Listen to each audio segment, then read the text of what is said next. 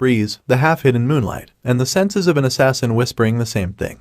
In the next instance, we meet our main protagonist, Raon, who receives compliments on his good work. Raon kneels and looks up at the voice that compliments him, thanking the respected Sir Derus Robert. Derus glares at our hero as he narrates that he has been told he will be killed by the man standing in front of him tonight. He comments on the fitting performance of the protagonist as the Shadow Chief and commends that it is because of him that the family has been growing in power faster. Raon humbly expresses that he has just been doing what he should have, but in a slight change of tone, Derus asks him if he thinks the Shadow needs freedom. And following this question, our hero answers that they, Shadows, are not capable of questioning anything that has been commanded to them, and are to only follow the orders given to them by their masters. But just then, our hero is startled when Derus questions why he had acted on his own when he knew of this rule in fact. Raon is taken aback by the extreme pressure and tense situation as Derus asks why he had undone the brainwashing. He glares at Raon as he kneels before him, wondering how Derus has come to know of this. We are then enlightened about what brainwashing actually is. It is the method that the Robert family uses to control their assassination organization, Shadow. It is elaborated that they buy or kidnap children and make them work as assassins their entire lives for the sake of the Robert family, engaging in all kinds of wicked activities. And our hero continues to narrate that, simply put, they groom the children into becoming their loyal dogs. However, he coincidentally was able to break free from these chains. Wondering how the man is able to confront him, he asks Derus how he knows. Derus then explains that he and the other assassins have two collars, one is for brainwashing, and he snaps his fingers to reveal the second collar. And just then, our hero feels a sudden intense pain in his chest. He bleeds from his mouth and continues to wail in agony and excruciating pain. He grabs hold of his chest firmly and wonders what kind of pain this is, expressing it to be as if his heart is being sawed in half. A dark red aura surrounds Raon as he glares upon the torturer in front of him, and Derus explains it to be the rage worm.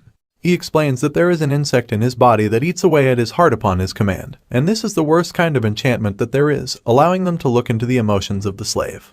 Raon is startled and dazed in anger as he calls out at the sickening act, and he yells at Derus, questioning if brainwashing them wasn't enough that they had to feed them rage worms too.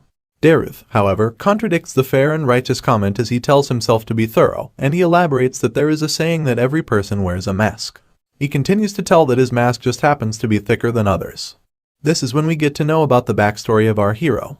Raon says that he was kidnapped at an age he does not remember, and he was raised as the Robert family's hunting dog. He solemnly expresses that he was the head of the Shadow, and lived his life without any emotions or a mind of his own. He continues that coincidentally, he was able to learn a breathing technique called the Fire's Ring, and to prove that this was the divine skill of the best swordsman, he broke free from the brainwashing. But he expresses that he thought he would be met with freedom, yet he wonders why he has had to meet with death instead. He dwells into deep despair as he questions his life, and wonders what kind of sins he has committed to die such a meaningless death. However, just then, something flares up his spirit and he picks himself up, gritting his teeth and determined that this cannot end like this. He stands up, startling and surprising Derus, who asks how he can even stand up in such a state.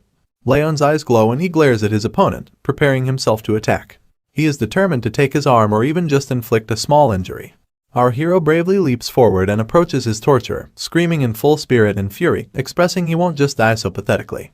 Derus sees the wrath of the slave approaching him, and he immediately raises his arm to counter. He slashes through our hero's body in just an instant. In the blink of an eye, we see our hero's body cut through with a sharp cutting slash, blood sputtering out, and his head rolling over on the ground as his eyes fill with emptiness. Derus stands before the corpse of the dead slave as he contemplates that he thought he had prevented everything. But he is surprised that the slave has undone the brainwashing, and even attacked him through the pain of the rage worm. He then makes his leave and notices a small cut on his hand, wondering when was the last time he was injured. He's annoyed at being bitten by his own disposable hunting dog. Other assassins and caretakers make their way instantly to the scene as Derus calls them to take care of the mess. Just then, we see that our hero has not yet given up, his eyes still glaring at the torturer stepping away in disgust. He contemplates the fact that Derus is the strongest, and there was no way he would have won against him. Our hero dwells in despair and hopelessness as he slowly lets go, thinking that there is nothing that he could have done. But just before he gives up, the realization dawns upon him, and he contemplates his regrets, expressing that he is upset about living a life without a reason, being humiliated and manipulated all his life, and that he cannot complete the Fire's Ring. He calls out desperately, exclaiming that he does not care if he fights a devil or a god, he wants to get revenge no matter what. That's when a charm starts to glow right beside him. A system window opens up, and displays that he has been chosen by rage, and his body will now be possessed. But then, the system window turns red, expressing that the body of the vessel has died, and chaotically displays an error on the screen. In a change of setting, we are brought to a sunny and bright field where birds are chirping, and the sun shines brightly. A woman's voice holds a toy in her hand as she calls for someone named Sunny to look at her, and a baby's voice echoes as he reaches out his hands at the woman, calling her mama. The woman asks the baby what he thinks the toy is, and the baby mutters the words, for his baba. The woman is in awe of the child and picks him up, holding him close to her chest, but the baby appears to be somewhat annoyed. The baby expresses that he still cannot get used to this, and the voice of our hero once again narrates, telling us that the woman cuddling him is Sylvia. He continues to tell us that it is still hard to believe, while Sylvia holds him up in the air and playfully asks him to try and say mom. Raon states that it is still hard to believe that he has been reincarnated as a woman's child. With all the memories of his past life as an assassin, he first thought that he had been dreaming and sleeping for the past 100 days, and he did not wake up from a dream no matter how much he slept, so he accepted the fact that he has been reborn. Sylvia holds Raon in her arms as she mentions that the weather is good today, and she wishes for the patriarch to be back home soon so he can give him a handsome name. Raon gazes over at the woman holding him, and points out that she can't keep calling him Sunny forever. But in other news, he also mentions that the patriarch must be busy since he has not shown his face in the past 100 days. He also tells us that he could not figure out too much after reincarnating, but he acknowledges that he has been reborn into a wealthy and renowned family, expressing that it's better to be born into a powerful family than a normal one. And he adds that he needs to get his revenge after all, expressing that the rage and desire for revenge are still prominent in his mind. But still, he gets a hold of himself and acknowledges that he must be patient, because he does not know where this is, what the position of this family is, or what kind of situation he is in right now. Adding to his contemplation, he recalls that he was unable to complete the fire's ring in his past life, so he needs to be patient. He was called the best assassin in Robert family's history, and so, in order to enact revenge, he needs to swallow his emotions for as long as it takes. Our baby hero is curious, gazing upon the luxurious mansion, wondering if this family is more than renowned. But just then, his attention is diverted to a panicking voice that calls out to Sylvia, yelling out loud that the patriarch has arrived. When Sylvia is dazed upon hearing that her father is coming, Raon speculates that the patriarch is his grandfather. She exclaims that she needs to prepare for his arrival, but the maid tells her that it is too late, and he is already here. The atmosphere changes in the room as Sylvia and the maid both stand in a daze, and Raon experiences this change as he questions the sudden tension in the atmosphere. A voice yells out to make it known that the patriarch is entering, and a gate opens as a man follows through with 2 guards accompanying him. Raon expresses that just the man's existence is overwhelming. A royal gown flutters in the air as the man steps into the room, making our young hero squeak in a baby voice. He speculates and acknowledges the man who has approached him, and Sylvia greets her father in respect. The man has a beard, and he questions if the baby that Sylvia holds is his grandchild. This is when Raon realizes his identity. He points out the golden blonde hair of the man, the flame-like red eyes, and his ice-cold aura. He explains the man to be the zenith of this continent, the northern king of annihilation, Sieghart.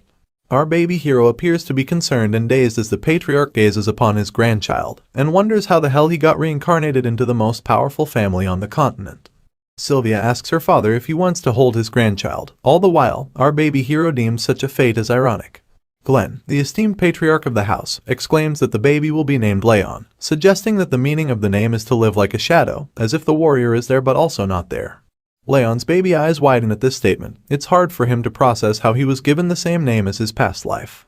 Night falls upon the land eventually, and moonlight shines through the room as Raon pretends to be soundly asleep in his cot. But actually, he is wide awake and wondering if everyone else has gone to sleep. He sits up and contemplates the fact that after 100 days, he now finally has his chance. He elaborates that he was always sleepy. Every time he would wake up, Sylvia would always be by his side, ready to cuddle him up. That didn't allow him to use his mana, but now, finally, he is able to sleep in a separate crib. Sighing in satisfaction, he expresses that he should get started. He sits upright, crossing his legs to perform a certain stance, calling upon the fire ring ability. Our baby hero explains that this continent's normal training method uses breathing styles. One absorbs nature's energy and gathers the aura in the energy core. However, he adds that the fire rings he has obtained use a different path. Enlightening us about the workings, he elaborates that when a mage uses his energy, it shapes the heart's ring, growing his overall physical abilities and energy manipulation techniques. Because of this, he mentions that this type of breathing technique is the best to become a perfect martial artist. Moreover, this sort of breathing technique has the advantage over transcendents like Derus, who don't know its full capabilities. And so, he expresses that by using the fire's ring, one can grow their mentality and body. He desires that if he can make the Sieghart's swordsmanship his own, defeating and enacting revenge upon Derus won't just be a dream. Analyzing himself, he is skeptical, but he points out that it's because of such a premature body, filled with freezing energy, that his body felt cold even after sleeping for more than 20 hours. He closes his eyes to analyze how many places are blocked, realizing the number to be 9. He concludes that at this rate, he is going to die due to his circuits being blocked by the cold. He knows that he needs to break through them using the fire's ring, but he expresses that throwing away such highly pure cold energy is a waste, although he questions if he can fuse it with the fire's flow and circulate it throughout. Some time has passed, and our baby hero has concluded his training. Although he thinks that it is slow, he is still making very good progress.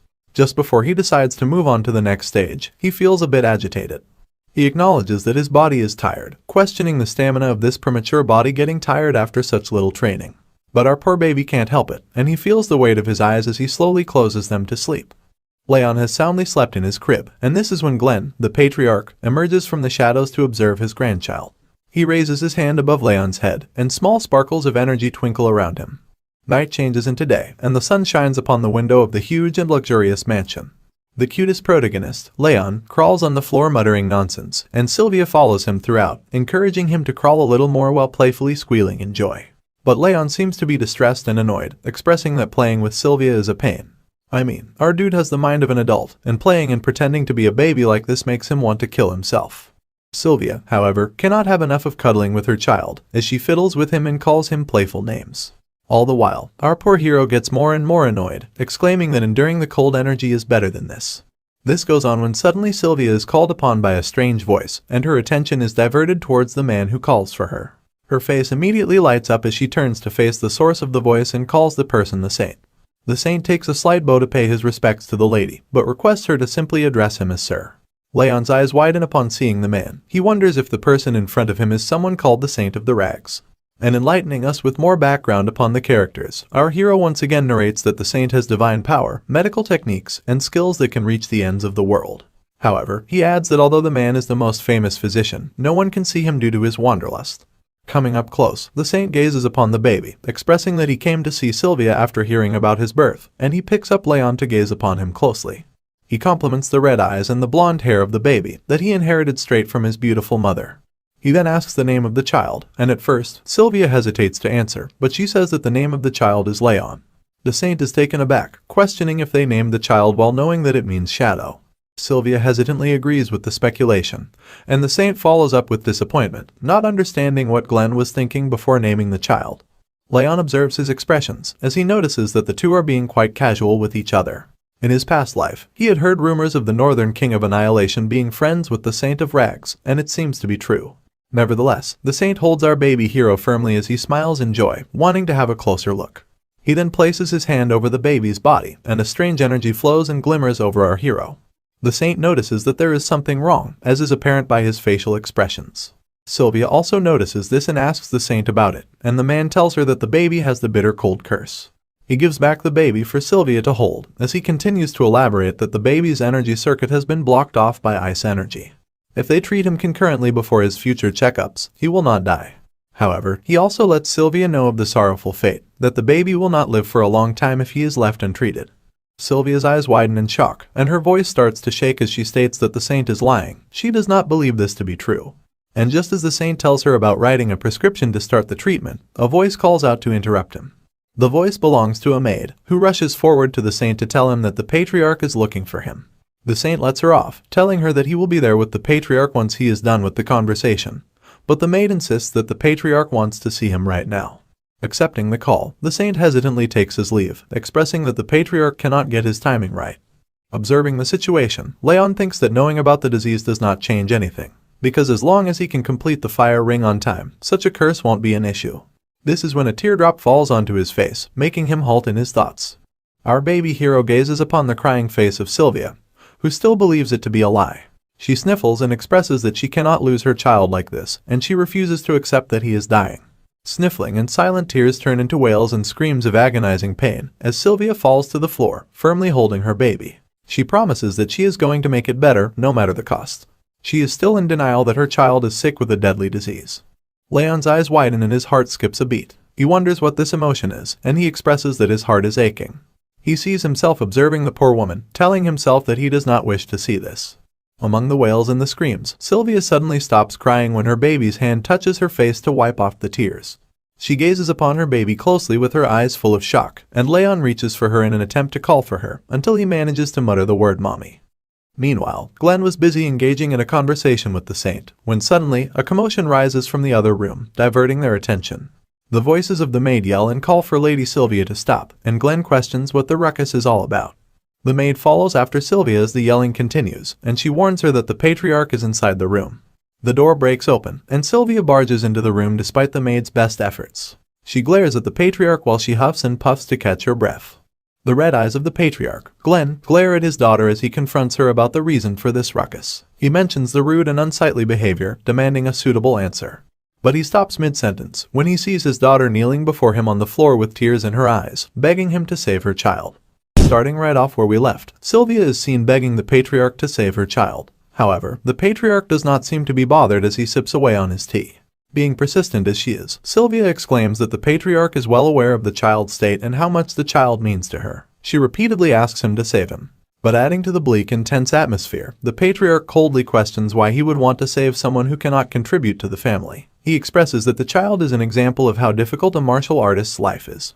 Sylvia continues to persuade the patriarch as she mentions the child to be his grandson. But he is not fazed.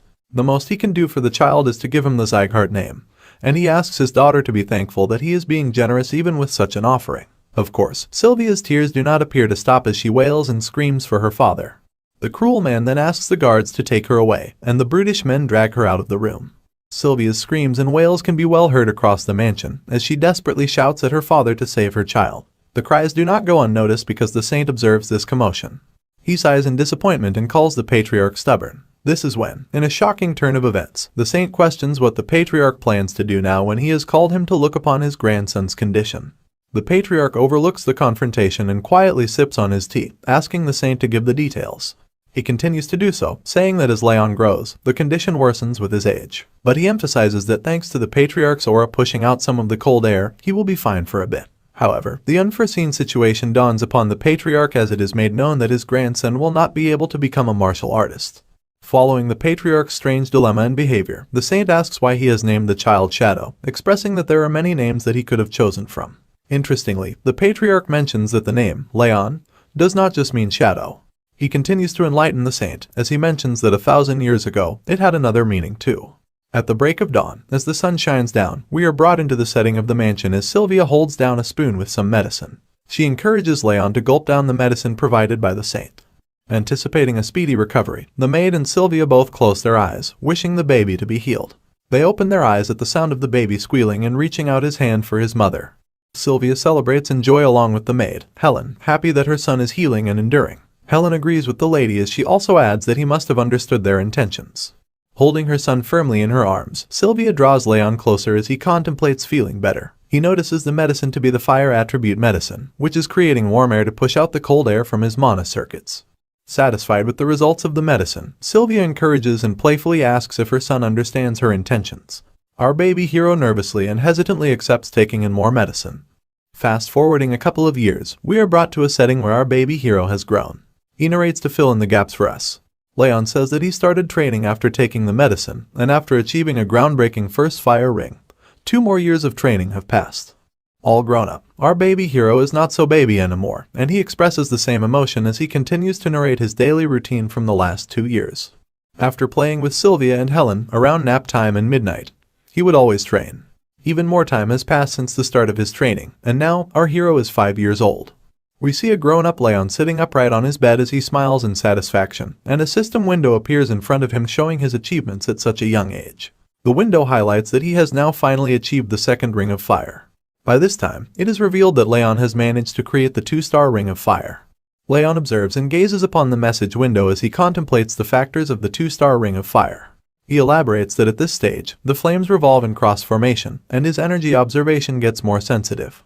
The deep contemplation and celebration are, however, interrupted by Helen, who calls for Raon, expressing that he is up early this morning. She asks if she can take his laundry, and Raon approves. He observes Helen work her way through his laundry, as he realizes that she cannot see the message window appearing before him. And now we learn, as Raon tells us, that the message windows first started appearing when he obtained the 1-star fire ring. In a flashback, our hero narrates that he did not know what it was at first, but he soon realized it to be a comfortable status window that lets him check all his stats. He also mentions Helen's strange reaction when he first started interacting with the window. He expresses that it was evident that the message was only available to him. Continuing the deep contemplation, Raon expresses that although he has now achieved the 2 stars, his low stamina and the bitter cold curse remain. He strokes his chin and points out that improving like this would not have been possible if not for the fire attribute medicine. Dwelling back on past events, he expresses that during these 5 years, Helen and Sylvia, along with everyone at the annex, have been looking after him diligently, taking care of him like a prince.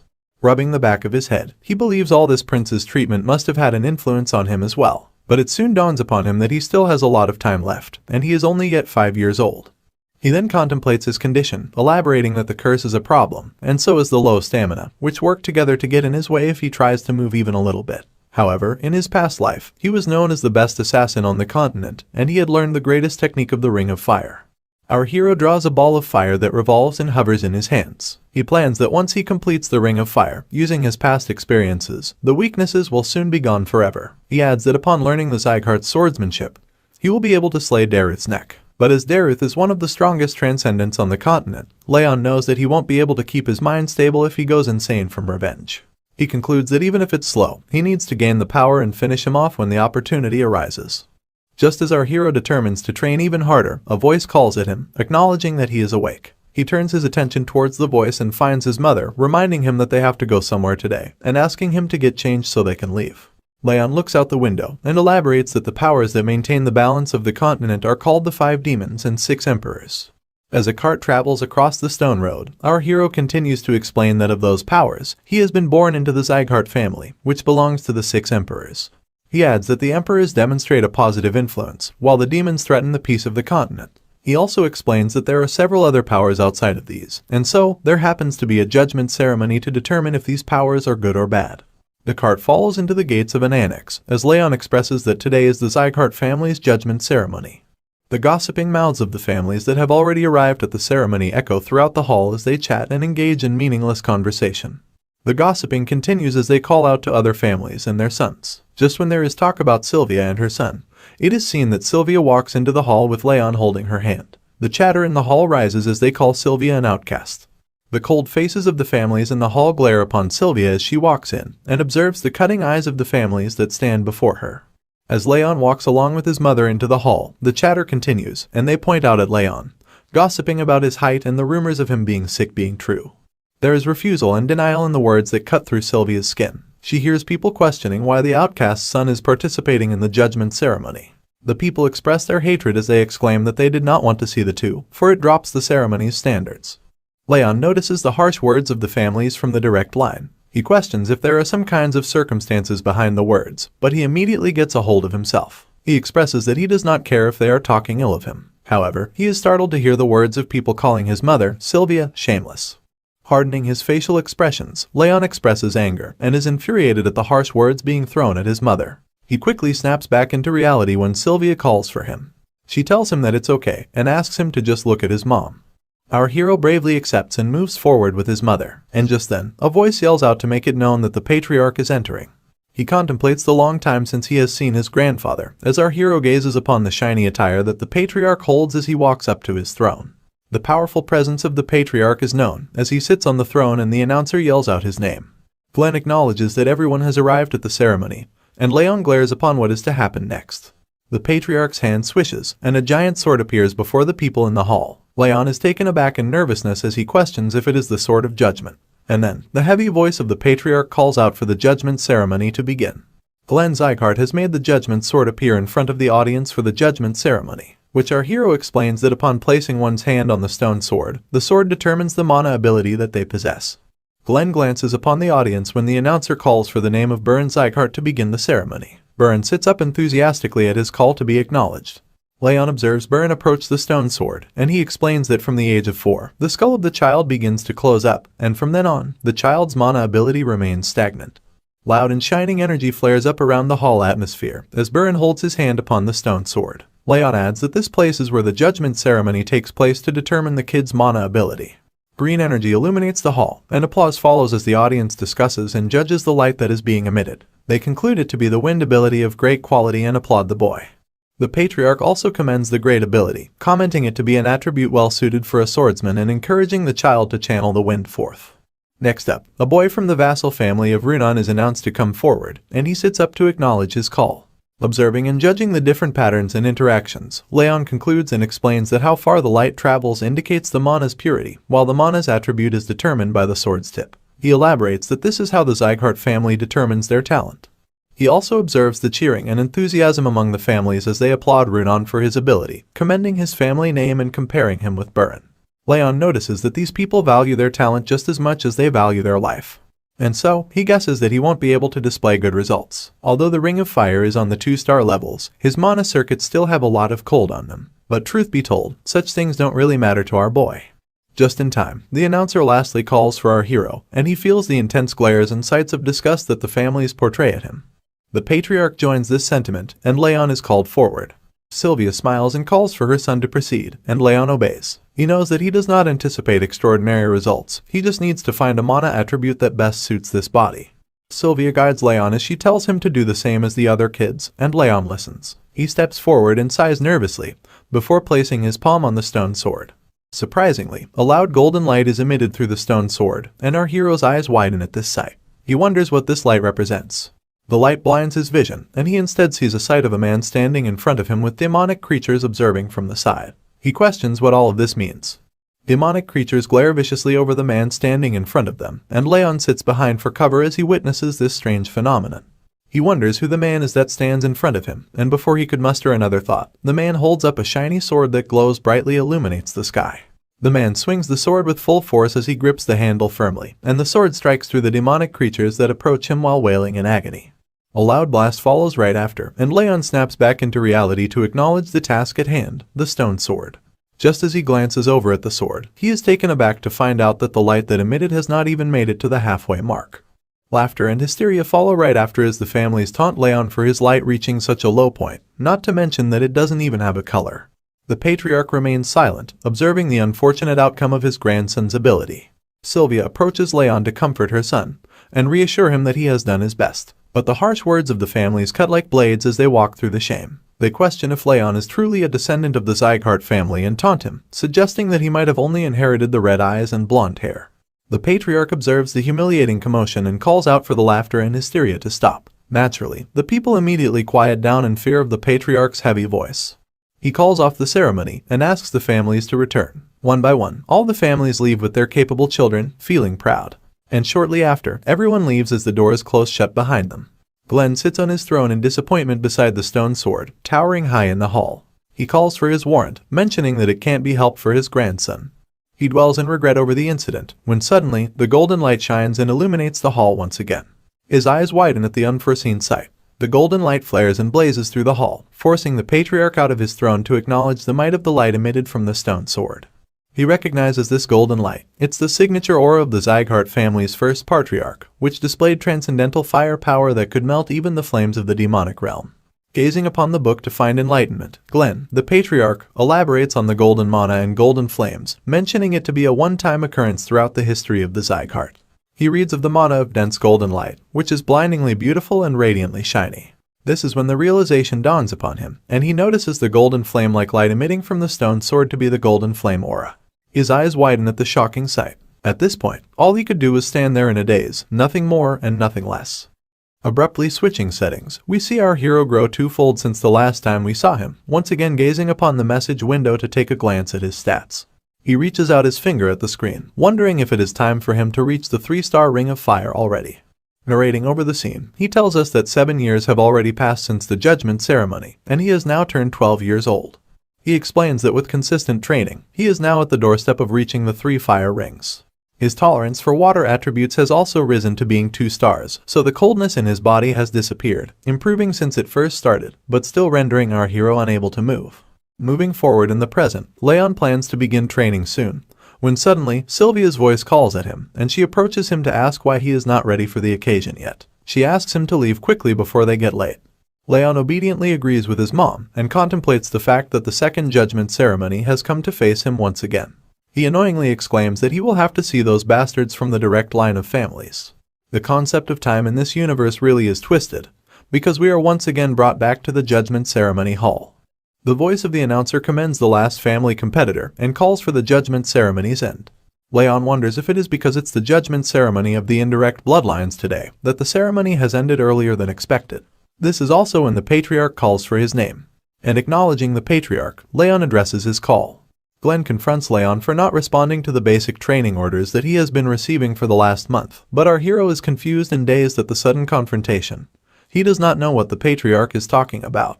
Just then, Sylvia walks in to address the concern, pleading that Raon still has a lot of cold energy left in his body for him to endure training. She exclaims that he is different from other children. Raon, on the other hand, is taken aback at the fact that his mother knew of this, but not him. Despite Sylvia's desperate attempts, the patriarch coldly denies to entertain any such thoughts, emphasizing that this is the Sieghart's land, and there are no exceptions for the one named in the Sieghart family. He expresses that if one cannot walk, they must crawl in order to train. Sylvia continues her desperate attempt, and her voice shatters down as she pleads the patriarch for a bit more time. But once again, the patriarch does not like to play around. He confronts and questions her if she will leave the family once again with the child. She is startled and forced to stand in a daze as the patriarch enforces that this is the Sieghart land, and she must live according to their ways. He warns her that if she does not wish to comply, she is free to leave right this moment. Falling into deep despair and regret, she recalls all of her past mistakes. All the while, she hears the harsh words of the people, taunting her and calling her names, claiming that she will run away again. But this time, she won't have any more energy cores to destroy. The words cut through her skin, and she is shattered when the people shame her for being from the direct bloodline. Observing his mother's expressions, Raon understands why she gets treated so harshly. It is because she had abandoned the family once before. He explains that Sylvia has had traces of learning martial arts, but no mana energy.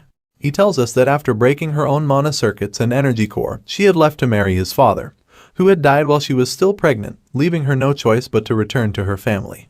Raon understands that a member of the direct lineage, that had left on her own and came back crawling, would be treated poorly. However, he steps up in front of the patriarch, making his emotions of anger clear.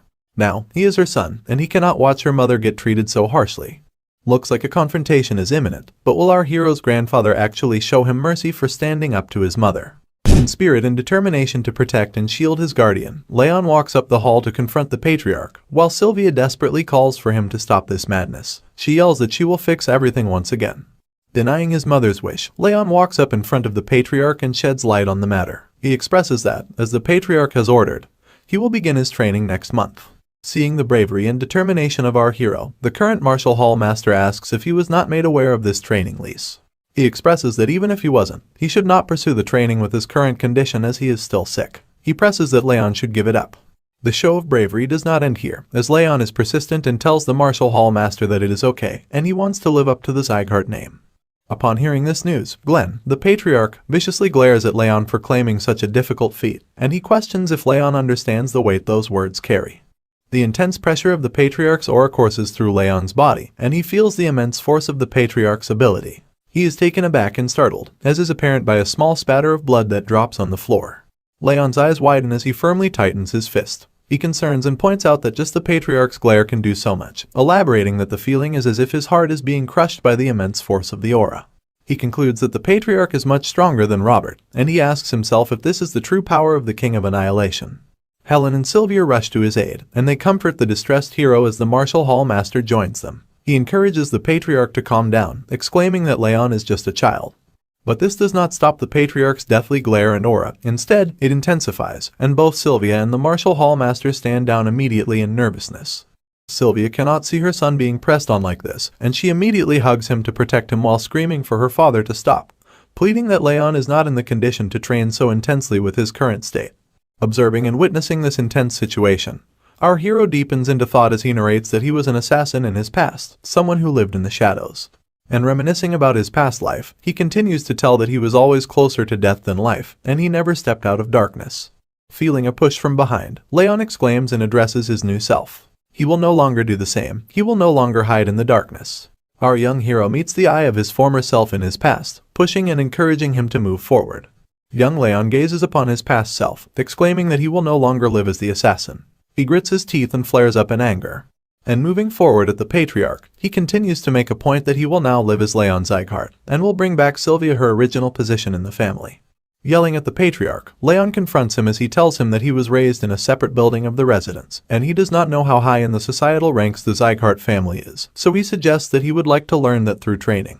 Sweat trickles down his face, but his intentions are pure and strong. He recalls the joyful times and happy instances he experienced with Sylvia and Helen, determined that he will protect her and make sure to regain the smiles and joy of all the people that are precious to him. Glenn questions if the young boy wishes to judge the Sieghart family's standards through training, and gathering up all the strength he has left, Raon stutters and shakingly tells that he does not have any other choice. Breathing heavily and attempting to catch his breath, Raon stands before the patriarch as he tells him that he will need to have the instructor prepare accordingly, as not to disappoint him. Just hearing these words, Raon calmly lets go and slowly falls to the ground with Sylvia and Helen rushing to his aid. Fallen on the ground, as our hero slowly loses consciousness, he contemplates that in his past life he was an assassin, but now he is someone that has learned a legend of the continent, the Fire's Ring. And so he concludes that by utilizing both these abilities, becoming a prominent member of this family is not impossible for him. Before finally letting go and submitting to the weight of fatigue catching up to him, he tightens his fist and exclaims that he'll show them all how strong he'll become. A change of setting now takes us to the training grounds where swords clank with each other as the children train and spar with each other while an instructor observes their moves. We are then introduced to the intermediate martial hall master, Karan Sieghart, who questions the claim that the boy was too weak to even properly move. A nervous messenger reports to the martial hall master as he elaborates that many maids have overheard the conversations between the saint and the patriarch, and it is definite that the boy is suffering from a serious illness. Karan deepens in thought as he recalls that the boy's body was definitely in a bad condition when he saw him earlier today in the judgment ceremony, and all the other times he's seen him, but he wonders how the child was able to withstand his father's aura. Concluding his contemplation, he recalls that Sylvia was known to be more talented than anyone else. Following his deep thinking, he calls the messenger to place a maid in their building and to do so as quickly as possible. The man obeys and agrees to do so. Our hero is seen sprinting over grassy fields as Sylvia chases him down, pleading that he does not push himself. He is determined as he runs faster and faster, while Karan's voice still echoes, and he exclaims, asking the messenger to have the planted maid report everything that happens there. Chanting the name of the respected patriarch, the secretariat guards salute and make way for him as he walks down his path into the annex. A mysterious man with long red hair and pointy ears lies comfortably on a couch, his face hidden by a hat. The patriarch approaches the man and addresses him as Lemmer, asking him to stop pretending to be asleep and to get up. Lemmer sits up immediately at this call and commends that the patriarch really is amazing. This is when we are introduced to the brilliant sword, Lemmer Dias. He elaborates that the patriarch is the only one his sleeping techniques don't work on. Glenn expresses concern that Lemmer, as the head instructor, is wasting his time on such nonsense while all the other instructors are working hard. Lemmer answers this concern by playfully telling him that they are only following his orders and are working with their bodies, while he works with his head. Annoyed, the patriarch exclaims that Lemmer has not matured even after 50 years, but Lemmer laughs it off, stating that people don't really change, and besides, he is an elf anyway. Observing the patriarch's concerned look, he asks if he is here to talk about his grandson too, and he adds that Sylvia had come too. This surprises the patriarch, and he explains that she asked him to make sure that Raon does not get hurt. Lemmer stands up to face the patriarch as he elaborates that if he is here to ask him the same, he is wasting his time. He elaborates that Glenn himself had expressed that he won't interfere in the 5th training hall. Following this rant, Lemmer presses with a heavy tone that he won't make any exceptions for his grandson either, and the patriarch surprisingly agrees to this, which shakes up Lemmer, who expected a different response. Glenn stands firm as he asks Lemmer not to lessen the intensity of the training, stating that he does not want any weaklings. Taken aback, Lemmer gasps and covers his mouth to express the sheer shock that the patriarch has put him through just as the realization dawns upon him. He bursts out in awe and flutters, stating that the patriarch must love his grandson very much and is projecting that love onto him, which he could not give to Sylvia. This angers and infuriates Glenn, and he exclaims that if he was not his veteran friend, his head would be rolling off the floor. Adding on, Glenn asks Lemmer not to go easy and to fail all those who are unworthy so that only the worthy ones can receive his training.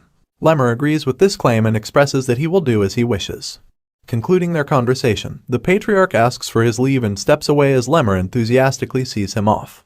After the patriarch has left, Lemmer dwells and wonders what Raon is like as he stands across his table and thinks of different training regimes. The message window appears once again to showcase our hero's now updated abilities and stats, highlighting that he has now achieved the 3rd ring of fire. Our hero is a sight for sore eyes, and we see him once again as he interacts with the message window. He smiles to contemplate his achievement and expresses that the 3-star rings really do feel different. He explains that his sensitivity has increased, and his mind feels a lot clearer. Recalling where we left off, he sees Sylvia helping him up as she scolds him for pushing too hard on the first day. Narrating over this memory, Raon elaborates that thanks to Sylvia stopping him at the right moment, his body is now becoming more flexible. He gazes upon the message window to tell that this magical status window is also quickening the growth.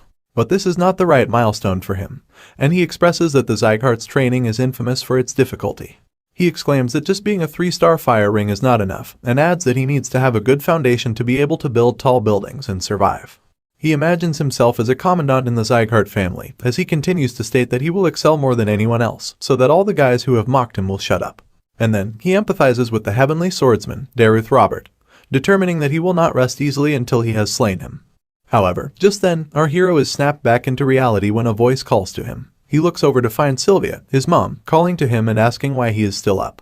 She sits across from him on his bed, and upon questioning by Raon about what she is doing up so late, she mentions that since he is going to the training hall tomorrow for training, she wanted to talk to him before he leaves. She gazes upon her child and questions, must he really go? She comes clean and reveals that she does not want him to go. She elaborates that Raon does not express when he is hurting, adding in concern that he might get injured or hurt badly. Persistent as she is, she exclaims that she actually wants him to go, but she cannot help the concern as she voices it and asks him to postpone his enrollment to next year. But Sylvia is taken aback when Raon blatantly refuses and denies this request made by his mom. And recalling all the bad and humiliating moments, he elaborates that he cannot stand it when everyone from the direct or indirect bloodlines, or even when the workers from their annex see her, their eyes fill up with disgust. He exclaims that he can't stand it at all. Sylvia is speechless at this digression, but Raon continues to comfort his mother as he elaborates that he believes that she will be treated better if he does well in training. Nevertheless, she smiles, and she fidgets and plays with her fingers before she nervously states that she is sure Raon had thought it was strange why they live separately, and why people talk badly about them. She recalls her memory to explain that she fell in love with his father coincidentally when she was on a mission, but it was difficult for her to be with him since he was just a knight. Then she narrates that she shut down her monocores and left the family. She also tells Raon that he actually has a sister named Sia, who is 10 years older than him. She recalls and tells that they were living peacefully when Eden's executive ambushed them, and amidst the battle, she expresses that Raon's father was not that powerful, and unfortunately, she was pregnant with him at the time. And somberly expressing, she tells that there was nothing they could do against them. However, she adds that his father had hired guards without her knowledge, but she regretfully informs that they arrived at the scene too late because by then, his father and sister were already dead. She concludes the story, elaborating that this is why she came back to the family, not knowing what to do and why the family treats them like sinners. Adding on, she tells him that she really could not say anything against it. Raon thinks about this whole situation and deems his mother selfish. Elaborating, he tells that she threw away her responsibilities in the name of love and came back crawling to be saved. He expresses that he now understands why the family treats her so coldly.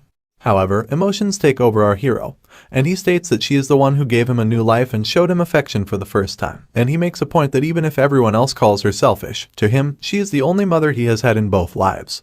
Raon then asks Sylvia if she regrets it, if she wants to go back to the time before she left the family, but she denies. And she explains that she used to feel invisible in the family before, but she felt like a real person when she finally left, and she expresses that it is enough for her, being happy then and being happy now. Continuing the heartfelt conversation, she apologizes to Raon for being such a terrible mother, but she is interrupted by Raon, who states it to be fine. He addresses his mother and tells her that he will be fine, so he asks her not to worry. Gazing into each other's eyes for a moment, Raon smiles at his mother while he reminds himself that even if everyone else calls her selfish, she is his only mother, and he can always get his revenge after he helps her regain her position in the family. Mumbling turns into slow tears, and slow tears turn into sobbing as Sylvia wails in front of Raon, surprising him. He asks her to stop crying, and this mother-son interaction ends here. Raon sees his mother out of his room as he sighs and expresses that reassuring her was really hard. He then sits on his bed once again as he plans to check the malleability of the Ring of Fire before he can sleep, mentioning that he does not have a lot of time before the training starts. And he sits in a unique stance, performing the technique as blue flames rise and flare up in the room viciously. He notices that the rings spin faster now that they are at level 3, but he wonders what it will be like once they get to the intermediate levels. The flame suddenly blazes violently and bursts out into the air in front of our hero as his eyes widen in shock. The flames speak in a strange voice as it states to have finally come. It rises and rises as our hero glares in anticipation. A giant ball accumulates in front of him as it viciously smiles, and elaborates that the time has finally come when his rage has reached him. The blue flame pays his respects to Raph, the second lord of the demon realm, and expresses that he will help Raon's revenge dreams come true. However, Raon is surprised and taken aback as he questions this claim, and a message window pops up telling him that he has unlocked 2 new traits. The rage trait is being activated, but the second one remains untitled. The blue flame continues to rage and blaze as it expresses the offer to our hero, but it is taken aback in shock and stops midway to address the concern. The ball of blue flame questions why there is a child standing before him. Raon steps away to prepare to engage in battle against the mysterious ball of fire that has suddenly appeared in front of him, and he asks what it is. But the ball of fire seems to be just as confused, and he expresses the same concern to elaborate that the rage that reached him was not an emotion that a kid like Raon can feel. Upon a second glance, the ball of blue fire's eyes widen as the realization dawns upon him, and it exclaims that it was definitely the child standing before him. The child has been hiding a deep and dark rage within him. Raon hardens his facial expressions and is skeptical of the ball of fire as it asks him to give away his body and soul to him, and then he will help him get the revenge that he desires. He wonders if the ball of fire is here because of his violent rage against Derus Robert before he was reborn. But if it is, he expresses that the ball of fire is way too late. Following the skeptical nature and suspicion of the ball of fire, Raon denies his offer and states that he will get his revenge on his own. This confuses the ball, who anticipated an answer. He floats around Raon's body, as Raon tells him that he will exact revenge on Derus himself, thinking that he can't get the help of another in such a matter. But the ball of fire does not seem to buy this claim, as he expresses that Raon seems to be misunderstanding something. Smiling widely, the ball rises up once again and states that he is not here to negotiate. The huge ball of fire blazes again, and it viciously glares at our hero to alert him that he has already made his decision. Although the flames catch onto Raon's body, he immediately notices something strange. The flames are cold. Realizing this could only mean one thing, Raon steps back nervously. The ball of flame flares and rushes forward as it yells that now, all Raon needs to do is give him his body. Raon steps away from the threat as the blue ball of fire approaches him. The fire approaches nearer and nearer. There does not seem to be anything that our hero can do, and the flames finally reach Raon's body as a burst of light illuminates the room. Following the strange interaction, he does not seem to be feeling too well as he grabs hold of his chest firmly. His eyes widened in shock, and he expresses that he feels as if his mind is gonna freeze over. He wonders if it is the attribute of cold that is causing this strange and uncomfortable feeling. A mysterious and vicious avatar dawns over Raon, as its heavy voice instigates him to think of the person to bring up the rage, and he will kill him even if it is a god. Shivering and shaking, Raon rubs his hands over his arms, curling up into a ball as he expresses that he is able to endure the attack somewhat thanks to his water attribute tolerance ability, but he realizes that this attack is not just cold. Adding on, he elaborates that the mysterious entity is consistently stimulating his rage. Awful and torturous moments from his past life constantly replay in his head, as he is reminded of the pain he has endured and the days he has spent in torment. The mysterious man hollows over near to our hero's ear, as he exclaims that he will break the man's skull and eat up on his flesh, and so, Raon gives up on his body and lets the man take over. Recalling the joyful moments he has spent with the maids and his mother, Sylvia, he worries about what will happen to them if he gives up his body to this strange entity that has appeared so suddenly. He grits his teeth in frustration, determined to not let go so easily, and he exclaims that he cannot let him have his body no matter what happens. The blue ball of fire has once again appeared before our hero as it hovers over him and continues to persuade him by saying that it would have been easier for him to give in to his rage and accept the entity. But he is just holding on for no reason at all. He exclaims that he was going to minimize the damage since he was going to use his body, but our hero leaves him no choice. It expresses that it will just swallow Raon whole without waiting any further, and it seems like the situation is worsening. It's apparent by the look on Raon's face as he attempts to catch his breath, and he expresses that it feels like his body is going to break into pieces. Holding on to dear life, our hero expresses regret, realizing that he is almost at his limit and he'll end up dying at this rate if he does nothing at all to survive. But just then something clicks in Raon's head as his eyes widen and the realization dawns upon him. He grips his hands together and grits his teeth to give it his all, elaborating that if he could endure the cold due to his water tolerance attribute, then he might be able to reduce the pain in his body and mine through the ring of fire. Noticing it to be the only option he has left to survive, our hero musters up all his strength to counter the cold. And his move works as the heat from the ring of fire slowly pushes away the cold from Raon, surprising the ball of blue fire. He groans in frustration, seeing a child push away and counter his attack. He expresses that even if it hasn't been long since he has awakened, a feat like this is impossible. His annoyance is further elevated at the fact that the foe is just a human child. Sweat trickles down Raon's face as the cold slowly goes away and the heat of the ring of fire intensifies. He glares at the ball of fire and warns that he will get revenge on his own, without needing to let a ghost use his body. The blue ball of fire is offended by this statement as it rages and blazes violently at our hero. He questions how dare the human child call one of the great demon lords a ghost. Playfully teasing the entity, Raon asks why he hasn't been able to kill him if he is a lord of the demon realm. He continues to tease and taunt the lord as he states that the lord of the demon realm isn't anything special, and he suggests that he just disappears.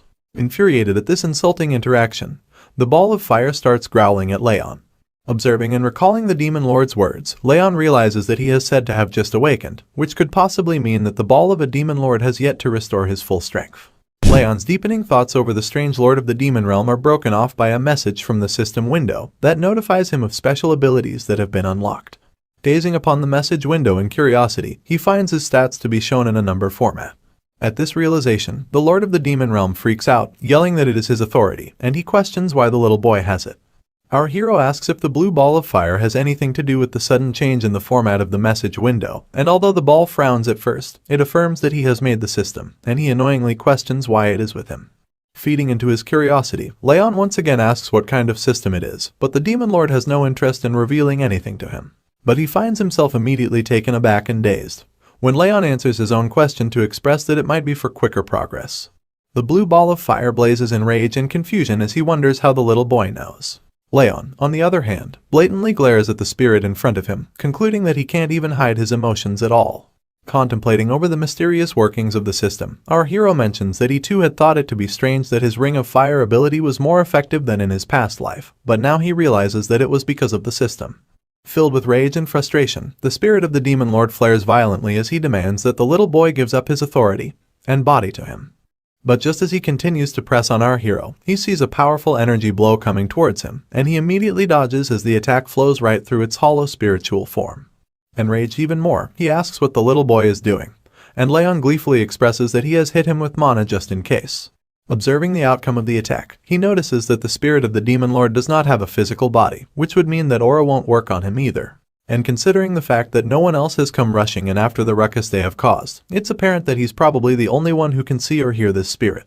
Having enough of the little boy taunting and playing with him, the blue ball of fire is fed up and yells at Raon before flowing directly at his wrist. Raon's eyes widen as he flinches at the sudden hostile movement, but he is taken aback again when the blue ball of fire has now turned into a bracelet with ice crystals for beads. And even in the form of a mere bracelet, the lord of the demon realm does not shy away from shit-talking. He exclaims that it hasn't been long since his seal has been undone, but his powers will return soon, and then no one will be able to stop him. He warns that he will stick with Raon till the day he dies. Our hero is nervous. He expresses the entity to be a leech, but he is afraid of the system going away if he tries to take him off, and he is also concerned about what he might do to Sylvia and Helen. But concluding the interaction, he glares at the bracelet once again, determining that it might be better to keep him close and watch him. He will just restrict him, and hope that he grows stronger fast enough before him. Bothered by the look of the bracelet, Raon asks why the spirit had to take the form of a floral bracelet, exclaiming that it does not look good on him. The spirit frowns and yells at Raon to respect his taste. And what can Raon even do at this point, which is why he just sighs. The sun brightly shines over the morning ground, and Helen and Sylvia are seen waiting in the grand hall of the annex. Sylvia is worried for her son, while Helen consoles and comforts her, assuring her that the young master will do well. That's when Raon finally comes down from his room. He calls out that he is ready, and Sylvia and Helen immediately glance over at our young hero walking down the stairs. He smiles and expresses that he will now be going to the training hall. Our hero leaves the annex for his big day at the training hall, and Helen can't help herself but worry for her young master as she asks him not to push himself too much. Raon affirms her concerns and takes his leave. Pointing out Sylvia's sad and gleeful face, Helen asks her if she is going to see off the young master with such a face and make him sad. She listens to her words as she crouches down to hold her son, and tells him that she believes in him. Raon smiles at this beautiful gesture from his mother and shares the same sentiment as he affirms that he won't push himself too hard and won't give up if it gets too difficult. Saying this, our hero takes off to achieve his dreams as he waves to say goodbye. Sylvia still can't help herself as she glares at her son leaving her side. She asks Helen if she thinks he will be alright, and she comforts her, telling her that he has gotten much better, so much so that he might even pass the training. Not being able to take her eyes off her precious son, Sylvia expresses that Helen is right. But she still cannot let go of the fact that Raon is different from other children. A few moments before the great send-off, we see Sylvia hugging the young master, as Helen notifies her that the instructor assigned to him is the best in the Sieghart family. She comforts her once again, saying that Raon has been trying really hard recently, so she is sure that he will be able to make it. And Raon shares the same determination, as he repeats Helen's words and tells his mom that he won't get hurt, staying true to his promise. He asks her not to worry. But Sylvia, being a mother, can't stop crying as she holds onto her dear son. Raon expresses that he will stay true to his promise and make sure to keep himself safe. She recalls her son's words, asking her to trust him, and she holds onto her chest, calling for her son as he walks away. Shaking and trembling, Sylvia is in despair. She does not want her dear son to leave her. Exclaiming, she asks him to come back safely, while Helen comforts her to get a grip. The training grounds have been set for training as of now, and we are finally brought to the 5th training hall of the Siegharts. Numerous young participants walk up the walkway into the training hall as they converse to ask where they are from. A group of 2 siblings, in particular, are seen walking as they smile and mention that their father and mother told them to get into the top 10. Walking among the huge crowd of aspiring martial artists is our hero, Raon, and he is also a bit surprised to see the number of people present. He elaborates that it's not just people from the Sieghart family's direct and indirect bloodlines, but also recommended students from the vassal families and outside. Having a look around, he recalls that according to Helen, there are a lot of people this year, so the 6th training hall is also helping out. This is when he overhears students chuckling and whispering about, calling and pointing fingers at him. He looks over his shoulder to find students laughing and whispering as they make fun of him, expressing that he looks weak and fragile. The students also make fun of the floral bracelet, calling forth the spirit of the blue ball of fire, as it enrages and flares violently in question at the insult. Raon walks calmly up to the 2 kids as the blue ball of fire flows around them. He exclaims that the kids are parasites that do not know humility, and he will rip out their eyeballs and crush their spirits if they don't shut the fuck up. Instead of buzzing around like mosquitoes, Raon wants these brats to say everything to his face. This unexpected confrontation shakes up the students as they immediately turn back to face Raon. He confronts and asks the students if they do not know the saying of not speaking ill behind someone's back, especially if they cannot say it to their face. The kids are taken aback in fear as they mumble to point out that Raon is degraded to living in an annex, and he isn't even from the direct bloodline. But he will not be fazed by the harsh words, as he simply mentions that the students too are from the indirect bloodlines, which does not give them the right to question how he dares to confront them. The students snap and are enraged at Raon talking back at them. They exclaim that such is the tone someone uses when they're talking to a person below their own rank. And in a fit of frustration, one of the kids rushes forward to grab our hero by the neck as he cocks back his fist to attack. Raon also prepares to fight back. His eyes start to glow red, and he glares at the opponents before him. In the next instance, a voice yells out to stop the fight, and the kid stands down immediately, concerned about the consequences. Another kid walks up to them, saying that the training is starting soon, and points out that this place has outsiders visiting too. He questions if the students plan on shaming the Sieghart name. He is introduced to be from the direct bloodline, Baron Sieghart. Baron faces off against our hero in an intense stare-down, as the 2 students stand beside him in shame and apologize to the boy of the direct lineage. The arrogant boy crosses his arms to mention that our hero is still not aware of his place. He exclaims that Raon is nothing more than dust, telling him to stay low if he doesn't want to get kicked out of the annex. Following the confrontation, Baron recalls the time at the judgment ceremony, pissed that Raon getting the patriarch's attention was just pure luck, and he just used the situation to his advantage. Baron scoffs and frowns, concluding that a loser like Raon will definitely fail the training. Our hero observes as Baron walks away, asking him to leave if he is not going to behave, also mentioning that he is not going to pass the training anyway. But before Baron can leave, Raon points out that he has heard enough of his nonsense. This startles him, as his eyes widen in question at the unexpected statement. Baron immediately turns his head at the disrespectful child, and our hero continues. He insults Baron for his arrogance, claiming that the only thing going for him is the fact that he's from the direct bloodline. Aside from that, Raon warns him that he has no right or authority to talk down to him when he's not even a trainee. He then taunts him even further by saying that he might actually be able to do something if he goes and complains to his father like a brat. This enrages Baron as he grits his teeth in frustration, and his eyes sharpen at the bastard who has spewed such nonsense. But before he can do anything, a door bursts open beside the 2 growling beasts ready to kill each other. Out comes the red-haired elf, who stares in amazement at the 2 kids already fighting even before the training has begun. Raon immediately recognizes the man to be the Sieghart family's brilliant sword, Lemmer. He recalls that Lemmer had retired because his energy core had been destroyed. He glances upon the sudden appearance of the man, expressing that he did not expect him to be here. Meanwhile, Lemmer joyfully asks the kids to hold off the fight until at least the entrance ceremony ends. And obeying the brilliant sword, Baron walks away quietly as he scoffs. Moving forward, the entrance ceremony has started as all the students stand in line in front of a stage, where Lemmer welcomes them all and joyfully introduces himself to be the head instructor, who will be in charge of their training. Pointing out the number of candidates to be 160, he expresses that it's way too many. And so, he says that he will cut down the numbers with a series of tests. In fact, he clarifies that the number will be cut down to a quarter. This sparks confusion and astonishment among the crowd of students as they question this absurd claim. But Lemmer elaborates that he prefers to only keep a small number of elites and not bother with the riffraff. Spiking in anger, the Lord of the Demon Realm yells out to call the brilliant sword an arrogant bastard, threatening to cut down the elf-seers if he dares to look down on him. Raon desperately tries to shut him up as he strikes down on his bracelet. Lemmer casually sits and rocks on his chair upon the stage as he expresses that his word is considered law on the training grounds. If anyone has a problem with what he has to say, they can take it up with the Patriarch. Following this warning, he asks to begin the tests right away. He points out at the students, telling them to immediately start running. This confuses the students as they at first question this absurd test, but later they rush away as they compete against each other diligently.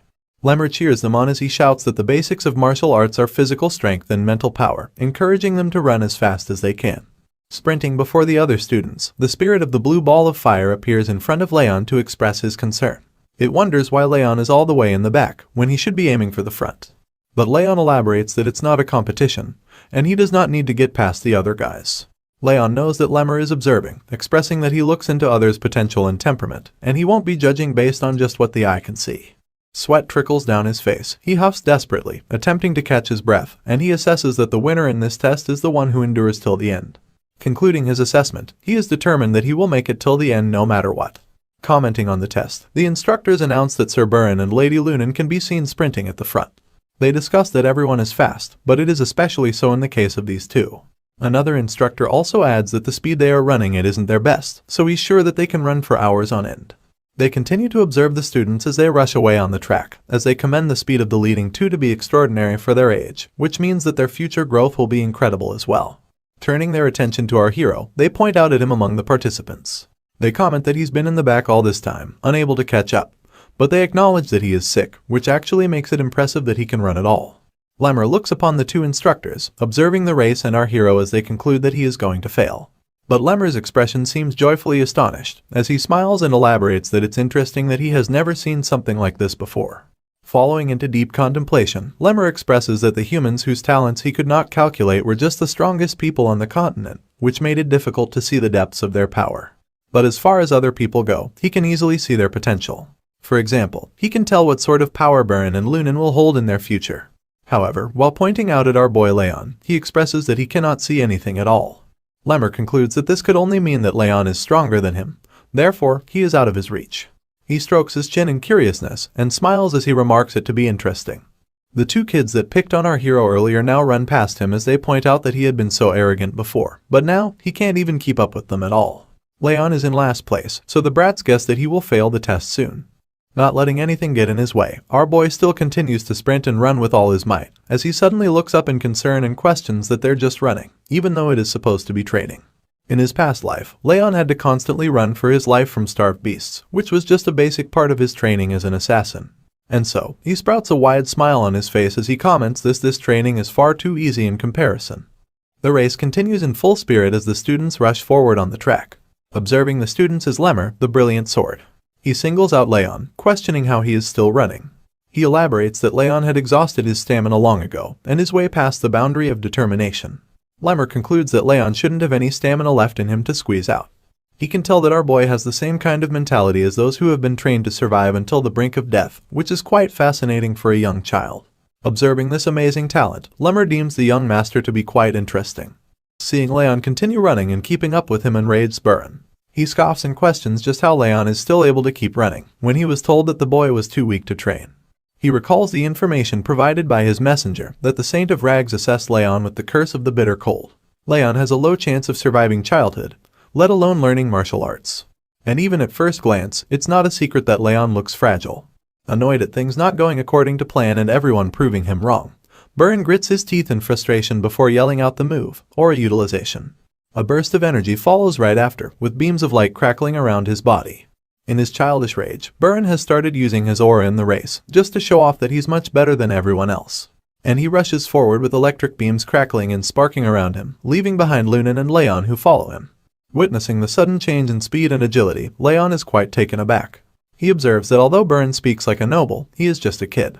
In comparison, he thinks that Lady Lunan might actually be much more mentally mature than the brat who rushed ahead. Keeping his focus, he then concludes that this is just a test and not a competition, so there's no need to break his pace just because his opponent wants to show off. The sun shines down once again as the hot beams scorch the ground, and all the other students who withdrew from the test due to exhaustion fall to the ground as they catch their breaths.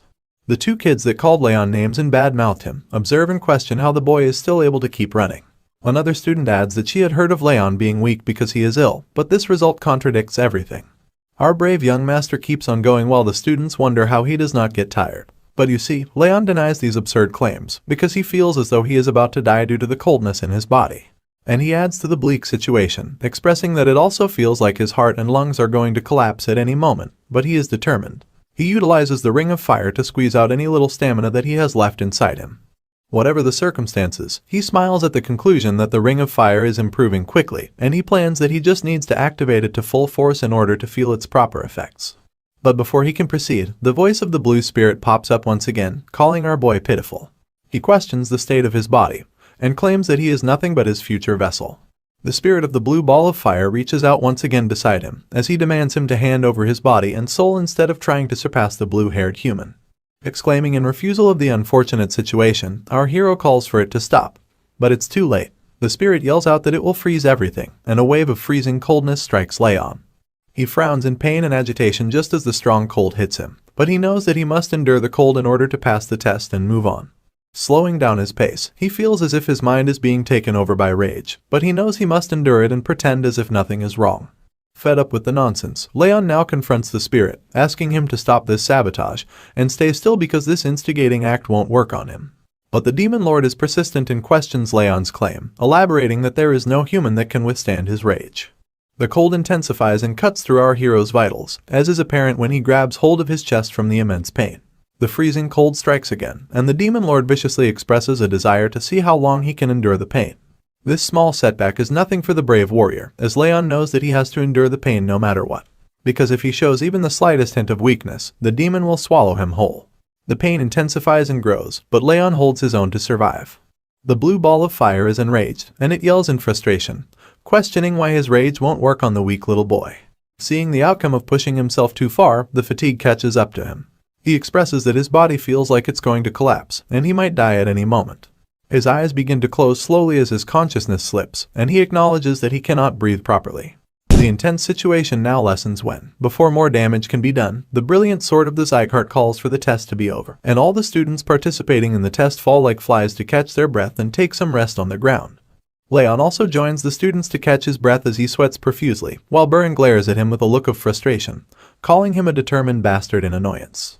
While catching his breath and breathing heavily, he acknowledges that he almost died and concludes that this life isn't going to be easy either. Lunan looks over and observes our hero while he catches his breath, before the spirit of the demon lord appears once again to throw a tantrum. He yells and puffs up in rage and frustration, calling him a monstrous bastard and questions how he managed to pull it off. But answering the question, Raon reminds him, this is why he asked him to stop.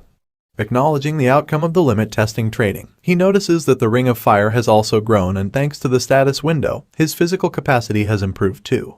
He aspires that if he continues to train like this, he can achieve greater feats.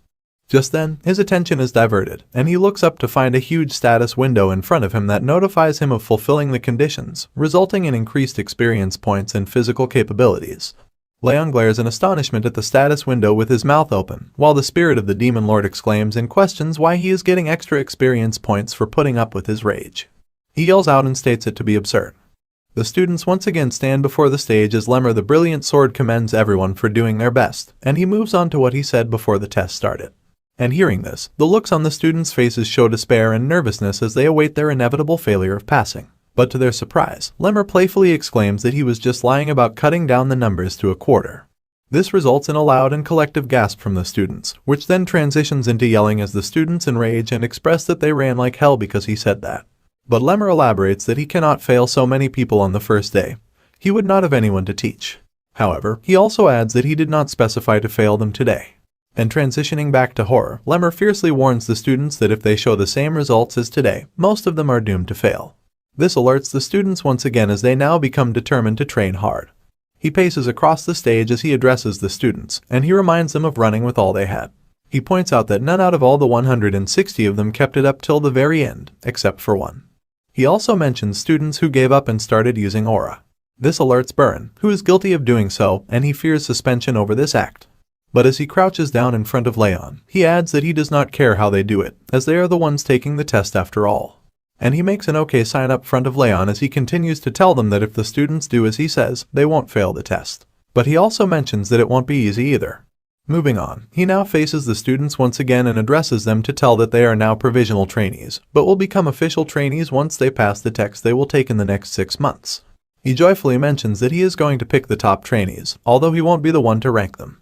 Calling off the trainees, Lemmer lets them go and guides them to the top quality dormitories provided by the Sieghart family, mentioning that there is a training center next to it too. Tree leaves flutter and the sun shines through the forest. We are now brought to the forest near the training hall, as Lemmer walks up to a mysterious figure in royal attire that awaits his arrival. Lemmer the Brilliant Sword winks and addresses the person in front of him as he states that someone has taken up his napping spot, and he reveals the person to be the Patriarch. Glenn, the Patriarch, acknowledges Lemmer's arrival and immediately asks him what had happened. And he slowly walks up to him as he asks the Patriarch why he is asking him, when he himself was here the entire time to witness the whole thing. But continuing with his statement, Lemmer explains that the Patriarch knows he has great eyes and can see the future and children. Elaborating, he tells that Burin and Lunan are greatly talented, as they already knew, and the other children also have a lot of potential to become great pillars of the family. But he adds that he cannot see anything in Raon. The Patriarch proceeds to acknowledge this information, while Lemmer adds that he was sure Raon was out of stamina, which he questions and asks how he was able to keep on running. He also tells the Patriarch that it is the first time after him that he has not been able to see anything in someone. And he expresses in joy that his life has been very boring ever since his energy core had been ruined. But this is going to be interesting. Hearing what he came to hear, the Patriarch leaps off of the stone that he stands on as he tells the Brilliant Sword, Lemmer, that being a trainee instructor is what he had wanted, and as he walks away, he asks him to focus on his duties and not get distracted. Lemmer obeys the Patriarch, but he also mentions that he believes there is going to be someone this year to whom he can leave his future, but the Patriarch disagrees and states it to be just a coincidence. He exclaims that the child cannot become a martial artist. Seeing the Patriarch off, Lemmer acknowledges this statement and smiles, before he exclaims that the Patriarch knows very well that it's not just a coincidence. Sighing and finally having the rest he needed, our hero sets off to the training center now that the test is all over with. 2 students glare and observe him as he steps away, and the blue ball of fire is amazed that Raon does not seem to stop training. The group of students that stand behind Raon as he walks away glare viciously at him with murderous intent, and as the sun sets over the training grounds, they exclaim it to be impossible. 2 students rally on about how there's no way Raon held on for that long, when they had heard that he was sick. They go on while the yellow-haired man from the indirect lineage, Reincarnated Sieghart, gleefully assesses the situation. Crane addresses the situation and adds that he had heard Raon had some kind of miracle medicine, elaborating that the Saint of Rags gave him one long ago.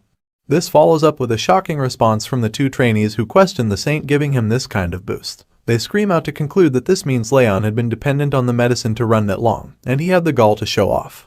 Concluding their assessment, Crane suggests that they go and teach the arrogant bastard a lesson for using cheats against them in the training. Transitioning right into the act of words, our hero is seen being slammed into a tree as he groans in pain. He slides down to the ground under the pale moonlight and asks why the group of students is doing this to him, but Crane scoffs and questions this statement from Raon. The other 2 students yell out and point at Raon as they elaborate that he got his direct lineage title taken away, but he is all arrogant because of some miracle medicine. They claim that if he did not have the miracle medicine given to him by the Saint of Rags, he could not have run that much today at the training. They go on to question how dare he use such dirty tricks, but Raon assesses the rage and anger the students are feeling, as he concludes that they are mad over something stupid. Proceeding with the confrontation, they start to prepare and stretch to launch an attack, as they ask the young assassin not to be scared because they are just here to talk. Crane leads the group as they stand before Raon and threaten him. He asks him to rest assured as this kind of thing happens often, before he rushes forward at the young assassin, exclaiming that the instructor asked them to talk more to each other. Raon slowly stands up, while the spirit of the Lord of the Demon Realm questions if he is just going to stand there, listening to them talk to him like that. He also mentions that he is supposed to be his vessel, but he expresses that it's not that big of a deal. However, in a shocking turn of events, Crane is struck away with a punch to the face as the vicious glare now transfers over to the brave warrior, Raon. A loud gasp follows right after as the 2 students are shaken up from the unexpected outcome, and this expression is also shared by the spirit of the Demon Lord, who had once closed his eyes to not see the unfortunate circumstance that might befall on his vessel. Crane is blown away and falls to the ground before the 2 students who turn their heads in shock, and they take a glance at their fallen leader who got defeated with just one punch, while Raon expresses the same threatening tone. He questions their claim to talk, and he viciously glares once again to ask them to talk if they wanted to, so badly. The two students rush forward, giving it their best and attempt to hurt the talented trainee, but their attempts are futile because they are no match for the once best assassin in the world. Seeing the group fall to their knees, another student calls upon them to question what they are doing. He then takes up the mantle to take on the bastard as he rushes forward to strike a punch, while questioning the other's ability to defeat Raon. But before he can finish his sentence, his face meets with the fist of our hero as he falls to the ground as well. Raon continues to effortlessly defeat all the opponents that come charging at him, while the spirit of the demon lord watches in awe and remarks that his vessel is doing exceptionally well, calling the scene to be magnificent. The beaten-up students now beg for mercy as they fall to the ground and give up their hostile behavior to the one they called a bastard. In a threatening act of violence, Raon steps on Crane's hand as his wails echo throughout the forest trees, and he states to ask one more thing of him before he lets him go. Of course, Crane obediently wills to answer, falling under the agonizing pain as his voice stutters when he speaks. Raon questions who was the person that made them do this, and he immediately mentions if it was Buran. Crane snaps and is alerted upon hearing his name, but he mumbles that they did this without the young master knowing, and he is not related to this at all.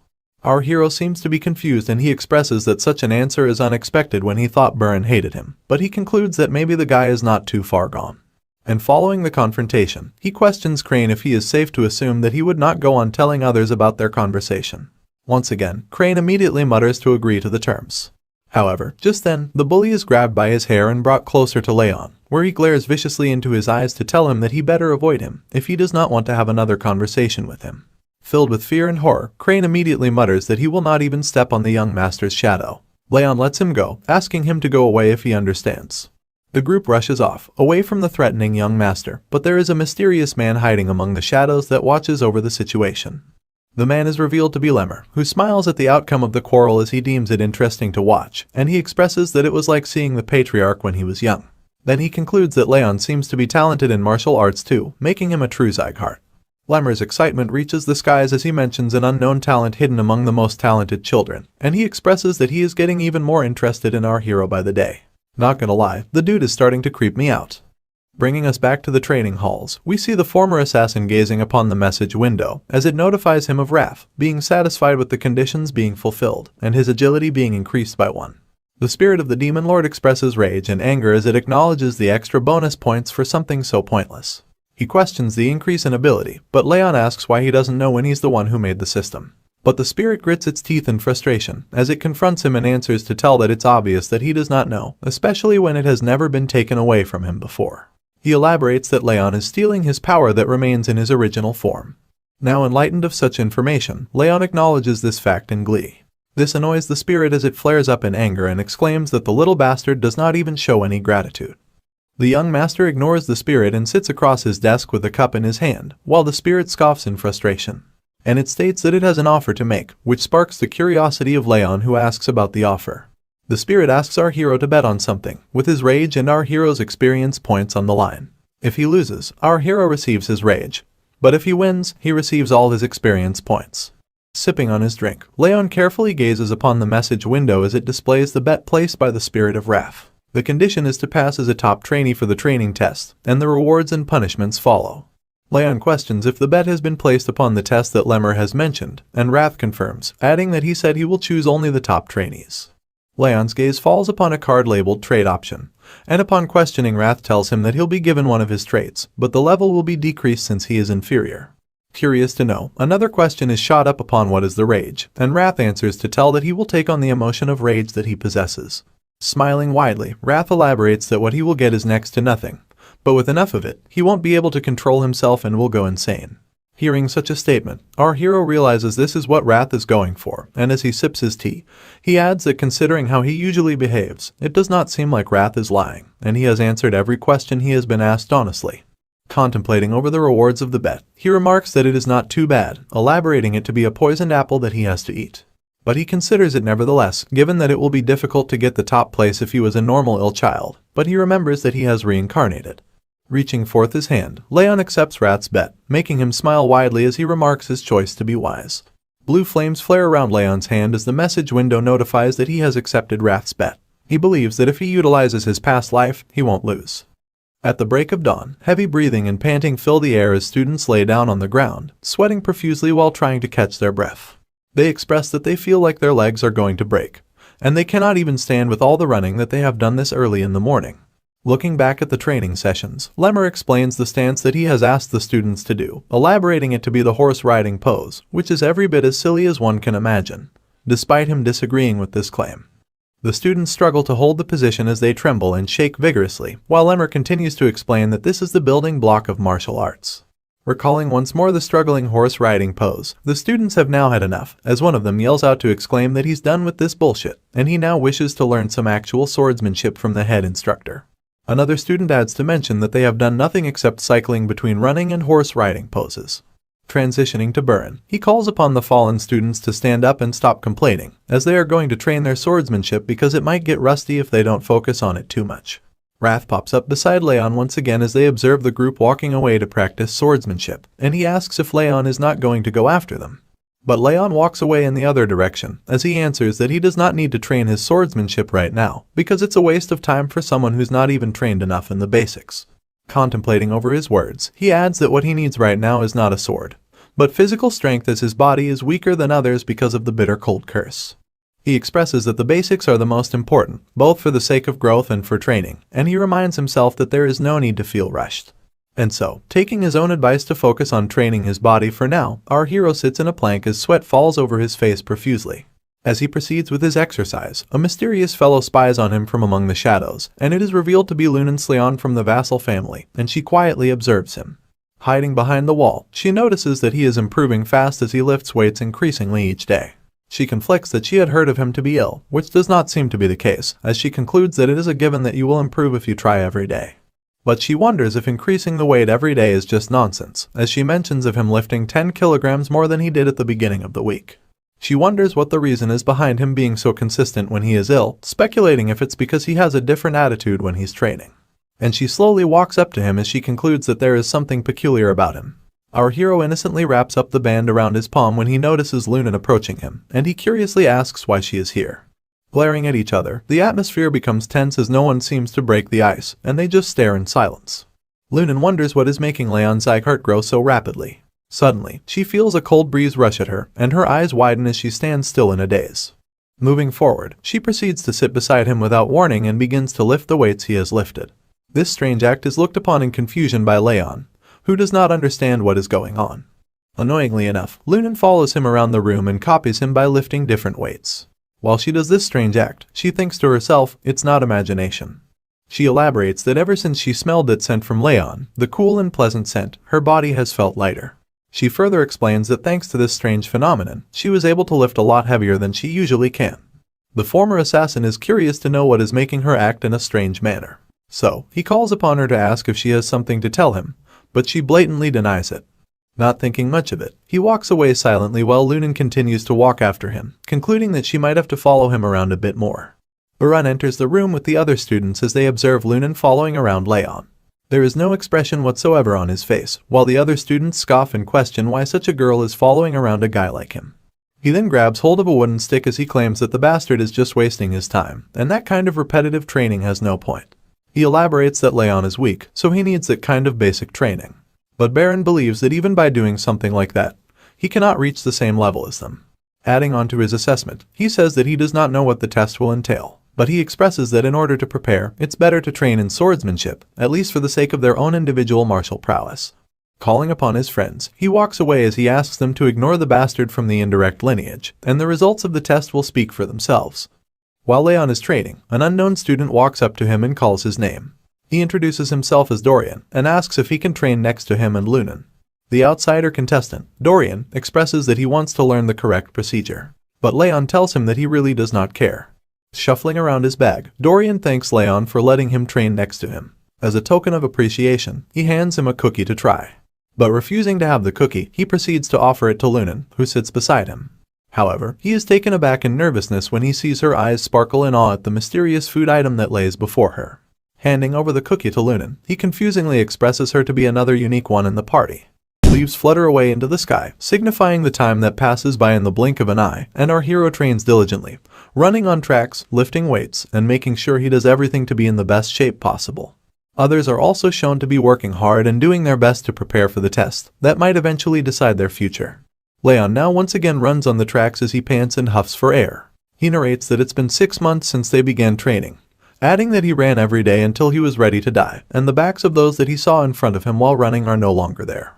However, he elaborates that when he breathed out a shaky breath and looked up, there were only 2 people left in front of him. Moving on, he tells us that after all that, finally, the morning of the test day has come, and families of the participants are seen walking into the arena as they anticipate their children's success. An announcer greets everyone gathered in the arena as his voice echoes through the large area, and he elaborates that the guardians are all here to watch the event unfold. He also alerts them to follow his instructions carefully, and as Leon stands idly, Wrath appears before him to remind him of the bet that he had made all those months ago. And with a wide smile, he expresses that Leon was not able to surpass the 2 that are ahead of him. He warns him to be ready to take in his rage. But the young warrior is not fazed by the threatening words, and he shoos away the spirit of the demon lord as he expresses that this test is different, and they don't know for sure yet. Diverted towards Dorian, he then notices him laying down on the ground, and he asks what he is doing. Dorian has a look of despair on his face as he explains that he is nervous because of the test that is today and he had not slept all night. Seeing him fall into despair and agitation, our hero steps forward to address the situation and comfort him when Lunan approaches him and offers him a cookie to try, which he refuses. Just then, he exchanges looks with Burn who passes by him, and he annoyingly acknowledges the odd people that surround him. Among the crowd, Sylvia excitedly calls for Helen to look at her young master as she exclaims in awe at the strong and confident warrior. Helen also adds that he has endured 6 whole months of hard training, and she acknowledges the 2 students around him as she expresses that he has made some friends too, which she elaborates is not surprising to him because of his warm personality. She goes on to express that the young master Leon has always been so thoughtful, ever since he was young, and acknowledging that he has even made friends makes her feel proud of him too. Listening to Helen's strong words, Sylvia smiles in awe of her child, when suddenly this heartfelt moment is disturbed by the sudden call for the patriarch's entrance. Slowly stepping into the arena, the bright red attire and shiny blonde hair make a statement which intimidates the observing audience as they question his sudden appearance. Glenn Sieghart prepares to sit on his throne as the attendees bow down to him, and the audience expresses that he has never come to watch the test unfold before. The brilliant sword of the Sieghart family, Lemmer, also expresses concern as he asks about the patriarch's sudden appearance. Acknowledging the questionable looks on the family's faces, Glenn states that this is an event that chooses the future of the family, and he questions why they act as if he shouldn't be here. Lemmer nervously then elaborates that it is not why he asked, and he expresses that the patriarch is always welcome on the training grounds. Wasting no time, the elf then announces that since the patriarch is already here, they will now quickly begin with the test, and he will now announce the details of this test. A green leaf falls to the ground, following the green aura that bursts out and falls upon the students that stand before Lemmer. The students are startled and taken aback as their eyes open wide at the sudden wave of strong aura that bursts right at them. Leon expresses this concern too, and Lemmer glares at the students with a menacing look while his green aura rushes forward. He elaborates that the students must make it through his aura, that is the test that they have to pass. Continuing with the test, Lemmer elaborates that aura is inherent to a martial artist, and this test will judge the student's worth as a martial artist.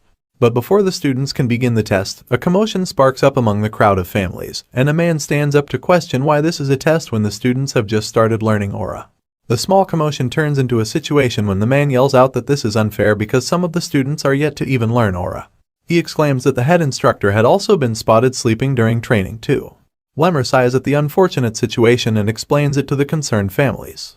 The test is not just a manifestation of aura, but the real aura burst is the level of the soul that a martial artist achieves. He adds that this proves that a martial artist can manifest energy without aura, but the man that sparked the conversation does not seem to buy his explanation and raises concern once again. Suddenly, the patriarch's voice remarks that the brilliant sword is not wrong. The man then acknowledges the patriarch's glare as Glenn Sieghart explains that even if one individual has not learned aura, they possess their own aura burst based on the lives they have led. Lemmer gives a look of approval as the patriarch further elaborates that depending on the intensity of the training, even someone without an aura can have a strong aura burst. Adhering to all the concerns, Lemmer now asks if all questions have been answered before exclaiming for the test to begin. He then calls forth Lunance Leon, who slowly steps forward among the students, to the head instructor. And now that she stands before him, he explains that the aura burst that he will test her with is of a level that she can endure if she has trained her hardest, and she will pass if she gets through his barrier to touch him. Once all the details have been made clear, the test now begins, and Lemmer smiles before a strong green aura rushes forth at Lunan, who blocks the wave of energy with her arms. The brilliant sword of the Sieghart family mentions that it will count as a fail if she uses her own aura and calls her to awaken the mental power she has trained. But the aura is strong, and the wave of energy does not seem to stop. Lunan struggles, and slowly but surely, she manages to take a step forward with her hand reaching out at the head instructor that stands before her. And before we know it, Lunen's hand grabs hold of Lemmer's hand, marking the end of the test. He grabs Lunen close to him as she slumps over him with exhaustion, and remarks her passing the test is easy. Lunen huffs and breathes heavily, trying to catch her breath while her head instructor commends her hard work, asking her to continue training like she has. Moving on with the next participant, Lemmer calls forth Dorian, and hearing his name from the instructor's mouth, he is perplexed and shaken up with fear. He questions what is the deciding order as his body trembles, and Lemmer remarks that he decides whoever he wants to step forth. Nevertheless, he nervously steps forward, passing by the exhausted Lunen who slumps over, still trying to catch her breath. Leaning over the slouched trainee, Lemmer asks him to do just exactly as Lunen has done, get through his aura burst using the mentality he has trained. But Dorian is skeptical, his voice mumbles, and he asks if that will work because he is best known for being weak-minded. Nothing stops the brilliant sword from testing the trainees to their absolute limit, and without a warning, his aura bursts out and flares violently, while he remarks that if Dorian cannot endure, he will fail. Trying his best, he attempts to endure and plow through the strong burst of energy, but he struggles heavily and falls to the ground. This test is being observed by our hero, who notices that the head instructor's aura burst intensity differs from child to child. He elaborates that the instructor is controlling his intensity based on the child's level and training progress, which makes him now firmly believe that the brilliant sword of the Sieghart family really has been observing each and every student.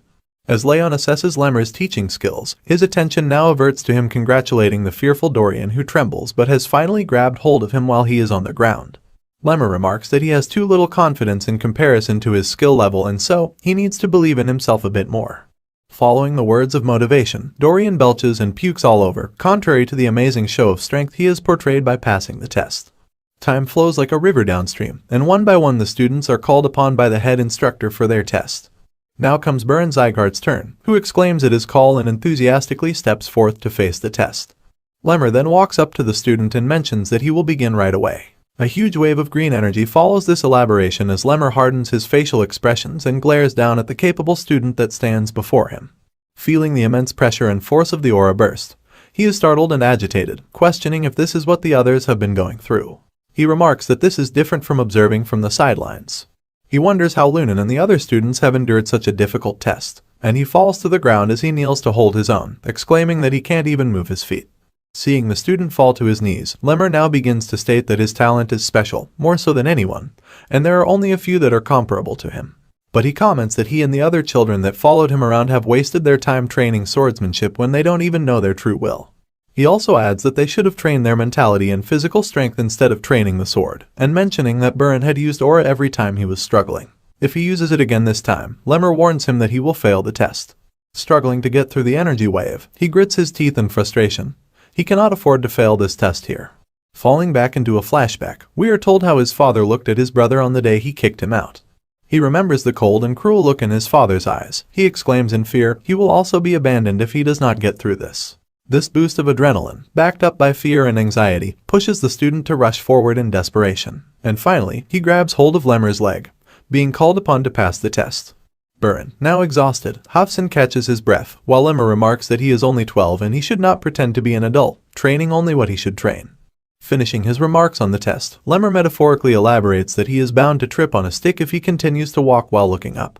Moving forward with the test, he now lastly calls upon our hero, Raon Sieghart, to step forward, and he obediently comes forth from among the students. Now standing before the head instructor, Raon dramatically makes his way to the final test to become a martial artist, and as the suspense builds up, Lemmer asks if the young trainee is ready, which is responded by a confident nod.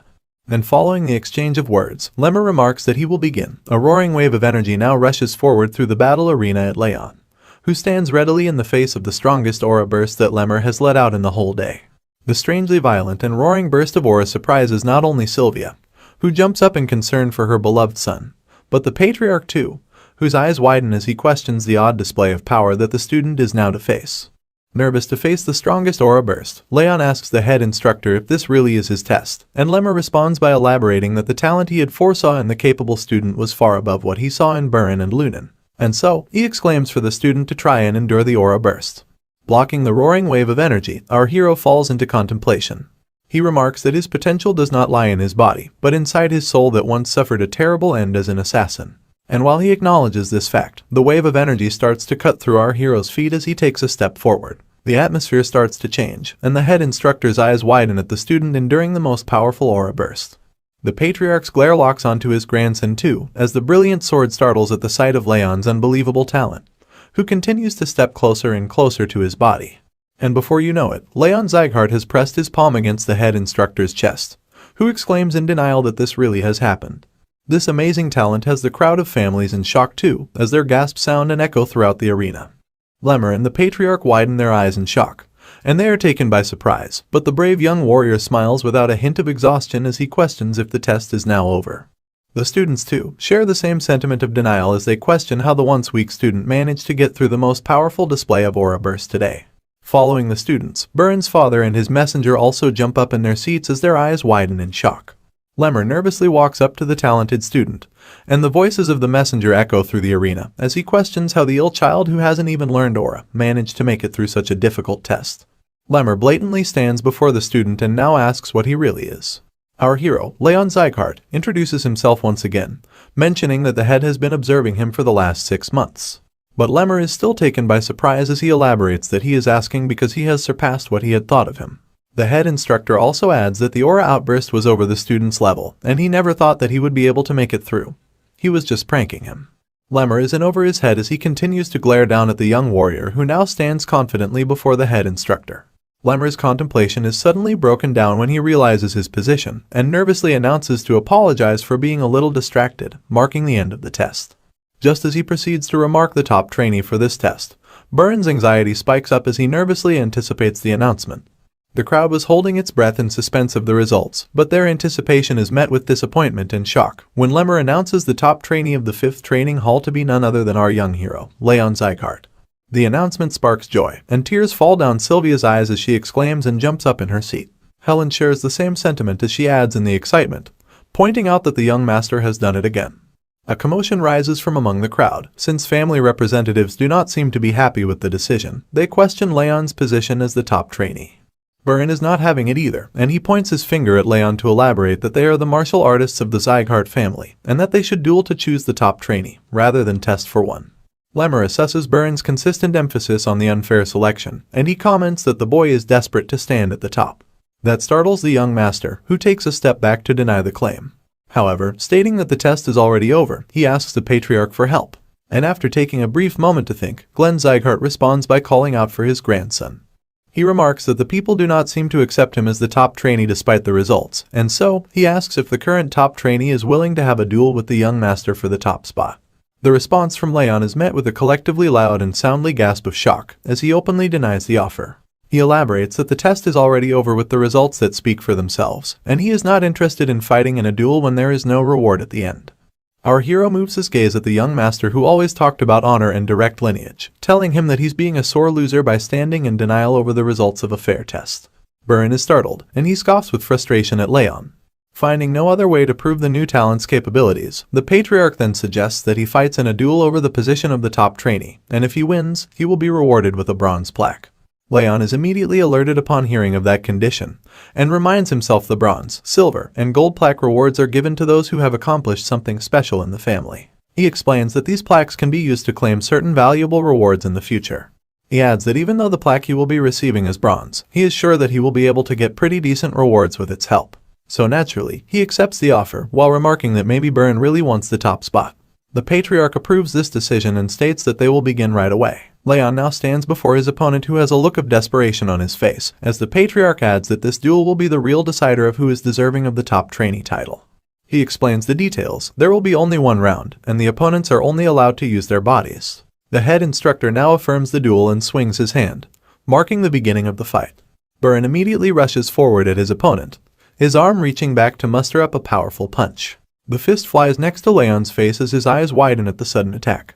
This is followed up by an immediate kick to the face that is blocked by Raon as he hardens his facial expressions in light of the heated battle that unfolds in the arena.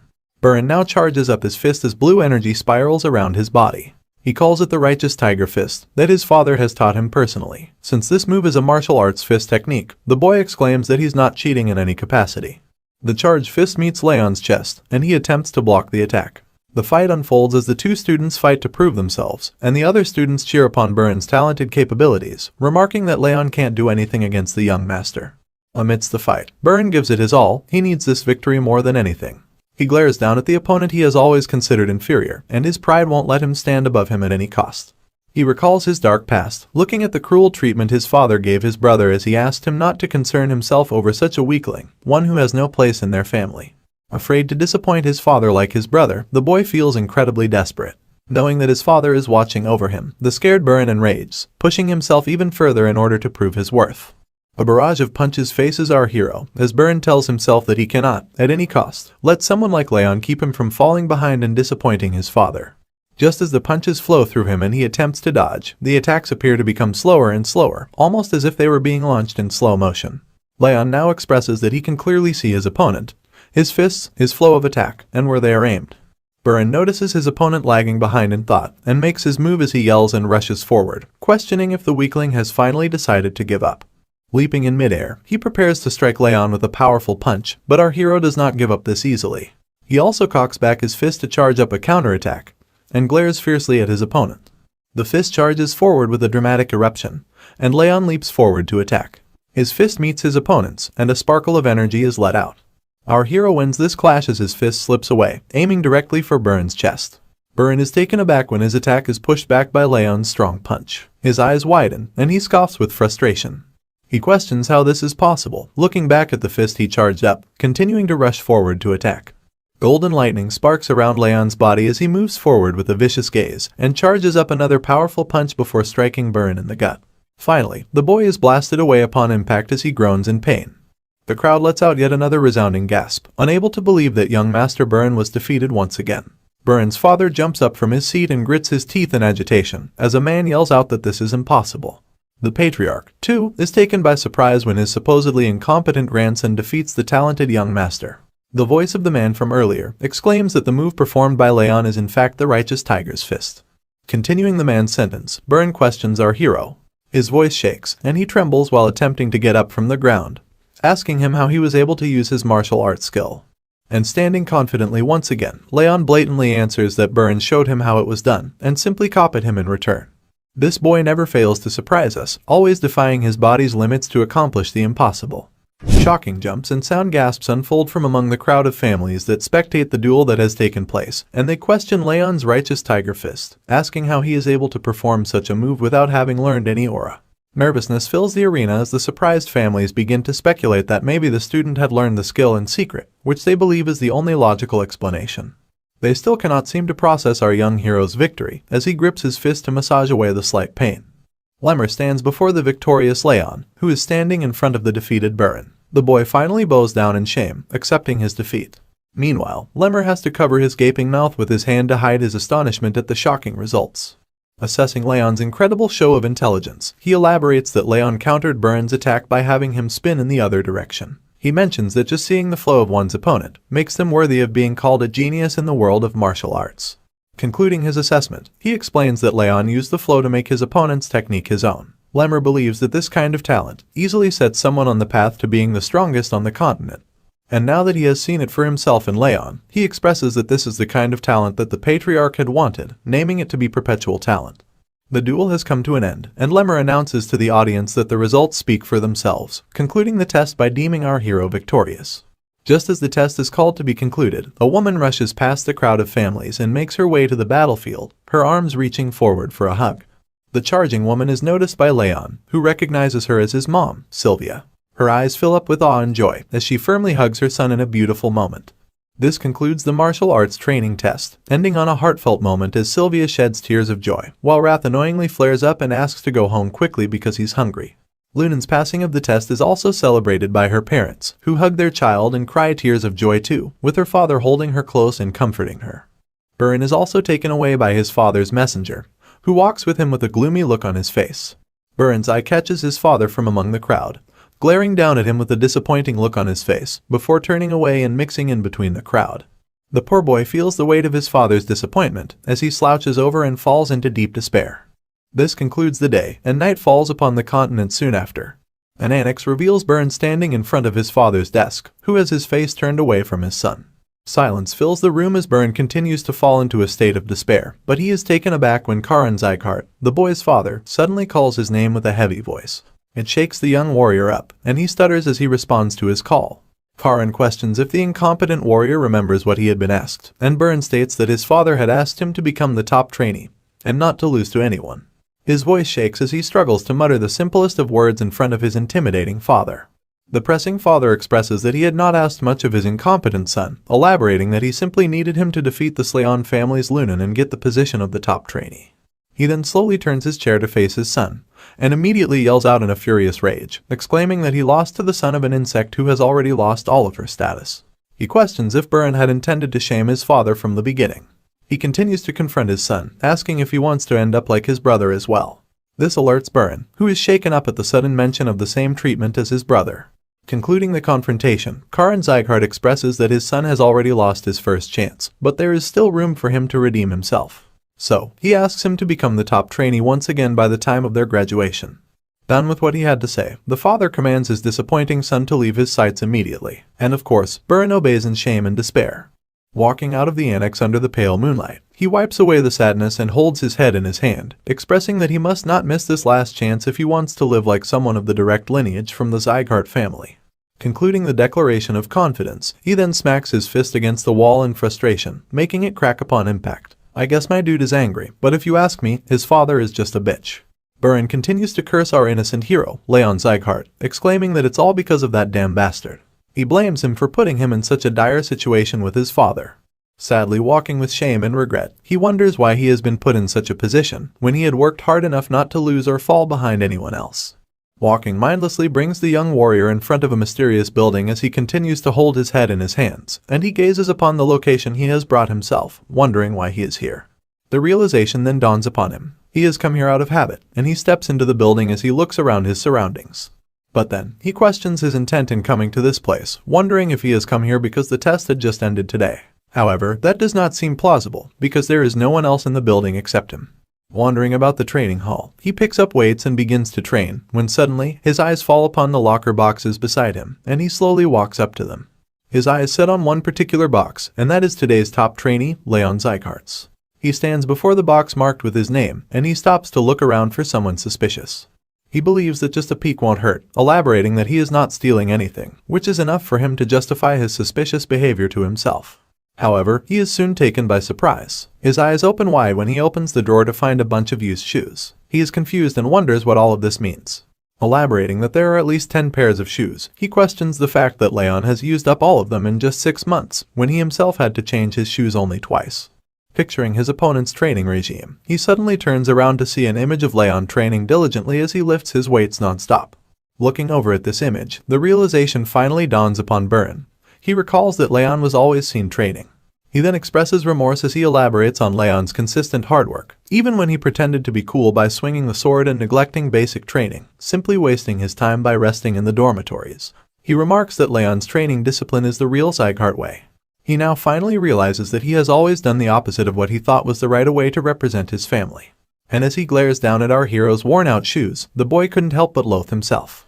Suddenly, his weird actions click in his head, and he cautiously looks over at the training bench once again, only to find no one is sitting there. Accepting his mistakes, he puts Raon's shoes back in their place and makes his way out of the training hall. He is now changed and motivated, determined to change himself and make his family proud. Still holding a grudge against Raon's unexpected victory in the martial arts training test, Wrath expresses his frustration. He states that he has lived hundreds of lives, but he has never seen anyone like our young hero. He then confronts Raon and asks what exactly he is, but Raon stays uninterested in this interrogation, claiming that he does not know, and Wrath is free to imagine all he wants. Moving on, a message window appears in front of the young warrior, who now asks the spirit to tell him what the skill displayed on the window is. Wrath replies by acknowledging the skill as legendary senses, claiming that such a skill is unfit for someone like Raon. He then expresses that the skill expands the range of one's senses, although it is at a 1-star level, resulting in just a 10% increase. Wrath boasts that using this skill, he was able to tenfold his normal senses, and Raon seems amused by this statement. Moving on, Raon steps away from his bed as the spirit of the demon lord follows him around. Raon asks why the skill has this particular name, and Wrath explains that it's just a name he made up, believing that it sounds cool. Of course, Raon does not agree, and expresses that Wrath has awful taste in naming things. This sparks a furious chant from the spirit of the demon lord, who yells out that the young warrior does not even have an artistic sense, and he would not recognize uniqueness. Continuing with the story, some time has passed. As the sun shines upon the annex, our hero and Sylvia are taken by surprise when a voice notifies them that the patriarch has summoned the young master. Sylvia is immediately filled with anxiety and persuasively questions if her son has done something wrong. However, the butler who delivered the message chuckles and asks her to calm herself because there is absolutely nothing to worry about. The butler then elaborates that the patriarch just wants to give the bronze plaque reward to the young master himself. Following the summoning, Raon now bows before the patriarch to greet him, who is sitting boldly upon his throne. While Raon continues to bow down, the patriarch expresses that although he is not willing, he must keep his promise. He signals the butler to bring out the item, which is exactly what he does. The bronze plaque is now presented before our hero. As promised, Sieghart announces that he bestows this bronze plaque upon his grandson, Raon Sieghart. He explains that if he is to return the plaque later on, he is to receive an item of the same value. Glaring down and thinking for a brief moment, Raon contemplates his options and says that he would like to ask for a reward right now. He mentions his mother, alerting the patriarch, who did not expect her name to be mentioned in this sitting. Raon continues and asks his grandfather what he has to do in order for her to regain her position in the family. The patriarch is immediately taken off guard, and the butler sighs in anticipation. Glenn wonders if his grandson wants to restore his mother's direct lineage title, and Raon affirms while he squints his eyes, expressing that the patriarch's energy now feels a lot softer. Glenn then mentions that such a feat is possible if one manages to gain enough accomplishments for the family, but he emphasizes that it is not that simple. Explaining the matter, he adds that gaining others' acknowledgement in this matter is like picking the moon from the night sky. He expresses it to be a difficult task, especially for a kid like him. Raon carefully listens to his grandfather's words as he glares down at his bronze plaque. And after listening carefully to what his grandfather had to say, Raon smiles and states that at least it's possible. He places the bronze plaque back into the butler's tray, and thanks the patriarch for his response. Our hero now makes his leave as he steps away, but he is immediately stopped by a call from the patriarch. Just as he responds to the call, the patriarch states that the young warrior has only asked a question, which he would have answered even without the bronze plaque. This surprises the young warrior, who is taken aback by the patriarch's sudden change in tone. He remarks that he had never anticipated the Northern King of Annihilation to behave so softly. The King of Annihilation then proceeds to ask the young warrior about his proper reward, and firmly tightening his fists, Raon contemplates that there is indeed one thing that he desires the most right now. He reveals his wish and asks the patriarch for a special training technique, which the king blatantly answers by saying that the instructors will teach him that during his basic training. However, Raon elaborates that he needs better aura training than what they teach at the training halls, so he asks the patriarch to teach him a training technique equivalent in value to the bronze plaque. Back in our hero's mind, he expresses that the shadow technique he used in his past life is not enough. To restore his mother's former title, and to confront his worst enemy, Derus, he will need a much stronger and better aura. Hearing his grandson's wish, the patriarch mentions a training technique. An immediate flick of the finger reveals a door that opens into the hall as a bright light shines through. Unable to do anything but stand there in a daze, our young hero gazes upon the countless bookshelves that appear out of nowhere, surrounding him from all sides. Suddenly, he now stands next to tall bookshelves filled with countless books. He begins to speak, but the patriarch sneaks through one of the bookshelves as he finishes his sentence. He tells the young warrior that these are a collection of a few books of the Sieghart family, and explains that if the young warrior places his hand in the middle, the book he wants the most will appear before him in the blink of an eye. Acknowledging and understanding the instructions now, Raon reaches forth his hand in nervousness. He expresses that he needs something better than the shadow training technique, hoping that something good will come out. While our hero reaches out his hand, the magic of the veil dramatically slides a book out of a bookshelf, and it suddenly appears before him, falling right into his hand. As the book falls into our hero's hands, he notices the worn-out panels and cover, making him question its origins. But seeing this particular book fall into the young warrior's hand, the patriarch, along with the butler, are both taken by surprise. It seems as if the presence of this book has alerted them. The patriarch immediately sits up from his throne in agitation, and yells out to question why that particular book falls into his hands. But it is too late for him to do anything, as the book now appears before our hero, and the pages begin to flip rapidly while he reaches out his hand to grab it. As he reaches for the book, he notices the title, Thousand Flames Technique. He wonders in curiosity what kind of training technique this is. However, his excitement and curiosity soon turn into shock and despair. The book suddenly starts to flutter violently, and a strong wave of energy bursts out in front of Raon. He takes a step back while his eyes stay locked onto the book.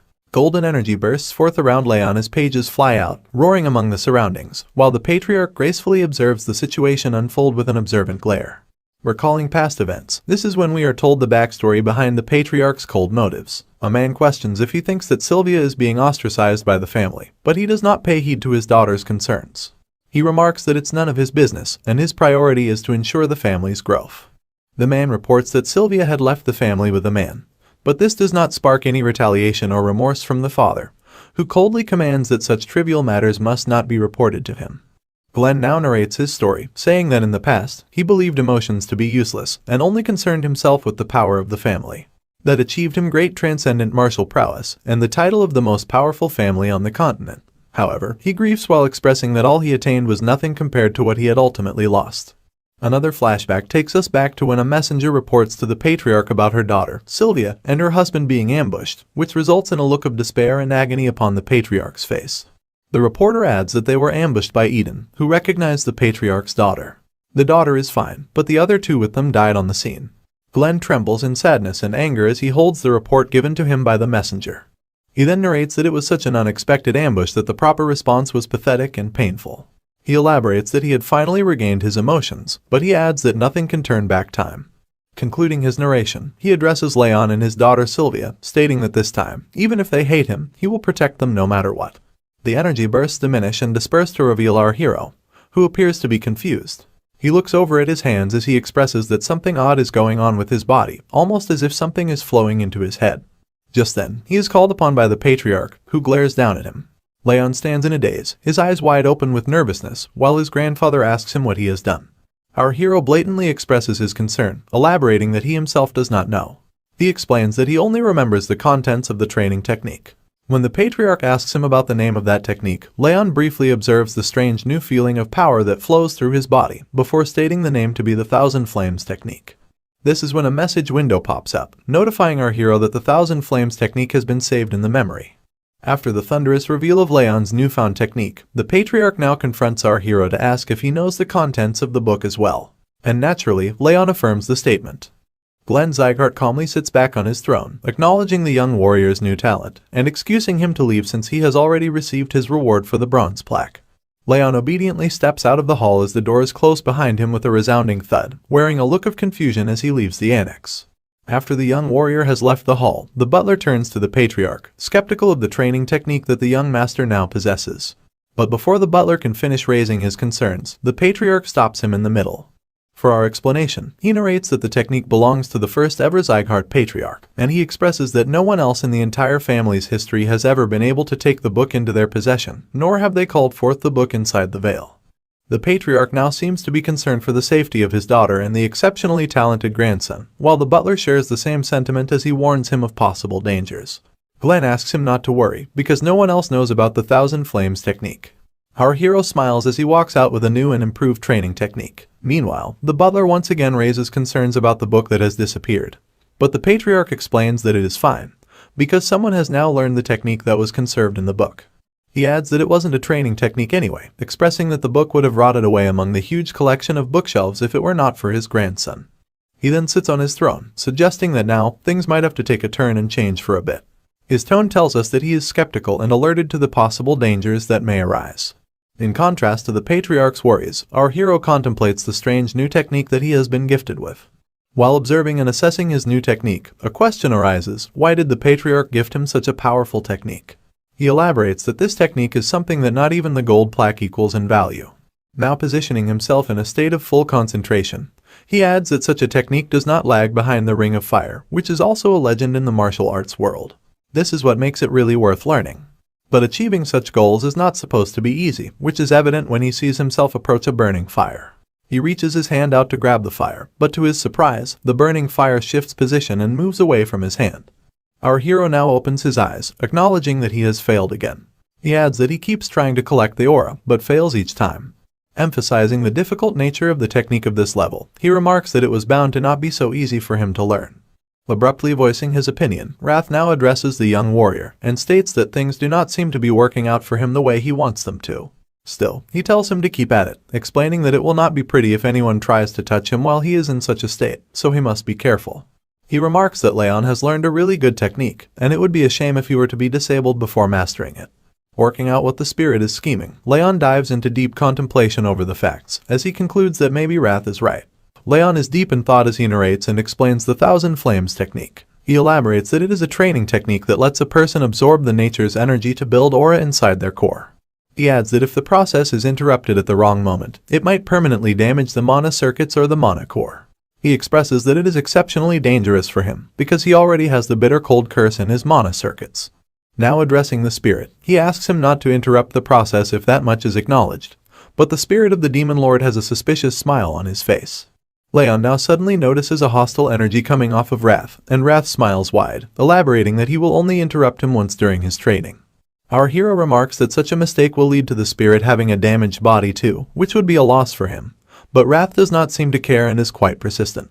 He viciously smiles at his target, explaining that Raon would not be able to overcome the feeling because he is human, and he expresses that even if Raon's limbs are cut off or his energy core explodes, he can still bring him back. Wrath now reveals his evil scheme as he moves closer to the young warrior, and expresses that when the target will have become unable to use his energy core and give everything up, that would be the best chance for him to strike. Shockingly, Raon is not bothered by the vile schemes of Wrath, and instead, he agrees with Wrath to allow him to do it just once, to see what it is that he can do. Wrath has now become cocky and confident that his plan will work, and he flies around the room with his blazing fire following him. He scoffs at Raon as he expresses that the young warrior should be living in fear, because the Lord of the Demon Realm will strike him at any time. Assessing the scheming spirit, Raon now acknowledges Wrath as his enemy, and concludes that the Demon Lord will take over his body the first chance he gets when the time comes. Thinking that the incarnation of rage, Wrath, would have stopped scheming because he did not try anything recently, Raon expresses that he was relieved. But now, he has no choice left but to be alert again. This is followed by an exhausted sigh, as he states that Wrath is someone to worry about later, and he now has to focus on more important things. Raon then walks up to the window of his room, and Wrath questions if he intends to do it now. Our hero confirms, stating that it's not a coincidence, since the woman visits there every night. He now stares out his window. Wrath follows him around as well, and as they both peer out the window, they find a certain maid slouching by the riverside. Raon says that he will go and take care of the matter. The maid is revealed to be someone called Judiel, and she profusely writes on a piece of paper as she states that she usually has nothing to report other than muttering. But she exclaims that today, she has found something interesting. Judiel contemplates what she has to report, and she expresses that she never would have thought that the young master would get such a valuable training technique as a reward for just the bronze plaque. She adds that while observing Raon, the mana flow that she felt while he had been training his aura earlier was out of the ordinary. Continuing to write, she expresses that such information is definitely worth noting for the intermediate martial hall too.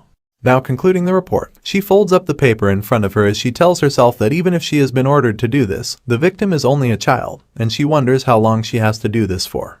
She places the folded paper upon the river that flows in front of her. The paper floats away on the water, and the maid takes a sigh of relief. But just then, a blade suddenly appears, pressed against her neck. She was just about to leave, when suddenly she now faces this strange and mysterious anomaly. Nervousness takes over Judiel as she starts to sweat. The mysterious man stands behind her with a blade pressed against her throat, and with a heavy voice that screams with murderous intent, the man claims that if she moves or speaks, she will meet the face of death. The man commands Judiel to look down at the lake, and she obediently tilts her head forward, nervously wondering who it is. She questions who could possess such terrible bloodlust. Just as she gazes upon her reflection in the lake, her eyes fall upon the face of the mysterious man that threatens her, and she is taken by surprise when she finds out that the one with such bloodthirst is none other than our hero, which makes her wonder how the kid had managed to sneak up on her at all. Raon now confronts the spy. He moves closer to her ear, as he states that he has felt a pair of eyes watching over him since the day he came back to the annex, and he asks if the spy had gotten the information that she wanted. This unmasking startles Judiel and takes her by surprise. She expresses it to be impossible as her eyes widen in shock, and she exclaims that she had thought she hid her presence perfectly. But then, the realization dawns upon her that Raon was simply pretending to not know. Pressing the blade further against her neck, Raon threatens her once again and commands her to open her mouth. She hesitantly opens it, and our hero shoves some sort of mysterious ball deep into her throat. Judiel gags and belches as she swallows the strange thing, and bends down to get a hold of herself when Raon lets go of her and steps away into the lake. He picks up the letter she had been writing, and opens it up to find nothing written on it. He realizes that he is not able to see the contents of the letter, and speculates that he may need some special method to make the words visible again. Raon now exclaims that the correct answer is moonlight, and upon hearing that, there is a look of despair and desperation on Judiel's face as she glares at her vicious young master. Judiel's voice shakes, and she trembles in confusion. She asks how Raon was able to know, but without answering her question, Raon now narrates the names of people from the Sieghart family: Alice, Daniel, and Karin. Just narrating a few of the family members' names, our hero concludes the perpetrator to be Karin Sieghart. He claims that this is Karin Sieghart's doing, which makes Judiel lose the color on her face. Her eyes widen, and she grits her teeth in agitation. She deems it impossible for Raon to be able to know all this so easily, when she is sure her face did not change when he recited the names. She adds that she has been trained to be a good spy, so there's no way he could have read the answer from just her face. But just then, the truth clicks in her mind. In a daze, she acknowledges the pain that burns through her body, and Raon's unexpected ability to read her thoughts so easily. This compels her to believe that what she had swallowed earlier was none other than a rage worm, the very thought of which sends waves of horror in her body. Traveling back in time, a flashback takes us back to when Karan commanded Judiel to infiltrate the annex and report every single detail about Sylvia and Raon. Karan offers her a reward. If she does well in this mission, he promises to make her wish come true, whatever it may be. Now returning to the present, she confronts our hero and blatantly asks if he has fed her a rage worm. Raon is taken aback to see that the maid knows about it, because that's not what he had expected. Judiel, however, has nothing she can do to reverse the effects now, but still, she immediately belches and gags in an attempt to spit out the rage worm from her system. Tears fill up her eyes as she squeals and pants heavily. She expresses it to be the worst curse, one that lets others know about the emotions of the person that ate it. But the horror doesn't end there, since the life of the cursed individual can be taken away by the owner simply by wishing it. She also acknowledges Raon's reaction, and concludes that he has definitely fed her a rage worm. Raon then states that sending a letter like this to House Sieghart must mean that she is a spy of the Intermediate Martial Hall. He raises his assumption that the plan must have begun around 7 months ago, probably at the time of the judgment ceremony. He then reads out the contents of the letter as he remarks it to be quite detailed, elaborating that Judiel has not only written information about him, but also about Sylvia, Helen, and all the other maids in the annex. Judiel is now cursing her past self for taking on this mission, and thinking that it would have been easy since Sylvia had broken energy core and mana circuits. She actually believed that she could have gotten this done easily. But as she assesses Raon's behavior and vicious intent, she concludes that the child that stands before her is not a child, but a monster instead. Judiel is now desperate for redemption, and will do anything she can to get out of this mess. She yells out in desperation, claiming that she will change the contents of the letter and put something false inside it. But our hero is not buying this, and he states that there is no need since his information will be leaked to Karan eventually. He adds that such an act will just prove her to be unskilled, nothing else. He now crouches down to face the spy maid, and glares into her eyes with a murderous intent. At the fierce and intimidating aura of the child, Judiel can do nothing but tremble. Raon tells her that from now on, she is to become a double spy. He elaborates that she can give information to others that they will eventually find out anyway, but will be careful to leave out the important information. He then demands that she also bring him information that he wants, and Judiel hesitantly agrees as her voice shakes with fear.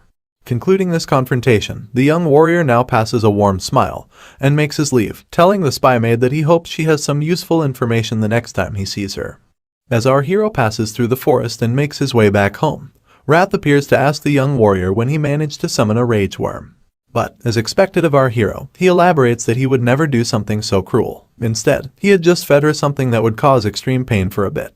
This surprises Wrath, who is amazed that the boy managed to gather all that information without the use of the rage worm. Raon explains that there are all kinds of methods to gain information, and even if others might not know of them, things are different for him. Wrath is also taken aback by this claim from the young master, and he recalls the spy maid calling him a monster. At this moment, the demon lord can't help but wonder if she was right. Moving forward with the story, Raon now narrates to tell us that he started focusing on training his aura, and soon enough, it was time for him to leave the annex for the training hall once again. He leaves the annex, while Judiel nervously stands beside Sylvia, accompanying the young master's mother. He says that even after having put so much effort into his aura, he was still unable to make it on the day of departure. Appearing at the training hall, Raon now observes the small number of trainees standing before him on the battleground, and notices that only about 42 people have passed the test to make it here. He recalls Lemmer's words, who had said that only a quarter of the trainees will be left behind. He also remarks that Lemmer is really precise about these kinds of things, when suddenly, a voice calls out his name. He turns his head to find Lunan trying to approach him. The girl steps forward to turn and face Raon, while he nervously stands in front of her. This is when some context is dropped. A few days earlier, at the Sleon family residence, a voice calls Lunan to question her if Master Raon had helped with her training. She agrees to answer the question, while she munches down on her favorite snack, cookies. Her mother sits across from her on the table, and asks her if she had thanked him for it. Lunan answers that she did when she received a cookie from him, but this is not what her mother is asking. She repeats the question, and once again asks if Lunan had thanked Raon for helping her with her training. The girl then answers and says that she didn't. This confuses her mother, as she questions why that is the case. Lunan exclaims and answers that her father had said to never talk to a guy first. Hearing this, Lunan's mother passes a wide smile as she now begins to confront her daughter. She explains that gender doesn't matter when someone expresses gratitude, and tells Lunan that when she receives help, she should always say thanks in return. As her mother's words echo through her mind, we are finally brought back to the present. Lunan now thanks Raon, which is responded to by a confused and nervous affirmation. The boy nervously steps away in confusion as wrath appears before him, questioning what is up with the girl. Raon responds that he does not know either. Watching Lunan leave, a voice suddenly calls upon him, and he turns his head to see who it is. Dorian breathes heavily and attempts to catch his breath, as if he has just come after running a marathon. After asking how the young master is doing, he exclaims that he thought he was going to die because he was a provisional trainee. Dorian goes over how hard it has been for him to qualify as an actual trainee, which even gave him nightmares and took away his sleep. But Raon is fed up with this long rant, as he spews out all the words from his other ear after listening from the first. Dorian expresses that he's glad that Raon is the top trainee, and he was about to say something mean about Burin, when suddenly, Burin walks up behind him, taking him by surprise. He glares down at Dorian with vicious intent, and Dorian immediately squeals in fear before falling to the ground. But Burin walks past Dorian and steps forward to face our hero, and there is a moment of brief silence between the two as they stare at each other. Until Burin suddenly bends down and bows in front of Raon. He apologizes and admits that he behaved pathetically a week ago at the training hall tests, and he also states that he acknowledges his defeat in the duel that they had. But that's not all he had to say. He remarks that he has not given up yet, and exclaims that he will keep on trying hard so that he can surpass him in the future. Saying this, Burin then takes off, leaving our hero standing there in a daze. Observing Burin's sudden change in behavior, he assesses that a 13-year-old child admitting his wrongs is unexpected. But then again, a renowned family isn't renowned for no reason. They usually tend to have the class to back it up. This sparks up rage and fury in Wrath, who flares up at the bastard who got beat up badly, but still does not know his place. He exclaims that he is going to go and poke out his eye, but Raon asks Wrath to calm down, because it was pretty impressive for a kid. Wrath does not seem to cool down though. He says that he does not care for it to be impressive. That's when Lemmer calls out to the students, apologizing for his late arrival. He explains that he had a lot to drink last night, so he had to sleep in. Rather enthusiastically, he asks if all the students had a nice break. Now continuing with the training, Lemmer once again stands on stage in front of the students, congratulating them on becoming official trainees. But then, he alerts the students that the real training begins from today. He adds that the basic routine is to be the same, but quite a few regimes would be added to it as well. Raon carefully listens over the directions of the head instructor, when suddenly, a loud bang diverts the attention of the students, who turn their heads around to witness the commotion. A voice calls out and announces that the first part of training is aura training. A girl is revealed to be standing before the gate to the training hall, as she curses and remarks that the door gave her a hard time. Dorian exclaims in horror and shock after recognizing the girl, and Lemmer greets her as she steps up, mentioning her to be a failed trainee from last year. Lemmer continues and tells the students that they have to continue training with her from now on, introducing her to be Martha Sieghart of the direct lineage. Martha glares down at the students, and Lemmer notices the vicious look, so he attempts to lighten the mood as he comforts the students that she is kinder than she looks. However, Lemmer is cut off, and Martha takes over. She stands in between to question who the top trainee among the new students is, and everyone immediately turns their heads around at Raon. Solidifying her animosity, Martha elaborates that she hates having someone who is worse than her, but stands at a higher position. She exclaims that she needs to check who the top trainee is, and calls out to challenge the student to a fight. Enthusiastically anticipating a brawl, Martha calls out to our hero. She really wants to test out who the top trainee really is. Skeptical of the sudden challenge, Raon nervously wonders what it is up with his luck, and why does he keep getting involved with weird people. Nevertheless, he steps out among the students and announces that he is the top trainee, and Martha gazes upon the young trainee with a smirk on her face. She exclaims in arrogance that someone like him does not seem fitting to be the top trainee, but she moves on and proceeds to crack her knuckles, asking him to start with the duel right away. However, just when the fight is about to begin, Burin interrupts and calls out to her, commenting that her behavior is not very dignified. Martha takes offense at such a claim and growls in anger, questioning what the bastard has just said to her. She then walks up to Burin, glaring into his eyes as she threatens that he better watch his mouth, or he might end up dead. She elaborates that he must learn to choose his words wisely the next time he speaks to her. But Burin persists, saying that Raon proved himself to be the top trainee in front of the patriarch and the head instructor. He questions if she intends to deny that, but she exclaims that the one accusing her of such blasphemy also stood up to deny the fact before her. She justifies her actions, saying that it is why she is doing this too. Burin now has a changed heart, and he expresses that he does not want anyone else to be as pathetic as he was back then. Observing this change of behavior, Raon remarks that the guy really has changed. Before things escalate further, Lunan has suddenly appeared before Raon, standing in between him and Martha, and she extends her arms as she asks Martha to go away. Everyone is surprised by this, and Martha scoffs, stating it to be quite funny. She mentions the great love that the trainees have for themselves, but she hysterically questions if they are backing him up as his minions. Accepting that there is no point in pressing the matter further, she now walks away. Stating that she will be labeled as the stupid one if she keeps on pushing, she decides to honor the public opinion and move away. But before you know it, a vicious smile appears on her face, and in the blink of an eye, she now appears in the sky, approaching our hero as she states that she hates cowards who hide behind others, even more than arrogant bastards.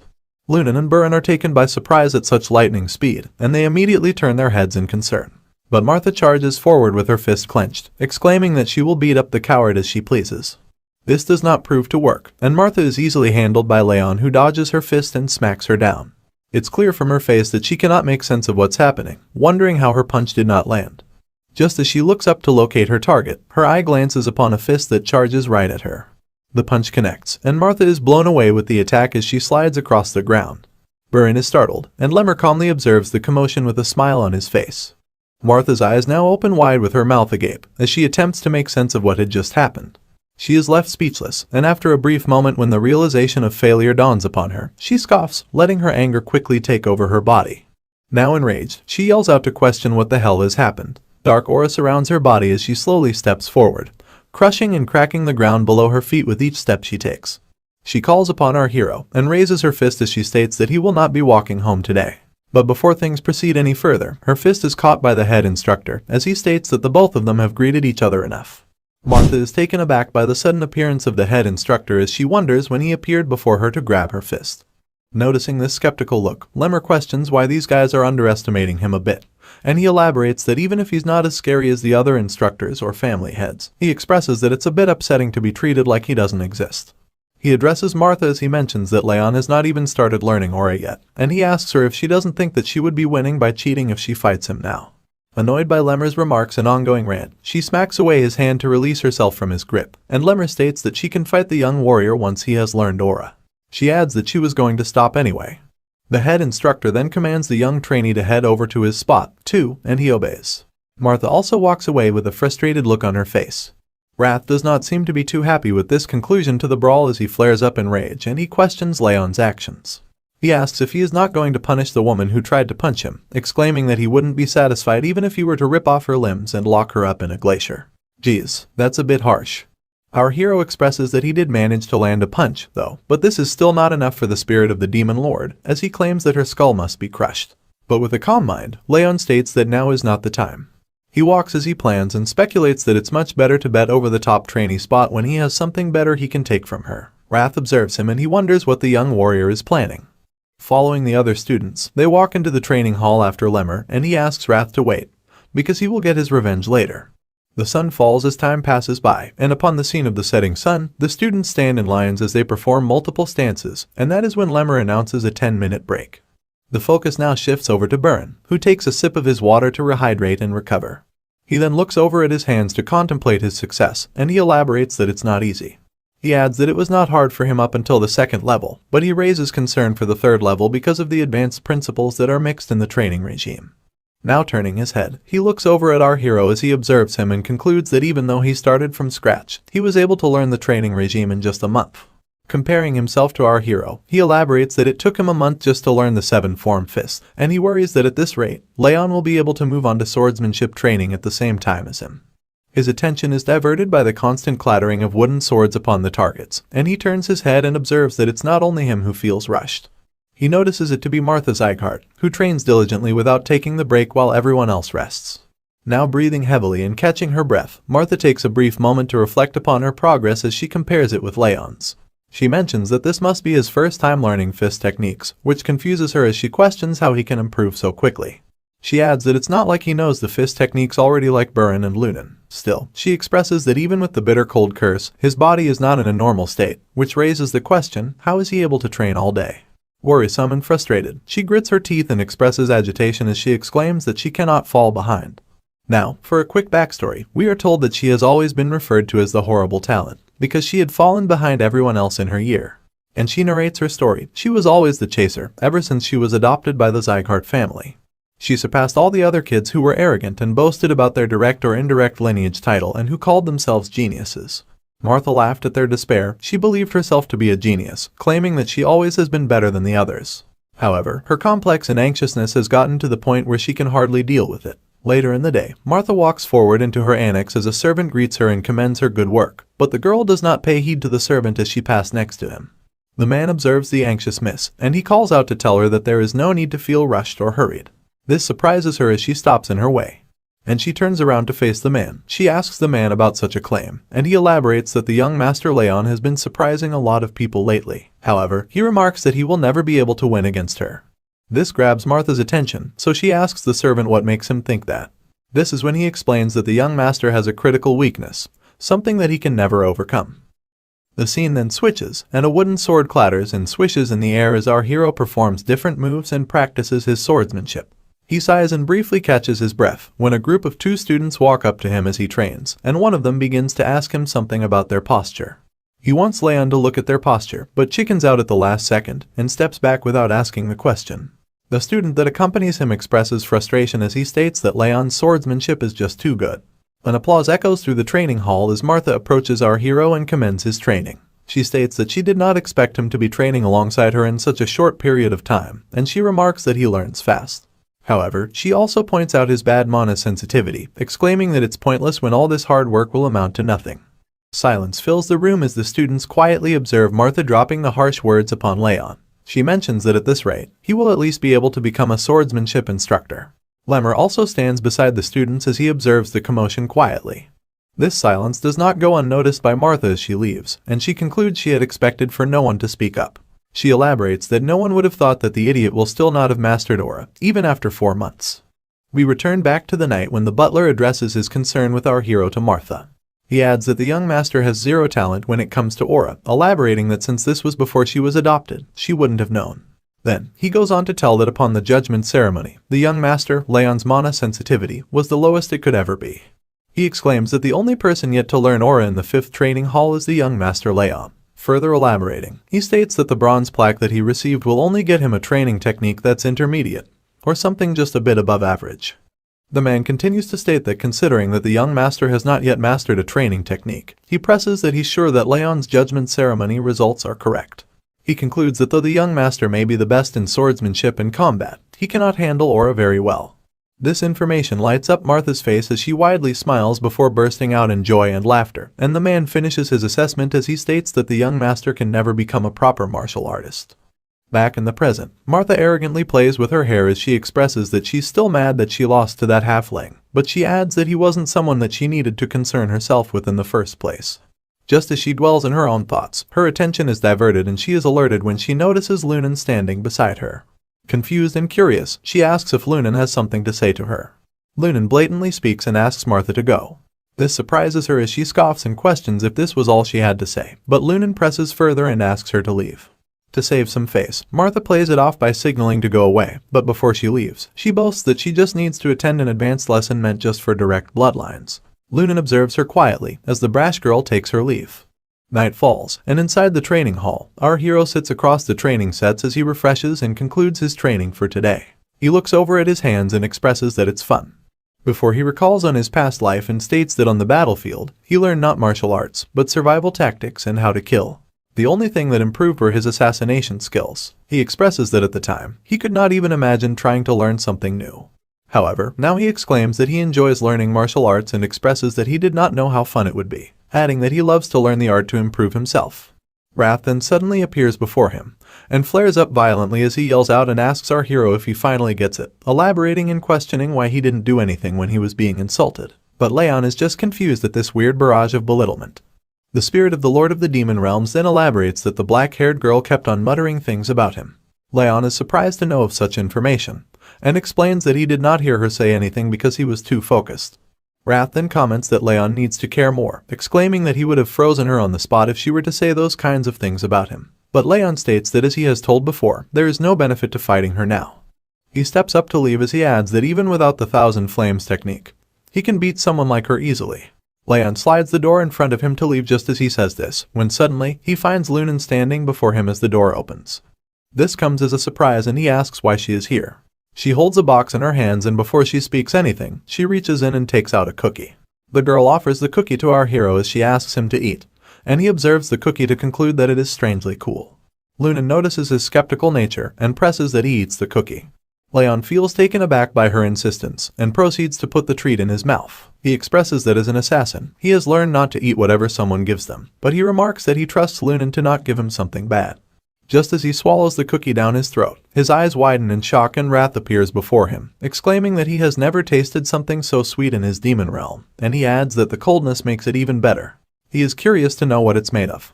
Wrath swirls around Raon in joy, asking for more of this good stuff. Meanwhile, Luna asks him how he feels about the cookie, and Raon nervously states that it's good. Before leaving our boy startled, the girl cutely states that it was made out of marbled ice. Raon jumps up to stop her from leaving, as Wrath presses and desperately asks her to give him more. All their attempts are futile, and Luna leaves without turning back. Raon stands there in a daze, observing her figure from behind. Wrath remarks her to be an odd human, while our hero wonders if she was worried for him. He then contemplates her character, stating that she has a sweet tooth like a child, and recalls that there would have been 4 in the box that she held, which means she specifically saved 1 for him.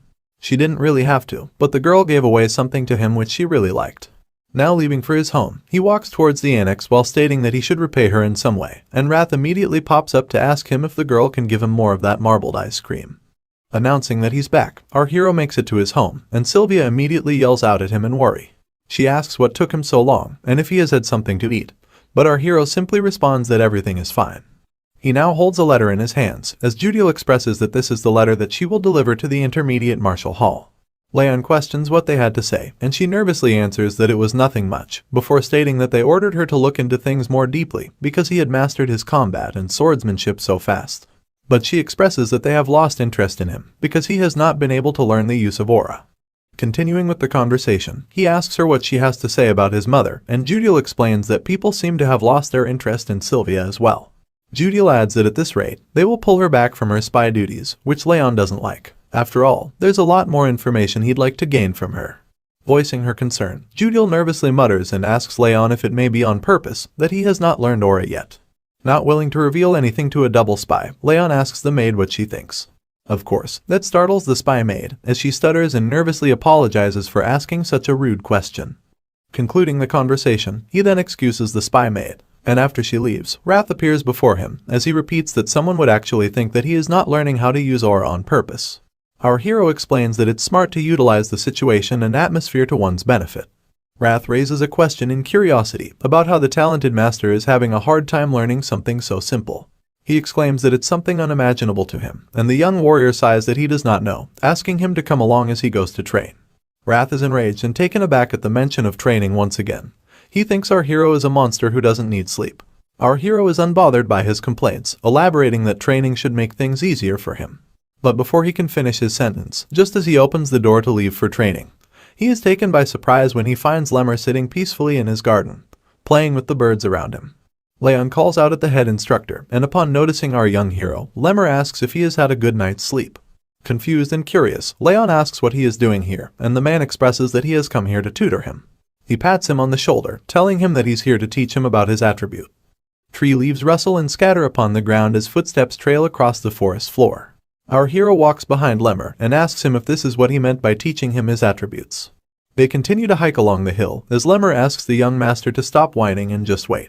He elaborates that he's a little lazy, but that shouldn't be mistaken for incompetence, because he is an excellent teacher.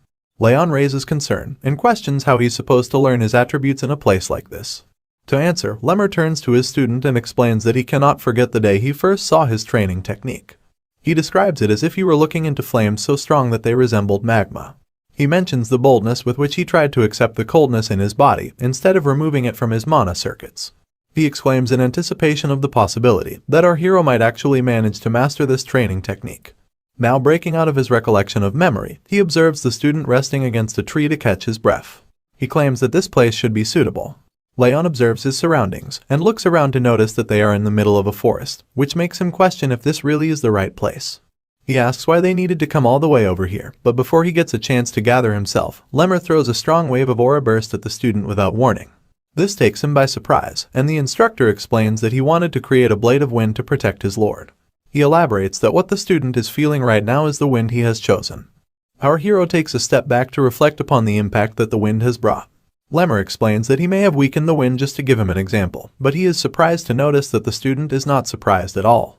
Since Lemmer is an elf, he explains that this is how he has always felt the wind. But Raon on the other hand is a human, and since his mana circuits are filled with cold, it will be much harder for him to feel the same wind. The instructor also mentions that there are many kinds of winds, naming them as warm, cold, and sharp. He elaborates that he wanted to create a blade of wind that could pierce through anything. And with his hand held up towards the sunlight, the elf exclaims that he has finally achieved it. Lemmer then asks Raon to find out what kind of blade of wind is best for him, suggesting that he thinks of what kind of fire he wants to possess. Our hero, however, raises concern that they are in the middle of the forest right now, and there is no way that he can see proper flames without setting the whole forest on fire. The instructor also agrees, exclaiming that they will have their heads chopped off if they do. Stepping into a strange barn upon the hill, the instructor mentions that this place will be the best place for the student. They walk into the small hut as a mysterious man with a beard sits across a burning fire. Lemmer greets the man, and the man expresses that he was just wondering why the flames were acting up, before pointing out that it's because the elf is here, suggesting that his presence is killing the flames. Lemmer smiles and expresses that the man's attempts were going to fail anyway, while our hero nervously questions why they are here in such a strange place. Answering the student's question, the instructor states that this is the place where a person can feel the hottest and the most passionate fires in all of the north. He exclaims and reveals the place to be an artisan's charcoal pit. The old man with the long beard notices someone accompanying the elf and asks what he has brought with him this time. Lemmer remarks that the student is the grandson of the patriarch, but the old man does not seem to be amused as he expresses that he is just an old man and he does not pay heed to anyone unless it's the patriarch himself. Just as the old man is expressing his concerns, our hero finds his eyes fixated on something else. He notices the intense heat coming from the fire that burns in front of him, wondering if this is really a normal flame. He expresses that he has seen countless flames in his past life, started bonfires himself, and even witnessed advanced flame magic coming from the hands of a mage. But he emphasizes the impact of the fire burning right in front of him, and thinks back to the instructions given to him by the elf instructor earlier. He sees himself reaching for the fire that blazes in front of him, imaging its passionate heat in his mind, and concluding that this is the fire that he wants to possess. But just before he can reach it, his daydream ends, and he realizes that the old man has lessened the flames. This is when the man introduces himself as Valken, which is a name that our hero has definitely recognized. He looks over at the man sitting across his table, as he tells him he's not one to show manners. And if etiquette is what they're looking for, they can fuck right off. Our hero would like to retort to that comment, but instead, his eyes widen in shock as he recalls that this is the name of the artisan who is famous all over the world for his mastery. So, he takes a step back to question if this man really is the Valken he's thinking about. Recalling the tales, he remarks if the old man is the same person who supposedly created Glenn Sieghart's True Heaven sword, but disappeared 30 years ago. He finds it hard to believe that such a legend would be found in a place like this.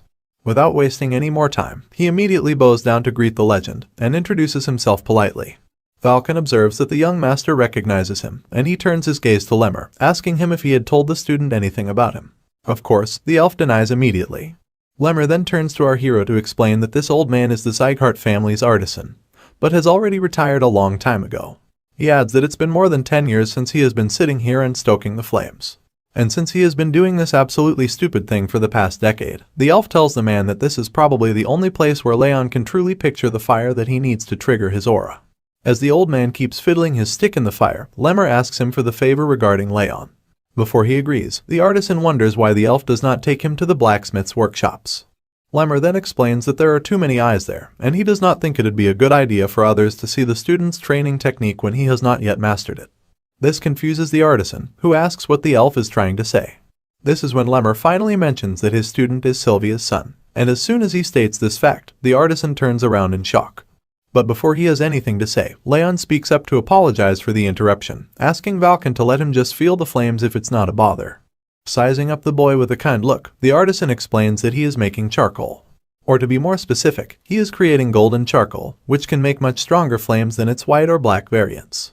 In fact, this is precisely what he has been doing in this place for the past decade.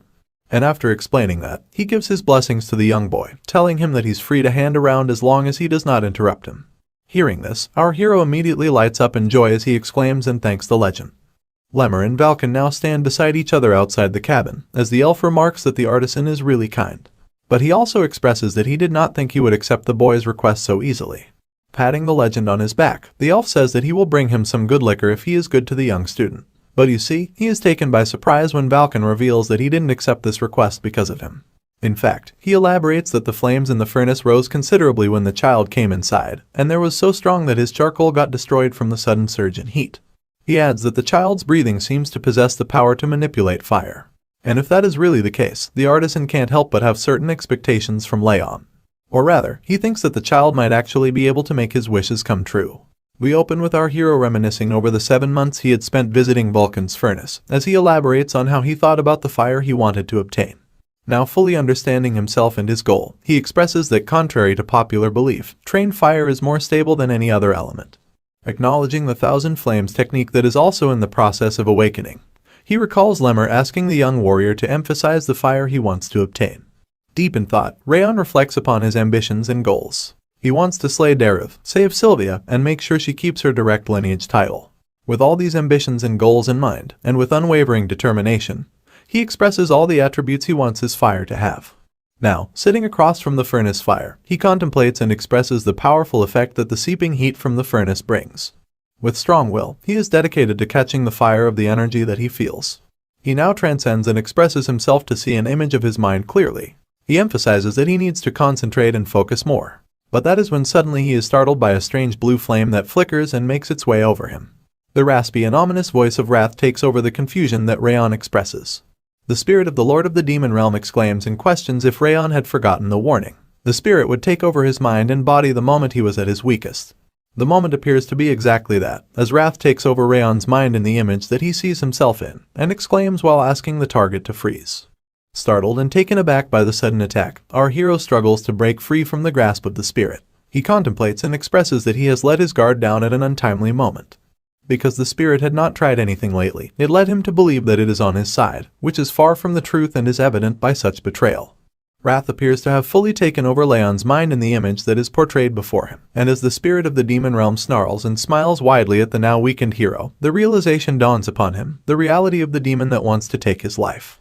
Bearing the effects of the takeover, Leon expresses discomfort and elaborates that it is getting hard to breathe, and his body feels as if it is going to break into pieces. However, adding to the unfortunate circumstance, Leon expresses that he cannot move or stop the Thousand Flames technique unless he accepts the fate of death. He emphasizes that he needs to concentrate his aura somehow. Experiencing the daunting effects of the spirit slowly taking over his mind, Leon desperately realizes that he needs to think to survive, despite his consciousness slowly fading away. The chilling cold crystallizes and crisps up over the body of our hero as he struggles to make it through. This attempt to break free is observed by the spirit of the demon. Wrath addresses the target with a vicious smile as he speaks, stating that such a sight of desperation is pitiful. He questions if Leon really thinks he can endure the mighty power of the Lord of the Demon Realm like before. He believes this attempt is pointless as he exclaims that our hero's body and soul are now in his grasp. The freezing cold and numbness finally catch up with Leon as he sees himself slowly drift away while his eyes begin to close. Sinking into despair, he hears the voice of the spirit echo through the atmosphere as he claims that his efforts are pointless, comparing him to the man working in the furnace. Wrath continues to boast about his inevitable victory as he expresses that he will aid the young warrior in his quest for revenge. Suddenly, Leon's eyes widen as he recalls the word furnace. He thanks the spirit for the hint as he attempts one last desperate struggle, believing that it's all for nothing and he will die if he does not try anything now. Explaining the realization that dawns upon him, he elaborates that instead of absorbing nature's mana, he must now absorb the mana from the furnace directly. Further emphasizing the much stronger and hotter fire, he makes his final move to take it all in. The fire rages violently as Wrath exclaims in confusion, asking what the bastard is doing. Bravely enough, Raon has succeeded in absorbing the mana directly from the furnace. He answers Wrath's question, elaborating that he is struggling. Vulcan calmly sits across from the furnace as he absorbs nature's mana, when suddenly, the flames rise up violently, and he is forced to back down. He questions what this is, as he expresses that he has never seen the flames be this strong. This leads him to believe that something is happening at the other furnace, scratching his curiosity as he turns his head. Observing that Raon sits across the other furnace, he wonders why it is so cold on his side when the furnace rages up so violently. He walks up to him as he questions if the young man is okay. Vulcan wonders why he is shivering vigorously, but before he can begin to approach the young man to offer his help, he is stopped by Lemmer, who steps in between and raises his arms, signaling him to stop. Acknowledging his confusion, Lemmer remarks that Vulcan cannot be near him or touch him, and he must be left alone. Upon justified confusion, Vulcan exclaims that the young warrior might die if he is left alone like this. But Lemmer is adamant and explains that our hero is in a spiritual state of complete selflessness, and there is nothing they can do to help him. The elf also warns that the hero may cough up blood and die if he is interrupted. Holding their ground, Vulcan now wonders if this is the same coldness that Lemmer had previously talked about. Vulcan worries for the young master as he questions if there is nothing they can do to help him, and Lemmer blatantly denies as he exclaims that it is too dangerous. He expresses doubt and worry as he nervously addresses the young student and asks him not to die. On the other hand, in the apparent spiritual realm, the flames burn hotter than ever as Wrath screams in discomfort, exclaiming that there is no hope. But this is not like before. Our hero emphasizes that believing such a thing is bullshit, as he has already faced a helpless death before. He recalls his previous, meaningless life, expressing that he could not close his eyes till the very end. But this time it's different. He claims that he will not make the same mistake twice. Meanwhile, Vulcan expresses concern as the pressure and heat meter upon the furnace whistles and hisses violently. He remarks that at such a rate, the furnace will blow as it cannot take the sudden surge in heat. Lemmer observes and notices that the mana emerging from the furnace is coagulating at one point. He immediately realizes that the bright student is absorbing all of it. The intense clash comes to a conclusion as Raon yells out in fury and determination, while Wrath screams in discomfort and denial. Our hero's hand reaches out desperately and firmly grasps onto the flame that appears before him. Following this brave act, a blast ensues, and the tavern is blown up as a large smoke cloud fills the sky. The loud bang shatters the roof of the structure as the flames seep out roaringly. From among the smoke, Lemmer and Vulcan emerge fearfully as they yell out for our hero, asking if he is okay. Upon not getting a response, Lemmer yells out, demanding the young warrior to answer. Before noticing our hero, in a strange stance as glowing sparks surround him. Lemmer steps forward to have a closer look, and his eyes widen as he realizes the golden sparks emerge from the golden flames that roar around our hero. The system window appears before Raon, delivering that he has finally learned the Thousand Flames technique. A lily flower falls into his palms as the sparks diminish, and the system window pops up once again, expressing that the bitter cold aura has reached 2 stars due to the strong cold rage. The lily flower also fades away into steam as our hero smiles and acknowledges the unexpected turn of events. He expresses that he will be able to bloom right away. Just as he contemplates the doubt he had been feeling over putting himself through so much, his eyes catch the attention of another system window that pops up before him. He turns to the window as it delivers the fortunate news of our hero's stats being increased, as a reward for enduring the hardships put forth by rage in a situation of urgency. Raon is taken aback and confused by such a gracious reward. He can't believe he is being rewarded this much. What would have taken him years to achieve happened in just a moment. Contrary to the celebratory expression, Wrath expresses frustration and anger as he spirals around the room in a rage, exclaiming and questioning how our hero had been able to endure the situation. Teasing and adding to the spirit's frustration, Raon remarks that he had told him to stop trying because it would not have worked in the first place. Though our hero puts up a brave smile in front of the spirit of the demon, he nervously eyes Wrath as he recalls that he did almost die this time around. He concludes that this makes it certain that Wrath is not his friend. Following the confrontation, Raon determines that he cannot let Wrath discover his secrets and weaknesses. Suddenly, he is called upon by Vulcan. Turning his head toward the voice, Raon acknowledges Vulcan's worrisome look and remarks that he is, in fact, okay. Vulcan then questions if the young warrior has finally learned aura. Raon exclaims in joy and thanks Vulcan before affirming that he has learned aura and apologizes for breaking down the furnace. To his surprise, Vulcan is the least bothered by the furnace and brushes it aside, exclaiming that he can just make another one. However, before Vulcan can finish his sentence, his attention is diverted to a sparkling object that catches his eye, and he turns to the furnace in curiosity. The young hero wonders what disrupts the blacksmith, as Vulcan steps forward toward the furnace and picks up a shovel before digging through the ashes. After some digging, Vulcan gasps and exclaims when he finds the source of the sparkles to be golden charcoal. One glance at such beauty sets the blacksmith back all those years as he recalls the criticism and mocking words he had faced from the upcoming passengers and town members. Following the sudden reveal, Vulcan expresses that our hero might just not be the only lucky one. He moves the shovel filled with golden charcoal forward at Raon, startling the young man, before he proceeds to explain that such charcoal is stronger than white charcoal and lasts longer than black charcoal. He thanks our hero, exclaiming that he has now obtained what he had been trying to make for decades. Our hero is visibly startled and confused when the blacksmith strangely thanks him for seemingly nothing he had done intentionally. But Vulcan elaborates and expresses that each time the young master trained here, the flames grew wilder and became enlivened, and the heat from that spread all over the place. Further explaining such a phenomenon, Vulcan states that he is just a dunce who has done nothing but beat his hammer all his life, before exclaiming that he can tell such a feat is only possible because of the young warrior. He then thanks our hero for making this possible, before expressing that he wants to ask one simple question: what are our young hero's goals? Following up with the question, and upon visible confusion from Raon, Vulcan elaborates and asks Raon what kind of swordsman he wishes to be. Raon then expresses that he wants to be a swordsman who does not give up, regardless of the situation or enemy he is faced with. Upon such an answer, Vulcan is visibly confused, and he expresses that he did not expect such an answer from a young master.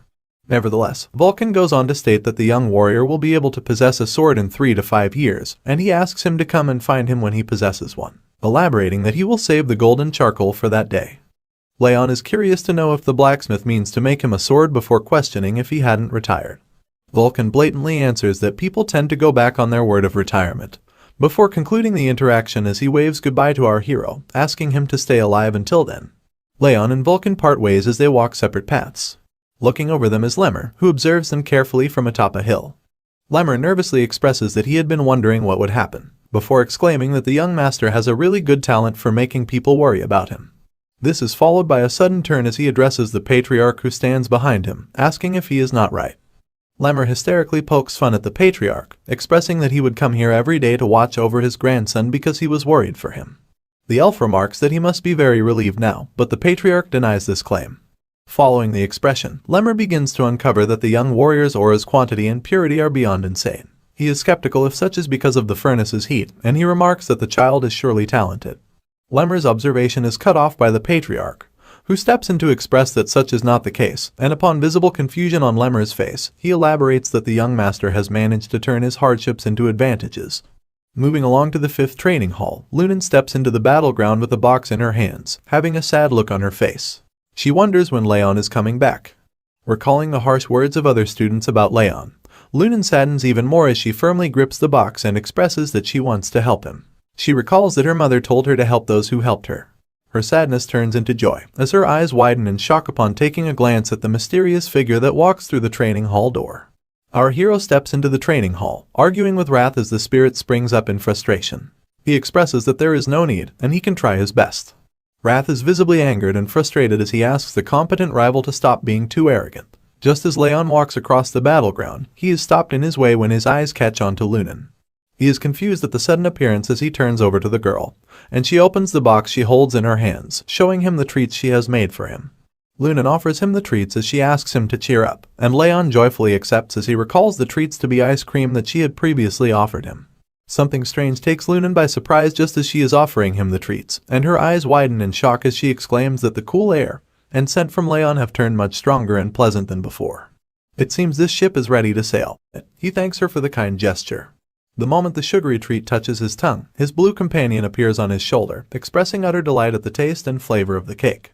With the way his eyes pop out, one would assume he's in love with the ice cream, because he starts to lose all self-control and begins yapping about how it's just as good as the first time he had it, so he immediately urges our hero to eat the 2 remaining pieces as well. Raon sees his blue friend's misbehavior and points out that Lunan decided to share the treats even though she really likes them too, so he tells him to calm down and stop being immature. After scolding the spirit, our MC closes the box of treats while Lunan is still holding it, and he thanks her again for it, admitting that it was really good too. However, the white-haired girl almost seems disappointed that he only had one of the sweet treats, and she just stares at his hand on top of the box before finally asking him if he doesn't want any more. Once again, our blonde hero assures her that one is enough for him, and he thanks her too. So, with a very concerned look on her face, she asks him if he feels better now, but it appears that the question takes him off guard. Raon manages to shake the shock off his face, and lets out a sigh while telling her that he feels much better. Of course, the caring girl is pleased to hear this, and she expresses her relief that she managed to cheer him up. And while she's smiling at him, her big purple eyes do the same too. Satisfied that she made him feel better, Lunan turns around to leave with her box of treats, and while she's walking away, our blonde hero stares at her with a smile etched on his face, thinking about what a mysterious kid she is. The scene shifts, and we see the red-haired elf addressing Raon and the others while standing on a platform.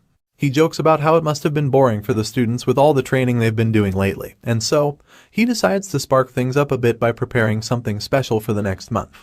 Since they've trained their basics and training techniques, he believes that it's about time they moved on to their energy cores and started training in that regard. But while he's saying all of this, the students don't seem to have any idea what energy cores are all about. Perplexed, they all start to murmur among themselves, wondering what on earth the elf is talking about. The instructor notices their confusion, so he smiles, before revealing that they'll proceed with duels in a month. While the others seem unsure about the whole arrangement, a certain dark-haired girl seems to be excited by the prospects, because the smile on her face is unusually wide. The red-haired elf continues addressing them, and informs them that the results of the duels will affect their graduation status, and that they would also be ranked accordingly. He's still talking and encouraging them to prepare thoroughly for the month ahead, when he's interrupted by someone who raises his hand, and simply tells him to wait. We finally get to see the person's face, and find out that it's the dark-haired girl who was smiling earlier. With her hand still raised, she asks him what would happen to the students like her friend, who are falling behind and haven't yet been able to create their aura. All the others turn to look at her in shock, and then the instructor informs her that he heard that her friend actually succeeded in the end. As it turns out, she wasn't aware, and with a surprised look, she faces Raon to confirm what the elf is saying. Realizing that he's not pulling her legs, another wide smile appears on Martha's face, because now she believes that there are finally opportunities. She reveals that she almost died of boredom because of how long the training went on, and as she walks closer to Raon, she reminds him of what she said before about how she doesn't listen to guys who are weaker than her. However, now that she knows he passed the training, she's starting to think that she's been patient with him for long enough. The blonde kid looks like he's already tired of listening to her, but he just stands there and stares at her with his red eyes. At this point, she's trying to get on his nerves on purpose, because she starts suggesting that he must have struggled a lot because he's in a position that he's not qualified to be in. With this in mind, she tells him that she's going to teach him a lesson, but just when she's about to get even closer to him, someone places a hand in her way, and tells her to back off. The blocker is none other than Burin, and reminds her that it hasn't even been a single day since Raon got his aura. He continues to scold her, pointing out that the duels are in a month, and even questions her honor as a swordsman for wanting to confront the hero at this time. Of course, Martha gets offended by his sharp words, but she manages to keep her cool so she can calmly throw some shade at the young master. She places a hand on his shoulder, and teases him for taking honor so seriously, and suggests it's because he grew up so treasured. And then, she gives him a reality check by informing him that where she comes from, honor is reserved for people who deserve it. Burin tries to hit back with some remarks of his own, but she doesn't give him the chance because she immediately starts walking away. And while she does, she points out how even the average students learned how to use aura within a month, and yet their top trainee took over 6 months to do the same. Martha goes on to explain that even advanced techniques take 7 months to learn on average, so if Raon is taking that long to learn only the basics, then it means that he isn't talented at all. At this point, Burin is pretty annoyed, but he can't say anything to defend our hero, so he just stands there speechlessly, while Martha mocks him some more for being present during the judgment ceremony. It turns out that the reason for the humiliation is the fact that a swordsman who has not learned aura can never become famous, because there's no point in being talented if you can't master the basics. After lambasting our hero and Burin, Martha turns to the instructor to suggest that the reason he came up with the whole idea of duels is because he wants to change the top student at the moment. But upon receiving the mild accusation, the guilty-looking elf just feigns ignorance, claiming that he doesn't know. When the red-haired elf denies the allegation, Martha immediately turns to face Raon again, and bluntly tells him that he's been the top student for too long, even though he doesn't deserve it. So, with this idea in her head, she tells him that it's time he stepped down from the position. Our hero doesn't say anything in response, so once again, she challenges him to a duel, where the winner would become the new top student. But before she can finish talking, Raon cuts her off with a very loud and clear no. His response takes her by surprise, and she finds it hard to hide the look of disbelief on her face.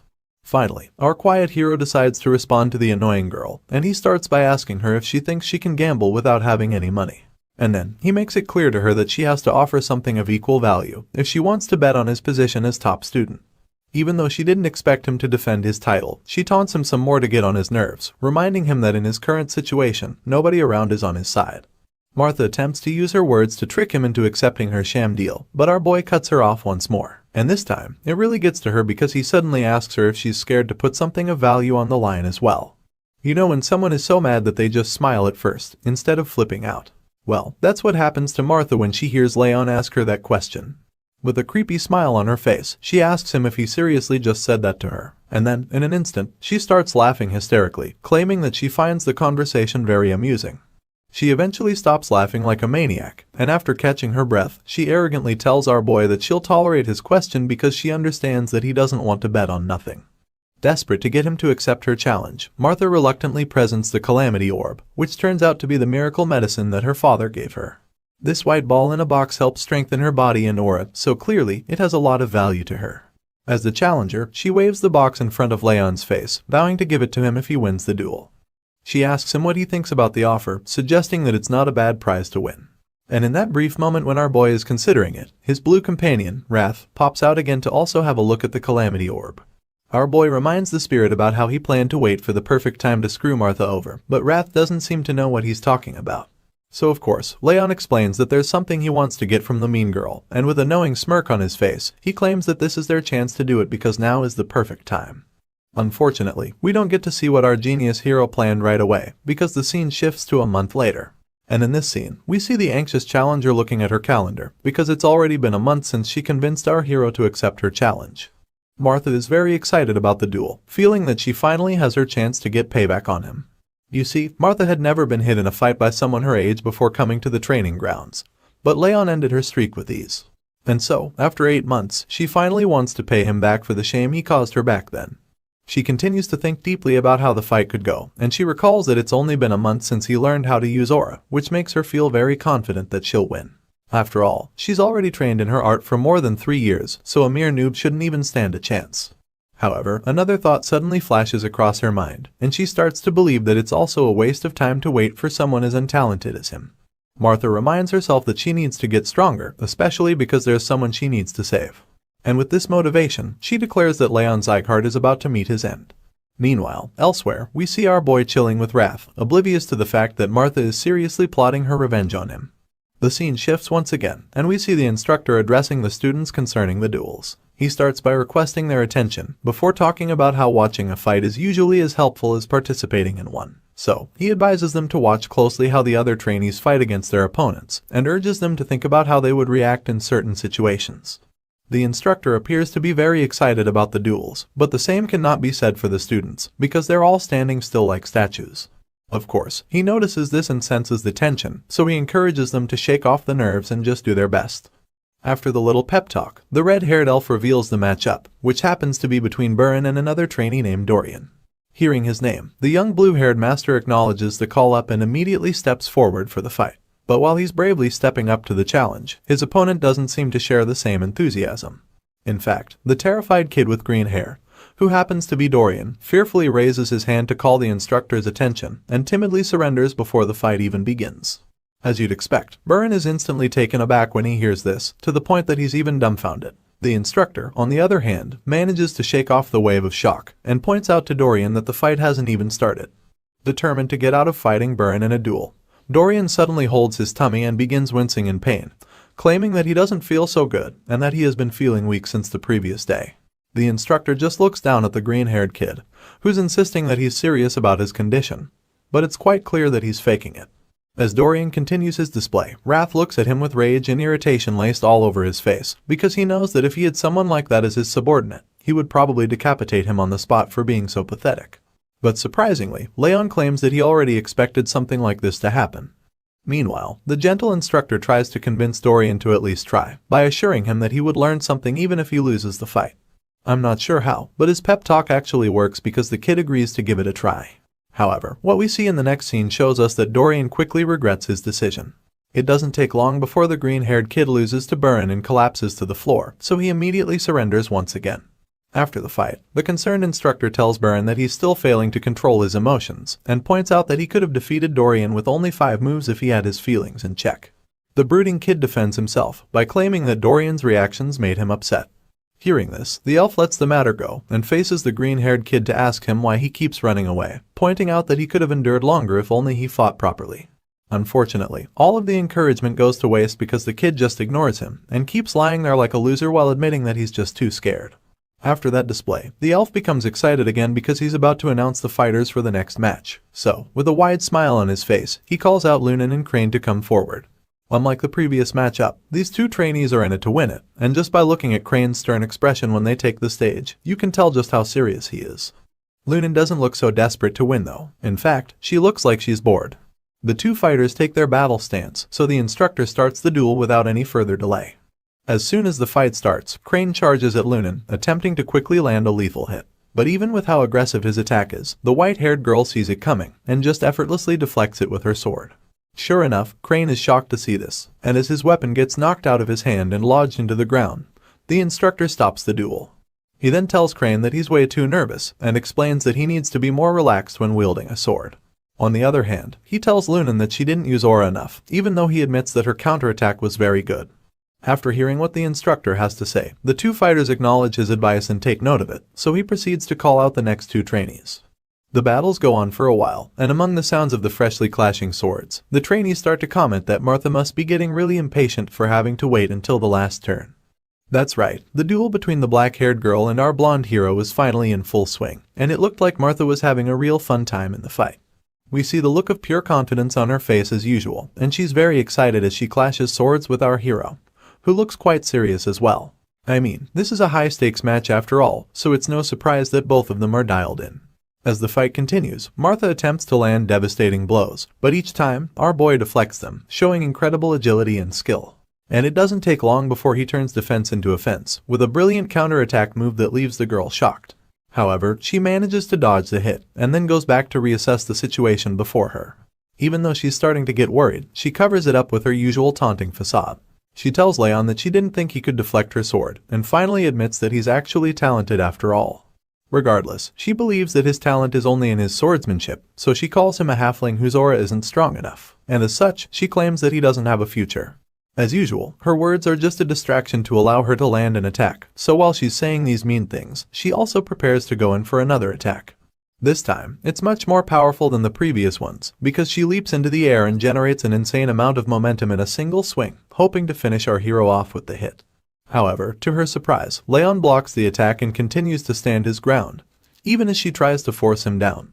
Despite her surprise that our hero managed to block it, the girl taunts him, suggesting that he can't hold it much longer, because aura depends a lot more on the talent of the user than their swordsmanship.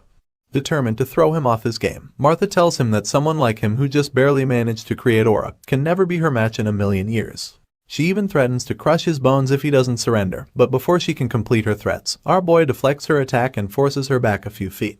At this point, the mean girl is stunned, and Raon finally decides to use his words to fight back, so he points out how she keeps talking about talent, and how the people in their family really love this word.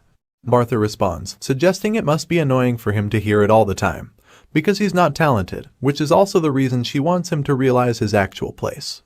Hearing this, our hero hits back at her, revealing that he's going to show her something as well, and this thing in question happens to be something way more important than simple talent.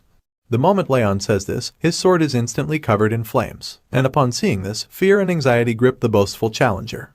Scared and confused, she stares at our boy as he reveals the Thousand Flames technique, First Flames, which he's going to use to teach her a lesson. Martha is stunned to see this, and starts to wonder what the flames are and why they're on his sword. Even though she has no idea what made them, what she's sure of is the fact that those flames are by no means ordinary, and they are most certainly very dangerous. Despite her fear, she notices that there is a very strong intent behind Raon's flames, which makes it possible for them to feel so alive. Martha refuses to back down even if she's at a disadvantage, so she musters all the courage she can and grips her sword, preparing to go in for another round. In other words, she's going to reveal a powerful secret technique of her own as well. And while our hero's sword is covered in flames, Martha activates her technique called Meteor Form, Ultimate Point. That's right, this duel just got more intense, because Raon immediately realizes that Ultimate Point is a skill that allows her to collect all of her aura into a single point, and he's impressed that she can use such a skill at her age. Our boy also presumes that she's going to throw everything into her next attack, but he still remains calm and waits to see what exactly she's going to do. The two opponents face off once again, and Martha admits that our hero is strong, but she assures him that he won't be able to block the next attack she throws at him. Just like she did earlier, she lifts into the air and generates a lot of force, which she concentrates into her aura-infused sword attack. Raon watches closely with his eyes fixed on the girl while she's in the air, and so when she finally lands her most powerful attack yet, history repeats itself and our hero blocks it just like he did the first time. You can tell just how power-packed this clash is, just by looking at the air around the two fighters. It's filled with their aura, which is probably a result of the insanely powerful techniques they are using. The other trainees watching are probably scared at this point, because the force from Martha's attack cracked the ground, while also causing a huge dust cloud to emerge. They find it hard to see what's happening because of this, but when the dust clears, we see that the challenger's sword was broken in the clash. And on top of that, she's been knocked out cold, lying on the cracked floor. Upon seeing this, the other students can't believe their eyes, because they never expected that Raon would defeat her, and they certainly didn't expect Martha to lose the fight she's been training so hard for.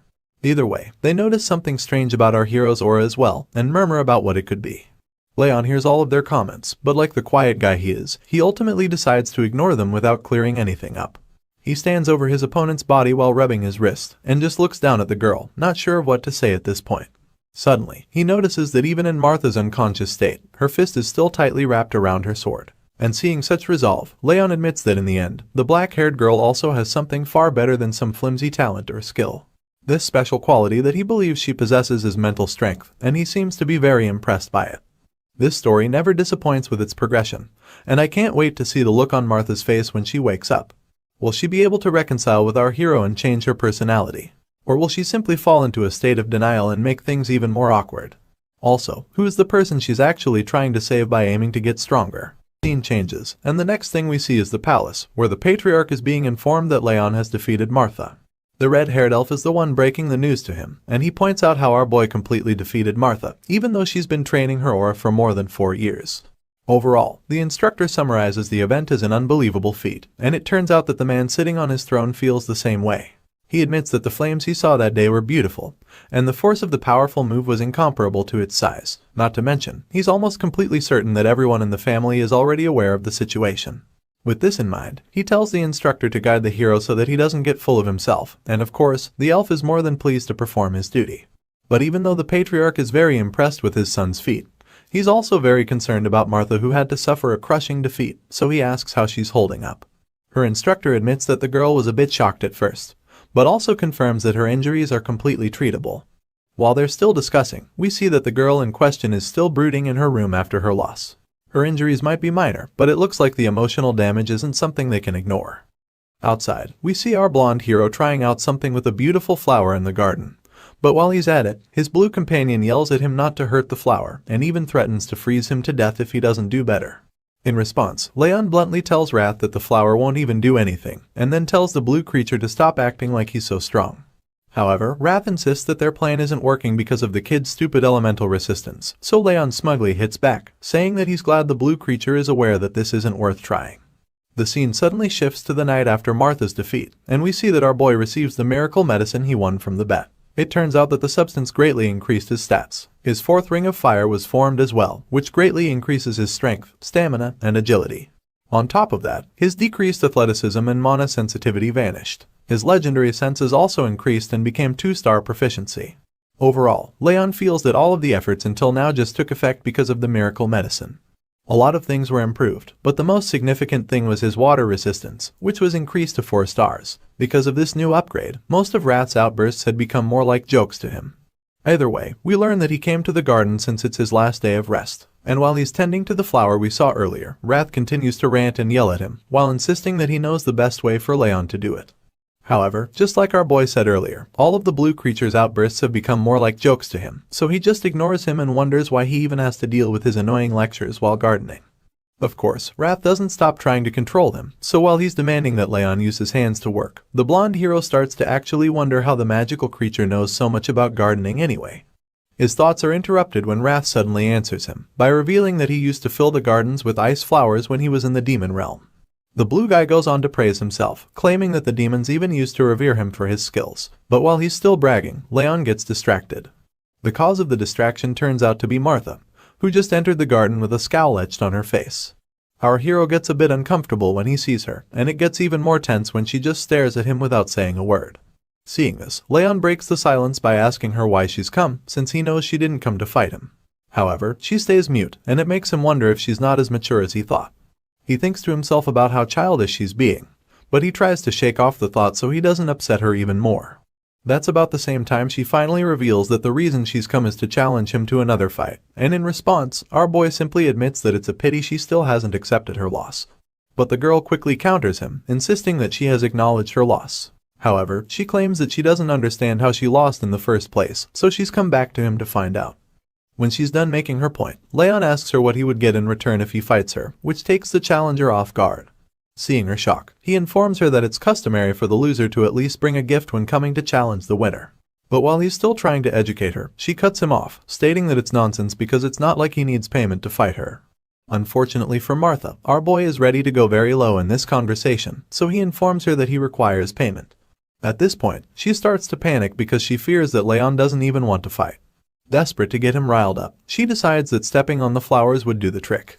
So, she tauntingly tries to stomp on the flowers, but our boy simply reveals that he doesn't care about the plants. Bro claims that he doesn't even like flowers anyway, and says that he doesn't understand why most people adore them either. Martha is stunned when she hears him say this, and Leon concludes his little confession by revealing that he's only gardening for his mom's sake. Seeing his nonchalance about the whole situation, the challenger gets pissed off. She hisses in annoyance, and decides to spare the innocent flowers since she knows that destroying them would do her no good. Afterward, she sighs angrily and tells him that she's leaving before storming out of the garden.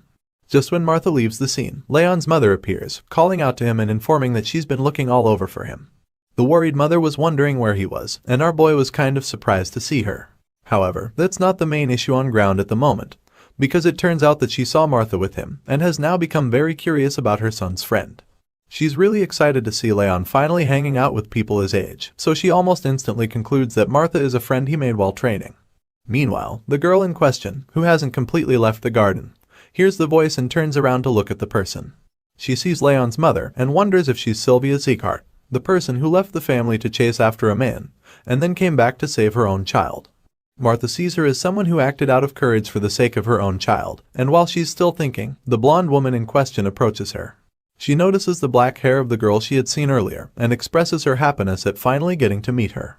Leon, on the other hand, isn't so excited about the introduction, so he murmurs something about how nobody likes Martha and how they aren't really friends. Our boy tries to make his mom go inside, but she's just excited to meet her son's friend. She engages Martha in conversation, asking her if she got hurt during the duel. As you'd expect, the girl is taken aback by the mother's concern, but she manages to tell her that she's okay. Sylvia reveals that she was really worried and starts to smother the girl with affection, telling her that she didn't know Daniel brought up such a talented and beautiful child. And because of this, Martha starts to blush uncontrollably, not knowing how to react to the kindness.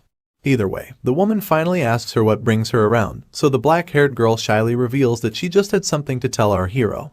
A very flustered Martha tries to cut the conversation short by claiming that she's done and wants to get going. But Leon's mother suddenly insists that she stay over and have a meal with them. This offer shocks the girl to her bones, and while she's still in a daze, Sylvia takes her hand and insists that she can't let her son's friend leave on an empty stomach. Of course, Martha tries to protest, but all of efforts prove futile, because the next thing we see is the two kids sitting at a table while Sylvia serves the food. Leon is utterly confused by his mother's politeness, and a bit embarrassed by the way she talks about the food he likes. When Sylvia sits at the table, she tries to make small talk with Martha. She confirms that the girl is a year older than Leon, and then asks her if she had faced any troubles during training. The girl claims that she's fine in that department, so the lady goes on to talk about how the meat might be a bit tougher than she's used to. As a result, she asks Martha to chew well so she doesn't get indigestion, and the moment the girl hears this, she literally sees her mother and Sylvia for a brief moment. The flashback of Martha's childhood with her mother is brief, but it hits really hard. She continues to eat in silence, and by the time she's done with the meal, she thanks Sylvia for having her. The kind lady reveals that she's glad Martha enjoyed the meal, and then she asks the girl to be nice to Leon going forward.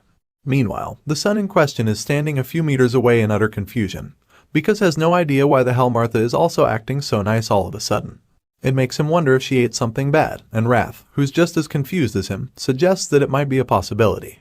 Later, while walking home, Martha thinks about the meal and concludes that Leon must think she's crazy. However, Sylvia's eyes look just like her mother's, and it made it impossible for her to reject the offer. Martha thinks about how her hair color, face, and voice were all different, but despite that, she could really feel the warmth of her own mother from Sylvia. We suddenly learn that after Martha's real mother was kidnapped by the White Blood cult, she was adopted by Daniel, and from that day, she vowed that she would never lose until she found her mother. Since then, she had done everything to keep that promise, but that was until she lost to Leon. Martha knows that the Siegharts adopted her for her talent, so she fears that she might get kicked out if she keeps losing. It seems that her father is a soft person, but the girl starts to wonder what would happen if it's all an act. If that's the case, then it would mean that she would lose all hope of finding her mother. This is why she is so hard on herself, because she thinks in her mind that she's never allowed to lose. When Martha gets home, she's met by a messenger who's been waiting for her, because he has a message for her from Daniel. The young lady is shocked to see the letter that her father left for her, and the messenger claims that it was probably written right after the duel. In the letter, we see her father congratulating her on her first loss, reminding her that one loss doesn't make her a loser. He encourages her to think about what made her lose, and improve on it, rather than get worked up about the defeat. In the end, he wishes that he could be there to comfort her, and apologizes for how long his mission is taking him. But he also assures her that he loves her, and that he's still looking for her mother with the best of his abilities. The note closes with him telling her to hold on, because he hasn't given up on her. After reading the note, Martha seems rather cold about it, and simply tells the messenger to inform her father that she'll keep his words in mind. The moment she enters her room, she resumes beating herself up about the loss. The girl thinks that the defeat was really pathetic, because it wasn't even a result of her letting her guard down or something. Troubled and frustrated, she stands in front of her mirror and picks up a knife, deciding that she has to acknowledge her loss and move forward. Martha insists that she can't bring shame to her father, so she cannot pretend that her defeat never happened. As such, she decides that she has to mark the event and improve upon her mistakes, and ensure that she won't be ashamed to see her father. With this in mind, she begins to cut her hair with the knife. And by the time she's done, she decides that it's time to set her mind straight, so that she can let go of her stupid and pathetic past. Martha then stares at her new appearance in the mirror and vows that she will become stronger than ever. The next day, when she arrives at the training ground, the other students can't believe how different she looks, but she just ignores all their murmuring and heads straight down to where Raon is sitting. Our boy is also quite shocked by her change in appearance, but she doesn't even give him a chance to ask anything before stating why she's come to see him. The young lady suddenly admits that she knows an apology won't make up for the way she's treated him in the past, but she assures him that she's going to keep her promise. As you'd expect, Raon has no idea what she's talking about, so he reluctantly asks her what she's trying to say. In response, the girl begrudgingly admits that she's talking about the deal they made before the first duel, where the loser is supposed to obey the winner. As much as it pains her to say it, she admits that it's the reason she came, and then quickly storms out of the place before her ego can take any more damage. Once she walked away from him, Raon calmly processes everything that she just said, and thinks about how random and unexpected it was. Regardless, he's quite sure that she's not going to act so docile just because of the promise, and it makes him think that she might actually have changed a lot in such a short time. As such, Raon starts to feel that Martha might actually be a lot more mature for her age. However, this conclusion gets proven wrong immediately when he sees the girl in question kicking one of the other students for getting in her way all the time. As he witnesses her kick the shit out of the green-haired weakling, he realizes that she probably only changed towards him. After that scene, the next thing we see is that the new year has arrived. Right from the start, there have been many small changes, and it's mainly because of Martha's promise. Everyone initially felt that her ego wouldn't let her keep the promise, but she proved them all wrong by actually obeying our hero. Some other changes include the fact that Byrne finally learned to be more patient with other trainees, and that Lunan was still a bit dazed out, but her sword had gotten a lot more precise. All of these changes are really good for the students, but the most important one is the fact that Raon now trains every day, so he can be ready to give his all. As you can imagine, this constant training only makes him more powerful than he already was. Some of the other students stare at him in astonishment when they see that he has already completely mastered a technique that he was taught the previous day. They start to wonder if he already knew the technique, but quickly remember that it's kind of impossible. The most baffling thing about Raon's sudden mastery is that he was just standing still with his eyes closed when the technique was being taught. As they watch him do his thing, the other students start to believe that our hero's posture might even be better than the instructor's. The elf overhears them talking about this, and after seeing Raon's technique for himself, he knows that he can't really argue about it. The scene shifts, and we see him talking to the patriarch again on top of a cliff, claiming that his son is a real monster who defies all logic. At this point, the patriarch gets a little upset that the instructor keeps talking about Raon, but the red-haired elf laughs it off, replying that he shouldn't pretend like he's not also curious about the kid. Either way, his focus turns to the compound below when he notices that the employees around the main building seem a lot busier of late, so he asks if the patriarch is preparing anything special. That's when he finds out that there are people visiting soon, and when he asks who they are, he learns that envoys from the Orwen Patriarchdom are set to arrive in a few days.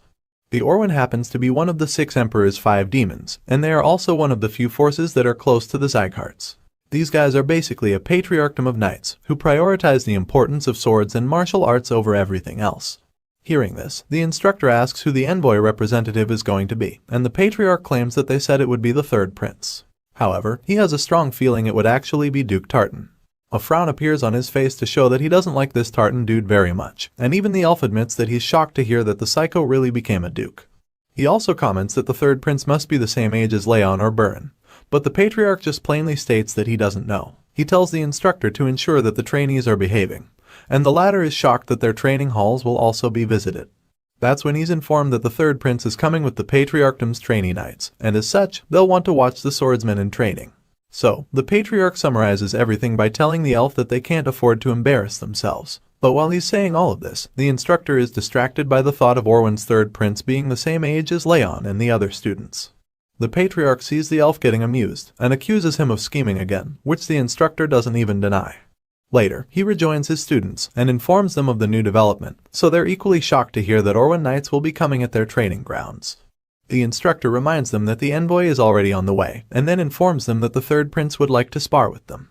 As you can imagine, the trainees get nervous because of the sudden news, but the elf insists that he's always reminded them that a swordsman should be prepared at all times, even in their sleep. The nervous students recall that the visitors were supposed to go to the 6th training hall, so they wonder why they want to visit them now. In a flashback scene, we see that the elf was actually the one who went to invite the Orwen people to come see the 5th training hall. In the present, he pretends not to know what caused the sudden change, and encourages them to look at each other before inviting the visitors inside. As the blonde prince and his knights enter the training hall, the instructor welcomes them and introduces them as the Orwen Patriarchdom's prized knights in training. The blue-eyed prince greets the teacher and introduces himself as Grier de Orwen. Meanwhile, Raon observes the prince carefully and admits that he's certainly strong for his age, because even at first glance, he can tell that he's the strongest among the other knights in training. Just then, like every forward and overconfident teacher, the instructor calls out to Raon and asks him if he's also scared to duel with the prince. Of course, our boy thinks carefully about his answer so he doesn't end up embarrassing himself. In his mind, he admits that it would be nice to practice the footstep technique he just learned, as well as connect his sword skills, so after thinking deeply, he replies that he would like to train with the visitors. The elf immediately concludes that Raon spoke for the whole class, so he decides that both sides have agreed, and proceeds to tell his students that they need to pick 20 from their side. He asks each of his trainees to lock who they would like to duel against, and as if the pressure wasn't already enough, he informs them that he's bet his entire month's salary on them winning against the visitors. The students are horrified to hear this, especially since he tells them that he'll put them through hell if they lose. A while later, we see that Raon has helped the students to pick out the best 20 among themselves, and tells them to look closely at the opponent's hands. That's when the students realize that the Orwen Knights are shaking too. Our boy tells his team that even though the visitors have handsome armor and confident posture, they're still trainees like the rest of them, who can't help but get nervous about a duel.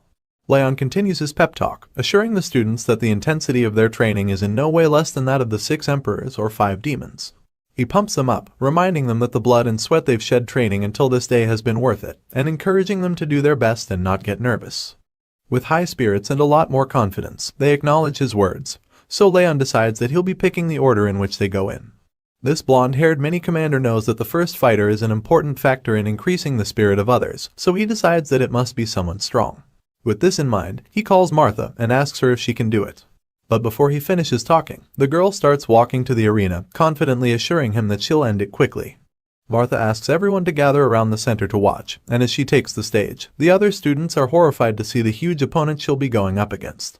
They start to wonder if these knight trainees are even the same age as them, and fear that even Martha might not be able to win. The Orwen Knight in training introduces himself as Tars, and compliments her body for being so well trained, even though it's not fully matured. He then admits that he's looking forward to their duel. But while the other students worry about how the fight would go, Martha is so confident in her victory that she tells Tars to stop acting polite and just start the fight.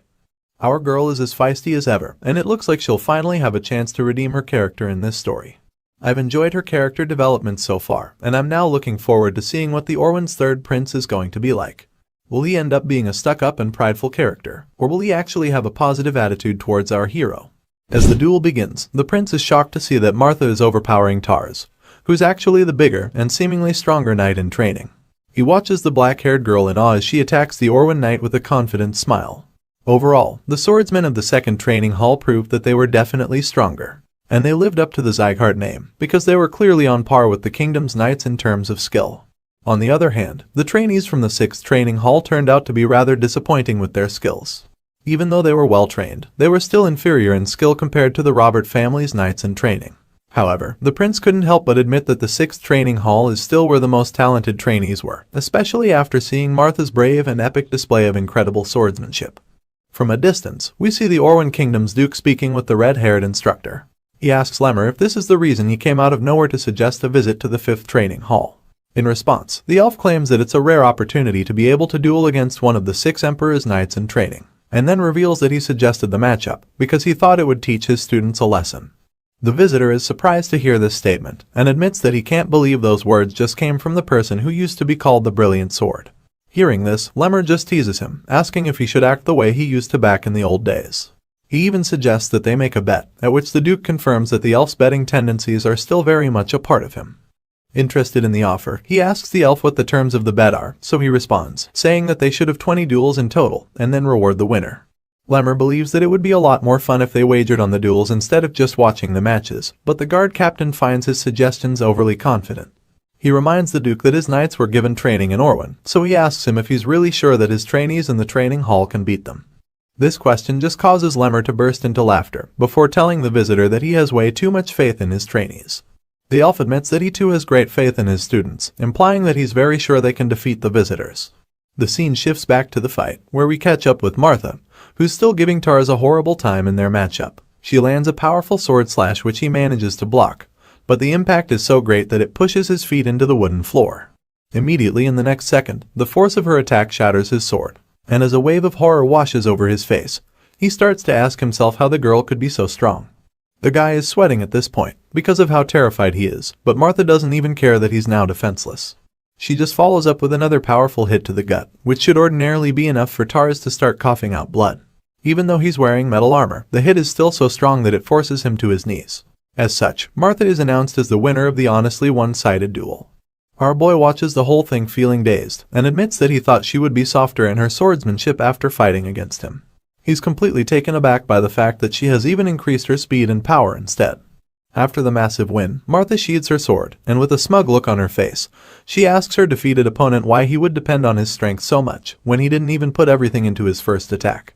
This dark-haired girl with no chills even calls him an idiot for making that costly mistake against her. Seeing her confidence and increased strength, Raon admits that he finds it pretty amusing. But Wrath instantly chimes in claiming that there's nothing amusing about watching these little ants fight. The grumpy blue creature claims that all the duels are even boring to him. But our blonde hero just responds, reminding him that not all ants are young. Wrath just scoffs when he hears this, and begins to brag about his exploits back when he was in the demon realm. He claims that back then it was more entertaining to him when he pitched younger demons to fight against each other. However, before he can finish bragging, Raon just smashed him back into vanishing. Our boy is having fun, so he just wants the blue guy to shut it for now. Not long after that, we see that it's time for the next duel between the trainees and the visitors from the Orwyn Kingdom. It's the 18th match, and this time, it's between Lunan and another knight in training, named Idalia. Once the announcement is made, Raon prompts Lunan to step forward for her fight, and the white-haired lady timidly walks her way into the arena. Standing face to face with her opponent, we see that the redhead appears to be a lot more confident in the fight. Idalia sees Lunan coming to meet her, and tells her that she doesn't like the spaced-out look in her eyes. Apparently, it annoys her, so her confident demeanor quickly changes into an angry mood as she activates her powers. Huge flames appear all around the redhead, and when Lunan sees this, she quickly retorts that she doesn't like fire either, especially since she has the power of ice. The white-haired knight in training grips her sword tightly, and activates her own power as well, which causes cold icy chills to fill the air and surround her. Even though it doesn't show on her face, Lunan immediately assumes a more confident stance in preparation for the duel. And the next thing we see is the two girls clashing swords. Idalia seems to be more ferocious in her attack, while Lunan tries her best to remain focused. As the fight goes on, a huge cloud of steam erupts, and the other trainees just watch anxiously, not sure what's going on. Inside the smoke and mist, the redhead seems to be lost as she can no longer find her opponent, and while she's still standing confused, Lunan sneaks up behind her from within the dust and fog. Idalia instantly senses the sword attack coming from behind her, so she quickly turns around to land a powerful slash of her own. Unfortunately, she misses the shot, and Lunan disappears into the dust once again. At this point, the redhead is even more perplexed, but then she quickly concludes that it must have been an illusion. She's still trying to process the entire thing when the white-haired knight in training sends chills down her spine by placing the cold edge of her sword on the visitor's neck. Idalia is bewildered by this sudden turn of events, and as she stands in that vulnerable position, Lunan is declared the winner of the 18th match. After the announcement, the calculative knight in training starts walking away, so Idalia calls out to her, admitting that it was a good fight even though she lost. But she suddenly stops talking when she sees that Lunan isn't even listening to her. The winner walks straight to Raon to ask him if he watched her fight, like a student seeking for validation. Thankfully, the blonde hero commends her for improving on her footwork and the victory overall. Even though Raon tells her she did a good job, she doesn't seem to be proud of herself. She just sits on the floor like she's the one who lost, and our boy is pretty confused by this. Meanwhile, Lemmer is having a kick out of the results he's seen so far. Since the little tournament started, his students have had 9 wins and 9 losses, which means that they're currently tied with the visitors on the number of wins. So, he jokes about it, suggesting that things are getting pretty heated for the two sides. Regardless, it doesn't make him any less excited to announce that it's time for the 19th round of the day. This time, Burin is called up to face off against the next opponent from Orwin, Saren. The two swordsmen take equally confident stances as they stare each other down before their fight. The visitor introduces himself first, revealing that he's Saren Kaisel, a knight in training. And that's when House Sieghart does the same, introducing himself as a trainee. While the two are exchanging pleasantries, Raon takes a closer look at Saren and claims that he looks pretty strong. This worries him, because he feels that Saren is the strongest visitor after the third prince. But while he's getting worked up about it, the fight begins. As you'd expect, the two knights in training engage in a very heated duel. Burin attempts to land a low hit, while Saren opts for an approach from above. Not surprisingly, they cancel each other out over and over, so Burin begins to realize that his opponent is very similar to him in skill. He starts to feel threatened, and fears that it will be over for him if he lets his guard down for even a second. Saren launches at him to land another powerful blow, so the blue-haired swordsman knows that the guy must be thinking the same thing. The two guys are clearly evenly matched, but they're both aware of this, so neither of them holds back. Burin and Saren go at it with all their might, and after a grueling duel, we see that there's no winner this time. Both fighters point their broken swords at each other, and they're panting heavily after such an intense fight. Meanwhile, the other trainees watching are astonished to see that Burin and Saren somehow managed to break their swords. Seeing that this is the result of the 19th duel, the instructor confirms that the match has ended in a tie. After the announcement, a very pissed-off Burin just walks back. Still, Raon commends him for doing a good job, claiming that Saren was the strongest fighter out of all the Orwin knights in training so far. But of course, the grumpy blue-haired guy just storms past him, feeling very disappointed with his own performance. He claims that it doesn't matter how strong Saren was, because he feels that he should have won at all costs, since he went out there to fight with the Sieghart name on the line. However, while he's beating himself up about it, the blonde swordsman just calms him down with a pat on the shoulder, telling him not to worry about it. Burin turns around wondering why he said that. But then our boy suddenly starts walking away, but not before vowing that he'll win the last fight for them. Raon is very certain that he'll defeat the strongest Orwin knight in training, who is none other than the third prince, Grier de Orwin. So, with the determination and zeal to bring glory to his family name, he walks up to face his blue-caped opponent for the 20th round of the very intense tournament. The third prince sees our boy walking up toward him, and he starts to panic because he didn't expect that Raon would be the trainee to fight against him. Using his power, he senses our hero's martial prowess and feels that it's way too ordinary, so he asks Raon if he's even a direct bloodline descendant of the Sieghart family. In response, the hero just bluntly reveals that he isn't, so Grier de Orwin scoffs, because he didn't expect to fight an obvious duel. From the tone of this voice, and the look on his face, you can tell that he's underestimating our boy. This snobby prince even claims that he'd prefer to fight someone between Burin, Lunan, and Martha than enter a meaningless duel with Raon. He then calls out to Instructor Lemmer and claims that he has a suggestion for the fight. The red-haired elf asks Grier what he has in mind, so he points to Lunan and Martha, claiming that he doesn't think they're even tired after their own duels. So, he asks the elf if he can fight them after beating Raon. I swear, this guy is overconfident for no reason. After hearing this very bold idea, Lemmer gleefully accepts the proposal, reminding the prince that it's only going to happen if he defeats his current opponent. With the instructor's approval, Grier asks that the girls start getting ready for him right away, because he thinks his fight will be over too quickly. This dude is so confident that he's going to win, that he even decides he won't use his aura against Raon, feeling that he wants to save his power for the girls. After making this decision, he unsheathes his sword, probably thinking that he's just going to casually defeat our boy in a few seconds. Raon hears everything the third prince says, but he doesn't even respond to his insults. Instead, he chooses to do the talking with his sword, so he unsheathes his blade as well. Just as the fight is about to begin, Duke Tartan arrives at the scene, and is horrified when he sees Raon. He asks the instructor who the blonde monster is, and comments that he didn't even notice him before because of his inconspicuous presence. However, now that he sees him, he feels very disturbed by him. Lemmer just responds by saying that the Duke isn't so blind after all, and asks him why he didn't warn the third prince if he knew about Raon's strength. Tartan realizes that Grier thinks the blonde swordsman isn't skilled, and even though he would one day grow up to be the future of the Orwin kingdom, this blue-eyed prince still doesn't know the meaning of defeat. The Duke confesses that he felt it would be a good idea for the prince to learn what it feels like to lose in a safe environment. Regardless, he still feels that Grier is insanely strong, and he's confident that even the genius swordsman won't win against him. Lemmer hears this and finds it amusing, so he just smiles once again, telling Tartan that he doesn't agree. Seeing that they're not on the same page about who would win this insanely hyped duel, the elf suggests that they make another bet. The Duke is taken aback by this, and asks Lemmer if he loves to gamble that much. However, the red-haired instructor assures him that it would be a simple bet on a few drinks, so Tartan agrees with him, and asks what they're betting on. In response, Lemmer just raises his hand, showing 5 fingers before making a very bold statement, claiming that Raon will end the third prince in just 5 attacks. At this point, it appears that the instructor is even more confident than Grier, who thinks he'll take our boy out very quickly. The fight starts strong, and the red-eyed swordsman charges at the prince with a powerful sword attack. The prince is taken by surprise with this, and his eyes widen in horror as he sees the person he underestimated, lunging at him with a fire tornado at his back. Even the Duke is stunned by this instant attack from Raon, but before he or his champion can even think of a counterattack, the genius swordsman lands his first blow. With great force, speed, and precision, our boy hits Grier in his side, leaving him stunned for a while. The impact is so much that the prince even starts coughing blood, while wincing in pain before falling to his knees as if he's already lost. Seeing this, Raon assumes that the prince is already down, so he concludes that the fight is over and starts to cover his blade back. While he's doing that, Lemmer starts laughing again, feeling that he overestimated the prince by thinking 5 attacks would be needed to knock him down.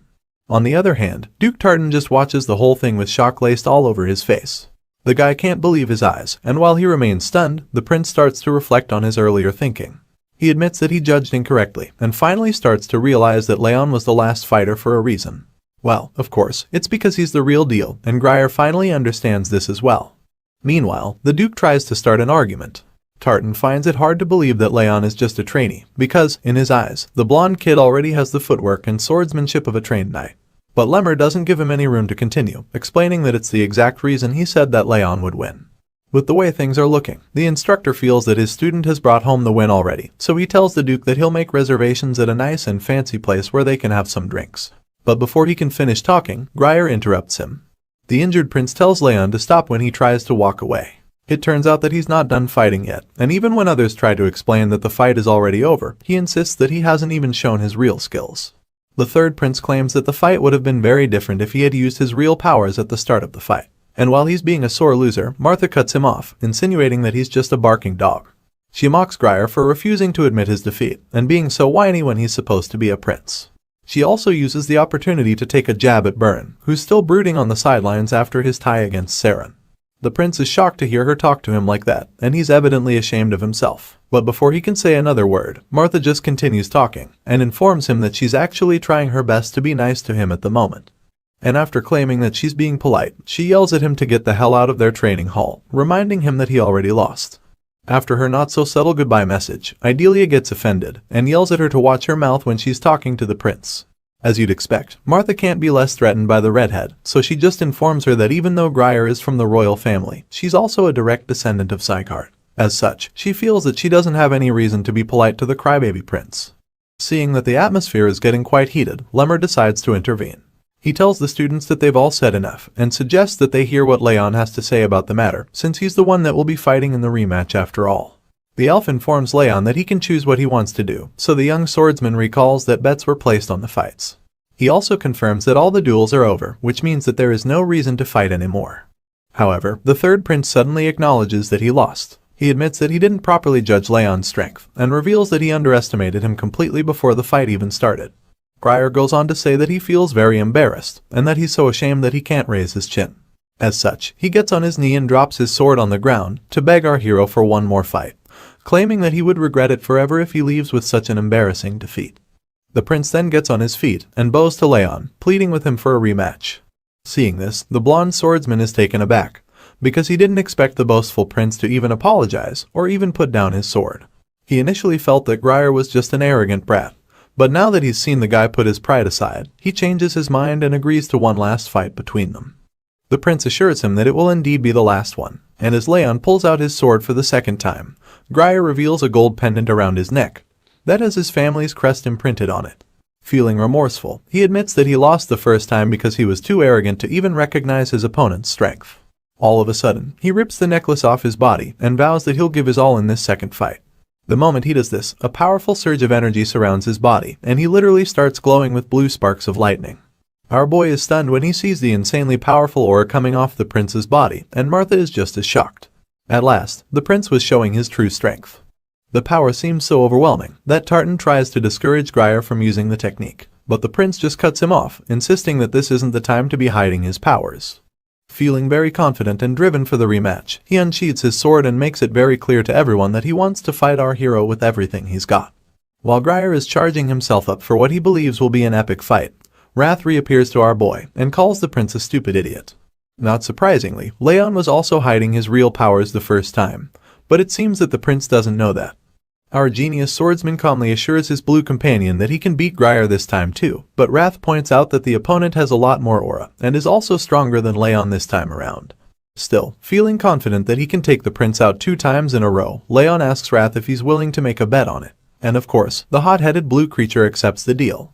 With the both of them on the same page, a blue window appears, revealing the terms of their little wager. Wrath bets that if Raon can win against the third prince of the Orwan Kingdom, then all of his stats will be increased by 4 points. On the other hand, if our boy fails to defeat Grier, rage emotion will increase by a whopping 10 points, which means the blue fellow will have a lot more power in Raon's body. The genius swordsman accepts the conditions, and takes a very strong battle stance to activate his aura, waiting for the prince to make his first move. Seeing this, Grier, who already has a point to prove, reveals that he'll start first. So without even wasting another second, he charges at the hero with his powerful aura engulfing him and his sword. The prince leaps into the air to land a powerful attack from above. But as you'd expect, Raon is up to the task, so he delivers a counterattack immediately. The two fighters clash swords in a heated aura-infused duel, which causes a huge blast that leaves everyone watching completely astonished. Inside the fight, Grier starts to panic, because even though he's giving everything he's got, Raon doesn't even seem to be affected by it. This makes him wonder if the red-eyed swordsman should even be called a genius, because he feels he's more like a monster. Desperate to win this rematch, the third prince decides to finally use all of the power he's been keeping aside. His sword starts to glow even brighter this time, and when Raon sees this, he concludes that Grier must be using the Pier's sword technique, which is only passed down to the successors of the Orwan Kingdom. Looking at the opponent's energy, it's easy to guess that he's planning to end the duel in a single strike. So of course, our hero braces himself and tells Grier to come at him with everything he's got, while also taking a stance to counter the attack. The prince sees that Raon knows what he's planning to do, so he reveals that he's putting everything on the line with his next move, and then tells the genius swordsman that he should get ready for impact. Looks like an epic clash is about to go down. The prince's aura surged, and Raon's eyes widened as he identified the unmistakable signature of the parry sword technique, a legendary art unique to the most elite warriors of the Orwan Kingdom. With this, it became evident that the prince was preparing to unleash a decisive, all-out assault. Raon's hand closed around the hilt of his sword, his mind racing with the intricate patterns and deadly precision of the third prince's signature techniques, etched indelibly in his memory. With that, Raon unleashed the Thousand Flames technique, first flames surrounded by his splendidly blazing aura. Raon's overwhelming power surprised the prince. Witnessing the emergence of golden flame aura from a mere trainee, the prince realized Raon's strength far exceeded his youthful appearance. Nevertheless resolute, the prince reaffirmed his resolve, employing his own technique, unleashing a battle cry as he swung his sword towards Raon. Equally determined, Raon's and the prince's swords clashed, illuminating the surroundings with Raon's golden aura opposing the prince's blue aura. Their swords clashed once more, seemingly establishing an equal footing, until Raon's leg gave way, catching the prince off guard. As he gained an upper hand with a resolute determination to prevail, Raon unleashed his powers, shattering the prince's sword into multiple pieces.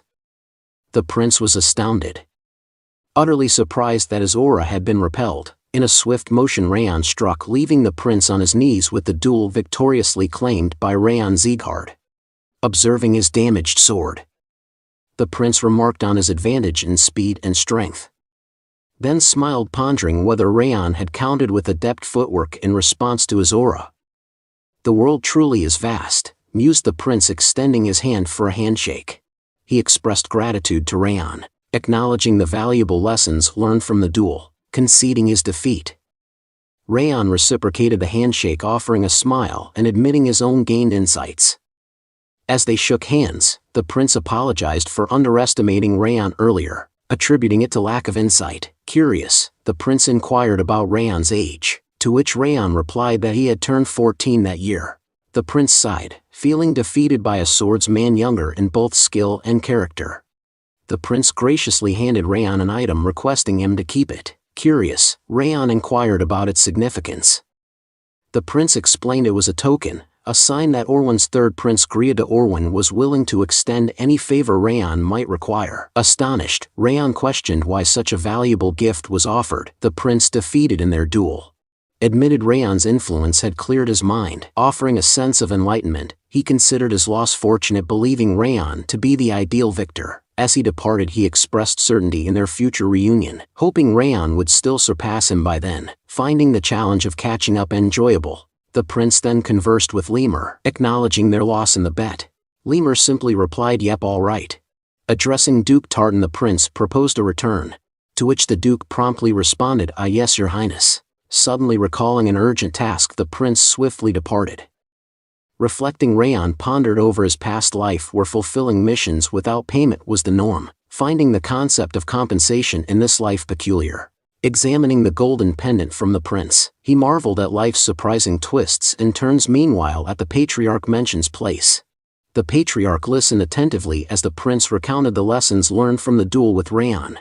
Admitting his initial belief in superiority, the prince credited Raon for prompting reflection and learning, describing him as a remarkable mature swordsman. Despite his youth, astounded, the patriarch acknowledged the prince's revelation. The prince expressed his intent to return promptly, eager to physically train and match the mental growth experience through Raon. "Bro is glazing hard right now." The patriarch then nodded in agreement and requested him to convey gratitude to the king for the letter. The prince replied, "Certainly, thank you." As the sun dipped below the horizon, painting the sky with stunning hues, the prince and his companion rode their horses homeward, bound for their kingdom. "Your highness, the duke hesitated.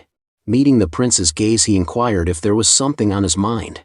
The duke expressed his concern about the prince revealing his hidden powers and employing the Perez sword technique in the duel with Raon, deeming it a tad excessive. Stressing the importance of concealing his abilities, the prince chuckled in agreement, acknowledging that he might have gone a bit too far. He defended presenting Raon with the plaque, highlighting Raon Sieghart's goodwill despite being underestimated, which warranted an appropriate response. Additionally, Raon shared a technique that could be a secret. The prince argued, "That's true," but the duke began only to be interrupted by the prince, who asserted that the plaque was an investment. Perplexed, the duke sought clarification. The prince elucidated, foreseeing Raon's exceptional skills and mental prowess at his young age, foreseeing a promising future despite his indirect lineage. He questioned the duke if he didn't believe it would be advantageous to establish a connection with someone like Raon. Impressed, the duke commended the prince for his farsightedness, to which the prince jokingly remarked that such farsight was expected, having grown up in the royal family, otherwise he might as well perish. The prince's expression remained calm, but his mind was racing. "I wonder," he thought to himself, "just how much stronger Raon will become by the time we meet again." Returning to the patriarch, his butler remarks on the patriarch's potential pleasure at his grandson's acknowledgement by a prince from another kingdom. The patriarch, bewildered, inquires about the butler's reference. Noticing the absence of warmth in the patriarch's demeanor, the butler remarks on the rare sight of his radiant smile. The patriarch, puzzled, touches his own face, questioning the notion of a smile. The butler, insistent, claims the patriarch has been beaming ever since the prince mentioned Raon's name. The patriarch dismisses the assertion, attributing it to the butler's possible lapse in judgment due to age. Prompted by the butler's concern regarding Duke Tartan's words, the patriarch remains silent, contemplating his response. In a fleeting flashback, Duke Tartan's words echo, revealing a conversation beyond the prince's letter. The duke conveys a message from the king of Orwin and Lekros Albertan D. Orwin 11, detailing the resurgence of the five darknesses. Attentively, the patriarch listens as the duke informs him about the unsettling movement of these forces once more.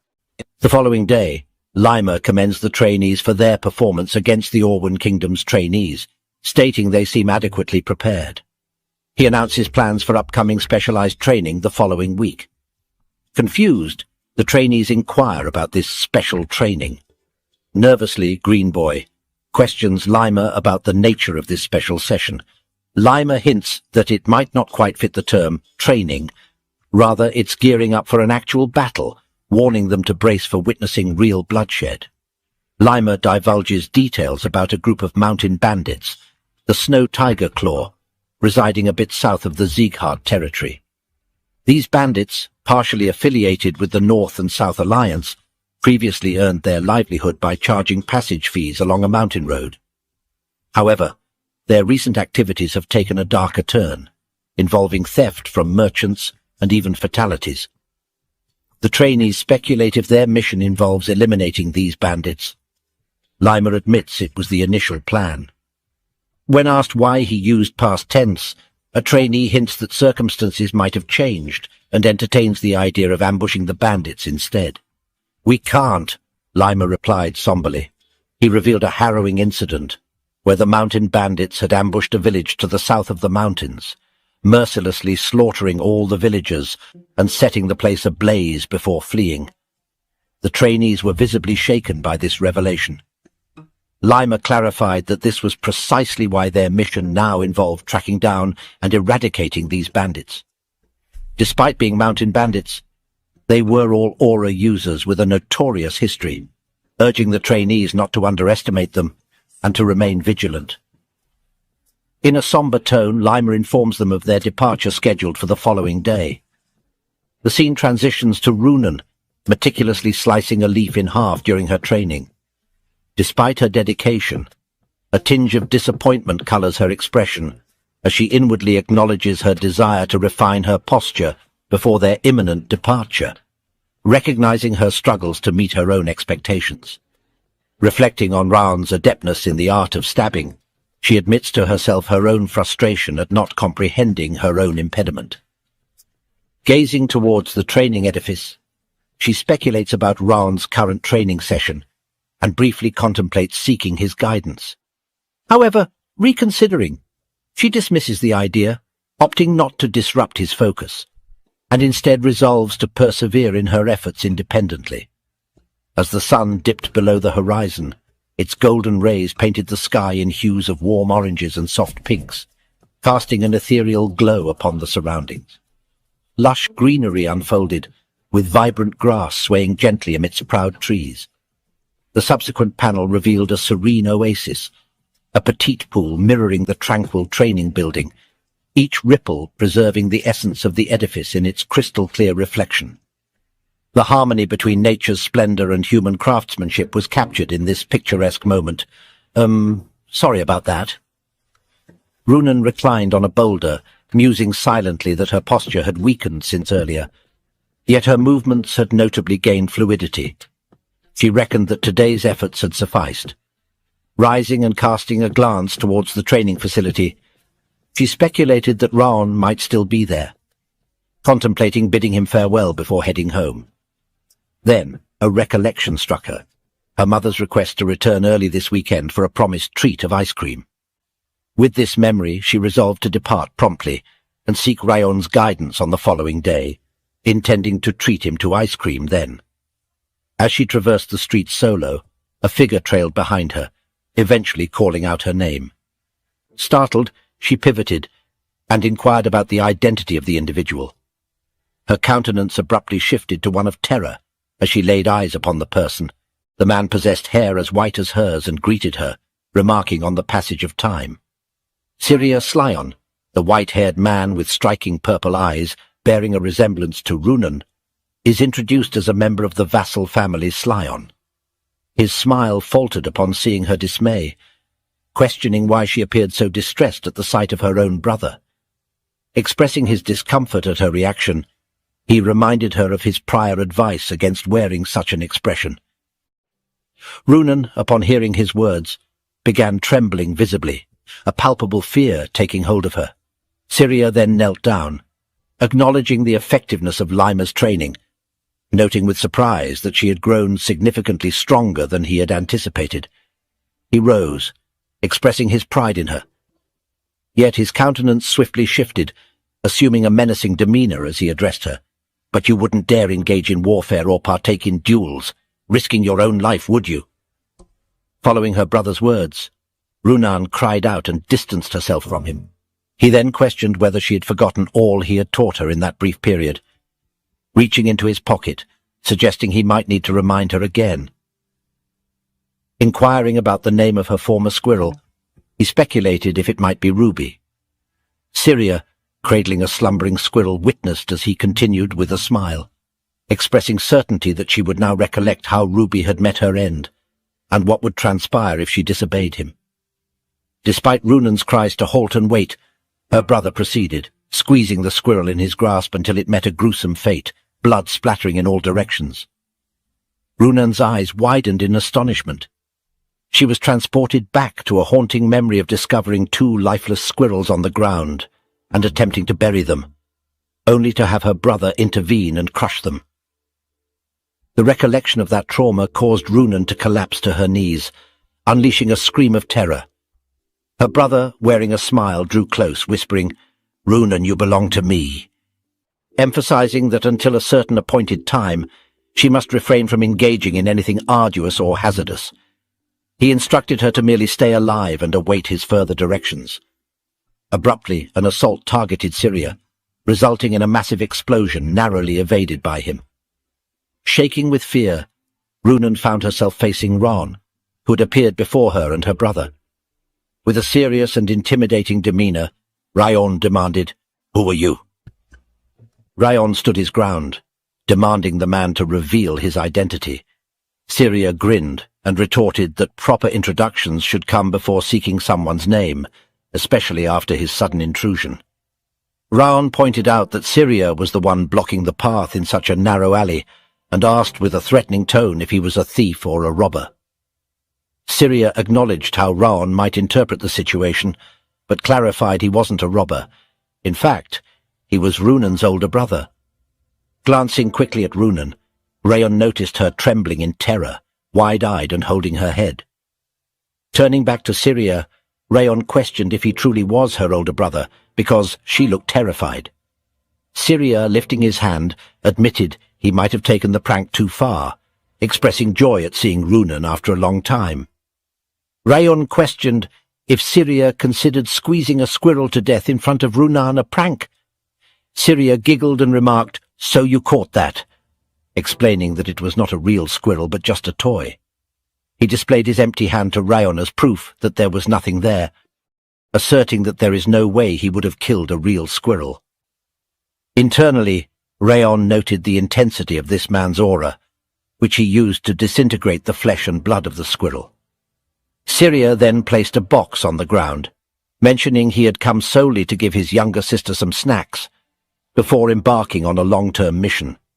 He complimented Runan on her great friend, encouraging them to maintain their strong bond. Apologizing for taking the prank too far, he waved it off, wished Raon good health, and took his leave. Raon quietly recognized the man.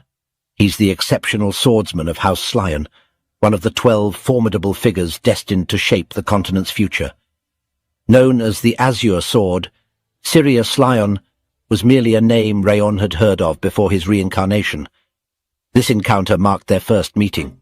He shared that Syria was a deceitful figure, a man who posed as a merciful hero yet carried the same repugnant aura as Derus. Raon extended his hand to escort Runan, suggesting they depart together. After a stroll they paused near a carriage. Runan expressed her gratitude as she boarded, bidding farewell. Raon reassured her, urging her to sleep early since they were departing the next day. He lingered, watching the carriage vanish into the distance. Inside the carriage, Runan remained silent until reaching her room, where the ice cream awaited beside her bed. Internally, she noted her brother's return, unchanged from previous encounters. In a fleeting flashback, Runan brushed off a squirrel scratch on her hand, attributing it to her pregnancy and reassuring her older brother Ruby that it was insignificant and caused by the squirrel being overly sensitive. Yet the subsequent scene showed Ruby lying lifeless on the floor. With a chilling demeanor, Syria asserted ownership over her, emphasizing that she must remain unharmed indefinitely, her only role being to breathe. He warned her that disclosing the incident to their parents would result in their demise. He also mentioned he doesn't need the house, threatening to wreck everything if she spills the beans, even going so far as to harm everyone except her. As she grew older, she figured speaking up might lead to someone getting hurt, so she chose to stay silent. Everything seemed fine as long as she kept her mouth shut. She believed she was the sole loner, the only one in pain, until she found solace in House Sieghart. She discovered his kindness, the effort he put in, and the suffering he endured. Seeing how he transformed perceptions through hard work, she hoped to change herself too, but it seems impossible. Back in the present, she sat on her bed crying, whispering, "It's all right, as long as..." She endures. The following day, Lima explained they were in the southernmost area of Sieghart's domain, the Yartan village. He informed the kids they'd be staying there for the night, acknowledging their successful traversal through the dimensional door. Recognizing their likely exhaustion, he advised them to rest well, as it was their last chance to relax before the mission.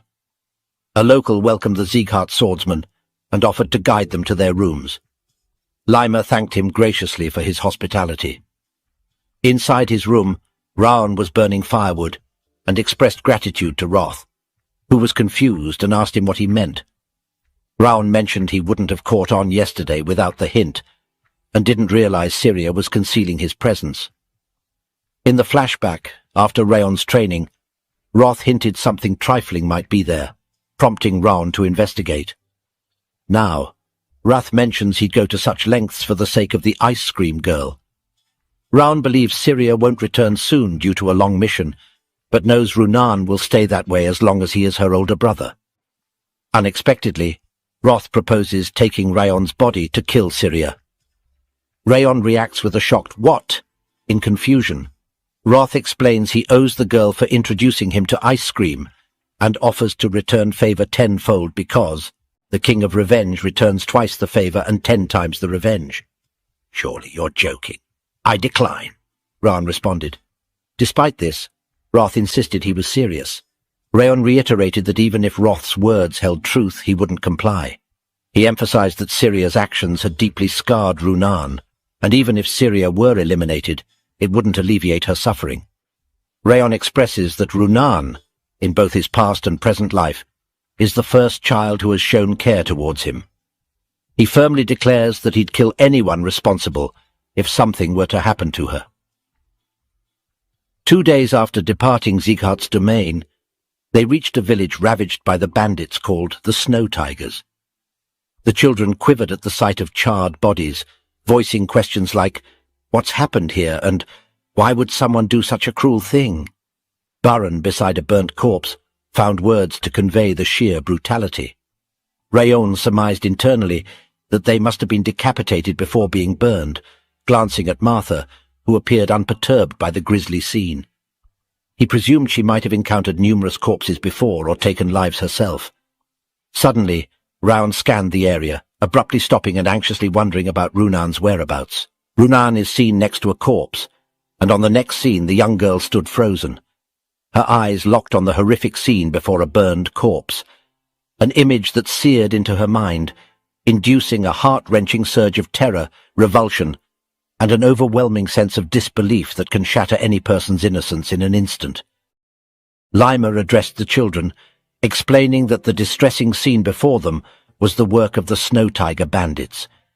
He urged them to etch this memory into their minds, advising them to stay vigilant when encountering such situations. Holding an object he referred to as an inaudible whistle, he clarified that it wouldn't emit an audible sound, but would be detectable by trained individuals. In case of danger, they were to use it, signaling the supervising instructors for immediate action. He cautioned them about the bandits' ruthless swords, suggesting that before resorting to the whistle, they should attempt self-defense, even considering not to hesitate beheading them if they get the chance. With resounding agreement from the trainees, Runan, however, stood silently. She couldn't kill even an insect, let alone a human. Lima then organized them into groups led by the top trainees, assigning Martha to Group A and Baron to Group B, each composed of 4 members. Gripping her sword, Runan recalled her brother's words, reminding her that she belongs to him and to avoid perilous situations. She just needs to keep breathing until the day he needs her. He also mentioned that he'd kill everything that injures her. Suddenly, Runan snapped back to reality as Raon called her name, urging her to join him. Runan appeared downcast and hesitant at first, but eventually agreed. They both positioned themselves in front of a stunning colossal mountain. Raon quietly pondered if the peak they glimpsed belonged to Rutan Mountain. The elevated vantage point would offer a clear view below, plus it'd be easier to escape or take cover if things turned dicey. It seemed like the perfect spot for bandits to lurk, but Raon suspected they wouldn't choose the obvious location. knowing they were being pursued. Since it's the perfect place, they won't be in the mountain. He reasoned they must have accounted for that and likely settled on the hill yonder. It appeared exposed from outside but might hide another area within. He reasoned that the bandits wouldn't opt for the obvious hiding spot, knowing they were being pursued. They must have anticipated that their pursuers would expect them to choose the mountain, so the visible hill seemed like their sole option from the outside, but there might be an interior area hidden from view. With that conclusion, Raon called to Runan saying, "Let's go." He suggested they investigate that hill while leaving the forest to the other teams. Runan simply responded with an "okay." As Runan moved ahead, Raon glanced at her with a somber expression. Wrath then appeared and remarked on Raon's evident concern for her, questioning why he wouldn't speak up. Raon admitted he wasn't sure what to tell her. Moreover, it was a family matter. He added that since he didn't even understand his emotions toward his mother Sylvia, he felt incapable of offering any advice on family matters. However, he's well aware of Syria's actions towards Runan. He silently acknowledges that he should find an opportunity to address the issue, although it might prove challenging to do so. While heading toward their destination, Raon notes internally that, as per his expectations, there exists a concealed forest within the hill, unseen from the outside. It's notably deep and appears to mask human tracks, making them difficult to locate.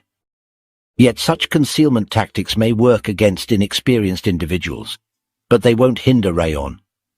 He reflects that becoming the best assassin doesn't solely involve eliminating targets. It encompasses observation, analysis, and information gathering. While these strategies might fool an average pursuer, they're futile against Raon, because he was the best assassin in his previous life. Proceeding, Raon informs Runan that he suspects the Snow Tiger's hideout is nearby. He instructs her to follow silently, even regulating her breath. She complies, and they cautiously explore, seeking potential clues. Suddenly Raon spots traps on the ground, which he expected to be the only notable defenses aside from the entrance. Evidently the bandits assumed no one would venture this far, given the numerous traces left behind. Hiding behind a tree and observing the bandits, he remarks that they've underestimated their potential intruders. Among them, he notices a tied-up child, pondering if the boy is a hostage. Despite the robust bodies of the guards, Raon senses no aura from them, recognizing them as low-ranking warriors. Raon assessed the robust man near the hostage, presuming his proficiency with a sword, and speculated that the bulk of the bandits must be gathered inside, as they wouldn't likely leave their only hostage at a basic outpost. He gauged the potential numbers of bandits to be possibly dozens, contemplating whether to signal a retreat and regroup with the main force before attacking. However, seeing the dire condition of the hostage, at risk of freezing to death, he doubted the boy's survival until reinforcements arrived. Since they hadn't been detected yet, the optimal move was to rescue the hostage discreetly and deal with the bandits silently. As Raon prepared to act, he noticed Runan looking frightened and tense. He swiftly called her attention, reassuring her that they could save the boy together, soliciting her assistance. He instructed her to block the sound upon his signal, assuring her he'd handle the rest. "Can you do that?" he asked, to which she hesitantly replied she would try. One of the guards, feeling drowsy, mentioned his sleepiness to the man beside him, questioning how much longer they had to remain stationed there. Abruptly halting mid-sentence, their attention shifted as they spotted Runan approaching. Inquiring about her identity, they received no response. Instead, Runan unleashed her aura to block the sound waves. Astonished, one of the men suddenly realized their voices weren't carrying. Did she just block the sound with her aura? They wondered. The other man, surprised by the presence of an aura user in such a place, voiced his astonishment. Meanwhile, Raon seized the opportunity, and while sneaking by, decided to confront these two individuals first, before dealing with the burly man in the background. Swiftly and skillfully, he dispatched the pair. Suddenly, one of the men's heads flew past Runan, triggering a traumatic memory of her pet squirrel's death from her childhood.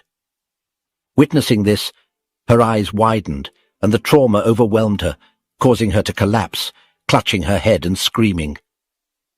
Although Raon found no pleasure in this situation, he noted that the mana barrier was broken, wondering if her trauma resurfaced due to these events.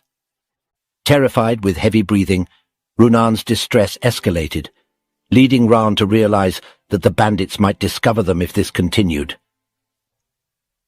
As Runan faced imminent danger from the bandit's sword, Raon, with a look of fear on his face, took swift action. He managed to overpower the bandits, saving Runan just in the nick of time. Pointing his sword at the bandit's neck, Raon warned him to stay quiet or face immediate consequences. Raon laid out the rules: answer questions or lose a bone each time he refused. Glancing back, Raon noticed Runan still trembling, but acknowledged her quick thinking in putting up a mana barrier, which saved them. Raon began the interrogation, asking if the man was part of the Snow Tiger Claw, to which he reluctantly admitted. Further questioning revealed there were 39 of them in the forest, and one more hostage. Raon, realizing the significance, pressed on about the hostages, and the man confirmed one more was inside. A kid who had been a previous hostage disclosed that the captive was his younger sister, pleading with Raon to save her.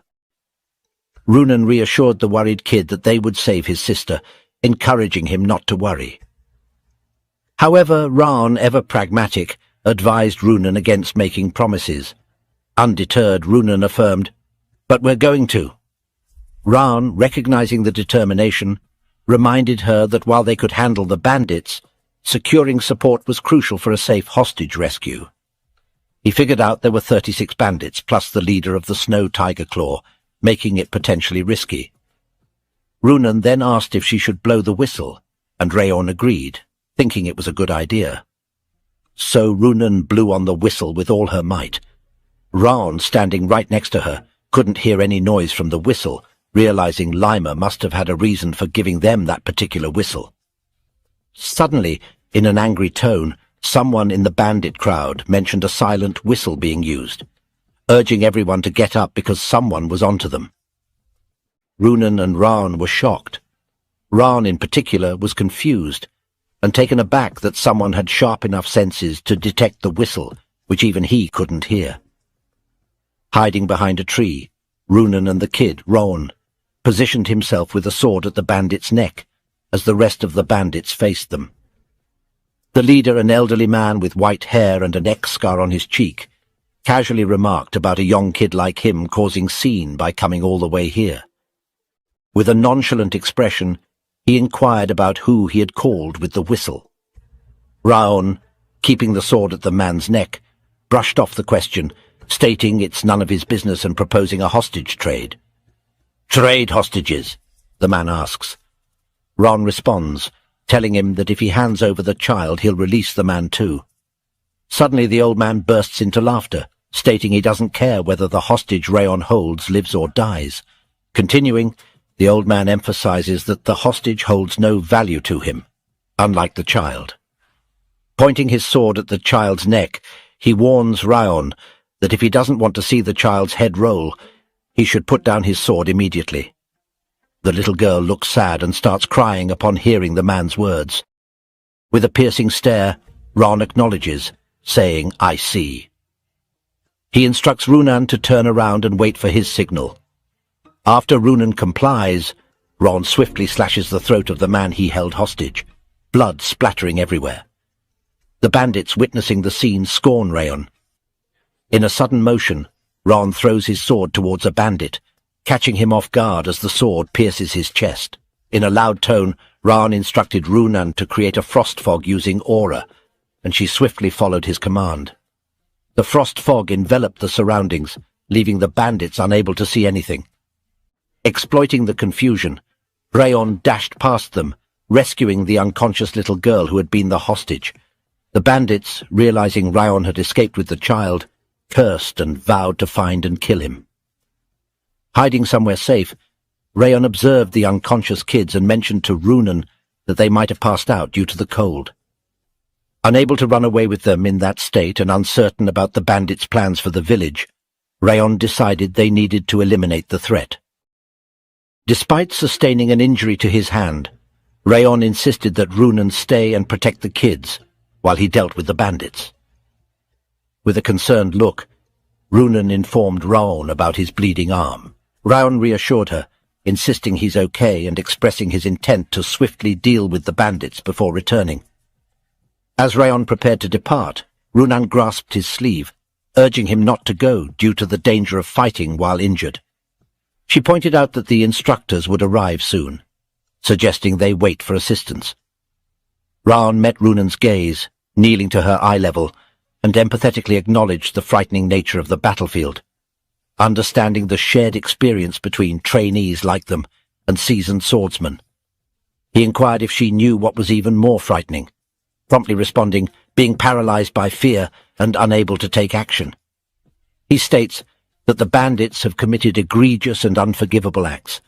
He's confident that among the deceased, there are individuals who attempted to shield their village and others, who fought valiantly until the very end to safeguard their loved ones. Emphasizing their allegiance as Sieghart swordsmen, he asserts that they cannot overlook these deaths. Raon continued, emphasizing the importance of completing their mission to honor the sacrifices made and safeguard those who survived.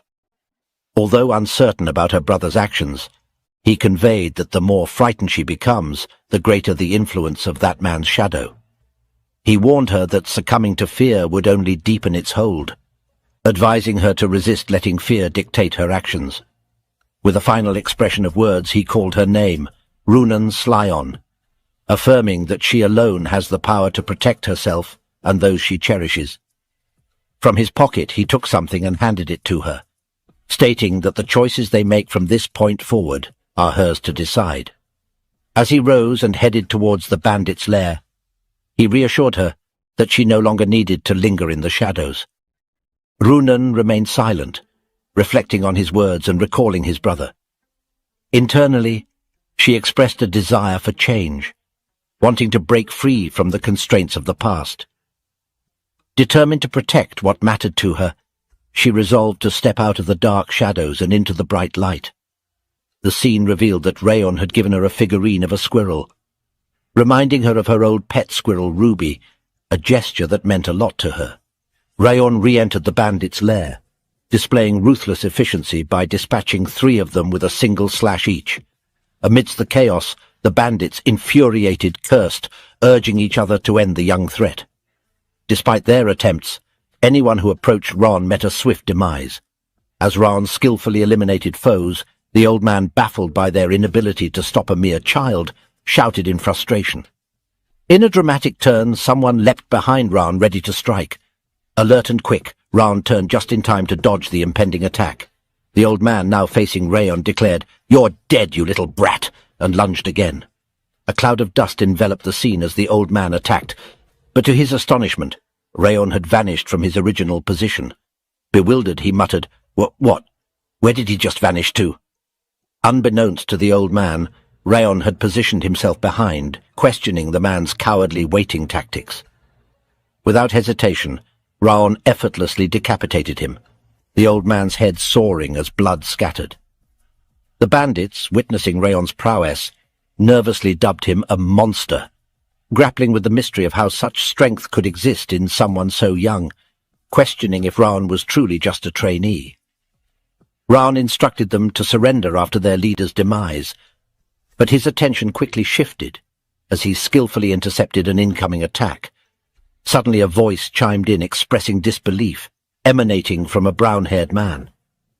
Curious, the brown boy questioned the logic of dying to a mere child, warning that it would only bring shame on themselves if they enter the North and South Alliance like this. Upon scrutinizing Raon, the brown boy acknowledged Raon's apparent affluence, suggesting he hailed from a well-off family, a more desirable hostage than their previous captive.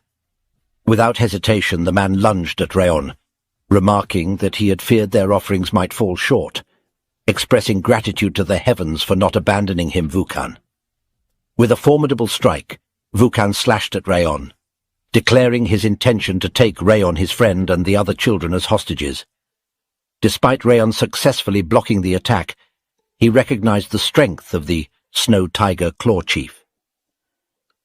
Initially considering him a novice with the sword, Raon revised his assessment, identifying him as a proficient sword user. Raon grappled with the chief, employing both hands to parry the chief's slashes. Meanwhile, a voice from the sidelines exclaimed the discovery of Runan and the hostages.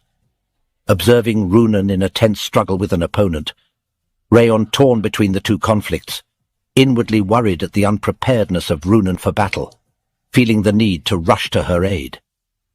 Distracted, Raon barely blocked a slash from the chief, who, seizing the opportunity, questioned Raon's gaze diversion, expressing disbelief at his concern for his friend and the hostages. The chief, adopting a menacing tone, suggested reveling in the battle, and urged Raon to forsake thoughts of his friend for the moment. Outside the fray, a bandit, observing Runan, cursed at her utilization of peculiar skills, while noting her apparent lack of killing anyone before. Approaching Runan, he demanded the release of the hostages, instead of engaging in fouling around. Surveying the children behind her, Runan resolved to protect them at all costs. Gripping her blade tightly, she acknowledged the necessity of killing the enemy in front of her, thankful that the bandit posed no significant challenge. She wants to kill the man, motivating herself and recalling not to forget Raon's words. As the man rushed at her, a vision of her brother holding her sword flashed before her. Trauma resurfaced, and she felt the need to push it away, haunted by the fear from that day. Wondering if she could protect something like Raon does, she realized her inability to wield a sword properly, scared as she had never protected anything before. Suddenly, someone called her name, and as she snapped back to reality, she realized it was Raon. His gentle tone reassured her, saying it's okay and that she can do it. His words felt like a comforting message to her younger self, urging her not to worry and come along. Runan's eyes welled up. Now prepared for the fight, she silently acknowledged that she had to thank Raon for instilling courage in her. Her sword now surrounded by her cold aura, she faced the bandit about to strike, ready to retaliate. With a swift motion she slashed the man, inwardly expressing gratitude to Raon for helping her move forward and for believing in her. The chief, observing the situation, criticized everyone for losing to these kids, branding them as useless. However, Raon caught his attention, insisting they were not just little kids. Charging his fire aura, he declared to the chief that Runan is a child who overcame her dark past on her own and possessed a kinder and stronger heart than anyone he knew. Flames growing, Raon portrayed her as a swordsman who had overcome trials. Employing his powers, he executed the 1,000 Flames technique, first flames, flower fall, swiftly slashing and defeating the chief. Moments later, Raon checked a chest for remaining traps before the instructors arrived. There he discovered a two-tone flower, a rare miracle herb. Pondering if the bandits massacred an entire village for this, he was interrupted by a voice asking if it was already over. Raon and Runan turned to see a red-haired man, noticing Raon holding the same two-toned flower that Vukan had. With a smile, the man inquires if they killed them all.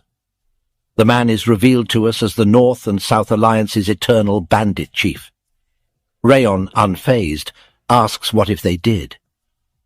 The man maintained his smile, remarking on Raon's boldness. He acknowledged Raon's ability to judge situations, attributing his confidence to skill. When Raon questions his affiliation with the North and South Alliance, the man confirms it, introducing himself as Richter. Upon hearing the name, Raon inwardly acknowledges Richter with a hint of nervousness. Inwardly, Raon recalled hearing Richter's name before, a genius swordsman who joined the North and South Alliance with only a sword, rising to chief of a large mountain bandit group in a decade. Raon acknowledged that the Snow Tiger Claw bandits couldn't compare. Richter was a true martial artist with genuine skills. Richter discerned that these kids hailed from a renowned family, a direct lineage of the Siegharts. Observing the absence of engravings on Raon's and Runan's swords, he concluded that they must be trainees. What should I do? He uttered, then with a nonchalant tone and expression, he casually proposes, "Should I kill you?" Richter unleashes his formidable aura, signaling his hostile intentions. Raon, having once lived the life of an assassin, remains unfazed, drawing his sword in response. Richter, impressed by Raon's composure, questions how he can withstand such a potent aura. Now he understands that Raon is not just a normal kid. In his mind, Raon was contemplating all the things he can do to kill this guy. He knows he can kill this man if he approaches from behind, but he can't defeat him as he is right now in a head-on fight. But for some reason, Raon doesn't want to back down, so he tells him to take his sword and come at him with all his might. Richter is shocked to hear this, because he knows that Raon already understands the situation, knows that he is going to be defeated. But Raon, with a confident voice, says that it's common sense for the weak to die to the strong. This leaves Richter dumbfounded, because he feels that it's something a kid should not say. After hearing this, he actually loses his interest to fight with Raon, because now he knows what kind of person Raon is, and he thinks that it will be a shame to kill someone like him. But Raon doesn't back down even now. He says, "A martial artist doesn't choose where he dies." All this stuff coming out of Raon's mouth is making Richter more confused and flustered. He sarcastically asks Raon if he's sure he is a kid. Does he have a collection of famous quotes or something? He was standing right in front of him and says that there is another reason why he doesn't want to kill him right now. He says, "The vicious wind has been watching us for a while." Raon doesn't understand what he is saying, but Richter jumps and gets away from Raon, and tells him that it would have been fun if he were a part of the North and South Alliance. He stands on a snowy peak and asks Raon about his name. He looks curious to know more about Raon. Raon tells him that he is House Sieghart. After hearing Raon's name, he tells him that he hopes that one day he will hear about him from across Mount Terukan and Rabel River, and then he vanishes away from here. After this, Raon checks on Runan and tells her that they should leave from here too. Runan is thinking about something now about her fight. She asks him if she was good. Raon is confused and dumbfounded by this question, but he simply smiles and tells her that she was the best. This makes Runan happy, and this was the end of Raon's short but also long first mission. After a while, Raon returned and met the other trainees. He had returned with the head of the Snow Tiger Claw Bandits chief. Because of this, Martha and Buren were upset that they lost to him once again. Other students were a little bit upset too, so Lima comforted the other students for not performing as well. He also gave them some advice, which actually turned into a storytelling of how great his own first mission went for him. So we can say that the headmaster was pleased with how he did on his own first mission. Even Roth started to brag about his first battle, and he started to tell Raon about his first battle in which he froze an entire castle. Listening to the two very talkative people reminiscing almost made Raon feel his ears were bleeding. The rescued children had lost their parents, so the Slyon family decided to take them in. Slyon family is the family of Runan, and even the children liked the decision, since they started to like Runin after a few days.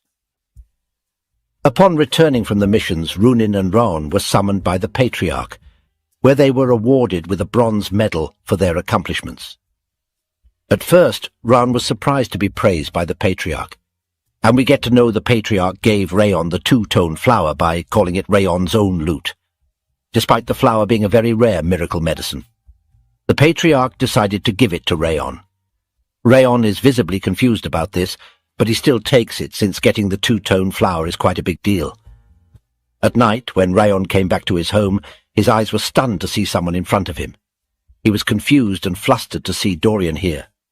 He asked Dorian why he was here, to which Dorian replied that Madame Sylvia had asked him to stop by. He further tells that Madame Sylvia asked him about what happened once the mission was completed. Raon was stunned to hear this. Beads of sweat fell from his face as he was in terrible shock. With a pinch of fear in his voice, he asked Dorian if he had told her everything. Dorian's eyes teared up when he informed Raon that he told Madame Sylvia about the touching story. Raon was dumbfounded by this and inwardly wondered, what has this idiot done? Suddenly he heard Sylvia's voice, who was accompanied by Maid Helen. Both of their faces looked like they couldn't process what they had just heard. Raon thought that Sylvia would be really mad if she knew that he stepped up to kill the bandits. He tried to explain the situation, but suddenly Sylvia ran up to him and hugged him. She smiled and told Raon that he did a great job. Raon was confused by this series of events. Sylvia asked her why she thought she would be mad. Raon replied that Sylvia always tells him to be careful. Raon was about to say some more things, but Sylvia cut him off and said that the reason the first patriarch wielded his sword was to protect the weak. She told him that he always has reached out his hand to those in need since then. The Sieghart continued to carry out his will to protect the weak. She tells Raon that her dream was to become a swordsman like the first patriarch. So how could she scold Raon for saving the hostages? She put both of her hands on Raon's shoulders and told him that she was proud of him. Maid Helen was also proud to hear the story, and she told the other maids that tomorrow she would go to the main residence and she would brag about Raon's successful first mission. Sylvia was very emotional, but on the other hand, Raon was not able to understand her. He felt that emotions were too complicated for him. He turned his face behind to look at what that bastard Dorian had done, but he was long gone from here. Raon felt that the situation was not that bad either. On the other hand, we see Runan cherishing the wooden squirrel which was given to her as a present by Raon. She was lying on her bed and thinking about the moments spent with Raon. She remembers on their first mission, where Raon motivated her to move forward and forget about her dark past. In her mind, she thinks that next time when she will meet him, she will thank him for all that he did for her. Now we find ourselves in the forest, where Lima was also thinking about Raon. We get to know what Rictor was telling Raon about the vicious wind. Actually, Lima was hiding behind the tree and watching the interaction between Rictor and Raon. With a grin, Lima says that it's been so long since he have seen in someone what he saw in the patriarch. To him, it seems like the seed for a new king has begun to sprout. Now we behold the grand presidential building of the Robert family. Inside, a man sat at his office table engrossed in writing. By the way, do you recall this white-haired gentleman? If not, allow me to remind you. He is Sir Derus Robert, the primary antagonist of our tale, the one who ended Raon's life back in the first chapter. He was writing something in his book, and noticed blood on the page. When he checked, he noticed the wound was still not closed. He remembers the day when he killed Raon, but before dying, Raon charged up towards him and attacked him. He remembered that it had been 17 years already since the day Raon had given him this wound. He continued to try out different high-quality miracle medicine since that day, but it didn't work. He also hired skilled physicians and renowned priests. However, no one has been able to erase this wound from his hand. He sees the wound on his hand, which neither heals nor gets worse. He feels that the wound looks exactly similar, just like it did the day he got it. He feels the wound is communicating to him, and it wants him to remember that day. He sarcastically says, "So some dead spirit is asking me to remember him," and feels that Raon is standing in front of him, and he laughs at him. He says that the past doesn't matter, because he is not a person who will look back on his own past. Now we get to know that there is only little time left until Robert's lifelong wish will come true. I feel he is planning something cruel, but we don't know what that is. Now we see Raon, who has achieved many rewards on his status window. We can see the bitter cold curse has been weakened. He got the 3-star Thousand Flames technique, and he has also achieved 3-star bitter cold aura. He got 3-star legendary senses, 3-star flame attribute resistance, and now he has achieved entry to sword expert. His aura manipulation speed has also increased. All of his stats have greatly increased. His sword proficiency has increased. His footwork technique proficiency has also increased. His PP has also increased. He is happy to see all these appraisals in his skills. He finally reached the expert realm, and he is satisfied with his performance. Although it is still entry level, but we all know that Raon has worked really hard to reach this point. Roth tries to insult Raon by saying that it is ridiculous because even a swordsmaster is just near an insect in front of him. So why is Raon being proud of himself for becoming an expert level? Raon tells him that it is rare for a 15-year-old to become an expert level. Even if someone looks all over the continent, they won't be able to find anyone of Raon's age who has already achieved expert level. Roth annoyingly tells him that only idiots consider age on the battlefield. Age doesn't matter. Weak is still weak. But surprisingly, Raon doesn't argue back. He accepts what Roth is saying.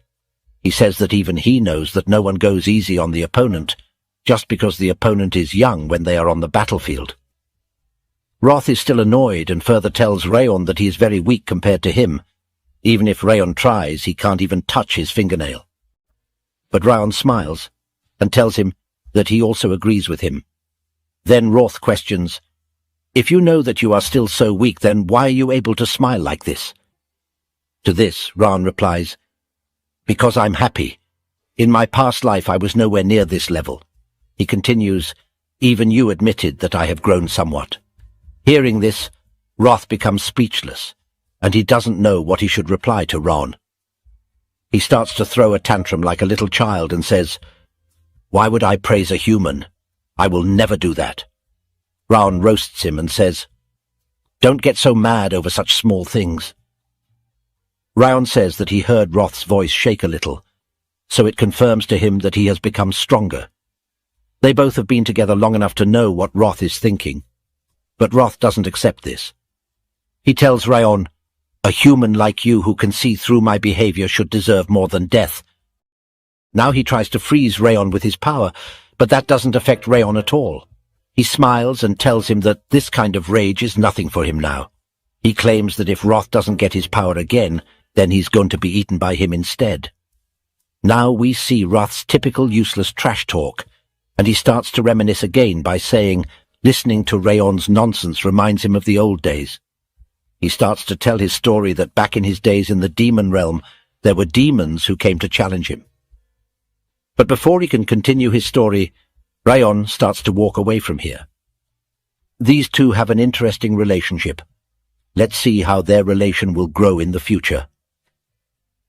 The next day in the training hall, Lima tells everyone that the training for today is over and they can go now. But Björn stops Lima and reminds him that he himself has come 20 minutes late.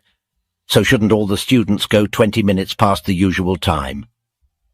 But the lazy Lima tries to sneak his way out, saying that they can make up for it tomorrow, and that was enough for today. Inwardly, Björn calls him an irresponsible elf. Now Raon gathers all the students around him and tells them to finish up the training.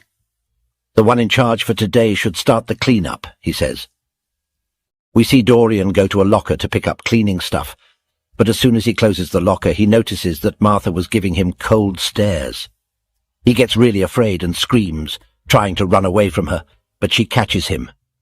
Annoyed, she tells him to quickly finish cleaning up everything together, because she's already busy enough with her training.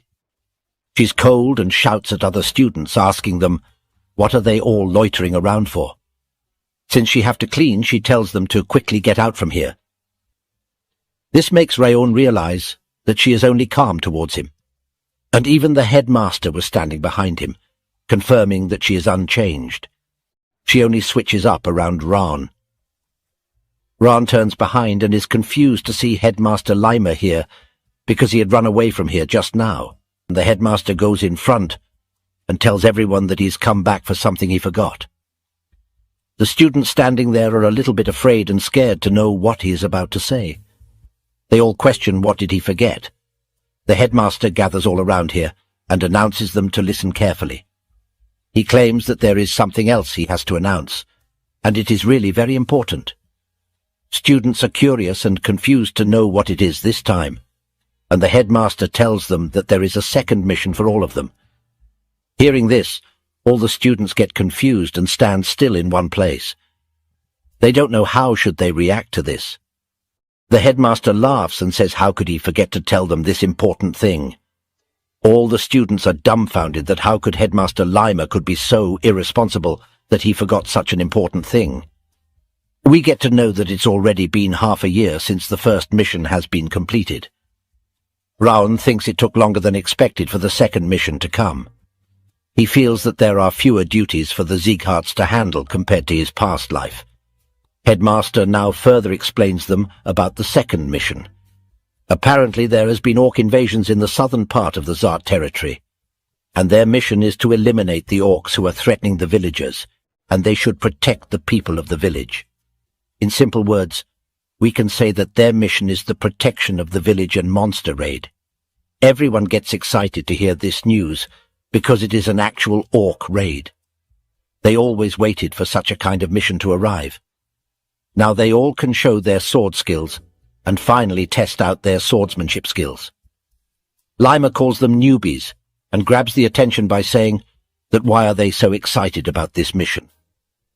They all get confused by the headmaster's words, but now the headmaster further explains that the instructors will not be accompanying them on this mission. They are the only ones going to the village, and they need to work together to accomplish the mission.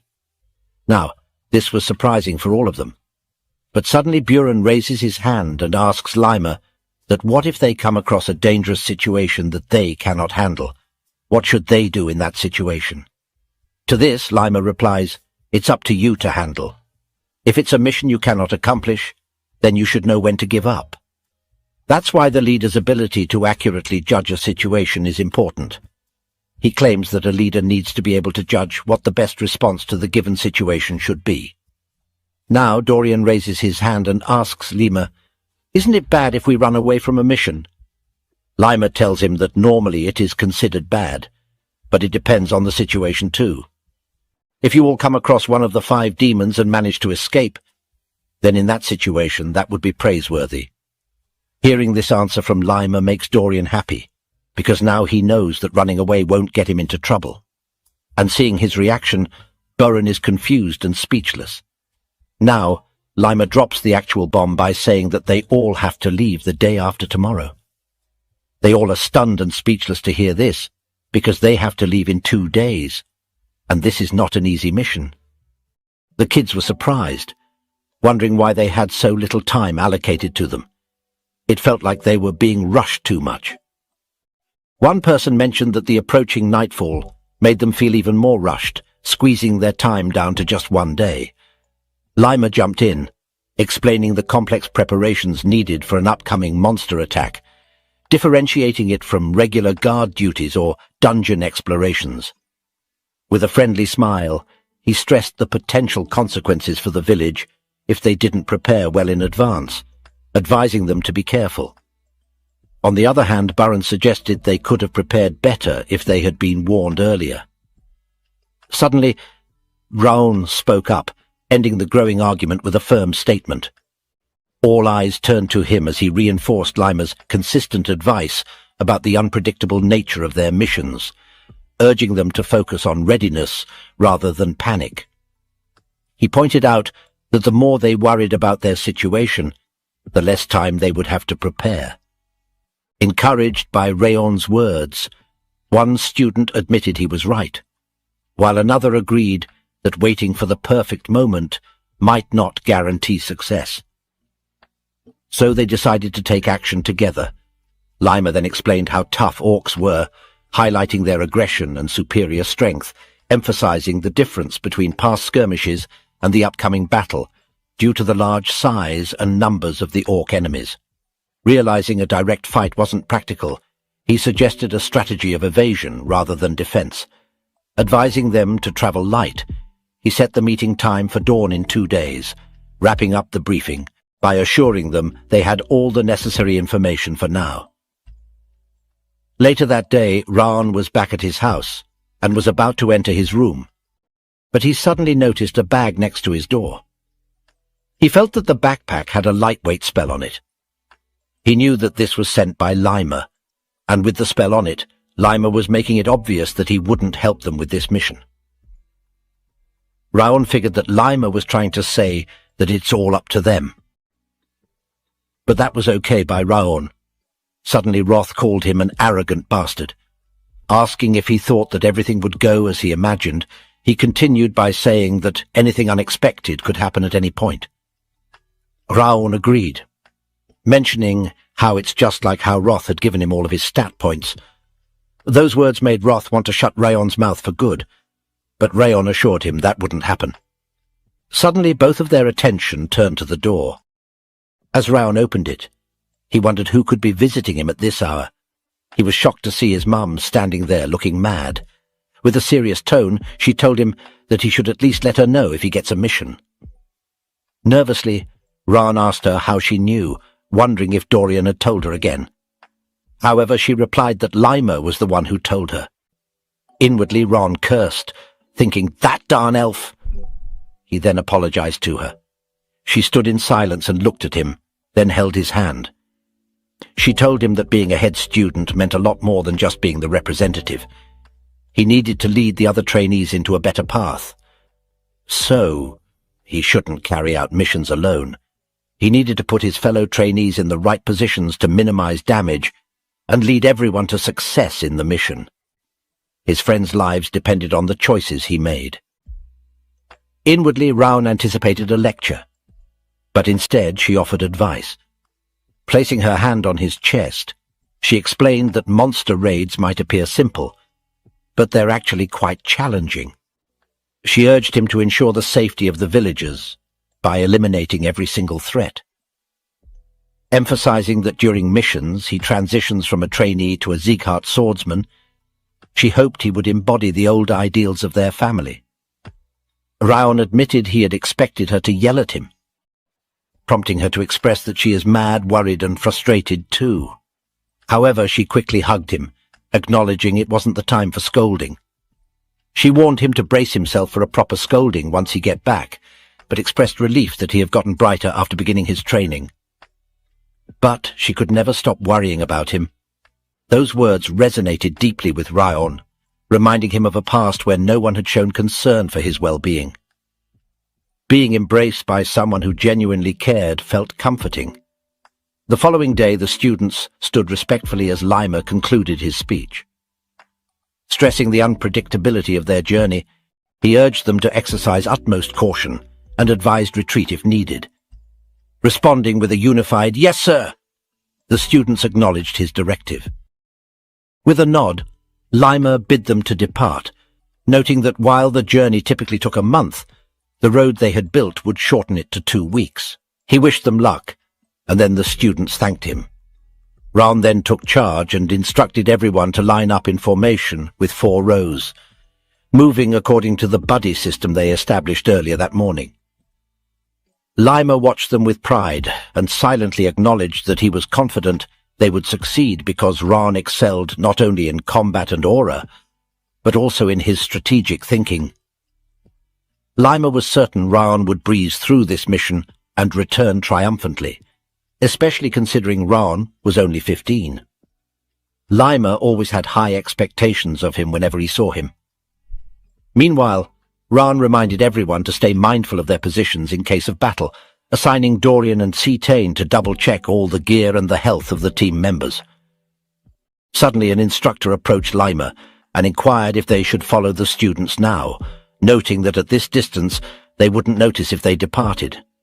However, Lima replied, "Not yet," explaining that one of them had particularly sharp senses, referring to Raon. Then Lima let out a yawn and mentioned he was going to catch a quick nap before departing. The other instructors questioned if it was wise to delay, suggesting they leave immediately. But Lima assured them they should worry about the orcs instead of the students. Meanwhile, in a dimly lit place adorned with skulls, a cloaked figure inquires if the gathered individuals are confident in the information they've provided. One hooded figure kneeling before him confirms, stating they've received certified information that it's that village. The leader nods, asserting that they should proceed, authorizing the elimination of anyone who gets in their way. In the heart of the untouched wilderness, where the whispers of the trees tell tales of old, a new season begins. The village, nestled at the edge of the forest, holds secrets yet to be uncovered. Then the scene shifts to Raon, who is bewildered to see someone. Then it's shown the person Raon was staring. It was Sieghart's direct lineage 6th Training Hall's top trainee Cain Sieghart. Both groups were surprised to see each other in the same place. Raon spoke up, his voice tinged with surprise. Why is the team from the 6th training ground here? Kane, the leader of the opposing team, echoed Raon's question. I have the same question. Why are you guys here from the 5th training ground in this area? Raon's gaze locked onto Kane, and a name echoed in his mind. Despite being from the 6th training ground, Kane seemed to be in surprisingly good shape. Raon thought to himself, he's in much better condition than I remember. He also seemed to be a pretty advanced sword user now. Kane replied to Raon, we're heading out on our orc raid mission. But what about you, Raon Sieghart? What brings you to this place? Raon replied, we're also on our orc raid mission. Kane's eyes widened in surprise. You're saying that Training Hall 5 also received the orc raid mission? He paused, his brow furrowed in concern. Our training head didn't mention that we'd be working alongside another team. Raon's expression turned skeptical. What? The scene shifted to the night before departure, at a nearby bar. Limer, a seasoned instructor, raised his mug in a toast. To your students, Raon. They've gained great honor for their accomplishments in their last mission. And I heard they even defeated a group of bandits, despite their young age. That's truly impressive, and a testament to your leadership. Limer leaned in, a thoughtful expression on his face. I must say, considering their outstanding performance in the previous mission, I'm inclined to wonder, should I send them on the orc raid mission? Limer chuckled, a hint of amusement in his voice. I bet they'd get it over with in a hurry. Limer added with a smile, and I'm sure the head of the family will praise me again for the success of this mission. But before Limer could continue, his interlocutor immediately cut in, actually, that's not possible. The 6th training hall has already been assigned to take on the orc raid mission. Instructor commander of the 6th training ground spoke up, consuming the monsters isn't a bad thing. What's important is proper teamwork to accomplish the mission, rather than relying solely on individual strength. Your students are undoubtedly strong, but they seem to rely too heavily on their own abilities. In contrast, the students from the 6th training ground are better suited for this mission, as they have been trained to prioritize teamwork. Manhwa, the instructor of the 6th training hall, spoke with confidence. In the past week, every single student in the 6th training hall successfully completed the notorious Hell Week training without a single failure. Therefore, we will be taking on the orc raid mission. Limer let out a sigh, a hint of amusement in his voice. Are you anxious or something because my students have been getting attention recently? Why don't we just send both teams on the mission? Manhwa's eyes widened in surprise. You want to send 2 training halls out on the same mission? Limer smiled, a hint of mischief in his voice. Anyway, we have to get rid of those orcs sooner or later. So, we'll send the 2 training halls together. If 2 groups are competing with each other, they'll get it done much faster and better, don't you think? Both Limer and Manhwa were excited to see how this would play out. Manhwa nodded, a serious expression returning to his face. I'll go ask for permission from the Patriarch. This is an unconventional approach, after all. The scene shifted back to Raon's group, where Ben was addressing Kane's team. There must have been complications in the communication. You guys can head back. Ben's expression exuded confidence as he turned to Kane's group. We can take this mission on our own. Kane's face darkened with frustration, his tone taking on a sharp edge. I won't let your words slide, Ben Sieghart. Has your time in the 5th training hall made you arrogant? Kane's anger boiled over, his words cutting deep. The 6th training hall excels in missions that require teamwork, far surpassing the 5th training hall in this regard. I'm certain this mission will be overwhelming for you, given your lack of experience with teamwork. Ben chuckled, a hint of amusement dancing in his eyes. Kane Sieghart, I'm well aware of your impressive skills, but you'd do well not to underestimate the 5th training hall. Raon's thoughts turned inward, a hint of puzzlement crossing his mind. I'm sure Limer knew that both training halls would be here. But why didn't he tell us in advance? Raon closed his eyes, his thoughts clarifying. Limer believes that experience is crucial. If I consider that, then this mission is very close to the real thing. But teamwork and tactics are crucial in monster raids, and those are exactly the areas where we're lacking. A more sinister thought crossed Raon's mind. What if Limer intentionally pitted us against the 6th training hall, wanting us to learn through competition and discover our own weaknesses? Raon's eyes narrowed, a hint of annoyance crossing his face. That sly, snake-like elf, he muttered under his breath, cursing Limer's cunning nature. Raon's expression softened, his thoughts taking a more reflective turn. Well, I suppose it's a valuable learning opportunity for the others too. And then there's what Mother told me before I left. Raon's gaze drifted inward, his mother's words echoing in his mind.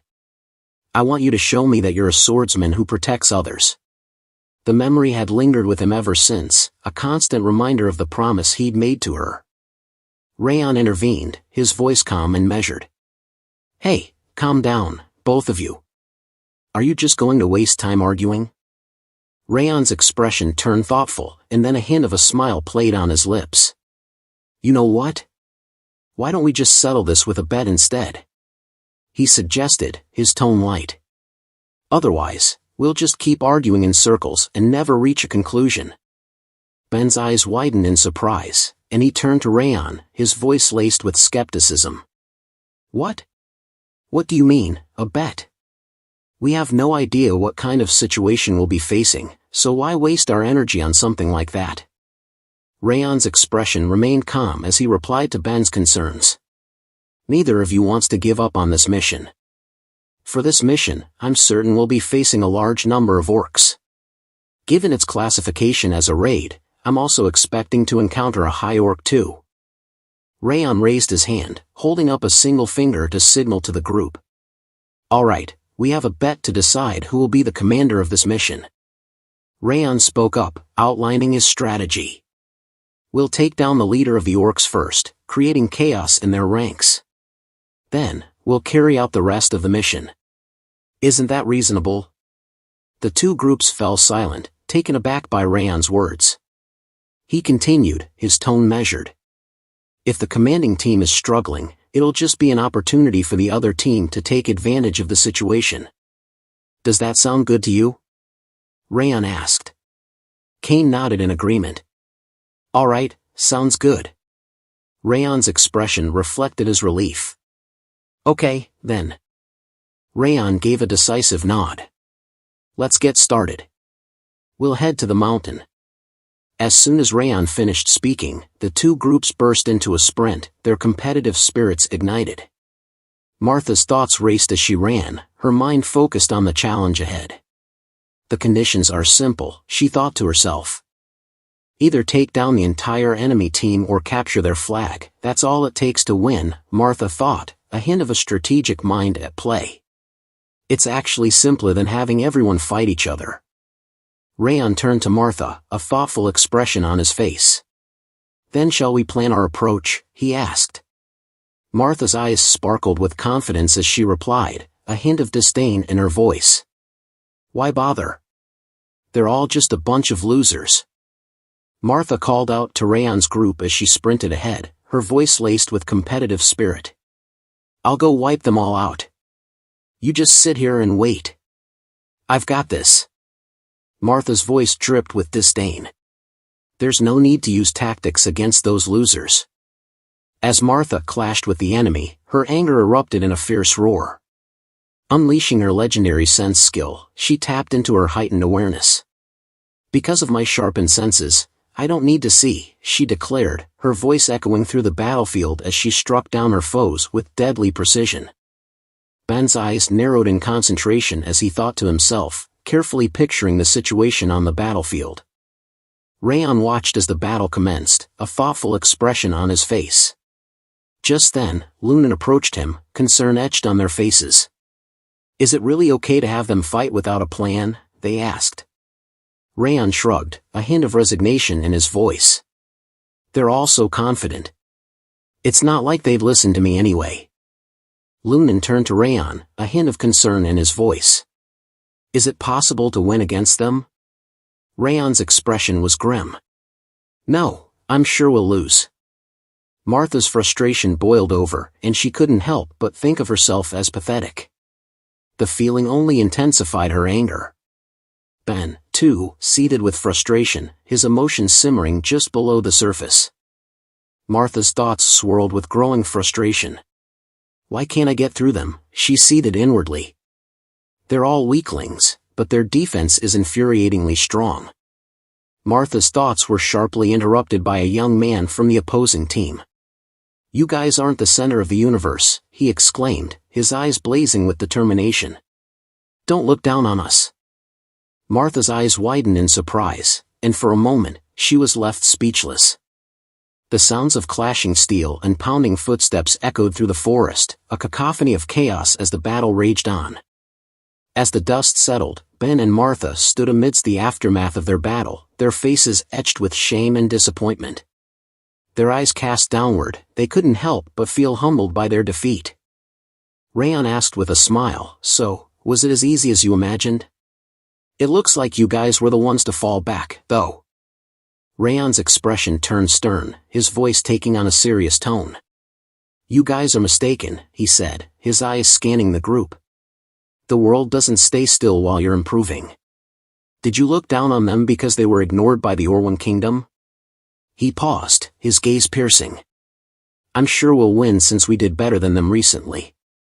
Isn't that what you guys thought? Raon's voice cut through the air, his words sharp with criticism.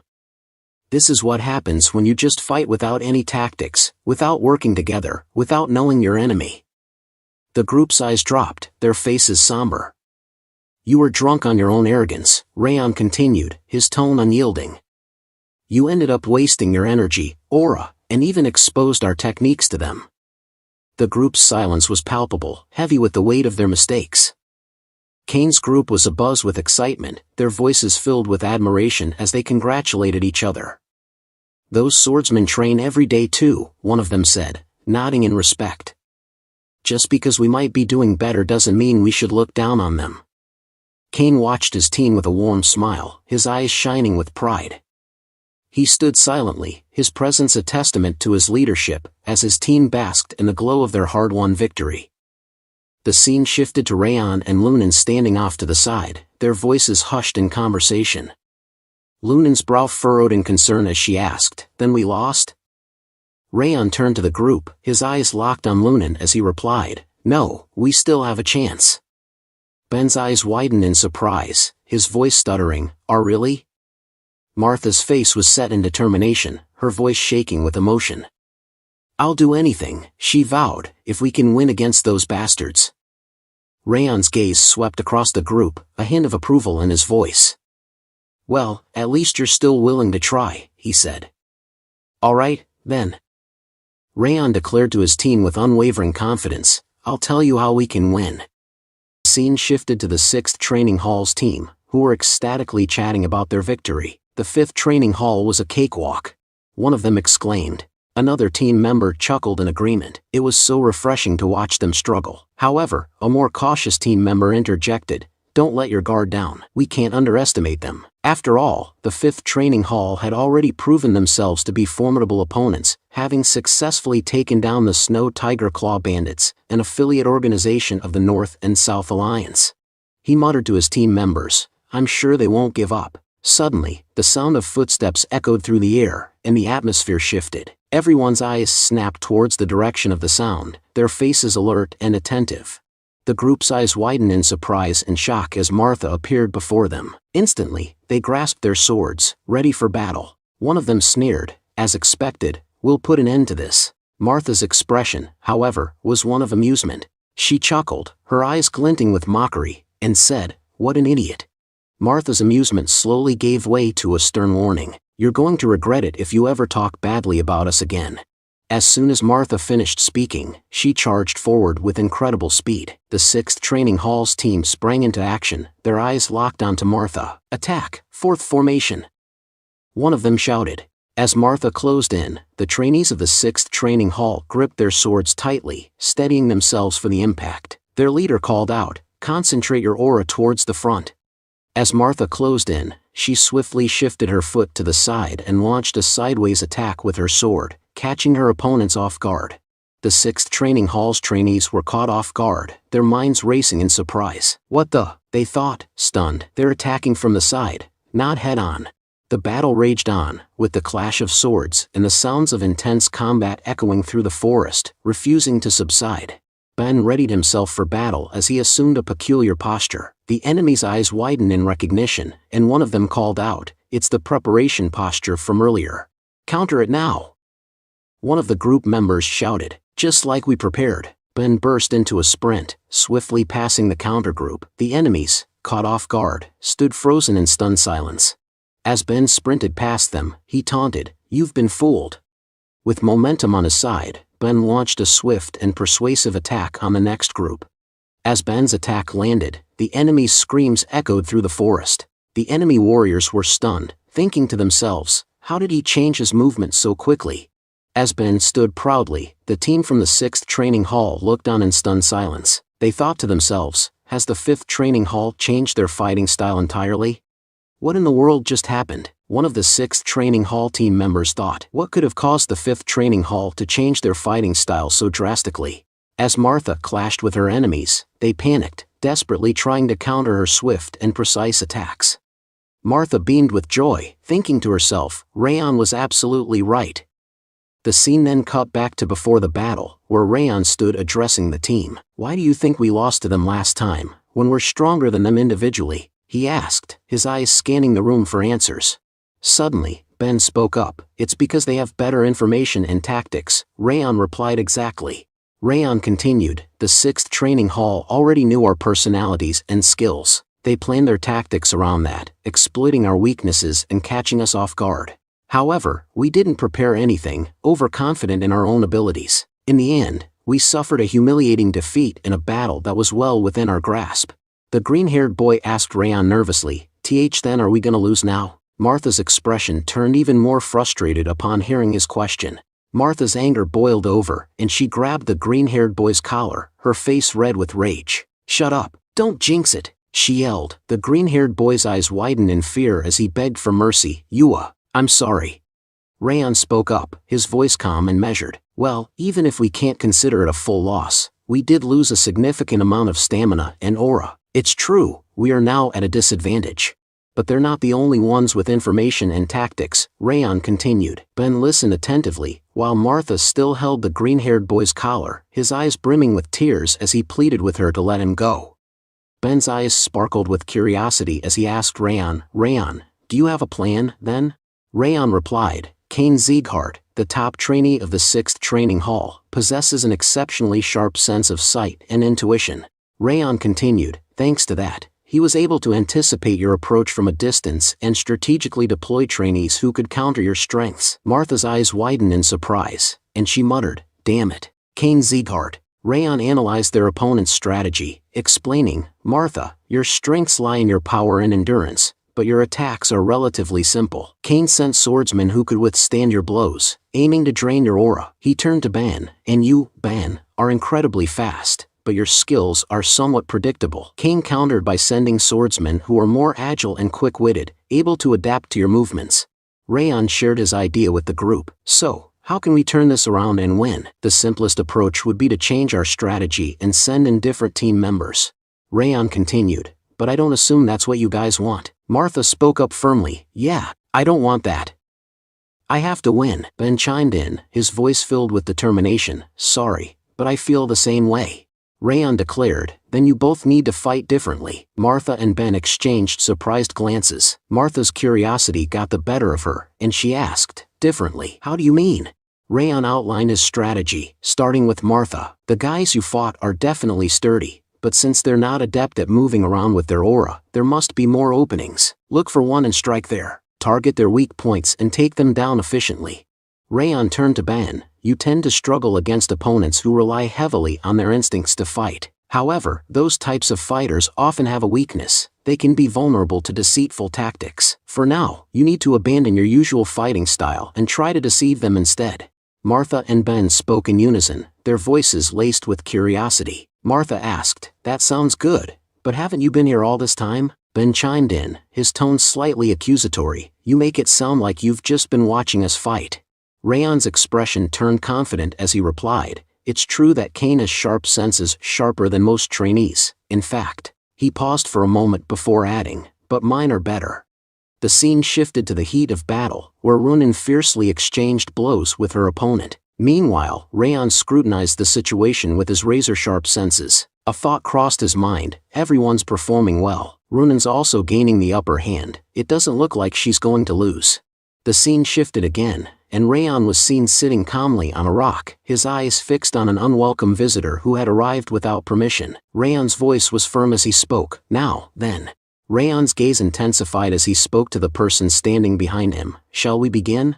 The figure stepped forward, revealing a familiar face. It was House Sieghart. As Raon sat on the rock, lost in thought, he mused to himself. Given the drastic turn of events, Kane's options were limited. He had no choice but to come searching for the flag. Kane's expression turned serious as he spoke up. I was wondering why we were suddenly losing. So, you ordered them to change their tactics, huh? His eyes narrowed slightly. The rumors that you're not recognized by the other trainees were false. Then, Raon's eyes widened in surprise, his face a picture of bewilderment as he stood there, frozen. The wind whispered through the air as Raon and Kane stood frozen, their eyes locked in a piercing stare. Then, Kane's voice cut through the silence, his tone low and deadly serious. But this fight ends here. Kane's hand tightened around the hilt of his sword as he called out to Raon, his voice firm and commanding. Raon, I've heard that your aura is a fire type. Kane's eyes flashed with intensity as he unleashed his aura, its full power bursting forth in a majestic display. Raon's eyes widened in astonishment as he gazed at Kane's aura. His mind reeled in shock, and he thought to himself, is Kane's aura also a fire type? As Raon gazed at Kane, Kane's expression turned confident, and he declared, unfortunately for you, I possess the highest tier of fire-type aura. Moreover, my aura reserves surpass those of most official swordsmen. Theoretically, you don't stand a chance against me. Raon's voice took on a grim tone, his words laced with a hint of annoyance. Why does everyone in this household talk so much before a fight? Raon's eyes blazed with intensity as he unleashed his aura, its full fury bursting forth in a spectacular display of flame-like energy. Raon and Kane stood facing each other, their auras blazing with fierce intensity. The atmosphere crackled with anticipation as their auras clashed, swirling together in a mesmerizing dance of fire and flame. Raon's voice cut through the tension, his words a challenge to Kane. Let's begin. Raon's eyes flashed with determination as he declared, I'll show you that my fire can overpower yours. His voice was like a spark, igniting the air with an intense, fiery passion. As Raon darted forward in a flash of speed, Kane's eyes widened in surprise. His mind racing, he thought to himself, he's fast, and those flames, they're enormous. Kane's thoughts continued to whirl as he processed Raon's sudden display of speed and power. I'd heard rumors that he defeated not only Martha, but also Orwan's prince. His aura can't possibly rival mine in terms of sheer power, and yet, I sense that he's incredibly strong. As Raon unleashed a swift and fiery attack, Kane sprang backward with incredible agility, narrowly avoiding the flames that licked at the air where he had just stood. Undaunted, Kane's confidence surged forth as he thought to himself, however, I'm still stronger. With a fierce battle cry, he charged forward, his sword flashing in the light as he clashed with Raon. The two combatants exchanged blow for blow, their swords ringing out in a cacophony of steel and flame as they fought with unbridled fury. Kane's eyes widened in stunned silence as the fight raged on. One particularly brutal clash sent him stumbling back, his face torn open by the force of Raon's blow. A blood-curdling scream tore from his lips. Kuk. Reeling in agony, Kane's mind struggled to comprehend the unthinkable. He thought to himself, what?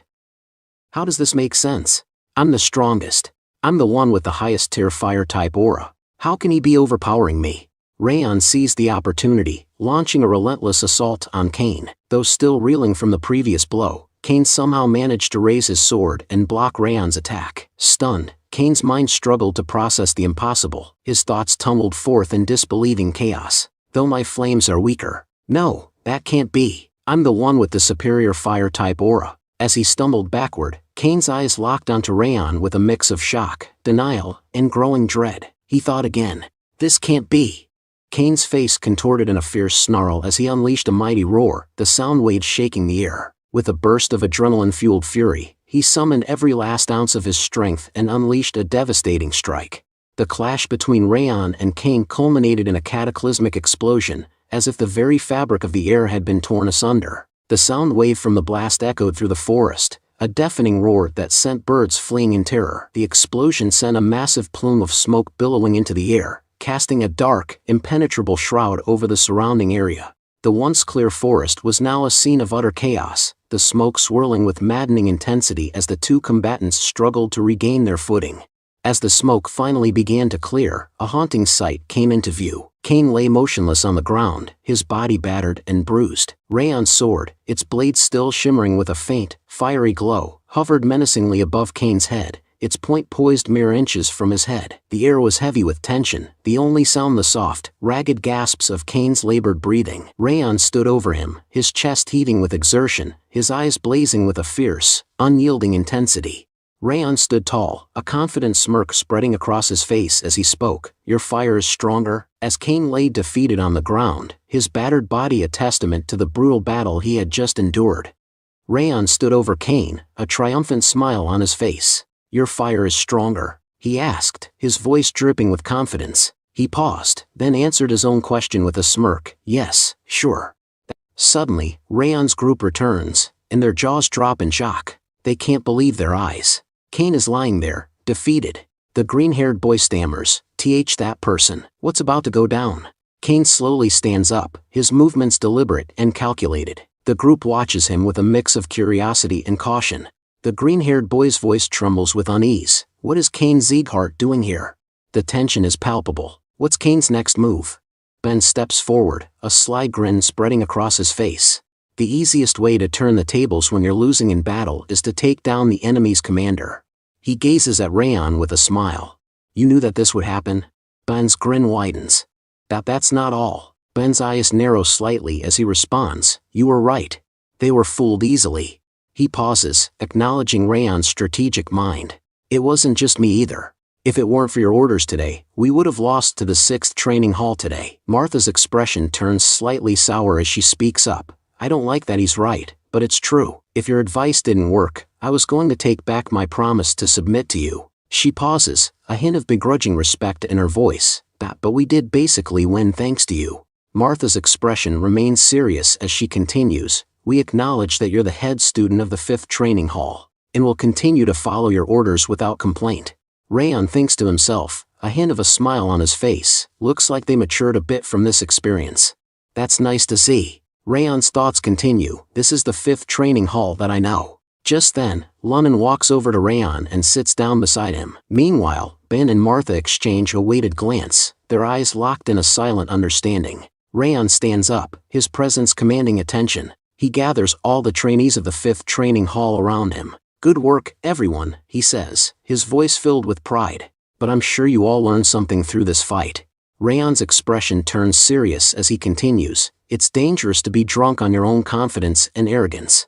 And we saw what happens when you rush into action without planning any tactics in advance." His voice takes on a stern tone, driving home the importance of the lesson. "If this wasn't a bet, but a real battle, we would have died. Do not forget what you learned today." Raon's expression softens into a warm smile, aiming to lift the group's spirits. "It's late now, so we'll camp in this forest. Get into groups, prepare to set up camp, and choose who'll stand watch." As the group scatters to begin their preparations, Cain's gaze lingers on Raon. His eyes cloud with thought, his mind consumed by the mysterious head student, Raon Sieghart. Cain's thoughts take an introspective turn. "He's much better than I had anticipated. He's obviously more accomplished in both mental fortitude and combat." A hint of self-awareness creeps into his mind. "I thought that the 5th training hall was just full of arrogant people, but I guess I was the arrogant one." Raon is engrossed in a conversation with his teammates when Cain suddenly interrupts, his voice tinged with a hint of sincerity. "I learned from this, Raon Sieghart." Cain's eyes lock onto Raon's, a hint of newfound respect evident in his tone. "You've taught me that I shouldn't let my guard down until the end, and that I need to prepare a backup plan for if the initial plan fails." Cain's expression turns introspective, a hint of humility in his voice. "I thought that we would win no matter what. We had known about you guys from the start, after all." His words trail off, implying a realization that his prior confidence was misplaced. Cain's voice takes on a tone of genuine humility, his words laced with sincerity. "But not only did we lose, I also lost a duel against you. I thought I was stronger, but I guess I was just arrogant." He pauses, reflecting on the lessons learned. I've learned a lot from this. Thank you. You're my savior. Kane's eyes lock onto Raon's, a deep appreciation evident in his gaze. Raon's eyes narrow slightly as he observes Kane, a thoughtful expression on his face. To himself, he thinks, Kane is much better than the others from the direct bloodline. Raon extends his hand, and Kane reciprocates, their palms meeting in a firm handshake. I learned from this too, Raon says with a nod. Kane smiles, his eyes gleaming with determination. We'll be supporting you in the mission, as promised. The scene shifts 2 weeks forward, the group now standing at the edge of a forest, near a towering cliff. Their destination lies just ahead, but the sheer scale of the cliff leaves both groups perplexed. Raon walks towards the cliff's edge, his eyes scanning the landscape below. He turns to face the group, a serious expression on his face. So, that's the village. His voice trails off, inviting the others to take in the breathtaking view. Raon's gaze sweeps over the village below, his thoughts turning inward. A small village, without any special regional products or tourist attractions.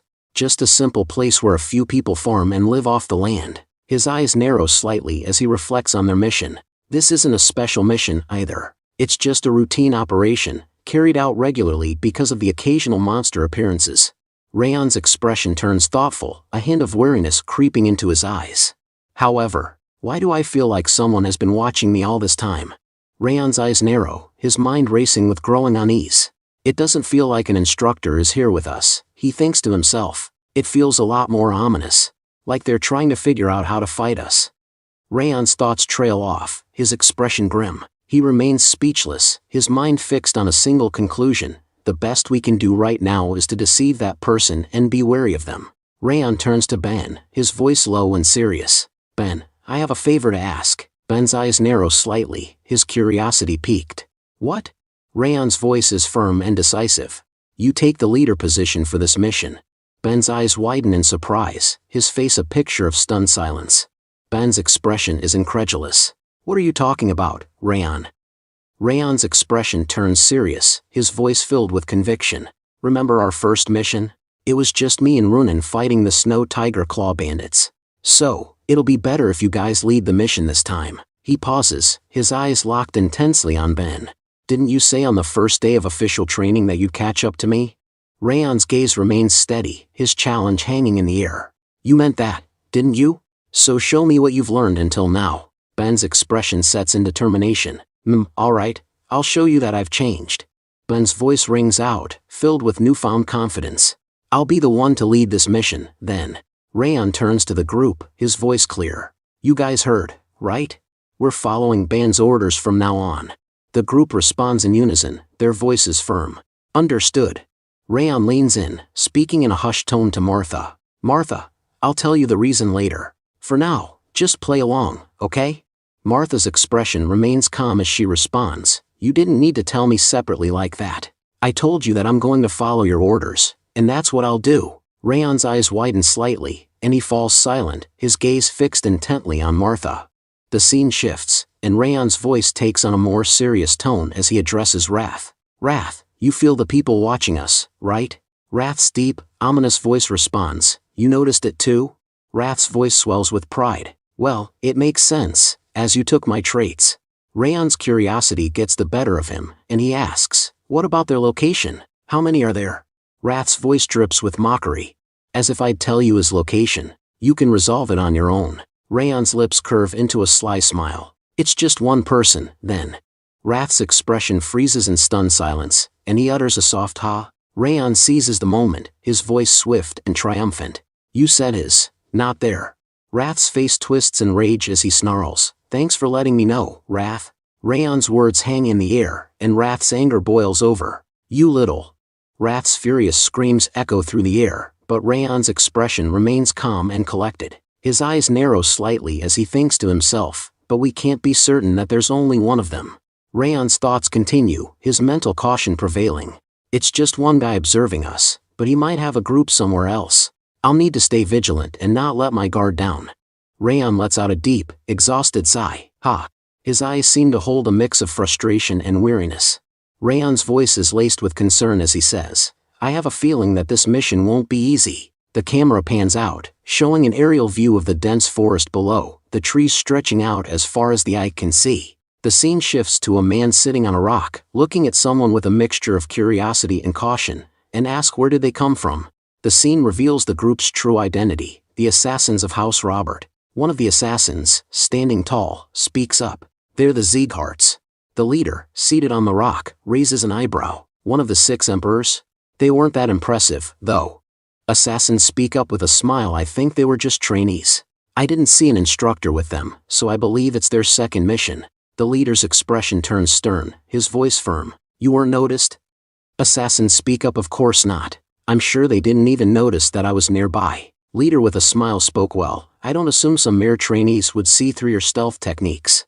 Assassin suddenly changed the subject. Assassin in a low voice. But we took control of the orcs, so I don't understand why they sent in trainees. Leader with a smile. I'm sure the villagers were sensitive to change and requested for help, saying that there was an increase in the number of orcs. I thought that we would find the mana stone quickly, but it seems like we've been too complacent. The assassins asked the leader. We couldn't find the item anywhere. I think it must be in the village.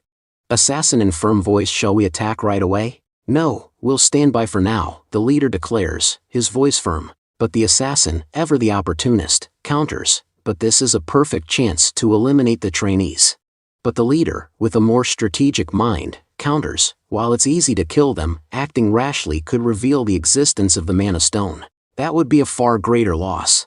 The tension between the two is palpable, as they weigh the risks and rewards of their next move. Meanwhile, Raon's group is warmly welcomed by the villagers. As they settle in, the leader and assassin continue their clandestine conversation. The leader, with a cunning smile, suggests a compromise. Let them deal with a few monsters. Make them think that they've completed their mission. The leader stands up, a sinister glint in his eye. With a swift motion, he and his men begin to transform. The scene darkens as they don orcish costumes and armor, their faces twisting into grotesque masks. In a grim voice, the leader declares, "We'll strike the village once they've left. We'll ravage everything, leaving nothing but destruction in our wake." The air grows thick with tension as the men nod in unison, their eyes gleaming with a mix of excitement and brutality. The village, bathed in the warm glow of hospitality, remains blissfully unaware of the horrors that await it. Raon's group, still basking in the villagers' gratitude, has no idea that their departure will signal the start of a nightmare. As the night deepens, the scene shifts to a cozy house within the village. Raon's group is seated around a warm dinner table, laughing and chatting as they savor their meal. The soft glow of candles and the crackling of the fireplace create a peaceful ambience, a stark contrast to the darkness gathering outside. Raon takes a bite of his food, his eyes drifting into thought about Ben Sieghart. Raon, to himself, I was a bit worried about him at first, but he's doing much better than I anticipated. Noting that he didn't exploit his title for personal gain or to feed his ego. Instead, he prioritized the success of their mission and took the time to reassure the village chief and its people. Raon observes that Ben is genuinely making an effort to improve. Raon's thoughts continued, shifting his concern elsewhere. It wasn't Ben I should be worried about. Ben and the trainees were more than capable of handling the monsters on their own, even if I weren't here. Raon's mind turned to a more pressing concern, the mysterious individual who had been monitoring their movements from the outskirts of the village. Though he couldn't be certain, Raon had sensed the person's presence vanish towards the mountains as soon as they entered the village. Raon's thoughts lingered on the unknown observer, sparking a nagging question. Was this a test orchestrated by the Sieghart household, or was it someone else entirely, lurking in the shadows? I guess we'll find out tomorrow. The scene shifted to the next morning, where Raon's group stumbled upon a disturbing discovery. The ground bore the unmistakable tracks of orcs' footprints. Ben knelt down to examine the footprint more closely, his expression grim. It's clear, he announced to the group, monsters are indeed lurking in the vicinity. The village head approached the group, a look of concern etched on his face. This time of year, monsters typically appear in our vicinity, he explained. However, this year is different. The number of monsters is triple what we normally face. I'm afraid our village isn't equipped to handle such a large-scale threat. To be precise, our scouts have counted over 100 monsters in the surrounding area, the village head elaborated, his voice laced with worry. Given the terrain and our limited visibility, it's likely the actual number exceeds 200. The issue isn't just the sheer number of monsters, the village head cautioned. You're likely unfamiliar with these woods, and navigating them can be treacherous. We'll provide you with a local guide to ensure you don't get lost in the mountains. He's the fastest and most agile young man in our village, and I'm confident he'll be a valuable asset to your team. Cebu mountain guide Kanbar stepped forward, his expression tight-lipped. To himself, he thought, I had a feeling something was off when the chief came to see us last night, but to be assigned as the guide for the Sieghart's trainees? This is the worst. Raon stood beside Kanbar, his eyes narrowing in puzzlement as he gazed at the mountain guide. Raon leaned in, speaking in a confident, reassuring tone to Kanbar, Don't worry, we'll make sure you return home safely. Kanbar's eyes widened in astonishment as he processed Raon's words. His expression was a picture of surprise, with a hint of curiosity. It was as if he had been caught off guard, and his mind was racing to understand the implications of what Raon had just said. Ben's voice cut through the air, commanding attention. Listen up, everyone. While orcs are usually superior to other monsters when it comes to combat, we mustn't underestimate the cunning of goblins and kobolds. They often resort to dirty tactics, employing poison and other underhanded methods. Even a minor injury can prove disastrous, so remain vigilant and don't let your guard down. The group responded in unison, their voices crisp and resolute, Yes, sir. Ben turned to Kane's group, his voice firm and authoritative. Training Hall 6, surround the perimeter and keep watch for any monsters attempting to flee or escape. Kane nodded sharply, responding with confidence, All right, leave it to us. Ben's voice rang out, his words electrifying the air. Then let us begin the raid. To the monsters that threatening this land. With a fierce battle cry, Ben charged forward, his sword at the ready. Show them the power of the Siegharts, he bellowed, his anger and determination palpable. The group surged forward in his wake, their swords flashing in the sunlight as they followed Ben into the fray. Let's go. Wrath's voice was laced with disdain as he turned to Raon. Those idiots. What a foolish thing to do. They've been preparing for an ambush all this time, and then they go and scream their lungs out, exposing our location. It completely defeats the purpose of a surprise attack. Raon offered a calm, rational perspective, they're just trying to overcome their nerves, Wrath. Shouting can be a way to release tension. It's an understandable mistake, especially since this is their first raid mission. Wrath's eyes narrowed slightly as he observed Raon, his mind racing with a silent assessment. This guy should be on edge, given it's his first monster raid mission. Yet, instead of being nervous, he's thinking several steps ahead. He carries himself like a seasoned veteran, not some green rookie. The forest echoed with the cacophony of clashing steel and the screams of the orcs as the group clashed with the marauding horde. The sound of swords slicing through the air, the crash of armor, and the cries of the wounded created a chaotic symphony that resonated throughout the forest. Martha's eyes sparkled with exhilaration as she exclaimed to Ben and Lunnan, I'll annihilate them all. Her voice was alive with joyful fervor, her enthusiasm for battle infectious. Ben shouted above the din of battle, priority target, goblins and kobolds. Take them down first, then we'll focus on the orcs. They've broken through our formation, one of the group members yelled in alarm. 2 orcs are flanking us, heading in the opposite direction. Kanbar's voice trembled with fear as he warned Raon, the orcs are heading straight for us. Meanwhile, Raon stood frozen for a moment, his mind racing with a panicked thought, Ugh, I shouldn't have come here. But he quickly snapped out of it, gripping his sword tightly as he steeled himself for the impending battle. With a fierce determination, he prepared to face the orcs charging towards him. In a swift, deadly motion, Raon sliced through the first orc, his sword cutting a precise, bloody arc. The orc's lifeless body crumpled to the ground, its blood spilling everywhere. Raon then turned to face the second orc, his eyes blazing with fury. The orc, taken aback by Raon's sudden display of skill, swung its sword in a wild, desperate arc. But before the battle could even begin, Raon had already ended it. The orc stood frozen in shock, its sword still raised, as Raon stood before it, his chest heaving with exertion. With a calm, deliberate motion, Raon slid his sword back into its sheath, the sound echoing through the sudden silence. Kanbar's eyes widened in stunned amazement as he slumped to the ground, his gaze fixed on the lifeless bodies of the orcs. He turned to Raon, his voice barely above a whisper. "Acha? When did they die?" The silence that followed was oppressive, punctuated only by the sound of Raon's heavy breathing and the rustling of leaves in the gentle breeze. The two orcs lay motionless on the ground, a grim testament to Raon's deadly efficiency.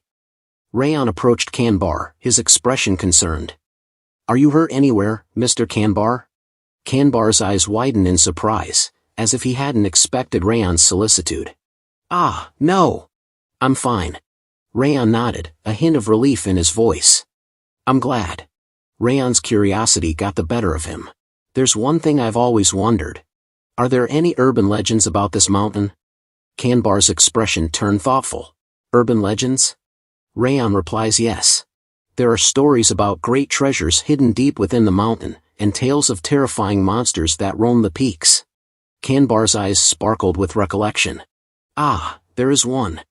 I remember hearing it from the villagers when I was a child." Kanbar's eyes took on a faraway look as he began to recount the legend. According to the story, hundreds of years ago, a fierce battle took place on this very mountain. The king of the goblins, a powerful and malevolent ruler from the western lands, marched his dark army against the knights who protected this realm. Raon listened intently, his interest piqued by the tale. Kanbar's voice took on a conspiratorial tone as he continued the tale. "It's said that the Goblin King's ring, a powerful artifact rumored to grant its wearer immense power and control over the dark forces, is still buried somewhere on this mountain." Raon's eyes widened in astonishment, his expression frozen in stunned silence. Raon's gaze drifted off into the distance, his mind racing with newfound understanding. He thought to himself, "I see. I get it now. The eyes I can feel on me right now, and the ones I felt before. It all makes sense." Raon's eyes narrowed, his mind digging deep into the recesses of his memory. A name, long forgotten, resurfaced. Eden. He whispered to himself. A shiver ran down his spine as he recalled the tales of old. They're one of the 5 demons. Raon's expression darkened as he recalled the lore surrounding Eden. They're infamous for their insanity, he thought to himself. Eden's purpose is restoration, a twisted desire to revert the world to a time when monsters ruled supreme. A chill ran down his spine as he contemplated the implications. They seek to resurrect an era where beasts and darkness reigned, and monsters were worshipped as gods. Raon's thoughts turned grave as he acknowledged the true extent of Eden's powers.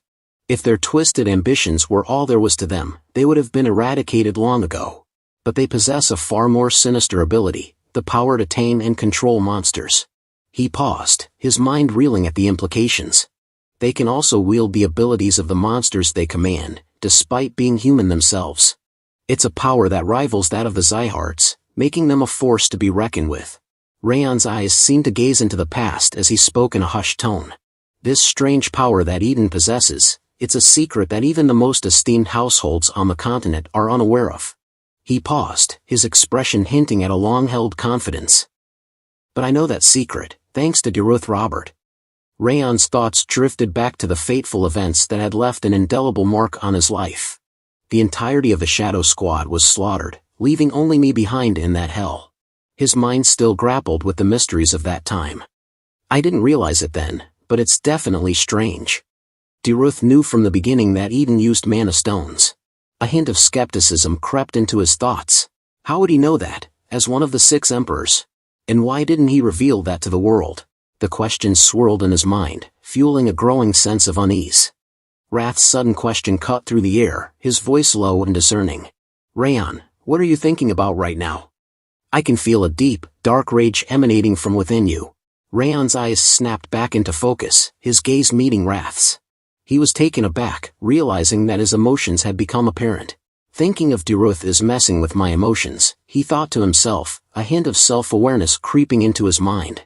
Raon took a deep breath, his eyes never leaving Wrath's face. "Let's calm down," he repeated, his voice measured. "What's important right now is Eden." Raon's eyes seemed to bore into the ground, his mind fixed on the possibility. I assume Eden's purpose is to find the Goblin King's Mana Stone, he thought, his voice low and measured. It's been hundreds of years since the Goblin King's defeat here. Raon's gaze swept across the landscape, his eyes burning with a mix of determination and trepidation. I'm sure a Mana Stone of incredible strength is buried somewhere, he thought to himself. Raon's eyes narrowed as the pieces fell into place. His mind racing, he thought to himself, so, their plan must be to make us think we've accomplished our mission, just to get us out of the way, allowing them to secretly search for the Mana Stone once we're gone. Ben's voice pierced the air, his eyes blazing with a fierce determination. That's the leader, he screamed to the group. I'll end this with one ultimate attack, and rush to attack. Just as Ben was about to unleash his ultimate attack, a massive explosion rocked the ground, sending shockwaves in all directions. Ben's eyes widened in surprise as he instinctively covered his head with his hands, stumbling backward from the force of the blast. Martha's voice rang out, filled with pride, as she declared, "It's mine." A triumphant smile spread across her face. Ben's expression, on the other hand, was a picture of disgruntlement. He muttered under his breath, his voice low and laced with embarrassment, "How undignified." Martha's smile only grew wider as she gazed at Ben, clearly delighted by his reaction. Ben's expression transformed, a wide grin spreading across his face as he turned to the group. "The leader's dead," he exclaimed, his voice ringing out across the battlefield. "Now we only have to take care of the rest." The group erupted into cheers, their voices screaming out in happiness as they celebrated their hard-won victory. The scene shifted back to Raon, asking Kanbar, Mr. Kanbar, about that Goblin King story. Has anyone ever found treasure or jewels in the mountains ever since? Kanbar's eyes seemed to gaze into the past as he continued, "Actually, when I was a kid, the chief went to the mountain and returned with a red jewel he found at the mountain summit." Raon's eyes widened with excitement. "Where's that jewel right now?" he asked, his voice filled with curiosity. Kanbar's voice dropped to a whisper, and he glanced around cautiously before revealing, "Most people aren't aware, but it was buried underneath the chief's house." Raon's eyes widened in shock, his mouth agape as he struggled to process the revelation. Raon's thoughts turned grim as he realized the gravity of the situation. "This is worse than I imagined," he thought to himself. "If Eden doesn't find the Mana Stone in the mountain, they'll burn down this village." Scene shift. The 5th Training Hall and 6th Training Hall groups combed through the area, searching for any remaining orcs. A member of the 5th Training Hall group spoke up, "We don't see any more orcs around." One of the group member from the 6th Training Hall replied in agreement, "Same here." After completing their mission, the group returned to the village, where they were greeted with warm smiles and open arms. The villagers welcomed them back with joy, relieved that the threat of the orcs had been eliminated. The village leader, beaming with gratitude, shook hands with Ben. "Thank you for doing all this for us," he said, his voice filled with sincerity. The village leader continued, "You're just as skilled as they say the Siegharts are." "Thank you again." Ben smiled humbly, replying, "Of course, I'm glad we were able to help." Raon watched the village head and the group, lost in thought, when suddenly Martha appeared beside him, sitting on a tree branch. "Did things go the way you wanted?" Martha asked, her eyes sparkling with curiosity. "Although I'm not too sure what it is that you wanted." Raon's eyes widened in surprise as he called out Martha's name. "Martha. I'm not sure either, but I'll tell you when the time comes." Martha jumped down from the tree, her movements agile and swift. "Don't worry, Raon," she said with a determined look. "No matter what happens, I'll follow your orders until the mission is over." With that, Martha walked away, leaving Raon to ponder the weight of her words. Runan's sudden appearance breaks the silence. "Raon, what are you doing here?" Runan asks, curiosity etched on her face. Raon turns to face Runan, a mixture of surprise and caution in his expression. Runan's concern is palpable as he asks, "Are you worried about something? You don't seem like you're in a good mood." Raon's response is calm and collected, a hint of a mask slipping into place. "It's okay, there's no problem. The chief said he's holding a banquet. Let's go." The tension is subtly deflected, but Runan's eyes linger on Raon's face, searching for any hidden truth. As Raon walks alongside Runan, his thoughts drift to the impending situation. "Eden will not step in until we leave," he thinks to himself. "What happens tomorrow is going to be important." A sense of foreboding settles in, and Raon's expression remains calm, but his mind is racing with anticipation and concern. The next day, the group walked along the outskirts of Cebu village, chatting and laughing together. Their conversation was filled with a sense of pride and accomplishment. "That was perfect," one of them exclaimed. "We took down all of the monsters in Cebu Mountain, and we ended up with very few injured." Another member nodded in agreement. "It was our first mission, but we were able to clear it perfectly." As Ben glanced at Raon, he thought to himself, "I assume that's why Raon isn't asking to take the lead again. There was no flaw in my leadership. I'm not sure why he gave me the authority, but I hope he'll realize that my leadership skills are comparable to him." With a sense of confidence and determination, Ben spoke up to the group, "Let's hurry out of here." His voice was firm and decisive, urging the group to move forward. As the group continued to move forward, Raon stood frozen, his eyes fixed on them. Suddenly, he shouted loudly, "Everyone, stop!" The group halted abruptly, turning to face Raon with a mix of confusion and concern. Some of the group members whispered among themselves, "What is it? Can't we keep going? It's too early to camp." Their voices were laced with confusion and a hint of frustration, unsure of why Raon had suddenly called for them to stop. They exchanged curious glances, waiting for Raon to explain himself.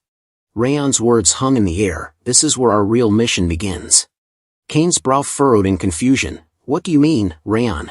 Raon's expression remained enigmatic. "Just like I said, the mission is not yet over." Ben's face darkened, his voice rising in protest. "What are you talking about?" The group's confusion and unease grew, sensing that something was amiss. Ben's question hung in the air. "We killed the orcs and even cleaned up after them, so what are you talking about?" Raon's expression remained calm, his voice measured. "Our mission was to take down the monsters and to protect the village." Ben's curiosity got the better of him. "So what's the problem?"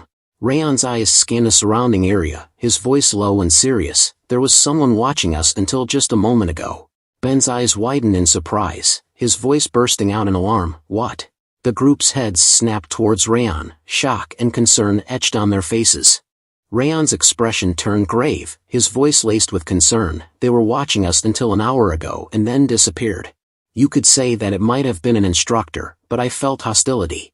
Too hostile to think that it could have been an instructor." The group exchanged uneasy glances, the atmosphere growing thick with tension. Raon's eyes seemed to gaze into the distance, his voice low and serious. "I felt those eyes even before we arrived at the village, and I sensed them disappearing toward the village when we had gone far enough from the village." Ben's face went pale, his eyes wide with shock. "Are you serious?" His voice trailed off, the implications sinking in. Martha's brow furrowed in concern. "Wait, from before we arrived?" Raon's gaze remained steady, his voice precise. "To be precise, it was when we arrived at the hill by the village." The group's eyes were fixed on Raon, awaiting his explanation. Martha's voice was laced with curiosity. "Then the reason you gave Ben the authority was?" Raon's expression remained calm, his voice measured. "Yes, I hid my presence in order to get a better sense of the enemy." Kane's eyes remained fixed on Raon, but his mind began to wander, reflecting on the events that had transpired. He thought to himself, "I felt this during the bet too." But his tactical sense, as well as his other senses, are better than an ordinary instructor. Even I couldn't tell that there was someone watching us. A mixture of surprise and admiration swirled within Kane. Ben's eyes searched Raon's face, seeking clarification. "That's the reason you gave me the leader role?" Raon's expression softened, his voice filled with a hint of warmth. "Yes, I thought that if you were the leader, you could take good care of the trainees." Raon continued. "You did great too. I'm sure the enemy thought that you were the top trainee thanks to that, and they didn't notice me at all." Raon's words of praise warmed Ben's heart as he placed a hand on his shoulder. "You are a true Sieghart," Raon said with a smile. "I'll recommend you as the second top trainee once we return." Ben's thoughts were tinged with a mix of surprise, humility, and a hint of embarrassment. "I thought I had put myself on equal grounds with Raon," he reflected, "but it seems I was far off. He wasn't even trying to compete with me. He was just trying to gather more information about the enemy, something that had gone unnoticed by everyone else." A wry smile formed in his mind as he continued, "And I didn't even know that. I was overjoyed, thinking I was equal to him." Raon's eyes scanned the group, his expression serious. "As I said earlier, monsters are creatures that cannot cooperate with other species. But in this mission, we witnessed orcs and goblins working together in harmony." He paused, letting the weight of his words sink in. "This can only mean one thing: the enemies are using some means to control the monsters." Raon's expression turned grave, his eyes burning with determination. Our first mission was to protect the village, and it's not over yet. A threat still looms over the village, waiting to strike. We can't consider our mission a success until that threat is eliminated. Raon's voice dropped to a whisper as he outlined their plan. We're returning to Cebu, but we'll need to be stealthy to avoid detection. Ideally, it'd be nice if we had equipment suited for it, but since we don't, turning to the green-haired boy, who seemed taken aback. The green-haired boy rummaged through his bag, producing an assortment of stealth gear. He held it up, a hopeful smile on his face. Would this suffice for stealth equipment? Raon's eyes widened in astonishment as he took in the array of gadgets. When did you get all this? He asked, his voice tinged with surprise. The green boy's smile grew wider, his eyes sparkling with mischief. I brought it just in case. Raon's eyes grew even wider in surprise as he stared at the green-haired boy. You carry around 40 of these, just in case? He asked, his voice laced with incredulity. The green-haired boy nodded nonchalantly, a cheerful grin still plastered on his face. It's good to always be prepared. Raon couldn't help but, impressed by the boy's foresight. Good job. Raon addressed the group, a determined glint in his eye. All right, let's move out. We'll conduct this mission with the stealth training we've received. He turned to Crane, his voice firm. Crane, I need you to inform the nearest Sieghart branch of the situation. You're the fastest among us, so I'm counting on you to get the message through quickly. Crane's eyes widened in surprise, and he hesitated for a moment before responding, all right? As Crane departed to complete his task, Raon's expression turned stern, his voice taking on a commanding tone. Everyone, listen up. From now on, obey my orders without question, no matter what. I will not tolerate any disobedience. The scene shifted to Eden's temporary shelter, nestled near the Cebu mountain. 5 hours had passed since the group's departure. One of Eden's followers, kneeling on the ground, spoke up in a hushed tone. They've finally all left. We checked the other side, just in case, but there was no problem.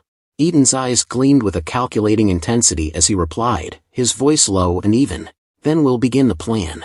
Then began to transform into his orc form, his body contorting and growing as he let out a fierce roar. Restoration, he bellowed, his voice echoing through the air. With a burst of rage, he slammed his leg into the ground with brute force, causing the earth to crumble and a massive hole to open up. And Eden climbed to the top of a nearby mountain, his sword at the ready. He gazed out at his followers, his eyes blazing with intensity. Kill them, he commanded, his voice carrying on the wind. Don't spare even one. The orc followers began to charge towards the village, their roars and battle cries filling the air. Raon's group watched from their vantage point on the hills, their eyes fixed on the scene unfolding below. Ben turned to Raon, his voice low and urgent. There really were orcs left. Ben's face twisted in anger as he spoke up, his voice trembling with rage. We'll put an end to them for real this time. But Raon's calm and collected voice cut through Ben's fury, his words dripping with caution. No, not yet. I thought I told you that there are eyes on us. Ben's expression froze, his mouth still open in a snarl. He stared at Raon in stunned silence. Raon's eyes narrowed, his gaze scanning the surroundings as he continued, it's not some monster watching us either. It's a human. We don't know the identity of the enemy yet. Ben's face contorted in frustration, his voice rising in urgency. But look how many of the orcs there are. The villagers won't be able to stop all those orcs. Raon's voice remained calm and measured, but his words carried a sense of caution. But if we just intervene now and lose, we'll all die too. Ben's expression turned desperate, his voice laced with urgency. We better intervene now if we want to save the village. Raon's eyes locked onto Ben's, his gaze steady. Don't you remember the instructor telling us that it's important to really understand the mission? The timing is not right yet, and we need to be even more careful since the enemies are from Eden. The group's eyes widened in surprise, and Kane's voice rose in shock. Wait, Eden. Martha's voice trembled slightly as she spoke up. You mean the Eden of the 5 demons? Ben's face went pale, and he was rendered speechless, his eyes wide with alarm. Raon's expression remained serious, his voice measured. If they're able to control the monsters, it could only be either Eden or a Lord rank monster. So, we need to be careful. Ben's voice barely above a whisper, his tone trembling with a mix of fear and reverence. I'm aware of how strong Eden is, and that you're right. Ben's trembling tone gave way to a surge of emotion, his voice rising in anguish and accusation. But if we don't move now, half the village will die. Are we supposed to just hide here and wait while they're dying? I thought that you were someone fitting of the name Sieghart. But this isn't right. We should fight right now. Ben's voice rang out with conviction, his words a passionate declaration. That's what a Sieghart swordsman should do. With a fierce determination burning in his eyes, Ben leapt forward, standing at the edge of the cliff. His voice echoed out, a challenge to the others. I don't care whether any of you follow me or not. If any of you believe yourselves to be a true Sieghart swordsman, then follow me. Raon's voice was laced with frustration, his words tinged with exasperation. That guy. But before Raon could say more, Runan's voice cut in, her tone resolute. I'm going too. With that, Runan followed Ben's lead, jumping off the cliff. Some of the trainees from the 5th training hall spoke up, their voices filled with conviction. Sir Ben is right. As a Sieghart, it'd be embarrassing to be frightened just because the opponent is one of the 5 demons. Another trainee nodded in agreement, their voice ringing out. That's right. We're recruits affiliated with the 6 emperors. The trainees of the 5th training hall began to stir, their faces set with determination. With a collective burst of energy, they started to run, following in Ben and Runan's footsteps. As they rushed past Raon, they called out to him, their voices filled with urgency. We're going too. We have to hurry and protect the village and its people. Kane's voice cut through the air, his eyes blazing with determination as he turned to his group from the 6th training hall. Is it straight ahead? We'll help the 5th training hall and attack the ghosts of Eden. The group responded in unison, their voices firm and resolute. Yes, sir.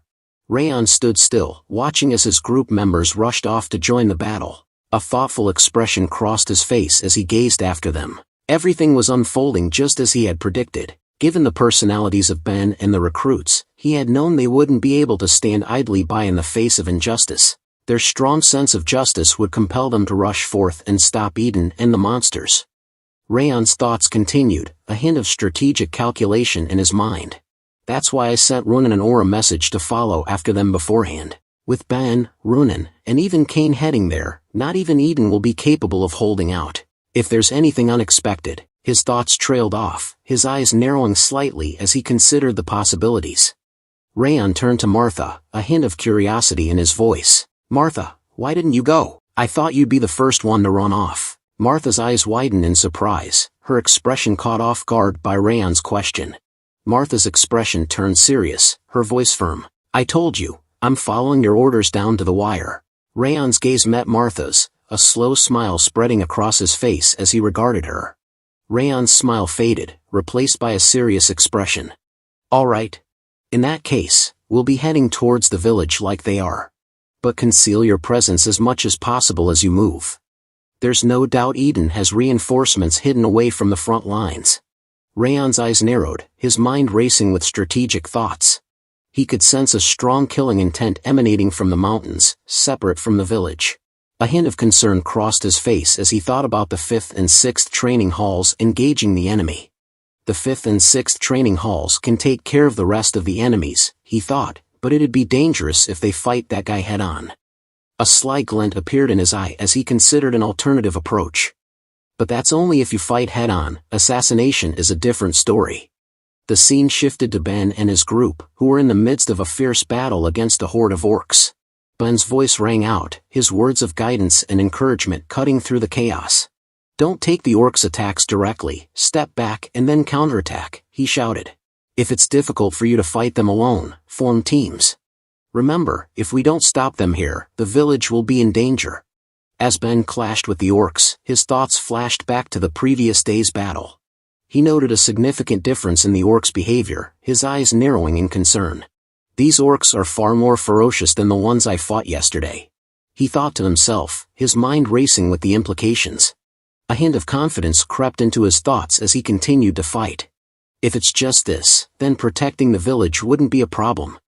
Ben's thoughts took a darker turn as he considered the true nature of their enemy. His expression turned grim, his eyes clouding with concern. The problem is that as long as our enemy is Eden, then there's no way they'd stop at this, he thought, a sense of foreboding settling in. His mind flashed back to Raon's words, and he couldn't help but feel a sense of admiration for the other's insight. Raon was right, all along. Ben's voice rang out, his warning echoing through the forest. All forces, watch out for threats coming from above and camouflaged within the forest. One of the group members' eyes widened in alarm as they looked around, their voice trembling with concern. Huh. No way! Ben's eyes locked onto the camouflaged figures, his mind racing with recognition. It's Eden's Green Phantom Corps, he thought to himself, his grip on his weapon tightening. He took in the details of their attire, the goblin masks and distinctive headgear, leaving no doubt as to their identity. A hint of surprise crossed his face, his eyes narrowing in concern. I expected them to come, he thought, but I didn't think there'd be so many. Ben's gaze swept across the forest, his eyes quickly tallying up the number of Green Phantom Corps members. His expression turned grave, his mind racing with the implications. A cursory glance tells me there's easily more than 40 of them, he thought, his grip on his weapon tightening. We've got to play our cards right if we want to fight this many foes. Ben's voice rang out, his words clear and decisive as he issued orders to his comrades. Kane, you hold back the orcs with the others, make sure they don't reach the village. Ronan, use your cold air to freeze the orcs and Green Phantom's feet, immobilize them. He paused, his eyes scanning the battlefield before meeting the gazes of his teammates. I'll take charge. Runan's voice was firm and resolute as she acknowledged Ben's order. Understood. I'll freeze them all. With a swift motion, she raised her sword, and a brilliant, frost-icy aura burst forth from her sword. The air around her seemed to shimmer and chill, as if winter itself was being unleashed. Suddenly, towering ice pillars erupted from the ground, their crystalline structures glinting in the fading light. The pillars encased the orcs and Green Phantoms, freezing them in place, their feet and legs trapped in the unforgiving ice. With a fierce battle cry, Ben unleashed his continuous flow sword technique, his blade slicing through the air with deadly precision. He pushed off the ground with his leg, using the momentum to propel himself forward. As he charged, the autumn wind sword technique kicked in, imbuing his blade with the fierce energy of the autumn gusts. The sword sliced through the crowd of orcs, leaving a trail of destruction in its wake. Ben's movements were a blur, his sword dancing through the air with a rhythmic whoosh, cutting down any orc that dared to stand in his way. His technique was a perfect blend of speed, power, and agility, making him a formidable force on the battlefield. As Ben stood victorious, his chest heaving with exhaustion, a sudden movement caught his attention. A Green Phantom, camouflaged in the branches of a nearby tree, swiftly drew back their arm and launched a poison-tipped needle. The needle flew silently through the air, striking Ben's back shoulder with deadly precision.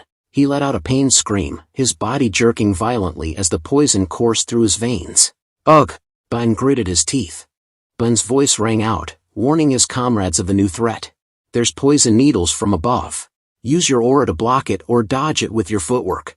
But before anyone could react, one of the group members shouted out a new warning. Sir Ben, they threw down a bag of poison gas. Ben's eyes snapped towards the source of the warning, and he saw the bag exploding on the ground. Ben's eyes widened in alarm as he realized the potency of the poison gas. This poison is stronger than what the monsters use, he thought to himself, his mind racing with the implications. Without hesitation, he shouted out a warning to his group. Everyone, cover your mouths, he yelled, his voice carrying across the battlefield as he instinctively raised his own arm to cover his nose and mouth. The poison gas had already taken its toll, spreading quickly through the group. Some members began to sit down, their bodies weakened by the toxic fumes. One of them spoke up, their voice laced with desperation. Forget aura. I can't even lift my sword. Ben's thoughts were a jumble of worry and desperation as he assessed the situation. In that single moment, not only the other members, but even I was exposed to it, he thought, his mind reeling with the implications. He glanced around, taking in the sight of his teammates struggling to stay conscious. Runan's complexion is getting worse too, but the Green Phantoms and the orcs look completely fine. He noted, his eyes narrowing in concern. The realization hit him like a ton of bricks. At this rate, we'll get wiped out, he thought, his heart sinking in despair. Just as all hope seemed lost, a sudden explosion rocked the ground near Ben, sending him stumbling backward. Ben's eyes widened in surprise as he stumbled backward from the explosion. This energy, and destructive power, he exclaimed, his voice trailing off as he realized who was responsible for the sudden turn of events. Martha, he called out, a mix of surprise and relief washing over him. Martha and her group charged onto the battlefield, their presence a whirlwind of steel and fury. Martha's voice rang out, her words a stark contrast to the desperate situation Ben's team had found themselves in. In place of these idealistic fools, let's clean up all the Eden trash, she shouted, her sword flashing in the fading light. Don't let a single one go. One of Ben's group members shouted out, his voice filled with relief and excitement. Reinforcements. Lady Martha and reinforcements have arrived. The news spread like wildfire, and the morale of Ben's group skyrocketed. One of them exclaimed, if they were just a little later, we would have passed out from the poison. Another member nodded in agreement, their face set with determination. Let's get up and join the fight, they urged, their voice filled with a newfound sense of hope and energy. Ben's eyes scanned the battlefield, his mind racing with strategy and hope. I can't see Raon yet, he thought, a hint of concern lingering in his mind. But as he watched Martha and the reinforcements cut through the Eden forces, his confidence grew. But with Martha and the others, the tides have turned, he thought, a sense of relief washing over him. A newfound optimism took hold of him as he assessed the situation. If this continues, we'll be able to win, he thought, his determination and hope renewed. One of the men in Eden's green phantom turned to another, his voice laced with alarm and desperation. What kind of recruits are that strong, he exclaimed, his eyes wide with fear as he gazed out at Martha and the reinforcements. The other phantom nodded in agreement, his face pale. Let's run, he urged, his voice low and urgent. If we stay here, we'll end up dead. The voice was like a cold wind, sending shivers down the spines of the two fleeing phantoms. Are you deserting the battlefield? It echoed through the forest, the words dripping with disdain and accusation. Martha, Ronan, and Ben's eyes snapped towards the figure emerging from the shadows, their faces set with alarm. Ben's voice was the first to break the silence, his words tumbling out in shock. That can't be, he exclaimed, his eyes wide with incredulity. The three warriors exchanged uneasy glances, their minds racing with the implications of what they were seeing. They sensed a presence that far surpassed the likes of the green phantoms, a power that seemed to radiate from the very air around the figure. The headgear of a champion.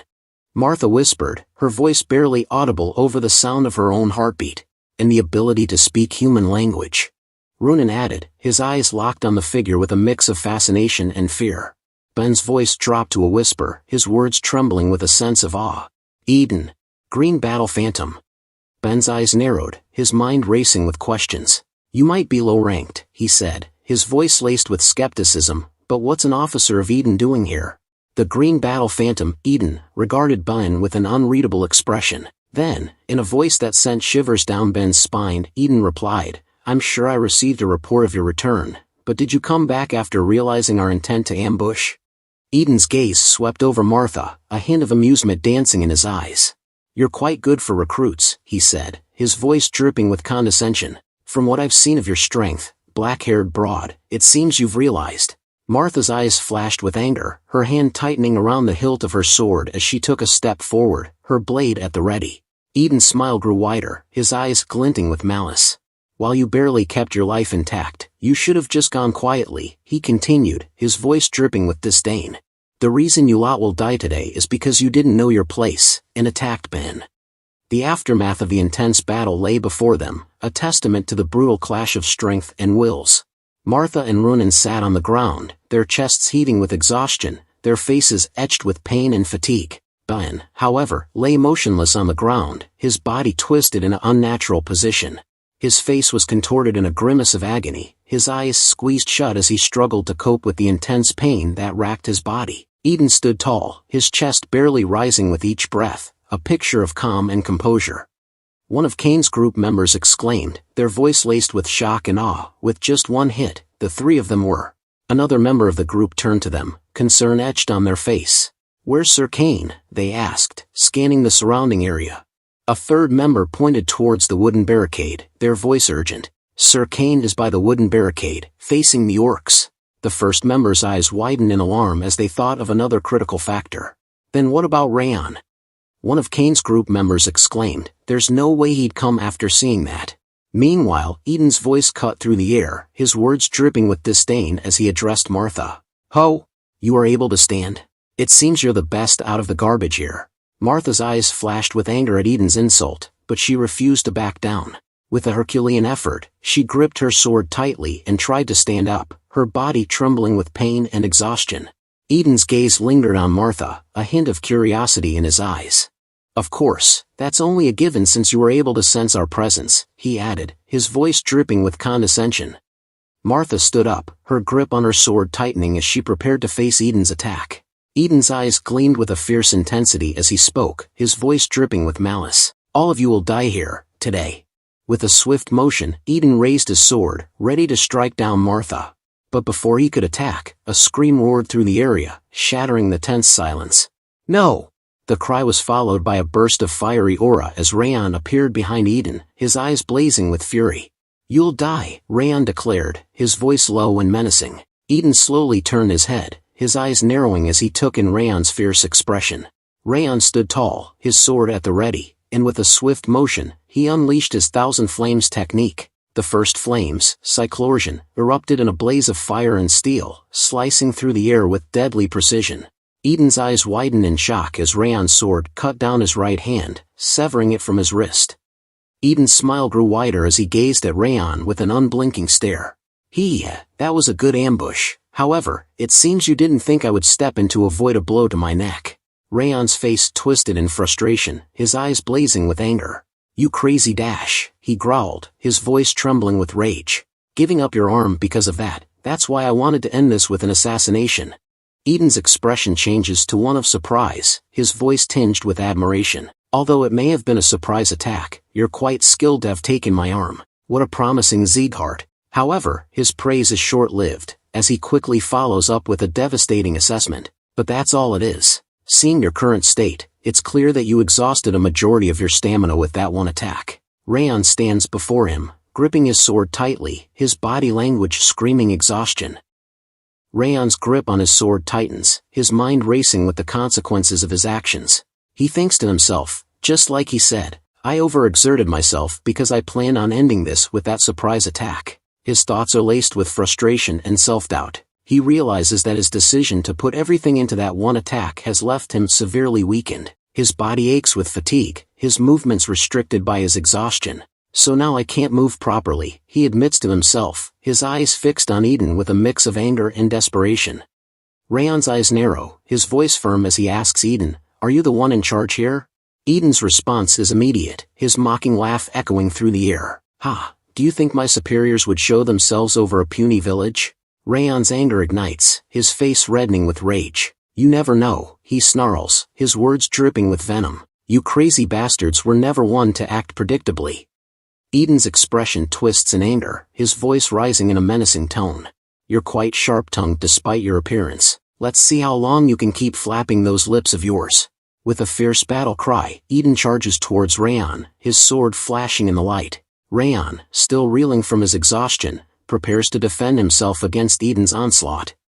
As Eden's sword comes crashing down, Raon raises his own sword to block the attack. His mind racing, he thinks to himself, I'm not completely recovered yet, but that goes for him as well. With a surge of adrenaline, Raon summons the strength to block Eden's attack. The two swords clash, sparks flying as the blades meet. Raon's arm trembles with the force of the impact, but he manages to hold his ground. Eden's eyes widen in surprise, his voice laced with genuine admiration. You withstood that? You're much better than I expected. Raon responds with a confident smirk, if I can't withstand that much, I might as well give up on being a swordsman.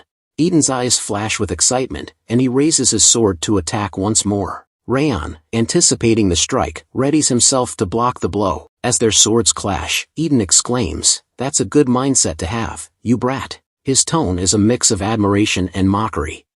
Ben watches the intense battle unfold before him, his eyes wide with astonishment. The ground shakes beneath their feet as Raon and Eden exchange blows, their swords clashing with fierce intent.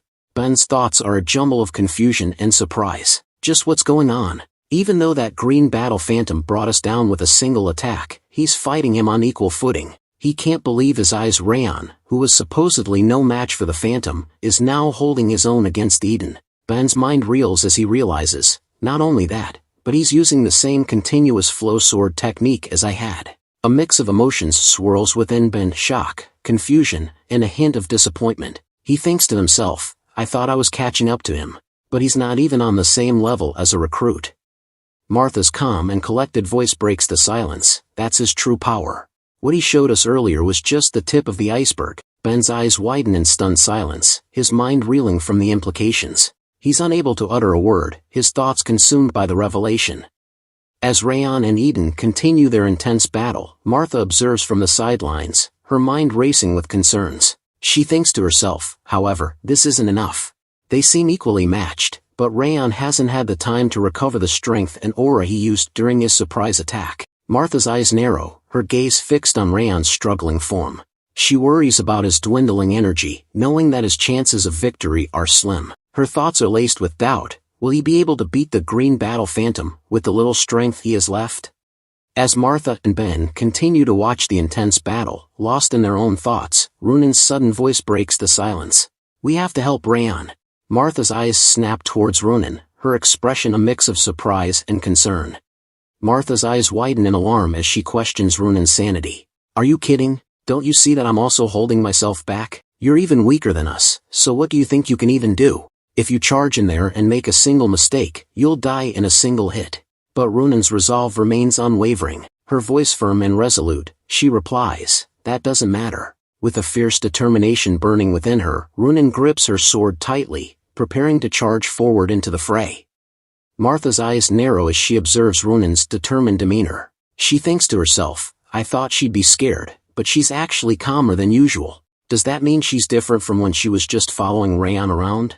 Martha's gaze lingers on Runan, her expression a mix of curiosity and surprise. Ben's voice rings out in support of Runan. I'm embarrassed that I even hesitated. Like Runan said, we have to help Raon. Martha's eyes widen in surprise, and she questions Ben's sudden boldness. Oi, have you already forgotten about that attack from earlier? Do you really think anything would change if the three of us rushed in? Martha's skepticism is palpable, her words laced with concern for their safety. Ben's voice rings out with conviction. Even so, I can't just turn a blind eye and leave a comrade to fend for themselves.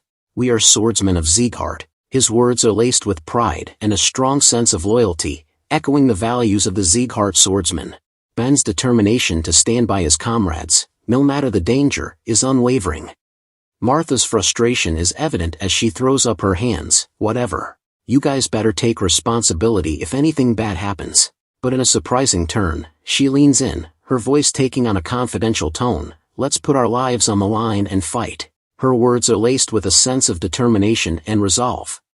While on Raon's side, Eden's eyes narrow slightly, a hint of surprise and admiration in his voice. It is surprising that a mere recruit would be able to last this long against me. You're talented to the point I'd like to recruit you into Eden. He pauses, his gaze intense. What is your name? Raon's response is firm and resolute. Raon Sieghart. His name is spoken with pride, a declaration of his identity and allegiance.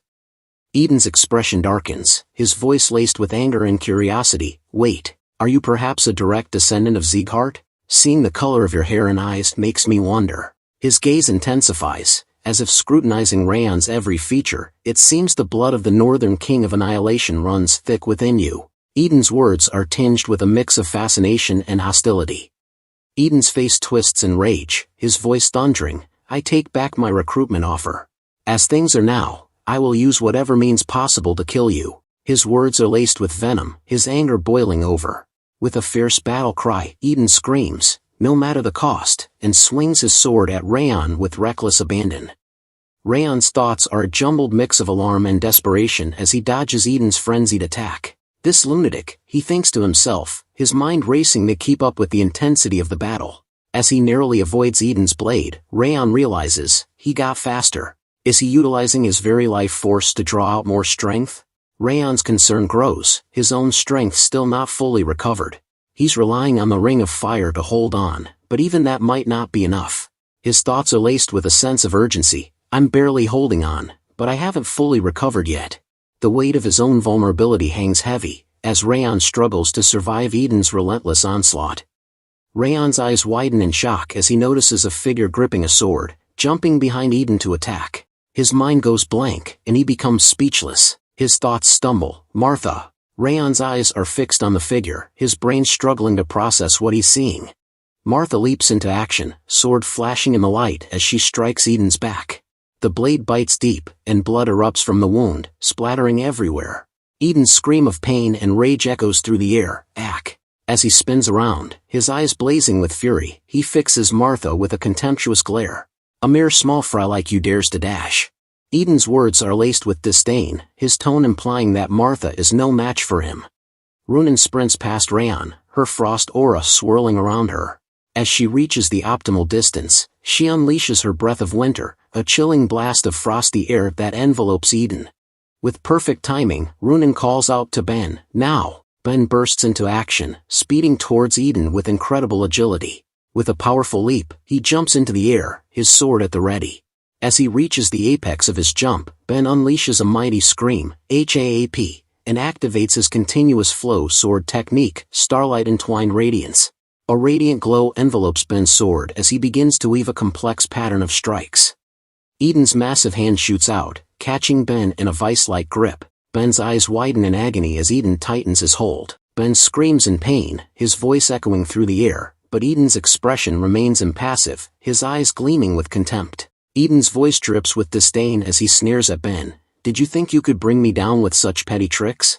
It seems you've greatly underestimated me." Eden's words are a crushing blow, his tone implying that Ben's efforts are nothing more than a nuisance. Eden's smirk widens, his voice dripping with condescension. "If you aren't at least on the level of that blonde brat, you'll never be able to land a blow on me." Ben's expression remains steadfast, his eyes gleaming with determination. A hint of a smile plays on his lips as he responds, "Yeah, like you said, with the attacks we just used, it'd be hard to take you down." Ben pauses, his gaze never wavering from Eden's, but it can at least buy some time. Eden's eyes widen in surprise, his voice barely above a whisper, "What?" But before he can react, Martha unleashes her Titan aura, transforming into the meteor form, Ultimate Point. Her body glows with an intense, brown light as she jumps towards Eden. With a fierce battle cry, Martha screams, "Let's see if you can take this, Eden." Her sword flashes in the brown light, its blade biting deep into Eden's body. Eden's eyes go wide as Martha's attack slices through him, her sword passing through his torso with a spray of blood. The force of the blow sends Eden stumbling backward, his body trembling with the impact. Eden's face contorts in agony and rage, his voice thundering, "Arg, you brats!" With a swift and brutal motion, Eden hurls Ben towards Martha, the two colliding in midair. The impact is tremendous, their bodies crashing together with a sickening crunch. Both Ben and Martha scream in pain, their voices echoing through the air as they stumble backward, their bodies entwined. The force of the collision sends them both tumbling to the ground, their limbs tangled in a heap. Eden's eyes blaze with fury, his chest heaving with exertion. He takes a step forward, his massive frame looming over the two battered warriors. Eden's voice drips with disdain as he gazes down at Ben and Martha, his words laced with scorn. "Mere insects like you ought to know their place." His expression twists in contempt. "Do you not understand that this last stand of yours is meaningless?" Eden's tone implies that their efforts are futile, that they are nothing more than insignificant specks to be crushed beneath his heel. Behind Eden, Raon's eyes blaze with intensity as he charges his aura to its fullest potential. His voice thunders through the air, "It's not meaningless." The ground trembles beneath Raon's feet as he unleashes a mighty roar, his aura bursting forth in a spectacular display of power. The air around him seems to distort, as if the very fabric of reality is being warped by his energy.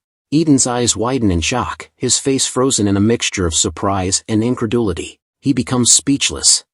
Raon's voice remains steady, his determination unwavering. "Thanks, everyone. I had enough time to recover, thanks to your efforts. I'll make sure that this opportunity, that you've risked your lives for, won't go to waste." With a confident nod, Raon declares, "Leave everything to me." It shown Ben and Martha, who lie unconscious on the ground, their bodies battered and bruised from the intense battle. Eden's eyes widen in astonishment as he turns to face Raon, his voice filled with incredulity. "How do you still have that much strength remaining? Just who are you?"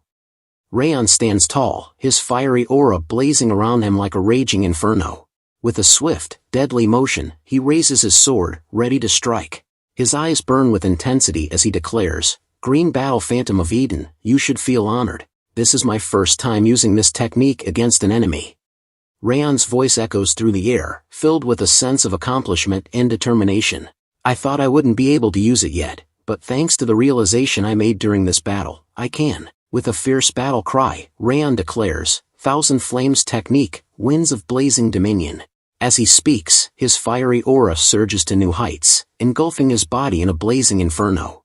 The air around him seems to distort, as if the very fabric of reality is being warped by the intense heat emanating from his aura. With his sword at the ready, Raon prepares to unleash a maelstrom of flames upon Eden, his eyes burning with an unyielding determination to emerge victorious. Eden's thoughts are a jumble of alarm and urgency as he realizes the true nature of Raon's flames. What's with those flames? They're different from what he had earlier. My instincts are telling me that they're dangerous. With a growing sense of desperation, Eden knows he must act swiftly to eliminate the threat. I must kill him now, regardless of what it may take. Unleashing a fierce battle cry, Eden charges towards Raon with reckless abandon.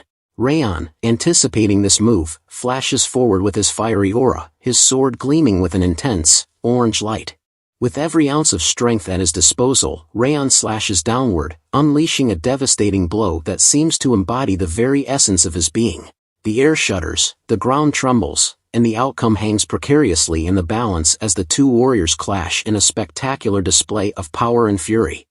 Raon's fiery aura engulfs Eden, consuming him whole. The force of Raon's slash splits Eden's head in two, sending half of it crashing to the ground. The scene is gruesome, with Eden's lifeless body lying in a pool of blood. Raon stands victorious, his confidence and strength radiating from his very being. His stance is triumphant, a testament to his overwhelming power. The outcome of the battle is clear. Raon has emerged victorious, while Eden lies defeated and lifeless. Raon stands panting, his chest heaving with exhaustion. The intensity of the battle has taken its toll, but the triumph in his eyes is undeniable. Runan, on the other hand, is left speechless. Her eyes widen in awe as she gazes at Raon, her mind struggling to process the incredible display of power she just witnessed. The air is thick with tension, the only sound Raon's heavy breathing. The weight of Raon's victory hangs heavy, leaving Runan and the surroundings in stunned silence. Martha's voice trails off in surprise, her eyes wide with incredulity. Raon, you really, she exclaims, unable to finish her sentence. Ben's voice fills the gap, his tone filled with awe and admiration. He really took down the green battle phantom, he declares, his words echoing through the stunned silence. The weight of Raon's achievement hangs in the air, leaving his comrades struggling to process the enormity of his victory. The green battle phantom, a formidable foe, has been defeated by Raon's unwavering determination and unrelenting power. With his sword held high, Raon's voice rings out, filled with determination and conviction. Hey, it's not over yet. Eden's green phantoms are still here, he declares, his eyes blazing with a fierce inner light. The group's attention snaps back to the present, their faces set with renewed resolve. Raon's words ignite a fire within them, and they stand ready to face the remaining challenges. For the fiefdom's peace and the village's prosperity, we'll take them all down. The group's response is immediate and unanimous, their voices rising in perfect sync. We'll follow your orders, they declare, their words a testament to their unwavering loyalty and trust in Raon's leadership. The scene shifts to a jubilant atmosphere, hours after the battle. The group is in high spirits, cheering and reveling in their hard-won victory over Eden's green phantoms. With swords raised high in triumph, they bask in the glory of their achievement. The air is filled with laughter, shouts of joy, and the clanging of swords, as they celebrate their victory and the peace it brings to the fiefdom. Ben's voice cuts through the celebratory atmosphere, his tone filled with sincerity and respect. Raon Sieghart, he calls out, his words drawing everyone's attention. We were wrong, Ben admits, his voice laced with humility. If it weren't for you and the reinforcements, we would have been annihilated after going into battle first. On top of that, the village people we were supposed to protect would have died too. Ben's words hang in the air, a heartfelt acknowledgement of Raon's crucial role in their victory. Ben's voice takes on a tone of genuine remorse as he continues, "Thank you for saving us, and I'm sorry for disobeying your orders." He pauses, his expression unwavering, before adding, "Just that, even then, I still would have gone to the village. Turning a blind eye to injustices because you're weak is not how I believe a Sieghart swordsman should act." As he speaks, Ben places his hand on his chest, his gesture a symbol of his conviction and commitment to his principles.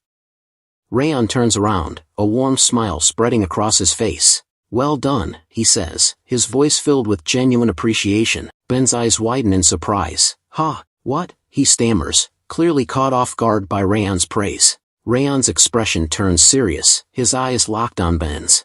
Because you all fought with all your might, I was able to take advantage of the Green Battle Phantom's opening, he explains. You all played a key role in this victory. If even a single one of you weren't here, then who knows how things could have turned out. Raon's words are a heartfelt acknowledgement of the team's collective effort, recognizing that their victory was a direct result of their combined strength and determination. Raon's voice takes on a tone of profound sincerity, his words spoken from the heart. As such, I'd like to thank all of you, he says, his gaze sweeping across the group. I'm being serious, without an ounce of insincerity, he emphasizes, his expression a testament to his genuine appreciation.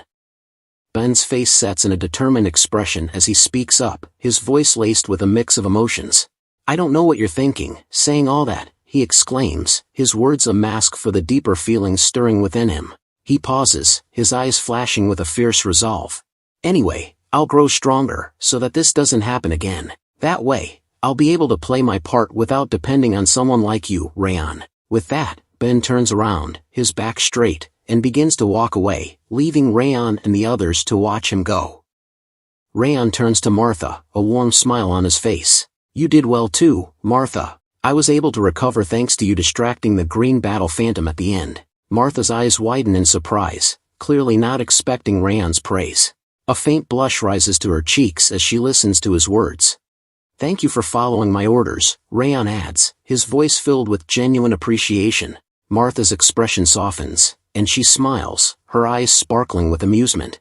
If I can't even follow orders, I should just bite my tongue and die, she says, her voice laced with a hint of self-deprecation. With a nod, Martha turns to leave. I'll head to the village first and help with repairs, so take your time, she says, her voice fading into the distance as she walks away. Raon's eyes gaze off into the distance, his mind consumed by a sense of relief. I wonder if this mission is finally over now, he thinks to himself, his body beginning to succumb to the weight of exhaustion. As the adrenaline wears off, Raon's legs start to buckle, and he struggles to stay upright. He attempts to hold himself up, grasping his legs with his hands, but it's no use.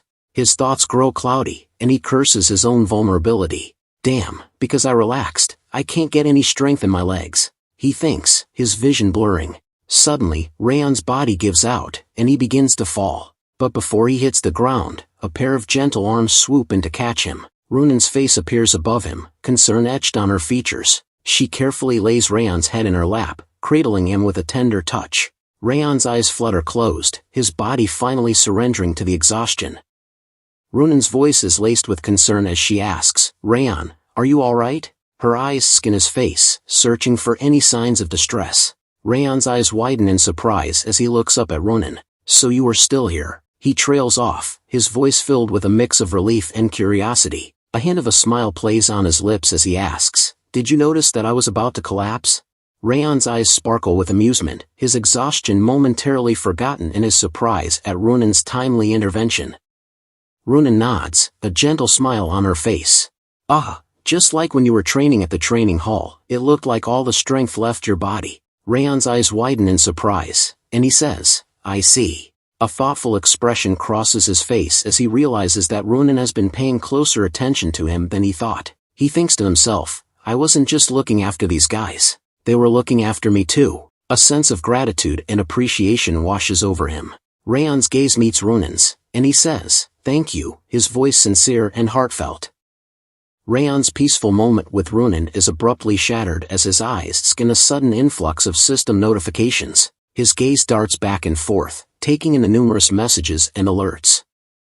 Raon's eyes scan the system notifications, his mind racing with excitement and curiosity. The messages reveal a plethora of rewards and upgrades, a testament to his remarkable performance in the battle against the Green Battle Phantom. As he examines his updated status window, a satisfied smile spreads across his face. His name, House Sieghart, is now accompanied by the esteemed title, Unbreaking Spirit. The trait, Unseen Strike, is a welcome addition to his arsenal, granting him new possibilities in combat. Raon's thoughts turn inward, reflecting on the significance of these upgrades. Looks like this is the result of taking down the Green Battle Phantom, he thinks to himself. All my status points have gone up, along with earning a new trait and title. I'll have to look into this more later. With a newfound sense of energy and purpose, Raon carefully stands up from Runan's lap, brushing himself off. He offers Runan a reassuring smile, grateful for her concern. I'm fine now, so head back to the village first, he instructs, his voice firm and confident. I'll check if there's anything dangerous around here for now. Runan's eyes narrow slightly, as if assessing Raon's condition, before nodding in acceptance. Seated on a rock, Raon becomes engrossed in his system, scrutinizing the details of his newly acquired title, Unbreaking Spirit. A thoughtful expression crosses his face as he contemplates the title's implications. This Unbreaking Spirit title is far better than I thought it'd be, he thinks to himself, a hint of excitement creeping into his mind. 3% might seem small, but as I grow stronger, the amount my status points go up by will increase. Raon's eyes scan a detailed description of the title, his understanding deepening. A title granted to those with an unshakable spirit while fighting against a strong opponent. Ability: when fighting against an opponent stronger than you, all status points will increase by 3%. His thoughts continue. I'll have to face plenty of opponents stronger than me from now on, so I can view this as being constantly in effect. A determined glint appears in his eye, as he realizes the potential benefits of this title in his future endeavors. Raon's attention shifts to the Unseen Strike trait, his eyes scanning the description. When attempting an ambush or assassination, your presence will be reduced and the chances of landing a fatal blow to your opponent will be increased, he reads. A thoughtful expression crosses his face as he contemplates the trait's potential. Unseen Strike does look like an assassination-specific trait, he thinks to himself. If I had gotten this before I fought with the Green Battle Phantom, could I have taken him down with my ambush? Raon's mind replays the battle against the Green Battle Phantom, considering how the Unseen Strike trait might have altered the outcome.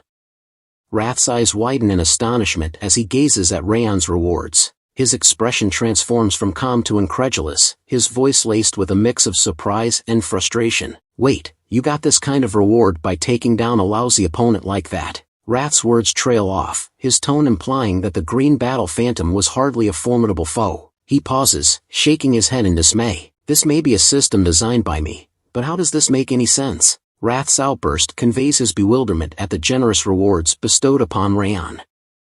Because of you, I'm getting stronger with every passing day. Thanks, Wrath, Raon says, his voice sincere and calm. Wrath's face twists in rage, his voice dropping to a menacing growl. I'll make sure you don't get an easy death, he snarls, his words dripping with malice. I'll bite and tear your flesh apart endlessly and grant you eternal pain. The intensity of Wrath's fury is palpable, his words painting a gruesome picture of the agonizing fate he has in store for Raon. Raon turns his back on Wrath, his movements calm and deliberate. As he begins to walk away, he tosses a casual challenge over his shoulder. Try it if you can. Wrath's eyes widen in surprise, his face reddening with rage. He's taken aback by Raon's nonchalant response, clearly expecting a more fearful or submissive reaction. Wrath's surprise quickly gives way to frustration, and he lets out a mighty roar. The sound echoes through the air, a primal expression of his anger and helplessness. Undeterred by Raon's dismissal, Wrath gives chase, following him as he walks away. The scene shifts to the village, where the group is busily repairing the aftermath of the battle. The air is filled with the sounds of hammering, sawing, and shouted instructions. Someone calls out, "Bring some lumber over here," while another voice asks, "Where did you put the debris?" A third person shouts, "The wooden barricade is finished here." Villagers and group members work together, their faces set in determination as they labor to restore their home. Some villagers chat with each other, exchanging stories and concerns, while others lend a hand with the repairs. Raon slowly opens his eyes, blinking away the haze of sleep. He looks around, taking in the bustling scene of the village repairs. The sounds of hammering, sawing, and chatter fill the air, a stark contrast to the peaceful atmosphere he had been seeking. He talks to himself, a hint of amusement in his voice. "I just wanted a quick break, but I guess I fell asleep in that short time." Raon's words trail off, and he rubs his eyes, trying to shake off the remnants of sleep. As he sits up, he takes a deep breath, feeling a bit more refreshed. Raon pushes open the door and steps out of the house, blinking in the bright sunlight. He takes in the scene before him, noticing the progress made on the repairs.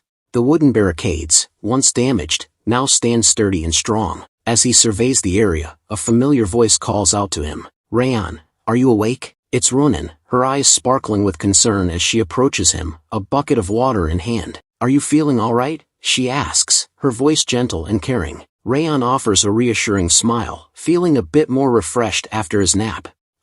I'm feeling better after getting some shut-eye, he replies, his voice calm and relaxed. Runan's expression softens, relief evident in her eyes. Runan's expression turns serious, and she speaks with a sense of urgency. Then you have somewhere to be. Everyone is waiting for you, so hurry. Raon's eyes narrow, confusion etched on his face. Huh, who's waiting for me? He asks, his voice tinged with puzzlement. Runan's response is accompanied by a flashback to the previous day's events, where the people of Cebu village are shown bowing in gratitude. The village chief steps forward, a warm smile on his face. All the people of Cebu village have come to greet our savior, the Sieghart swordsman, he announces, his voice filled with sincerity. The chief's eyes lock onto Raon, his gaze filled with admiration. Thank you for saving our village. You put your life on the line and fought for the sake of our village. If it weren't for you, swordsman, our village would have suffered greatly. The chief's voice takes on a tone of deep gratitude. Both your noble visage and what you've done today, we shall never forget either of them. The villagers nod in agreement, their faces filled with appreciation and respect for Raon. Raon stands frozen in surprise, his eyes widening as he takes in the village chief's words. Suddenly, he turns to his group, his thoughts shifting inward. I can feel it, he thinks to himself, a sense of awareness washing over him. My comrades' respect, aspirations, as well as the village people's gratitude, awe, and sincerity. Raon's mind is filled with the weight of their emotions, and he can't help but feel a sense of pride and responsibility. Raon's thoughts drift to his past life, and he can't help but compare it to his current existence. A hint of wonder crosses his mind as he realizes, it's my first time feeling this. Memories of his life as an assassin flood his thoughts, and he recalls the stark contrast between then and now. When I lived as an assassin in my past life, goodwill was something I'd never come into contact with. There was merely life and death. A tinge of bitterness creeps into his thoughts as he remembers his past allegiance. Everything of mine was for Derus Robert. However many people I killed for Derus, however many filthy things I did, all the recognition went to Derus. Raon's eyes seem to gaze into the past, his expression a mix of nostalgia and regret. Raon's thoughts take a profound turn as he reflects on his current situation. A sense of wonder and awe washes over him, and he thinks to himself, but right now, for the first time in my life, I'm being acknowledged. His expression turns serious, and he pauses, lost in thought. He asks himself, have I ever been acknowledged like this before? As he stands before his group and the villagers, Raon feels a sense of vulnerability. He's unaccustomed to receiving praise and recognition, and it's clear that this experience is having a profound impact on him. Raon's thoughts continue, exposing a growing desire within him. I can feel my greed growing. The desire to be acknowledged further. The desire to feel even more awestruck gazes. As he tightens his hand, his determination solidifies. From now on, I will live not as an assassin, but as a swordsman. I'll see this scene countless times. Raon's gaze lifts, and he's met with the breathtaking sight of the full moon hanging low in the night sky. The serene beauty of the moment seems to seal his resolve. He makes a promise to himself, his voice a whispered vow. That's how it'll be, from now on. The night air seems to vibrate with the weight of his commitment, as Raon embarks on a new path. The scene transitions to the village street, where a group of villagers are gathered, chatting and laughing together. The atmosphere is lively and carefree, with a sense of community and camaraderie. Meanwhile, Raon's group is walking around the village, taking in the sights and sounds. As Raon approaches the village chief, he calls out to him, "Do you have a minute? There's something I'd like to ask you." The village chief's expression changes to one of surprise, and he responds with a hint of reverence, "Ah, Sir Raon, of course." The chief's tone conveys a sense of respect and deference, acknowledging Raon's status as a hero and a savior of the village. The village chief and Raon stand near a small hut, away from prying ears. The chief's expression turns serious as he asks, "So, what did you want to ask me?" Raon's voice drops to a calm, measured tone as he inquires, "Do you know who controlled the orcs to attack the village?" The village chief's eyes widen slightly, and he nods solemnly. "Ah, yes, the blue-haired swordsman told me. I heard they were one of the 5 demons of Eden." The chief's words trail off, leaving an air of foreboding and unease. The village chief's expression remains puzzled as he continues, "I truly don't understand why they would attack this village. This is just an ordinary, small village." His words convey a sense of innocence and naivety, highlighting the village's peaceful nature and lack of any apparent threats or motives that would warrant such an attack. Raon's expression remains serious as he responds, I heard from Sir Kanbar during the battle that long ago, you retrieved a red gem from Cebu Mountain. The village chief's eyes widen in surprise, and he takes a step back, as if the revelation has left him breathless. Ah, yes, when I was young, I discovered it in the mountains and brought it back to the village. His voice trails off, and he shakes his head, as if trying to process the implications. It can't be, he exclaims, his tone a mix of shock, denial, and concern.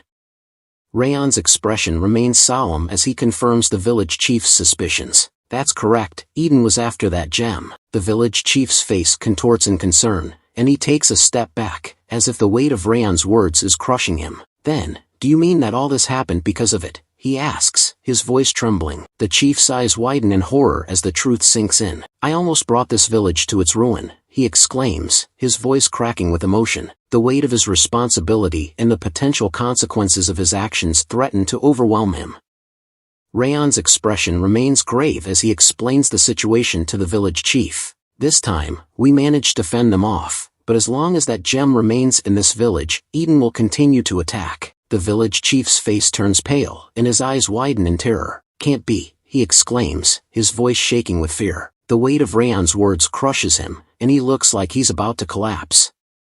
The village chief continues in a calm tone, of course. After it was planted in the ground, the land grew much richer, and the village got warmer. We have always worshipped it as our patron god. To think it would be a manna stone that would call Eden upon us. He pauses, considering the weight of the situation. Just what can we do? Should we dig it up and dispose of it? The chief's words convey a sense of desperation and uncertainty. Raon's response is unexpected, and he says, No, I will take it with me. The village chief's eyes widen in surprise, and he asks, What? You, our savior, will? The chief's tone is laced with incredulity, and he seems to be questioning Raon's willingness to take on such a burden. Raon's expression remains resolute as he explains, Eden believes it to be a treasure capable of reviving the dead. Even if you dispose of it, they'll just continue to search for it. So, instead, I will take it back with me to Sieghart. The village chief's face contorts in alarm, and he asks in a worried tone, If you do that, Eden will go after Sieghart. He takes a step forward, his eyes filled with concern and gratitude. The chief's voice cracks with emotion as he exclaims, How could I possibly allow myself to pass this danger on to our savior? Raon's serious tone conveys a sense of determination and conviction. It's fine, that is the path of Sieghart. The village chief stands in surprise, his eyes fixed on Raon with a mixture of gratitude and reverence. He slightly bows his head and replies, It seems Sieghart is once again giving me grace that I cannot repay. Raon's expression changes to one of confusion, and he asks, Again, you say? His tone implies that he's unaware of any previous connection or debt between Sieghart and the village chief, sparking curiosity about the nature of their relationship. The village chief sits down, a mix of sadness and resignation on his face. I've buried it over here. To think that the item that I brought to protect our village would bring harm to it instead. He carefully digs up the stone, and as he hands it to Raon, the fabric wrapped around it catches Raon's attention. Raon's eyes widen in amazement as he asks, What's that fabric wrapped around the stone? The village chief's expression remains somber as he explains, It's a cloth passed down in my family. I wrapped it around the stone to cover the red glow coming from it. Raon's eyes narrow as he examines the manna stone, his mind racing with concerns. He thinks to himself, so this is the Goblin King's Mana Stone. If this Mana Stone were to fall into Eden's hands, a new monster possessing the Goblin King's abilities would be born. Raon's thoughts are laced with worry, as he realizes the catastrophic consequences of Eden obtaining the Mana Stone. The weight of his responsibility to protect the stone and prevent it from falling into the wrong hands settles heavily upon him. Raon's expression turns serious as he makes a sudden request, Elder, please wrap the stone in the cloth first. The village chief nods and carefully wraps the Mana Stone in the cloth, ensuring it's securely covered. Raon's eyes watch intently as the stone is wrapped, and he thinks to himself, I finally get it. The village chief's eyes gaze into the distance, as if memories from decades ago are resurfacing. Decades ago, when I was barely older than you, there was a time when Glenn Sieghart, the current patriarch of Sieghart, had saved our village. Raon's eyes widen in surprise, and he asks, the patriarch did. His tone is laced with incredulity, as if he's struggling to connect the dots between the village chief's story and his own knowledge of the patriarch. The village chief nods, a warm smile spreading across his face. Yes, I can still recall it vividly. Just as you did, he saved the village from an onslaught of monsters, and he faced us with a smile and treated us kindly. The village chief's words paint a picture of a heroic Sieghart, one that contrasts with Raon's own perceptions of the patriarch. Raon's eyes narrow, his mind racing with skepticism. He thinks to himself, kind, with a smile. Are we thinking of the same person? His inner monologue suggests that Raon's experience with the patriarch has been vastly different from the village chief's nostalgic recollection. The village chief, seemingly oblivious to Raon's inner turmoil, suddenly becomes flustered. Oh geez, it seems I've rambled on for too long. He turns around, gesturing for Raon to follow him. Please come this way, I will take you to the gem. As Raon walks alongside the village chief, he suddenly catches sight of someone holding an ominous helmet. His eyes narrow, and he thinks to himself, that helmet resembles an ogre. His instincts scream warning, and he becomes alert, gripping his sword tightly. With a sense of urgency, Raon asks the person standing before him, are you mad blood demon? The air is thick with tension as Raon awaits the stranger's response. The narrator interrupts the scene, noting that the terms phantom will now be referred to as demon from this point forward. The mysterious figure, indeed a mad blood demon from Eden, responds with a hint of surprise and admiration. Oh, did you recognize this helmet? Even for a Sieghart recruit, you sure are quick-witted. The demon's words are laced with a mixture of curiosity and caution, acknowledging Raon's exceptional instincts and abilities. The mad blood demon's eyes narrow, his gaze intensifying as he scrutinizes Raon. Strength that I can't gauge accurately. He pauses, his voice dripping with intrigue. So, you're the one that killed the Green War demon. The demon's words are laced with a mix of curiosity and caution, as if he's sizing Raon up, trying to understand the extent of his abilities. The air is thick with tension. Raon's voice trembles with fear as he asks, are you the superior that he mentioned? I'm pretty sure he said you wouldn't come here. His eyes are wide with alarm, and he takes a step back, as if trying to create distance between himself and the demon. The mad blood demon's expression remains calm, but his words send a chill down Raon's spine. Because that cloth was hiding the Mana Stone's energy, I could never find it no matter how much I combed through these mountains. The demon's gaze falls upon the village chief, and he takes a step closer, his presence menacing. The village chief and Raon exchange a nervous glance, and Raon's eyes widen in shock. He's speechless. In this chapter the narrator is mixing some scene forward and backward to give readers so much suspense. The mad blood demon's voice sends shivers down Raon's spine as he continues, if it weren't for that, this village would have already been razed to the ground. The demon's words are laced with malice, and Raon's instincts scream warning. Suddenly, Raon becomes alert, gripping his sword tightly as he asks, who are you? His eyes narrow, and he thinks to himself, how did I not notice him until he came this close to me? Raon's mind racing with questions, his senses on high alert. The mad blood demon's smile grows wider as he responds, making a sound with his fingers. With a flourish, he summons his helmet, and his eyes gleam with amusement. Me? He asks, his voice dripping with sarcasm. Well, I think you already know. He pauses, letting the tension build. You called me, mad blood demon. This scene reveals the events that transpired before Raon's initial confrontation with the mad blood demon, showcasing the demon's menacing presence and Raon's instinctive reaction to the threat. With his helmet securely in place, the mad blood demon's transformation into his orc form is complete. His voice is now a menacing growl as he says, that's because I dumped this mission onto him. If it weren't for you killing him, I wouldn't have come here. Thus, it's all your fault that I am here. As he speaks, the mad blood demon begins to release his dark aura, and the air around him seems to distort and ripple with malevolent energy. The village chief, sensing the impending battle, begins to move backward, his eyes fixed on the demon. With a steady hand, the Raon grips his sword, readying himself for the fight ahead.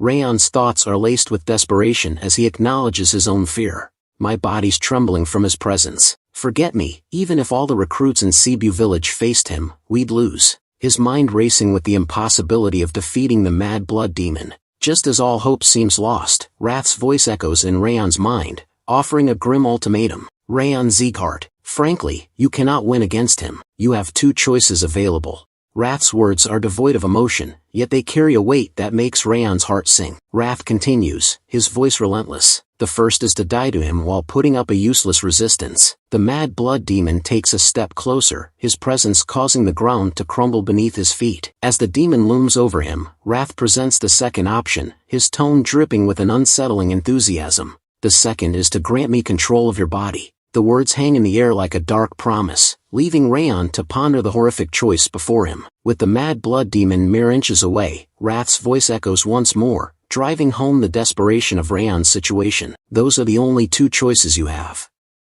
As the scene shifts to Raon's group, we find them hard at work, rebuilding the village's fences. Ben turns to Martha and asks, "Why did you come here?" His tone is neutral, but Martha's response is laced with a hint of sarcasm. Martha inspects the fence, her eyes scanning the wooden barriers before she responds, "I heard you were repairing the wooden barriers, so I came to check if you were doing it properly. Nice work." Her words are dripping with condescension, and Ben's eyes narrow, sensing her mocking tone. Martha continues, her voice laced with amusement, "Don't you think you might be better suited for woodworking than sword fighting?" Ben's face darkens, his anger rising to the surface. In a sharp tone, Ben retorts, "If you're done checking, then shut your mouth and scram." Martha's expression remains calm, but her eyes sparkle with mischief as she responds in a mocking tone, "Hey, you ought to respect your elders. If you want something, you should politely request it." Martha's words are laced with sarcasm, and she concludes with a hint of arrogance, "There's only one person who can give me orders."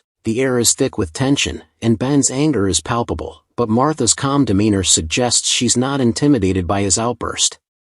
Runan's arrival with a selection of fresh fruits catches Martha off guard, and she spins around, asking, "What are you doing here?" Her tone is laced with surprise, and Runan's calm demeanor provides a stark contrast. Runan holds out the fruits, explaining, "I picked some fruits." Martha's curiosity gets the better of her, and she presses for more information. "The villagers already put out some stuff, so why?" Runan's response is simple and straightforward, "They're for Raon. These are fresher, so I picked them." Her words are devoid of any ulterior motive, but Martha's teasing nature gets the better of her. In a mocking tone, Martha speaks up, "Wow, well, aren't you devoted? Anybody watching would mistake you for a married couple." Her words are laced with amusement, but Runan's expression remains calm. Unfazed by Martha's teasing, Runan begins to walk away, saying, "I'm leaving."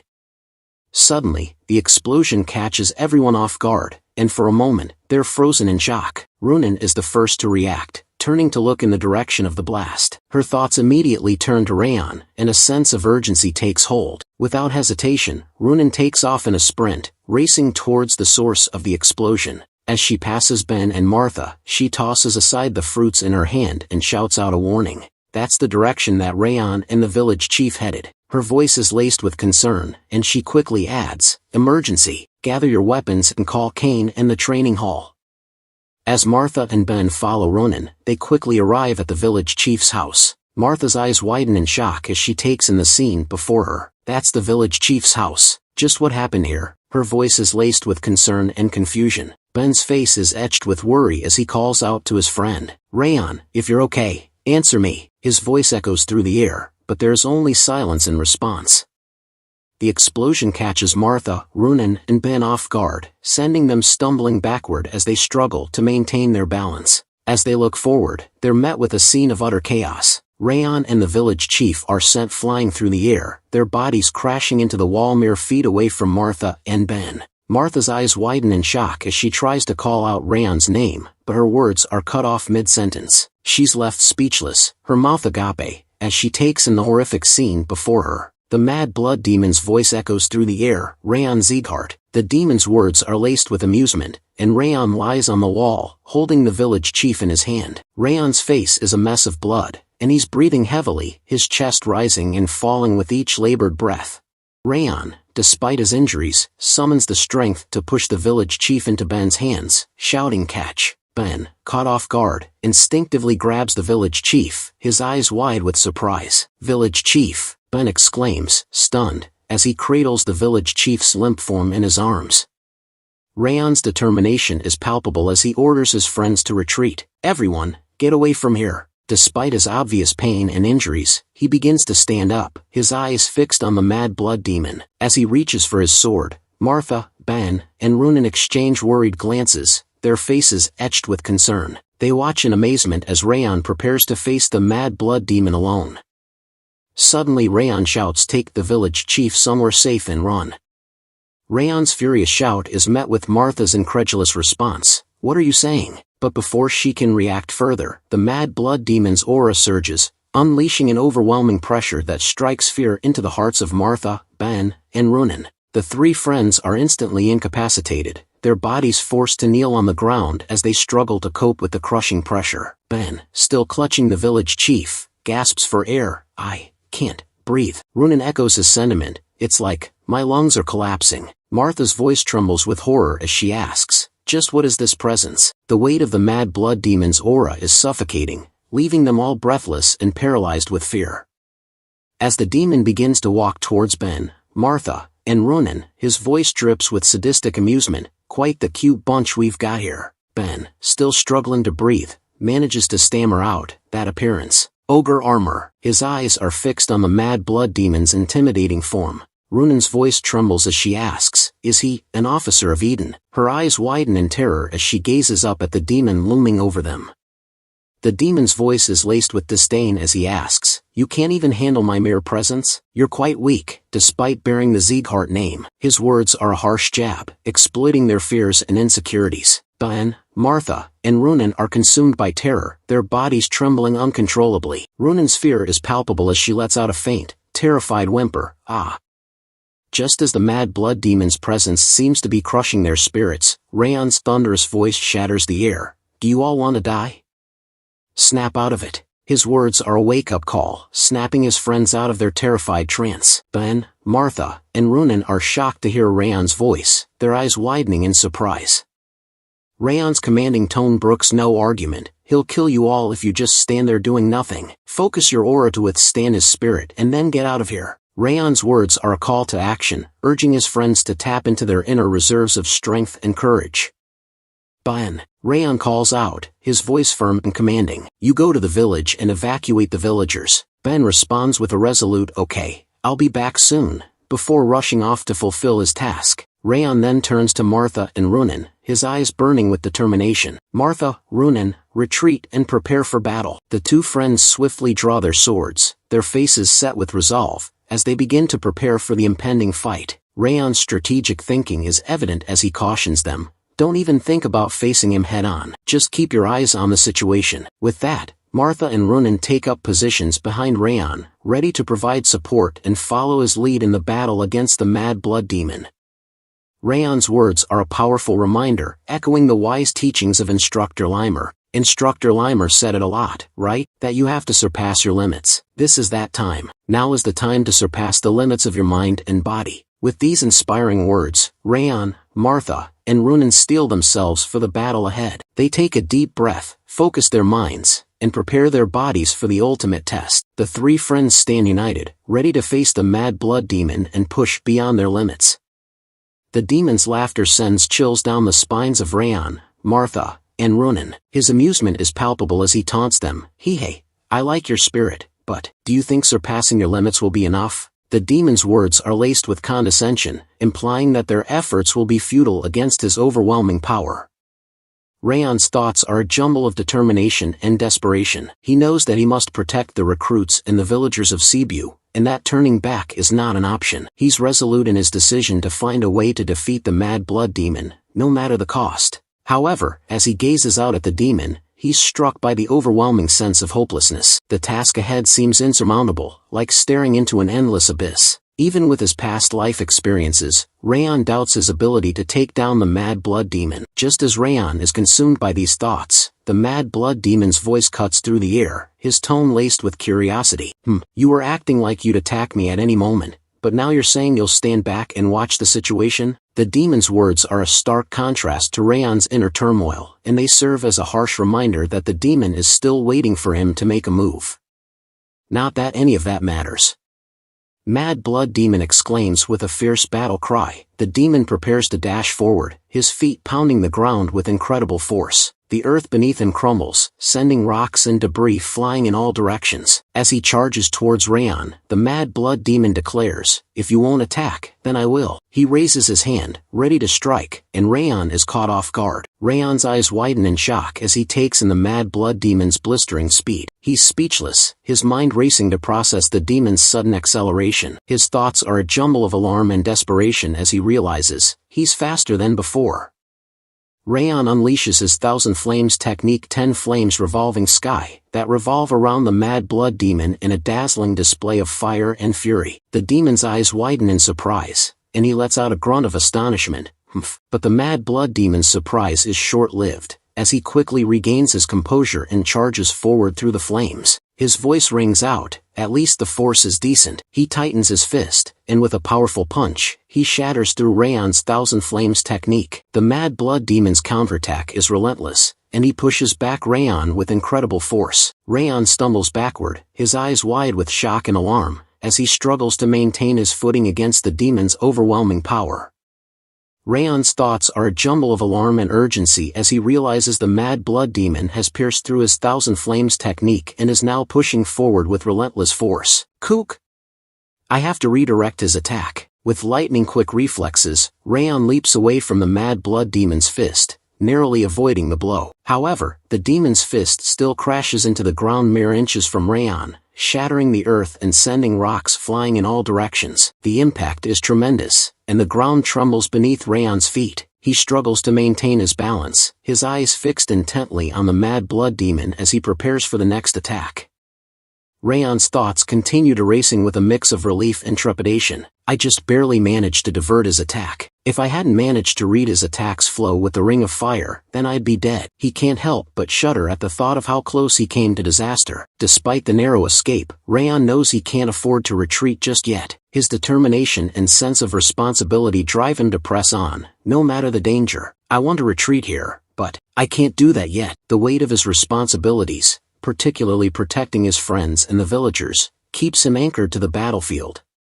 With a deep breath, Raon focuses his mind and prepares for the next challenge. His eyes locked onto the mad blood demon, he thinks to himself, I have to give the guys watching this fight even just one more thing to observe. With that, our chances of survival will go up 10. No, even just 1%. With renewed determination, Raon charges forward, his flame aura blazing around him. The mad blood demon greets him with a maniacal smile, clearly relishing the opportunity to toy with Raon. Yes, that's it, he exclaims, pushing off the ground with one leg to launch himself into the air. As the mad blood demon soars towards Raon, flames that go out with one punch are no fun at all, he declares, his voice dripping with sadistic pleasure. Raon covers his face to avoid the force of the mad blood demon's jump, but he knows he can't keep dodging forever. As the demon raises his hand to punch Raon, he lets out a blood-curdling cry, "Entertain me more."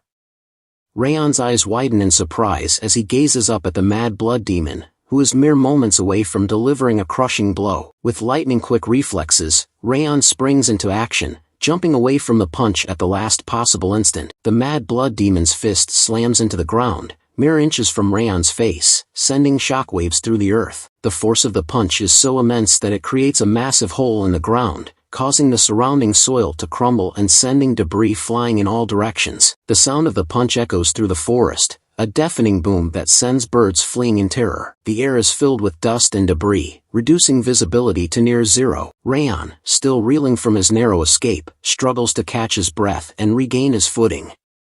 As Raon kneels on the ground, exhausted and holding his sword, the mad blood demon sits calmly, a sly grin spreading across his face. Those flames are on a different level from ordinary aura, he says, his voice dripping with amusement. However stupid he was, I thought it odd that the green war demon would have fallen. But with that power, now I can understand. The mad blood demon's words are laced with condescension, and he seems to be savoring the moment. However, that makes this all the more pitiful, he continues, his grin growing wider. I cannot be harmed by fire. Do you know why? The demon's question hangs in the air, a challenge to Raon's already battered and exhausted body. Raon's voice trembles as he responds, his exhaustion and fear evident in his words. Of course, the helmet you're wearing, it has the trait of the ogre. The narrator's voice takes over, explaining the legend of the ogre. Ogre, the king of the forest, they are not harmed by blazing forest fires, and fiercely protect their territory. These monsters are unfazed by torrents of fire arrows hitting them as they tear down castles. The narrator's words paint a vivid picture of the ogre's formidable reputation, highlighting their immunity to fire and their fearsome protective instincts. The image of an ogre tearing down castles, unfazed by flames, is a testament to their legendary strength. Raon, still kneeling on the ground, looks up at the mad blood demon with a mix of defiance and desperation. "You can use the ogre's trait for yourself," he says, his voice laced with a hint of challenge. The mad blood demon's voice drips with condescension as he speaks. "Then you must be well aware that however much aura you use, it will still be useless against me." "What a pity." Raon's eyes narrow, his jaw clenched in determination. Raon's voice rings out, filled with a newfound sense of determination. "If fire doesn't work, then I can just use something else." The mad blood demon's grin falters, his eyes widening in surprise. He takes a step back, his voice tinged with curiosity. "What?" he asks, his tone dripping with skepticism.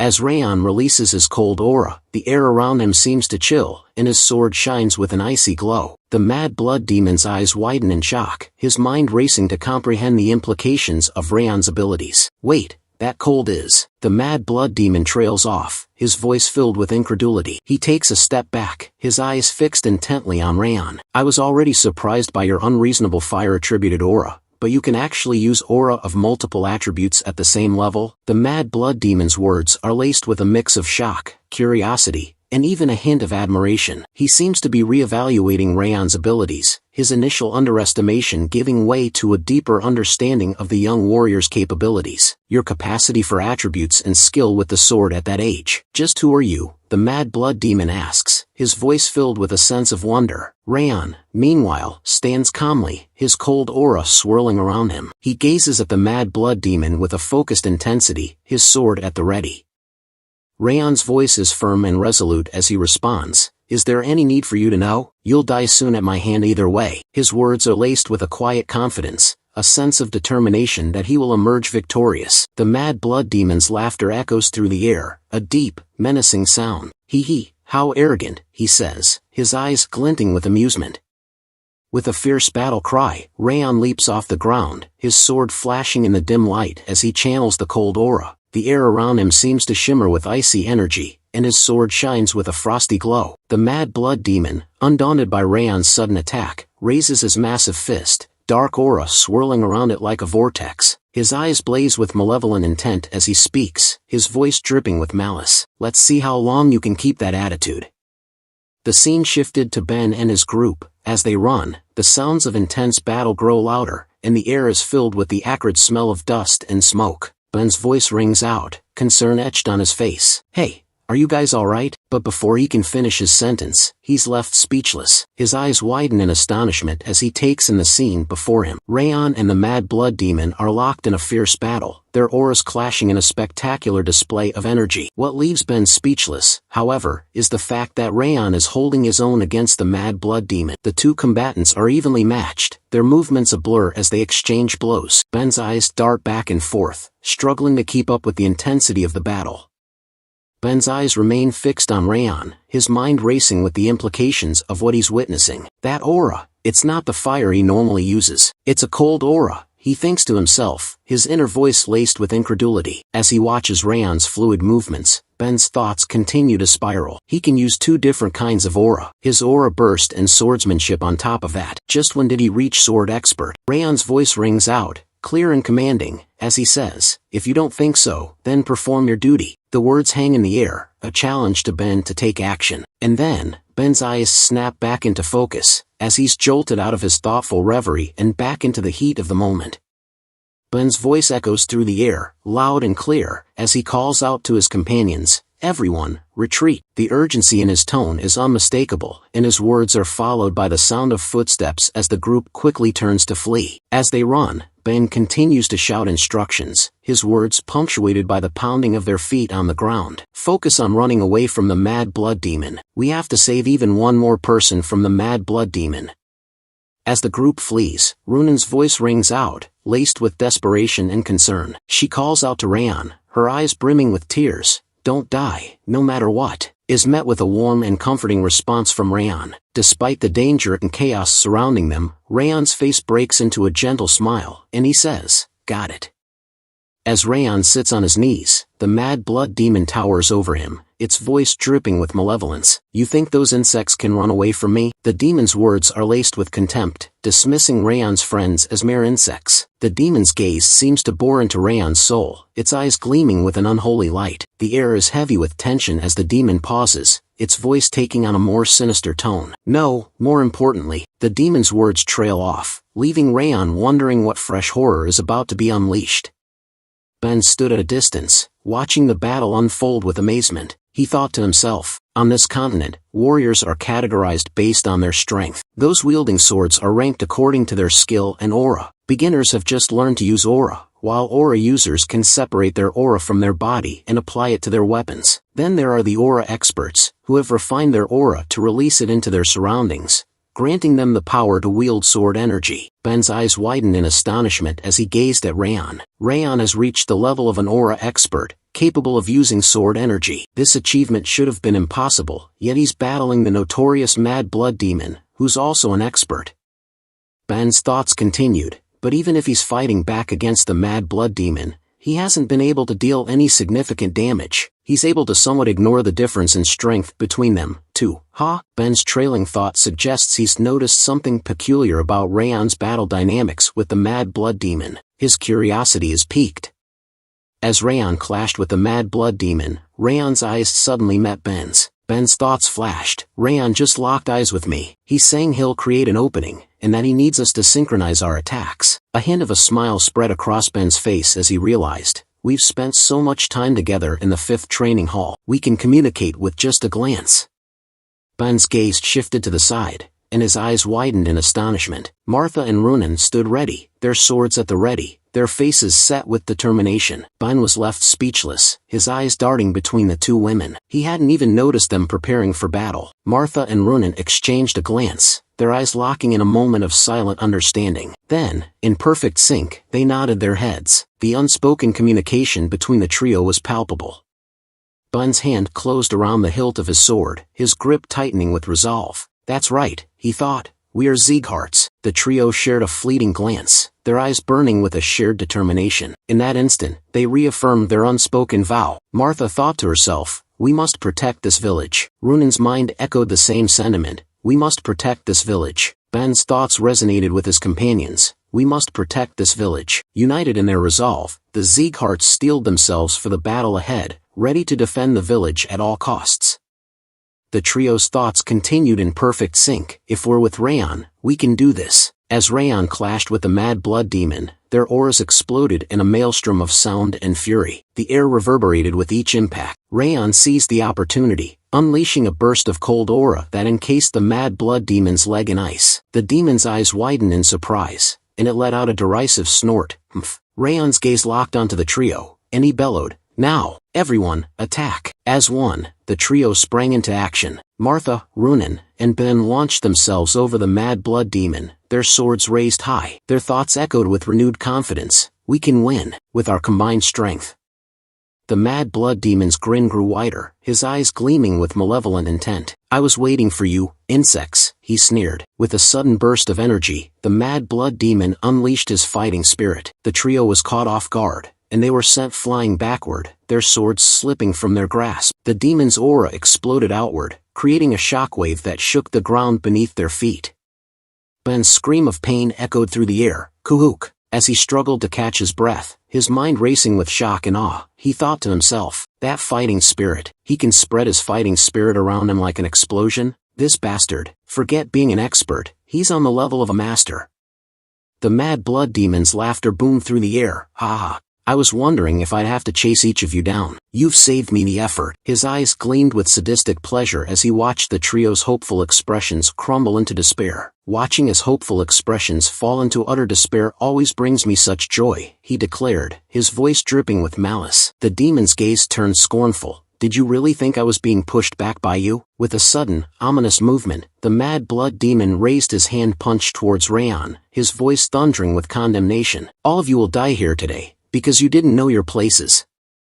Raon dodges the mad blood demon's punch with ease, his eyes blazing with determination. You're not the only one that was waiting for this chance. As he focuses his aura, his sword begins to radiate an intense, flame energy. Raon's thoughts reveal the secret to his newfound power. All the murderous intent I'd built up during my past life as an assassin has allowed my cold energy to seep into the Thousand Flames technique, and focus it all into a single point.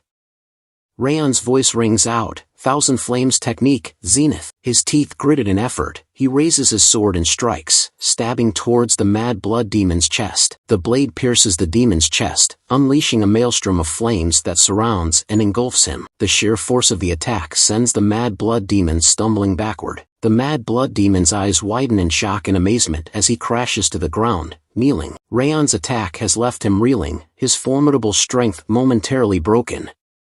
Raon stands panting, his chest heaving with exhaustion. The effort of unleashing the Thousand Flames technique, Zenith, has taken its toll. With a mixture of frustration and disappointment, Raon curses himself, damn it. His eyes narrow, reflecting his regret and annoyance at his own limitations. The mad blood demon's voice rings out, incredible. With a sudden burst of strength, he grasps the sword still lodged in his chest. The demon's eyes narrow as he asks Raon, you took advantage of my defense weakening as I applied aura to my attacks, didn't you? His gaze pierces through Raon, as if seeing right through his strategy. With a swift motion, the mad blood demon reaches out and grabs Raon in his massive hand. Raon's eyes widen in shock as he realizes his plan has been turned against him. Raon's face contorts in a mixture of pain and alarm, his body trapped in the demon's crushing grip. The tables have turned, and Raon must now face the consequences of underestimating his foe. The mad blood demon's grip on Raon's sword arm remains tight, while his other hand hurls Raon through the air. Raon's body crashes into a nearby tree with tremendous force. As Raon's back slams into the tree trunk, he lets out a blood-curdling scream, "Kuak!" His eyes widen in shock and pain, his body limp from the impact. With a casual flick of his wrist, the mad blood demon removes Raon's sword from his chest. Then, with a single hand, he snaps the sword in two, rendering it useless. The mad blood demon's gaze falls upon Raon, his voice dripping with disdain. If you want to overcome the difference in skill between you and I, that was still far too weak. Raon's eyes widen in shock and humiliation, his face pale from the pain and exertion. Raon clutches his stomach, wincing in pain as he thinks to himself, I thought I would be able to make it if his aura weakened, but I wasn't able to pierce his muscles. He strengthened his skin and muscles to block my sword. Raon's eyes narrow, his mind racing with the implications. He realizes that the mad blood demon's physical strength and resilience far surpass his own, making his previous attack futile. Raon's thoughts continue, so this is an aura master. His eyes widen in understanding, as he grasps the true extent of the mad blood demon's power. The mad blood demon stands before Raon, his aura now fully apparent. The air around him distorts, as if reality itself is being warped by his immense energy. Raon feels the weight of the demon's aura, his senses overwhelmed by its sheer magnitude. Raon's teeth grind in frustration as he whispers to himself, my plans are over. With a sudden burst of urgency, he shouts to his group, all Sieghart recruits, I command you as your leader. All of you, run away from here. Ben and Runan stare at Raon in shock, Ben opening his mouth to question, what are you? Raon cuts him off, we can't win against him right now. Run away and evacuate the villagers. As he shouts, Raon thinks to himself, we have no time. We have to evacuate the recruits and villagers in order to minimize damage. Raon's anger boils over as he yells at Ben, do you think it befits a Sieghart to die a dog's death here? The mad blood demon's voice cuts through the air, his eyes fixed intently on Raon. Do you think you can hold out while they're running away? The demon's words are laced with mockery, implying that Raon's attempt to protect his comrades is futile. Raon calls out, Wrath, I suggest a wager. Wrath emerges from behind Raon, a sly grin spreading across his face. Wrath's eyes gleam with excitement as he says, so, my turn has finally come. Raon swiftly picks up a nearby sword, gripping it firmly as he prepares for the impending battle. The air is electric with tension, setting the stage for an epic clash. Wrath raises an eyebrow, his grin still plastered on his face. However, despite your attempt to wager, it appears you'll die any moment now. What do you intend to wager on? Raon's eyes flash with determination. The wager is on whether he or I will be the one to die. Wrath bursts into laughter, his eyes gleaming with amusement. Ha! Do you think you'll be able to win against him? Wrath's tone drips with skepticism, implying that Raon's chances of winning are slim to none, while the Mad Blood Demon stands by, silently observing Raon. Raon acknowledges, it's near impossible as such, in order to meet the bare minimum conditions. Restore my aura and my body, and I will take your rage in exchange. Wrath responds, at this rate, you'll die and I won't be able to receive your body either way. I will restore you then. Wrath enters Raon's body, his presence surging through Raon's veins. Wrath's voice echoes in Raon's mind. Let's see you take in my rage directly. As Wrath's rage courses through his body, Raon's face contorts in excruciating pain. His teeth grind, and tears stream down his face. A blood-curdling scream tears from his throat. Kook. As Raon screams in agony, the Mad Blood Demon's expression changes from indifference to curiosity. He takes a step closer to Raon, his eyes narrowing in scrutiny. The Mad Blood Demon asks, what is that? You didn't drink the blood of an ogre or a troll. I don't understand how you recovered like that. That exceeds reason. The Mad Blood Demon's tone is laced with skepticism, his words implying that Raon's rapid recovery defies the laws of nature. His gaze intensifies, as if searching for answers behind Raon's transformation. Raon points his sword at the Mad Blood Demon, his expression unreadable. I said it before, didn't I? There's no need for you to know. The Mad Blood Demon's eyes widen in surprise, his gaze fixed on Raon's sword. Raon's voice takes on a menacing tone. Come, I'll keep you company until dawn. The scene shifts to Ben and his group, who are frantically evacuating the villagers. Ben shouts orders to his team. Now, I expect everyone to move according to orders. Help those that are injured or have trouble moving. Ben's expression is grim, his voice laced with desperation. I know you're all tired, but we have to move quickly. We don't have time. We have to hurry and get somewhere safe. The villagers, fueled by fear and panic, scramble to follow Ben's instructions. The air is thick with tension as the group rushes to escape the impending danger. As the group continues on their urgent journey, some of the trainees whisper among themselves. One of them asks, what's going on? Are we going to be okay? Another trainee chimes in. This just had to happen when we got here, too. Their voices are laced with worry and frustration. Martha stands behind the conversing trainees, quietly listening in on their anxious discussion. Her expression is unreadable, but her eyes seem to hold a deep concern. Martha's expression turns stern, her voice laced with frustration. Raon is. She pauses, her eyes blazing with intensity. The trainees, alerted by Martha's tone, turn to face her. One of them calls out in surprise, Lady Martha. Martha continues, her voice rising in anger. Facing that monster alone for all of our sakes. Even though his arm and ribs are broken, he's still fighting. Martha's anger boils over, her voice echoing through the air. So what's with your attitude right now? You've all done nothing. Are you planning to die a foolish death here? Ben's eyes widen in surprise as he calls out, Martha. He pauses, collecting his thoughts. Ben tightens his wrist, a determined glint in his eye. He turns to his group, his voice firm and resolute. She's right, Ben declares. This isn't the time to be feeling down. His words are a call to action, urging his group to shake off their despair and focus on survival. Ben shouts to his group, everyone, hurry up. He quickly briefs them on the situation. Crane has gone to a branch near here to request aid. Reinforcements from the family should be on their way. We have to act as quickly. Just as Ben finishes speaking, one of the trainees exclaims, isn't that an ogre? The trainee's voice trembles with fear. Why is it here? Ben suddenly spins around, his eyes scanning the surroundings. His expression changes to one of shock and surprise. He thinks to himself, why did an ogre, the king of the forest, come for us? Another trainee's voice trembles as they exclaim, wait, there's one over here too. The group's eyes widen in alarm as they realize they're surrounded. Another trainee's voice cracks as they announce, we're surrounded by ogres. The group's anxiety reaches a boiling point. A group member quickly assesses their situation. The ogres are pincering us. They realize the ogres' tactics are a deliberate attempt to trap them. A stunned group member asks, is something like this even possible? The implication is clear. This level of coordination and strategy is unprecedented for ogres. Martha's eyes widen in shock as she thinks to herself, it can't be. Her mind racing, she pieces together the sinister plot. Martha's thoughts burn with indignation. Those Eden bastards are capable of controlling monsters. She recalls the earlier encounter. The reason that Mad Blood Demon didn't ignore Raon to rush at us was because. Martha's eyes narrow, her voice silent but resolute. He had already released ogres, expecting that this would happen. The full weight of the enemy's plan settles in, and Martha's determination to counter their strategy intensifies. One of the group members, consumed by fear, kneels down and speaks up, their voice trembling. It's all over now. We're going to die without even being able to put up a fight." The group members' desperate words hang in the air, sowing despair and hopelessness among the others. Their morale, already fragile, begins to shatter.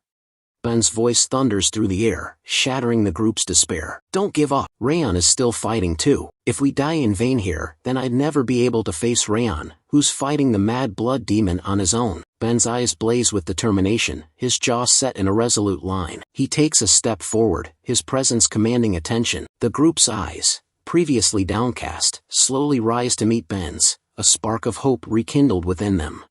Martha nods in agreement, a hint of a smile on her face. "You said the right thing for once." Suddenly, Runan chimes in, his voice laced with urgency. "We have to evacuate everyone and hurry to help Raon." Ben's eyes narrow, his grip on his sword tightening. He thinks to himself, "That's right, we can't afford to die here." With newfound determination, the group readies themselves for the impending battle. Swords are gripped, hearts steeled, and eyes fixed on the ogres closing in around them.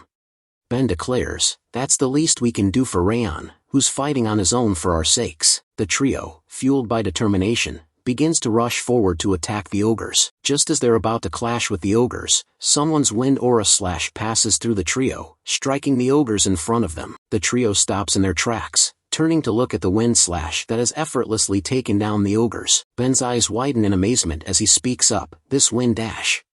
The scene cuts back to Raon's side. The mad blood demon looms over him, its presence radiating malevolence. The mad blood demon speaks in a taunting tone, "How persistent. Give it up already." While Raon lies battered and bloodied near a rock, Raon's chest rises and falls with shallow breaths, his body broken and exhausted. Yet, his eyes still burn with a fierce determination, refusing to surrender.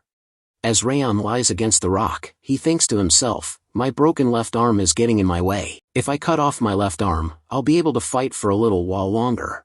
Raon's thoughts take a somber turn as he questions his motivations. "But, why am I doing this anyway? Every inch of my body is screaming out in pain. Why do I have to endure pain that I'd never felt even in my past life and fight against this monster?" A tinge of regret creeps into Raon's thoughts. "If it was my past life, I definitely would have run away." His eyes seem to gaze into the distance, haunted by the memories of his past life's timid nature.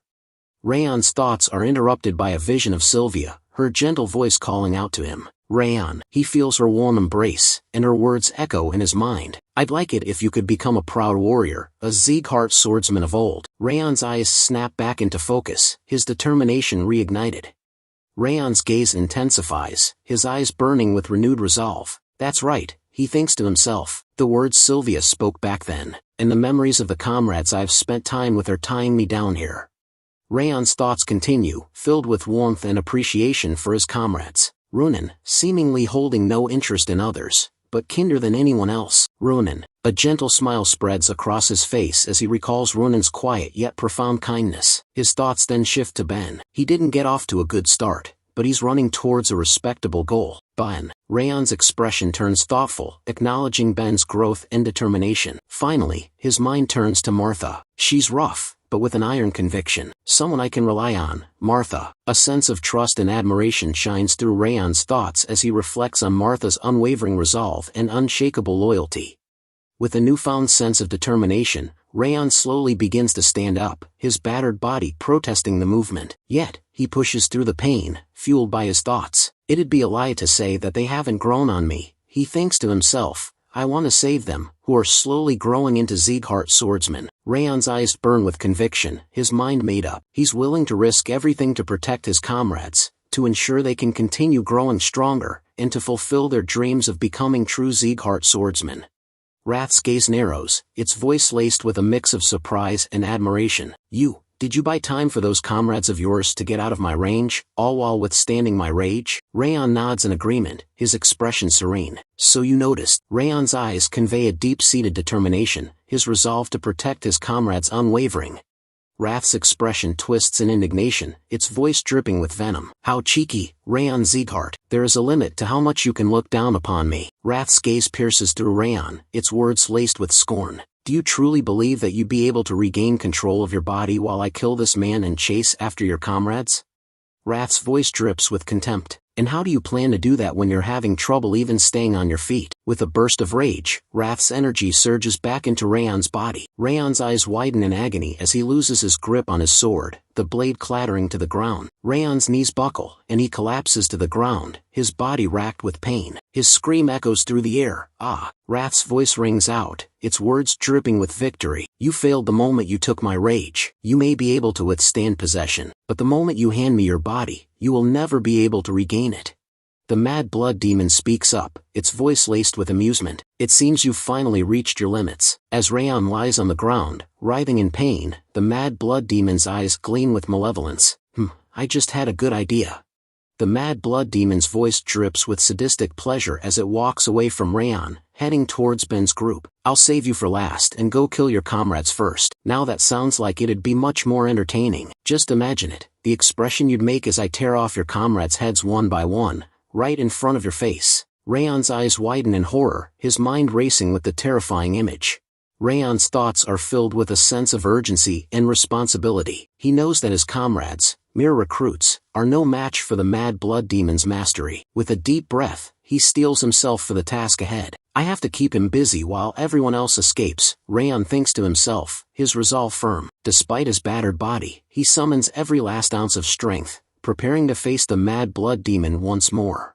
The Mad Blood Demon's eyes widen in surprise as it turns to face Raon, who miraculously stands before it, despite his battered state. The demon's gaze lingers on Raon's broken sword, then shifts to his unwavering eyes. Raon's voice rings out, filled with conviction and determination. I am a descendant of the Northern King of Annihilation, Glenn Sieghart, and I will one day be the strongest swordsman on the continent, until my heart stops beating. With his broken sword still clutched in his hand, Raon declares, you will not be able to leave this place, Mad Demon of Eden. The air seems to vibrate with Raon's unyielding spirit, as he stands tall, ready to face the demon.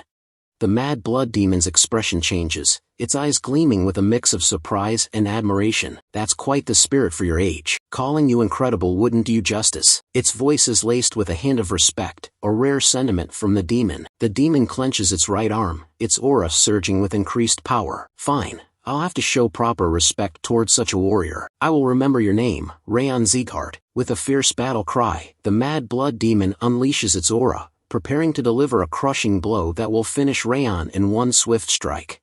Raon's thoughts are filled with a sense of resignation as the Mad Blood Demon's punch nears. I don't have the strength to spare, to dodge this attack. He closes his eyes, preparing for the inevitable, thinking his life is about to end. Just as all hope seems lost, a familiar wind aura passes through, carrying the scent of a fierce warrior. Raon's eyes snap open in surprise. As he opens his eyes, he's met with the sight of a red-haired figure standing tall in front of him. The figure's long, crimson locks dance in the wind, and their aura radiates an intense, battle-hardened energy. Raon's eyes widen in shock as he takes in the familiar sight.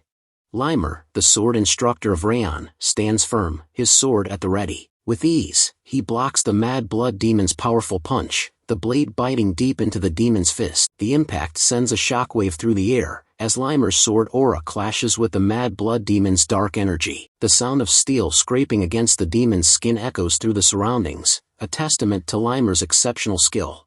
Raon's face breaks into a warm smile as he looks at Limer. You're late, he says, his voice tinged with amusement. Limer's eyes crinkle at the corners as he bursts into laughter. Ha! Sorry, I overslept a bit. He chuckles, his expression carefree. With a confident grin, Limer says, you can leave this to me now. He readies his sword, his stance radiating a sense of control and mastery. The Mad Blood Demon's eyes lock onto Limer, a hint of curiosity sparking within. The brilliant sword of Sieghart, demon begins to ask. But before the demon can finish its sentence, Limer flashes a cheeky grin. Long time no see, Baldy, he says with a chuckle, his tone dripping with sarcasm. The Mad Blood Demon's expression darkens, its eyes narrowing at Limer's casual tone. What are you doing here? It growls, its voice low and menacing. Limer's eyes flash with intensity as he channels his aura into his sword. The air around him seems to vibrate with energy. I couldn't just stand by and watch his saplings were being crushed underfoot by trash like you, Limer declares, his voice dripping with disdain. The Mad Blood Demon's face twists in rage, his dark energy surging in response to Limer's provocation. The Mad Blood Demon's fist crackles with dark energy as he takes a step closer to Limer. His voice is laced with contempt. Who would have thought that someone on your level would be sent as an inspector for a trainee's duty? It sneers. The Sieghart sure have softened up. The air erupts in a frenzy of destruction as Limer and the Mad Blood Demon charge towards each other. Their clash is like a force of nature, shaking the very foundations of the earth. Limer's sword slices through the air, meeting the Mad Blood Demon's crushing fist in a shower of sparks. The impact sends rocks crumbling, dust flying, and smoke billowing around them. The ground shudders beneath their feet as the two warriors exchange blow after blow, their battle raging on with unrelenting ferocity. The Mad Blood Demon's fist crashes down, sending Limer stumbling backward. As they continue to exchange blows, the demon's voice rings out, laced with mockery. So you can barely deflect a punch like this, it sneers. Even your body's balance has completely given out. Were the rumors that your energy core had collapsed, leaving you crippled, true? Limer's smile widens, his eyes glinting with amusement. All false, he replies, his voice dripping with confidence. You should swap out your source. Whether it be past or even now, you're slow to get information. The Mad Blood Demon's expression falters, its confidence wavering for a moment. Limer presses his advantage, his words cutting deep. How long has it been since I've stepped down from the front lines for those kinds of rumors to be going around? Limer asks, his tone laced with mockery. The demon's face darkens, its anger and embarrassment simmering just below the surface. The Mad Blood Demon's eyes narrow, its gaze piercing as it responds to Limer's taunts. Your lies are quite obvious, it sneers. Your swordsmanship used to bear a horrifying amount of killing intent. However, now, your sword is akin to a light breeze. The Mad Blood Demon's voice rings out, its confidence booming. You will never be able to cut me like that. With a fierce battle cry, the demon raises its massive arms, ready to unleash a crushing blow. The air trembles with anticipation as the demon's fist hurls towards Limer. But Limer is no ordinary warrior. With lightning-quick reflexes, he skillfully dodges the attack, avoiding the demon's fist by a hair's breadth. The demon's blow crashes into the ground, sending rocks flying and dust swirling everywhere. Limer springs back to life, his agility allowing him to jump away from the Mad Blood Demon's attack with ease. As he lands gracefully on the ground, a mischievous grin spreads across his face. You brute, Limer teases, his voice dripping with amusement. The Mad Blood Demon's fierce expression twists in anger, his face reddening with rage. The battle between Limer and the Mad Blood Demon intensifies, their clashes sending shockwaves through the air. The area is quickly shrouded in a thick cloud of smoke, obscuring the fighters from view. Raon watches the battle unfold, his eyes shining with admiration. Instructor Limer, he's so nimble in the air, like a leaf floating in the wind, he whispers to himself. Raon's thoughts continue to unfold, his mind analyzing Limer's battle strategy. On top of that, the attacks he's launching intermittently are so perfect they're giving me goosebumps, he thinks, his eyes wide with awe. Raon's gaze remains fixed on the smoke-shrouded battlefield, his mind racing with questions. If Limer had used his strength, then this battle would have already been decided, he ponders. A faint smile plays on Raon's lips as he pieces together Limer's intentions. So why is he dragging this battle out, as if to have me watch? Raon's eyes widen in shock as a startling realization dawns on him. Wait, could it be, he thinks, his mind racing with excitement. Just like before, is he doing this on purpose to show me his swordsmanship? Raon's thoughts continue, his gaze fixed on Limer's battle with the Mad Blood Demon. A mix of awe and incredulity washes over Raon. He's teaching under these circumstances. He's insane, Raon exclaims, his voice barely above a whisper. Meanwhile, Limer's battle with the Mad Blood Demon reaches a fever pitch. With a fierce cry, Limer unleashes his aura, the air around him crackling with energy. He rushes towards the Mad Blood Demon. As Limer charges towards the Mad Blood Demon, his sword flashing in the dim light. As he closes in, he taunts the demon, his voice dripping with mockery. Despite acting so arrogant, you can't even take me down when I'm weakened, he asks, his tone laced with disdain. At this rate, you'll have that helmet stolen away from you, Limer declares. The Mad Blood Demon's anger boils over, its face purpling with rage. Shut up, it thunders, its voice like a crack of lightning. With a fierce battle cry, the demon swings its massive fist at Limer, aiming straight for his face. The air shudders with the force of the blow, and Limer's eyes narrow as he prepares to dodge. Limer drops to one knee, his agility allowing him to dodge the Mad Blood Demon's crushing blow by a hair's breadth. The demon's fist crashes into the ground mere inches from Limer's head. The impact is tremendous, causing the earth to shudder and tremble. The ground crumbles beneath the demon's fist, sending rocks and debris flying everywhere. The mad blood demon's face twists in frustration, its eyes blazing with anger. "Brilliant sword, stop fooling around and fight me properly," it thunders. Limer's expression remains calm, but his thoughts reveal a growing concern. "I'm reaching my limits and handling him lightly," he thinks to himself. A hint of a smile plays on Limer's lips as he continues, "Well, the teaching material has gone berserk, so I guess it's about time to wrap things up."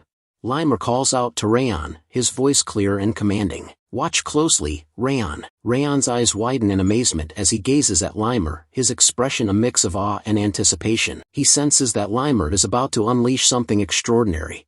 As Limer's aura surges to new heights, his eyes blaze with intensity. "This is how a Sieghart fights," he declares, his voice dripping with conviction. Limer's gaze locks onto Raon, his expression stern. "And you will have to learn it." Limer's sword shines with an intense, piercing light as he holds it straight up, releasing his aura. His techniques converge, and he focuses his energy. Sword field realization. Limer begins, his voice low and steady. Limer's eyes gleam with intensity as he calls out the technique's name, Eye of the Storm. In an instant, his wind aura explodes outward, spreading across the vicinity like a tempest. The air distorts, and the atmosphere becomes electric with anticipation. The mad blood demon's eyes widen in awe and alarm as it gazes at Limer, its mind racing with shock. Is this a storm that rages on with its user at the center? The demon thinks to itself, its voice barely above a whisper. The demon's thoughts continue, its understanding of Limer's technique growing. On top of his aura crushing everything in its vicinity, he's made it so that I can't escape. The mad blood demon's face contorts in a snarl, its body tensing as it realizes it's been trapped by Limer's Eye of the Storm technique. The mad blood demon's eyes blaze with determination as it thinks to itself, then the only way forward is to crush it head-on. With a fierce battle cry, the demon crouches down, its massive legs coiling with energy. Then, with a mighty burst of strength, it pushes off the ground, launching itself forward like a human catapult. The mad blood demon's voice thunders through the air as it leaps towards Limer, its fury and determination palpable. "I'll crush you, brilliant sword of Sieghart," the demon bellows, its words echoing off the surroundings. The demon's enormous body shoots towards Limer, its fists glowing with dark energy, ready to unleash a devastating blow. Limer's eyes flash with intensity as he channels his aura towards his legs. With a sudden burst of speed, he jumps forward, his body shooting towards the mad blood demon like a bullet. The distance between them vanishes in an instant, and the two collide in midair, their auras clashing in a spectacular display of power. A massive explosion erupts in the area, unleashing a deafening roar that shakes the ground. The blast sends a plume of smoke and debris soaring into the air, obscuring everything from view. The shockwave from the explosion radiates outward, causing the air to distort and ripple. The smoke and dust churned up by the blast reduce visibility to near zero, making it impossible to see what's happening. As the smoke clears, the scene comes back into view. Limer and the mad blood demon are revealed, both standing with their backs to each other. The mad blood demon's voice is laced with a mix of curiosity and astonishment as it addresses Limer. "You have the force of our bodies and aura, and stored all the wind within that calm area in your sword," the demon states, its words dripping with admiration. "Of course, that's how a sword field is supposed to be. But, how is it that you, who are not a direct descendant of Sieghart, are able to create a sword field?" The demon's question hangs in the air, its eyes fixed intently on Limer, seeking an answer to this puzzling phenomenon.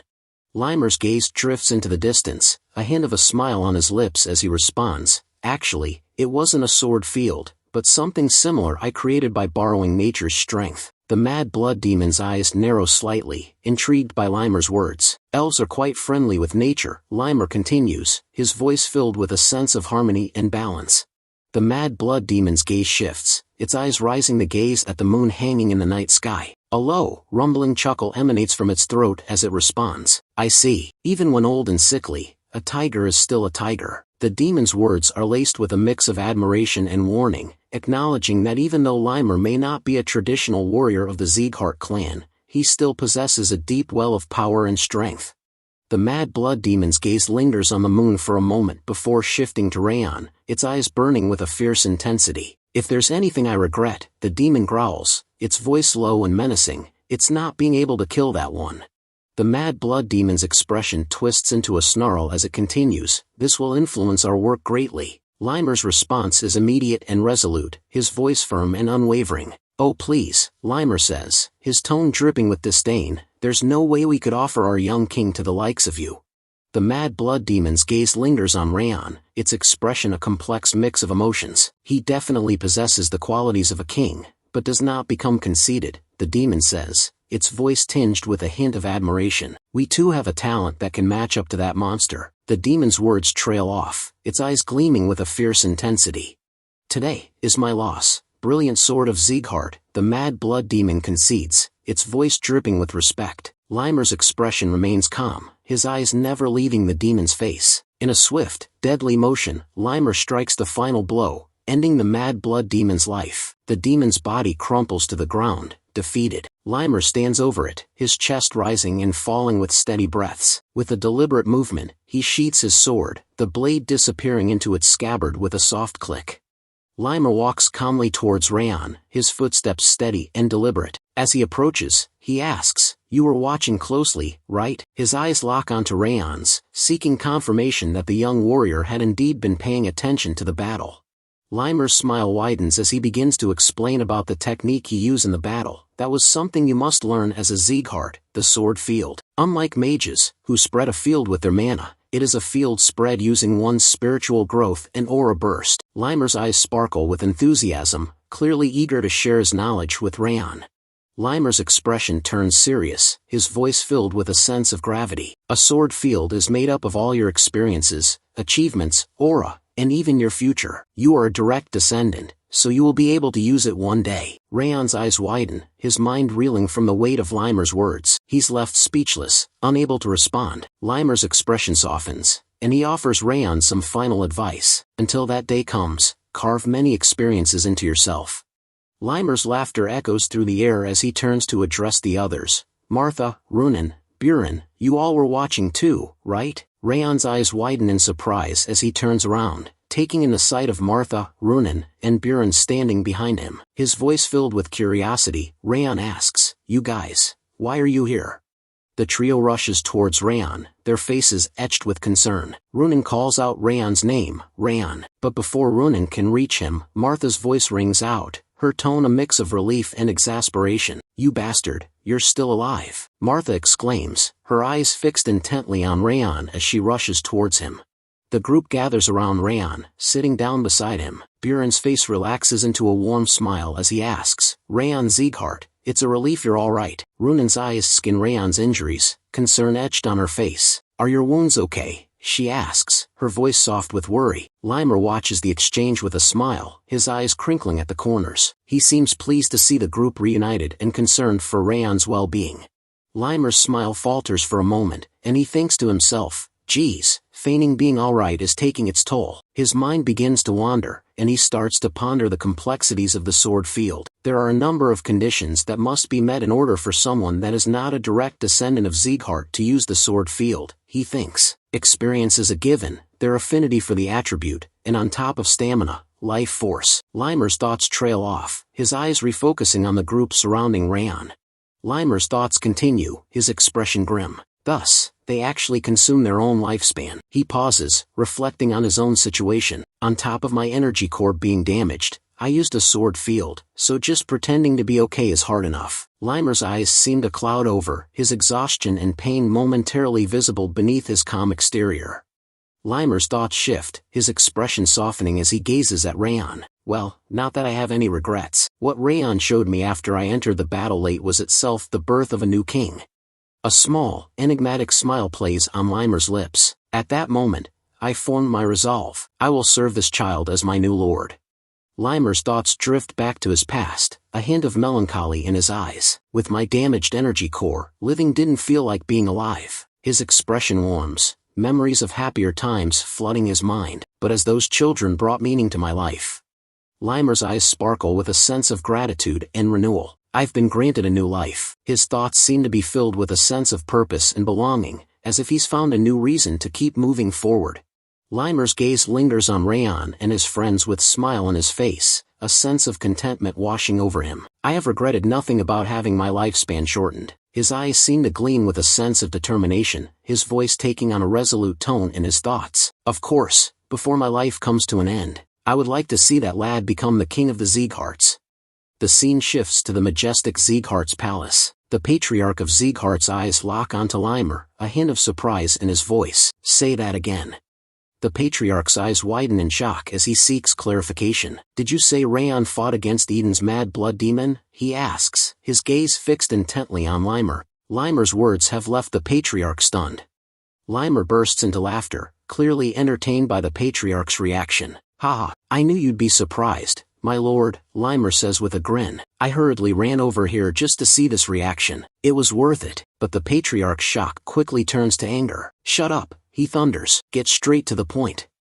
Limer's grin fades, and he begins to recount the events. "I saw it with my own eyes. Raon, fighting against Eden's mad blood demon," Limer says, his tone serious. "I couldn't believe it either, even though it unfolded right before my eyes," he admits. "However, I swear that I have spoken only the truth, without any deceit." Limer's eyes lock onto the patriarch, his expression unwavering.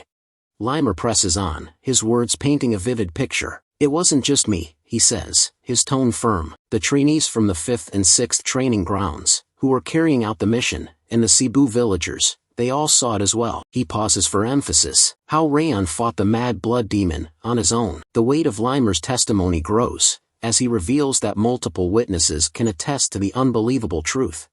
The patriarch's expression turns grave. "The mad blood demon should be a match for even a sword master," he says, his voice laced with concern. "If what you say is true, then how much damage did they suffer?" Limer's expression turns somber. "Most of them are only lightly injured," he reports. "But Raon is seriously injured from fighting the mad blood demon." The patriarch's eyes widen in alarm, his mind racing with the implications.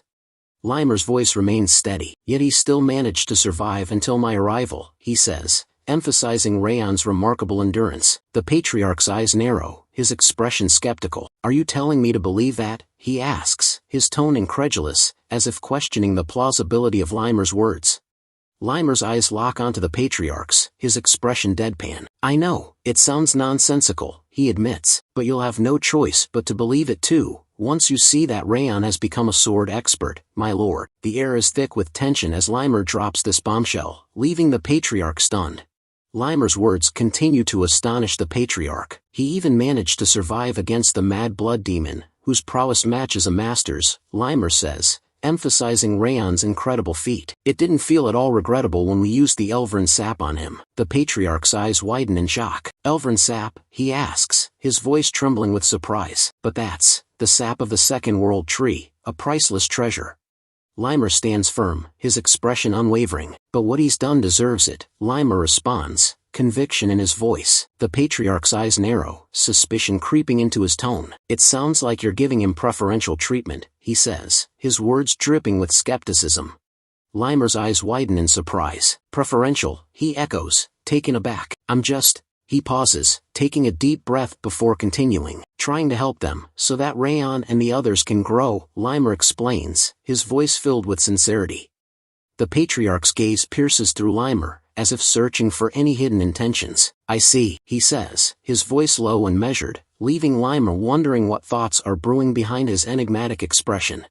The patriarch's attention shifts, his eyes locking onto his butler, Ren. "Ren, summon the division leaders," he instructs, his voice firm and authoritative. "We'll hold a conference as soon as the trainees return." Ren bows his head, his expression impassive. "Understood, my lord," he responds, his voice crisp and obedient. The patriarch's expression softens, a hint of warmth in his eyes as he turns back to Limer. "You've had a tough time, Limer," he says, his voice tinged with empathy. Limer's eyes widen in surprise, his gaze snapping back to the patriarch, his face a picture of astonishment at the unexpected display of concern. Limer's face breaks into a wide smile as he climbs the stairs. "Wow," he says, his voice laced with amusement. "When was the last time you complimented me? Almost 20 years ago?" The patriarch's expression turns irritated, his eyes narrowing. "Where do you think you're climbing?" he asks, his tone stern. The patriarch's expression remains stern, but a hint of dry humor creeps into his voice. "I would have offered you so many more compliments if you hadn't engaged in all that stupidity." His expression turns serious, and he asks, "So, when are the trainees scheduled to return?" Limer's expression turns thoughtful as he responds, As for the trainees, they should." He trails off, pausing for a moment. Then the scene show the trainees near the Sieghart's palace. Be about to arrive, he finishes, his eyes gazing into the distance, as if expecting their imminent return. The scene shifts to Raon, his expression contemplative as he reflects on their recent mission. The mission in Cebu village concluded successfully, he thinks to himself, a hint of relief in his mental tone. Even though it took more time than scheduled, because of Eden's intervention, he adds, a hint of frustration creeping into his thoughts as he recalls the unexpected complication. Raon's thoughts continue, a mix of responsibility and regret in his mental tone. Since the village ended up being damaged unexpectedly by the Mad Blood Demon's assault, we stayed a bit longer in order to restore the destroyed village, he recalls, his thoughts reflecting on the team's efforts to make things right. Raon's thoughts drift back to his recovery period in the chief's house. Since I was drastically injured, I stayed in the chief's house and focused on recovering. Raon's memories shift to the moment he regained consciousness. When I first opened my eyes, I checked the reward for winning my bet with Wrath. A hint of amusement crosses his mind. Of course, Wrath insisted that the bet should be nullified because Limer had slain the Mad Blood Demon, not me. Raon's expression turns slightly wistful. The stats I got from the bet were nice, but... Wrath's face contorts in frustration as he gazes at the system reward. Damn it, why did it have to be that one in particular? He exclaims in anger. Raon, meanwhile, is calm as he examines the system. His eyes scan the details before he asks, puzzled, what's this?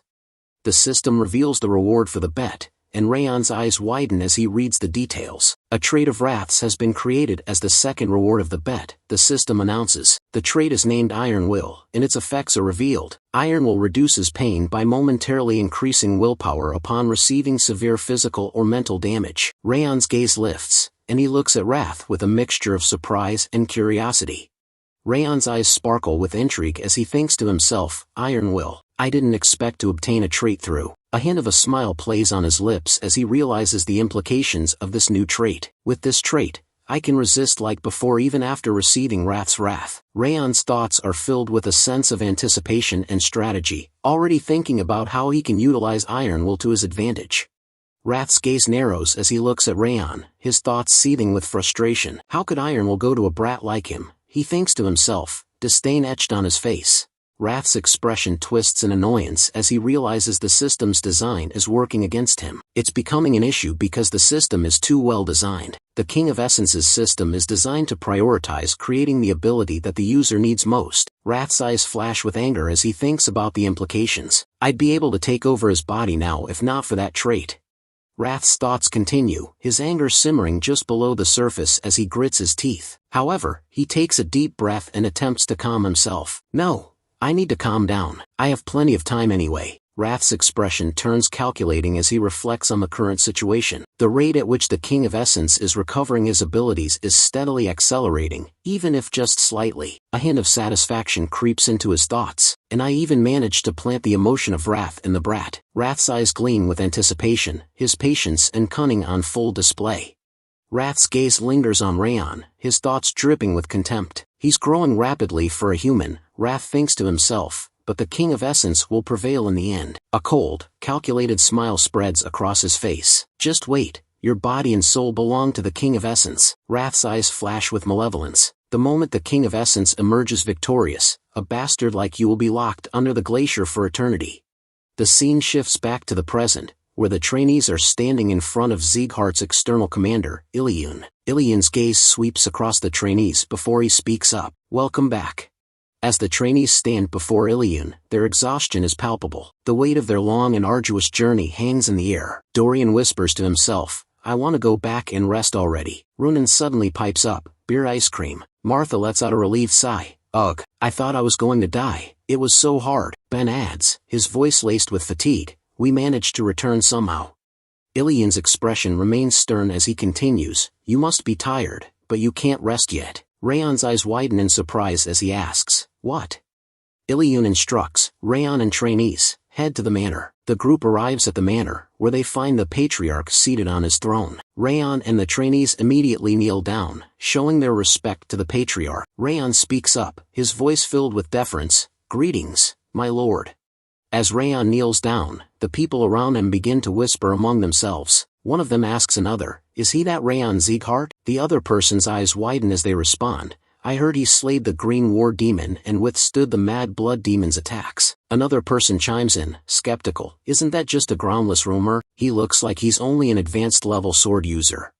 Raon's thoughts turn inward as he kneels, his eyes cast downward. I was unsettled at first when the Lord's Manor summoned us, he thinks to himself, but it turned out to be an unexpected opportunity. His gaze sweeps discreetly across the room, taking in the gathering of high-ranking officials. All of Sieghart's executives are gathered here. Raon's thoughts continue, his mind racing with reflections on the recent mission. I learned something from this mission, he thinks to himself. At this rate, I'll have my hands full trying to survive in future battles. Determination fuels his resolve. That's why I need to get stronger even faster. Raon's gaze sweeps the room once more, taking in the assembled dignitaries. And right now, in this place, the squad leaders and division leaders are gathered, as are even the palace masters from the direct lineage. A hint of intrigue enters his thoughts. That means Glenn Sieghart is paying attention to this incident. Raon's thoughts continue, his understanding of Glenn Sieghart's character guiding his next move. Since Glenn makes a clear difference between public and private matters, he makes sure to reward contributions. Raon's eyes narrow, his determination solidifying. With that in mind, there's only one thing to do now. His thoughts clarify into a singular focus. I need to prove our achievement and obtain a new martial art to get even stronger. Glenn Sieghart's voice rings out, his words commanding attention. Raon Sieghart, I heard you were the central figure in this mission. Tell us the details here. Raon's head rises, his eyes meeting Glenn's. He responds with a simple, respectful affirmation. Understood. Raon begins his account of the events in Cebu village. It all started when I noticed a probing gaze as soon as we arrived in Cebu village. He recounts how his vigilance led to taking the Green War Demon by surprise. That's how I took the Green War Demon by surprise when he was looking for the Goblin King's magic stone in the village. Raon continues, describing the unexpected turn of events. We thought the mission was over, but the Mad Blood Demon suddenly attacked the village, supposedly because he'd lost contact with the others. He explains his decision to act as bait, prioritizing the safety of the village. And I volunteered to act as bait, worried that the damage would escalate if we faced him with only trainees. The room falls silent, with one of the higher officials looking stunned, unable to respond. The higher official's face turns red with rage as he shouts, "You bastard, where do you think you are to be telling such lies?" He turns to Glenn Sieghart, appealing to his lord's judgment. My lord, do you really believe he is telling the truth? The official's tone drips with disdain as he continues. The Green War Demon alone should have been enough to annihilate some 15-year-old teenagers. He sneers at Raon's claim about facing the Mad Blood Demon. Holding his ground against the Mad Blood Demon is a blatant fabrication. Raon's voice rings out, calm and collected. Dorian, take those out. Dorian's eyes widen in surprise, and he stammers, ununderstood. Despite his initial hesitation, Dorian carefully opens the cloth he's been carrying, revealing the contents to the higher official and Glenn Sieghart.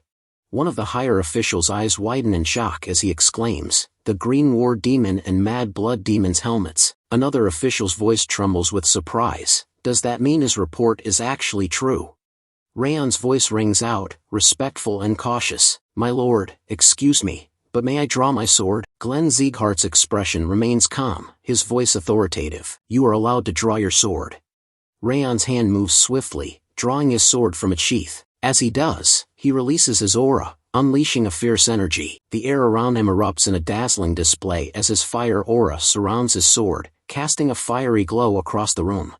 The room erupts in a chorus of amazed voices. Aura blade. It's such a powerful flame too. Someone else's voice is laced with incredulity. Is he really the same person whose mana wasn't even average during the judgment ceremony 10 years ago? Another person's eyes widen in realization. It's true that he could indeed defeat the Green War Demon with that.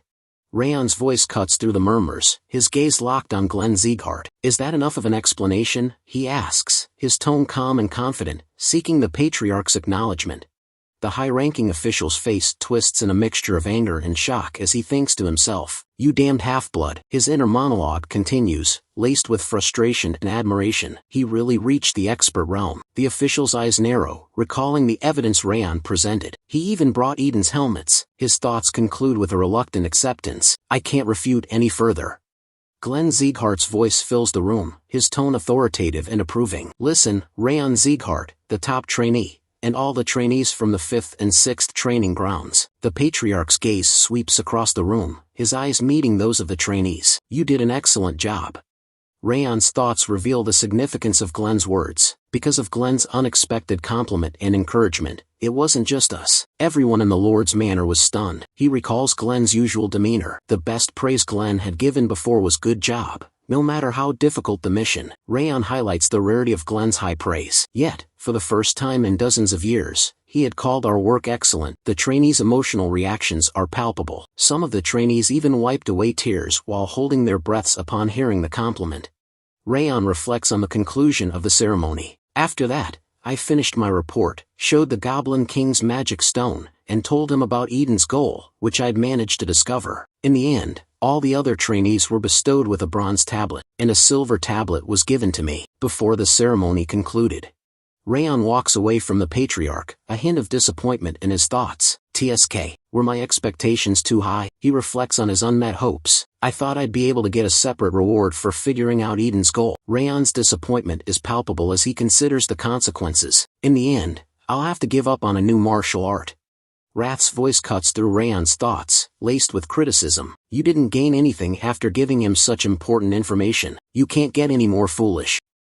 Raon's inner monologue reveals his disappointment and regret. I started to trust Glenn a little after getting the 10,000 flames cultivation, but I shouldn't have done that.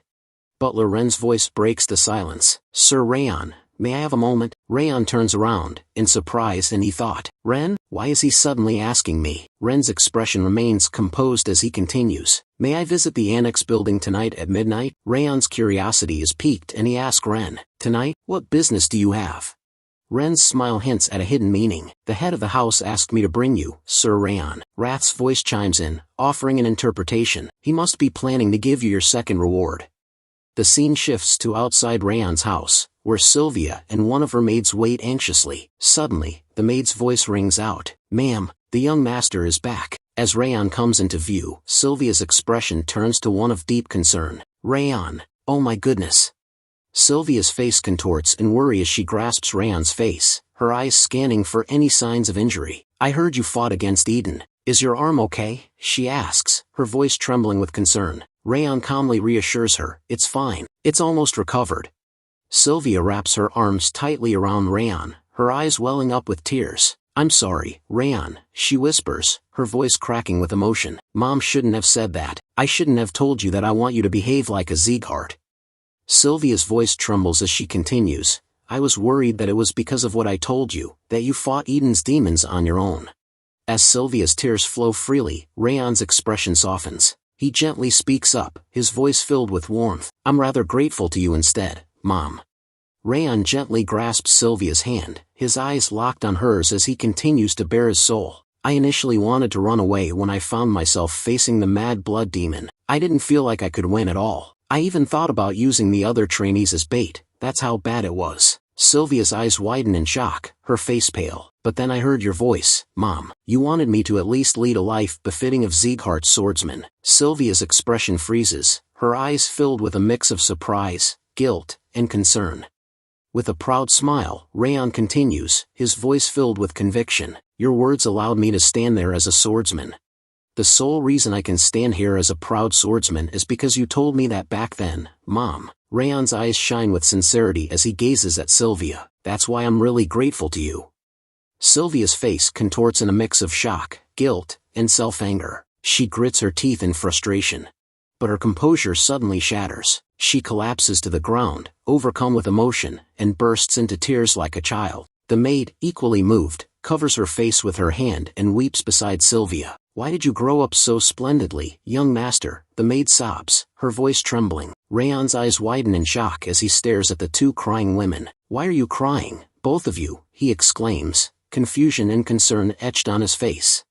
In the quiet confines of Raon's room, he turns to maid Judiel with a curious expression. Did anything special happen while I was away on a mission? Raon asks. Judiel's eyes cloud over, her voice barely above a whisper. The Central Martial Palace ordered me to return. It looks like they are planning to dispose of me. Raon's eyes narrow, his gaze intensifying as he processes Judiel's ominous words.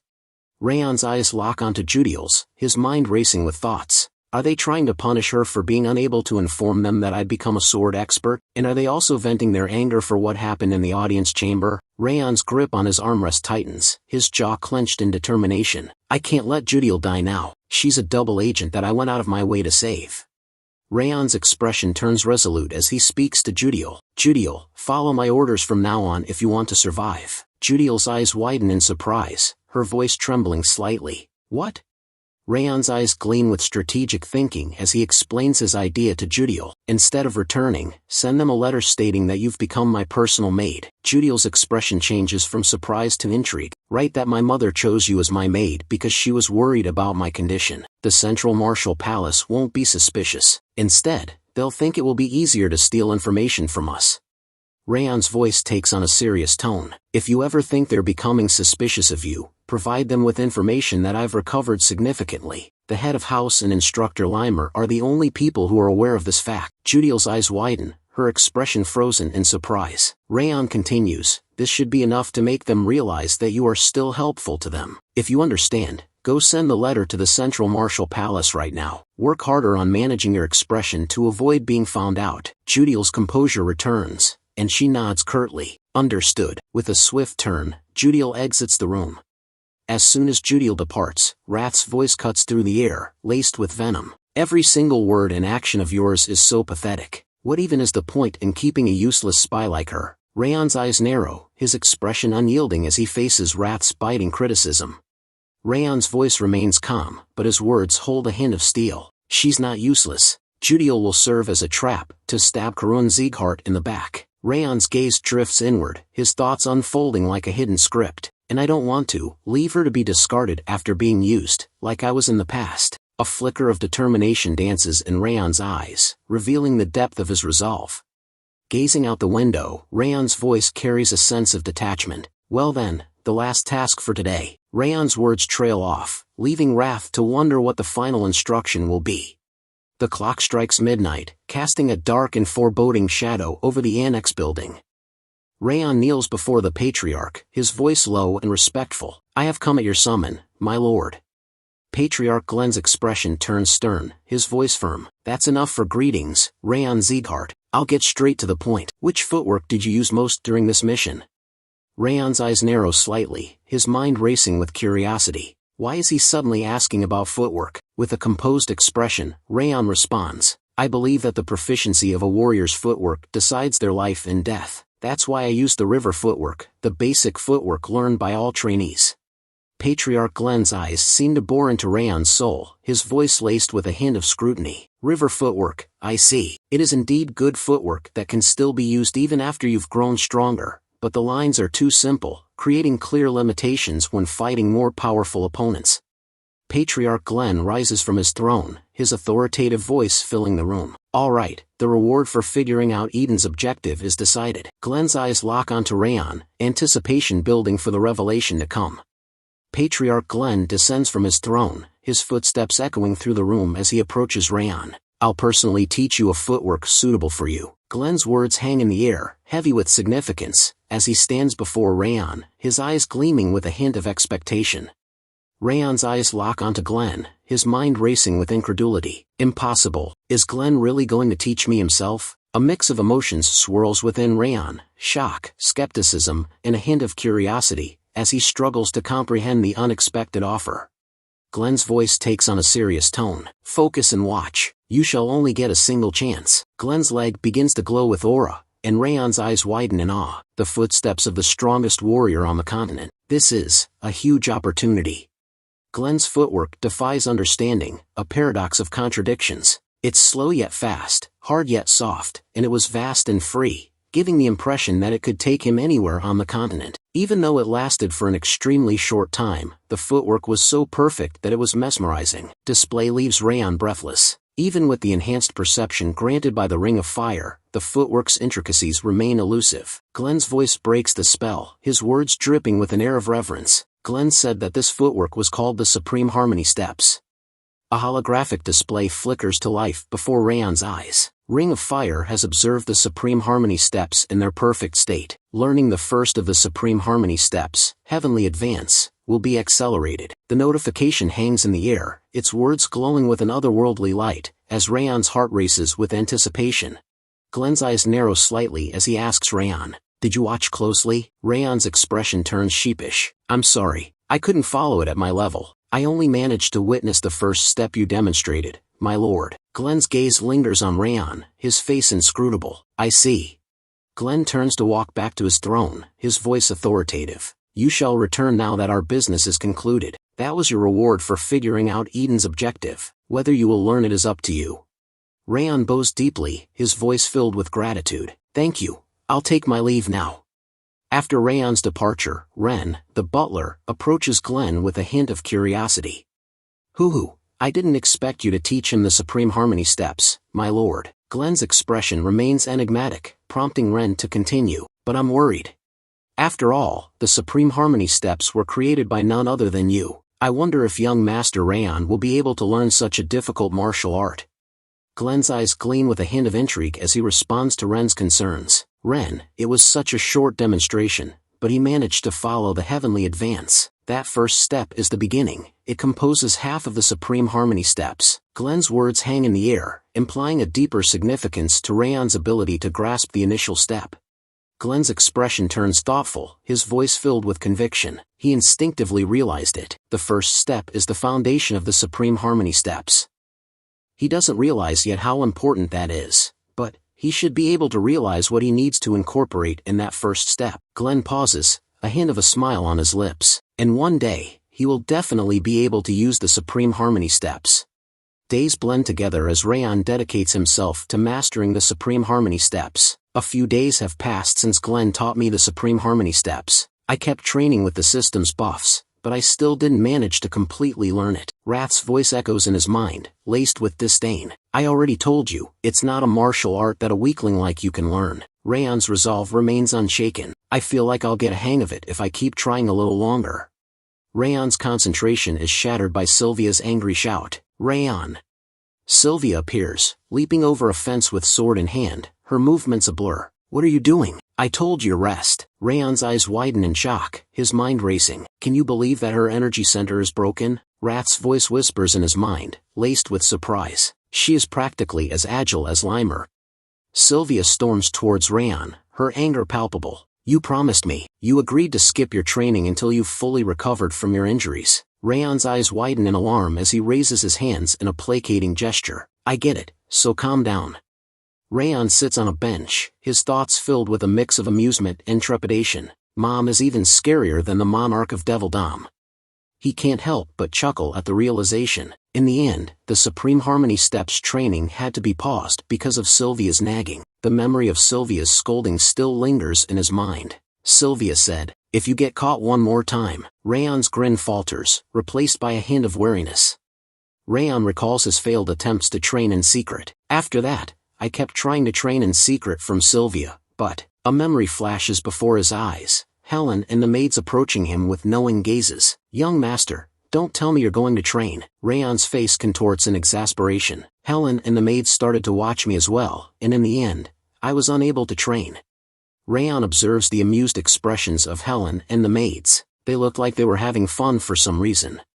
He shrugs, a hint of a smile on his face. "But, well, it's nice to rest like this once in a while, I guess." One of the maids rushes in, her voice laced with urgency. "Young master, there's a huge problem." Raon's eyes snap towards the maid, his expression alert. The maid's words send a jolt through him. "Raon Sieghart is visiting us."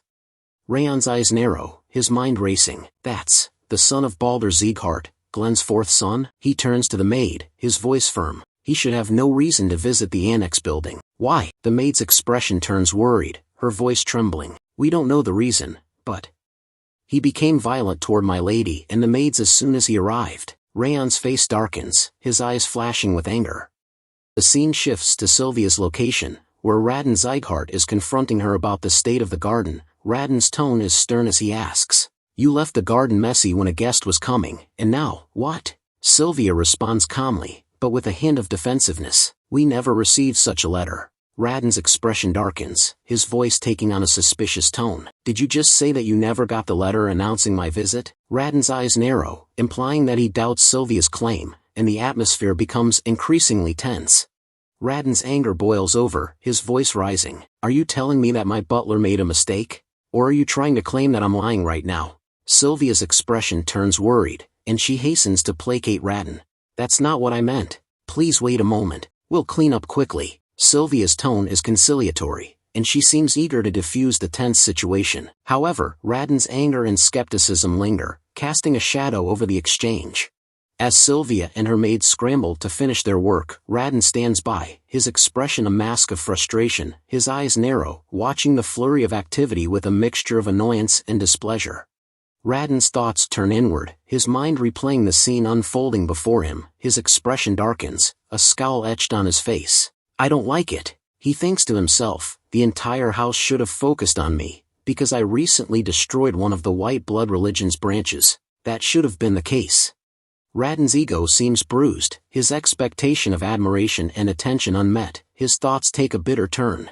But no one is even talking about what I did. The entire house is focused on that boy named Raon. Raden's jealousy and resentment simmer just below the surface, his gaze lingering on Sylvia and her maids as they work to clean the garden.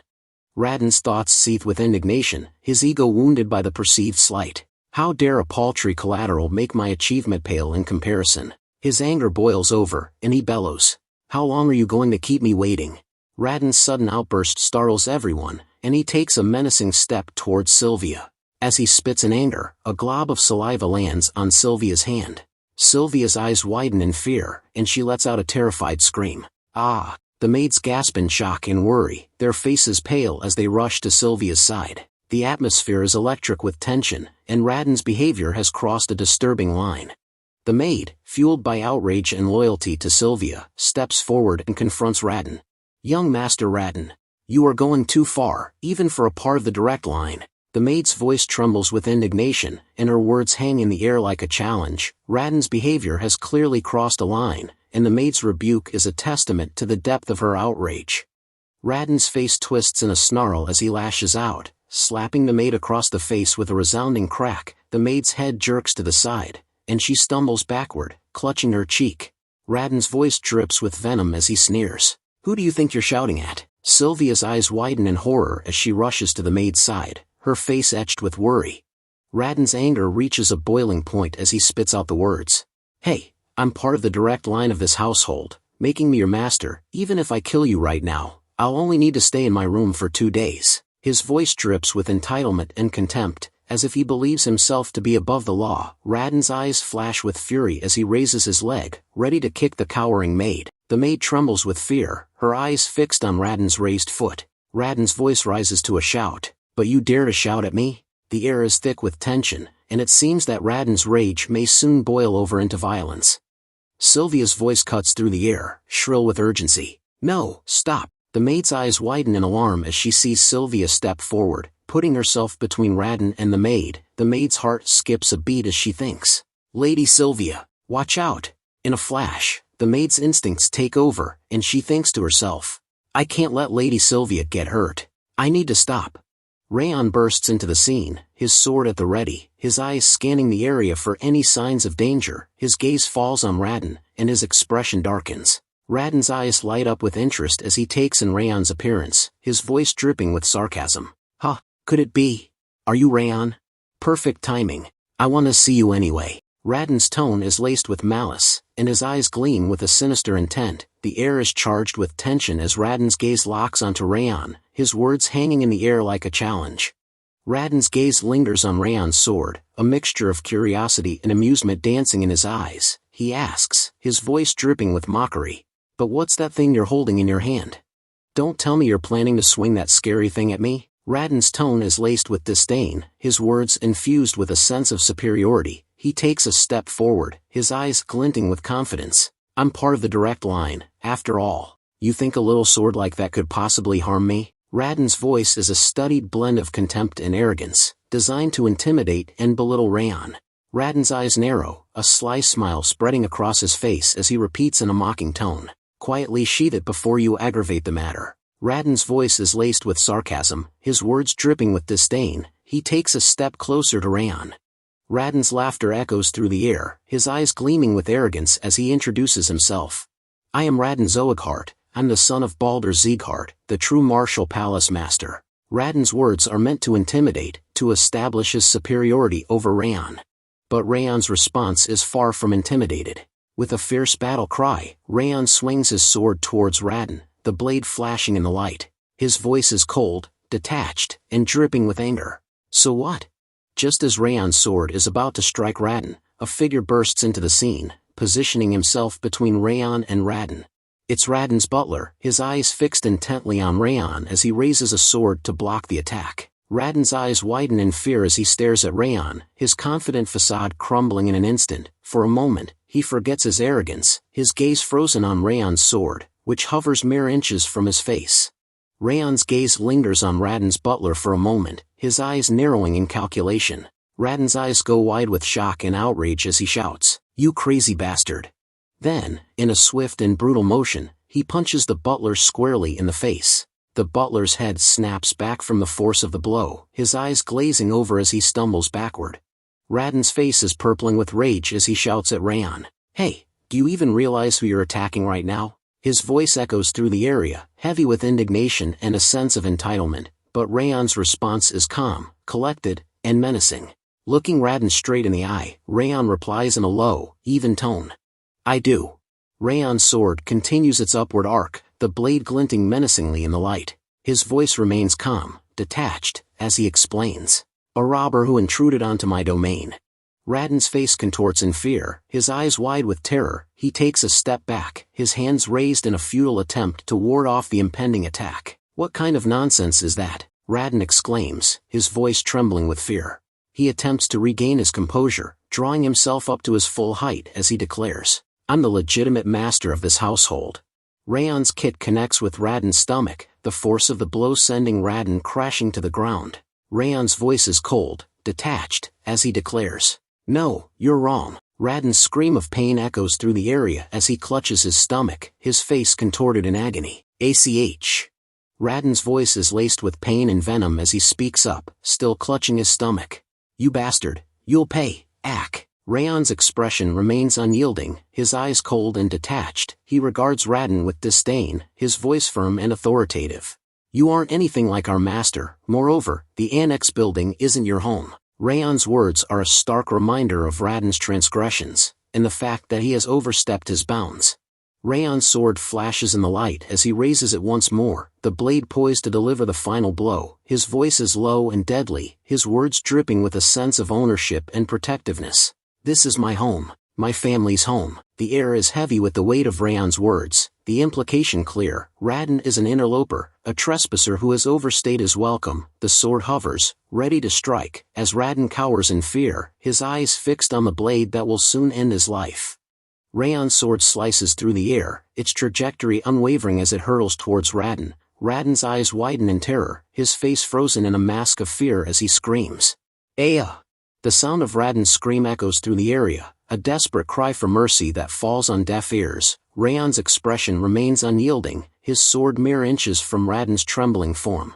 Just as Raon's sword is about to make contact with Raon's face, a voice rings out, cutting through the air with authority. "Stand back, Sir Raon Sieghart." The voice is firm, commanding, and unmistakable. Raon's sword freezes, mere inches from Raon's trembling face. Raon's eyes flicker towards the speaker, his gaze narrowing slightly as he hesitates, his sword still poised for the kill. Raon's eyes narrow as he takes in the sight of the newcomer, his mind racing with questions. He thinks to himself, that outfit, is he from the Heavenly Blade Division? His gaze lingers on the intricate design and emblem on the newcomer's uniform, his mind making the connection. He continues to think, he's a swordsman working directly under the head of House. What is he doing here? As he ponders this, the newcomer steps forward, his presence commanding attention. Heavenly Blade Division. Raquel. Raon's face twists with rage as he points a shaking finger at Raon, his voice venomous. Heavenly Blade Division, kill that crazy right now. His words are laced with entitlement and indignation. A mere collateral dare to attack me, someone from the direct line. Raon's eyes blaze with fury, expecting Raquel to obey his command without hesitation. He takes a step forward, his chest heaving with anger, as he awaits Raquel's response. Raquel's response is calm and measured, his voice devoid of emotion. We only obey the head of House's orders. You should withdraw as well, young Master Raon. Raon's face turns beet red with rage as he takes umbrage at Raquel's words. He splutters in indignation, his voice rising to a near shriek. What? You're just a guard dog. How dare you? Raon's words are laced with venom and entitlement, his anger and humiliation simmering just below the surface. Raon's butler intervenes, his voice calm and measured. Young master, let's withdraw for now. The issue might escalate if we antagonize a swordsman from the Heavenly Blade Division. Raon's face twists in frustration and anger, his jaw clenched in rage. He grinds his teeth, his eyes blazing with fury as he struggles to contain his temper. The butler's words are a stark reminder of the reality of the situation, and Raon's pride and ego are wounded by the need to back down. Raon's voice carries across the space, his words dripping with venom and malice. I'll never forget what happened today, Raon Sieghart. Just you wait. The sin of pointing your sword at someone from the direct line will have to be paid with humiliation and pain even worse than death. Raon's eyes flash with anger, his face twisted in a snarl as he delivers his threat. Raon watches him walk away, his expression unreadable, his eyes fixed on Raon's retreating back. He says nothing, his silence a stark contrast to Raon's vitriolic outburst. Helen's voice is laced with regret and self-reproach as she speaks to Sylvia. I'm sorry, ma'am. I acted on impulse despite my age. It's all my fault. Sylvia's expression is warm and reassuring as she places a gentle hand on Helen's shoulder. No, you gave me so much courage by stepping up. Helen, you did nothing wrong. Sylvia's words are a balm to Helen's frazzled nerves, and her eyes shine with gratitude as she looks up at Sylvia. Sylvia's smile is warm and reassuring as she continues. Don't worry about this incident. I'll resolve the issue. Her words are infused with a sense of calm authority, and Helen's eyes widen slightly as she looks up at Sylvia with renewed confidence. Raon's words are firm and resolute as he declares, No, I'll resolve this issue. I'm the one who yielded to the provocation. I'll resolve the issue, so, don't worry, just believe in me. Sylvia and Helen exchange a surprised glance, their eyes wide with amazement as they turn to look at Raon. He seemed taken aback by his sudden declaration, and their faces reflect a mix of emotions, surprise and concern. Later, at the Patriarch's manor, Raon and Raon knelt before the Patriarch, showing their respect. Seated on his throne, the Patriarch commanded, Stand up. Glenn, the Patriarch, fixes Raon and Raon with a stern gaze. I heard there was trouble yesterday, he declares in a commanding tone, his voice dripping with authority. Raon's eyes widen in concern as he speaks up, his voice trembling with worry. Yes, there was, my lord. Raon takes a deep breath, launching into a detailed account of the events that transpired in the annex building. I had sent a letter in advance, expressing my desire to speak with Raon, he explains, his voice laced with indignation. However, instead of receiving a warm welcome, Raon was met with cold indifference. The annex building's residents gave me the cold shoulder, he recounts, his expression incredulous. They didn't even bother to prepare for my visit. Raon's eyes narrow, his tone taking on a hint of outrage. And to make matters worse, Raon attacked me and my butler without even granting us an audience. His voice rises, conveying the shock and alarm he felt in that moment. If things had escalated further, I could have lost my life. Raon's words hang in the air, emphasizing the gravity of the situation. As Raon continues to recount the events that transpired in the annex building, Raon's gaze drifts towards him. A hint of skepticism flickers across Raon's face, and he thinks to himself, it looks like he's more talented at acting than wielding a sword. Raon's mental remark is laced with disdain, his eyes narrowing slightly as he observes Raon's dramatic gestures. His thoughts take a darker turn as he recalls the stories Judiel shared about Raon. It's completely different from what Judiel told me about him, Raon muses, a mixture of confusion and suspicion swirling in his mind. Raon's explanation comes to an end, and the Patriarch's gaze shifts to Raon, inviting him to share his side of the story. Raon's eyes lock onto the Patriarch, his voice firm and resolute. My lord, his entire testimony just now is a lie, Raon declares, his words hanging in the air like a challenge. Raon's face contorts in a mixture of frustration and anger, his eyes blazing with indignation as he listens to Raon's rebuttal. Raon's words cut deep, and Raon's expression grows increasingly reddened. Raon continues, his tone unwavering, especially the part where he claims I was going easy on him. A hint of amusement flickers across Raon's face, and he adds, I still clearly remember the look on his face when he yelled at us. Raon's anger boils over, and he grabs Raon's shirt collar, his face twisted in a snarl. "You bastard," he yells, his voice echoing through the room. Just as it seems like the situation is about to escalate further, a calm and authoritative voice rings out. "You should stop."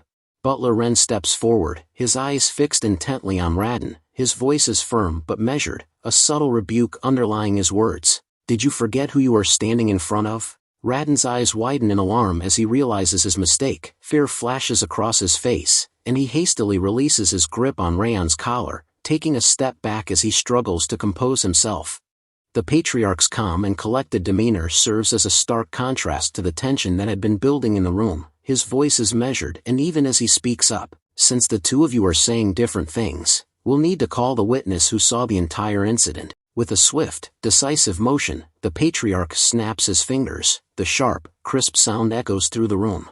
As the patriarch's fingers snap, the sound seems to summon Raquel, a member of the esteemed Heavenly Blade Division. Raquel emerges, his presence commanding attention. Raon and Raden's eyes widen in shock and worry as they gaze at Raquel, their faces reflecting their growing unease. Raquel's expression remains neutral, his voice steady as he greets the patriarch. "Greetings, my lord. I am Raquel, from the Heavenly Blade Division." The patriarch's eyes narrow, his voice firm. "Raquel, tell me what you saw." Raquel's eyes seem to gaze into the past, his expression unreadable as he begins to recount his testimony. His words are measured and deliberate, each one carefully chosen to convey the events as he witnessed them. Young Master Raden claims that he sent a letter, but the annex building never received such a letter, Raquel states, his voice neutral. Lady Sylvia was tending the garden with her maids, just like always, when Sir Raden suddenly visited the annex building. Raquel's words paint a picture of a peaceful scene, one that was disrupted by Raden's unexpected arrival. The implication is clear: Raden's claim of sending a letter is false, and his visit was not anticipated or welcome. Raon's eyes narrow slightly as he listens to Raquel's testimony, his mind racing. He thinks to himself, "This is unexpected. I thought he would take Raden's side, since he's from the direct line, rather than that of the scorned annex building." Raon's internal monologue reveals his surprise at Raquel's impartiality. He had anticipated that Raquel, as a member of the Heavenly Blade Division, would naturally align himself with Raden, a member of the direct line. Instead, Raquel's words are a refreshing departure from Raon's expectations. His thoughts continue. Instead, he is simply stating the truth. The patriarch's voice takes on a stern, authoritative tone as he addresses Raon Sieghart. Raden's eyes widen in shock and fear as he responds, his voice trembling slightly. "Why yes?" The patriarch's gaze fixes intently on Raden, his eyes boring into the young man's very soul. His voice drips with disdain as he continues, "This is quite different from your claim." The patriarch's anger boils over, his voice thundering through the room as he demands, "Did you dare to lie in my presence?" Raden's eyes widen in alarm, and he begins to speak in a defensive tone. "But, my lord." However, instead of addressing the patriarch's accusation, Raden attempts to shift the focus to his original grievance. "The important part is that a collateral attacked someone from the direct line," he exclaims, his voice laced with indignation. Raden's words are calculated to emphasize the perceived injustice, and he presses on, "This is an important matter that can endanger the hierarchy of our house." The patriarch's expression remains stern, his voice firm as he responds, "Indeed, it is problematic that a collateral attacks someone from the direct line." However, instead of solely blaming Raon, the patriarch's gaze sweeps across both Raden and Raon, his words taking on a tone of measured impartiality. However, it looks like both sides are at fault in this incident. The patriarch's eyes narrow, his voice taking on a hint of displeasure. "Therefore, I'll punish both of you accordingly." The room falls silent, the weight of the patriarch's words hanging in the air. Raden's face pales, while Raon's expression remains calm. Raden's face reddens as he protests, "My lord, a simple punishment won't do. If we spare his life, in the future." However, before Raden can continue, Raon interrupts, his voice calm and respectful. "My lord, I'll accept any punishment you deem fit." Raon's gaze meets the patriarch's, his eyes unwavering. "But there's something I need to do first." The patriarch's gaze lingers on Raon, his eyes narrowing slightly as he regards the young man with interest. His voice is measured, his tone inquiring. "Something you need to do?" Raon's expression remains calm, his voice firm as he responds, "Yes." Raon's expression turns solemn, his voice taking on a hint of determination as he explains the situation. "Raon Sieghart humiliated my mother in front of everyone, and used unreasonable violence against our maids. The room falls silent, the weight of Raon's words hanging in the air. Raon's voice drops to a low, even tone, his words dripping with conviction. He hasn't paid the price for that yet. The patriarch's face darkens, his eyes blazing with anger as he speaks up, his voice thundering through the room. I clearly said that both parties were at fault. From the start, both of you have been far too loud. As he speaks, the patriarch's aura erupts, filling the room with an intense, oppressive energy. The air seems to vibrate with his power, making it hard for others to breathe. His voice drops to a low, menacing tone, his words dripping with disdain. Do you not know your place? Raden's and Raon's eyes widen in distress as the patriarch's aura bears down on them, its crushing pressure forcing them to their knees. Raden struggles to breathe, his lungs feeling like they're being squeezed by an invisible vice. His thoughts are a jumbled mix of panic and desperation. I feel like my lungs are being crushed by his pressure. Despite the crushing pressure of the patriarch's aura, Raon's voice rings out clear and strong. His words are laced with conviction, his determination palpable. That's exactly why. Previously, I heard you say that this house is the land of swordsmen, my lord.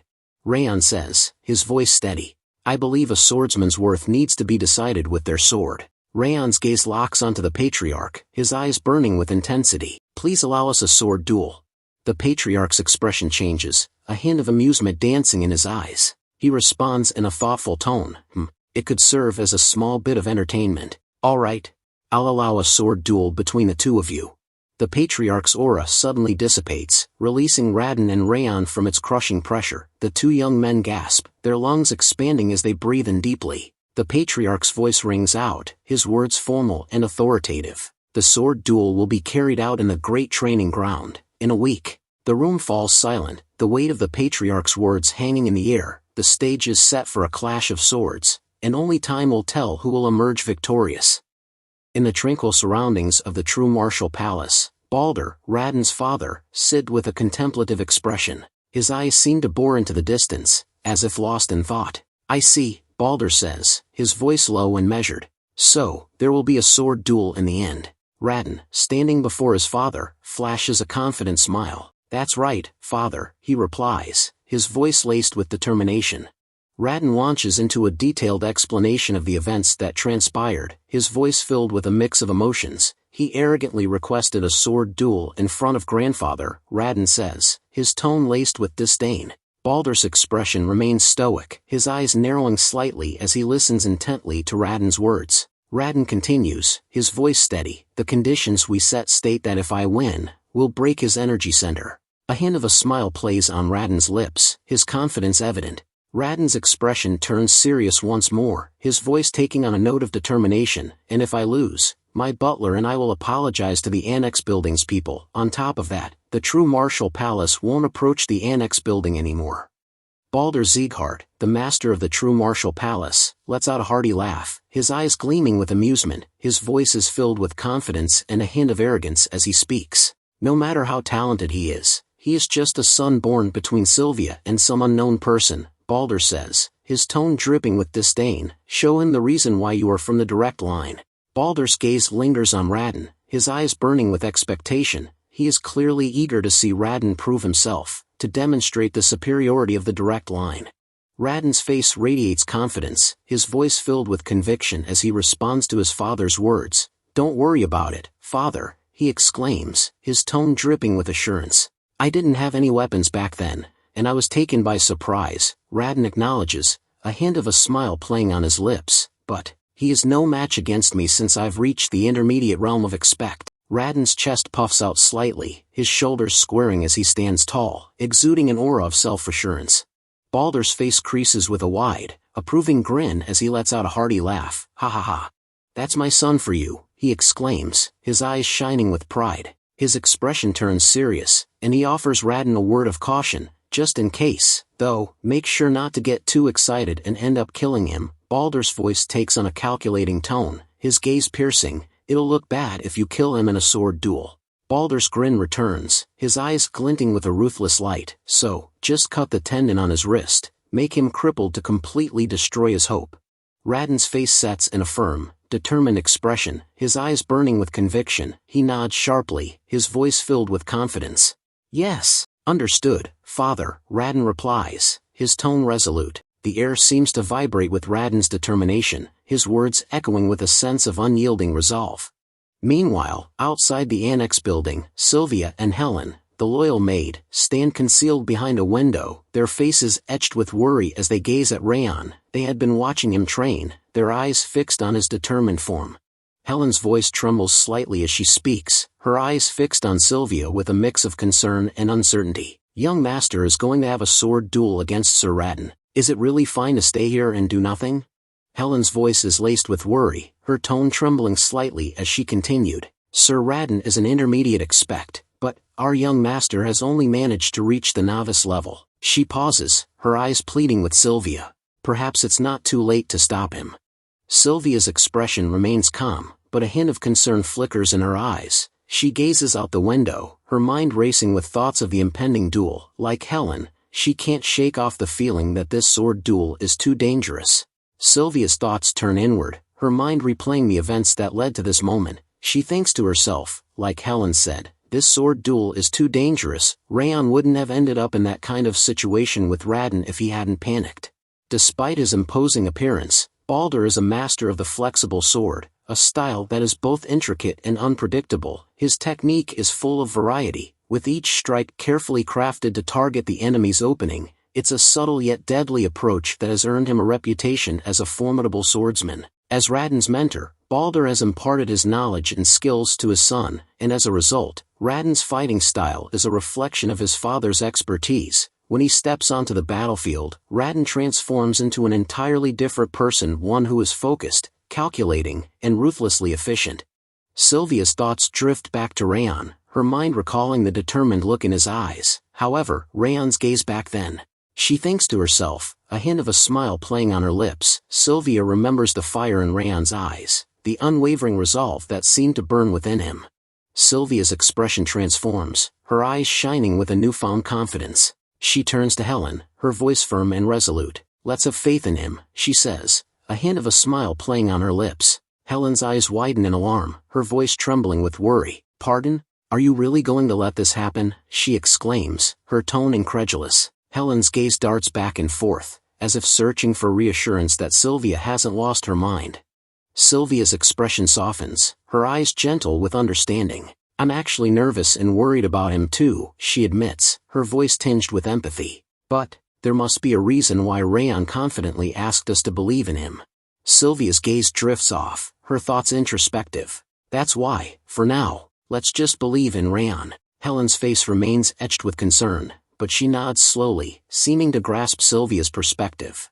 Judiel, the double agent, emerges from the shadows, a hint of a smile playing on her lips. "Young master, I've brought lunch," she calls out, her voice carrying across the training grounds. Raon stops his training, his sword hovering in mid-air as he turns around, his eyes narrowing slightly. "Judiel," he says, a hint of surprise and wariness creeping into his voice.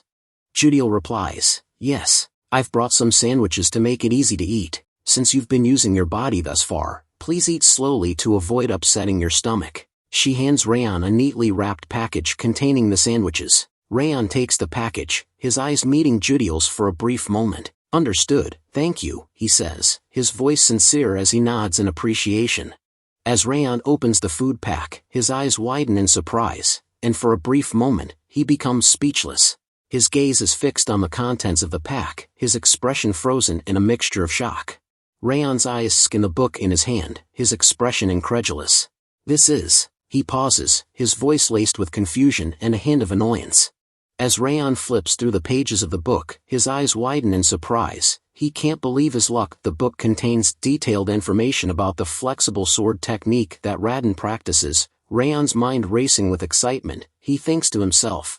Ion's eyes scan the pages, impressed by the clarity and organization of the information. His thoughts continue. Moreover, it's nicely put together to make it easy to read at a glance. Did she really manage to gather all this information in a single day and compile it into a book?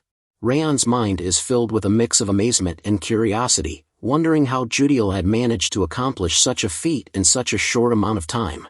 As Raon looks at Judiel, his expression softens, and his thoughts turn introspective. "She even stepped up back then to protect my mother," he thinks to himself, recalling the past event. A sense of gratitude and appreciation washes over him as he continues to think, now she even brought me the information about Raon without being asked. As Raon gazes at Judiel's tranquil expression, a sense of sincerity fills his heart. He whispers a silent thank you, his thoughts conveying his genuine appreciation.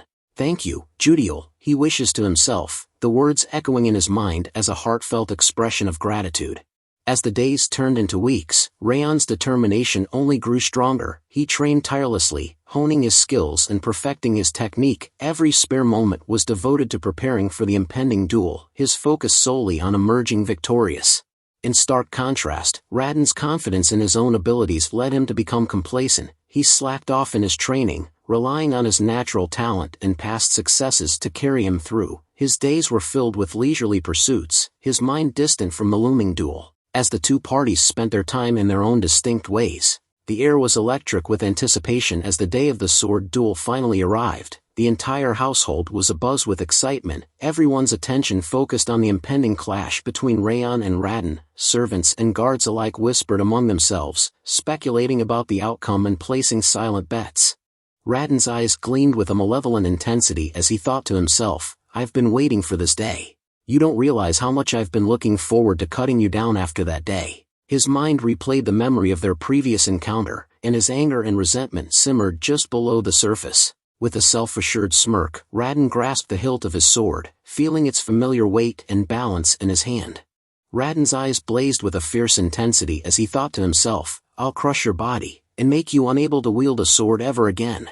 His mind was consumed by a desire for dominance and a need to prove his superiority over Raon. He sneered inwardly, convinced that his opponent was no match for his skill and strength. Meanwhile, Raon's movements were deliberate and measured as he slowly grasped the hilt of his sword. His eyes never left Raon's face, his gaze steady and unwavering.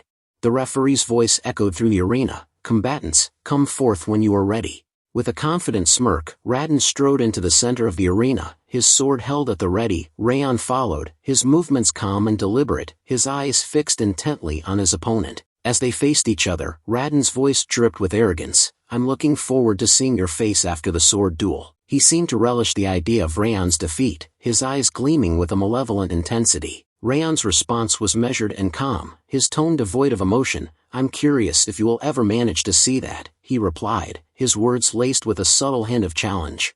The referee's voice boomed through the arena. Well then, start the sword duel. As soon as the words left his lips, the air was filled with the thunderous sound of drum, echoing off the stone walls of the arena. The beat was primal and intense, seeming to match the racing hearts of the two combatants. With a fierce battle cry, Raon charged towards Raon, his sword held high and his eyes blazing with confidence. As he closed in, he sneered at Raon, his voice dripping with mockery. Your bluffs aren't going to work anymore, he taunted, his words meant to unsettle and intimidate. Raon's sword thrust forward with precision and power, aimed directly at Raon's chest, but as he looked forward, expecting to see the impact of his attack, his eyes widened in confusion. Raon had vanished from his sight. Raon's mind reeled as he stumbled forward, his sword slicing through empty air. He quickly regained his balance, his eyes scanning the surrounding area frantically. But Raon was nowhere to be seen. He disappeared. Raon thought to himself, his confidence wavering for a moment. Raon's thoughts were still reeling from Raon's sudden disappearance when he felt a presence behind him. Before he could react, a cold, metallic sensation pressed against the back of his neck. Raon's eyes widened as he realized that Raon had somehow managed to move behind him undetected. Raon's mind was racing with shock and anger as he thought to himself, this bastard. When did he get behind me? He tried to process how Raon had managed to move so quickly and stealthily, but his thoughts were cut short. Raon's voice was calm and collected as he spoke up. This is the first time. His words were enigmatic, but they seemed to carry a deeper meaning, as if he was referencing something more than just the current situation. Raon's words were laced with a cold, calculated intensity. You're going to die 8 times today. His eyes seemed to bore into Raon's very soul, as if daring him to try and escape his fate. With a swift and deadly motion, Raon raised his fist and punched towards Raon's face with full force. The impact was tremendous, and Raon's head snapped back as he stumbled backwards, his body crashing to the ground. Raon's scream of pain echoed through the arena. Gah!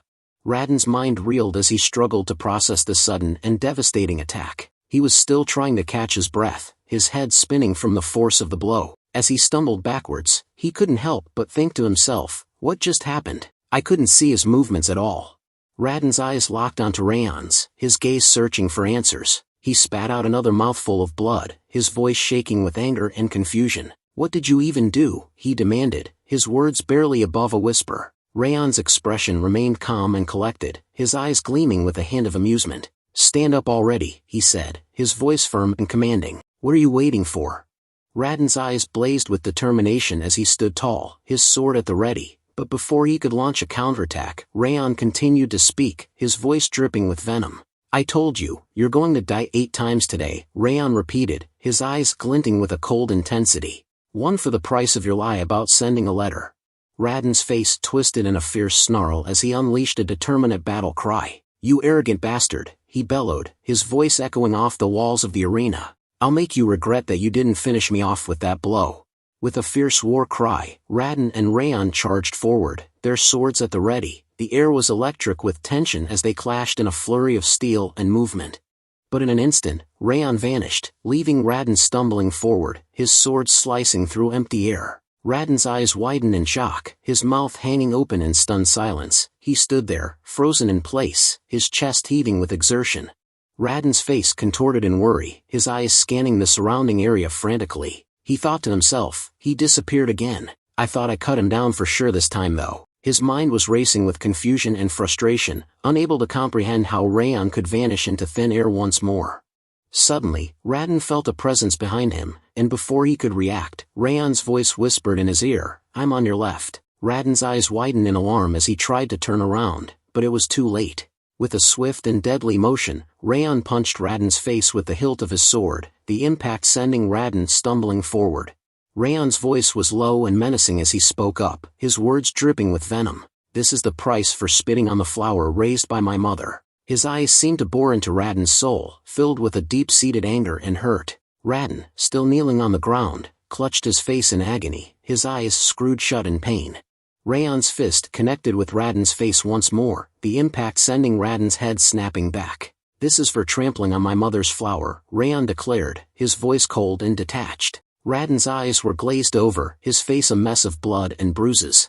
But Raon wasn't finished yet. With another swift punch, Raden's head jerked back again. And this is for hitting Helen, Raon spat, his anger and contempt evident in every word. Raden's body crumpled to the ground, his limbs splayed out at awkward angles.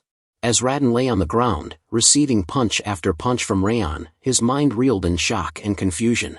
This can't be right, he thought to himself. This can't be right.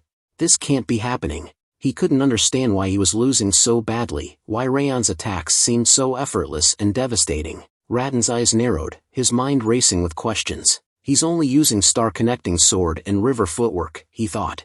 Raden's thoughts flashed back to his own training, his own mastery of the ancient arts. I am higher realm expert, a master of the subtle and intricate techniques that only a select few could hope to achieve, and yet, despite all his training and experience, he was losing to Raon, a novice expert who was supposedly inferior to him. Raon's eyes blazed with anger, his face twisted in a snarl, and his fist connected with Raden's face once more, the impact sending Raden's head snapping back. As Raden thought continued, so why am I losing against him? Helen's voice trembled with amazement as she spoke up, young master. She and Sylvia watched in amazement as Raden struggled to defend himself against Raon's relentless attacks. Helen's eyes remained fixed on the duel, her mind racing with thoughts and concerns. As she watched Raon's deliberate and calculated movements, she couldn't help but think to herself, young Master Raon could have finished the match with that first strike. Yet he's going out of his way to give his opponent a chance and drive him into a corner. She furrowed her brow, her gaze intense as she analyzed Raon's actions. He isn't simply doing this for victory. Helen's hands scraped against the wall as she continued to think, her mind racing with the implications. Which means, she thought, her eyes widening in realization. He is taking revenge for the violent conduct against us. Tears pricked at the corners of her eyes as she looked at Raon, her gaze filled with a mix of sadness and understanding. She knew that Raon's actions were not just about winning a duel, but about seeking justice for the wrongs that had been done to them.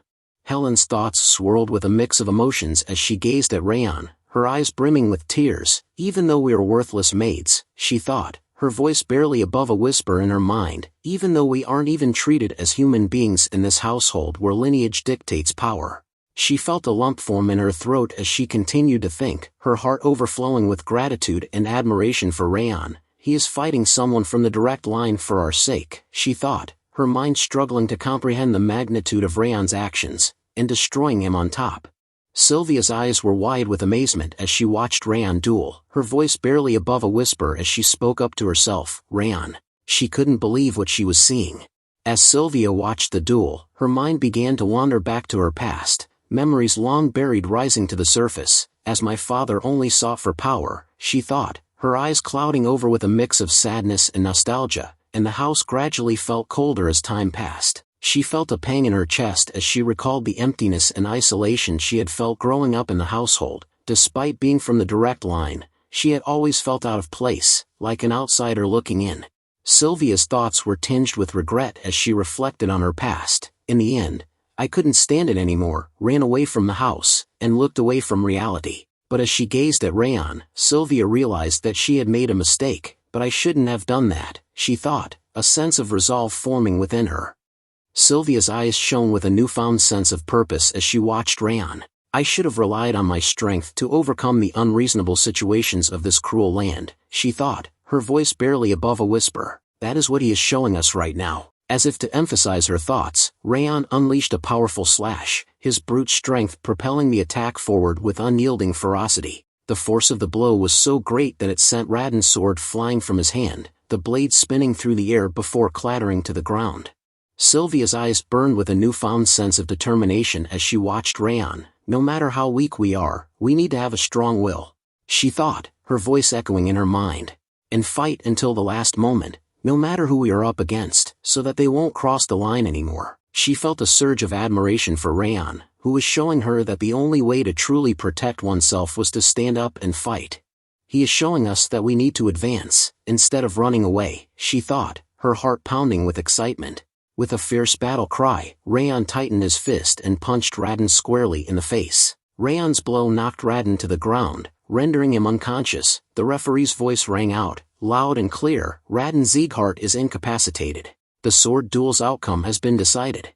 His words dripping with drama and anticipation, the winner of this sword duel is. He paused, the silence hanging in the air like a challenge. And then, in a burst of triumph, he declared, Raon Sieghart. The referee's voice echoes through the air, the winner of this sword duel is Raon Sieghart. Raon stands triumphant, his chest heaving with exhaustion, as he towers over Radon's unconscious form. Radon lies motionless, a testament to Raon's unyielding strength. Radon's defeat sparks outrage. His father, Blader, unleashes his fury. Radon, what is this mess? Meanwhile, in the arena, Limer bursts into joyful laughter. Haha, I told you Raon would win. The crowd turns to Limer, their faces filled with curiosity and wonder. Across the arena, Raon's group erupts in cheers. Runan leads the chant, Woo Raon. The green-haired boy shouts in excitement, that's right, that's our young master for you. The crowd's energy reaches a fever pitch as Raon's supporters celebrate his hard-won victory.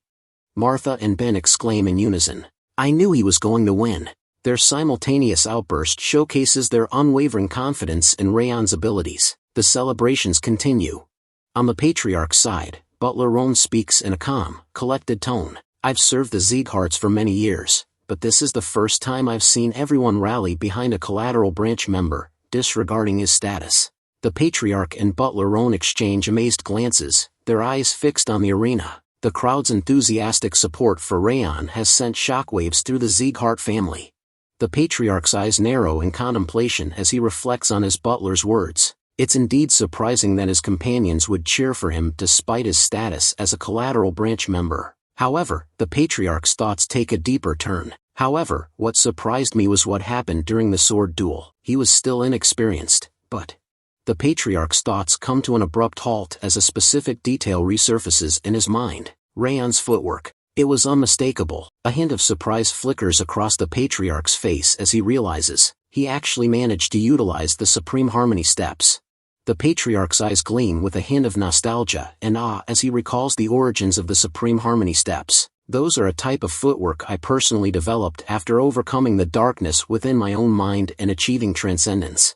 A faint smile plays on his lips as he acknowledges the extraordinary difficulty of mastering this martial art. It's an art form that an ordinary warrior wouldn't be able to learn, even if they dedicated their entire life to it. The patriarch's gaze lingers on Raon, his eyes filled with a mix of surprise and intrigue. His thoughts continue, tinged with a hint of astonishment. And yet, Raon managed to master it in a mere 2 weeks. The patriarch's thoughts trail off, his eyes narrowing as he scans the crowd cheering for Raon. The air is electric with chants of Raon. Raon, as the crowd erupts in fervor. The patriarch's gaze lingers on the sea of faces, his mind racing with the implications. At his age, he's already garnered this level of popularity. A tinge of introspection crosses the patriarch's face, his eyes clouding with the weight of past choices. Because I once craved power, strength has become the ultimate value in this household. A hint of resignation creeps into his voice, acknowledging the legacy he's built. And now, I'm too old to change that fact.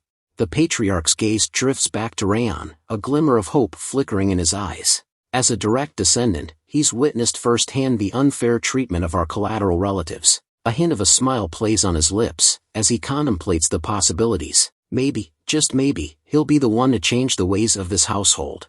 The patriarch rises from his throne, his movements abrupt yet deliberate. He turns to Ren, his voice firm and authoritative. Now that the sword duel has concluded, it's time to uphold the agreed-upon conditions. The patriarch's words trail off, his expression suddenly shifting to one of recollection. A soft ah escapes his lips, as if forgotten. The patriarch's eyes gleam with a hint of mischief as he instructs Ren. Reduce the True Martial Palace's budget this year by half. Use anything as an excuse if you have to. Ren's face breaks into a knowing smile as he responds with a low chuckle. Haha, understood. Raon begins to recount the events that transpired in the arena, explaining how the sword duel's conditions were carried out afterwards under Glenn's supervision. As he speaks, Raon and Radin stand before the patriarch, their contrasting demeanor a stark contrast. Radin's eyes are cast downward, his posture exuding shame and defeat. Raon's account continues, his voice steady and calm. Radin confessed his wrongdoings in front of everyone, and apologized to my mother and the maids. He pauses for a moment, recalling the scene. He knelt before them, showing true remorse for his actions. Raon's explanation concludes with a significant detail. And, under Glenn's stern warning, the True Martial Palace was forbidden from taking any action against the annex building. Raon's gaze lingers on the housemaids, and he notices a subtle yet profound change. Their rigid expressions, once etched with worry and fear, now relax, replaced by tears of joy and relief. The weight of the incident finally lifts, and a sense of closure washes over them. With renewed happiness, they begin to exit the arena, ready to return home together, leaving the turmoil behind. As they walk away from the arena, Sylvia turns to Raon with a mix of surprise and concern etched on her face. My son, when did you become so strong?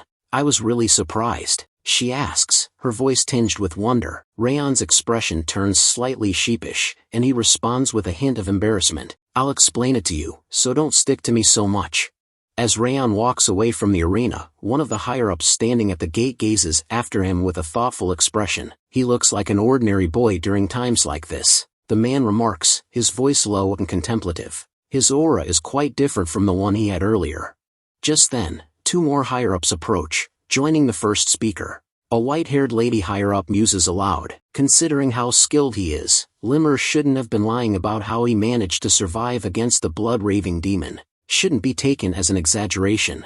A male higher-up chimes in, his expression thoughtful. Indeed, his footwork and swordsmanship were nearly flawless. It transcends mere talent. The first higher-up nods in agreement, a hint of a smile on her face. He'll be helpful to the team if he joins my division.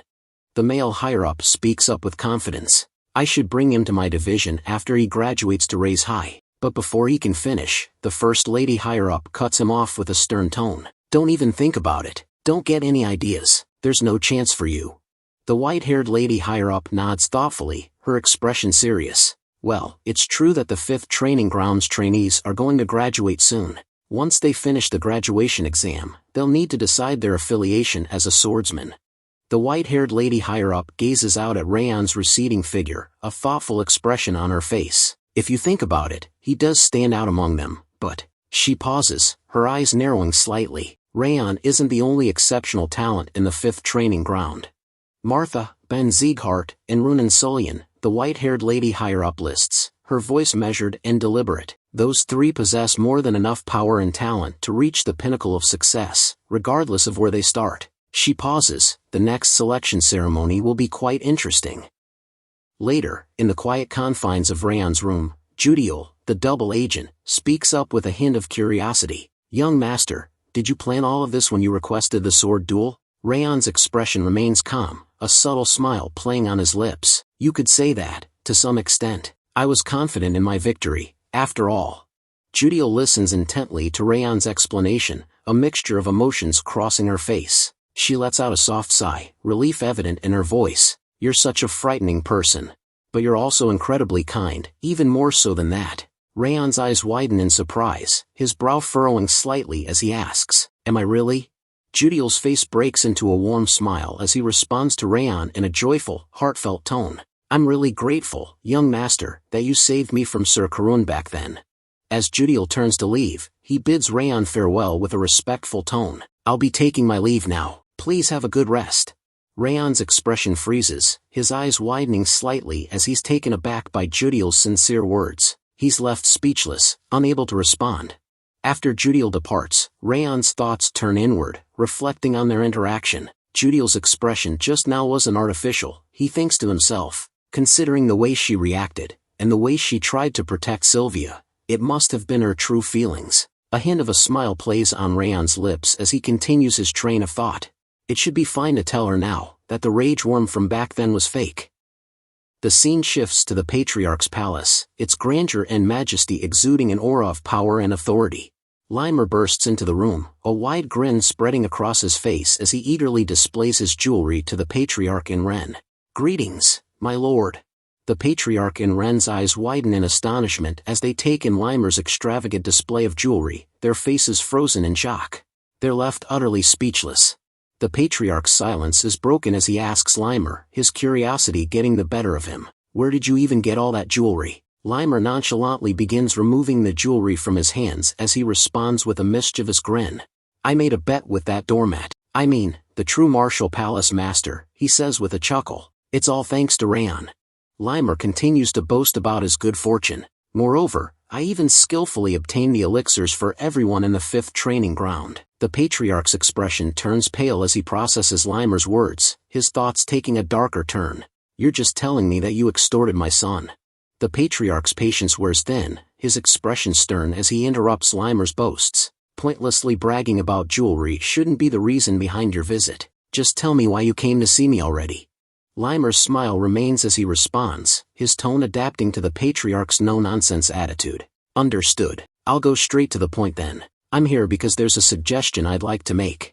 The Patriarch's curiosity is piqued, his brow furrowing in wonder. A suggestion? I believe I've already fully entrusted their training to you. Limer's voice remains calm and composed as he responds.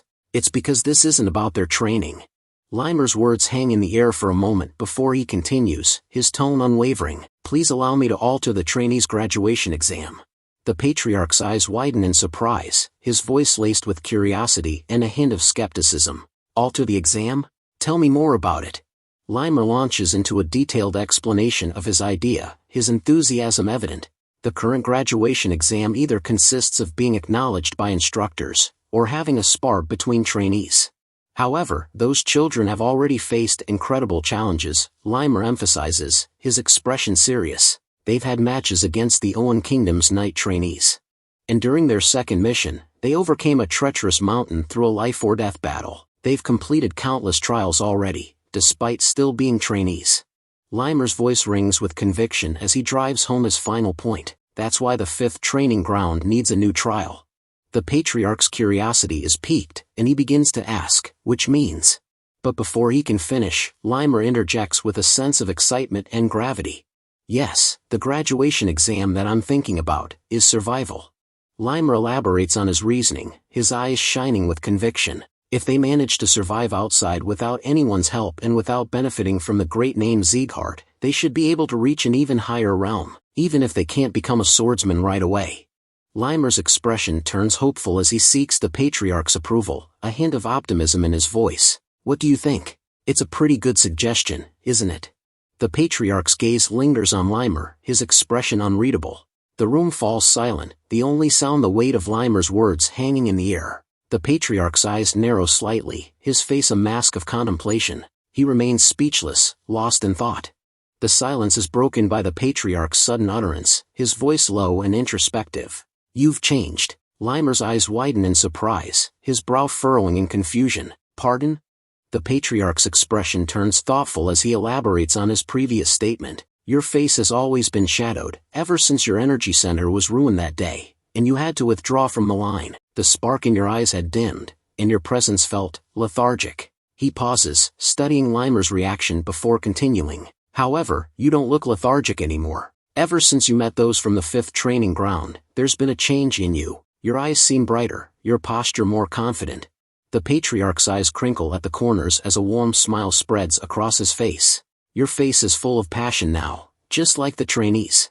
Limer's face flushes with embarrassment as he protests. "Wait, that's so embarrassing." Ren, standing nearby, chimes in with a nod of agreement. "I agree, sir." Sir Limer's expressions have become a lot better recently. Limer's hand rises to rub the back of his head, a sheepish grin spreading across his face. "Well, it's just..." He pauses, a look of introspection crossing his features before he continues. "I realized I was talented in teaching children, and not just in swordsmanship." Limer's eyes sparkle with determination and a hint of pride. "Moreover, I might be able to create the next king who will succeed you, my lord, with my own hands, soon enough." The patriarch's eyebrows shoot up in surprise, his voice tinged with curiosity. "Are you talking about Raon?" Limer's expression turns enigmatic, a hint of a smile playing on his lips. "Who knows? It might be Ben, Martha, or even Ronan." The patriarch's expression turns thoughtful, his eyes narrowing slightly as he nods in understanding. "I see." The patriarch rises from his chair, his movements deliberate and dignified. As he turns to leave, he pauses and speaks over his shoulder, a hint of a warning in his tone. "Make a report about their graduation exam in a week. I'll pretend this conversation never happened if you can't do it." Limer's response is immediate, his voice ringing out loudly and confidently. "Why, of course." As he speaks, he gestures emphatically, holding up a sheaf of papers. The patriarch's eyes widen in surprise, his gaze fixed on the papers in Limer's hand, a look of astonishment crossing his face. Limer's face breaks into a wide smile, his eyes sparkling with pride and efficiency. "I've already prepared it." The scene shifts to the next morning, at the 5th Hall's training area. Ben and his group stand gathered, engaged in conversation. Ben speaks up, a hint of annoyance in his tone. "Why is he not here? He's the one who told us to gather." One of the group members shrugs, a knowing glint in their eye. "It happens every time, but Instructor Limer never arrives on time." Another group member chimes in, a teasing tone in their voice. "Maybe he played to his heart's content in a gambling house or a pub again yesterday, and returned home at daybreak." Suddenly, the door bursts open with a kick, and Limer strides into the training area, a bright smile on his face. "My bad. I'm a bit late because I dropped by the orphanage on my way here." Ben's face twists in anger and frustration. "If you're going to lie, at least make it believable." Limer's smile never wavers, and he replies in a mocking tone. "It's not a lie. I'm telling the truth." As Limer walks towards the trainees, his tone undergoes a sudden shift, turning serious and solemn. "Anyway, I have an important announcement for you today. I've thought about it a lot, but I made my decision when I saw you all today." Limer's calm voice fills the training area as he begins to explain. "In short, your graduation exam is going to start soon. You can't stay as trainees forever, after all." One of the trainees speaks up, curiosity etched on their face. "I heard the graduation exam usually consists of gaining the instructor's recognition or sparring." Limer's face breaks into a wide smile as he responds. "That's normally the case, but your exam will be a bit different." The trainees exchange worried glances, and one of them asks in shock, "What? What do you mean?"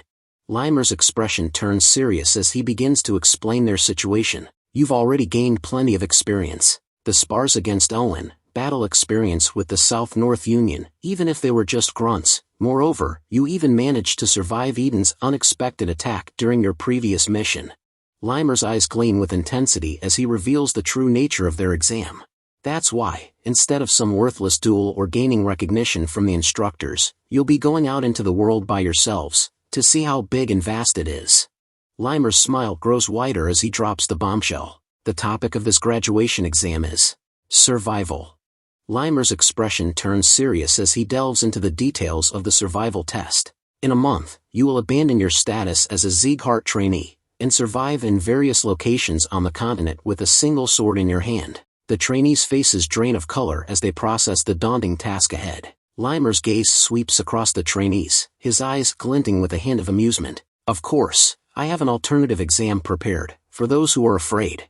Runan, standing behind Raon, leans in to whisper a question. Are you going to do it? Raon turns his head, his eyes locking onto Runan's, a determined glint in his gaze. Of course, I will.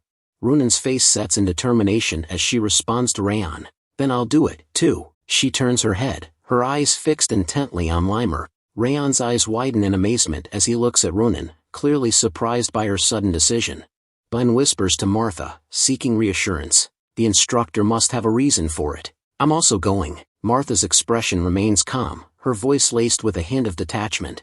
I'm used to that kind of survival, since I've been doing it from the moment of my birth. Limer's eyes narrow slightly as he listens to the group's conversation, a hint of surprise in his voice.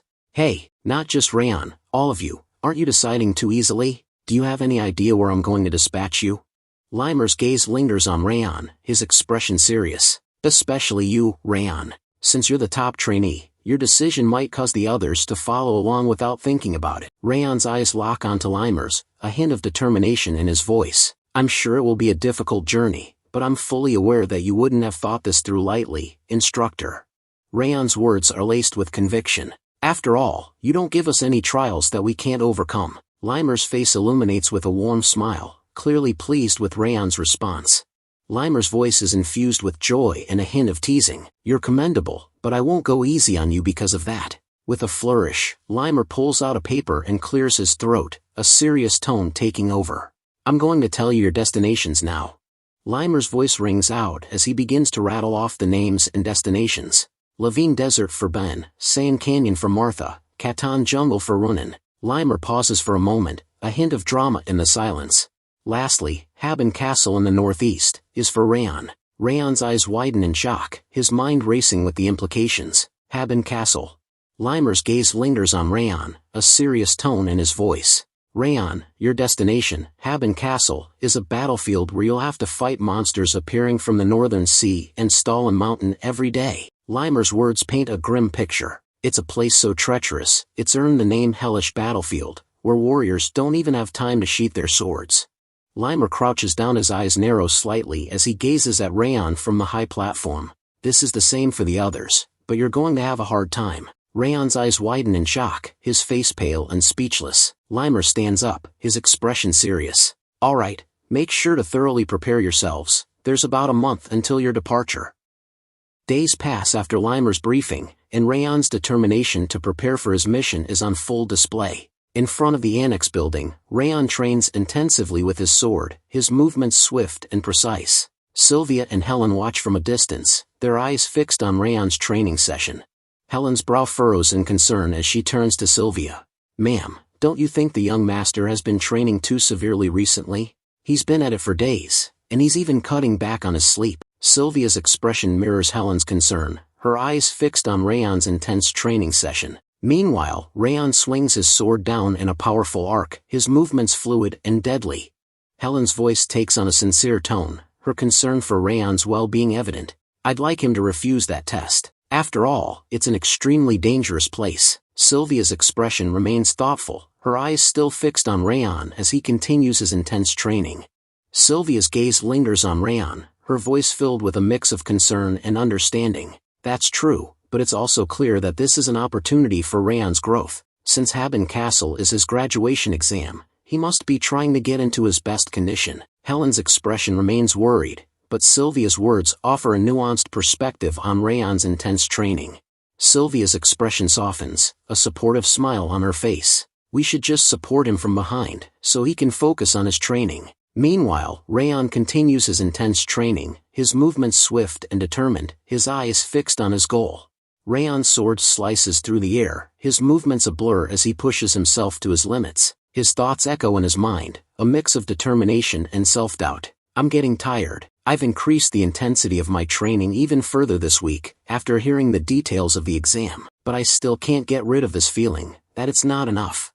Raon's mind wanders to the formidable foes awaiting him at Haben Castle. His thoughts take on a serious tone, acknowledging the monster's formidable strengths. The monsters at Haben Castle have tough skins and massive bodies that are hard to cut, even with a blade. Since attack and defense are well balanced in Sieghart's swordsmanship, I'm bound to be at a disadvantage. Raon's eyes narrow, his mind racing with the daunting prospect of facing multiple monsters at once. And to make matters worse, they'll be attacking me in groups, non-stop. Raon's hand tightens around the hilt of his sword, his mind focused on the challenges ahead. He contemplates his options, considering the powerful techniques at his disposal. I can use the 10,000 Flames cultivation sword techniques, but since they're such powerful techniques, their aura consumption is also huge. That makes them dangerous in an extended battle. Raon's hand instinctively rises to touch his chest, his thoughts turning inward. He reflects on the strengths that have carried him this far, but also acknowledges their limitations. The Ring of Fire has been making up for this so far, but I can't rely on the 10,000 Flames cultivation and the Ring of Fire forever.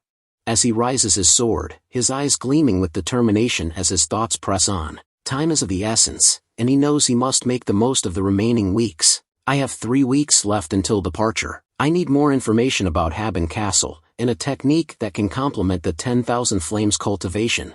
Raon's thoughts crystallize into a clear goal, and with a fierce battle cry, he unleashes a powerful strike. An offensive swordsmanship, his sword slices through the air, a blur of steel and fury as he slashes downward with all his might.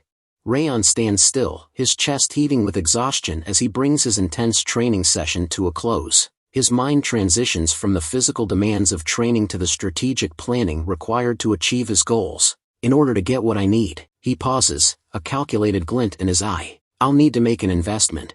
The next morning, within the opulent confines of the Patriarch's palace, Raon stands before the Patriarch. The Patriarch's eyes narrow slightly, his expression a mixture of curiosity and scrutiny. So, you want to acquire a new sword technique, by spending silver tablets? Raon responds in a calm, measured tone. Yes, my lord. The Patriarch's expression turns thoughtful, his eyes clouding with a hint of memory. It's up to you how you use the silver tablets, but didn't you tell me before that you were going to spend them on something else? Raon's expression remains resolute as he responds. Indeed, I was planning to use the tablets to restore my mother's status to the direct line. The Patriarch's gaze lingers on Raon, his voice measured and calm. You're using the silver tablets, despite that fact? Raon's eyes lock onto the Patriarch's, his voice filled with conviction. I've realized something from the Cebu village and the previous sword duel. The Patriarch's expression turns attentive, his voice low and encouraging. I'm listening. Raon's hand rests on his chest, his eyes gleaming with introspection. My accomplishment during the mission was rather amazing for my current state, but the reward was just a silver tablet, instead of a golden tablet. His gaze drifts downward, as if recalling a distant memory. That's when I remembered my lord's words, that it would be difficult to achieve.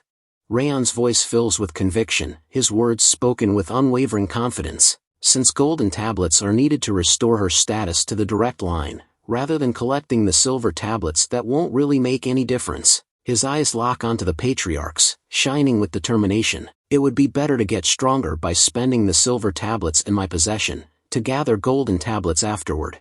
The Patriarch's expression remains serene, his movements economical as he retrieves a technique. He regards Raon with a discerning gaze, his voice measured and calm. That is correct. With a fluid motion, the Patriarch tosses the technique book towards Raon. His voice follows the book, his words imbued with a sense of expectation. This should be appropriate, if you are heading to Haben Castle. You can pick something else if you don't trust me. The Patriarch's words trail off, leaving Raon to his own devices. Raon's hands close around the book, his eyes widening in astonishment as he reads the cover. His voice is barely above a whisper, awe and trepidation mingling in his tone. Fangs of insanity. Raon's eyes remain fixed on the technique, his mind racing with thoughts. A hint of a smile plays on his lips as he thinks to himself, Glenn made sure to reward me accordingly, at least. His gaze lingers on the technique, a sense of reassurance settling in. Since it was picked by him, its effectiveness should be guaranteed. Raon's head bows in a gesture of gratitude, his voice filled with sincerity. I'll gladly take this book, my lord. The Patriarch's expression remains serene, his voice calm and encouraging. I see. Do your best at learning it. Raon prepares to depart, his words polite and respectful. Then I'll be taking my leave. But before he can take a step, the Patriarch's voice stops him. The Patriarch's eyes narrow slightly, his tone curious. Let me ask you a question first. As you came to get a book to learn a new swordsmanship, you can't be unaware of what kind of place Haben Castle is. Weren't you afraid when you heard that your graduation exam would take place at Haben Castle? Why did you not refuse it? The Patriarch's question hangs in the air, his eyes piercing as he awaits Raon's response. Raon's expression changes to one of surprise, his eyes widening in astonishment. He stares at the Patriarch, his face a picture of incredulity. Raon's voice is filled with conviction as he responds, I realized it after fighting Eden. The Patriarch's eyes sparkle with curiosity, his brow furrowed in intrigue. What did you realize? Raon's eyes gleam with intensity as he shares his epiphany. The experience of an unexpected fight to the death gave me a growth equivalent to 1 year of training on the training grounds. His voice takes on a determined tone. I realize that I need to overcome situations where I have to surpass my limits, in order to get stronger. The Patriarch listens intently, his expression thoughtful and contemplative. Raon's face sets in determination as he speaks. Moreover, Instructor Limer would never give us a trial that we can't overcome. He places a hand on his chest, his voice filled with conviction. I'm sure it will be a difficult and painful journey, but I think it will make me strong enough that I'll be grateful for the experience later. His eyes shine with a fierce resolve, as if he's steeling himself for the challenges ahead. The Patriarch's gaze lingers on Raon, a hint of a smile on his lips. The Patriarch's eyes narrow slightly, his gaze piercing as he responds, I see. The Patriarch's expression turns solemn, his voice taking on a serious tone. Raon Sieghart, let me tell you one last thing before you leave. Raon's eyes widen in curiosity, his gaze locked onto the Patriarch's as he awaits the impending revelation. The Patriarch's words are laced with wisdom, his eyes gleaming with a deep understanding. There are more than one ways of using a sword technique. Broaden the range of your thoughts. His declaration hangs in the air, a profound truth that resonates deeply, as if challenging Raon to think beyond the boundaries of conventional wisdom. Raon's face breaks into a grateful smile as he bows deeply. Thank you for your advice. His words are sincere, his demeanor respectful, as he acknowledges the Patriarch's wisdom and guidance. As Raon leaves the Patriarch's room, Limer emerges from the shadows, a hint of a smile on his face as he approaches the Patriarch. This is why I can't stop cherishing Raon. His voice is low and introspective, his eyes gleaming with a deep affection for his student, as if Raon's potential and character have touched his heart. Limer settles into a crouched position, sitting on the ground near the throne as he speaks in a contemplative tone. He is fully aware of my intentions already. A warm smile spreads across his face. As an instructor, there's nothing more gratifying than when he understands my intentions. His eyes sparkle with satisfaction, his expression radiating pride and fulfillment as he reflects on Raon's growth and understanding. Limer's voice trails off as he says, he is definitely different from that nag, Ben, or that foul-mouthed Martha. But before he can continue, the Patriarch's voice cuts in, his tone dripping with amusement. What a terrible teacher, insulting your disciples behind their backs. Limer's eyes widen in shock, his face freezing as he realizes his mistake.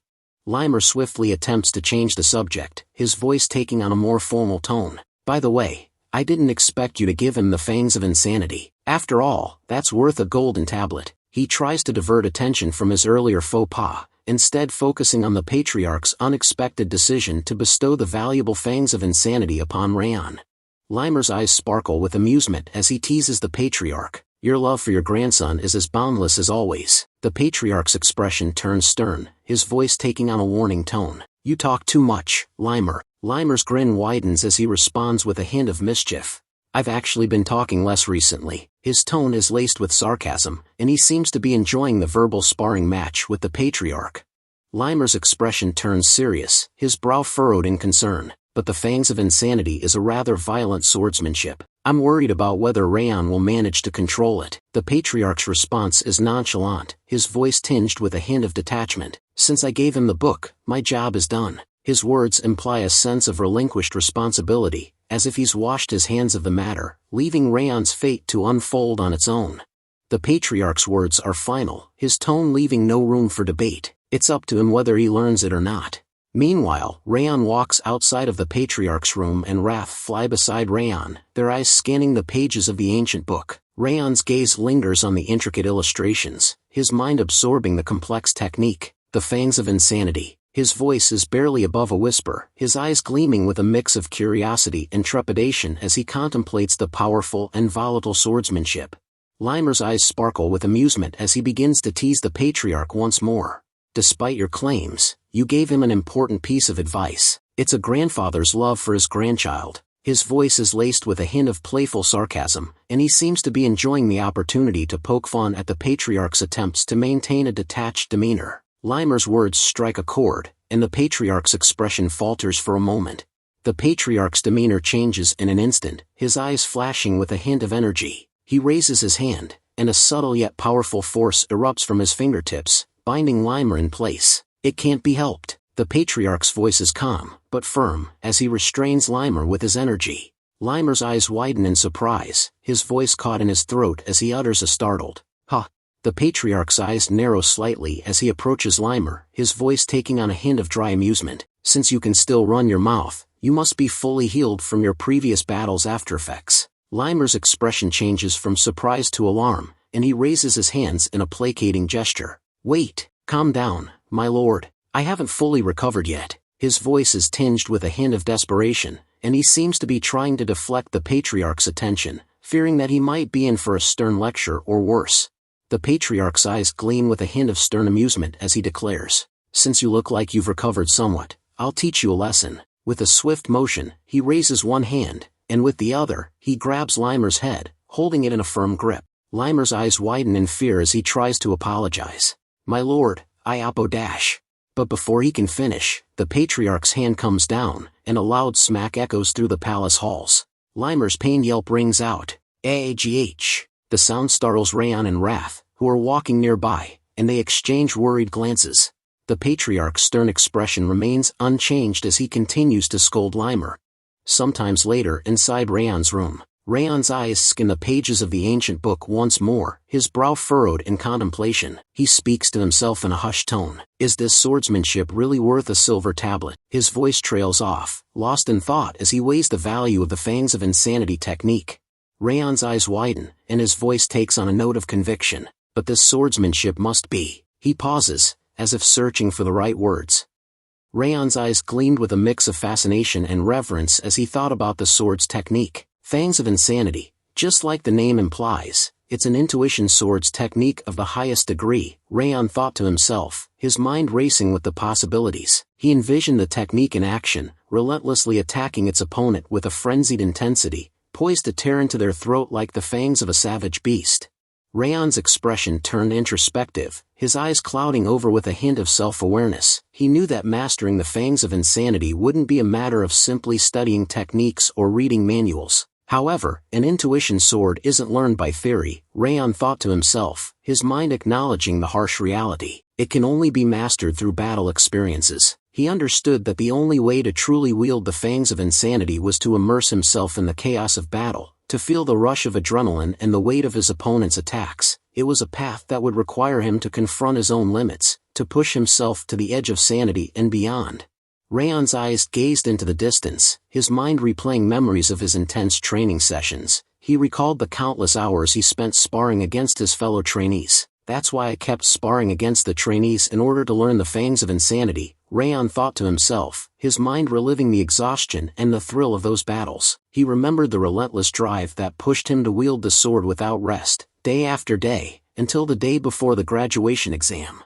Raon's eyes blazed with intensity as he recalled the unyielding passion that drove him to push beyond his limits. His voice was low and resolute, his words dripping with conviction. More precisely, and more fiercely, "I didn't stop until I reached a higher realm." His voice took on a contemplative tone, as if he was reliving the moments that had defined his journey. By the time none of the trainees were in a condition to spar anymore, I finally got closer to understanding the meaning of the Fangs of Insanity, Raon reflected, his words dripping with a sense of hard-won insight. He paused, lost in thought, as the memories of his intense training sessions flooded back. Time had seemed to blur together, with each day blending into the next, until the night before the graduation exam.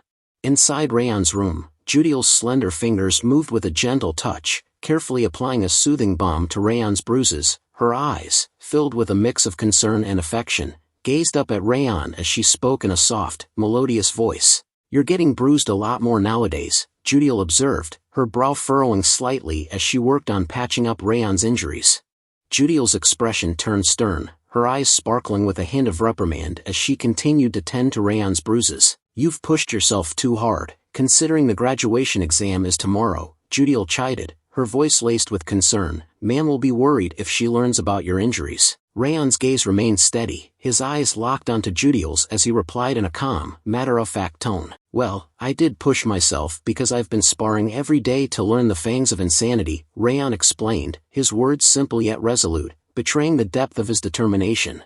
Judiel's hands moved with a gentle precision, cleaning Raon's brushes with a soft bristled brush as she spoke in a teasing tone. "That's why you're getting treated by me," Judiel replied, a hint of a smile playing on her lips. Raon's expression remained calm, his eyes cast downward as he acknowledged Judiel's words with a quiet simplicity. "That's true," Raon replied, his voice low and even, a hint of gratitude underlying his tone. Raon's eyes locked onto Judiel's, his gaze serious as he spoke in a measured tone. "And Judiel, I have something to tell you before I leave." Judiel's hands paused in her task, her eyes lifting to meet Raon's. A hint of curiosity flickered across her face as she replied in a soft, formal tone. "I'm listening, young master."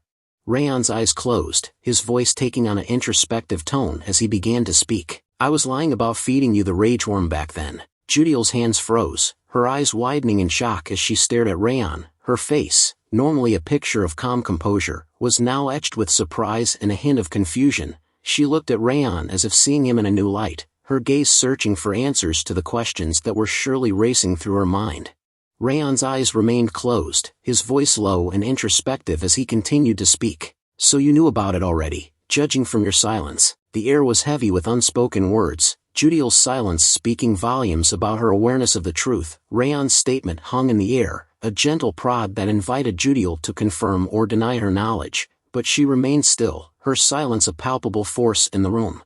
Judiel's voice was soft and measured as she broke her silence. "I wasn't exactly sure, I just suspected it." Raon's eyes snapped open, his gaze locking onto Judiel's with a hint of surprise and curiosity. His voice rose slightly as he asked, "Suspected?" Judiel's eyes drifted downward, her gaze becoming introspective as she delved into the past. "Yes, I thought at first that it really was a rage worm," Judiel began to explain, her voice tinged with a hint of nostalgia. She paused, collecting her thoughts before continuing. Judiel's voice took on a vulnerable tone, her words revealing a glimpse of the fear and desperation she had felt in that moment. "I couldn't afford to think of it as a lie either," Judiel admitted, her eyes still cast downward. "I was afraid, and all I could think about was my desire to live." Her voice barely above a whisper, Judiel's words conveyed the raw emotion and primal fear that had driven her actions, and the depth of her will to survive. Judiel's voice softened, a warm smile spreading across her face as she continued to speak. "However, I gradually felt at ease with the warmth of the people in the annex building," Judiel said, her eyes lighting up with a sense of gratitude. "And the young master treated me as a human being, without asking anything in return," Judiel added, her gaze shifting to Raon, her expression filled with a deep appreciation for the kindness he had shown her. Her words spoken with a sense of awe and gratitude. "You even prepared a measure for me to avoid the Central Martial Palace's suspicion. To save me," Judiel said, her eyes locked onto Raon's, shining with a deep appreciation for the young master's thoughtfulness and protection. She gazed at Raon with a newfound understanding. "And I realized after a few other things happened afterward. That face you were making toward Lady Sylvia, and those eyes when you were warning me." Judiel's eyes narrowed slightly, her expression a mixture of curiosity and insight, as if she had finally pieced together a puzzle that had been eluding her. Judiel's voice was barely above a whisper, her words spoken with a sense of wonder and realization. "You were just trying to protect this annex building," Judiel stated, her eyes locked onto Raon's, filled with a deep understanding and appreciation for the young master's selfless actions. "That's why I started to think that you might not have used a rage worm, but I wasn't sure about it, since it was just a suspicion." Judiel's expression shifted, her eyes narrowing slightly as she asked the question that had been lingering in her mind. "Why did you tell me?" Judiel asked, her voice tinged with a hint of curiosity and a touch of vulnerability, as if she was seeking to understand the motivations behind Raon's revelation. Judiel's eyes widened in surprise, her gaze snapping back to Raon's face as she processed his words. "Because you've changed, Judiel." Raon's statement hung in the air, his eyes locked onto hers with an intensity that made Judiel's heart skip a beat. Raon's eyes cast downward, his voice taking on a contemplative tone as he began to explain. Just like you've been watching me, I've been watching you as well, Raon said, his words measured and deliberate. You've been acting under a mask all along, Raon continued, his gaze still directed downward, but your true feelings started to show up. In the day when Radin came to the annex building and acted violently, you were truly willing to throw yourself forward to protect Mom and Helen, Raon said, his tone filled with a quiet understanding. He paused, the silence between them growing thicker. Raon's eyes lifted, his gaze meeting Judiel's as he nodded slightly. There was information about Haben Castle on my bed, Raon said, his voice low and gentle. You made this for me, right? He paused, his expression softening further. Thanks to you, this proven extremely helpful. Raon's voice was filled with genuine gratitude as he spoke up, his eyes locked onto Judiel's. Thank you, Judiel, Raon said, his words sincere and heartfelt. Judiel's eyes dropped, her face clouding over with a mix of emotions, guilt, shame, and regret. Judiel's voice cut through the silence, her words unexpected and intriguing. I have a younger brother, Judiel said, her eyes still cast downward, her voice barely above a whisper. Judiel's voice cracked with emotion, her eyes welling up with tears as she spoke, her face etched with a deep sadness. I don't know where he is, nor what he is doing, Judiel said, her words barely above a whisper, because we were separated when we were sold. Her shoulders slumped, her body language conveying the weight of her sorrow, as if the pain of being torn from her brother still lingered, a fresh wound that refused to heal. Judiel's eyes glazed over, her gaze drifting into the past as she recalled the promise that had been made to her. But because they said they'd allow me to see him one day, Judiel's voice was laced with a mix of longing and desperation, I had to obey their orders.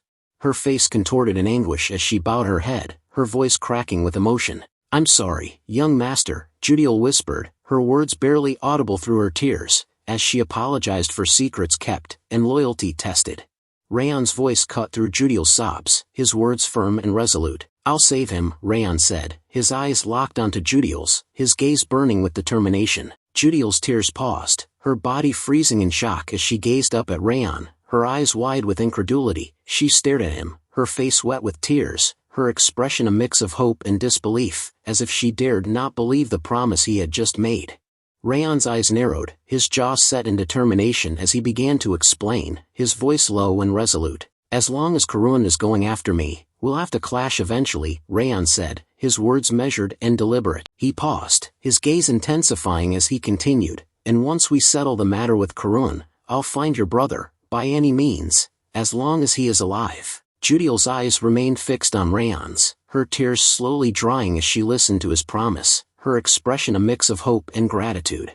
Judiel's voice was laced with curiosity, her eyes searching Raon's face for answers. I'd like to ask a question, Judiel said, her words hesitant, as if she was unsure of how Raon would react. Raon's expression changed, his eyebrows rising in surprise as he looked at Judiel, his gaze piercing. Judiel continued, her voice steady. Why did you tell me about the rage worm? What if I delivered the information about you to Sir Karun? Raon's eyes narrowed, his face unreadable, as if he was weighing his response, the air thick with anticipation.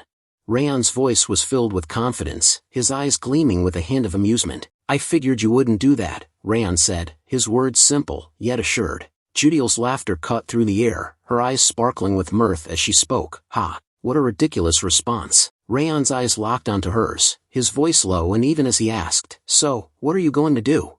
Judiel's voice was firm, her eyes shining with a newfound sense of purpose as she responded, her words laced with determination. I will follow you, master, Judiel said, her head bowed slightly, her gaze fixed on Raon's. Her voice took on a note of devotion, her words heartfelt, as she continued, please tell me anything you need. Raon stood up from his chair, his movements fluid and confident, as he spoke, his voice clear and authoritative. All right, I'll leave the annex building to you while I'm away, Judiel, Raon said, his eyes locked onto hers, his gaze serious. Judiel immediately dropped to her knees, her head bowed in respect, as she replied, her voice firm and resolute. Yes, please leave it to me, Judiel said, her words filled with determination, as she accepted the responsibility entrusted to her. The darkness of night gave way to the warmth of dawn, and the morning of the graduation exam finally arrived, filled with anticipation and nervous energy. In the training hall, the atmosphere was electric, the air thick with tension as students gathered, their faces set with determination, their eyes burning with a fierce competitive spirit. Limer stood tall on the high platform, surveying the sea of trainees gathered before him, his voice booming across the training hall as he began to speak. "It's time for your graduation exam," Limer declared, his words clear and authoritative, his gaze sweeping across the crowd, meeting the eyes of the eager trainees. Limer's voice echoed through the training hall, his words painting a vivid picture of the challenge ahead. "All you need to do is to survive on your own for a year and return," Limer continued, his gaze intensifying, as if daring the trainees to accept the challenge. His voice took on a note of promise, as he added, "If you overcome this trial, you should be able to rise even higher." Limer's voice rang out once more, "Then it's time for the top trainee to say something." The room fell silent, all eyes turning to Raon, who stood tall, his expression calm and collected. Raon's gaze met Limer's, and for a moment, he thought to himself, "He always asks me to do something like this, even though it doesn't suit me." Raon walked calmly to the high platform, his footsteps echoing through the silent training hall. He stood tall, surveying the crowd of trainees before him, his eyes gleaming with a hint of intensity. "There's a saying that warriors who survive their first battle don't easily die," Raon began, his voice clear and strong, carrying across the hall. He paused, his gaze sweeping across the crowd, as if meeting the eyes of each trainee. "And you've already experienced your first battle, even though it was a coincidence." Trainees listened intently, their faces set with determination, as Raon's words painted a vivid picture of their shared experience. "Everyone managed to survive, and the mission was completed, in a situation that left you with no choice but to die," Raon said, his voice filled with conviction, as if the memory of their triumph still resonated deeply within him. The trainees' eyes shone with a fierce resolve, their jaws clenched in determination, as they absorbed Raon's words. Raon's gaze swept across the crowd, his eyes burning with intensity, as he continued, "That's why you aren't going to die, just like the saying. Get stronger and return, to be worthy of the 5th training ground's name." The training hall fell silent, the only sound the quiet murmur of resolve, as the trainees internalized Raon's words, their hearts filled with a newfound sense of purpose. The training hall erupted into a thunderous chant, as the trainees shouted in unison, their voices echoing off the walls. "Win and survive. Let's go," they bellowed, their fists raised high in the air, their faces set with determination and excitement. Limer's eyes crinkled at the corners as he gazed at Raon, a warm smile spreading across his face. As he looked at Raon's back, a thought flickered through his mind. "I knew from the beginning that you weren't an ordinary person." His gaze lingered on Raon, a hint of admiration and curiosity in his eyes. "But your skills weren't the only thing that were extraordinary," Limer thought to himself, his mind referencing the unique qualities that set Raon apart, qualities that went beyond mere physical prowess. Limer's thoughts continued to unfold, his eyes never leaving Raon's back, as he reflected on the young man's exceptional qualities. "A calm mind, unbefitting your age," Limer thought, impressed by Raon's uncommon composure and maturity. He paused, his gaze lingering on Raon, as he added, "A broad heart, capable of influencing the people around you. A mindset where you worked harder than anyone else, instead of being satisfied with your talent," Limer reflected, a hint of admiration in his voice. He nodded to himself, as if acknowledging the rare quality that set Raon apart from others who might have rested on their natural abilities. Limer's eyes narrowed slightly, his gaze intensifying as he recalled the details of their previous encounter. "Moreover, during the last spar against me," Limer's thoughts continued, a hint of surprise and admiration creeping into his expression. Limer's eyes widened, a look of genuine surprise and respect crossing his face. "You mastered the fangs of insanity," he stated, his voice low and impressed. Limer's face lit up with a warm smile, his eyes sparkling with delight. In surprise and joy, he thought to himself, his mind overflowing with a sense of pride and wonder. He shook his head, chuckling inwardly, as he added, "You managed to surprise me once again. I spared my time to be your opponent because you've beaten up all the other trainees," he thought, a hint of dry amusement in his voice. His eyes lingered on the injury, a mixture of surprise and annoyance flickering across his face. "And this is the result," he thought, a touch of irony creeping into his tone, injuring the instructor instead of being grateful. Limer's eyes narrowed, his gaze fixed on the injury as a hint of displeasure crossed his face. "How disrespectful," he thought, his voice low and even, but with a subtle edge of reprimand. The trainees gathered around Raon, their faces beaming with excitement and admiration. One of them, his voice filled with emotion, spoke up, "Come back alive, Raon." The others nodded in agreement, their eyes shining with a mix of concern and encouragement, as if willing Raon to return victorious and unscathed. Limer's eyes lingered on Raon, a complex mix of emotions swirling within him. He thought to himself, because I'll be filled with resentment if I don't get to witness the birth of the new king. A hint of determination and anticipation crept into his expression, as if he was driven by a desire to see Raon's journey unfold, to witness the emergence of a new legend. The group stood at attention, their faces set with determination and respect. Raon's voice rang out, "Salute the head instructor, everyone. Thank you for everything so far." In perfect synchrony, the group snapped into a crisp salute, their fists clenched and their eyes locked on Limer, who stood before them, a hint of a smile on his face. Limer's voice echoed through the air, his eyes gleaming with a mix of expectation and encouragement. "Yeah, I'll be waiting here," he said, his tone firm but reassuring. He paused, his gaze sweeping across the group, before adding, "So grow stronger, and return." As the group began to disperse, Ben's voice cut through the murmurs, his eyes locked intensely on Raon. "Raon Sieghart," he said, his tone firm and resolute. "I'll get stronger during this year with all my strength," Ben declared, his jaw set in determination. His gaze bored into Raon's, as if issuing a challenge, "So you should get stronger as well, so you won't disappoint me." With that, Ben turned and walked away, leaving Raon to ponder the weight of his words, the implicit promise of a rivalry that would drive them both to greater heights.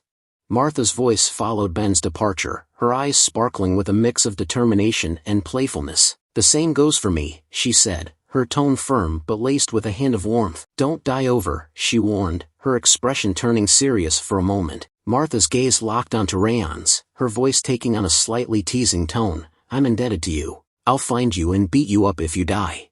As Raon watched Martha and the others depart, a wry thought crossed his mind. Do they not know how to speak honestly? He wondered, a hint of amusement and curiosity flickering across his face. Just as he was lost in thought, a voice cut through the air, "Raon." Raon's gaze snapped towards the sound, his eyes locking onto Runan's approaching figure. Runan approached Raon, a small, unassuming box held out in her hand. "Take this with you," Runan said, her expression serious, her eyes locked onto Raon's. Raon's eyes widened in surprise as he lifted the lid of the box, revealing the contents within. "This is beet ice cream," he exclaimed, his voice tinged with incredulity. He looked up at Runan, a hint of concern etched on his face. "Are you sure you should be giving these to me?" Runan's expression remained serene, a gentle smile playing on her lips. It's fine," she replied, her voice soft and reassuring. "I have a lot with me," she added, her eyes sparkling with amusement, as if it was no big deal to part with such a precious treat. Raon's face broke into a warm smile as he expressed his gratitude. "Thanks for the treat." Runan nodded slightly, her smile mirroring Raon's. I'm leaving now too." She turned to depart, but not before offering a parting wish. "Have a nice journey, Raon." With that, Runan walked away, leaving Raon to watch her go. As Runan disappeared from view, Raon turned around. As Raon turned, his eyes landed on Dorian, the green-haired boy sitting in fear nearby. Raon's expression turned resolute, and he spoke up. "We should get going, Dorian. Why do I have to go to Haben Castle with him?" He trailed off, his words laced with anxiety and apprehension. As Raon walked, he reached out and grasped Dorian's bag, dragging the reluctant boy along with him. Dorian stumbled, struggling to keep up with Raon's long strides, his eyes fixed on the ground as he muttered under his breath. Raon, seemingly oblivious to Dorian's distress, spoke up in a casual tone. We have somewhere to visit beforehand."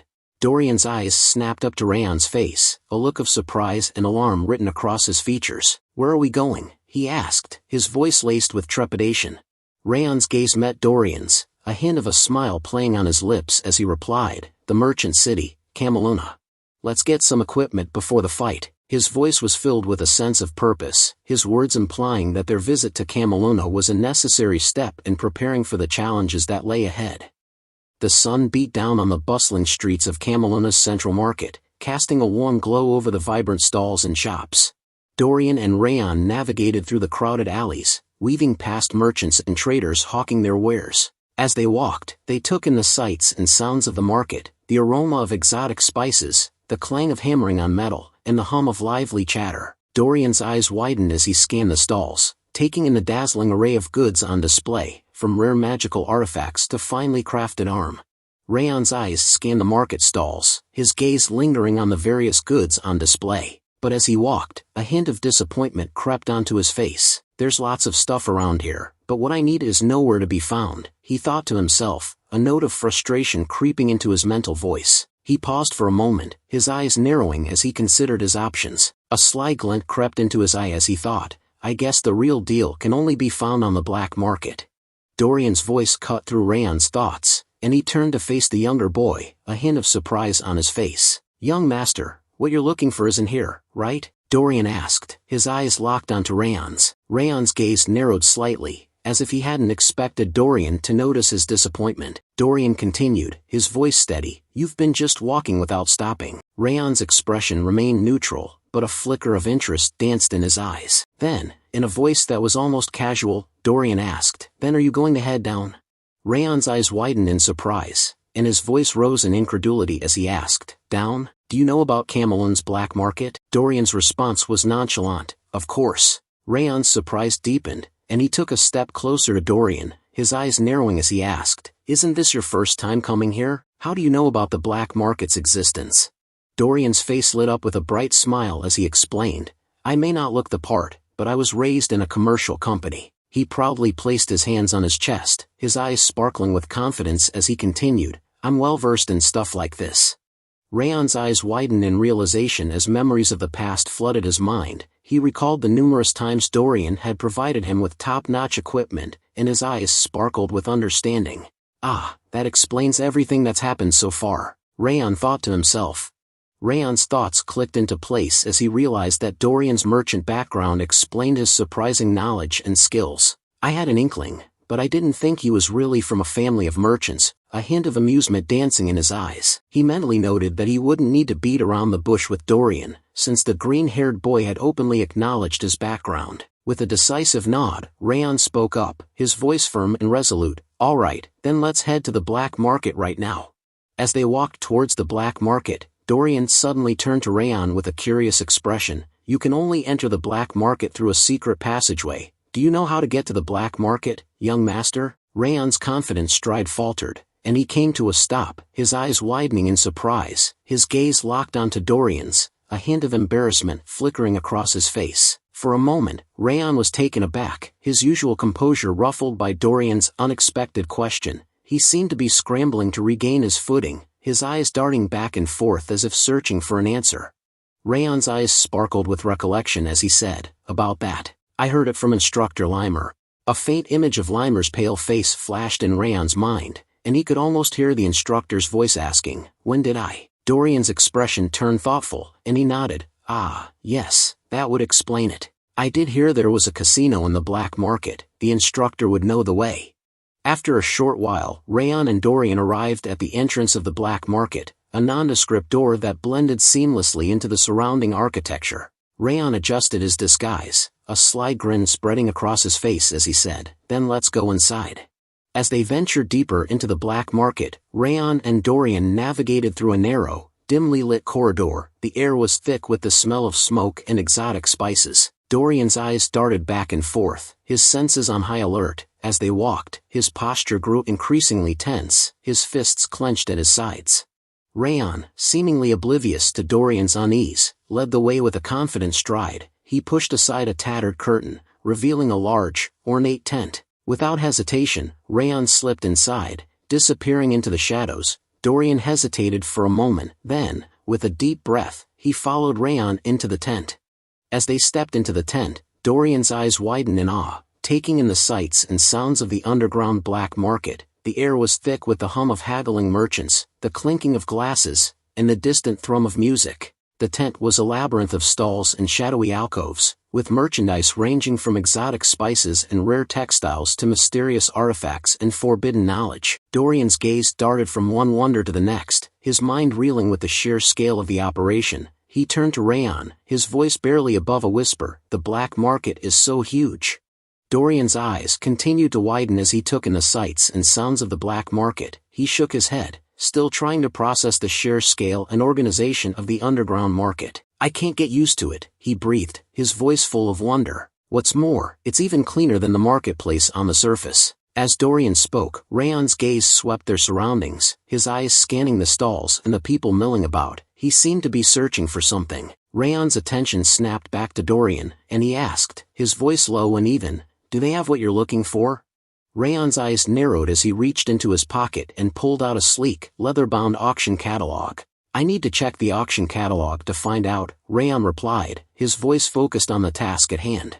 As he scanned the pages, his eyes scanned the listings, searching for the item he was looking for. Dorian watched with interest, curious about what Raon was searching for. Raon's eyes locked onto a specific listing in the auction catalog, a small smile spreading across his face as he muttered to himself, "Found it, the black butterfly." He nodded to himself, his mind racing with the implications. "I knew it, it's being auctioned." Raon's gaze scanned the listing, his eyes narrowing as he took in the details. "The auction will be held in the evening today, and the bid starts at 10 gold coins. Dorian's curiosity got the better of him, and he leaned in to peer at the page Raon was studying. His eyes widened as he took in the details, and he asked, "Are you planning to buy this? This is rather expensive." Raon's gaze remained fixed on the page, his mind racing with calculations. He thought to himself, "It's true, I could probably buy it by using all the traveling funds we have on hand, but it's too risky." A hint of concern crept into his thoughts as he weighed the pros and cons. "I guess I should find a pawn shop or something to add to what we have." Raon's eyes snapped back into focus, and he stood up, his movements swift and decisive. "Follow me, Dorian," he said, already striding away. Dorian's eyes widened in surprise, and he hurried to catch up. "Huh, where are you going, young master?" he asked, his voice tinged with curiosity. Raon didn't slow down, his gaze fixed on some point ahead. "To the pawn shop," he replied, his voice firm. "I'll need to sell some stuff that can be traded for money before the auction." 1 hour later, Dorian's curiosity got the better of him, and he asked, "Did you finish selling them, young master?" He glanced around, expecting to see Raon preparing to head to the auction house, but instead, he found Raon intently examining the various items on display. Dorian's brow furrowed in confusion. "But why are you checking things out instead of heading to the auction house right away?" he asked, his voice tinged with puzzlement. Raon's eyes scanned the shelves, his fingers trailing over the various items as he replied, "I'm trying to see if there's anything useful." As Raon continued to browse the shelves, his mind wandered to the task at hand. He thought to himself, "I'm browsing because we have some time left until the start of the auction." He nodded mentally, feeling a sense of relief wash over him. "Plus, I have some spare money for the auction now." However, as he scanned the items on display, his enthusiasm began to wane. He thought, "Even then, though, there's nothing good to buy." Raon's eyes sparkled with a hint of optimism as he thought to himself, "There are usually undervalued treasures lying around, waiting for the right buyer to come along." A faint smile played on his lips, but it quickly faded as he realized he wouldn't be finding any such treasures here. "What a shame," he murmured to himself. With a resigned sigh, Raon thought, "All right, well, we should head to the auction house now." As Raon turned to leave, his eyes scanned the surrounding area one last time, and that's when he saw it, a faint sparkle emanating from a small, unassuming box tucked away in a corner. Raon's footsteps faltered, and he paused, his gaze drawn to the box like a magnet. "That's..." he began, his voice trailing off as he took a step closer to the box, his curiosity piqued. Raon's eyes widened as he stared at the box, his mind racing with the implications. "That's the ring of the first head of Sieghart," he thought to himself, his voice barely above a whisper. He felt a shiver run down his spine as memories long buried surfaced. "I'm sure of it. I saw it in the memory that entered my head when I learned the Thousand Flames cultivation." Raon's eyes remained glued to the box, his mind reeling with the unexpected discovery. "I never expected to find it here," he thought, his voice barely above a whisper, as a mix of shock and excitement coursed through his veins. Raon's eyes sparkled with excitement as he carefully took the ring in his hand, feeling a strange energy emanating from it. He looked up at the shopkeeper and asked, "Mister, how much does this cost?" The shopkeeper's face broke into a wide smile, clearly pleased that Raon had taken an interest in the ring. "Ah, you have quite the eye," he said, his voice dripping with enthusiasm. "That ring can increase strength and clear the mind." The shopkeeper's eyes glinted with a hint of greed as he named his price. "Just give me 5 gold coins. In."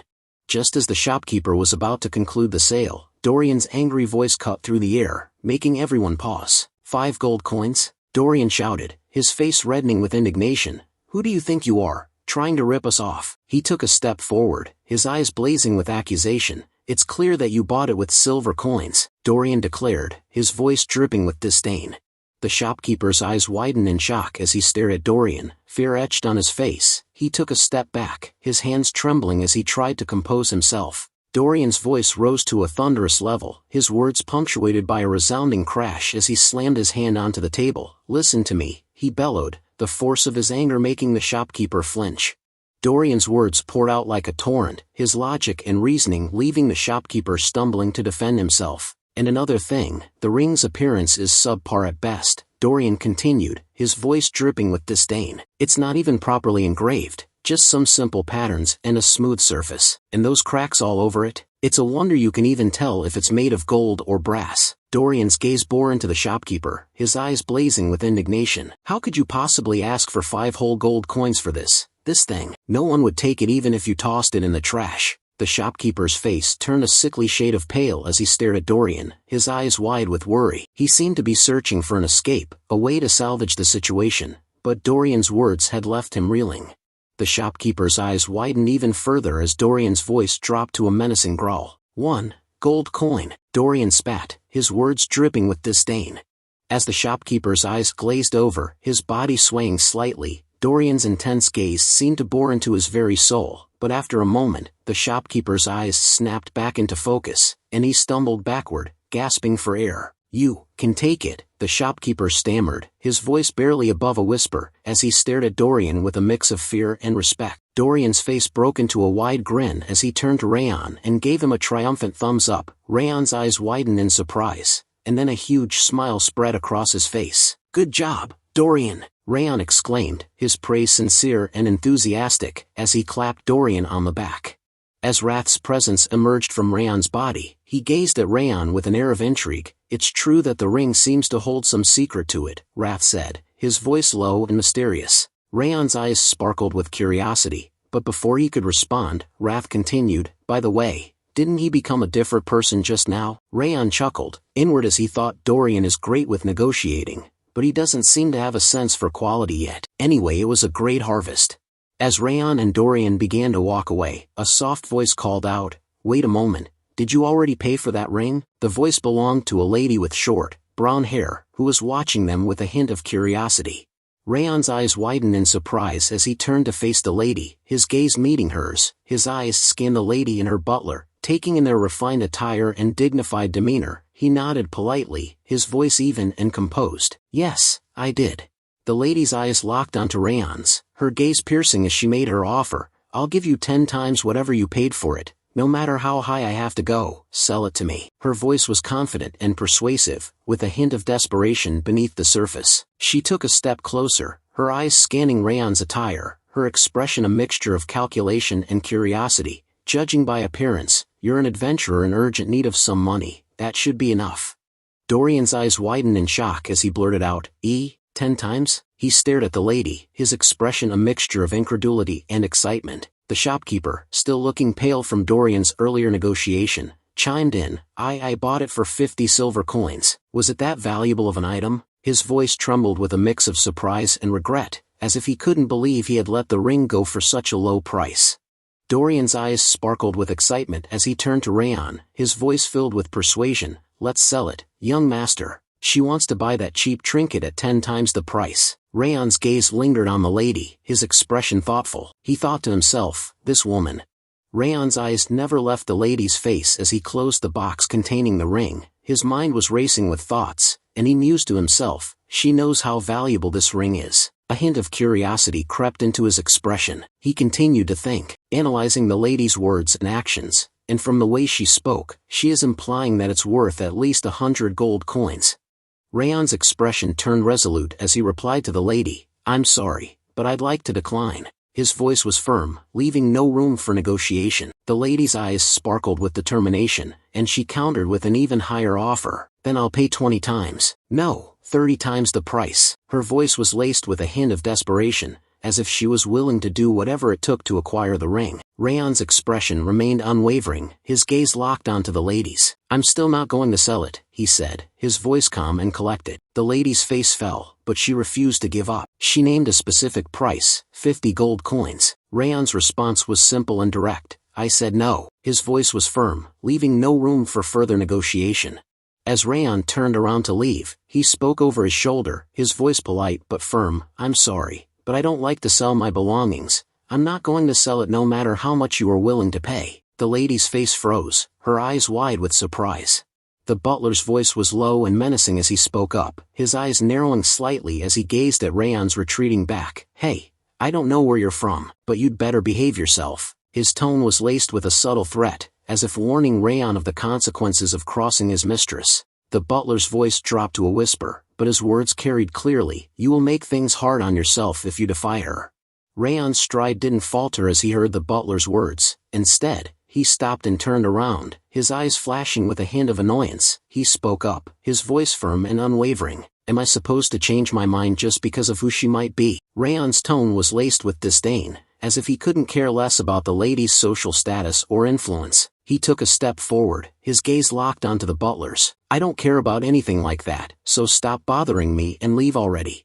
The brown-haired lady's face turned red with rage as she shouted, her voice echoing through the air. "Hey, who do you think I am, acting so arrogantly?" Her eyes blazed with indignation, as if she was outraged that someone would dare to defy her. She took a step forward, her hand extended imperiously. "Stop defying me and hand it over while I'm still acting cordial." Raon's expression remained calm, but his words were laced with a subtle sharpness. He spoke up, his voice even but firm. "How abrasive, and all because I just didn't want to sell the item." Raon's tone was tinged with a hint of disdain, as if he was disappointed but not surprised by the lady's behavior. He raised an eyebrow, his gaze locked onto the lady's. "Did you want to flaunt your privileged upbringing before I go, or shall we leave it at that?" The lady's expression turned cold and menacing, her voice dripping with malice. "You have no idea how scary the world can be." She took a step closer, her eyes glinting with a sinister light. "You should think carefully about why people always bow to others, if you don't want to end up dead in the streets, forgotten and unnoticed." Raon's expression remained unruffled, his gaze never wavering from the lady's. He nodded curtly, his voice firm. "If that's all, I'll be taking my leave, then." With that, Raon turned on his heel and walked away, leaving the lady and her butler standing alone. As Raon disappeared into the crowd, the brown-haired lady's expression turned calculating. She called out to her butler, her voice low and urgent. "Setter, we are heading to the auction house. Right now. Those stalls are usually visited by people who came out from the pawn shop," she muttered to herself, her voice barely audible. "If he came here, he is most likely going to participate in the auction taking place soon." The brown-haired lady's eyes blazed with determination as she declared, her voice dripping with venom. "I'm going to take away what he is trying to buy, no matter what."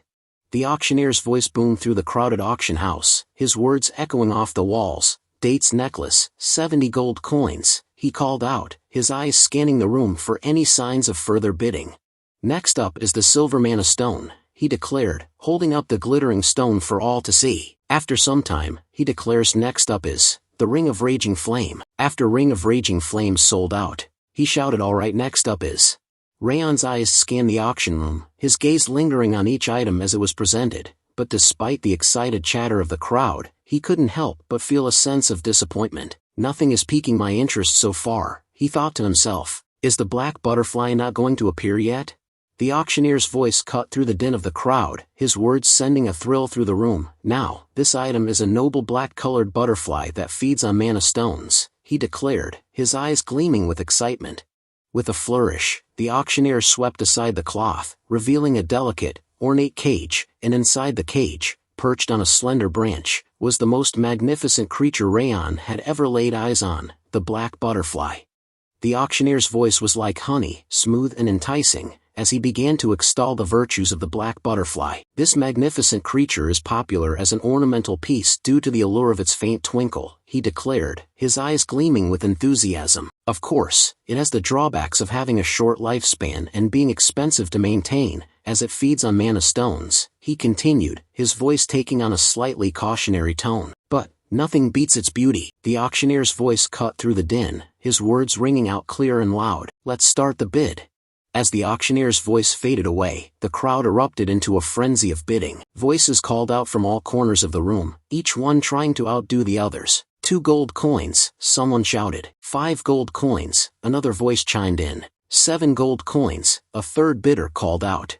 In a voice that was both calm and commanding, Raon called out, 13 gold coins. The room fell silent, with all eyes turning to Raon in amazement. Raon felt a sense of confidence wash over him. He thought to himself, with the high price I've called, no one should bid for more. 13 gold coins should be too expensive for an ornamental butterfly, after all. The brown-haired lady's voice cut through the stillness, her words dropping like a bombshell. 50 gold coins. The auctioneer's eyes widened in astonishment, his voice trembling with excitement. 50. We have the highest price in history, he declared, his words echoing off the walls. The auctioneer's voice continued, I don't think anyone is going to bid higher. The words trailed off, leaving an uncomfortable silence in their wake. The auctioneer's voice boomed out once more, his words final and decisive. It's the winner. Her gaze was like a challenge, daring Raon to dispute the outcome. The brown-haired lady turned to her butler, Setter, and called out, let's leave. Setter's expression remained impassive as he replied, Are you only bidding on the black butterfly, milady? The lady's smile never wavered as she responded, Yeah, that man wasn't at all interested in other items. On top of that he bid on that butterfly for a higher price than normal. The brown-haired lady's gaze lingered on the black butterfly, now securely in her possession. A look of certainty crossed her face as she murmured to Setter, This is definitely what he was trying to buy. The brown-haired lady's expression turned dismissive, a hint of disdain creeping into her voice. I have no more business with that good-for-nothing. Dorian's voice was laced with concern and urgency as he spoke up, his eyes fixed on the departing figure of the brown-haired lady. She's that person from earlier. She isn't even trying to hide her malicious intent. He turned to Raon, his expression serious. What should we do, though? It will take some time for another black butterfly to appear in the auction.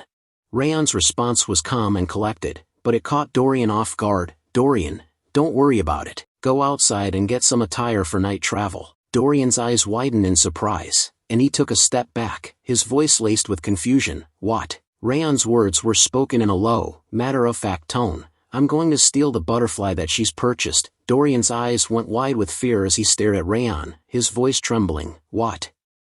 Why would you suddenly ask for night traveling outfits? As Raon moved to steal the black butterfly, he couldn't help but think back to his past life as an assassin. Each of the best assassins in the continent had their own characteristics, Raon thought to himself. Speed, smoothness, or sharpness were the advantages for some of them.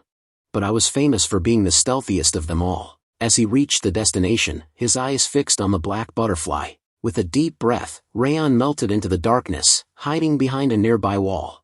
As Raon watched the guards, his mind continued to wander back to his past life. He thought about the techniques that had made him a formidable assassin, and one method in particular came to mind. The key was the main footwork that I used in my previous life, the shadowless steps. Raon thought to himself, a hint of nostalgia in his mental voice. I thought I wouldn't really need to use it in this new life, because I'd learned the Supreme Harmony steps, but surprisingly, I have to use it. 10 minutes ago, Dorian appeared beside Raon, holding out a neatly folded bundle of dark clothing. Here's the night traveling outfit that you asked for, young master. Raon's eyes flicked towards Dorian, a hint of approval in his gaze. Good job, you managed to acquire a pretty decent one in such a short time. Did you figure out anything about that masked woman? He asked, his voice low and cautious. Raon's expression was neutral, but a hint of intrigue flickered in his eyes. Dorian's hand paused mid-scratch, his eyes darting towards Raon with a mixture of hesitation and trepidation.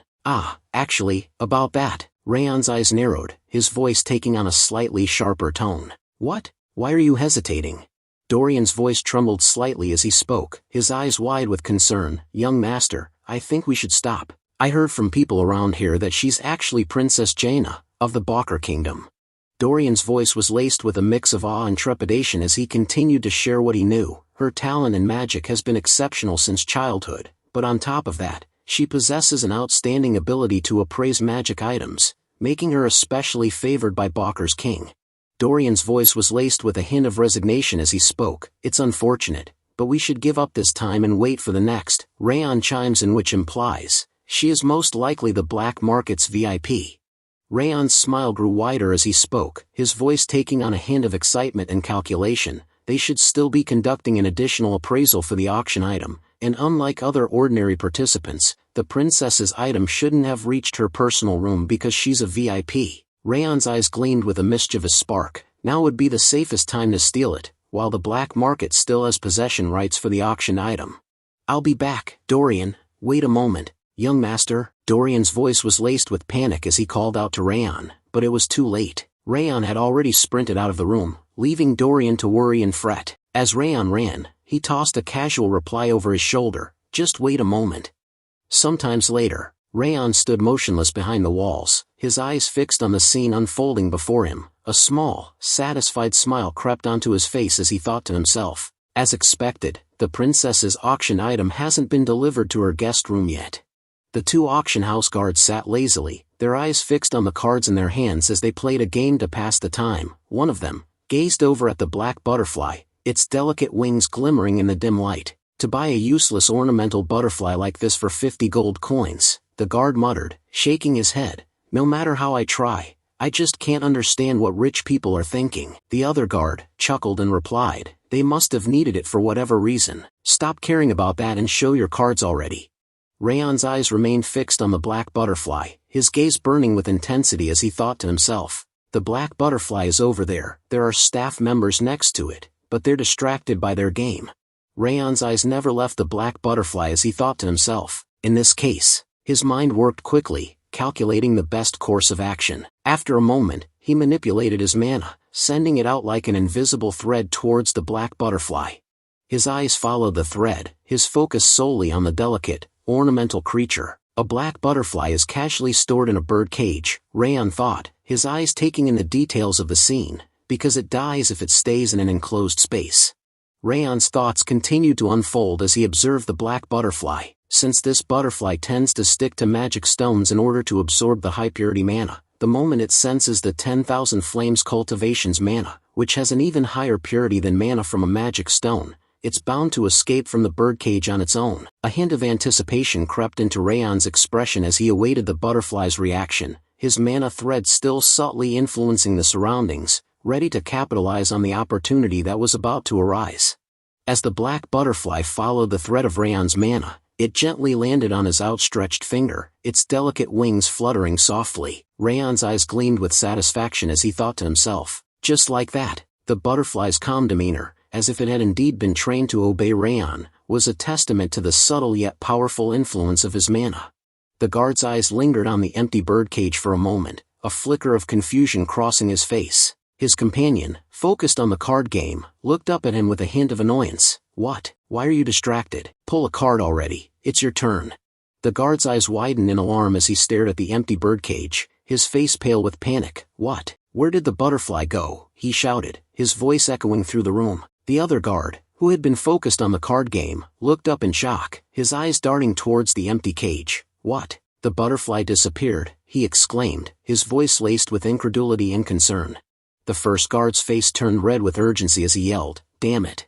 Quick, find where the butterfly went." He and the other guards scrambled to their feet, their eyes frantically scanning the room. Meanwhile, Raon, with the black butterfly safely tucked away in a bag, took advantage of the commotion. He turned and sprinted away, his footsteps light and swift as he vanished into the shadows, leaving the two guards to search frantically for the missing butterfly.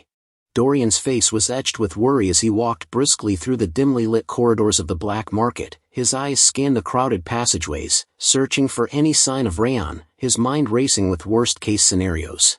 Dorian's eyes darted anxiously around the crowded corridor as he walked, his fingers instinctively rising to his mouth to bite his nail, a habitual gesture of nervousness. His mind was racing with the potential consequences of Raon's actions. If the young master gets caught like this, it could become a diplomatic issue with the Balker Kingdom. Dorian's thoughts trailed off, his anxiety spiking. He let out a soft, worried sigh, his chest feeling tight with apprehension. I feel like my heart is skipping a beat," he thought, his usual calm composure ruffled by the looming threat of disaster. Dorian's hands clenched into fists as he tightly gripped his head, his eyes closed in frustration. "No matter how I think about it, I should have stopped him from going," he berated himself, his mind replaying the events that had led to this moment. Just as he was about to continue his self-recrimination, a casual voice cut through his thoughts. "Dorian, what are you doing?" Raon's voice was relaxed, devoid of any tension or urgency, as if he hadn't just pulled off a daring heist. Dorian's eyes widened in surprise as he stared at Raon, his voice laced with a mix of relief and annoyance. "Young master, when did you get here?" Raon's expression was calm and nonchalant, a hint of amusement dancing in his eyes. "Just now," he replied, his voice smooth and even. He chuckled softly, his gaze locked on Dorian's frazzled expression. "You're acting like you've seen a ghost." Dorian's expression changed from relief to curiosity, his eyes narrowing slightly as he thought through the implications. He paused for a moment, collecting his thoughts before asking, "Wait a second, the fact that you're back must imply..." Raon's face broke into a wide, triumphant smile as he replied, "Yes, I succeeded." He held up the bag in his hand, the fabric rustling softly as he moved. Dorian's eyes widened in amazement as he stared at the bag, his voice barely above a whisper. "Really?" Raon's expression turned serious, his eyes locked on Dorian's as he spoke. "Well then, let's return to our room." But before they could take a step, a figure emerged from the crowd, her brown hair styled in an elegant fashion. Her eyes sparkled with amusement as she gazed at the pair, a mocking tone dripping from her voice. "Oh my, what an unexpected encounter." The brown-haired lady's smile grew wider, her eyes glinting with amusement as she continued to tease. "How are you feeling? Frustrated?" She paused, her gaze locked on Raon's, before adding, "You must have noticed during the earlier auction, but there's no way for you to win against me." Her voice took on a hint of condescension, her tone dripping with confidence. "It's not too late, though. I'll give you the black butterfly if you hand over the ring. Think carefully, since this is the last opportunity I'm giving you." But Raon's expression remained calm and unyielding, his voice firm as he replied, "Are you deaf? I already said I'm not selling it." The brown-haired lady's expression darkened, her eyes narrowing into slits as she spoke. "It looks like you don't understand when I'm being nice." Her voice dropped to a menacing tone, her words dripping with malice. "You don't want to leave this black market in one piece, do you?" Just as it seemed like the situation was about to escalate, a voice cut through the tension. "My lady," one of the auction house staff called out, hurrying towards the brown-haired lady with a look of urgency on his face. The brown-haired lady's face twisted in anger and frustration, her voice rising as she snapped, "What? Can't you see that I'm talking to them?" Her eyes blazed with irritation, her gaze flashing between Dorian and Raon before settling on the hapless auction house staff. The staff member took a step back, his eyes wide with worry as he stammered, "I'm sorry, actually." The auction house staff's words tumbled out in a panicked rush. "The black butterfly has disappeared. Someone must have stolen it." The brown-haired lady's eyes widened in shock, her gaze snapping towards the staff member as if she couldn't believe what she was hearing. Just as she seemed about to erupt into fury, Raon's voice cut through the tension, his tone dripping with amusement. "Oh no, it looks like you're in trouble," he teased, a mischievous glint dancing in his eyes as he watched the brown-haired lady's reaction. The brown-haired lady's gaze locked onto Raon, her eyes narrowing into slits as she regarded him with suspicion. For a moment, she simply stared, her expression unreadable. Then, her eyes flashed with understanding, and she thought to herself, "It's his doing." The sarcastic remark just now and that mocking smile, those are the same mannerisms I usually have towards others. A realization dawned on her, and her eyes narrowed further. "I don't know what he did, but he's definitely the one who stole the black butterfly." Her mind was made up, and she was convinced that Raon was the thief. The brown-haired lady's voice dripped with venom as she spoke, her tone mocking and disdainful. "I thought you were just prideful, but you're just a wicked thief." Her eyes flashed with indignation, her gaze blazing with fury. "Do you even realize who I am?" she demanded, her words echoing through the air. Raon's expression remained calm and unyielding, his voice laced with a hint of amusement. "Do I even need to know that?" With a swift motion, the brown-haired lady removed her mask, revealing her striking features. Her eyes sparkled with a mix of anger and haughtiness as she declared, "I am Princess Jaina from the Balker Kingdom." Princess Jaina's face reddened with rage, her eyes blazing with indignation as she took a step closer to Raon. Her voice trembled with anger, her words dripping with venom. "How dare you show me that arrogant attitude?" Princess Jaina's eyes flashed with determination, her voice cold and menacing. "I'll make it so that you're unable to steal anything else from now on." As she spoke, the butler standing beside her subtly shifted his stance, his eyes locked onto Raon with a hint of warning. His hands, previously clasped behind his back, now hung loose at his sides, poised and ready for action.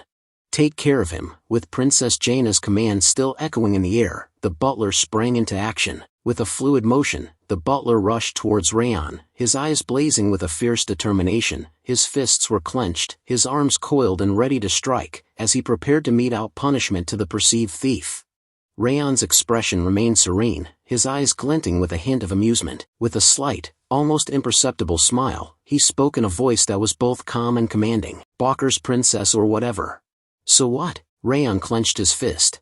The butler, charging forward with a fierce determination, was caught off guard by Raon's sudden counterattack. Raon's fist connected with a solid crunch, striking the butler squarely in the face.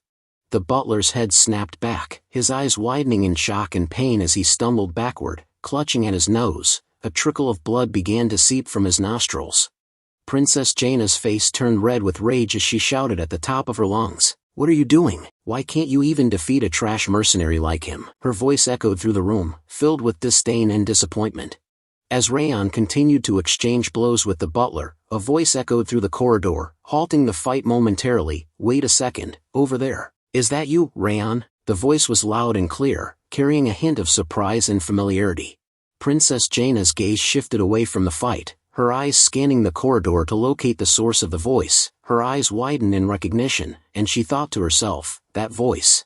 As the speaker came into view, Princess Jaina's eyes widened in astonishment, her mind racing with the unexpected connection. Greer, she thought, her eyes locked onto the familiar figure of Prince Greer, the Prince of Owen Kingdom. Prince Greer, with his chiseled features and piercing blue eyes, flashed a charming smile as he took in the scene before him. His gaze shifted from Raon to Princess Jaina, and he exclaimed, "Oh, Jaina is also here." His eyes sparkled with curiosity as he turned to Jaina and Raon, asking, "Do you know each other?" Princess Jaina's voice was laced with concern as she asked Prince Greer, "Do you know this person?" Her eyes darted between Raon and the prince, her brow furrowed in worry. Prince Greer's smile broadened as he replied, "Of course I do." He chuckled, his eyes crinkling at the corners. "I told you before that there was a real swordsmanship genius in Sieghart, didn't I?" He paused for a moment, his gaze locked onto Raon. "That's him. Raon Sieghart." The prince's words were infused with a sense of pride and admiration, and Princess Jaina's eyes widened in surprise. As Prince Greer's words hung in the air, Princess Jaina's eyes clouded with concern, her mind racing with the implications. She thought to herself, "Sieghart, that's the faction under the destructive king of the north." Princess Jaina's eyes remained fixed on Raon, her mind racing with the possibilities. She thought to herself, "Now that I think about it, I heard that the destructive king of the north has the same blonde hair and red eyes." Her eyes widened as she made the connection. A shiver ran down her spine as she considered the implications. No way, is he actually part of that bloodline? Raon's eyes seemed to gleam with anger as he repeated the princess's earlier words, "A wicked thief?" In a panic, Princess Jaina stumbled over her words. "About that." She pauses. Raon's voice took on a slightly sharper edge as he spoke, his eyes glinting with a hint of warning. "I think I've endured enough, don't you think?" He paused, his gaze locked onto Princess Jaina's face. Then, his tone dripping with subtle menace, he continued, "Can I consider it as an accusation from Balker towards Sieghart?" Raon's eyes narrowed, his voice taking on a slightly menacing tone as he issued his ultimatum, "This is your last chance. Apologies now, and I'll overlook it as a mistake from a childish princess." Princess Jaina's face paled, her eyes wide with worry as she realized the gravity of the situation. Her voice trembled slightly as she spoke, her words tumbling out in a desperate bid to placate Raon. "I didn't know who you were." Raon's expression remained unyielding, his voice firm as he delivered his warning. "If you don't, I'm going to make an official protest to the Balker Kingdom, for you treating me like a thief, picking a fight with me, and all the rudeness so far." Princess Jaina's face reddened with frustration, her eyes flashing with anger. The tension in the air was palpable, but then, in a sudden and unexpected move, Princess Jaina's demeanor changed. She took a deep breath, and her shoulders sagged as she blew out a stream of air. Her voice was laced with humility as she spoke. "I'm sorry. I beg your pardon." As Princess Jaina's apology hung in the air, Raon's expression softened ever so slightly. He nodded curtly, his voice firm but measured as he spoke. "All right. I don't want to aggravate the issue either, so let's stop here." He turned to leave, but not before casting a parting glance at Princess Jaina. His eyes seemed to bore into her very soul as he added, "Watch how you behave in the future, you don't want to embarrass your kingdom." Princess Jaina's face burned with a mix of shame and anger as she watched Raon walk away. Raon's long strides carried him away from the tense scene, but he slowed to a stop as Prince Greer fell into step beside him. The third prince of the Owen Kingdom asked, his voice tinged with curiosity, "Did I arrive at a bad time?" Raon's smile, a rare sight, transformed his features, making him appear more approachable. He said, his voice tinged with gratitude, "Not at all. I was able to avoid false accusations thanks to you." Prince Greer's face lit up with a warm smile as he replied, "I'm glad to hear that." As they sat sipping their tea, Prince Greer's expression turned thoughtful, and he asked Raon, if you're concerned about Jaina, don't be, I'll gently admonish her. Raon's eyes met Prince Greer's, and he nodded graciously, his voice low and sincere. Yes, thank you for your consideration. Prince Greer's curiosity got the better of him, and he asked Raon, by the way, what brings you to Camelun? I'm here for a mission, but Sieghart is quite far from Camelun, isn't it? His eyes sparkled with interest, and he leaned forward slightly, awaiting Raon's response. Raon's expression turned matter-of-fact as he replied, we were heading out for our graduation exam and dropped by here to get some equipment. He sipped his tea calmly, his eyes never leaving the prince's face. Prince Greer's eyebrows rose in surprise, and he asked, you're in the middle of your graduation exam? What equipment are you looking for?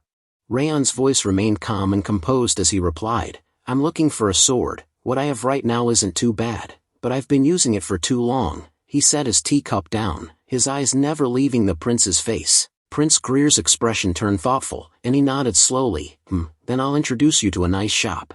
Prince Greer's eyes gazed off into the distance, his brow furrowed in thought. After a moment, he nodded to himself and turned back to Raon. There's a workshop on the corner of the Western Craft District of Camelun. It's a small shop, but the blacksmith is extremely skilled. He smiled wistfully, as if regretting his inability to accompany Raon. I want to introduce him to you personally, but I won't be able to go because of my mission. Raon's expression turned grateful, and he inclined his head in appreciation. I'm grateful enough for you telling me about it, he said, his voice sincere. With a fluid motion, Prince Greer stood up, his movements elegant and refined. He smiled warmly at Raon as he spoke. All right, I'm going to take my leave. I'll be looking forward to your visit to Owen. Raon's expression turned determined as he replied, yes, I'll do it after the graduation exam. He nodded firmly, as if committing himself to the promise. Prince Greer's face lit up with a warm smile as he said, I wish you good luck. As Prince Greer disappeared from view, Dorian let out a relieved sigh. We're saved. I didn't expect you to act so recklessly, young master. His voice was tinged with a mix of amusement and exasperation. Raon stood up, a hint of defensiveness in his tone as he replied, I'm telling you, I had a plan. It was lucky that Sir Greer ended up helping us, though.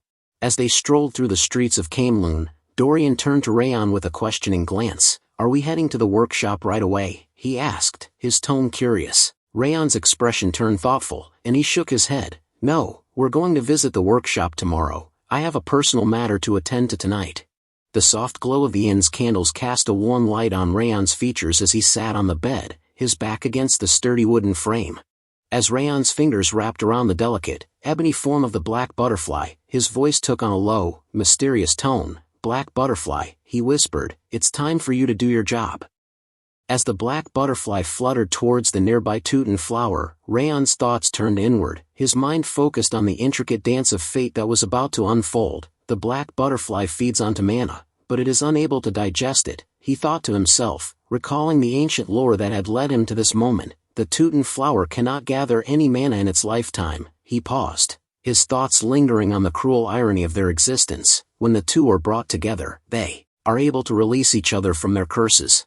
With a gentle, almost tender smile, Raon's fingers closed around the delicate petals of the Teuton flower, cradling it as if it were a precious gem. His thoughts continued to unfold, a symphony of intricate plans and ancient knowledge. The Teuton flower has to hold the mana that the black butterfly has gathered, he mused, his mind racing with the possibilities, to finally become a highest-grade elixir, simultaneously harnessing the energies of fire and water.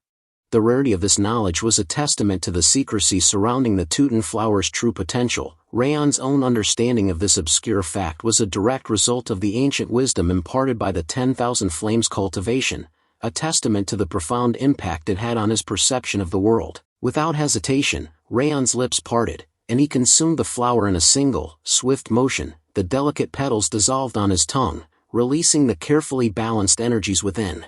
As the essence of the Teuton flower coursed through Raon's being, a sudden, ethereal chime echoed through his mind, signaling the arrival of a system notification. The words materialized before his inner eye, shimmering with an otherworldly glow. One strand of the curse of frost has disappeared, the notification read, its tone detached yet portentous. The durability of your energy center and mana circuits has increased, energy has increased significantly, willpower has increased significantly, all stats have increased.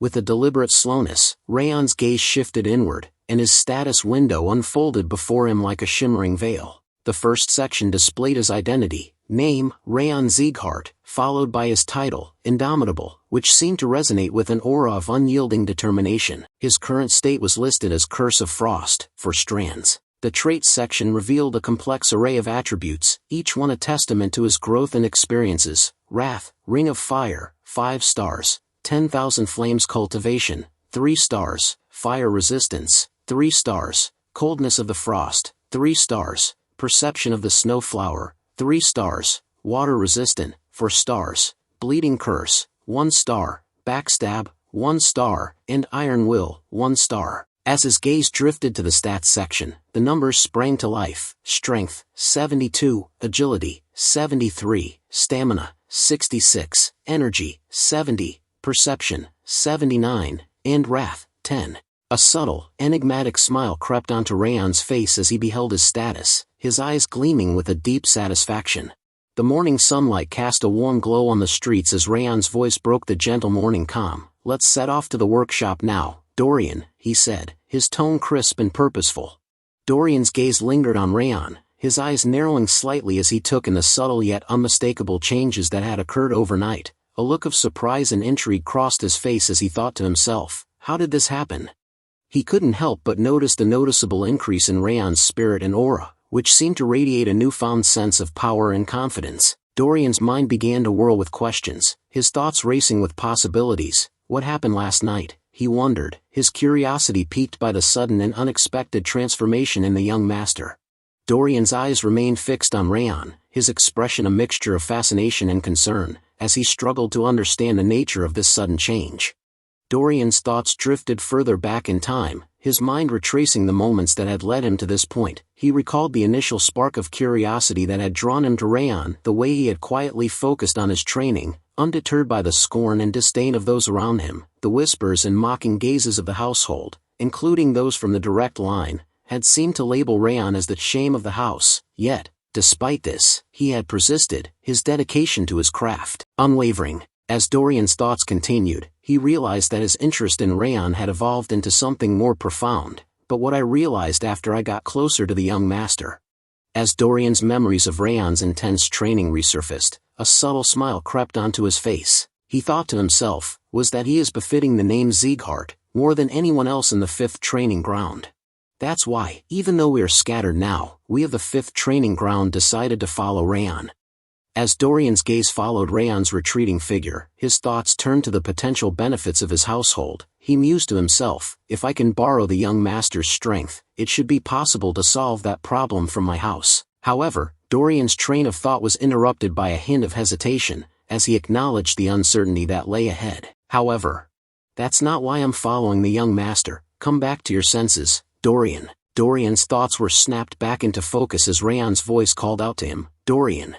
Raon's eyes narrowed slightly as he watched Dorian lagging behind. What are you doing over there? Raon's gaze never wavered, his eyes fixed intently on Dorian. We need to leave immediately after getting the sword from the workshop, he said, his tone firm but controlled. With a hint of impatience, Raon added, follow me already. We have a long way to go. A warm smile spread across Dorian's face as he thought to himself, yes, I should focus on getting stronger while following the young master. The decision seemed to bring him a sense of clarity and purpose, and he felt a renewed sense of determination wash over him. With a surge of enthusiasm and confidence, Dorian's face lit up with a bright smile as he thought to himself, because everything will be fine as long as I'm with him. His feet seemed to move of their own accord, and before he knew it, he was running towards Raon with a newfound sense of purpose. Yes, I'm coming, Dorian called out, his voice filled with excitement and eagerness.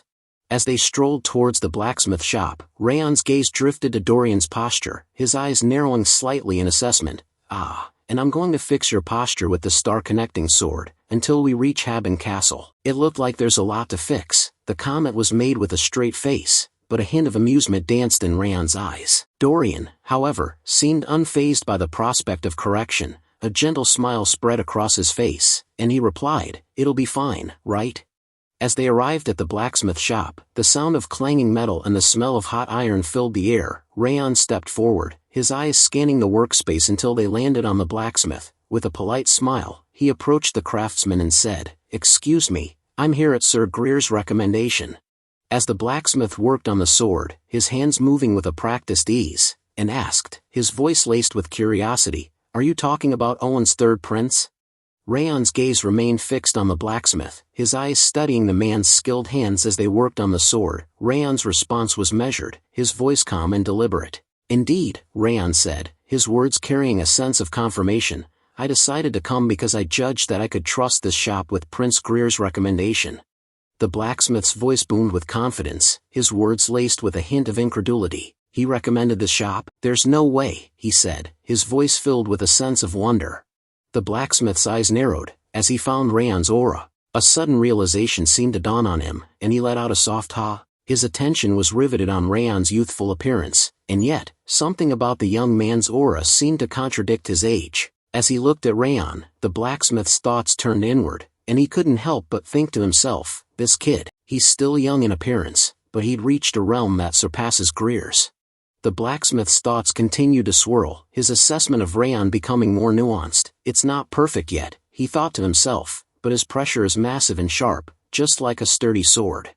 Suddenly the blacksmith asked Raon, "You've already reached such a realm in swordsmanship despite your young age," he said, his tone a mix of curiosity and observation. "Moreover, your pressure is different from the third prince's. Are you a Sieghart?" Raon's expression turned amazed, his eyes widening slightly as he seemed taken aback by the blacksmith's perceptiveness. Beside him, Dorian stood silently, his thoughts turning inward as he wondered, how did he figure it out? "We didn't even tell him."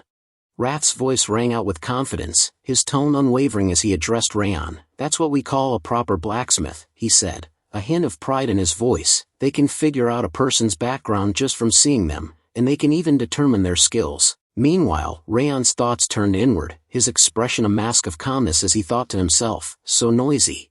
The blacksmith's eyes locked onto Raon's, his gaze intense as he said, "I've seen countless swordsmen so far, but I've never seen anyone like you." Raon's response was smooth, his tone polite as he chimed in, "Pardon my late introduction, my name is Raon Sieghart." Dorian, not to be outdone, spoke up with a smile, "Ah, I'm Dorian."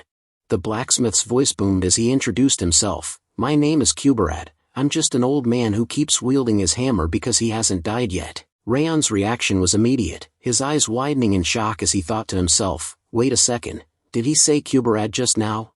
Raon's thoughts swirled with amazement, the father of countless masterpieces possessed by Owen and Balker, and the one who managed to spread his name all around the continent, Kuberad Jayton.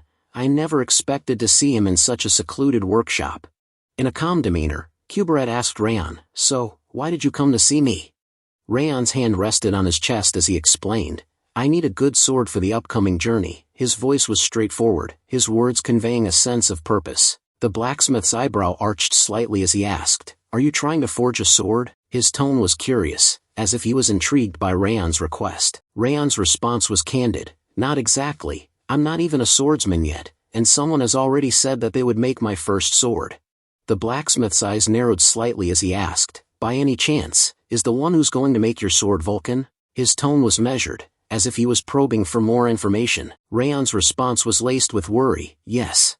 The blacksmith's laughter echoed through the workshop as he exclaimed, "I knew it. I heard he came out of retirement, it was because he wanted to forge your sword." His words were filled with amusement and a hint of admiration. With a chuckle, the blacksmith continued, "I can't steal the swordsman that Vulcan has reserved. So, you need a temporary sword that you can use before becoming a swordsman." His words carry the weight of years spent shaping raw metal into weapons of immense power and beauty. Gesturing grandly toward his creations, he continues, "I didn't half-ass making any of my goods, so you can take whatever you want." His tone resonates with pride, steadfast as the forge that defines him. Dorian steps forward eagerly, his eyes alive with ambition. "Lord Kuberad, can I pick one as well?" The blacksmith's gaze lingered on Dorian, a warm smile spreading across his face. "Yes, I'm feeling generous. You can choose one as well." His words were like a gift, and Dorian's face lit up in response. Dorian's voice was filled with joy as he exclaimed, "Thank you." As Dorian stepped closer to the array of swords hanging proudly on the wall, his eyes widened in awe, and his fingertips hovered near a particularly ornate blade. Meanwhile, Raon selected a sword from the wall, his eyes scanning the blade with a discerning gaze. As he held the sword, he thought to himself, "They are indeed worthy of the name of the continent's blacksmith, Every single sword here matches up to a masterpiece.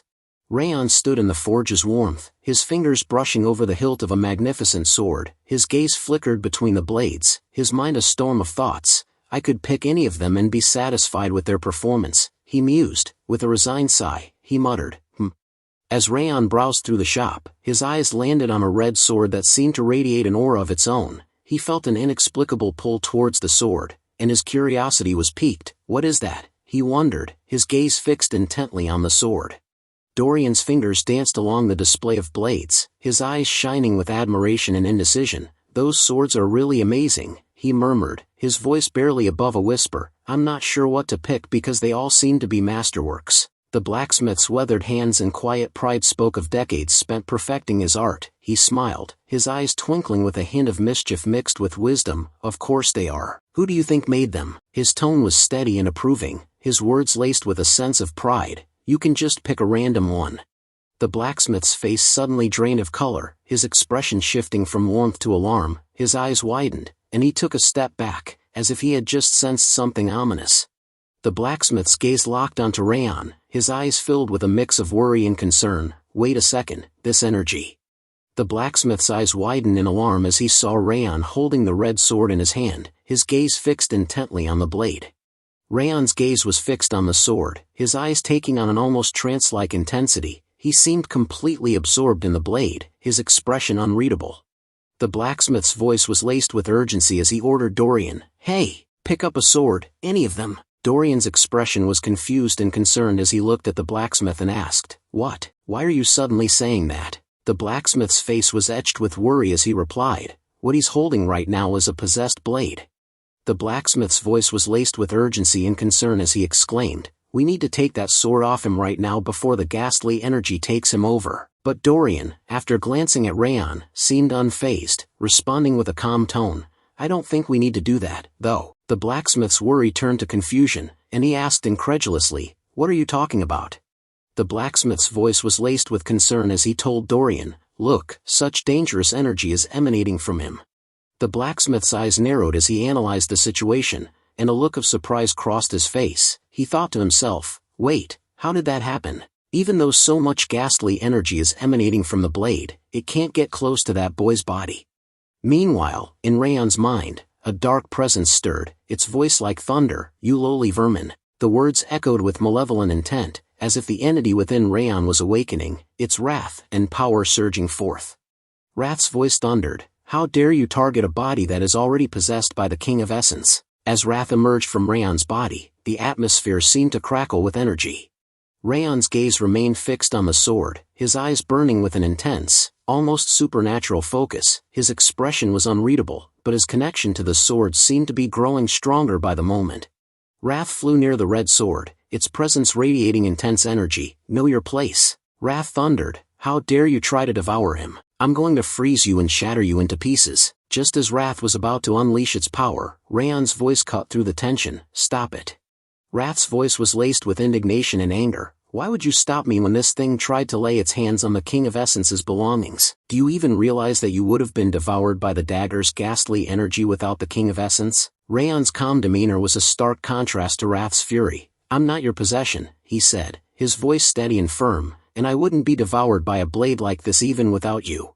Lord Kuberad approached Raon with concern etched on his face. Hey, are you all right? He asked, his voice filled with worry. Raon reassured him with a calm reply. I'm fine, Lord Kuberad. His gaze returned to the dagger, and he asked, Rather than that, this dagger doesn't seem to be an ordinary weapon. What is this? Lord Kuberad's expression turned grave, and he hesitated before responding, as if unsure how much to reveal about the dagger's true nature. It's a failure, he said finally. I don't know if you heard me, but as I said earlier, it's a possessed blade. He began to explain the story. There was a small village in the south called Siren. Lord Kuberad's voice took on a nostalgic and melancholic tone as he continued. They revered a sacred tree called Othello. It was a peaceful village where delicate and virtuous people relied on each other. Lord Kuberad's voice was filled with sorrow and outrage as he recounted the tragic events. But one day, the white blood religion attacked Siren. Their fanatics killed half of the villagers, and the other half were supposedly kidnapped, as the white blood religion does. His words dripped with disdain for the fanatics and their brutal methods. In the end, not a single survivor could be found in Siren. I heard about the disaster in Siren after that. I took a branch from Othello to forge this dagger, in an attempt to pray for the repose of the victims' souls. His voice was laced with regret and sorrow, but it was a mistake. Lord Kuberad's voice was filled with regret and sorrow as he continued. The moment the dagger was completed, the white blade and hilt turned red, and the resentment of the village's people gathered into the sword, contrary to my intentions. I've been storing it because no one could deal with that dagger's resentment and ghastly energy after that, but you can retain your sanity while holding it in your hand. I don't really understand how you did it. He studied Raon intently, searching for answers. Raon's gaze fell upon the dagger, and his eyes filled with sorrow. As Raon closed his eyes, he seemed to tune into the memories and emotions embedded in the sword. The memories of Siren Village began to flow into him, and he felt the weight of the villagers' suffering, resentment and indignation, pain and grief. All these emotions swirled within him, creating a deep sense of sorrow and empathy.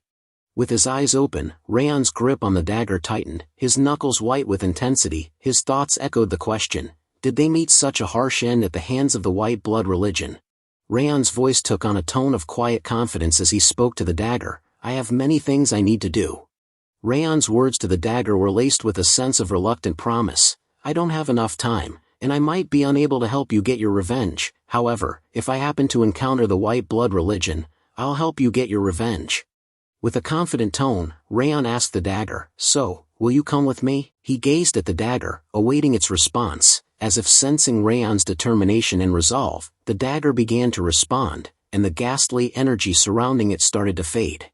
Lord Kuberad's eyes widened in amazement as he watched the ghastly energy fade away from the dagger. He couldn't believe his eyes, and his thoughts echoed the question, the ghastly energy is fading away. Did it acknowledge him as its owner? He stared at Raon with a mix of surprise and curiosity, wondering how this young man had managed to tame the dagger's malevolent energy. With the dagger's acceptance, Raon's words took on a sense of purpose, a blade forged to pray for the repose of vengeful souls. He gazed at the dagger, his eyes shining with a newfound connection. As he spoke, he began to name it. Join me on my journey, Blade of Requiem. The name seemed fitting, a nod to the dagger's dark past and its new role as a companion in Raon's journey. As Raon began to leave, he turned to the blacksmith with a nod of appreciation. Thank you for providing us with such great blades. I didn't expect that we'd get a sword for regular use as well as the Blade of Requiem. The blacksmith's face lit up with a warm smile, and he replied, don't feel pressured. Having a sword used by a promising swordsman is the biggest honor for a blacksmith. As Raon walked away, he turned his head and called out with a hint of a smile, we'll prepare a warm reception for you if you visit Sieghart. The blacksmith chuckled and replied, all right, I'll be hoping that you safely become a swordsman. The blacksmith's eyes followed Raon's retreating figure, his expression thoughtful and introspective. He murmured to himself, I thought he was just a child with excellent talent, but... The blacksmith's eyes widened slightly as he stood there, frozen in thought. He managed to take control of the ghastly blade and even became the master of it. He thought to himself, a mixture of surprise and awe on his face. The blacksmith's thoughts shifted, and he murmured to himself, unification with the blade. He paused, reconsidering, and then his expression changed to one of conviction. No, he has the potential to achieve even more than that. With a resolute smile, the blacksmith thought to himself, Sieghart's name is going to echo throughout the world once again. Days pass. The landscape had transformed dramatically as Raon and Dorian journeyed north, leaving the warmer climes of Camelun behind. Now, they found themselves traversing a vast expanse of snow-covered terrain. The monotony of the snowy landscape had begun to feel almost familiar, but that sense of routine was shattered as they ventured deeper into the forest. Raon's thoughts were interrupted by the gruesome sight of dead monster bodies strewn about, and Dorian's reaction was immediate. He clung to Raon in sheer fear, his eyes wide with terror as they navigated through the carnage-filled woods. As they emerged from the forest or traversed the final stretch of their journey, Raon's voice carried a mix of relief and accomplishment. Ha! We've finally arrived. As Raon gazed up at the imposing structure before him, he thought to himself, we finally reached Haben Castle, the place of our graduation exam. Dorian's face contorted in disgust as he covered his mouth, struggling to hold back a wave of nausea. Bled, what is that stench? He thought to himself, his mind recoiling from the putrid smell. Meanwhile, Rath's reaction was starkly different. His eyes gleamed with excitement as he inhaled deeply, his voice rising in a triumphant cry, Wawa. It's the air of a battlefield, it makes the King of Essence feel alive. Raon's gaze fell on Dorian's pale face, and he spoke up with a mix of concern and amusement. Dorian, why are you like that when we've finally arrived? It's not like there were any hardships on our way. Dorian's eyes widened in incredulity as he stared at Raon, his voice rising in a shocked shout. Are you serious saying that now? Dorian's thoughts drifted back to their journey, and he couldn't help but recall the grueling training sessions with Raon. As they approached Haben Castle, the cold had grown more biting, but Raon's response to Dorian's complaints was consistent. Move your body. He remembered Raon's relentless critiques of his sword stance, from dawn till dusk, with barely a break even when they were traveling. The memory made Dorian's expression darken, being forced to swing his sword repeatedly during the night watch. Dorian's face reddened with frustration as he recalled the sleepless nights and grueling training sessions. I couldn't sleep at all during the entire journey because of that, he shouted at Raon. Do you really think that it makes any sense to say that there was no hardship? Wrath chimed in, his voice laced with amusement as he sided with Dorian. That dullard is right for once. You should train in moderation. The King of Essence can't get any comfortable rest either because of you. After hearing both Dorian's outburst and Wrath's biting comment, Raon's expression faltered, and he became speechless. Just as the tension between Dorian, Raon, and Wrath seemed to be simmering, a knight emerged from the castle gates, his voice authoritative and slightly disapproving. Are you the new mercenaries that were supposed to arrive? He asked, his gaze sweeping over the duo before settling on Raon. You are late compared to the scheduled arrival time. The knight introduced himself. My name is Tyrion. I'm the vice commander of the castle. His demeanor exuded a sense of authority and responsibility, and his words carried weight as he represented the castle's leadership. Tyrion continues, and your superior officer, who will be leading you from now on. Raon spoke up. Yes, I'm looking forward to working with you. Tyrion's gaze shifted to Dorian, who had collapsed to the ground. Tyrion's expression turned concerned, and he asked Raon, by the way, is he really okay? Raon's response was nonchalant. Don't worry about it. This happens all the time. Tyrion's eyebrow arched slightly at Raon's casual tone, and he replied, I see, follow me. As Raon followed Tyrion, he dragged Dorian along by the back, prompting Dorian to groggily come to. Dorian, stop doing that and stand up. Walk on your own, Raon said, his tone firm but somewhat amused. Dorian, still clearly exhausted and displeased, grumbled out a response, let me go home. As they followed Tyrion, Raon glanced around, taking in the castle's surroundings and the people within. His gaze swept over the castle walls, the guards, and the various individuals going about their duties. Raon's thoughts turned critical as he surveyed the castle's environment, his expression grim. The environment is even worse than what I heard, he thought to himself. The walls bore scars of repeated destruction and repair, a testament to the castle's tumultuous past. The residents, too, looked exhausted, their faces etched with worry and fatigue. As Raon's gaze wandered, it landed on a tombstone, and he paused for a moment, his eyes lingering on the somber reminder of loss. The air was heavy with the stench of blood and the acrid smell of burning corpses, a grim reality that seemed to have seeped into every aspect of the castle's atmosphere. Raon's thoughts turned to Judiel, and he couldn't help but feel a sense of admiration for her perceptive abilities. This all matches with the information that Judiel told me before, he thought. Despite likely never having set foot in the castle, Judiel had seemingly pieced together an accurate picture of the situation in a remarkably short amount of time. As Raon and Dorian followed Tyrion into the castle, a young girl with vibrant red hair caught sight of them. She was holding a basket of groceries and couldn't help but notice the duo's arrival. Her eyes lingered on Raon and Dorian, her expression filled with wonder. She thought to herself, I don't think I've ever seen them around here. I wonder who they are. Are they mercenaries? You a branch of Frost employee? Yua's gaze was interrupted as she turned to face the old man, who had spoken up from nearby. What are you doing over there, Yua? Let's go prepare to open the shop, he said, his voice warm and familiar. Yua's expression changed to a bright smile as she replied, Ah, I'm coming, grandfather. As Yua walked away with her grandfather, Raon turned his head back to catch a glimpse of her.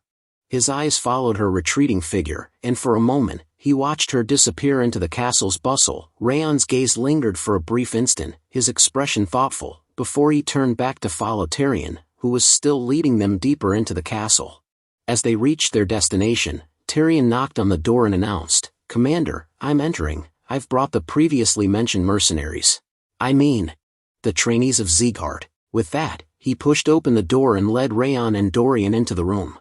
Commander's voice was deep and authoritative as he spoke. "Welcome, you are the trainees from Sieghart." He introduced himself with a nod, his eyes never leaving Raon and Dorian. "I'm the commander of the castle, Milan Britain." Raon's eyes widened slightly in surprise, and he thought to himself, so he knew that we're from Sieghart. As he looked at the commander, he thought, and that man is the famous Milan Britain. Raon's thoughts continued to flow as he regarded Commander Britain. He's called the Giant of the North, and he's the protector who has been defending Haben Castle for over 20 years. Rath's voice echoed in Raon's mind. He is a proper general, one the King of Essence hasn't seen in a while. Raon's eyes widened in surprise as he mentally asked Rath, "You also feel it?" Rath's response was immediate. "Indeed, only generals who have stood their ground for dozens of years have that look in their eyes." Commander Milan's voice was firm as he spoke. "The people in this room are the only people who know about your identities. Your status will be kept secret from the others." Commander Milan's words hung in the air. "I'm also aware of the reason why Limer dispatched you here. He must have been hoping for you to gain lots of experience." As the commander's words sank in, Raon and Dorian exchanged a shocked glance. Commander Milan Britain's voice took on a grave tone as he continued, "However, there will be no training or education here. There won't be any kind instructors or warm meals and beds. All that exists here are endless battles and cold winds that seep into your bones." His eyes bore into Raon and Dorian, his gaze intense. "You should turn back now if you're looking for a comfortable life." Just as it seemed like Dorian was about to take the commander's offer to leave, Raon swiftly intervened, his hand grasping Dorian's arm in a firm but restraining grip. Dorian's words were cut off mid-sentence as Raon's voice took over, steady and resolute. "We came here to get stronger. We'll accept any battlefield or situation." A hint of a smile played on Commander Milan's lips as he spoke. "I like your attitude. At least, I'll be watching how long your attitude is going to last." Commander Milan's voice continued. "Your rank is going to be that of a soldier from now on. Start from the lowest rank." Raon and Dorian stood silently, their faces set in determined expressions as they absorbed every word the commander said. Commander Milan Britain called out to one of his subordinates, "Charles, these two will be added to the 3rd scouting party." Charles responded with a crisp, "Understood." Milan's instructions continued, "Let them do all kinds of jobs, from the chores to battles." His gaze swept over Raon and Dorian, his expression unyielding. "Guide them to their lodgings for now." Charles nodded at Commander Milan Britain before turning to Raon and Dorian. "We'll be taking our leave," he said, his tone firm but polite. With a gesture, he indicated for them to follow him. "Follow me, you two." Raon and Dorian fell into step behind Charles, their eyes scanning their surroundings as they walked out of the commander's presence. As they left, the room fell silent. Tyrion and Commander Milan Britain stood there, their gazes fixed on the departing figures of Raon and Dorian. Tyrion's sudden statement hung in the air. "I don't like them." Commander Milan Britain's eyebrow arched in surprise as he turned to Tyrion, asking, "What don't you like?" Tyrion's voice carried a note of disapproval as he shared his assessment with Commander Milan Britain. "As you saw, that Dorian fellow was limp because of fear. The other one, Raon, was too relaxed as if he's here to play around." Tyrion's tone turned critical. "Rather than be of any help, they're just going to cause trouble." Tyrion's disapproval deepened, his voice laced with skepticism. Moreover, Raon was even wearing a flower bracelet around his wrist. "I can't see him as a warrior at all." His gaze locked onto Milan's, his eyes conveying a sense of concern. "It's not too late to make them leave." Commander Milan Britain's voice cut through the air, his tone firm but measured. "I understand what you are saying, but you shouldn't judge people by their appearance." Milan's voice carried a hint of conviction. "They passed all of Sieghart's training, which is notorious for its difficulty. Before they came here, they aren't as naive as they look." Commander Milan Britain's expression remained firm, his voice calm and authoritative. "It won't be too late to decide after observing their behavior, so just watch them for now." His words were a clear directive, leaving Tyrion no room for argument. Tyrion's response was laced with a hint of guilt. "Understood." Commander Milan Britain's brow furrowed in puzzlement as he continued, "Rather than that, I don't understand why they asked me to send them information about those two every 2 weeks. Tyrion's eyes lit up with curiosity, and he asked, "Was that in the letter sent by head instructor Lemmer?" Commander Milan Britain's response was straightforward. "No, the letter was sent from Sieghart's Lord's Manor." Tyrion's eyes widened in shock and surprise as he repeated, "The Lord's Manor?" Tyrion's voice was laced with a mix of awe and trepidation as he continued, "That means did the Northern Conqueror personally make that request?" Commander Milan Britain's nod confirmed Tyrion's suspicion. "Yes, Milan's expression turned serious. He asked me to tell him everything about what they did and how they acted. His tone conveyed a sense of unease. This is my first time getting a request like this. Milan's words hung in the air, heavy with implication, as he added, he even asked me to describe it in detail.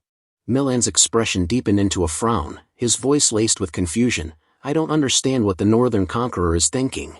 Raon's eyes widened in surprise as he took in the newly decorated room. Dorian, you. He paused, his gaze scanning the space, before focusing on Dorian with a questioning expression. When did you decorate the room so much? Dorian's face lit up with a warm smile as he pointed towards the room. I did it while you went to the restroom, young master. Raon's eyes scanned the room, and his expression turned thoughtful as he recalled the space's previous state. To himself, he thought, I'm pretty sure this was a gloomy room until a moment ago. Raon's hand grasped the golden curtain, and he turned to Dorian with a questioning expression. Where did you even get those from? And what's this golden curtain? Dorian's face lit up with joy as he replied. I prepared them in advance in the bag. Raon's eyes widened in surprise. Don't tell me you bought them in different colors. Dorian's playful smile grew wider as he replied. Of course I did. They're necessities. Red, yellow, green. Just tell me what you prefer. Dorian's enthusiasm continued. Do you need anything else? Raon's eyes widened in shock as he thought to himself, what the hell is that bag? The man's sudden entrance caught Raon and Dorian off guard, and they turned to him in unison, their expressions a mix of surprise and curiosity. The man's question, recruits, have you finished unpacking your luggage? Raiden's introduction was brief and to the point. My name is Raiden, the leader of the 3rd Scouting Party, which you've been assigned to. His gaze swept over Raon and Dorian, his expression serious. It must be hectic since you've only just arrived, but get ready to head out. Raiden's smile seemed to soften the abruptness of his words. We've been ordered to move out. His tone was firm, but the smile added a hint of warmth, as if to reassure them that this was just part of their duties. Despite the smile, the gravity of the situation was clear, and Raon and Dorian likely understood that their mission or task was not one to be delayed. The scene shifted to the opulent surroundings of the Sieghart Palace, where Patriarch Glenn sat in a grand, high-ceilinged hall. With a measured tone and a hint of curiosity, he addressed Limer. So, what brings you here today? His eyes narrowed slightly, betraying a sense of caution. Limer's face lit up with amusement as he spoke. I heard about it, my lord. You ordered the shadow agents to investigate what Raon has been doing, to cherish your grandson so much. How unexpected. His tone was playful, with a hint of teasing, as if he found the situation intriguing or even amusing. Glenn's expression turned incredulous as he placed his hand on his head, his thoughts racing with surprise and annoyance. To himself, he thought, Ren must have told him about it. He's been whispering with that gambling addict behind my back recently. A scowl formed on his face as he pieced together the likely sequence of events. His eyes narrowed. This is why I secretly ordered them to investigate. Limer's voice was filled with amusement as he said, Isn't it interesting? He bloomed and absorbed the Teuton flower that he obtained during the mission against the Snow Tiger bandits, and he even taught a lesson to the Blacker Princess, the one notorious for her haughty attitude. Glenn's expression turned stern, and he asked in a calm, measured tone, Should you really be entertained by your disciple committing theft and causing a dispute with a princess of an allied country? Limer's response was immediate, his voice full of joy. Theft might be an issue, but a dispute? Limer's voice swelled with pride as he continued, It was the princess who picked a fight. He simply returned it fair and square. His tone was vindicated, as if he found great satisfaction in Raon's actions. He leaned in slightly, a glint in his eye. Moreover, even the shadow agents were unable to figure out how he stole the black butterfly, which makes it entertaining to look forward to the next bit of news. Glenn's expression was firm, his voice resolute. I'm sorry, but it's not going to happen. I already ordered the shadow agents to retreat. The Patriarch's words were like a splash of cold water, and Limer's eyes widened in shock and surprise. What? He asked, his voice tinged with incredulity. But why? His eyes locked onto Glenn's, searching for answers, as if trying to read between the lines to understand the sudden change in plans. Limer's eyes sparkled with intrigue as he continued, Are you not curious about what Raon is going to do next? I heard until the part where he obtained a ghastly blade forged by Kuberad. His voice trailed off, leaving the question hanging in the air. Glenn's response was firm, his tone brooking no argument. I only dispatched the shadow agents as a precaution to prevent unfair interference from the house. I've already ordered them to return. Limer's voice took on a teasing tone as he asked, Then you must have asked Tabin Castle to send reports. The patriarch's face suddenly drained of color, his complexion turning pale. The silence that followed was telling, and it seemed that Glenn's reaction had inadvertently confirmed Limer's suspicions. Glenn's eyes blazed with anger and frustration as he turned to Ren, his voice low and menacing. "Ren, don't tell me it was you." Ren's face contorted in panic and fear. "It really wasn't me who told him about it this time." His words tumbled out in a rush, as if he was desperate to clear his name and avoid the patriarch's wrath. Limer's voice rang out, filled with amusement and pride. "Ha, you're blaming the wrong person. It was as clear as day that you must have messaged Tabin Castle. Why won't you just call him and tell him, 'You are the best, my grandson,' instead of keeping up with that dignified act for no reason?" The room fell silent, with Ren's eyes fixed on the patriarch in worry and fear, as if anticipating a volcanic eruption. Limer's voice continued to flow with enthusiasm. "If you do that, the misunderstanding with the annex building will be resolved, which will make you happy and also improve the relationship with Sylvia, making everyone happy."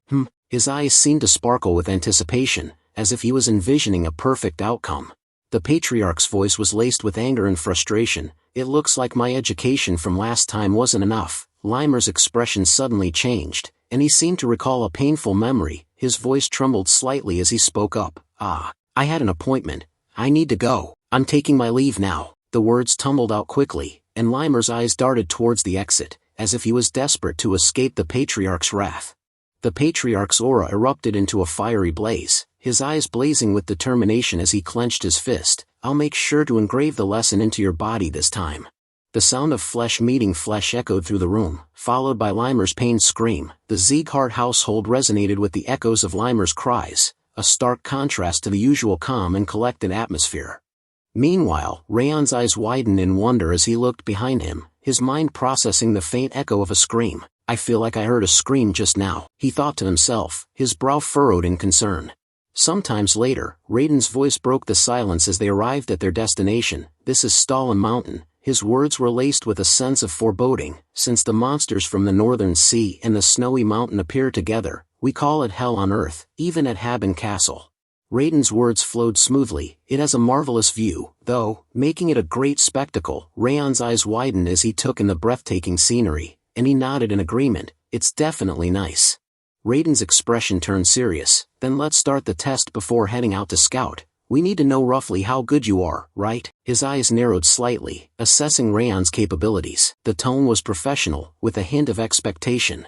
Raiden pointed to some footprints on the ground, his finger tracing the outline of the massive impressions. "What do you think this trace is?" he asked. Dorian's eyes widened as he took in the size of the footprints, his voice trembling with worry and fear. "Judging from the size, it must be a big monster. Isn't this from an ice troll?"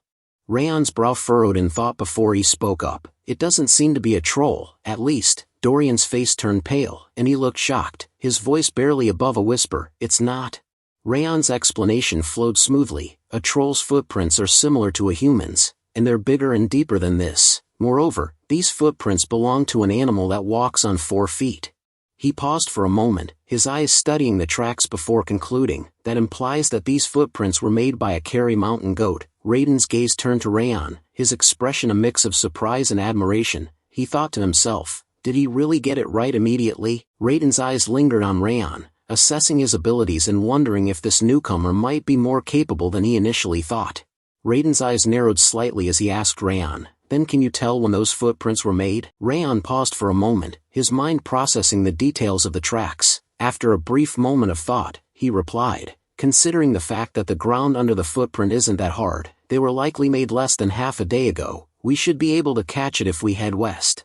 Raiden pointed to the claw mark on the tree, his finger tracing the gash in the bark. "Then what does this look like to you?" he asked. Raon's eyes scanned the mark, examining it carefully before responding. This was made by a dire wolf. His voice was confident, and his gaze lingered on the mark, as if he was ensuring his assessment was correct.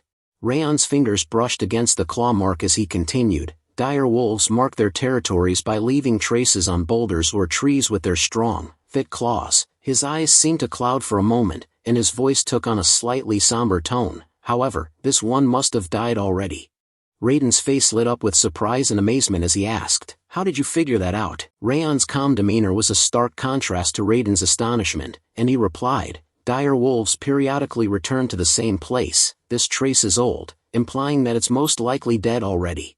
Raiden's gaze lingered on Raon, his mind racing with amazement. This kid, what's wrong with him, he thought to himself. How can he read all of that so smoothly?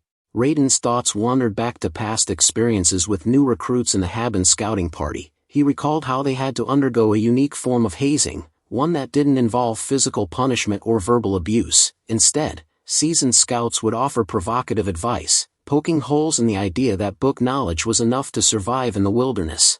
They'd emphasize the unforgiving nature of the environment and the limitations of theoretical knowledge.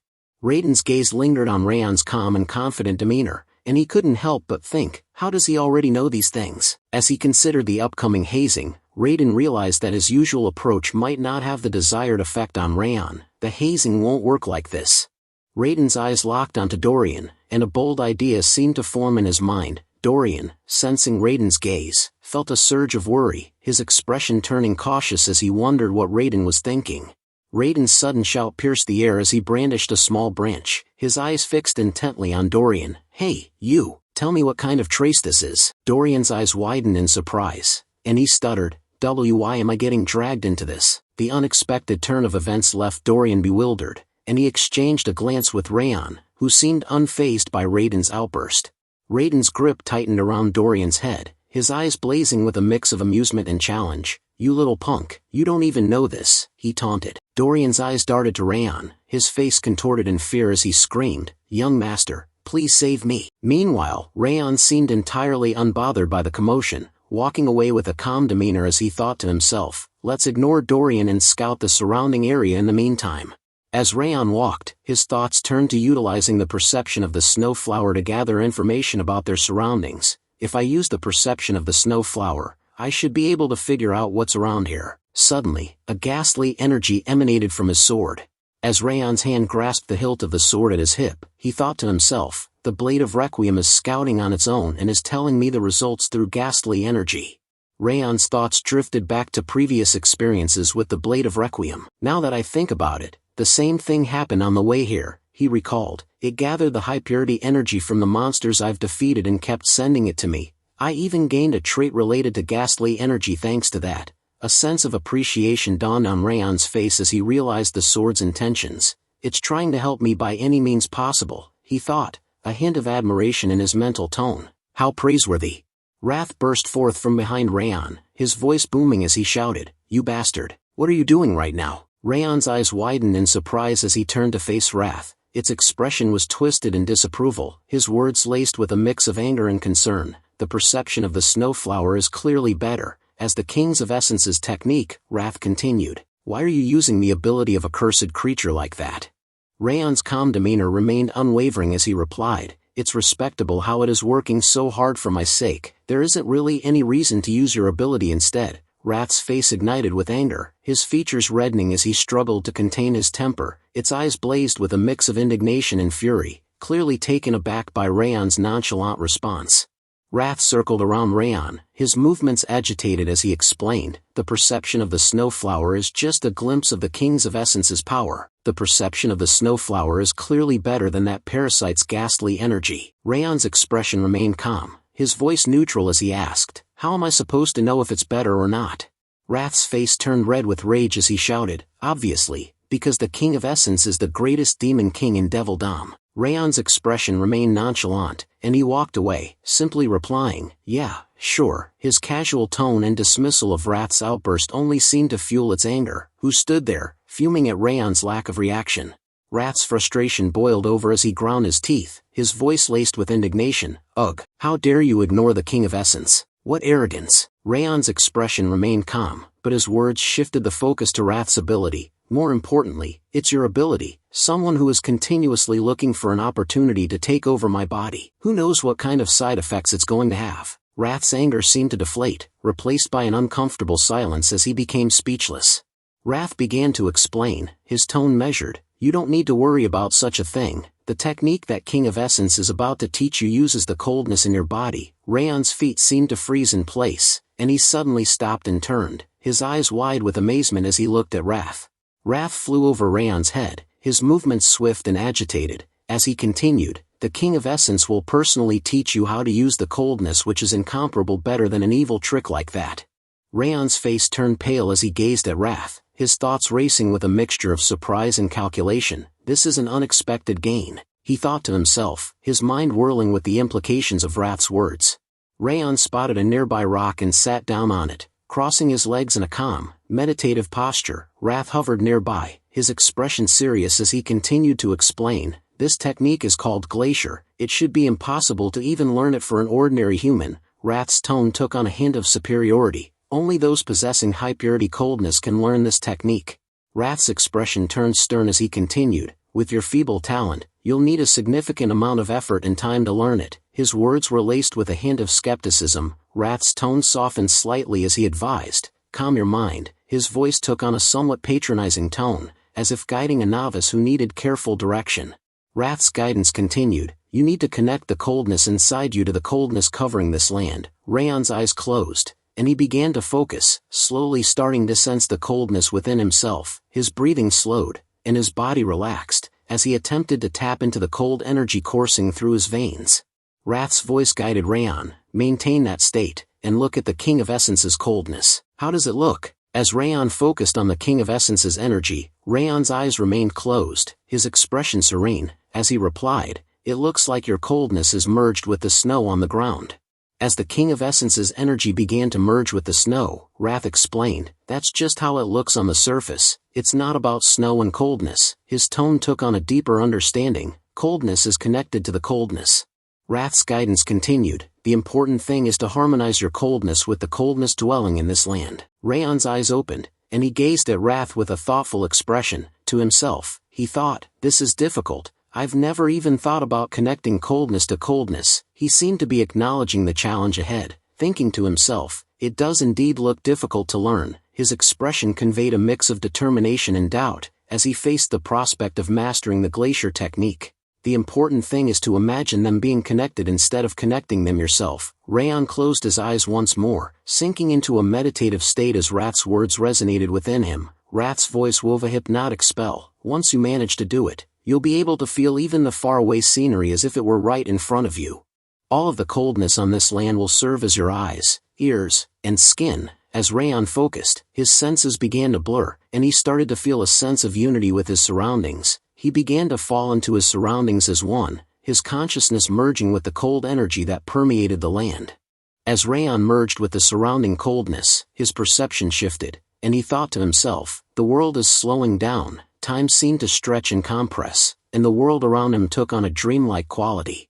As Raon opened his eyes, understanding dawned on him, no, I'm the one who is becoming slower. He attempted to move his legs forward, but his body felt heavy, as if rooted to the spot. Raon's thoughts trailed off with a hesitant but. Raon's thoughts continued, my senses are getting sharper to a frightening extent. The world around him seemed to be coming alive, and his senses were expanding, allowing him to perceive details he had never noticed before. As Raon probed his surroundings, his expanded senses revealed a vivid scene. Dorian was being hazed by scout leader Raiden. Meanwhile, a dire wolf had successfully hunted its prey, and Raon could see the entire scene unfolding with crystal clarity. Raon's thoughts continued, instead of recognizing their presence, I can even tell what they're doing. He was amazed by the depth of information he was receiving, as if his senses had become omniscient. Raon's mind reeled, this is absurd. Raon's thoughts continued, but the range is too short, and I can't maintain it for long. It must be because this is my first time. Suddenly, an ominous aura began to move behind Raon, making him speechless. As he turned to look at it, Raon's eyes narrowed, and he muttered, this presence. Raon sprinted towards Dorian and Raiden, his urgency palpable. Scout leader Raiden, he shouted, his voice carrying across the landscape. Raiden turned to face Raon, a hint of curiosity in his expression. What's the matter, Raon? He asked, his tone measured and inquiring. Dorian, still being taught a lesson, looked up at Raon with a mix of surprise and hope, his eyes asking silently if Raon had come to intervene. Raon's urgent warning cut through the air. Shark moles are coming this way from underground, right now. Raiden's expression changed from curiosity to alarm as he recalled the fearsome creatures. Shark moles are coming. Raiden began to reassure the group, ocean monsters like shark moles wouldn't approach us here. This is the territory of Stalin Mountains monsters. The characteristic tremor caused by their movement hasn't happened either. But Raon stood firm, his confidence unwavering. It's true, they're definitely heading this way. His conviction was clear, and his words carried a sense of certainty that commanded attention. Raiden's frustration boiled over as he began to say, "What nonsense are you?" But before he could complete his sentence, a massive explosion erupted behind him, sending shockwaves through the air. The ground shook beneath their feet, and Raiden's words were lost in the deafening roar. Raiden and Dorian turned to face the source of the sound, their eyes widening in shock as they took in the sight. What the hell, they thought to themselves, stunned by what they saw. The explosion had seemingly torn open the earth, and shark moles were bursting forth from the ground, their razor-sharp teeth and glowing eyes visible in the chaos. The creatures' twisted, shark-like bodies were perfectly adapted for underground hunting, and they seemed to be pouring out of the ground in a nightmarish tide. Raiden's mind reeled as he thought, shark moles really came all the way here. The sheer impossibility of it all struck him, and for a moment, he was paralyzed by the unexpected turn of events. Raiden's gaze locked onto the shark moles, their sharp teeth and glowing eyes sending a surge of adrenaline through his veins. He gripped his sword tightly, his mind racing with a newfound sense of determination. "I have to focus, it's just me and the newbies here," he thought to himself. "I need to get us out of here so we can alert the squad." Raiden took a step forward, but his legs suddenly slipped on the uneven ground, sending his balance off kilter. His eyes widened in shock as he felt himself losing stability. The shark moles charged towards Raiden with a ferocious roar, their jaws wide open. Raiden raised his sword, bracing for impact, as he thought in desperation, "Damn, why did my foot have to slip in the worst moment?" Fear and adrenaline coursed through his veins as the creatures closed in. In a blur of motion, Raon charged forward, his sword flashing in the light. With a swift and deadly strike, he cut down the shark mole that was about to attack Raiden. The creature's body crashed to the ground, its twisted form lying motionless at Raiden's feet. Raon turned to Raiden, his voice firm and commanding, "I will block the shark moles, so Captain Raiden, you should call the other members over." Raiden's eyes locked onto Raon's, a mix of shock and surprise etched on his face. Raon continued, his voice steady, "I understand you can't trust me yet." He paused, his gaze meeting Raiden's, and for a moment, Raiden's worry and uncertainty were palpable. Raon's voice took on a note of quiet confidence as he continued, "But at least trust my sword." His eyes locked onto Raiden's, a fierce determination burning within them. As he spoke, Raon tightened his grip on his sword, the muscles in his hand and arm tensing with anticipation. Suddenly, Raiden grabbed Dorian and took off in a sprint, shouting back to Raon, "Ku, be careful, Raon. Just avoid them and stay alive until help arrives." Raiden's voice was laced with concern and urgency as he pulled Dorian along, his eyes darting back to Raon for a brief moment. Raon's gaze locked onto the shark moles, a confident smile spreading across his face. "Now, let's see." He raised his sword, the blade glinting in the light, as the shark moles charged towards him. With a raised eyebrow, Raon continued, "Shall we get started?" The shark moles closed in, surrounding Raon from every angle, and sprang towards him in unison. For a moment, Raon stood frozen, his eyes locked onto the snarling creatures. Then, with a sudden burst of intensity, he began to radiate an aura from his body, infusing his sword with a fierce energy. The air around him seemed to vibrate with power as he gazed at the shark moles with unwavering confidence, his eyes burning with determination. With lightning-fast speed, Raon unleashed the rabid fang sword technique, his blade slicing through the air with deadly precision. One of the shark moles was bisected in a single, fluid motion, its body splitting into two halves as it let out a blood-curdling screech. The air was filled with the metallic scent of blood as the creature's innards spilled out, painting the ground crimson. As Raon prepared for the next wave of attackers, a hint of a smile played on his lips. "The rabid fang's performance is better than I expected," he thought to himself, his mind momentarily shifting from the battle at hand to an assessment of his sword technique's effectiveness. They're normally opponents I would need to use aura against, but before he could further ponder, a shark mole suddenly sprang from behind, its razor-sharp claws extended in a vicious swipe.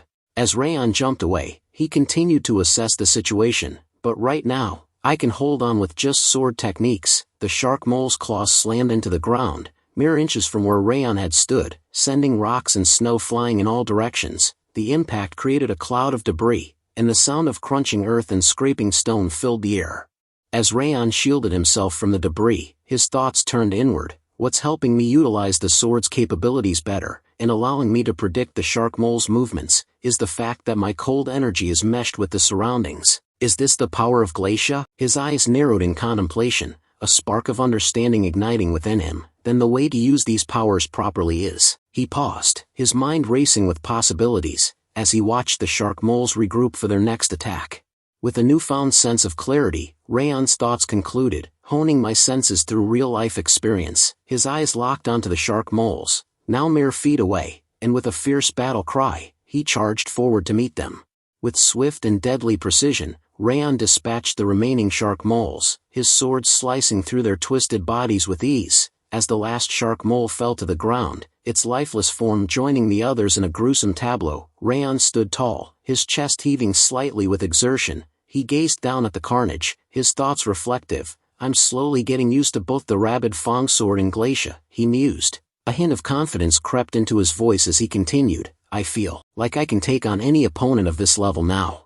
As Raon sheathed his sword, a satisfied smile spread across his face. I'm learning new things faster than expected, he thought, his mind reflecting on the rapid progress he'd made. His eyes gazed out into the distance, his expression contemplative. It was correct to come to Haben Castle, where there are so many opportunities to gain experience.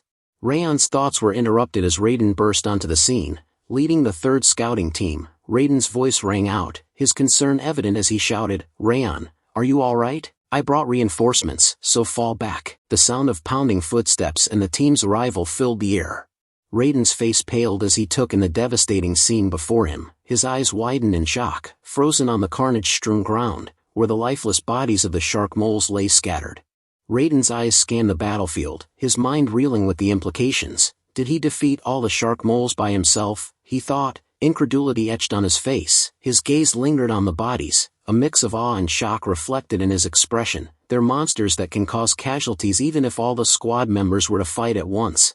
Raiden's gaze lingered on Raon, who stood calmly amidst the carnage, his expression unreadable. Raiden's thoughts echoed in his mind, who is this guy? As Raiden walked towards Raon, he attempted to speak, but found himself rendered speechless. Raon's gaze met Raiden's, and he thought, he's probably at a loss for words. Raon's expression remained calm, almost expectant, as if anticipating Raiden's reaction.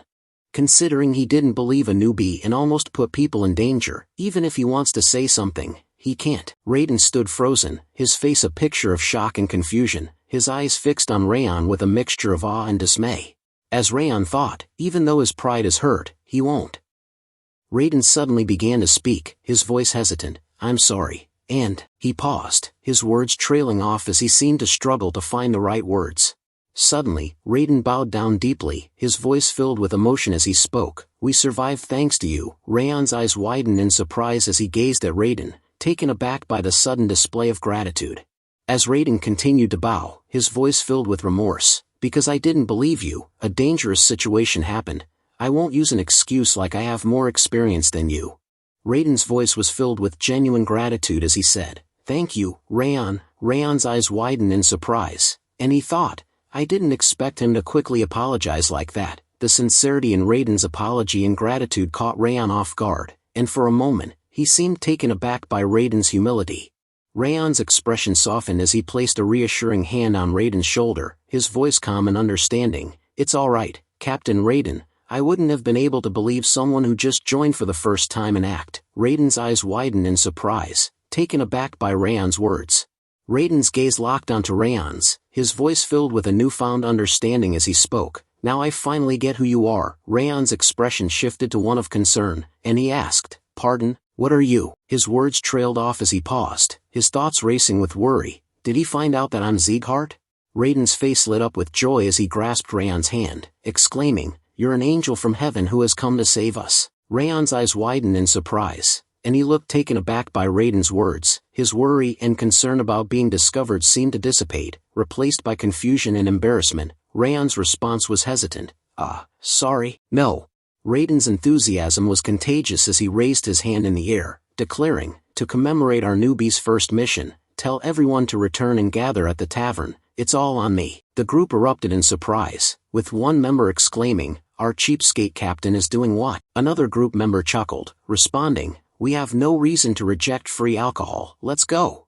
Sometime later, inside the Branch of Frost Tavern, laughter echoes through the room as one of the group members bursts out, you're too much.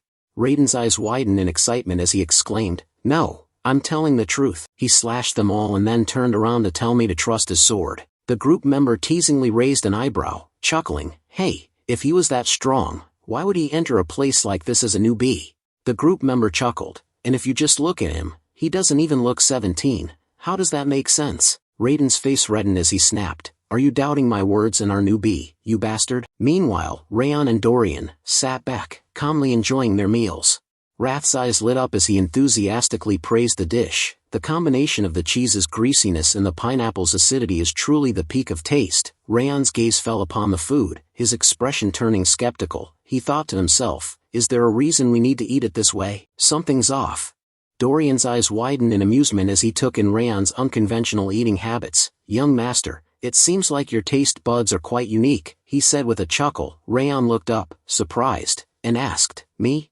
Dorian continued, "I ate that pizza earlier and I couldn't stand it." Before he could finish, Wrath's face turned red with indignation, and he shouted, "What? You pig who doesn't know anything about taste, how dare you?" Raon, on the other hand, heard Wrath's comment but didn't bat an eyelid, continuing to eat his meal with an air of calm detachment. The tavern's atmosphere shifted as Yua, one of the waiters, burst in with a lively grin. "Wow, the rumors were true. Big Sisters said the new guy in the reconnaissance squad has a face that outshines his sword skills." Yua's gaze locked onto Raon, her eyes sparkling with excitement and curiosity. Yua's face lit up as she suddenly remembered, "Ah, I haven't introduced myself. I'm Yua." Yua held up a book, its pages fluttering as she spoke. "We have other items on the menu. Would you like to see them?" Her eyes sparkled with a friendly smile as she presented the menu to the group. As Raon took the book from Yua, he nodded and said, "Sure, thanks." Wrath's eyes widened as he flipped through the menu, his expression transforming from skepticism to amazement. "Whoa, considering it's in such a remote place, the menu is so diverse." As they flipped through, Wrath's eyes landed on a specific item, and he exclaimed, "Wait, this king wants to eat that mint chocolate chip ice cream." His voice was filled with excitement and anticipation. Meanwhile, Raon's gaze fell upon the same item, and he thought to himself, "I don't really want to eat that."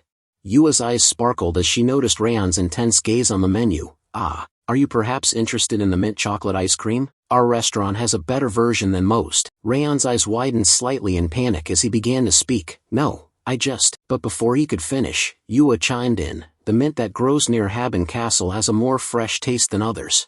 Wrath's face reddened with anger as he barked at Raon, "You thankless bastard, this king even taught you a secret technique. Is this how you repay kindness?" Raon's expression turned worried as he tried to placate Wrath, speaking in a calming tone. "I get it, so calm down." Meanwhile, Raon's inner monologue wandered. "Why does a tavern have mint chocolate chip ice cream?" Raon raised his hand and began to order. "I'll have one mint chocolate then." Just as he was about to continue, one of the scouting members suddenly called out, "Hey, newbie!" The shout cut through the tavern's atmosphere, drawing attention to Raon. The scouting member, still holding a mug of alcohol, asked with a mixture of curiosity and skepticism, "Is it true that you defeated 6 shark moles by yourself?" He eyed Raon appraisingly, adding, "The energy you radiate isn't that strong though." Raon's head turned towards the member, his eyes widening in surprise as he met the man's gaze. A member sitting near Raon chimed in, his voice filled with gratitude. "Anyways, thank you. All of us were safe thanks to you." Raon's face flushed slightly as he responded with embarrassment, "Thanks, but you're praising me too much." His tone was humble, and his eyes darted around the group, uncomfortable with the praise. The man sitting near Raon smiled warmly, saying, "What do you mean? Someone of your skills will get promoted imminently. I just want to talk casually with you before that happens, so don't worry about it." His words were laced with a mix of admiration and friendly teasing. Another member chimed in, nodding in agreement. "Yeah, when else would we get to talk with you like this?" Dorian's eyes sparkled with excitement as he exclaimed, "Yeah, Raon, you really achieved something great." Raon's thoughts, however, were more subdued. "I'm still not used to getting complimented like this." As the conversation continued, Yua walked over with a smile, carefully placing Raon's order on the table. "Here's your mint chocolate ice cream," she announced, her voice cheerful. The cold treat sat before Raon, its creamy texture and vibrant green color enticing. Wrath's face erupted in excitement as he shouted, "Oh, eat it quick." As Raon took a bite of the mint chocolate ice cream, Wrath suddenly flew over Raon's head, his excitement uncontainable. "Hiya dash, he exclaimed, his voice filled with joy. The refreshing taste spreads immediately, and right as it almost becomes too much, the sweetness of the chocolate comes out from behind. Just like this king, it's cold and sweet. As Raon savored the mint chocolate ice cream, his mind wandered to a different topic. He asked Wrath, "Hey Wrath, I felt this earlier while using Glacia, but there isn't just one way to use it, right?" Meanwhile, Wrath's gaze snapped towards Raon, his eyes widening in surprise. He floated above Raon's head, a ghostly grin spreading across his face. "Oh ho, you've already figured that out," he exclaimed, his voice filled with a mix of surprise and admiration. "You're right on target." Wrath's ghostly form glowed with an otherworldly light as he elaborated, "Just like the training techniques that you humans use, Glacia isn't just used for detection, it's a method to use cold energy with maximum efficiency and power." Raon listened intently, his mind absorbing the new information like a sponge, eager to unlock the full potential of Glacia. Raon's eyes lit up with excitement as he asked, "Then I can use it while attacking and defending?" Wrath's ghostly form nodded emphatically, his voice filled with confidence. "Of course." Raon's face broke into a wide smile as he exclaimed, "What an amazing ability. It heightens your senses and helps with attacking and defending." Wrath's ghostly form puffed out with pride as he declared, "Of course. To this king, it's easy, but for someone with no talent like you, you might achieve some results after dedicating a year to training it." Raon's eyes widened in surprise, his gaze fixed on Wrath with a mix of astonishment and skepticism. Raon's brow furrowed slightly as he said, "1 year is too long, though." Wrath's ghostly form zipped around him, his voice taking on a teasing tone. "Did you think it would be easy? It's only been a year of this king staying by your side telling you what to do." Raon's eyes sparkled with a sudden idea as he asked, "Then will you make a bet with me?" Wrath's ghostly form halted mid-air, his gaze snapping back to Raon with surprise. "A bet?" he repeated, his voice tinged with curiosity. Raon's smile grew wider as he explained, "If I can master Glacia in 6 months or not." Wrath's ghostly form hovered uncertainly, his voice trailing off as he asked, 6 months?" Raon's gaze locked onto Wrath's face, and he thought to himself, "It seems he's hesitating because he's lost every bet so far." Raon's thoughts were followed by a decisive tone as he said, "Fine, then 5 months. Don't you think that's worth betting on?" Wrath's gaze intensified, his eyes locking onto Raon's with a piercing stare. Wrath's ghostly form seemed to solidify with resolve as he declared, "All right, let's do it." Raon's face broke into a wide smile, his eyes sparkling with triumph and anticipation. Suddenly a system notification materialized before Raon's eyes, its text glowing with an otherworldly light. "Wrath has accepted the bet." Raon's smile grew wider as he read the message, a sense of excitement and purpose washing over him. As Raon and Dorian stood together, Raon suddenly suggested, "Dorian, let's go back to the dorms now." Dorian's face lit up with excitement, and he replies with enthusiasm, "Okay." As Raon and Dorian started to leave, Yua suddenly called out, "Oh, a moment, please. There's something I have to give you before you go." Surprised, both Raon and Dorian turned, exchanging glances before looking back at Yua. Yua held up a bag of cookies before continuing, "You really seem to enjoy the pineapple pizza. So, I made some pineapple cookies with the remaining pineapple. Would you like some?" Wrath's face lit up with joy and surprise as he exclaimed, "Oh, well done, pineapple girl." As Raon accepted the cookies from Yua, he said with gratitude, "Thanks, Yua." Yua's face broke into a warm smile as she replied, "I hope you like it." Yua's voice was filled with warmth and genuine enthusiasm as she said, "Please stop by if you ever want more." Her smile was inviting, and her words conveyed a sense of hospitality, making Dorian and Raon feel welcome to visit her again anytime. As Raon and Dorian walked away, they simultaneously raised their hands in a friendly gesture and chimed in unison, "See you." Yua mirrored their action, raising her hand in a gentle wave, and smiled as she bid them farewell. Meanwhile, the dense foliage of the forest surrounding Haben Castle swallowed the sound of footsteps, leaving an eerie silence in its wake. Panic-stricken cries echoed through the forest as patrol troops sprinted for their lives, their torches casting wild shadows on the trees. The sound of rustling leaves and snapping twigs filled the air as they desperately fled from an unseen terror. As they sprinted forward, urgency flooded the soldier's mind. "This is an emergency. I must return as quickly as possible and report to Commander Milland," he thought, determination fueling his every step. "There are ice trolls gathering in the area." His heart racing, he glanced over his shoulder, half expecting to see the fearsome creatures closing in. As the scene shifted back to the inside of Haben Castle, the focus returned to Raon and Dorian's room. Raiden's sudden entrance was dramatic, his face etched with concern. "We were ordered to eliminate the ice trolls," he exclaimed, his voice urgent. Dorian's frustration boiled over as he exclaimed, "Already? Our first patrol mission just ended yesterday." He threw up his hands in exasperation, his face incredulous. Raiden's expression was sympathetic, but his tone was helpless. "I know it's tiring to get a mission right after finishing the previous one, but it's the higher-ups' decision. I can't do anything about it." He spread his hands in a gesture of resignation, his eyes conveying understanding, but also a sense of inevitability.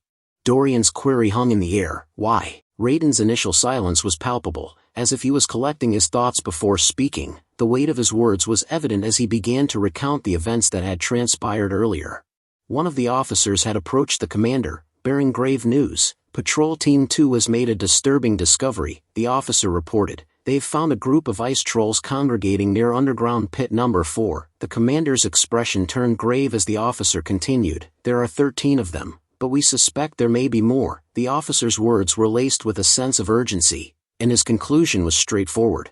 "I think we better hit them first."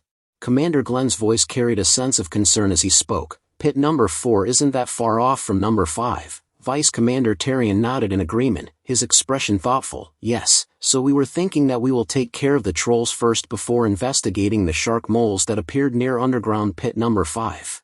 Commander Glenn's brow furrowed as he paused, collecting his thoughts before speaking. "I don't have a good feeling about this," he said, his voice laced with a hint of unease. The weight of his words was evident, and the room fell silent as he considered the risks involved. Turning to Vice Commander Tarion, Commander Glenn issued a directive. "You go with them, Vice Commander." As a sign of respect, Vice Commander Tarion raised his hand towards his chest, his eyes locked on Commander Glenn. "Yes, sir," he replied, his voice firm and resolute. Commander Glenn's finger traced a path on the map, his eyes locked on the terrain as he issued his orders. "Take the commanding team and the Wolves mercenaries, kill the trolls and investigate the regions around the Northern Sea before coming back." His voice was firm, the mission parameters clear. Just as he was about to assign a team for patrol duties, Vice Commander Tarion interjected. "I'll take Patrol Team 3. Commander Glenn's surprise was evident in his raised eyebrow. "Why?" he asked, curiosity getting the better of him. Vice Commander Tarion's explanation was straightforward. "We received reports that Raon took care of all the shark moles on his own in his first mission." Vice Commander Tarion's words poured out in a smooth, persuasive flow. "I heard that he did it in a short amount of time with no injuries." His tone conveyed admiration for Raon's impressive feat. "If that's true, he should come in handy in this mission." A hint of personal interest crept into Tarion's voice as he continued. "Plus, I would love to witness such skills firsthand." Raiden's thoughts swirled as he processed the conversation, his mind racing with the implications. "All right," he thought to himself. "He said that he is willing to fight on any kind of battlefield, so take him." The words echoed in his mind, and he felt a sense of trepidation wash over him. As Raiden turned to leave, he tossed a parting remark over his shoulder. "Anyway, get ready and sleep early tonight." The sudden mention of preparation and rest caught Dorian and Raon off guard, and they exchanged a surprised glance, their eyes locking onto Raiden in unison.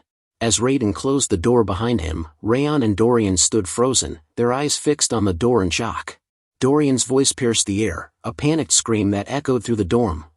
We're done for. We just returned from our first mission." His words tumbled out in a frantic rush. "I didn't expect to be a part of the next mission without any rest." The fear and exhaustion etched on Dorian's face were unmistakable, his eyes wide with alarm.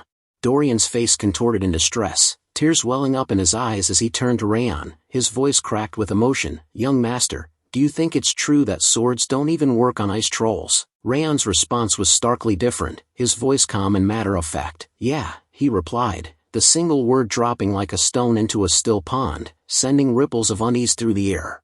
Raon's explanation was delivered in a calm, detached tone, but the implications were dire. Ice trolls have thick and sturdy leather because they live in such cold climates. He spoke as if reciting facts, but the weight of his words was evident. "I heard it's hard to slay them unless you imbue your sword with aura." Raon's words continued to paint a grim picture. "On top of that, ice trolls have great regenerative skills like all other trolls." Dorian's fear reached a boiling point, and he swiftly burrowed under the blanket, his body shaking with terror, his voice muffled by the blanket. He stammered out a despairing phrase. "We're done for. I'm definitely gonna die during this mission. I better write my will." The blanket seemed to offer little comfort, as Dorian's words were laced with a sense of hopelessness and impending doom. Raon's calm demeanor was a steady presence in the midst of Dorian's turmoil. "Don't be so scared, Dorian," he said, his voice soothing. "If you use your speed, you should be able to defeat a troll." The words were meant to reassure, but Dorian's response was immediate and honest. Dorian's voice, still shaking slightly, spoke up from under the blanket. "Even if you say that, I'm still scared." Raon's pause was brief, but it seemed to stretch out the anticipation. "Well, there is another method," he said, his voice calm and measured. Dorian's curiosity got the better of him, and he poked his head out from under the blanket, his eyes locking onto Raon's. "What?" he asked, his voice laced with a mix of trepidation and hope. Raon's grip on his sword tightened, and a hint of a smile played on his lips. "Yeah, a way to not be scared in front of an ice troll," he said, his voice laced with a subtle amusement. "If you duel me, an ice troll will look just like any other monster." Raon's face twisted into a crude expression as he raised his sword, his voice gruff. "Let's go train right now."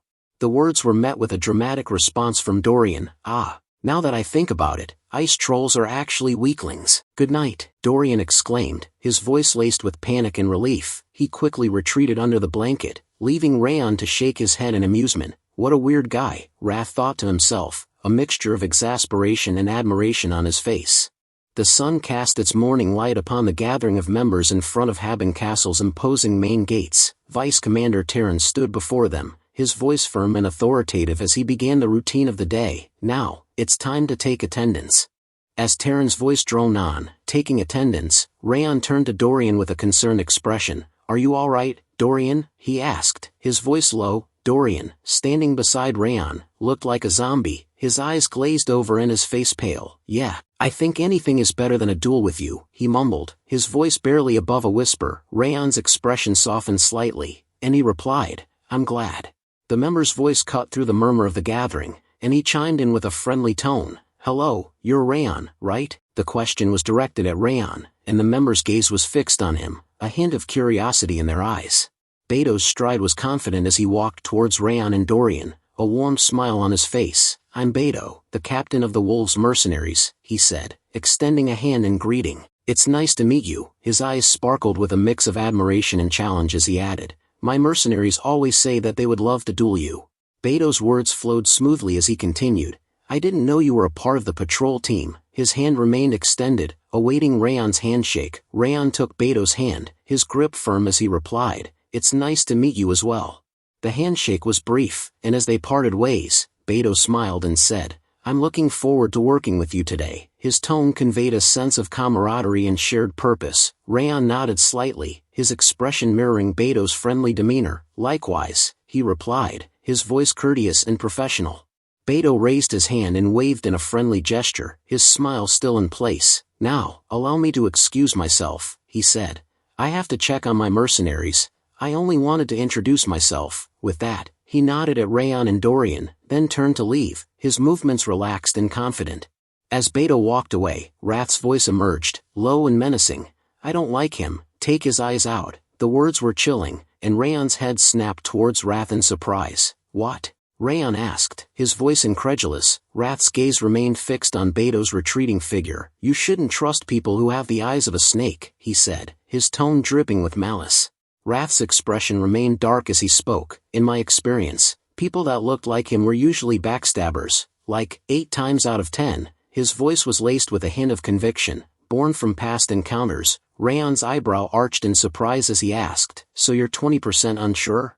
Raon's gaze lingered on the direction where the man had gone, his thoughts turning inward. "But I'll keep that in mind," he thought to himself. "I do feel a bit off when I look into his eyes. I better keep an eye on him while we're here." A voice interrupts his thoughts, saying, "Mister." Raon's eyes snap open, and he turns to face the speaker, his expression neutral. Yua's face lit up with a bright smile as she carried the food that the soldiers had ordered. "Sorry I'm a bit late," she exclaimed, her voice filled with a cheerful tone. "I prepared all the food you ordered." She proudly presented the dishes, her eyes sparkling with joy. As she approached, one of the soldiers' faces lit up with a warm smile. "Oh, Yua," he exclaimed, his voice filled with delight. "How are you getting cuter every time we see you?" he asked, his voice filled with amusement. "You're getting better at cooking, too." Yua's face grew even redder as the soldier playfully ruffled her hair. Another soldier chimed in, Patting Yua's head gently, "You're the pride of Haben Castle," he exclaimed, his voice filled with warmth. As Raon watched the scene unfold, he couldn't help but think to himself, Yua, was it? She's loved by the soldiers. He observed the way the soldiers interacted with Yua, their faces filled with warmth and affection. I'm guessing she's like a mascot of Haben Castle, he thought, a hint of a smile on his face. As Raon turned to leave, he was suddenly stopped in his tracks by Yua's voice calling out, "Oh, young Master Raon." Yua held out a pouch, a warm smile on her face as she said, "This is beef jerky that my grandfather and I made. It's really good, so please take it." Raon's eyes widened in surprise as he took in the offering, and he asked, "Why are you giving me this?" Yua's face lit up with excitement as she explained, "Because it's your first expedition. Please buy from us next time." Raon's expression softened, and he replied, "Thanks, I'm sure it's good," as he gently patted Yua's head. Yua's eyes sparkled with hope, and she said, "If you appreciate it, then please buy from us later." The sudden interruption by Vice Commander Tyrion's stern voice cut through the light-hearted moment between Raon and Yua. "Get in line if you're all ready. We're gonna brief you for a bit before we leave." The atmosphere shifted from casual to formal, and Raon's expression turned serious as he fell into line, his eyes fixed on Vice Commander Tyrion. Tyrion's voice was firm and clear as he outlined the mission objectives. "We have 2 objectives," he began. "One is to take down the ice trolls, and the other is to patrol the areas between Mount Sterling and the Northern Sea." He paused for emphasis, his gaze sweeping across the soldiers. "Our goal is to make sure no one is hurt." Wrath's expression remained stoic, his eyes fixed intently on Vice Commander Tyrion as he listened to the mission briefing. Raon's question broke the silence, and Wrath's gaze shifted to Raon. "What? You're looking really serious right now," Raon said, his tone light-hearted. Wrath's gaze drifted towards the mountains, his eyes narrowing slightly as he focused on the landscape. His thoughts turned inward, and he sensed a subtle energy emanating from the mountain, that energy coming off the mountain. "It's not strong, but I can feel it," he thought to himself. Wrath's thoughts were interrupted by his own speculation, and he wondered, could it be him? His gaze turned serious, and his expression became more intense. When Raon asked him about his serious look, Wrath's response was curt, "It's nothing." His tone was dismissive, and he didn't elaborate further, leaving Raon to wonder what was on his mind. As Tyrion gave the order to move out, the group began their journey towards their destination. Raon fell into step alongside the others, but his eyes kept drifting towards Wrath, his gaze filled with suspicion. Raon's expression was questioning, and he seemed to be trying to read Wrath's thoughts, wondering what was behind Wrath's unusual behavior. The soldiers' call-out echoed through the air as they handed over their bags to Raon's scouting team. "Hey scouts, take over the bags before you depart." The soldiers' warning was stern. "Be prepared to get it good if you lose even one of them." Another soldier chimed in with a smirk. "Yeah, treat them as you would treat your lovers." The comment was followed by a jab. "Oh, maybe you don't know what that's like since you've never had one before." As the soldiers departed, Raon called out to Raiden, "Captain Raiden, why is the snow attack squad asking the scouts to take their bags?" Raiden's expression turned serious, and he turned towards Raon with a hint of concern. "Oh, it's your first mission with them, right?" Raiden's gaze drifted towards the snow attack squad as he continued. "They say they need to conserve their strength for combat since they're the main fighters." His tone was matter-of-fact, but a hint of frustration crept in as he added, "Ever since those guys got assigned here, it's been like this every time. It's frustrating, but we've got no choice," he said, his voice low. "As scouts, with no authority and less strength, we just have to suck it up and do what they say." Raon's expression turned somber, and he fell silent, absorbing Raiden's words. Raiden's words painted a picture of their past experiences. "Still, this is better than last time. Last time, even after the battle ended, they made us carry all the gear back. They even dumped the entire post-mission cleanup on us." His tone was tinged with bitterness. Meanwhile, a stark contrast unfolded on the other side, where Dorian's scouts surrounded him, lavishing praise. One scout exclaimed, "Oh, how did it all fit into that bag?" Dorian's face lit up with joy as he declared, "Leave all your gear with me." Raiden's expression was etched with concern as he turned to Raon, his voice laced with a mix of empathy and warning. "It's unfair, but try not to let it get to you too much," he advised, his words genuine. "It'll be easier on you that way." With a solemn tone, he added, "Here, strength and rank are absolute." Raon's thoughts simmered with sadness as he processed Raiden's words. "It's so absurd," he thought to himself. As he reflected on the scouts' duties, his internal monologue continued. "While they prepare for combat, we're the ones risking our necks scouting ahead. his mind seethed with injustice. To scout means we're the first to encounter traps or enemies, and yet we're the ones being mistreated. Raon's question hung in the air, laced with a hint of disappointment. I thought there would be strong camaraderie on the front lines, but apparently not. Raiden's response was tinged with a mix of resignation and frustration as he placed his hand on his head. Not with the snow attack squad, at least. Raiden's gaze shifted towards the captain of the snow attack squad, his expression disapproving. All of this seems to be led by their leader, Captain Edequil, he said, his tone laced with disdain. That guy actually thinks this whole situation is normal. Raon's eyes followed Raiden's gaze, and as he laid eyes on Captain Edequil, he thought to himself, so that's Edequil, and all these toxic traditions revolve around him. Raon's internal monologue took a determined turn. Then we just have to crush that guy. As they arrived at their destination, Vice Captain Tyrion halted in step. Vice Captain Tyrion's face was etched with surprise as he asked, "What's going on?" Tyrion's gaze swept across the surroundings, his expression puzzled. "There aren't any ice trolls, contrary to the report," he said, his voice laced with confusion and a hint of concern. Raiden's response was immediate, his words tumbling out in a panicked tone. "This can't be right." Tyrion's eyes locked onto Raiden, his expression inquiring. "Raiden, are you sure about what you saw?" he asked, seeking clarification. Raiden's response was laced with worry. "Yes, I'm sure. I saw 13 ice trolls gathered on the forest outskirts." His tone conveyed a sense of certainty, but also a growing unease, as if he was starting to doubt his own observations in light of the current situation. Captain Edequil's voice cut in, his tone condescending. "This is why I said scouts units shouldn't go alone. At least one swordsman should accompany every scouting mission." Raiden's worry deepened, his words tumbling out in protest. "But I definitely saw them." His eyes seemed to plead for someone to believe him, as if his credibility was being questioned. Tyrion's voice cut through the tension, decisive and commanding. "Let's talk later, everyone. Spread out and search for troll tracks. Expand your senses to the limit and scour the area." The group's response was immediate and unified, their voices ringing out in unison. "Yes, sir." Raon's eyes widened in amazement as he watched the soldiers spring into action, their movements swift and disciplined. He stood frozen for a moment, seemingly stunned by the sudden change in pace. Raon's internal monologue continued, his thoughts racing with concern. "It's been hours, but we haven't found a single trace. These people have lived here a long time and are skilled. Even if ice trolls leave fewer tracks than usual, they shouldn't leave absolutely nothing." His mind began to wander to alternative explanations. Could there be someone else behind this again? A sense of unease crept in. This won't do, at this rate. Raon's eyes met Tyrion's as he spoke up. "Deputy Commander, may I try looking?" Tyrion's response was tinged with surprise. "You?" Raon nodded, his expression determined. "Yes, I just want to confirm something briefly." Edequil's voice cut in, dismissive and condescending. "Hey, don't stick your nose into this. Just go help set up camp or something. The sun's almost down already. Do you want to embarrass yourself like those guys?" His tone was mocking, clearly implying that Raon wasn't capable of contributing to the search. But before Edequil could further undermine Raon, Tyrion intervened, his voice firm but measured. "That's enough, Edequil, let him try, just this once." As Raon began to track down the tracks of trolls, Edequil's voice dripped with disdain as he spoke to Tyrion. "Deputy Commander, are you seriously trusting that clueless brat? He's just wasting everyone's time." Edequil's tone conveyed a mix of frustration and incredulity, as if he couldn't believe Tyrion would give Raon a chance. Raon's eyes fluttered closed, and he took a deep breath. Focusing on activating the glacier technique, as he did, his senses seemed to expand, allowing him to connect with the surrounding environment on a deeper level.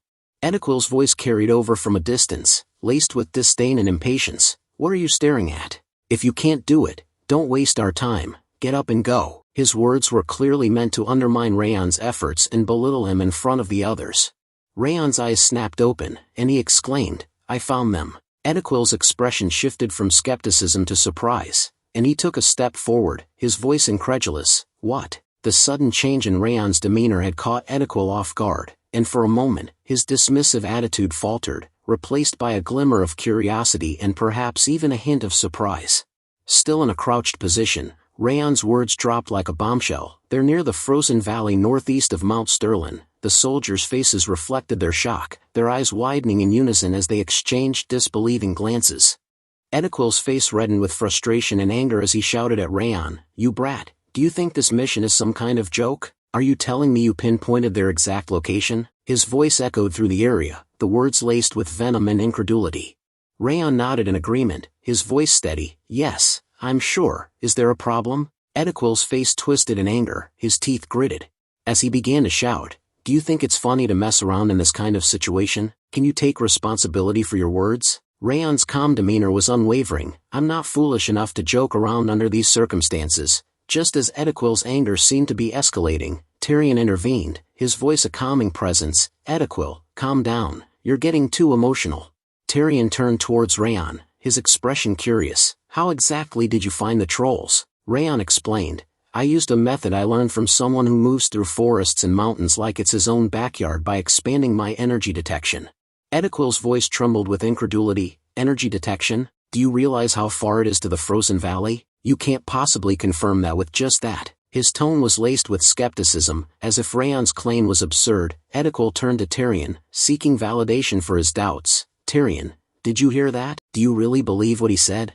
Tyrion's gaze lingered on Raon, his thoughts a mixture of skepticism and fascination. He thought to himself, he's right, given the distance, relying on energy detection alone isn't convincing, especially for a rookie who's barely seen a year of field duty.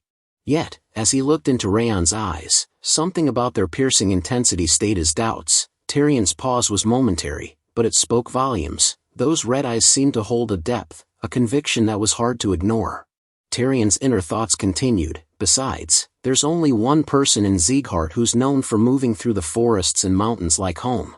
A name flashed in his mind, brilliant sword Limer Diaz. If he learned from that man, then perhaps he is trustworthy. Beto's voice chimed in from behind Raon. Now that I've heard more, I'm interested too. Raon slowly turned to look at the newcomer, his gaze meeting Beto's with a calm, inquiring expression. Beto, the mercenary captain, flashed a smile as he asked Raon, how long will it take to get there? Raon paused for a moment, calculating the distance and terrain, before responding, 30 minutes to reach the target, and maybe 10 more to find an advantageous position. Beto's thoughts were a mixture of surprise and admiration, so he's already figured out where to ambush them. He turned to Tyrion, his voice filled with a sense of urgency and excitement. Deputy Commander, we have 2 hours until sundown. It seems we have enough time. How about we go check it out? Ediquil's eyes widened in shock as he stared at Beto, his expression a mix of incredulity and alarm. Ediquil's frustration boiled over as he shouted, Beto, not you too. Did that rookie bribe all of you or something? His words hung in the air, laced with desperation and anger. Beto and Tyrion turned to face Ediquil, their expressions a mix of surprise and amusement. Without minding Ediquil, Tyrion's voice cut through the tension. Prepare to move. We're climbing Mount Sterling. Ediquil's eyes widened in shock as he spluttered, Deputy Commander. His words trailed off, unable to form a coherent protest in the face of Tyrion's decisive order.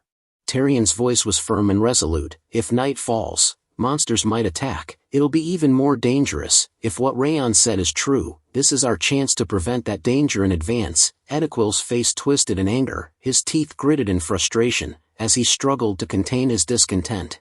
Slowly, Raon walked towards Ediquil, his voice calm and measured as he spoke from behind, still not convinced. Ediquil turned to face Raon, his expression a mixture of anger and skepticism.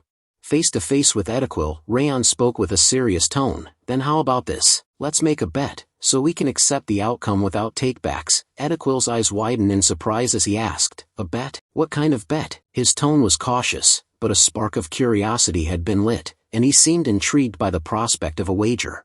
Raon's eyes gleamed with a hint of challenge as he explained, if I find the trolls, then from now on, the snow attack squad will speak respectfully to the scouts team. Also, you'll carry not just the gear you dump on us, but also our gear and help with our chores. Ediquil's face twisted in consideration, his eyes narrowing as he asked with a skeptical tone, and if you're wrong? Raon slowly raised his hand to his chest, a confident smile spreading across his face as he replied, then I'll do whatever you want. His words were laced with a sense of assurance, as if he was utterly certain of his own abilities. Ediquil turned away, walking off with a swagger in his step, his voice dripping with arrogance as he spoke over his shoulder. Fine, I accept your bet. You'd better be ready for your loss. You won't be running your mouth again after this. The words were laced with a mixture of confidence and menace. Suddenly, Tyrion turned towards the group, his voice firm and commanding as he ordered, all right then, let's move out to the frozen valley. The group sprang into action, their movements swift and precise. As they move, unaware of the unseen observer watching their every move, a figure, clad in black, stood motionless in the distance, his eyes fixed intently on the group as they walked towards their destination. The black hooded figure's voice was edged with frustration as he muttered under his breath, "Why are they climbing up?" Though barely audible, the tone carried an unmistakable mix of annoyance and concern. The black hooded figure's frustration deepened as he continued to mutter to himself, "This wasn't part of the plan." His eyes narrowed, and he crouched down, his movements fluid and deliberate. From his new vantage point, he watched the group's every move, his gaze darting between them as they climbed upwards. His voice was low and venomous as he growled to himself, "Those bastards are deliberately circling around to where it's easy to ambush the ice trolls. They clearly know exactly where the trolls are." His glare darkened, suspicion tightening in his chest as he watched their movements unfold. He thought, "But I erased all the troll tracks. How did they know the trolls were hidden in the valley?" He gritted his teeth. In a blizzard like this, even a scout who's lived here their whole life wouldn't be able to find them. At this rate, they'll run into the ice trolls sooner than expected. That would be a problem. I need to delay them longer so my plan can be completed. But it's too late to move the trolls now. What do I do? After placing his hand on his chin, he thought for a moment. With a smirk, he spoke, "Wait." A sly grin spread across his face as he recalled his control over the ice trolls, a plan beginning to form in his mind. Yes, this could work perfectly, he thought, his eyes gleaming with malevolent intent. Ediquil's eyes widened in shock as he gazed out at the scene before them, his voice laced with incredulity. How did this happen? He trailed off, stunned. Tyrion's expression mirrored his, both men taken aback by what they saw. As they took in the ice troll group gathered around them, Ediquil's tone shifted from surprise to astonishment. "There were actually trolls here," he exclaimed, his words barely above a whisper. Ediquil's jaw clenched as he gritted his teeth, his mind racing with incredulity. "No way," he thought to himself, "how did he find these trolls from that distance?" Ediquil's eyes snapped wide open in shock, his face twisted in a mixture of surprise and indignation. "You didn't forget our bet, did you?" Raon's words hung in the air, and for a moment, it seemed like the entire world had come to a standstill. Raon slowly walked towards Ediquil from behind, his voice dripping with confidence as he spoke. "After this battle, the snow attack squad will handle all the chores." Ediquil silently turned towards Raon, his eyes narrowing slightly as he processed the words. Raon's gaze locked onto Ediquil's, his expression unwavering as he continued, "You're the captain of the squad. I hope you won't go back on your word." Ediquil's face twisted in rage as he glared at Raon, his teeth gritted in a snarl. "This arrogant," he spat, before Tyrion's calm and authoritative voice cut through the tension. "Enough. It's hard to believe, but we're extremely fortunate to have discovered the trolls thanks to Raon's senses. We have a job to do now." Vice Commander Tyrion's words acted like a bucket of cold water, dousing the flames of Ediquil's anger. He halted his movement, his chest heaving with suppressed fury, as he forced himself to focus on the task at hand. The tension between Raon and Ediquil momentarily forgotten, Tyrion's voice rang out, "All units, prepare for combat." The group sprang into action, the crossbow unit swiftly taking out their crossbows and positioning themselves behind Tyrion. With his sword drawn, Tyrion barked out the next orders, "Lock, load." Tyrion's voice thundered through the forest, "Fire at will." As he shouted, he slashed his sword downward, signaling the start of the attack. The crossbow unit responded with precision, unleashing a hail of bolts that shot towards the ice trolls with deadly accuracy. One arrow shot out, flying straight and true, piercing the troll's massive body with a sickening thud. The troll's painful scream echoed through the forest, a chilling sound that sent shivers down the spines of even the most seasoned warriors. As the arrows found their mark, Tyrion bellowed out the next order, "Their movements have been hampered. Don't give them a moment to recover." With a fierce battle cry, he charged down the slope, his sword at the ready. The group followed close behind, their swords drawn and gleaming in the fading light.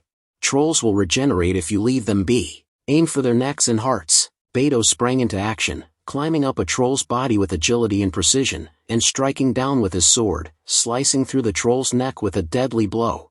Ediquil fought fiercely alongside, his sword flashing in the dim light as he struck down troll after troll with fearless abandon. The sound of clashing steel and the troll's pained roars filled the air. Tyrion's voice rang out once more, "Don't leave any survivors.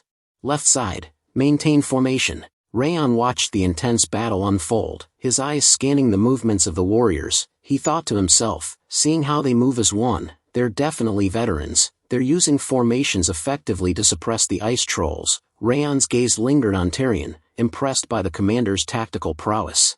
Raon's gaze shifted to Beto, and he thought to himself, Beto, that person is quite different when he fights. Just a moment ago he was quite calm, but now there's a different light in his eyes. Raon's expression turned contemplative as he paused for a moment, his mind working to connect the dots. He wondered, was the ominous feeling I had before the sort of thing, because that tendency was leaking out? Dorian's sudden call pierced through the air. Raon. Why are you standing still? Raon was jolted out of his thoughts, his gaze snapping towards Dorian in surprise. Dorian's eyes widened in surprise as he asked, normally, you wouldn't have been able to stop yourself and have jumped in already. You're too calm today. Raon replied calmly, our mission is to protect the scouts. We should stand by at our current location, and, he paused for a moment. Before continuing, I have a separate opponent. Dorian's expression transformed from curiosity to shock and surprise, his eyes locking onto Raon's with concern. What? He asked worriedly, his voice barely above a whisper, as if sensing that something intense was brewing. Raiden's voice rang out, Scouts, don't approach. Just provide support from the rear. The scouts swiftly responded, falling back to a safe distance. Raiden continued to issue orders, those with swords, block the trolls from the front, and those with crossbow, scatter the trolls' attention. The scouts moved with practiced precision. Raiden's face lit up with a triumphant smile as he thought to himself, the battle is going a lot better than normal. We were able to overwhelm them from the start by ambushing them. The trolls still haven't recovered their momentum and are confused. His eyes gleamed with satisfaction as he surveyed the battlefield, where the scouts and soldiers were fighting fiercely against the ice trolls. Raiden's thoughts wandered to Raon's contribution, and he thought to himself, this is all thanks to that newbie Raon. Once we get back, I should buy a... But before he could finish his thought, he became speechless, his mind snagging on a sudden, unsettling feeling. A shiver ran down his spine as he sensed something ominous brewing. His head jerked around, eyes scanning the battlefield, searching for the source of the unease. His eyes widened in alarm as he spotted two towering ice trolls emerging from the trees, their massive bodies radiating an aura of fury. An ice troll warrior and shaman, he thought, his mind racing with concern. The trolls' eyes blazed with rage as they beheld the group, their faces twisted in snarls. The warrior troll unleashed a deafening roar, charging down the cliffside with incredible speed and agility. It launched itself into a powerful jump, hurtling towards Raiden with its massive stone axe raised high. Raiden's eyes widened in surprise as he thought, how did they? But his thoughts were cut short as the troll's trajectory became clear. Raiden's face set in a grim expression as he assessed the situation, his mind racing with the limited options available. I can't dodge, he realized, bracing himself for the impact as the troll's axe came crashing down towards him. Just as the warrior troll's axe seemed destined to strike Raiden, Beto burst into action, charging forward with incredible speed and agility. He intercepted the troll's attack, using his sword to deflect the axe and create an opening. Meanwhile, Tyrion swiftly moved in, grabbing Raiden and pulling him to safety. Focus, Raiden, Tyrion ordered, his voice firm and urgent. If you don't, you'll die. Raiden's gaze snapped back to the battle, his eyes locking onto Tyrion's intense expression, and he replied, right, understood. After deflecting the warrior troll's attack, Beto spoke up with a grin, damn, it seems warriors are definitely different. His smile hinted at admiration for the troll's strength and ferocity. Beto's eyes gleamed with excitement as he readied himself for the next exchange, his sword at the ready. A blast of ice magic hurled towards Beto and Tyrion, prompting both to leap back in a swift, synchronized motion. The air was torn apart by a fierce explosion as the magic crashed into the ground, sending shards of ice and debris flying everywhere. The forest echoed with the blast's aftermath, the trees trembling from the force of the impact. Tyrion's gaze locked onto the shaman, his eyes narrowing in anger as he gritted his teeth in frustration. As Tyrion's gaze locked onto the shaman, who was rapidly casting another spell, he thought to himself, the shaman is supporting with magic from the high ground. If I also need to account for him while fighting, it'll be difficult.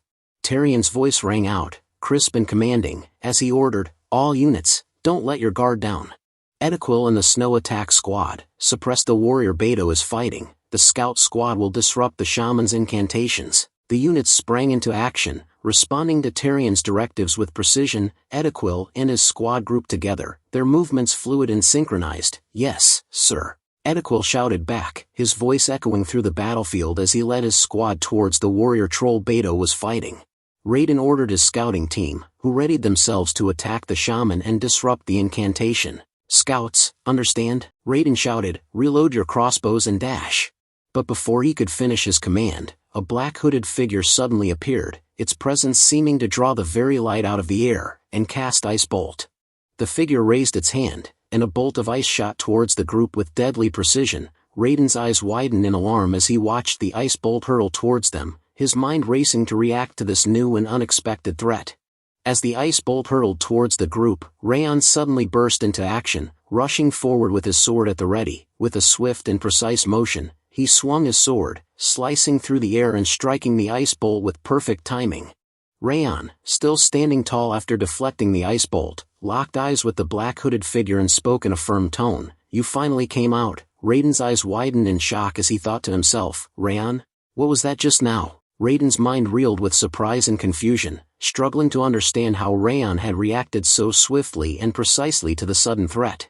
The black hooded figure slowly walked towards the group, his footsteps deliberate and measured. As he walked, he spoke up with a laugh, "The little child that blocked my magic." He paused for a moment, his gaze shifting to Tyrion, and continued, "And the vice commander who understood the situation and made good strategic orders. You're both amazing." His words were laced with a mixture of surprise and admiration. After paying his compliments, the black hooded figure came in front of the shaman and the warrior troll. Tyrion's face twisted in anger as he shouted, "I was thinking that the troll's movement were weird, but it was you bastards. Eden!" His voice echoed through the battlefield, his tone venomous. The black hooded figure, Eden Blue Spirit, turned his gaze towards Tyrion, a hint of a smile playing on his lips. Eden's Blue Spirit spoke up with a laugh, "Don't get so worked up." Suddenly, a dark, ominous aura erupted from Eden as he cast a curse towards the group. "Sorcery, Cold Shadow Demon Curse," he declared, his voice dripping with malevolence. "I won't leave a single one of you alive." Tyrion, Edequil, and Beto were shocked and panicked by the sudden turn of events, their eyes fixed on Eden's Blue Spirit as it seemed to grow in power. A massive, crushing pressure descended upon the group, forcing them down to the ground. As they knelt down on the ground, Beto struggled to speak, "This is..." But before he could finish, Edequil chimed in, his voice laced with alarm, "I'm suddenly getting chills and my body won't move." The three of them tried to stand, but their bodies seemed rooted to the spot, refusing to obey their commands. Tyrion's face contorted in frustration and anger as he gritted his teeth, his eyes blazing with fury. Eden's Blue Spirit spoke in a cold, calculated tone, "For our most noble restoration plan." Tyrion's gaze locked onto the Blue Spirit, a look of worry etched on his face as he sensed the gravity of the situation. The Blue Spirit continued, its voice devoid of emotion, "I shall take your lives today." With a wave of its hand, Eden began to cast out a spell, his voice dripping with malice as he uttered a single, chilling word, "Die." The air seemed to respond to the command, dark energy swirling around the group as if eager to obey Eden's deadly decree. Just as Eden was about to complete his incantation, Raon burst forward, his sword flashing in the dim light. With a swift motion, he shattered the curse that had immobilized the group, freeing them from its grasp. Before Eden could react, Raon's sword sliced through the air, striking down the Blue Spirit and disrupting the incantation. The Blue Spirit recoiled from Raon's blow, its ethereal form wavering in surprise. "What? How can you move under my curse?" it exclaimed, its voice laced with incredulity. Raon's expression remained calm, his eyes locked onto the Blue Spirit as he announced, "You wouldn't know. I've lived my whole life." He paused for a moment, his gaze never leaving the Blue Spirit, before readjusting his stance, preparing for the next strike. As he rushed towards the Blue Spirit, his voice took on a resolute tone, with a stronger curse and stronger cold energy. With a swift and deadly motion, Raon unleashed his rabid Fang sword technique, employing the savage Fang dance to devastating effect. The sword sliced through the Blue Spirit with precision and ferocity, leaving a trail of dissipating energy in its wake. After delivering the strike, Raon landed smoothly on the ground, his movements fluid and controlled. As he stood tall, he offered a critique, "Relying on curses too much leaves your close combat capabilities way too weak." His gaze turned to the Blue Spirit, his eyes piercing as he awaited the spirit's response. Edequil's eyes widened in shock and surprise as he exclaimed, "The curse was lifted. That guy, how did he break through the curse that even got the vice commander to?" His words trailed off as he stared at Raon in awe, struggling to comprehend the extent of Raon's abilities. Beto, on the other hand, wore a knowing smile as he gazed at Raon. With the curse lifted, Tyrion's voice rang out, sharp and commanding, "We're still in combat. Suppress the remaining trolls before they can reorganize." His words snapped the group back into action, and they quickly refocused on the battlefield. Tyrion's order was a call to capitalize on the momentum shift, and the group sprang into motion, ready to take down the remaining trolls and gain the upper hand in the battle.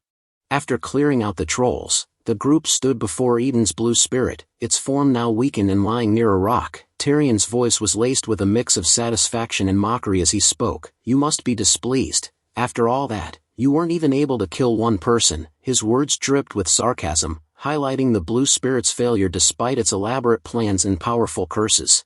Tyrion's voice rose to a commanding tone as he ordered the blue spirit, "Now tell me why you ambushed us, then I will give you mercy and end your life painlessly." The blue spirit, however, responded with a laugh, its voice filled with defiance. "Mercy? I don't need something like that," it said, pausing for a moment before continuing. "In fact, you all should want to kill me quickly." Tyrion's expression shifted to one of surprise as he spoke. "What?" The blue spirit's voice dripped with mockery as it continued. "My motive from the beginning was just to split up Haben Castle's troops." While a scout, after pointing out at Haben Castle, spoke to Raiden, "Over there, at Haben Castle." Raiden's gaze followed the scout's pointing finger, his eyes locking onto the castle in the distance. The blue spirit's tone remained taunting. "Since we're here already, I'll give you a present, thanks to your pathetic mercy." Its voice then shifted to a fierce tone. "Haben Castle shall fall in this battle." Just as the blue spirit finished speaking, a loud explosion rocked Haben Castle, the shockwave echoing through the forest and catching Tyrion off guard. Tyrion's voice took on a serious tone, laced with a growing sense of unease. "What do you mean we should have killed you already?" The blue spirit's reply was delivered with a smug tone. "Thanks to your pathetic mercy, Haben Castle shall fall in this battle." It let out a mocking laugh, continuing, "Even if you don't like it, you'll see soon enough." Tyrion's eyes widened in shock as he asked, "What?" Edequil's sudden exclamation cut through the tension. "Sir Tyrion, please look behind you." Tyrion's gaze snapped towards Edequil, his expression shifting from intensity to surprise and worry. Edequil's finger extended, pointing towards Haben Castle. As he continued, "There's smoke coming from Haben Castle." Tyrion's head swiveled, his eyes locking onto the sight of the castle in the distance, and his jaw dropped in shock as he took in the scene. The smoke billowing from the castle's direction painted a dire picture, and Tyrion's face reflected his growing alarm. Tyrion's eyes widened in horror as he murmured, "What the hell?" Raiden's voice followed, laced with incredulity, "But Haben Castle is an indestructible fortress." His words trailed off, his gaze fixed on the burning castle, as if struggling to reconcile the impossible with the reality unfolding before them. The blue spirit's mouth split open, revealing a bloody grin as it spoke. "The original plan was to use you as bait to pull Milland out here, but things didn't go as planned. So as a contingency plan, before you guys came here, I used an incantation to unleash a horde of trolls on Haben Castle." As it spoke, the blue spirit's eyes seemed to glaze over, recalling the moment it had cast the spell. Its voice trailed off, the memory seemingly vivid, and the smile on its face grew wider, as if savoring the chaos it had unleashed. The blue spirit's grin grew wider as it continued. "They'll probably be wreaking havoc inside the castle by now." Its laughter echoed through the air, a cold, mirthless sound. Suddenly, Tyrion's anger boiled over, and he slapped the blue spirit across the face with a swift, precise motion. The blue spirit's head rocked back from the impact, and it spat out a mouthful of blood, its smile now twisted and grotesque. Tyrion's grip tightened on the blue spirit's collar as he growled, "Stop running your mouth, blue spirit." His voice was low and menacing, but the blue spirit's confidence didn't waver. "Haben Castle won't fall just because a few trolls got in," Tyrion asserted, his words laced with determination, as if trying to convince himself as much as the blue spirit. While Raon's thoughts turned inward, Tyrion isn't wrong. Even if Haben Castle's elite squads are out here, Commander Milland is still inside the castle. As he recalled the commander's menacing face, Tyrion's expression turned resolute, and he spoke up. "You can't destroy Haben Castle with mere ice trolls." His voice was firm, conveying his confidence in the castle's defenses and Commander Milland's abilities.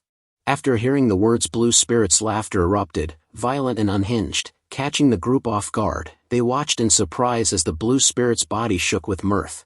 As its laughter subsided, it gasped out a few words. Maybe there were only ice trolls. Its voice dripped with sarcasm, implying that the true horror was yet to be revealed. The group's eyes locked onto the blue spirit, sensing that something was terribly wrong, and that the situation was far more dire than they had initially thought. Suddenly, the ground lurched violently, sending the group stumbling to maintain their balance. Edequil's voice rose in alarm. "The ground is suddenly shaking." Beto's voice followed, laced with concern. "Is it an earthquake?" The group's unease grew as the tremors intensified, making it difficult for them to stand steady. Raon's thoughts racing, he thought to himself, "No, it's not a normal earthquake. No way!" His mind was reeling, trying to comprehend the cause of the intense tremors. Meanwhile, the blue spirit's voice dripped with condescension as it spoke to Tyrion. "Did you really think Eden would have prepared so shabbily?" Its tone was taunting. "You were always dancing in the palm of my hand." The blue spirit's words culminated in a declaration. "The only thing you can do now is watch the fall of Haben Castle from afar." The blue spirit's words ended in a crescendo of madness. "Arrogant bastards. You will now wallow in despair." Its laughter echoed through the air, a cackling sound that sent shivers down the spines of those who heard it. Tyrion's response was immediate and decisive. Without hesitation, he gripped his sword and in a swift, deadly motion, cut down the blue spirit's head. The action was devoid of thought or mercy, driven solely by rage and a desire to end the spirit's taunts. Edequil's voice trembled with fear and worry as he called out, "Vice Commander Tyrion." But before he could finish, Tyrion cut him off, his voice firm and commanding, "Tell this to all units. Return to Haben Castle immediately." Tyrion's words were laced with urgency, his face and clothes splattered with the blue spirit's blood, giving him a fierce and battle-hardened appearance. His gaze was fixed on the burning castle in the distance, his determination to protect it evident in his voice and demeanor. The scene shifted to Haben Castle, where flames engulfed the fortress, illuminating the darkening sky as snowflakes fell around it. The screams of the people echoed across the castle walls, a cacophony of terror and panic. Commander Milan's voice boomed above the chaos. "Prioritize evacuating the villagers." His face was set in a determined expression as he bellowed the order, his eyes scanning the mayhem for any sign of order. Milan pointed to a spot where the flames were spreading rapidly, his voice carrying above the din. "First squad, suppress the fire. Second squad, block the ice trolls." His orders were crisp and clear, and the soldiers sprang into action. Sometimes later, after Tyrion and the group returned to castle, Tyrion approached Milan, his expression grim, and reported, "Commander, all deployed units have returned." Milan turned to face him, his eyes scanning Tyrion's blood-stained clothes and the look of determination on his face. "Good, Tyrion," Milan said, his voice firm with approval. Milan's expression turned serious as he asked, "We're currently being ambushed by a horde of ice trolls. Did you find anything out of the ordinary while deployed?" Tyrion's voice remained calm despite the gravity of the situation. "We actually had something related to report, so we came back immediately." He paused, then began to explain, "This ambush is the work of Eden." Milan's eyes widened in surprise. "I did think something was off." "I see. So Eden was responsible." Tyrion's report continued, "We took care of the blue spirit that was summoning ice trolls at the scene." He paused, his brow furrowed in concern, before continuing, "But after hearing his words, and this earthquake, it seems their plans won't end with the trolls." His voice trailed off, laced with doubt, "But something is strange." He gazed out at the gruesome battlefield ahead, his eyes scanning the chaos and destruction. Milan's gaze locked onto Tyrion, his expression thoughtful, as he asked, "There isn't really much for those bastards to gain from targeting Haben Castle like this." Tyrion's response was measured, "Forgive me, we weren't able to find out their goals, however."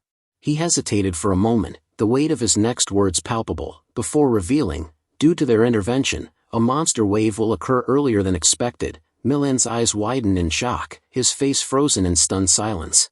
Tyrion's voice pressed on, his words painting a dire picture, "The traces of the ice trolls and monsters that were gathered by them, and the earthquake just now. There's a high chance of them causing a wave to head in this direction." As his words spread among the soldiers, panic began to set in, their faces paled, and their eyes darted towards the horizon, as if expecting the wave of monsters to materialize at any moment. The soldiers' murmurs grew louder, their panic palpable. "The inside of the castle is a mess because of the ice trolls, and now a wave on top of that," one of them said, his voice laced with desperation. Another soldier gripped his head tightly, his voice trembling with fear. "We're finished. We're all going to die." The atmosphere was thick with dread, and Raon's eyes scanned the scene, his face etched with worry. Raon's thoughts turned grim as he assessed the situation. The soldiers were on the brink of panic, their rationality slipping away with each passing moment. A battle against a monster wave would be daunting enough, but with his troops in this state, It would be nearly impossible. Commander Milan's voice boomed across the courtyard. All of you, calm down. How dare you become cowards so quickly? The soldiers' murmurs and panicked whispers ceased abruptly, replaced by an uneasy silence. The soldiers' eyes snapped towards Milan, their faces pale and fearful. Milan's voice thundered on, his tone manic and unyielding. Have we ever fallen to a monster wave? This is Haben Castle, the iron castle that protects the continent from afar. If we fall, what will happen? He paused, his gaze sweeping across the soldiers' faces, before settling on the castle's flag. His eyes blazed with determination as he continued, the people of the continent, our families and friends, who will protect them? Milan's voice rose to a crescendo. We can do it. We have done it so far, and we will do it now. He gripped his sword tightly, his knuckles white with determination, as he continued, collect yourselves and hold your swords, not for yourselves, but for those you hold dear. With a mighty roar, he raised his sword towards the sky.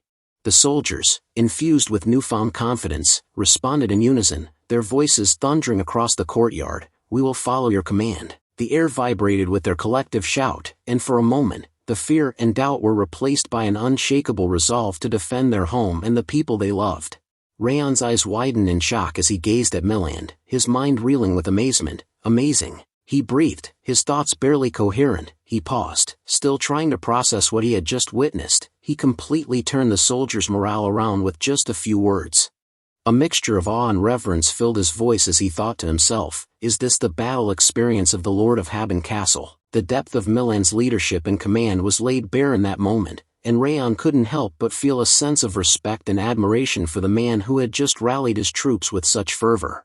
Then Milan barked out orders. Outside of squads who have received orders to protect the civilians and clean up the scene, all other forces will follow me and head to the castle walls. He then turned to Raon and Dorian. Raon, Dorian, help the squads who are staying back. But before he could finish, Tyrion interrupted. Commander, how about bringing those two to the wall as well? Milan's expression turned incredulous as he turned to Tyrion. Tyrion, are you serious? Milan's concerns were clear. The walls will have to face the wave head-on. No matter how talented those children are, if they misstep once, they will die. Tyrion nodded understandingly. I understand your worries, Commander. However, he countered with a pointed observation. Raon defeated the Blue Spirit in one strike. Milan's expression faltered, and he became speechless, his thoughts momentarily stuck on the implications of Tyrion's words. Tyrion's gaze shifted to Dorian, and he continued, and Dorian returned from this incident with no injuries as well. Even if those two gave a bad first impression, there is no reason to underestimate their abilities. So, please trust me this time. Tyrion's eyes, along with Milan's, turned to Dorian and Raon, who stood a short distance away. After some thoughts, Milan's gaze settled on Raon as he spoke. I will give you two a command. Raon's eyes locked onto the commander, listening intently. Milan's voice was firm as he continued, come to the top of the castle walls and protect Haben Castle with us. The words hung in the air, a direct order that left no room for hesitation. With a resolute tone, Raon replied, yes, sir, I will receive your command. His words were laced with determination, and he stood tall, his eyes locked onto Milan's. The scene shifted towards the castle wall's top. Commander Milan's voice cut through the din. Scout, how are the movements of the enemy? Have you seen anything new? The scout's face turned ashen as he gazed out at the approaching horde, his voice barely above a whisper. Commander, this is big, the wave situation. He trailed off, his words hanging in the air like a death knell. Milan's gaze followed the scout's line of sight, and as he took in the sight before him, his expression transformed from inquiry to alarm. What could have caused you to speak like this? He asked, his voice laced with a mix of curiosity and concern. But as his eyes landed on the scene unfolding below, his words trailed off into a worried whisper. This is... He paused, his eyes wide with a dawning realization of the enormity of the situation. The sheer scale of the monster wave must have been breathtaking, and Milan's face reflected the gravity of their predicament. Beto's voice was laced with concern as he turned to Edequil. Have you seen a wave like this before? Edequil's response was tinged with worry. No, this is a first for me as well. The uncertainty in his voice was palpable, and the weight of their situation hung heavy in the air. Raon's eyes widened in awe as he took in the sight before him, his curiosity giving way to stunned silence. The sheer magnitude of the monster wave was breathtaking, and he stood frozen, unable to find the words to describe the horror unfolding before his eyes. As Raon's gaze fell upon the monstrous horde, Instructor Limer's words echoed in his mind. And Raon, you're going to the north, Haben Castle, the eternal battlefield, where you will fight monsters that come from the North Sea and Mount Sterling every day. They call it Hell's Battlefield because you will never have a chance to put your sword away. Everyone else will struggle as well, but you'll have it a bit rougher. The memories seemed prophetic now, and Raon's eyes snapped back to reality as he took in the countless monsters marching towards the castle. The weight of Limer's words settled upon him, and he steeled himself for the battle ahead. Milan's voice was firm as he asked one of his subordinates, "What's the scale of the wave?" The Vice Commander Tarian reply was laced with worry. "We have identified 1,000 of them, but given their continuous approach, there are likely tens of thousands." The Tarian's voice trembled slightly as he admitted, "This is also my first time seeing this many before." Raon's eyes widened in horror as he thought to himself, "Those words are correct. I can't even count them with my senses." The sheer scale of the monster wave was numbing, and he became shocked still, his mind reeling from the implications. The words "this is a wave on Haben Castle" echoed in his mind, and he felt like he was staring into the abyss. Suddenly, Commander Milan turned sharply to Raon. "Raon, do you know about waves?" Commander Milan's sudden question caught Raon off guard, and he turned to face the commander with a look of surprise. After a moment's hesitation, Raon's expression turned worried as he replied, "Yes, I know at least a bit about them." His voice was tinged with a mix of apprehension and uncertainty, as if unsure how much he really knew about the monster waves or what the commander was getting at. Raon took a steady breath and began explaining to Commander Milan, "In the process of stopping a wave, there are always countless casualties. The reason there are endless reconnaissances and expedition missions is to prepare for waves and reduce the damage by even a little." As he spoke, memories of his training and past experiences flooded back, and he recalled the countless stories of bravery and sacrifice that had been drilled into him. His words were laced with a sense of grim resignation, as if he knew that the upcoming battle would be a brutal and unforgiving test of their mettle. Destroyed castle walls can be rebuilt, and new castle gates can be made again. However, his expression turned grave as he added, "But dead people do not come back." The weight of his words hung in the air, a poignant reminder of the true cost of their battles against the waves. With a serious expression, Milan ordered Raon, "So please, protect as many soldiers as possible. That is your mission." Raon's face set in determination as he replied with a confident tone, "I understand." His voice was firm and resolute, conveying his commitment to fulfilling his duty and doing everything in his power to safeguard his comrades. As the thunderous roars of the monsters echoed through the area, Raon and Milan gazed out at the battlefield. The air was electric with tension, and Milan's voice was laced with a sense of urgency as he spoke to Raon, "It looks like we no longer have the time to talk." Commander Milan turned to the soldiers, his voice ringing out across the battlefield, "All of you, lift your swords. I understand that everyone is scared of this wave scale." The soldiers stood in silence, their faces set with determination. Milan's gaze shifted towards the battlefield, and as he saw the monsters charging towards the castle, his voice grew urgent. "However, this is a trial anyone who has trained at Haben Castle can overcome." With confidence, he shouted, "Like always, we will endure and conquer." His words echoed across the battlefield, a rallying cry that seemed to steel the soldiers' resolve. As Milan raised his sword high, a fierce glint in his eye, he announced with a grin, "Let's all raise a drink to celebrate after this is over." The soldiers' faces lit up with a mix of determination and anticipation, and a ragged cheer erupted from their ranks. Milan's voice rang out, sharp and commanding, "Shield warriors, spear warriors, to the front of the walls. Archers, take position on the ramparts." The soldiers sprang into action, moving swiftly to their assigned positions. The archers climbed up to the ramparts, their eyes scanning the approaching horde as they readied their bows. With a collective rustle of leather and wood, they nocked arrows and drew back their strings, their fingers tense and ready to release. The air was thick with anticipation as they awaited the command to fire, their sights set on the monsters charging towards them. Milan's sword sliced down through the air, and he bellowed, "Fire!" The monsters, realizing the arrows were flying towards them, let out panicked roars. The archers released their arrows in unison, unleashing a deadly hail of projectiles towards the monster wave. The arrows soared through the air, their steel tips glinting in the light as they hurtled towards their targets. The monsters' panic was palpable, and for a moment, it seemed like the tide of battle might shift in favor of the defenders. The arrows rained down, piercing the monsters' bodies with deadly precision. The beasts' screams echoed through the area, a cacophony of pain and terror. As the monsters fell, the ground became slick with their blood, and the area began to pile up with lifeless corpses. The smell of blood and death hung heavy in the air, mingling with the acrid scent of sweat and fear. The monster's cries grew fainter, replaced by the sound of thudding bodies and the labored breathing of the defenders. Despite the carnage, the monsters continued to press forward, their relentless tide, seemingly unending. The scout's voice was laced with panic as he shouted, "Wait, look over there." He paused, his eyes fixed on the approaching figure, before continuing, "An elite orc is running over." The scout's words drew the attention of the defenders, who turned to see the elite orc charging towards the castle wall. The orc's massive frame and gleaming axe seemed to make him almost invulnerable, and he plowed through the hail of arrows without flinching. "Shit, he's targeting the gates," someone shouted, panic etched in their voice. "Block him quickly." The order was barked out, but before anyone could respond, another defender chimed in, "Arrows aren't working." The elite orc continued to charge towards the gates, his axe flashing menacingly as he dodged and weaved between the arrows. The flash of lightning illuminated the darkening sky, striking the elite orc with incredible force. The orc's body stiffened, and it crumpled to the ground, motionless. Milan stood tall on the walls, his sword still crackling with electrical energy. "I will protect these gates," he declared, his voice ringing out across the battlefield. The sudden display of power left the defenders stunned, but one soldier quickly rallied them, shouting, "Everyone, come to your senses. Commander Milan is with us." The soldier's words snapped the defenders back to attention, and they gazed at Milan with renewed hope and determination.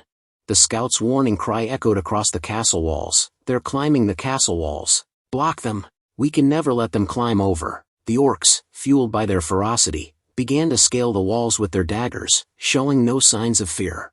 Milan's voice rang out, calm and authoritative, "As soon as they reach the top, fire your aura to drop them." As the orcs crested the wall, the defenders sprang into action, charging towards them with a fierce determination. The soldier's cry of pain echoed through the castle walls as he fell. "Whack! An orc got over! Save me!" The orc, having successfully climbed over, charged towards the fallen soldier, its blade raised high. But before it could strike, Raon burst forward, his movements swift and deadly. With a precise strike, he finished off the orc. Raon's expression was etched with concern as he asked the soldier, "Are you hurt anywhere?" The soldier, still in awe of Raon's strength, shook his head and replied, "No, thanks." His eyes lingered on the massive body of the orc, a testament to Raon's incredible prowess. Raon's gaze swept across the battlefield, his eyes taking in the seemingly endless horde of monsters. He thought to himself, "This truly is hell, even though I feel like I've already killed a few hundred. It doesn't look like I've even made a dent to their numbers." His gaze fell upon the front lines, where wave after wave of monsters continued to surge forward, their numbers showing no signs of dwindling. The scout's voice rang out across the castle walls, "All units, prepare for impact. A boom skull is approaching on the right side of the castle." Raon's expression turned grave. Before Raon could react, a deafening explosion erupted behind him. Boom! The explosion sent Raon flying, and he crashed to the ground, dazed and disoriented. As he struggled to sit up, clutching his head in pain, he thought to himself, "Cook, there's even a suicide bomber monster boom skull. Are soldiers all right?" The blast had caught him off guard, and Raon's concern for his comrades' safety immediately took priority over his own injuries. He winced in pain, his ears ringing from the explosion, and quickly scanned his surroundings to assess the damage and check on the soldiers nearby. The explosion's aftermath was chaotic, with soldiers crashing to the ground, some dying, and others injured. The air was filled with cries of pain and despair. One soldier clutched his leg, shouting, "Kuuk, my leg." Another screamed, "My arm, where did my arm go?" Raon's eyes widened in horror as he took in the carnage. He thought to himself, did they get caught in the explosion and fall off the wall? As he stood up, he shouted to his injured comrades, "Please wait there, I'll..." But before he could finish, an aura message from Commander Milan interrupted him. "Don't go, Raon." The sudden message made Raon pause, and he thought to himself, is this an aura message? Raon's expression changed as he recognized Commander Milan's voice. Milan's voice echoed in his mind, "Protect the walls that haven't fallen. If you focus on the small things, the big things will crumble. You have to endure it." Raon's thoughts repeated themselves, his mind weighing the importance of defending the walls against the desperation of his injured comrades. That's the correct decision to make. If we give up the walls to focus on the injured, the defense we've centered on this place will eventually collapse. Yet, as he gazed at the fallen soldiers, their anguished cries piercing the air, Raon's resolve faltered, his eyes lingered on the injured, his expression a mix of determination and compassion. as he struggled to reconcile his duty with his humanity. Raon's face was etched with sadness as he gazed at the soldiers, his thoughts inward and conflicted. He struggled to make a decision, his emotions warring with his duty. But then, he gripped his sword tightly, and a resolute look crossed his face. I'm not a commander, he thought to himself, acknowledging the limits of his role and the decisions that lay beyond his authority. With a surge of determination, Raon leapt off the walls, plunging into the midst of the monster wave below. His thoughts were clear. My mission is to prevent the soldiers of Haben Castle from dying. Without hesitation, he charged forward, his sword flashing in the sunlight, driven by his desire to protect his injured comrades. Raon's actions were a testament to his bravery and selflessness, as he put himself in harm's way to safeguard the lives of others. As Raon stood before the monster horde, Wrath's voice erupted from his body. You're insane. Did you even think before jumping down? Do you think you can hold out while protecting the soldiers down here? Raon's response was laced with determination. It'll be hard, but I'll have to push my senses to the limit and try. Just as Wrath was about to retort, a snarling orc charged towards Raon. Wrath's voice was laced with venom and disdain. You idiot, to think you'd make such an emotional decision. The only thing in front of you is a dog's death now. The words were meant to cut deep, and Raon's gaze didn't waver, his determination to protect the soldiers unwavering despite Wrath's harsh words. With blade of requiem in hand, Raon's thoughts turned inward, an emotional decision. That's true, even though the right thing to do in this situation is to run away. In this life, I swore to myself that I'd live not as an assassin but as a swordsman. His eyes burned with determination as he steeled himself for the battle ahead. With unwavering confidence, Raon declared, before I fall, not a single one will get past me. I will definitely endure and survive. His voice echoed through the battlefield, a declaration of his unyielding resolve. Without hesitation, he charged forward, his sword flashing in the light as he plunged into the heart of the monster horde. The battlefield was a blur of chaos and carnage as Raon slashed down orc after orc, his sword slicing through the enemy ranks with deadly precision. Amidst the mayhem, he thought to himself, this hell. The battle raged on, with Raon slashing, and slashing again, his movements a blur of steel and fury. He showed no signs of fatigue, his sword arm relentless as he cut down monster after monster. The air was thick with the stench of blood and sweat, and Raon's dress and body were drenched in the crimson fluid, a testament to the unending carnage. Raon's hands were a mess, his skin torn and shredded, covered in his own blood as well as that of the monsters he had slaughtered. Despite the excruciating pain, he refused to stop, pouring every last drop of his aura into his sword strikes.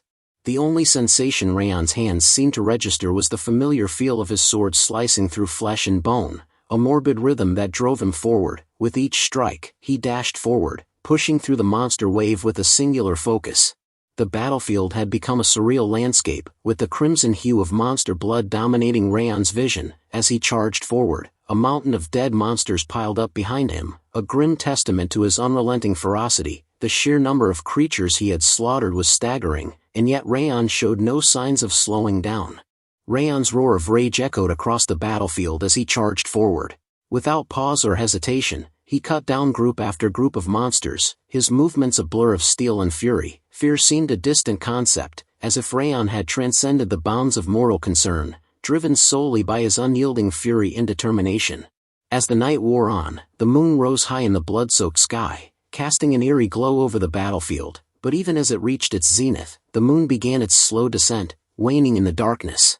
As the first light of dawn crept over the horizon, Raon stood wearily in front of the walls, his sword still clutched in his hand. The battle-scarred landscape around him was a testament to the ferocity of the fight, with the bodies of monsters strewn about in every direction. The aftermath of the battle was a grim reminder of the carnage that had unfolded. Raon's gaze swept across the battlefield, and he saw that the monsters had been vanquished, but at what cost? The ground was littered with the bodies of the fallen, and the air was heavy with the stench of death. Raon's expression was somber, his eyes filled with a mix of sadness and exhaustion as he took in the devastation. Meanwhile, a lady's eyes gleamed with intrigue as she gazed at Raon's face in her crystal ball. A sly smile spread across her face as she thought to herself, Hoo-hoo, Raon Sieghart. Her thoughts drifted back to her original objective, the destruction of Haben Castle and the acquisition of the incarnated body. Her long nails clicked softly as she placed her hand on her face, her mind whirling with calculations and schemes. The lady's masked face gleamed with an otherworldly intensity as she gazed at Raon's visage in the crystal ball. The hood that shrouded her head seemed to absorb the light around her, making her eyes sparkle like stars in the darkness. Her smile grew wider, a cold, calculated smile that hinted at secrets and schemes. "But I've gotten an unexpected harvest," she murmured, her voice barely audible. The crystal ball seemed to glow with an eerie light, illuminating the shadows on her masked face. As she contemplated the possibilities that Raon's presence presented, the scene shifted in Haben Castle in a room. Raon's eyes fluttered open, and he was met with an unfamiliar feeling. He sat up with a start, his mind foggy from the sudden wakefulness. As he looked around, he took in the opulent decor of the room, the lavish furnishings, and the large window that let in a flood of sunlight. His gaze lingered on the unfamiliar surroundings, and a hint of confusion creased his brow. Raon's eyes narrowed as he replayed the events in his mind. The castle walls came down, and I was hanging in there until the cave was open, he thought to himself, his brow furrowed in concentration, trying to recall what happened. Suddenly, a voice interrupted his thoughts. "Raon?" His eyes widening in surprise as he took in the person standing before him. As Yua stood before him, Raon's gaze locked onto her face, and he began to speak. "You're..." But his words faltered as he took in the tears welling up in her eyes. Yua's voice trembled with emotion as she spoke. "You've finally woken up." Some time later, Dorian visited Raon, his expression serious and eyes heavy with concern. "Seriously, we were so worried because you weren't waking up at all. You showed no reaction for 3 whole days, no matter what we did, so we really thought you might die." Raon's eyes widened in surprise as he listened, and he felt a pang of guilt for causing his friends such concern. "Sorry for causing you guys to worry," Raon said, his voice filled with sincerity. He looked at Dorian with gratitude. "And thanks for taking care of me, Dorian." His words were laced with appreciation, and he meant every syllable. Dorian's calm demeanor was unwavering as he spoke, his voice measured and gentle. "The one you should be thanking isn't me," he said, his words punctuated by a hint of a smile, "but Yua." Raon's eyes snapped towards Dorian, surprise etched on his face. Dorian's words painted a vivid picture. "Yua stayed by your side and nursed you every day until the wave ended." Raon's eyes widened in surprise, imagining Yua's dedication and care, while Yua worked tirelessly in the kitchen. Dorian's expression turned thoughtful. "She was really worried about you." His words conveyed the depth of Yua's concern, and Raon's heart swelled with emotion. Dorian continued, "She also has to work for the tavern, so she must have been really busy though." As Raon and Dorian continued talking, the door creaked open and Yua stepped inside, carrying a steaming bowl of soup. Her voice was like music. "Raon, I made some soup." Raon and Dorian turned to look at her, their eyes drawn to the warm smile on her face. Yua continued, "You're still recovering, so I made the ingredients soft and easy to eat." Her thoughtfulness was evident in the care she had taken to prepare the soup. "Eat slowly, because it's still hot," Yua cautioned, as she placed the bowl on the table beside Raon's bed. Raon's gaze followed the bowl, and his eyes landed on the soup, the aroma wafting up to tease his senses. As Yua began to leave the room, Raon's voice called out to her, "Yua." Yua stopped in her tracks, her momentary pause a testament to her surprise. She turned back to Raon, a questioning expression on her face, and spoke softly, "Yes." Her eyes locked onto Raon's, filled with a mix of curiosity and expectation, awaiting the reason behind his sudden call. Raon's smile grew wider as he spoke. "Thank you for coming every day to take care of me." But instead of a heartfelt response, Yua's voice was filled with a playful tone. "Oh come on, follow-up care for regulars is basic business etiquette." Her words were laced with a light-hearted humor, and Raon's smile faltered for a moment before he chuckled. Yua continued, her voice filled with a joyful tease, "When you're fully recovered, be sure to drop by the tavern and help boost sales, okay?" Her eyes sparkled with amusement, and Raon couldn't help but laugh at her cheeky remark. Raon's eyes lit up with excitement as he suggested, "Speaking of which, how about we eat at Branch of Frost tonight? I've been eating bland stuff for so long, I'm really craving something greasy." His words hung in the air, and Yua's expression transformed from playful to intrigued. Dorian's words cut in, "Ah, but first, you need to show everyone that you're safe and sound." Raon's eyes snapped towards Dorian, surprise etched on his face as he asked, "Show them? Who's them?" His voice trailed off, curiosity piqued, and he looked at Dorian expectantly, waiting for an explanation. As Raon finished dressing up, Dorian opened the door and gestured for him to follow. "The people waiting for you, of course," he said, his tone casual, but Raon's face paled as he processed Dorian's words. "Why are you making such a big deal about this?" He trailed off, his voice laced with unease.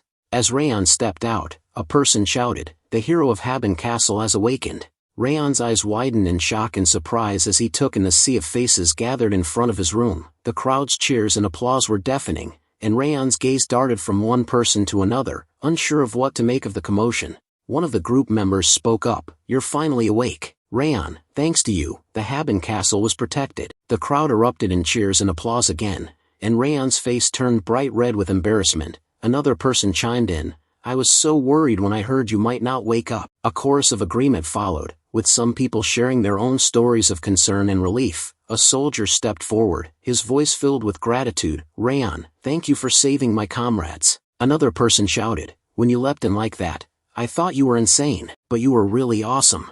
Another person shouted, "Drinks are on me tonight." The crowd cheered and chanted, with some people clapping and whistling. Another person chimed in, "I'll never forget this debt of gratitude." The atmosphere was electric, with everyone seemingly eager to celebrate Raon's awakening. Just as the soldier was speaking, Commander Milan joined the group, his face etched with concern. "I'm glad you're safe, Raon," he said, his voice sincere. Raon's eyes widened as he saw Milan, and he spoke up in worry, "Commander Milan." Milan's expression turned somber as he continued, "This wave was unlike any that had been seen before. It happened earlier than expected, and the scale was much larger than usual." His voice was filled with a mix of awe and gratitude. "Normally, we would have seen a high number of casualties. But you didn't hesitate and jumped off the wall without a second thought." Milan's eyes locked onto Raon's, his gaze intense as he recalled the moment.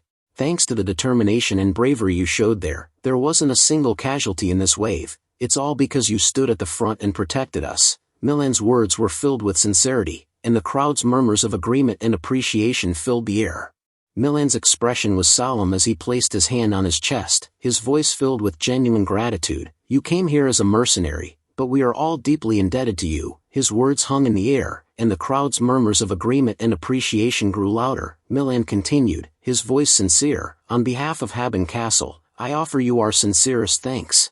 Suddenly, Tyrion spoke up, "And Edequil also has something he wants to say to you." Raon's eyes widened in surprise as he processed Tyrion's words, and he thought to himself, "Edequil has something to say to me?" A mix of curiosity and wariness crossed his face, and he wondered what Edequil could possibly want to say to him. Edequil's voice was laced with guilt as he spoke, "Raon, I've been wrong about you this whole time." Raon's eyes locked onto Edequil, his expression a mix of shock and surprise. He couldn't believe what he was hearing, and his gaze searched Edequil's face for any sign of insincerity. Edequil continued, his words pouring out like a confession, "I thought you were just a rookie mercenary, so, even when I saw your skill, I looked down on you." His voice was tinged with regret, and his eyes seemed to hold a deep apology. Edequil's words were laced with a deep sense of admiration and respect as he spoke, "But the way you jumped down the wall to protect our comrades, that was the very image of a true swordsman." His voice was filled with conviction, and his eyes shone with a newfound appreciation for Raon's actions. As he continued, his fist clenched tightly, "It was the noble, resilient ideal of the swordsman we all strive to become." The crowd watched in stunned silence as Edequil's demeanor transformed from one of guilt to reverence. And then, in a shocking display of humility, Edequil bowed down, his voice filled with sincerity, "I sincerely apologize for how I've acted until now." Commander Milan's voice boomed out, "You've worked hard holding back the wave. To celebrate this unprecedented achievement, we'll hold a festival. We'll provide food and drink at Branch of Frost, and for 3 days, you may eat, drink, and enjoy yourselves to your heart's content." The crowd erupted in cheers and applause, with soldiers and guards alike grinning from ear to ear. One of the soldiers spoke up, his voice filled with joy, "Commander, when did you prepare all this?" Another soldier chimed in, laughing, "Ha ha ha, this is the first time something like this has happened since I came to Haben Castle." The crowd's laughter and chatter filled the air, with everyone excitedly discussing the upcoming festival. One of the soldiers shouted with joy, "Come on, everyone, let's go to the Branch of Frost." The soldiers began to run towards the tavern, their laughter and shouts filling the air. As they ran, one of them exclaimed, "For the next 3 days, drink like you've died and come back to life." Their enthusiasm was infectious, and the scene was chaotic with excitement. One member, who hadn't run with the others, called out, "Wait for me, where do you think you're going without us?" His voice was laced with mock annoyance, but a smile played on his lips. Raon watched the soldiers' joyful departure, a smile spreading across his face. He gazed after them, looking at their retreating backs without saying a word, his expression soft and contemplative. Milan turned to Raon, a hint of a smile on his face. "Raon, you should go along too. I'll catch up after a meeting with the officers." He then turned to the officers, his voice taking on a more authoritative tone. "Deputy Commander and Corps leaders, follow me." The officers, including Tyrion, Beto, and Edequil, exchanged surprised glances, their eyes flicking to Milan with a mix of curiosity and expectation. Dorian hurried up to Raon, a grin spreading across his face. "Young master, what are you doing? We need to grab a seat and start partying too." His eyes sparkled with excitement, and he gestured enthusiastically towards the branch of frost. Raon looked at Dorian, a hint of amusement dancing in his eyes. Meanwhile, inside Commander Milan's office, Milan's expression was serious as he spoke to the officers. "You're not planning to just shower Raon with praise and be done with it, are you?" His tone implied that more substantial recognition was needed. Vice Commander Tyrion nodded in agreement. "Of course not. We need to grant him the greatest reward and appropriate compensation. Raon saved countless lives." The other officers murmured in agreement, their faces reflecting their gratitude and admiration for Raon's bravery. Milan's words hung in the air. I'm thinking of giving him something more valuable than gold." The officers looked at him in surprise, their eyebrows raised in curiosity. Tyrion's voice was laced with skepticism. "Something that's more valuable?" Milan's expression was resolute. "I plan to give him the Haben Castle's artifact." The officers' eyes widened in shock, their faces pale with astonishment. The room fell silent, with the weight of Milan's words sinking in. Raiden's voice trembled with shock. "Are you really giving him the Snowhorn sword, the symbol of the castle?" Tyrion's eyes widened in incredulity. "Don't tell me you're planning to name Raon the next Lord of Haben Castle." Milan's expression turned stern. "Don't be ridiculous. That sword is a symbol, not an artifact. Raon will be receiving something else." Raiden let out a relieved chuckle. Milan revealed a box, his voice filled with significance. "What I plan to give Raon is this." Tyrion's eyes widened in surprise. "This is..." Before he could finish, Milan confirmed, "Yes, armor made from the mana stone of the Orc Lord. It's called the White Soul Armor." As Milan opened the box, the officers gasped in awe, beholding the breathtaking armor. The White Soul Armor shone with an ethereal glow, its intricate design seeming to pulse with an inner light. Milan's voice was filled with conviction as he continued, "It's said to be more valuable than the Snowhorn sword, the castle's symbol. But when you think of what Raon's done, this is the least we can offer." His eyes shone with a deep sense of gratitude and admiration for Raon's bravery. Milan's tone turned solemn. He risked himself to save others. "I'll only feel at ease if I can at least protect him with this." The officers nodded in agreement, their faces reflecting their understanding of Milan's words. Raiden's face lit up with enthusiasm. "I agree. This will be the perfect gift." Tyrion nodded thoughtfully. Considering how many lives Raon saved, nothing would truly be enough. Edequil's voice cut through the conversation. "Commander, I have a question." Tyrion turned to Edequil in surprise, his eyebrows raised slightly. Milan nodded. "Go ahead, Edequil." Edequil's calm voice asked, "Raon is not just an ordinary mercenary, is he?" The room fell silent, with the officers exchanging shocked glances. Commander Milan's expression turned speechless, his eyes locking onto Edequil's with a mixture of surprise and wariness. Edequil's eyes seemed to bore into Milan's, his voice steady as he continued. After remembering Raon's martial arts, the martial art he used wasn't something simple. No matter how talented, a mere mercenary couldn't reach that level. Edequil's expression turned thoughtful. "I've known he wasn't just a regular mercenary for a while now, but I think it's time you told us the truth." The weight of Edequil's words hung in the air, implying that Raon's abilities and background were more complex than they initially seemed. Commander Milan spoke in seriousness. "I'm sorry, but there are still reasons that I can't tell you everything." His expression turned solemn. "But I promise you this." His words trailed off as his attention seemed to shift, his gaze focusing on something beyond the room. Meanwhile, Raon and Dorian reached the branch of frost, where Yua was waiting for them. Milan's thoughts seemed to follow them, a hint of warmth in his voice as he continued. "That child has always been sincere with us here." His words conveyed a deep sense of trust and appreciation for Raon, leaving the officers with more questions than answers about Raon's mysterious background. Commander Milan's gaze swept across the officers, his expression calm and reassuring. "One day, the time will come when he reveals his true identity on his own. He's not someone tainted by darkness, so you don't need to worry." His words seemed to put the officers at ease. and he concluded, "So for now, let's enjoy the festival." Meanwhile, inside the branch of frost, the atmosphere was lively and joyful. The soldiers chatted and laughed, drinking beer from wooden mugs alongside Raon. One of the soldiers, with a mug raised high, announced, "Let's celebrate the birth of a hero." The other soldiers cheered in agreement, their faces flushed with excitement and camaraderie. Raon's face lit up with a warm smile as he joined in the celebration, the festive atmosphere infectious and joyful. 10 months had passed since Raon first arrived at Haben Castle. The seasons had turned, and winter had blanketed the castle and the surrounding forest in a thick layer of snow. Raon sat quietly on the ground, his gaze fixed on the majestic mountains in front of him. The peaks were shrouded in a misty veil, their snow-covered slopes glimmering in the pale winter sunlight. As Raon sat amidst the winter quietude, he began to remember his past days in Haben Castle. The memories flooded his mind like a stream, and he felt a mix of emotions. The 10 months since his arrival felt both long and short. So many things happened during these 10 months, he was also able to achieve a lot. Raon recalled a pivotal part of his journey at Haben Castle. He remembered that he was able to learn to manipulate spirit energy thanks to the true soul sword he got from Kuberud. Then, his thoughts turned to the harrowing experience of enduring against the monster wave right there at Haben Castle, a place many called Hell's Battlefield. The memories of that intense battle lingered, a testament to his resilience and the strength he'd found.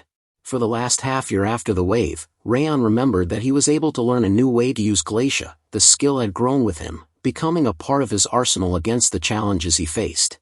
Through all of that, the battles, the growth, the trials, the people of Haben Castle became his trustworthy comrades. The thought brought a sense of warmth to Raon as he sat amidst the winter quietude. With a smile, Raon thought maybe it was because he managed to successfully fend off a monster wave, but people began to call him by a new nickname. He hadn't sought out the recognition, but it seemed to have found him nonetheless. Without his knowledge, stories of his heroic battles were being passed throughout the continent. The scene shifted towards the northwest of the continent, to the vast and unforgiving expanse of the Levine Desert. The landscape transformed abruptly from the snowy mountains and forests of Haben Castle to the endless dunes of sand and rock that characterized the desert. Ben's voice cut through the dry desert air as he asked someone in surprise, "The hero of Haben Castle?" His eyes widened with a mix of astonishment and curiosity.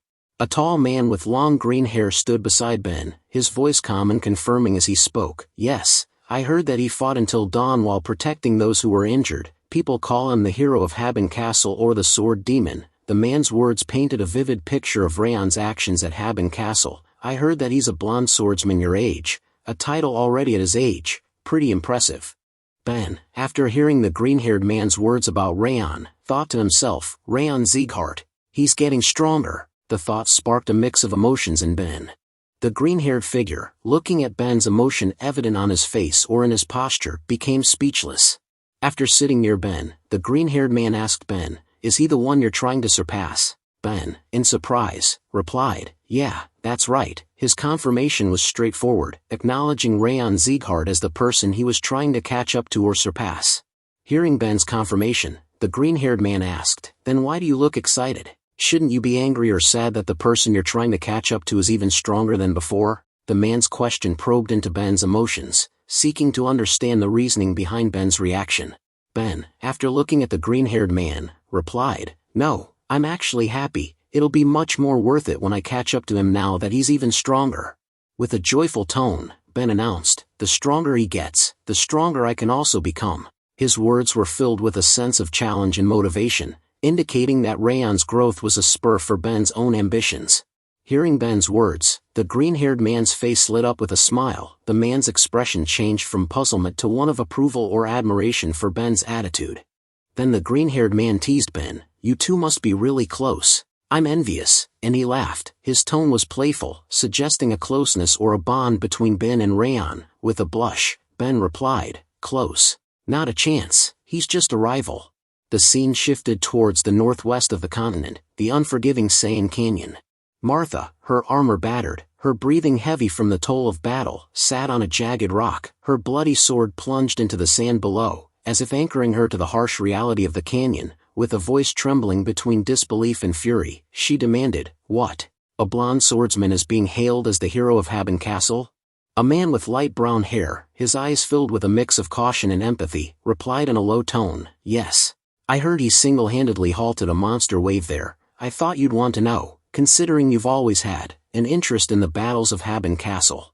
Martha's face twisted in a dejected, almost tortured look. I did expect him to grow stronger. Her words were a strained whisper, then she paused, her gaze lost in the burning canyon horizon. But just how much stronger is he going to get? She spat, her voice rising to a curse. Damn bastard. Her anger seemed to shudder through the canyon air. The light brown hair subordinate, witnessing Martha's torment, stepped forward with urgency to calm her. Rumors, they are often exaggerated. I don't know who this swordsman is, but I swear, you are stronger than him now. He pointed dramatically towards a gruesome mountain of monster corpses behind Martha. Those beasts you slaughtered are testament to your power. Martha, with a calm tone that contrasted with her earlier outburst, replied, no, he's a real prodigy. This still isn't good enough. After hearing Martha's words, the subordinate looked at Martha in surprise. Martha continued, after gritting her teeth and clenching her fist tightly, she murmured, I can feel it. I can feel that he's getting stronger even now. Her voice was low, almost as if speaking to herself, but conveyed a deep sense of awareness and perhaps unease about this Raon's growth. With a curious voice, the subordinate replied, I'm curious, then, who is he to make you get so worked up? Martha, after looking at the subordinate in a serious tone, replied, someone who saved my life as well as a rival I have to defeat. The scene shifted towards the Khatan jungle. Inside a base, some of the female soldiers sat near Ronan, then began chatting. One of them spoke, well, I know that there were reinforcements above the walls, but how does it make sense for a single person to go down there into the battlefield to protect all those injured people? Another lady chimed in, I'm sure it's all just a rumor. How could a kid do all that? Her tone was skeptical about the tales of Raon's deeds at Haben Castle. Another female soldier asked Ronan, didn't you say that he's your friend? What do you think? The question directed at Ronan saw her perspective on the stories. Ronan slowly replies, I'm sure the rumors are true. He's definitely capable of such feats. Her words confirmed the validity of the stories about Raon's actions at Haben Castle. Hearing Ronan's words, one of the female soldiers asked in a curious tone, hey, Ronan, just how strong is he? I feel like he has to be weaker than you. The soldier's question sought a comparison between Ronan's strength and Raon's. Ronan, after looking down, replied, no, he's stronger than me both physically and mentally. Her admission was straightforward, acknowledging Raon's superiority in both aspects. After hearing this, the female soldiers asked in shock, what? You're kidding? Their reaction was one of disbelief. Another female soldier asked, there's no way someone is stronger than you. Her tone was one of disbelief, challenging the idea that anyone could surpass Ronan in strength. Another lady chimed in, yeah, you got through this jungle in just 6 hours. Even an experienced warrior needs 8 hours. A lady who sat on a tall tree branch spoke, you take on a different atmosphere whenever the topic is about him. Is he like your rival or something? Are you here to get better than him? Her observation noted a change in Ronan's demeanor when discussing Raon. Ronan, after thinking a bit, replies, no, I'm not here to become stronger than him. Her words clarified that his goal wasn't to surpass Raon in strength. The lady in the tree asked, then why? Her question sought Ronan's motivation for training or wanting to become stronger. Ronan, who was sitting, explained, I want to become stronger enough to be able to aid him by his side, so that I'm not a burden, so that I can help him. Her words conveyed a desire to be strong enough to support Raon. While Raon sat in snow in meditation. After closing his eyes, Raon thought, all right, the more I use it, the more Glacia's sense feel more vivid. As he looked around the surrounding using Glacia, he thought, what a ridiculous technique, now I can see much farther even if I have my eyes closed. His thoughts conveyed a mix of amazement and perhaps a bit of disbelief at the capabilities of the Glacia technique. After remembering Wrath's anger in the past, he thought, there's a reason Wrath was so mad when I got this skill. He remembered Wrath shouting at the system when he got the skill, this can't be happening. Raon's recollection of Wrath's intense reaction underscored the significance of the Glacia skill and Wrath's opposition to it. After opening his eyes, Raon looked at Wrath who floated mid-air and was looking at mountains intensely. Raon thought, but he's been quiet lately. He's always looking at the peak of Mount Sterlin. I need him to make bets or something to get something out of him. While Raon was lost in intense, brooding thoughts, Wrath's voice cut through the air like a challenge, calling out, Raon Sieghart. Raon snapped out of his thoughts with a jolt of surprise, his eyes narrowing slightly as he replied with a tense, yeah. Wrath, his gaze piercing as he floated in mid-air, asked with a hint of a smirk, how about a bet? It's been a while. For a moment, Raon's eyes locked onto Wrath's, a flicker of weariness crossing his face. Then he asked with a low, measured tone, "That's out of the blue, you've been so quiet lately, what kind of bet did you have in mind?" Wrath, his voice dripping with an air of simplicity that belied its true stakes, said, "It's very simple." Then Wrath asked, his voice taking on a probing tone, "Was the test from that pointy-eared dude to survive in this place for a year?" Raon, his jaw tightening slightly in conformation, replied in a firm tone, "Yeah, I have less than 2 months left of that now." Wrath, after thinking, floated above Raon's head and spoke with a cold, challenging tone, "All right, we'll bet on that then. I'll bet that you won't survive the remaining 2 months. Raon, after hearing Wrath's words, asked Wrath in a teasing, provocative tone, "Are you serious?" Wrath, in a burst of anger, shouted, "I don't ever lie." After seeing Raon's doubtful gaze, he murmured with growing ire, "What's with that doubtful look on your face?" Raon simply replied with a calmness that contrasted with Wrath's anger, "You've lied tons of times though." Raon, after looking at Wrath, thought inwardly, is he really stupid? He considered his situation. I have less than 2 months left until graduation, and the wave is over too, there is less risk of Eden attacking too. After remembering the new reinforcement, Raon thought, after the death of the Blue Spirit, Balker and Orwin's forces have been dispatched here. If Eden has any kind of intelligence, they wouldn't try another attack. All I need to do is train and then return to Sieghart, and he thought, there's no reason for me to not accept this bet. After brief thought, Raon accepted the bet, saying, "All right, I'll accept your bet." Wrath, after hearing this, spoke with a joyful tone, "Now that's a wise choice." Wrath's reaction was one of satisfaction, pleased with Raon's decision to accept the bet regarding his survival in the remaining 2 months. 1 month passed after Wrath's bet against Raon. Raon stood in the market, looking at the evening sky, and thought, it's been 1 month since I accepted Wrath's bet, which leaves 1 month until my graduation exam is finished. As he gazed out, he noticed a man waving a hand towards him, and he waved back with a smile. The market was full of busy people doing their work and chatting, creating a lively atmosphere. While walking through the street, Raon's thoughts continued. Despite Wrath's ominous warning, the peace of Haben Castle continued. He recalled Wrath's outburst towards Mount Sterling, where Wrath had screamed at the mountain, calling it a lazy bum. Things seemed to be going differently than he had thought. This memory of Wrath's unusual behavior added a layer of intrigue to Raon's understanding of the situation. "Well, that's good for me." With a sigh, Raon looked up at the sky in relief. He noticed a large number of crows flying away from the mountain range. A murder of crows? The sight of the crows fleeing the mountain range sparked Raon's curiosity and concern. He thought about the possibility of a monster or some other threat emerging, which might be causing the crows to flee in such large numbers. As he walked, Raon suddenly crushed something underfoot. Looking down, he murmured, "Ugh, what's this?" As he closely examined it, he lifted his leg and thought, "A frog." In a worried tone, he thought, "Why would a frog be here? This area is too cold for frogs to be around here until the summer." The unexpected presence of the frog in an area and time when it shouldn't be there sparked Raon's curiosity and concern. While Raon contemplated the situation, a gentle sound echoed through the air, tap, tap, like water drops falling into a basin. The scene slowed down, focusing on the serene atmosphere and the simple, repetitive sound of the water droplets. The ground beneath them suddenly began to shake violently, sending the people into a panic. People shouted and screamed as the earth trembled. "Kaya! It's an earthquake," one of the ladies cried out in horror. "What's going on?" an old man shouted while running for safety. The earthquake's intensity caught everyone off guard, causing widespread panic and chaos. The scene shifted from the chaos of the earthquake to the even greater alarm of a wave's arrival. The ringing of the castle bell and the soldiers' frantic shouts sent a wave of panic through the castle's inhabitants. Raon and the other leaders would have been immediately focused on responding to this new and potentially catastrophic threat. One of the soldiers asked in panic and fear, "What's going on?"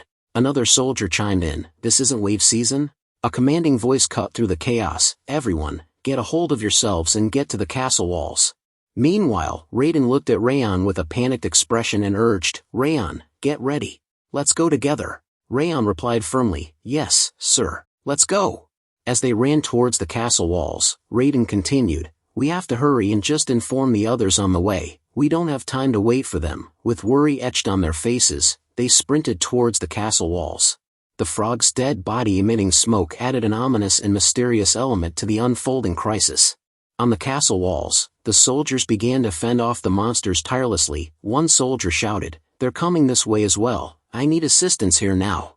Another soldier, while slashing down a monster, spoke up, "Shit, it's as large as the previous wave." A different soldier cried out, "They've broken through our lines here. I need backup." After seeing countless monsters attack at once, Tyrion asked Milland, "Is Eden behind this as well? Otherwise, this situation doesn't make sense." As Raon slashed at the monsters, he thought to himself, "No, it's different from back then. I don't sense any murderous intent or madness from the monsters, it's more like..." He paused, looking down at the castle walls and seeing monsters climbing up fast. In fear, he thought, they're running for their lives from something more dangerous. As Raon fended off monsters, Wrath's voice echoed in his ears, "It's coming here now. I told you that you should escape from this place." Raon stood there in shock. Looking at Wrath who flew around him, Wrath continued, "This is your fate for not heeding my warning." Raon asked curiously, "What do you mean by it?" Raon demanded, "Tell me what you're talking about." Wrath replied in a mocking tone, "It's too late. You might have had a chance while I wasn't quite awake, but it's already noticed everyone here. It won't stop until it erases this castle from the face of the earth, and kills every single last one of you." Raon worryingly looks at the soldiers fending off monsters tirelessly. Wrath's words painted a dire picture, though, "Maybe something might change if you offer it a sacrifice that it deems to be sufficient." Raon asked, "A sacrifice? What exactly is coming here?" Wrath said with confidence, "Witness it with your own eyes. I am not obligated to tell you such a thing." Raon ground his teeth in frustration, at a loss for words to ask. Suddenly, Raon turned towards Milland, calling out, "Commander Milland." Milland asked seriously, "What do you need to ask in such an urgent time?" Raon inquired, "What plans are set if a foe we cannot defeat appears?" Milland looked at Raon in surprise. Milland's response, "It's not like you to ask such a question." Raon looked at Milland with worry. Milland continued, "Regardless, we will fight. Countless innocents will pay the price if we do not defend this castle, even if it means sacrificing ourselves. We need to buy time for them to evacuate. That is the reason Haben Castle exists." Raon's grip on his sword tightened, reflecting his resolve to stand by Milland's side and defend the castle, no matter the odds. Raon thought to himself, "That's right, when I don't even know what we're up against, we can't call for a retreat already." Just as he was lost in thought, a troll charged towards him. As the battle raged on, Raon thought that he needed to focus on stopping the wave of monsters. With a swift motion, he spotted a troll behind him and slashed it down. The sky grew darker, and the moon rose high in the night sky. Edequil's voice rang out, ordering the defenders to push back the monsters while they were still dazed and to shoot down the flying creatures with bows and crossbows. Meanwhile, Raon's gaze fell upon a ridiculous sight: animals fleeing from the forest. He became speechless, wondering if even the animals were evacuating like the crows had earlier. He couldn't recall this happening in the previous wave. Suddenly, after seeing animals also running, Milland ordered Tyrion, "Send some troops to evacuate the civilians." Tyrion asked in shock and worry, "What?" Milland continued, "Including the civilians outside the castle. Now. There's no time to waste." Tyrion, after hearing the order, ran and responded, "Understood." Milland's voice echoed in his mind as he sent an aura message to Raon, "Can you hear me, Raon? If things get dangerous, you need to get out." Raon was taken aback, wondering what Milland meant.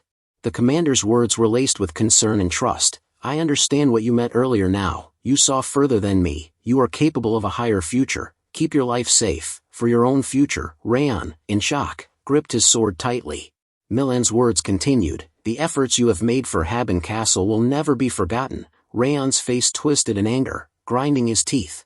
Memories of joyful moments with his comrades in Haben Castle flashed before him, and he thought, "I need to run away and leave these people to die." With high confidence, he thought, "No, that's not happening." A fiery aura began to surge around him, surrounding his sword. As his thoughts conveyed, "I won't run away alone." Checking his surroundings, he thought, "Wait." The world around him seemed to freeze, and he spotted a crow perched on the castle walls, motionless. Just as he was about to charge forward, a high pressure fell upon him, pausing him midway. In shock he thought, more than 12 hours seemed to have passed. Time seemed to stand still, and Raon wondered why the sun hadn't risen despite hours passing. A demon with 2 horns walked towards the castle. While releasing its aura, the demon spoke in a low tone, "I'm cold, I'm tired, and I'm sick of all this."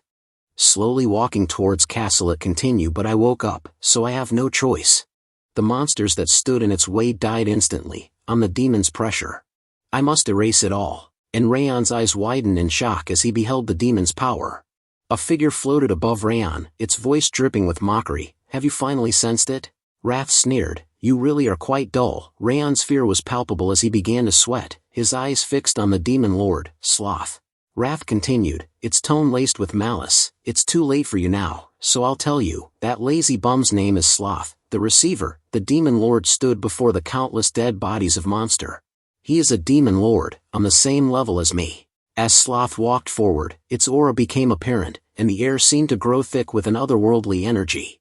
Wrath's voice dripped with sarcasm as it described Sloth, the monarch of laziness. Despite the ominous title, Sloth's expression remained emotionless as it gazed at the castle. The contrast between Wrath's mocking tone and Sloth's apathetic demeanor only added to the sense of foreboding that hung over the scene. Wrath's voice dripped with sarcasm as it introduced the demon lord. That sluggish creature is none other than the monarch of laziness. Sloth, the demon king, stood tall, releasing its aura as it gazed at the castle. Milan's hands began to tremble as he gripped his sword, his eyes fixed on the demon lord. What is that? He muttered, his voice barely audible over the growing sense of dread. The demon king's aura seemed to weigh heavily on Milan, and his reaction reflected the immense power and presence that Sloth exuded. Milan's voice trembled with fear as he asked, how could a being like that exist? Raon's gaze fell upon the commander, and he was taken aback by Milan's reaction. Even a master like Milan seemed shaken, and Raon realized that the presence of a demon lord was traumatic. It wasn't that Milan was weak, rather, his high level of skill and experience allowed him to sense the vast difference in power even more vividly. Raon's own gaze returned to the demon lord, and he felt a growing sense of horror. As Raon gazed at the demon lord, Wrath's voice cut in, it's not as much as in the demon world, but it seems he's gathered a lot of energy, pretty good for a lazy bastard who just sleeps. Raon's eyes snapped towards Wrath in surprise, and he asked, why is he here? You weren't the only demon lord who descended on the human world? Raon's gaze lingered on Wrath, seeking an answer. Wrath's response was laced with smugness. Even if I tell you, there's no point. At your level, you wouldn't be able to understand anyway. Raon's gaze returned to the demon lord, and he asked Wrath again, then why is he here? Wrath's response was straightforward. The reason he's here is quite simple. Wrath explained, over the past year, from the small-scale skirmishes to the attack from the masked bastards, and the scouting that occurred even after the wave ended, the countless disturbances and tremors reached all the way to the peak of the mountain. Because of that, Sloth, who was sleeping at the top, has awakened. He remembers all that happened in a flash moment. Wrath's explanation shed light on the events that led to Sloth's awakening, and the demon lord's arrival on the scene. Wrath continued, before, he was just falling in and out of sleep, but this time, he's fully awake. A sly grin spread across Wrath's face as he said, this is a good time for me to tell you a fun story. Raon's eyes widened in shock as he listened to Wrath's words. Wrath began to tell the tale. The demon world is a land of endless carnage and desire. Someone who falls asleep out in the open in that kind of world is basically begging to be killed. But somehow, Sloth just wouldn't stop sleeping. Wrath's voice took on a tone of amusement as he asked his own question. How did someone like that become a demon king? He answered, it's because he indiscriminately slaughtered anything that disturbed his slumber. He remembered cruel behavior of Sloth. If you said something to him, or attacked him, he killed anyone who woke him up, for 1,000 years. Eventually, he ended up becoming a lord of the demon world. Wrath's gaze fell upon Sloth, his eyes gleaming with a knowing look, as if recalling the countless slaughter of monsters in the demon world that had led to Sloth's rise to power. The story Wrath told painted a vivid picture of the demon world and Sloth's place within it. Raon's eyes widened in amazement as he began to piece together the implications. Wait, but that means... Before he could finish, Wrath chimed in with a smug tone, yeah. That guy came here to erase the people who disturbed his sleep. Wrath's face twisted into a smirk as he gazed at Raon, a mocking laugh escaping his lips. Raon's face twisted in worry as he exclaimed, shit. Is there no way to stop him?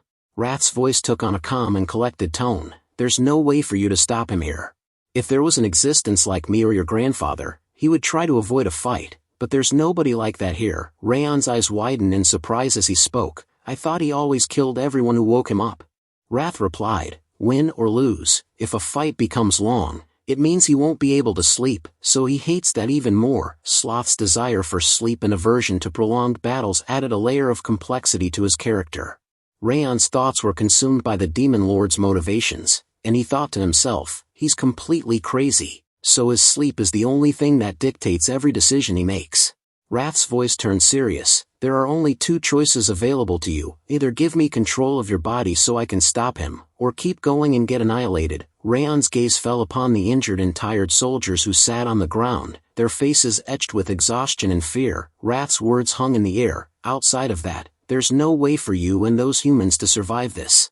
Raon's mind was filled with fear as he thought, I need to decide. If I don't do anything, he'll start slaughtering until everyone here is dead. Then Wrath will forcefully take my body over before I die, and the human world will experience the worst-case scenario if the descent of two demon lords.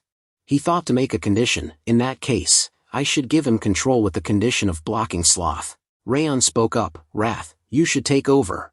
Before he could finish his sentence, Commander Milan's voice cut through the air, House Sieghart. Raon's head snapped towards the commander in surprise, his eyes wide with a mix of fear and uncertainty. Raon's expression turned worried as he called out to the commander, his voice laced with doubt. Milan's gaze fell upon Raon, and he spoke in a pitiful tone, I'm truly thankful. Raon's eyes widened in shock and surprise as he looked at Milan. Pardon? What are you saying all of a sudden? The sudden change in Milan's demeanor and tone caught Raon off guard, and his reaction reflected his confusion. Milan's words poured out like a heartfelt confession. After you arrived here, everything in Haben Castle started going well. Your back, which you showed during the last raid, still looks ever so reliable to me. It's time now for me to become a model for everyone else. Then, he raised his sword, and a lighting aura emanated from him, shining towards the sky. Raon's eyes widened in worry. Commander, you're almost exhausted, but your aura. Before he could finish, Milan's words cut him off. I've lived as long as I needed to and accomplished many things. But you're different. You're someone who can achieve much bigger things in the future. Your era has not yet arrived. Raon's thoughts were a jumble of emotions as he processed Milan's words. Even in this hopeless situation, he hasn't given up. Has he already made peace with his end? I'm ashamed to have even thought about giving up. A surge of determination ignited within him, and he felt his own aura blaze with fiery intensity. He spoke to the commander, his voice filled with newfound resolve. It's too much to handle alone. I'll fight here alongside you, Commander. Raon's voice rang out, firm and commanding, everyone, evacuate the castle. This is the order of the commander. The soldiers and Tyrion were taken aback, their faces etched with surprise and concern. Raon? Tyrion's voice was laced with desperation as he shouted, kneeling down under the pressure of the Demon Lord's presence. We can't just leave you too. One of the soldiers echoed his sentiments, we will fight until the end with you. The Demon Lord's presence loomed large, casting a shadow over the castle and its defenders. Milan's voice was firm and authoritative as he ordered Tyrion, how could you fight if you can't even stand properly right now? You all should try to at least save one more person. Isn't that what our purpose is? Tyrion's face twisted in frustration, and he clenched his teeth, rendered speechless by the commander's words. Tyrion's sudden turn towards the soldiers was a testament to his determination. All units, descend the castle walls and open the south gates. The longer we waste time here, the greater a burden we will be on those two people. The urgency in Tyrion's voice was palpable as he prioritized the evacuation of the soldiers. For every moment Raon and the commander hold on, we need to save one more person. As he ran towards the south gate, Tyrion's voice echoed back, Commander, Raon, you have to come back safe. Please, you have to survive. Wrath's voice dripped with mockery as he spoke. The meaningless struggle of weaklings to try and survive brings a tear to my eye. But it's already over. Raon's gaze followed his aura to Tyrion and the soldiers, a mix of emotions on his face. Suddenly, Wrath's announcement sent a chill through the air. He's already here. Sloth stood before the Haben castle wall. His gaze cold and calculating as he spoke. I'm tired and cold, because of you all. I had to come here. The air was electric with tension as Sloth's anger radiated towards the castle. His aura surged, releasing an overwhelming pressure that threatened to crush the castle walls. Raon stood atop the castle wall, his aura clashing violently with Sloth's aura. The Demon Lord's presence was suffocating, and Raon's thoughts were a jumble of emotions as he struggled to stand against the overwhelming force. What are these waves? He thought, gritting his teeth in determination. Suddenly, Wrath's voice cut through the chaos. I told you, you only have two choices, if you want to block that guy, you should give your body to me already. The urgency in Wrath's tone was palpable, and Raon was forced to reconsider his options in the face of Sloth's crushing power. Raon's thoughts were a flurry of determination and desperation as he refused to give in to Wrath's demands. No, I can't give in to Wrath yet, I'm desperate, but it's not completely over. If I gather all the information I've learned until now, I can find a solution. He recalled Wrath's words about Sloth's behavior: cold, sleepy, similar strength, simple, time, and annoyance. Raon's mind worked tirelessly to piece together a plan, his thoughts racing with possibilities. As Wrath's smile grew sly, he began to speak. Have you finally decided? Now you just have to give. But before he could finish, Raon interrupted. Let's make a deal. The words hung in the air, a glimmer of hope amidst the chaos. As Sloth's gaze bore into Raon, he stood firm, his aura countering the demon lords with unyielding determination. Wrath's surprise was palpable as he asked, "What? Did you say a deal?" Raon's response was laced with resolve. "I'll receive your anger, so give me the power to face him." His words were punctuated by the effort of withstanding Sloth's aura. Wrath's anger flared, and he countered Raon's proposal with disdain. "Useless. Just because you face him, nothing will change, and this deal doesn't have any profit for me." Raon's confidence was unwavering as he explained, "What if I refuse to give you my body even if I die?" Wrath's anger boiled over, and he shouted, "Bullshit." Raon's response was calm and calculated. "Shouldn't you know from watching me until now? Just like you don't lie. I don't make empty bluffs. If you refuse the deal, we'll both die here together. And if my method doesn't work, I promise I'll hand over my body to you immediately." Wrath's anger and frustration simmered, his teeth clenched in a mixture of rage and consideration. Raon's words had struck a chord, and Wrath's calculating nature was weighing the risks and benefits of the proposal. Milan's aura suddenly waned, and he collapsed, unconscious. Raon's eyes widened in surprise. And he turned to Wrath, his voice laced with urgency and anger. "Answer me, yes or no." Wrath's frustration was palpable as he gazed at Raon, his thoughts racing with the implications of the situation. After a moment's hesitation, Wrath growled, "Damn it. You'll pay for this." He shared a spark of his anger with Raon, enveloping him in a blue flame. Sloth's gaze shifted to Raon, its expression a mixture of surprise and curiosity. This energy, it thought, its eyes narrowing in consideration. With Wrath's power coursing through him, Raon faced Sloth head-on, his voice dripping with disdain. "Trash like you, how dare you cause a scene in this haven?" The words were a challenge, a gauntlet thrown at Sloth's feet. Raon's words were laced with confidence as he released Wrath's energy. "This is the territory of the Lord of Wrath. And I am the vessel that is holding Lord Wrath." Wrath's eyes widened in shock and surprise, his gaze piercing Raon as if seeing him for the first time. The air was thick with tension as Wrath's expression turned from anger to astonishment, his voice silenced by Raon's bold claim. Wrath's voice thundered, "The vessel of Wrath? Why the hell are you the vessel of Wrath?" His anger was palpable as he demanded, "What are you trying right now?" Raon's thoughts were a sly smile. "What do you think? Punishing you for messing with me?" And reeling in a second pushover. Meanwhile, Sloth's gaze was fixed on Raon, who stood tall atop the walls, his confidence and aura radiating an air of authority. The scene was charged with tension, as Wrath's fury and Raon's calm calculation hung in the balance. Wrath's anger and worry boiled over as he demanded, "What kind of bullshit is that? Why are you my vessel?" His frustration grew, and he continued, "And why are you saying this pathetic castle is my land?" Raon's response was calm and authoritative, his voice low and even. "I'm not done yet, so please keep your mouth closed." The words were a clear warning, a signal that Raon would not be interrupted or deterred. Sloth's gaze narrowed as he realized the nature of Raon's aura, and he asked, "You're Wrath's vessel?"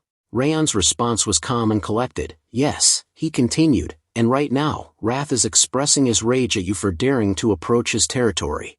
In the background, Wrath's anger erupted. "Stop spouting bullshit. Why are you randomly saying things I never said?" His voice was a mixture of frustration and confusion, but Raon remained unfazed, his calm demeanor a stark contrast to Wrath's fury. As Raon watched Wrath's reaction, he thought to himself, "Yeah, get worked up, Wrath, your protests are futile anyway." A hint of amusement danced in his thoughts, as he reveled in Wrath's frustration.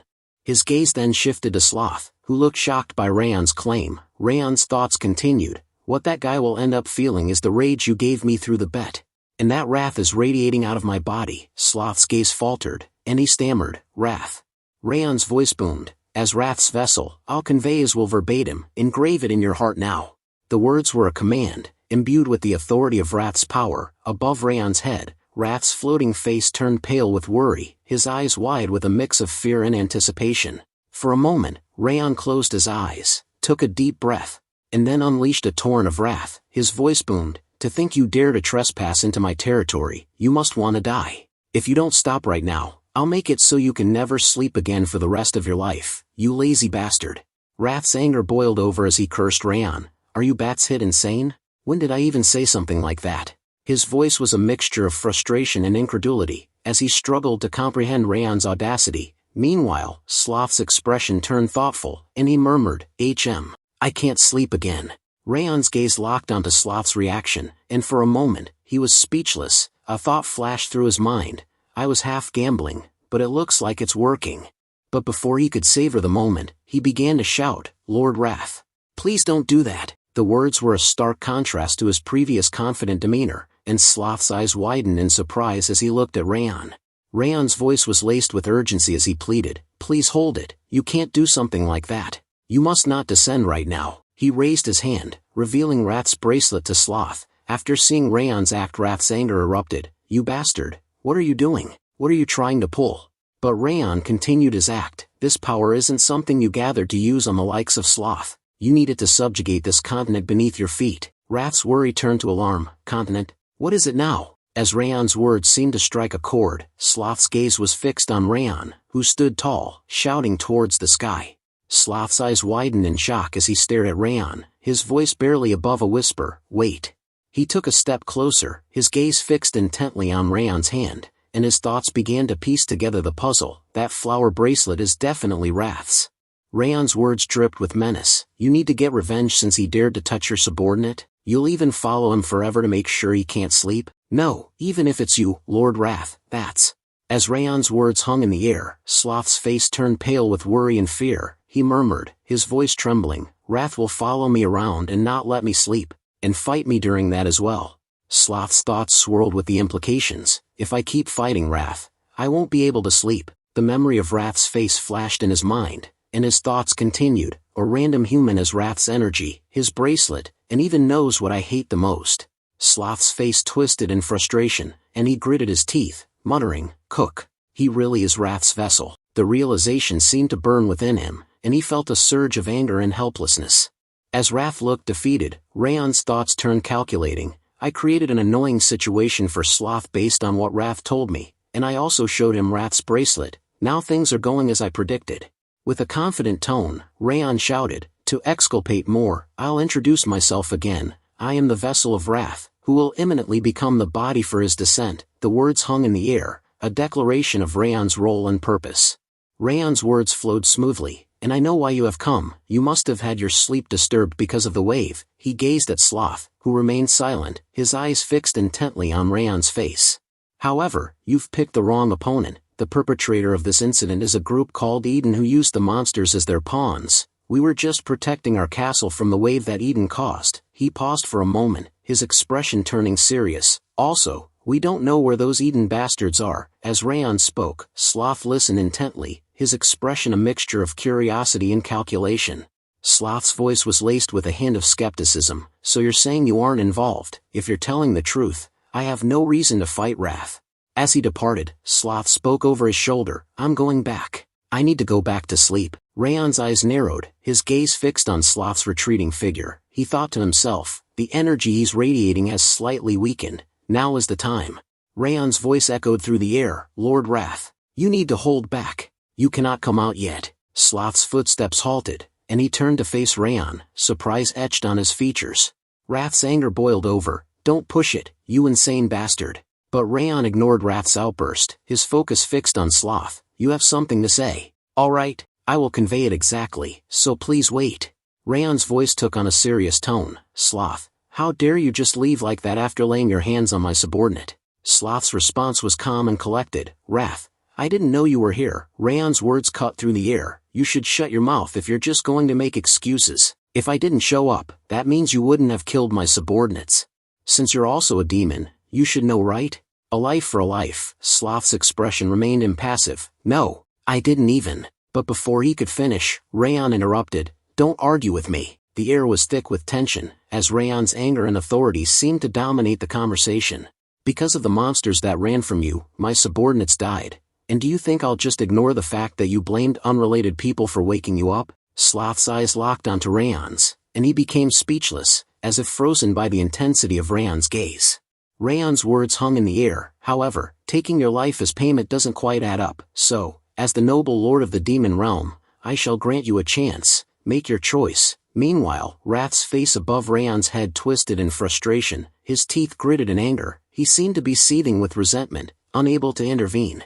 Raon's voice echoed through the air. Will you give up the sleep you hold most dear, or will you surrender your power to this king's vessel? Wrath's eyes widened in shock as he stared at Raon, his anger boiling over. You bastard, this was your goal the entire time. You demon-like bastard. Wrath's words were laced with fury, but Raon remained unfazed.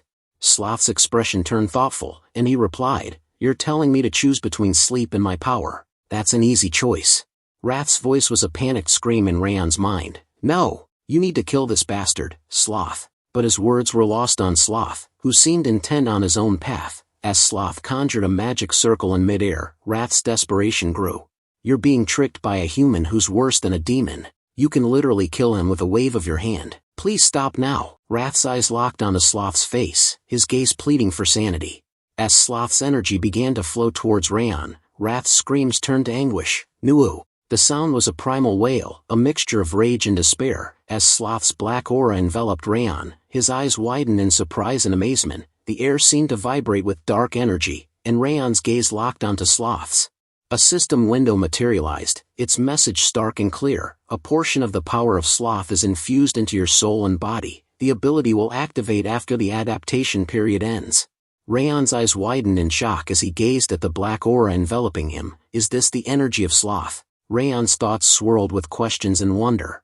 Meanwhile, Wrath's form crumpled to the ground, his face twisted in a mixture of despair and exhaustion. So this is where I die. To think I would die from stress. His words were barely audible, a pitiful murmur as he seemed to succumb to the weight of his own frustration. Sloth's footsteps echoed as he turned to leave, his voice laced with exhaustion. I'm going to leave now. I'm too sleepy. I'm going to bed. Raon's voice cut through the air. Sloth, stop right there. Sloth halted in his step. A hint of amusement dancing on his lips. What is it now? He turned his head back, his gaze locking onto Raon's, and his expression shifted from amusement to annoyance. The air seemed to chill with Sloth's glare, as if the very atmosphere itself was responding to his displeasure. Raon's eyes locked onto Sloth's angry glare, and he felt a shiver run down his spine. Incredible killing intent.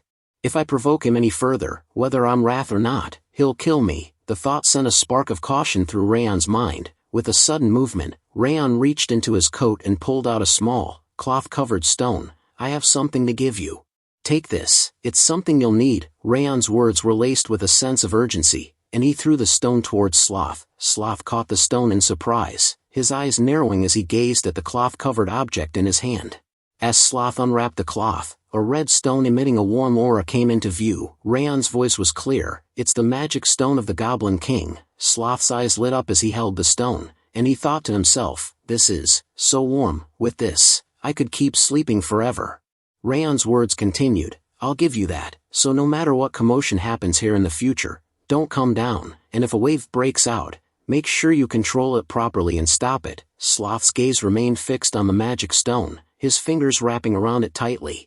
Sloth's eyes locked onto Raon's, and he asked, that's not difficult, but is this also Wrath's request? Raon's expression remained serious as he replied, no, this is a deal I'm proposing to you in order for you to not appear here again. Sloth raised his hand, and his aura began to swirl around him. Compared to the worth of this magic stone, it's a cheap price. His words trailed off, and the aura suddenly enveloped Raon's hand. Raon's eyes widened in fear, and he was left speechless. As the aura surrounded his hand, Raon's gaze shot up to Sloth's face, and he asked in a trembling voice, what are you? Sloth's voice was calm and soothing. Don't worry, this is just the change. As Raon looked at his hand, a black bracelet materialized beside the blue one Wrath had given him earlier. Sloth's words were laced with a hint of amusement. That will be of help to you someday. Raon's curiosity got the better of him, and he asked, but why a flower bracelet of all things? Sloth's response was tinged with mockery. It was tailored to your master's taste. Sloth's footsteps echoed as he turned and walked away, his voice carrying over his shoulder. Then I'm going to leave before your master bothers me again. Raon's gaze followed Sloth's retreating figure, and he stood there in silence, without uttering a word. Raon's thoughts were a jumble of emotions and determination. You can't collapse yet. His eyes, underscored by dark lines, seemed to bore into the fading figure of Sloth. Not until Sloth is long gone and the sun rises again. You absolutely must not collapse. Raon's gaze turned to Wrath, who lay collapsed on the ground, his voice a weak curse. Raon, you son of a bitch.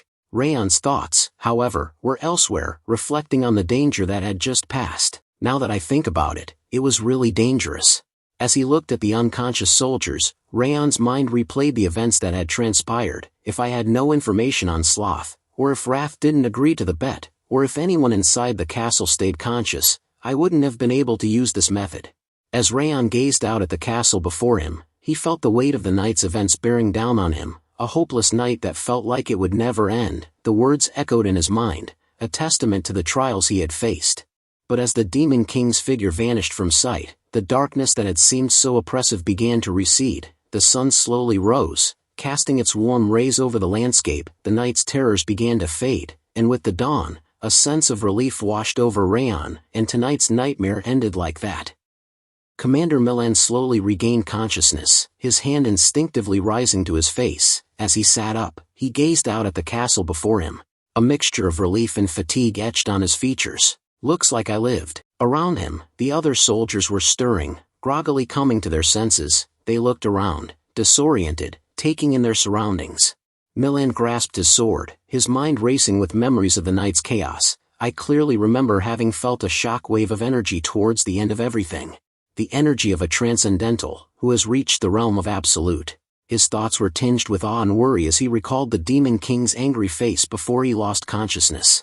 A look of concern creased Milan's features as he thought, it was enough to remind me of the Northern King of Annihilation. How can I be alive after that thought? The question hung in the air, a mixture of disbelief and unease. Milan rose to his feet, and Tyrion's voice cut through the air. Commander, you're all right.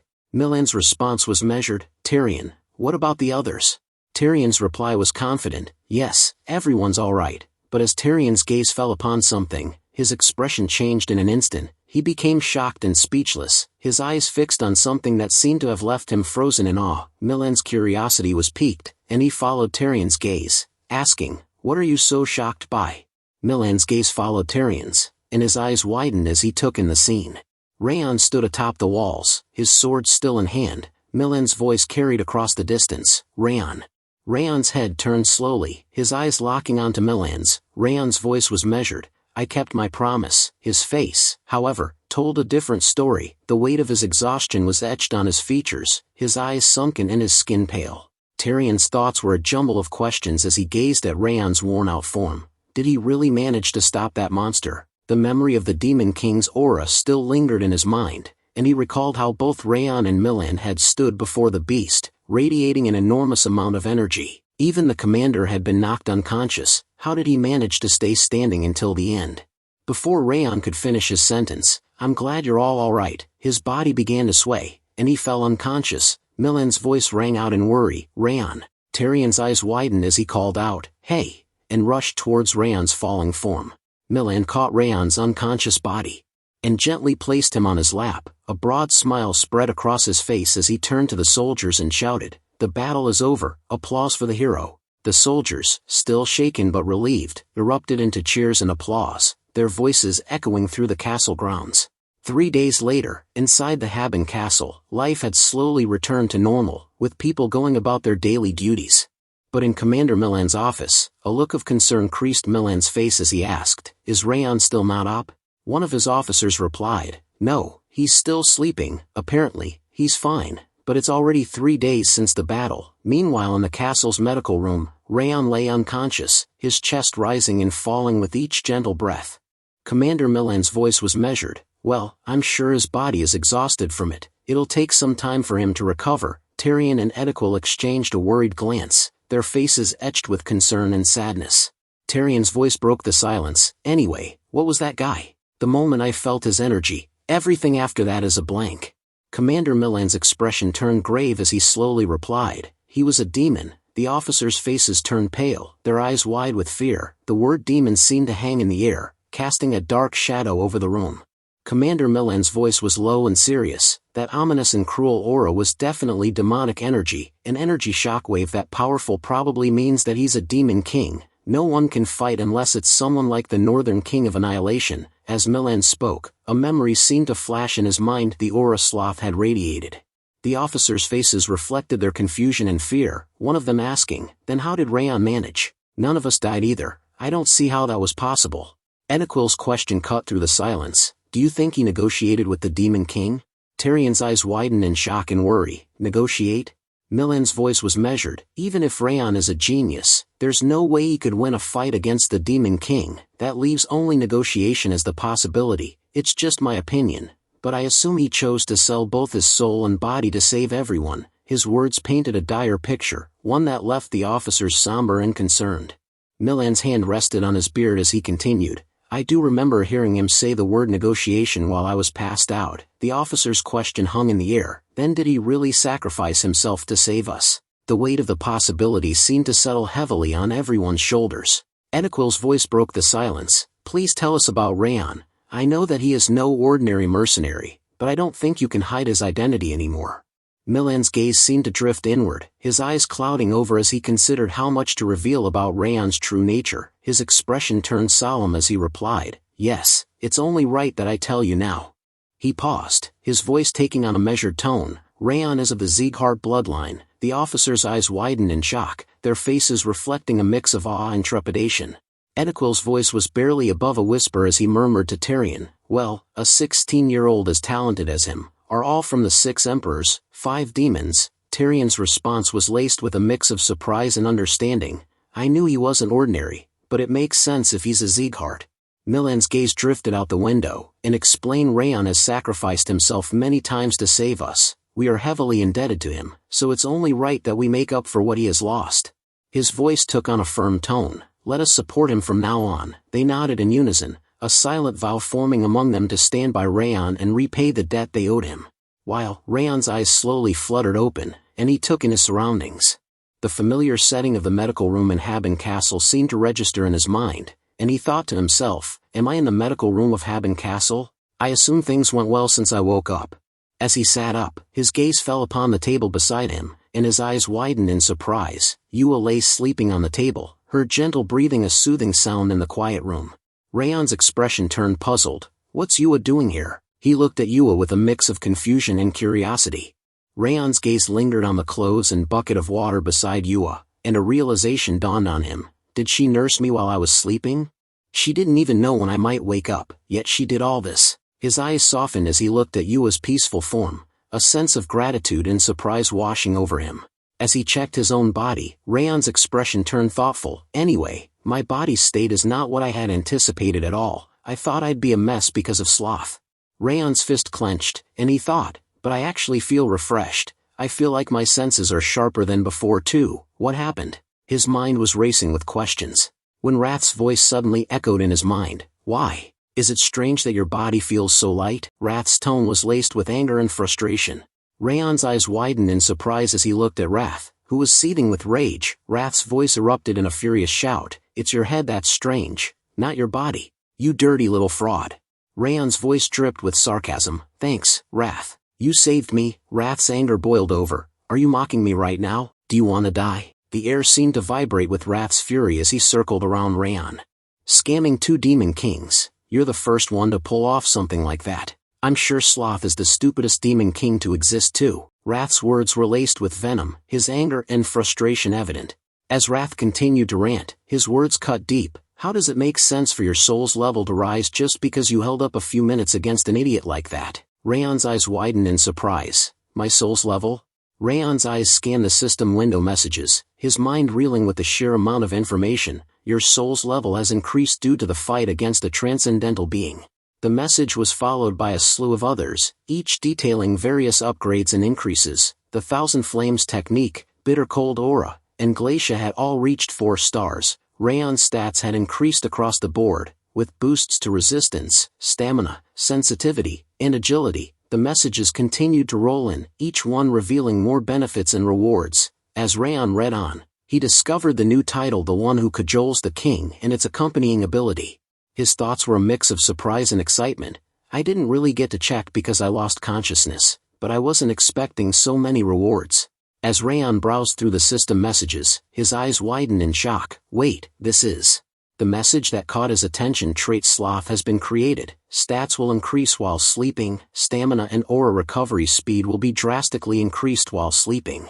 Rath's voice echoed in Raon's mind, laced with shock and worry. What? Stats increased while you sleep? Raon's expression mirrored Rath's shock, his face a picture of stunned amazement. As the realization dawned on him, Raon thought, so that's why I felt so refreshed. So that was like 24 hours of training? A wide grin spread across his face, and he burst out laughing. This is nicer than I expected. Rath's anger boiled over, and he began to curse Sloth. Sloth, you idiot, you should have just killed him. The intensity of Rath's fury was palpable.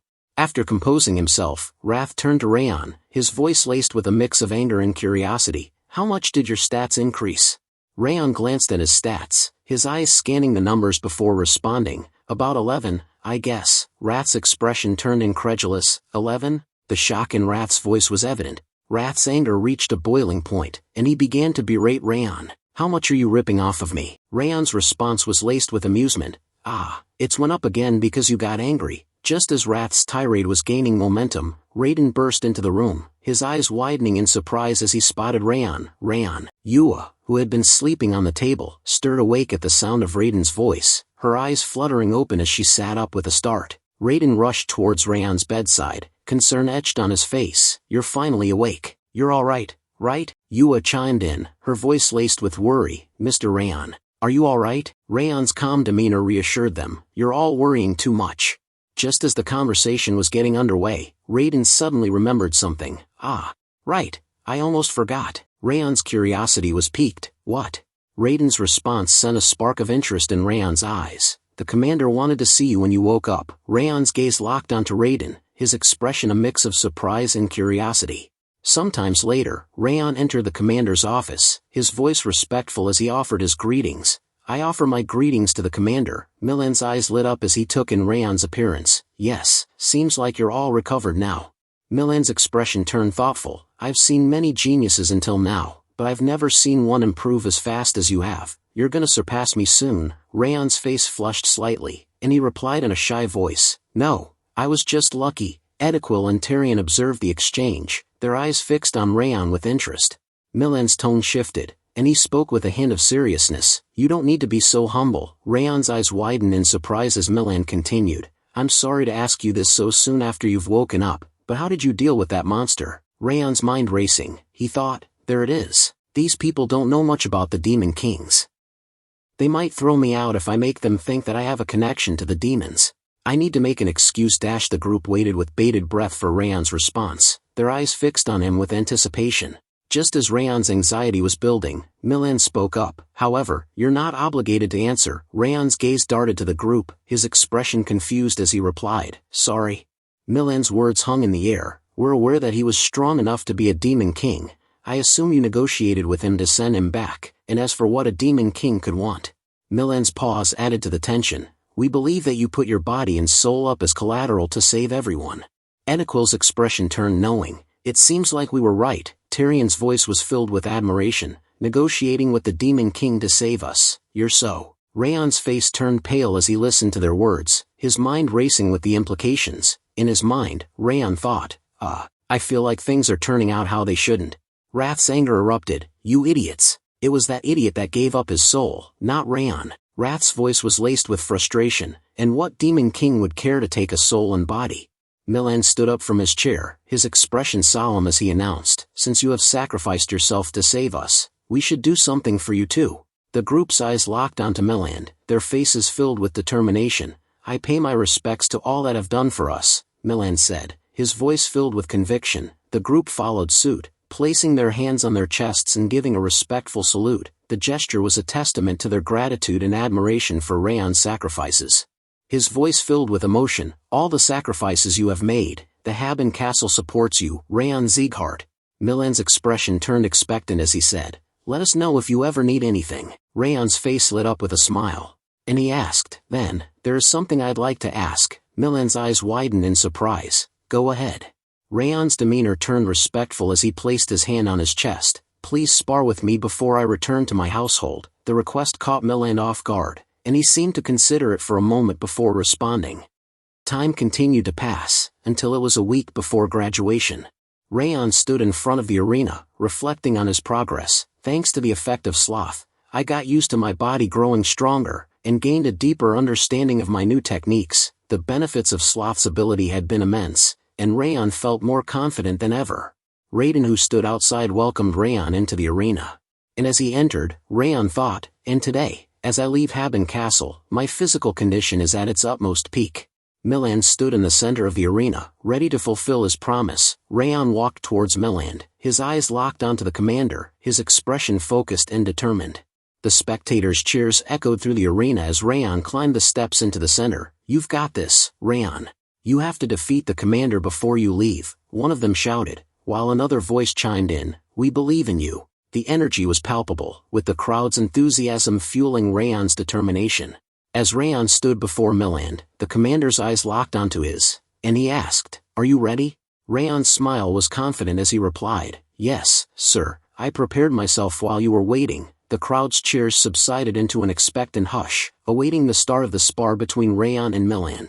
Milan removed his cloak, his movements fluid and deliberate. Then we don't need to waste any more time, he said, his voice dripping with confidence. At least this won't be boring. With a swift motion, he pressed his legs into the ground, shattering the stone beneath him. As he released his aura into his sword, lightning energy crackled along the blade, imbuing it with an intense, electric power. Milan's declaration echoed through the arena, let's begin. Raon's eyes widened in awe as he took in Milan's imposing aura. So this is the master of Haben Castle. What an incredible aura. His gaze locked onto Milan, and with a confident smile, he replied, all right then. As he raised his sword, Raon charged forward, rushing towards Milan with speed and determination. I'll begin, he declared, the words bursting forth as he unleashed his attack. As Raon slashed down, Milan easily blocked the attack, their swords meeting in a sharp, metallic clash. Milan's gaze locked onto Raon's, his expression radiating confidence and a hint of curiosity. The arena erupted into a whirlwind of debris as Raon and Milan clashed, their movements lightning fast and intense. Edequil watched the battle unfold, his eyes wide with amazement. I can feel the shock waves from here, he exclaimed, his voice barely above a whisper. Tyrion's eyes were equally wide with astonishment. That's insane. He may be a prodigy, but he's still just an expert, and yet, he's able to push the commander that much? Tyrion's words trailed off as he shook his head in awe. His rate of growth and achievement is like no other. Edequil's words hung in the air. I agree as well. At that level, he's only a small step away from becoming master himself. He was worse than me when he first came here. This is ridiculous. The group's gazes were fixed on Raon, who was undergoing a transformation. A flame-like aura began to emanate from him, imbuing his movements with an intense passion and power. Meanwhile, Milan's words cut through the din of clashing steel. Your strength and speed are good, but you're not sharp enough. This isn't good enough. This is just a practice duel, but you don't actually think you can beat me like this, do you? Raon's reply came swiftly, his voice unwavering as he deflected Milan's attack. Of course not, I'm only getting started. Raon unleashed a flurry of strikes with his rapid Fang sword technique, rushing towards Milan with lightning-fast speed. Milan easily backed away from the attack, his movements fluid and effortless. As Milan backed away, Raon's eyes lit up with excitement. An opening, he thought, sensing a chance to gain the upper hand. In a swift motion, Raon clenched his left fist and launched a powerful attack, aiming for the opening he had spotted. However, to his shock, Milan easily caught the punch, his hand closing around Raon's fist like a vice. Raon's eyes widened in horror as he stared at Milan, his mind reeling with the realization that his attack had been effortlessly countered. No way. He blocked that? Milan's counterattack sent Raon flying backward, his movements a blur as he struggled to keep up with the commander's relentless pace. As Raon stumbled back, his mind reeled with the realization that his strategy had been effortlessly countered. I thought creating an opening with a large attack would allow me to exploit it, but he blocked everything and even countered my attack, Raon thought, a mix of frustration and awe swirling in his mind. The more he fought Milan, the more Raon felt like he was in over his head. I know he's stronger than me, but he doesn't even seem a little tired. Milan's piercing gaze locked onto Raon as he asked, "You seem shocked." Raon's eyes widened slightly in surprise before he nodded, still kneeling on one knee. "Yes, it's like you can predict all my attacks," he admitted, a hint of awe in his voice. "On top of that, you're constantly exuding aura and sword energy, but you don't seem even the least bit tired." Milan's confident smile spread across his face as he explained, "My middle energy core, therein lies the difference." He placed his hand on his chest, his voice taking on a tone of authority. "Your middle energy core opens when you reach master level, letting you manipulate strong, powerful energy with only a small amount of aura." His gaze locked onto Raon's, as if emphasizing the significance of this distinction. "You're at the highest levels of an expert, but you're still not a master." Milan's smile grew wider as he declared, "You won't beat me in a fight of attrition." Raon's eyes widened in shock, his mind reeling with the implications of Milan's words. "I heard of the middle energy core before, but I've never seen one myself. To think it gives such an advantage." Raon's thoughts trailed off as he gazed at Milan, who stood tall with his sword raised, emanating a powerful aura. The sight took Raon's breath away. "So this is a master," he thought, a mix of awe and reverence washing over him. Raon's smile caught Milan off guard, and the commander's eyebrow arched in curiosity. "Why are you smiling?" he asked, his voice tinged with intrigue. Raon's proud look only grew wider as he replied, "Because I see a way forward. It makes me happy to see that there's still so much for me to achieve." Milan's gaze narrowed slightly, his expression thoughtful. "So you still push forward, even when faced with a wall?" Milan's eyes blazed with determination as he declared, "Then let me show you what you have yet to achieve." He gripped his sword tightly, and his aura erupted, surging to new heights. "My full power," he growled, his voice low and menacing. The air seemed to shatter as a massive aura explosion burst forth from Milan's body, sending debris flying in all directions. The ground trembled beneath their feet, and Raon's eyes widened in shock as he stumbled backward, his gaze fixed on Milan's imposing figure. Milan's eyes gleamed with a mix of excitement and caution as he began to explain, "The skill I'm about to show you is called the Ice Dragon's Bane, which destroyed the Ice Dragon alongside the Ice Horn Sword." Raon's eyes widened in worry, his gaze fixed intently on Milan. Milan's expression turned serious, and he continued, "I won't give it my all, but this would be the first time I've used this in a student." Milan's sword crackled with electricity as he imbued his lightning attribute into it. "Please don't die," he said, his voice laced with a hint of warning. Raon's eyes widened as he took in Milan's full power, his mind racing with the implications. "An aura that seems capable of splitting everything. It's foolish to take this attack head-on," he thought, his instincts screaming for him to dodge. But as he closed his eyes, memories of his past battles flooded his mind. He recalled the old battle with Eden's commander, and a spark of confidence ignited within him. "There's no point in being here if I just dodge that," he thought, a resolute determination settling in his heart. Raon's grip on his sword tightened as he channeled his flamey aura, his eyes locked onto Milan with determination. "This is a great opportunity for me to test my growth," he thought, a sense of confidence coursing through his veins. Milan's piercing gaze met Raon's, his voice laced with intrigue. "Is that all you've got? What is the name of that skill?"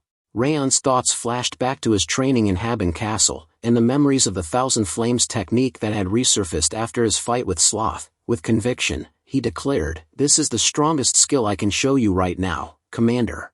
10th flame of the Thousand Flames technique, Dragon's Breath. I call it the Dragon's Breath." The air was electric with tension as Milan declared, "Good, let us see whether your dragon wins, or my sword." With a swift motion, both pushed forward, their aura surging forward like a tidal wave. Raon matched Milan's movement, his own aura bursting forth in a fiery explosion. The two auras clashed, sending debris and smoke flying everywhere. The spectators recoiled, covering their faces from the debris, their eyes fixed on the arena with a mix of curiosity and trepidation.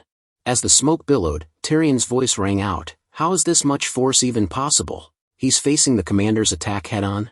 The crowd held its collective breath, waiting for the outcome. As the debris began to clear, Tyrion's question echoed through the arena, "Who won?" The spectators' eyes were glued to the arena, their faces etched with anticipation. As the dust settled, revealing Raon standing with his broken sword, his chest heaving with exertion, Milan stood firm, his sword still radiating the faint glow of his aura. Raon took a deep breath, his eyes never leaving Milan's, and bowed his head in respect. "Thank you for giving me the opportunity to learn," he said, his voice filled with gratitude. "This was my loss, Commander." The crowd erupted into cheers and chants, with some shouting "Woa," and the commander won, while others chimed in with "Good job, Raon. You almost had him, and you're amazing, Raon." The arena was filled with a deafening roar as the spectators began to chant Raon's name. One of the spectators shouted, "How's this possible?" Another one chimes in, "You're amazing, Raon." Milan's expression turned speechless, his eyes fixed on the crowd in surprise. He seemed taken aback by the outpouring of support for Raon in his own castle. The chants grew louder, with voices shouting, "You're the best, Raon." The crowd's enthusiasm was infectious, and it seemed that Raon had won over the hearts of the spectators despite losing the battle.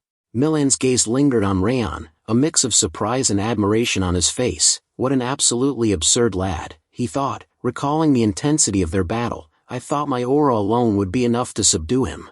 He remembered the clash clearly, and a hint of a smile played on his lips as he thought, I even had to use protective energy. As he closed his eyes, a sense of satisfaction washed over him. My decision to support that child's journey might be the best decision I've ever made, he thought, a newfound appreciation for Raon's determination and spirit. Meanwhile, Raon waved at the spectators, basking in the adoration of the crowd. The scene was a testament to the unexpected bond forming between the commander and his young protege. The day of departure had finally arrived, and Raon and Dorian stood before the castle gate, ready to bid farewell to Haben Castle. The soldiers gathered around, their faces a mix of admiration and melancholy. Raiden spoke up, "It's already time for you to leave. I had gotten used to you being here. What a shame." Beto chimed in, "You did great." Raon turned to Milland, his eyes filled with gratitude. "Commander Milland, thank you for everything," he said, his voice sincere. Milland's expression softened, and he replied, "Of course, you take care." The words were simple, but they carried a weight of responsibility and expectation, as if Milan knew that Raon's journey was far from over. Tarian's warm words brought a smile to Raon's face. "Come back anytime if you miss us. You're always welcome here," he said, his voice filled with genuine affection. Beto chimed in, "I hope we'll see each other again," his eyes shining with friendship. Raon's smile broadened as he looked at the two men, feeling a sense of camaraderie. But his gaze shifted, and he spotted Eadquil standing behind Tarian, his face expressionless. Raon's eyes lit up with amusement, and he teased, "You're not going to bully the patrol squad again just because I'm gone, right?" Eadquil's face turned bright red as he panicked, raising his hands in protest. "Of course not, that'll never happen again." Raon's teasing tone softened, and he said, "I'm just kidding. I know that you wouldn't. It was an honor to fight alongside you. I hope we'll both be stronger the next time we meet." Eadquil's expression changed, his eyes showing a hint of determination. "Yeah, I'll get stronger so that I can support you better," he replied, his voice filled with conviction. The two shared a firm handshake, a symbol of their mutual respect and camaraderie. As Raon and Dorian walked out of the castle, the soldiers' cheers and well wishes followed them. "Don't forget that we always have your back. Take care," one shouted, while another chimed in with, "See you again. Thanks for everything." Raon's smile broadened as he waved goodbye, and Dorian joined in, waving at the soldiers as they walked out. Once they reached the area in front of a watchtower, Dorian unfolded a map and studied it for a moment. "Let's get going," he said, looking up. "We just need to go straight ahead from here. If we keep going without stopping, we should arrive before the graduation." Before Dorian could finish, a figure came running towards them, shouting, "Wait." Raon and Dorian turned in surprise, their eyes fixed on the approaching figure. "Yua." Raon's smile grew wider as he teased Yua. "I was upset that you weren't there to see me off. I'm glad I got to see you before I left." Yua, still panting from her run, smiled sheepishly. She held out a lunchbox covered with a cloth and said, "I was late because I was preparing this for your trip." As she revealed the lunchbox, Wrath's face lit up with joy. "Ooh, pineapple girl," he exclaimed, his eyes sparkling with delight. Wrath in a cute expression speaks, "Pineapple pizza. Do you have pineapple pizza too?" Raon's eyes sparkled with delight as he thanked Yua. "Thanks, Yua. I appreciate it." Yua's face turned a deep shade of pink as she began to speak, and, I have a favor to ask. Could I also dash?" She paused, her eyes locking onto Raon's, which were filled with affection. As their gazes met, Yua's blush deepened, and she became speechless. She couldn't bring herself to finish the sentence, her heart racing with nervousness. Yua suddenly snapped back to reality, her face still flushed. "Never mind, I can't say it right now," she said, her voice barely above a whisper. Raon's eyes widened in surprise, and he asked, "Why not?" Yua's smile grew, and she replied, I'll tell you later. Raon's gaze lingered on Yua's face, and then a gentle smile spread across his own. All right, he said, don't forget. As Raon and Dorian walked away, Dorian turned back and waved at Yua, calling out, take care, Yua, see you. Yua's smile broadened, and she watched them disappear into the distance, her eyes fixed on the retreating figures. The gentle breeze carried the faint sound of their footsteps, and Yua's gaze lingered, her heart filled with a mix of happiness and longing. As Yua watched them disappear into the distance, she whispered to herself, her voice barely audible, I'll tell you someday. Someday, I will ask you to let me walk alongside the path you're taking in life. Her eyes shone with determination and affection, her face still flushed with emotion. Meanwhile, Dorian and Raon walked on, unaware of Yua's secret promise, their conversation filled with laughter and camaraderie as they went their way. The scene shifted to Sieghart territory, where Limer couldn't help but think about the passage of time. It's been a year since the graduation exams began for the 5th training hall, he mused. The trainees built up their experience and accomplishments. The 5th training hall, which had been empty until now, started to get crowded again with the trainees who had changed. Limer sat on a bench, a warm smile spreading across his face as he watched the trainees chat and laugh. Their conversation turned to their growth and progress. Don't you feel like we got a lot stronger in the past year? One of them asked, and another replied with infectious enthusiasm, yeah, I might even reach expert soon at this rate. A hint of doubt crept into one trainee's voice. I wonder how much stronger the other guys are now. Limer's smile deepened, filled with pride as he listened to their conversation. As Limer and his thoughts, one of trainees called out Instructor Limer. Young Master Raon, what about him? One of the trainees spoke up, worry etched on their face. Tomorrow is graduation.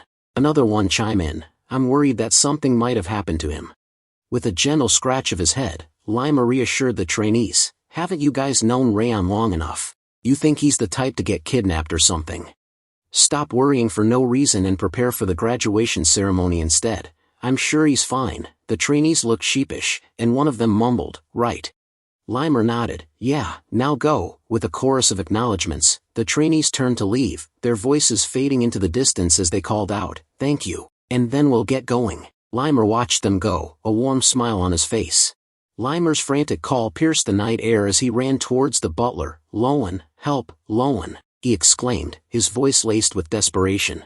Lowen's expression turned sympathetic as he gazed at Limer. Goodness, he said softly, there isn't anything I can do. Limer collapsed to the ground, laying near Lowen's feet, and burst into tears. But Raon and Dorian haven't come back. He wailed, his voice cracking with worry. Tomorrow's graduation ceremony. Raon should have been back a month ago. The weight of his concerns poured out in a heartbreaking plea. Limer's face contorted in despair as he knelt beside Butler Lowen at the cliff's edge, overlooking the Patriarch's palace. Why don't you sneak a letter out like usually? Lowen suggested, but Limer shook his head, tears streaming down his face. I would have if I could. He sobbed.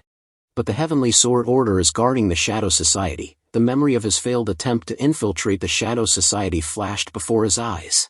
The reinforced guards, the treacherous paths, and the traps set in the ceilings. The way I could have snuck in through has been blocked completely, he exclaimed, his voice trembling with frustration. They even put traps on the ceiling. Butler Lowen's expression was sympathetic, but his words carried a hint of resignation. I would love to tell you anything I know, but I'm not getting any information on the young master because of you. Limer's eyes widened in surprise. Still. Lowen's gaze fell. Yes, the Patriarch considers information regarding the young master very high class. He doesn't even tell me much these days. The memory of his own attempt to inquire about Raon's situation to the Patriarch flashed before his eyes, and Limer's face twisted in sadness and frustration. That bad. If he cares about his grandson that much, why doesn't he just show that affection to his face? This is some stalker behavior. Limer's voice rose, his words laced with bitterness and helplessness. This is so frustrating. Butler Lowen's worried call echoed through the air as Limer sprinted down the cliff. Wait, where are you going? Limer's response was laced with determination. I'm going to ask the Patriarch myself. It's not like he's going to kill me for it. I'll let you know what he says. He called out, waving his hand in a farewell gesture. Lowen's face remained expressionless as he watched Limer disappear into the distance. He turned back towards the palace, awaiting the inevitable outcome. Suddenly, Limer's painful screams soon filled the air, accompanied by the unmistakable sounds of a severe beating. Lowen's face contorted, and he covered his eyes with his hand, as if he knew this would happen.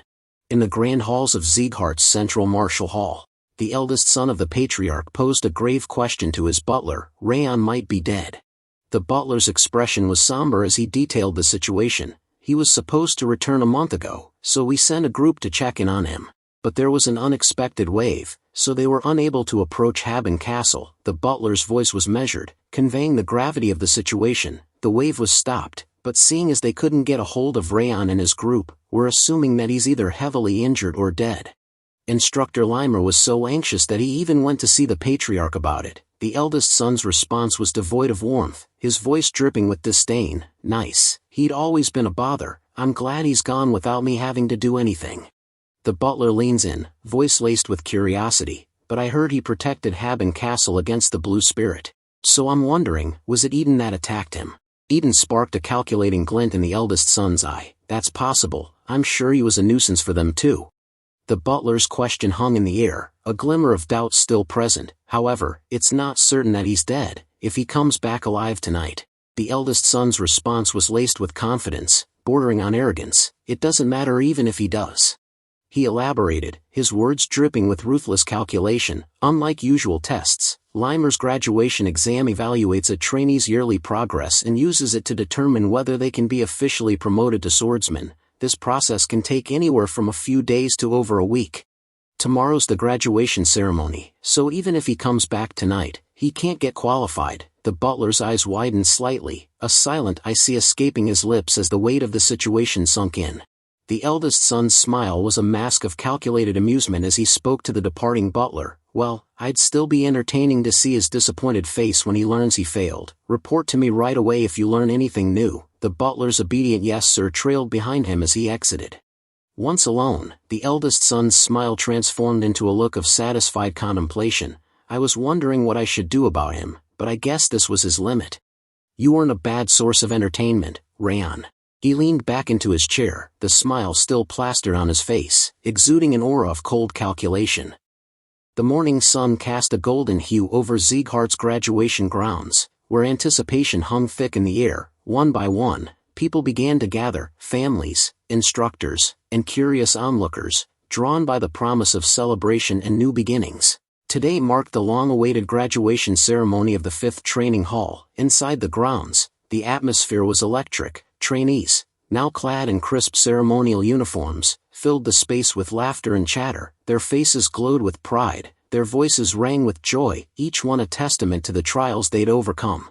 In the sea of spectators, one figure stood out, Sylvia, her brows furrowed with concern. Her eyes scanned the crowd anxiously, searching for a familiar face. She leaned toward her maid, her voice trembling with unease. Where's Raon? It's his graduation today. If they begin without him, does that mean? Helen, ever composed, offered a gentle smile. Her voice was calm, reassuring, like a steady breeze cutting through Sylvia's storm of worry. Ma'am, they won't proceed with the graduation without the head trainee. So please, don't worry too much. Meanwhile, another presence settled into the spectator seats with quiet authority. Karun, the elder son of the patriarch, sat with an air of composed confidence. Among the clusters of graduates, 2 trainees stood side by side, their voices tinged with disbelief and pride. The day's finally here, one said, eyes scanning the ceremonial grounds. We're actually graduating, the other chuckled, a trace of old fear in his voice. Finally, when I was sent out on that mission, I honestly thought, am I going to die like this? They both laughed, the kind of laugh that only survivors share. The first trainee added with a grin, I feel like we could even take down ogres now, easy. But their moment of reflection was cut short by a sharp, familiar voice. Hey, you guys. Ben, the ever-serious second head trainee, strode up behind them, arms crossed and tone firm. It's almost time for graduation. Why are you wasting time chatting over here? The trainees turned, startled but smiling. One of them blurted out, Ah, Ben. Ben stood tall, his posture rigid with authority. Watching the trainees linger, he couldn't help but slip into his usual commanding tone. Stop being careless, he barked. Return to your seats. The trainees straightened instinctively, voices rising in unison like a well-rehearsed drill. Yes, understood. Without another word, they turned and marched off, their earlier laughter replaced by disciplined silence. Ben watched them go, his stern expression softening just a touch. A quiet sigh escaped his lips as he murmured to himself, barely audible over the crowd's hum. I wonder when they'll finally mature. Lost in thought, Ben stood silently, watching the trainees return to their seats. His sigh lingered in the air, a quiet echo of his inner reflections. Then, a familiar voice broke through, playful, teasing, and unmistakably sharp. I thought you'd change at least a little. The voice said, drawing closer, but it looks like you're just as stiff as always. Ben didn't flinch. He turned his head slowly, a smirk tugging at the corner of his mouth as his eyes met the speaker's. Speak for yourself, he replied coolly. Seems like that harsh mouth of yours shows no signs of improving. Martha stormed across the graduation grounds, muttering under her breath as she wrestled with her unruly hair. Her stride was fierce, her presence unmistakable. Who cares? She snapped, brushing a stubborn strand aside as she reached Ben. Harsh mouth or not, it doesn't matter. Ben turned to face her, his gaze steady, landing on the confident smirk etched across her face. He sighed, the weight of experience behind his words. That attitude might be fine for now, he said, but once you graduate, they won't let it slide, especially during outings. You're always itching to pick fights over everything. Martha's grin widened, defiant and unbothered. If I just beat them up each time, she said with a shrug, they'll stop yapping, right? Ben's eyes narrowed slightly as he gazed at Martha, a hint of a challenge in his voice. Let's see how long your confidence lasts, he muttered. Anyway. His voice trailed off as he turned toward the entrance of the graduation grounds. The ceremony was moments away, yet something gnawed at him. His gaze lingered on the gate, worry creeping into his expression. I wonder why Raon isn't here yet, he said under his breath. The graduation is starting soon. A doubt crept into his mind, and he couldn't help but wonder, did he really get ambushed by Eden or something? As Ben's doubts lingered in the air, a firm voice cut through the tension like a blade. Raon will definitely come back. Runan approached with steady steps, her eyes unwavering, her voice laced with conviction. There's no way Raon would lose to people like them. Ben and Martha turned in unison, caught off guard by her sudden declaration. Surprise flickered across their faces. Martha raised an eyebrow, her tone sharp and unapologetic. Well, how would you know? She crossed her arms, a sly smirk playing on her lips. Honestly, it'd be better if Raon doesn't come back. That way, I get to be the representative instead. Runan froze, her eyes widening in disbelief. She stared at Martha, stunned, not just by the words, but by the cold ambition behind them. Runan's eyes flared with fury, her voice rising above the murmurs of the crowd. No! Raon will definitely come back, she shouted, fists clenched. Don't speak so recklessly like that. Martha didn't flinch. She stepped forward, her tone sharp and unapologetic. It's already too late, she snapped. If he was going to come, he'd be here by now. The clash of voices echoed across the graduation grounds, drawing glances from nearby trainees. The tension between them crackled like lightning in a storm. Ben, caught between their fury, placed a hand on his forehead and groaned. Calm down, both of you. Butler Lowen's booming voice echoed through the graduation grounds, silencing the chatter of the students. The graduation ceremony is about to start. All graduating trainees should go to their assigned positions. The three of them, Martha, Ben, and Runan, were taken aback by the sudden interruption, their argument forgotten in the face of the impending ceremony. Their eyes drifted towards the Patriarch's throne, where Butler Lowen stood, resplendent in his formal attire. As they watched, Sieghart's eternal son, the rightful owner of the North, strode towards his throne, his presence commanding attention. He seated himself regally, his piercing gaze sweeping across the crowd. Butler Lowen's voice rang out once more. Patriarch Glenn Sieghart is entering. The entire assembly erupted into a thunderous greeting, their voices rising in unison as they bowed to the Patriarch. Greetings, Patriarch. As the crowd settled and the ceremony prepared to begin, Instructor Limer stepped forward, his expression tight with concern. He approached the towering throne where Patriarch Glenn Sieghart sat, his voice hesitant. Patriarch, Limer began, 2 trainees haven't returned yet. Could you wait just a bit longer? Glenn's gaze was cold, unwavering, his voice cut through the air like steel. No, he leaned forward slightly, his tone firm and absolute. Even if we did not determine an exact return date, they were notified that the graduation would be in February. Thus, if they haven't returned by now, they do not meet the qualifications to graduate. The Patriarch's eyes narrowed, his words laced with quiet authority. You wouldn't seriously be suggesting that we delay the graduation for those who haven't returned yet, would you, Chief Instructor Limer?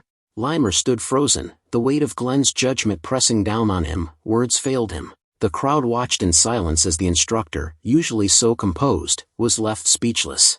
Instructor Limer turned to face the gathered trainees, his voice steady but heavy with the weight of decision. "Then we will proceed with the graduation," he announced. "The ceremony will be conducted by the patriarch and all the family elders." A ripple of anticipation moved through the crowd as Limer continued. "We will now begin the final roll call before the ceremony starts." Then, Limer's tone shifted. 43 students in total, 41 present, and 2 missing. A hush fell over the trainees. Whispers broke out like sparks in dry grass. "Is Raon really not coming?" One trainee murmured to another. "We're really starting like this," another added. Disbelief etched into their voice. Limer raised his hand, silencing the crowd. "Roll call complete," he declared. "We will begin the graduation ceremony." Then, with finality, he turned to the guards in order. "Please close the gates." Ronan, Martha, and Ben stood frozen, their eyes locked on the narrowing gap. A flicker of hope danced behind their worried expressions. "This is it," they thought. "If Raon doesn't come now, it's over."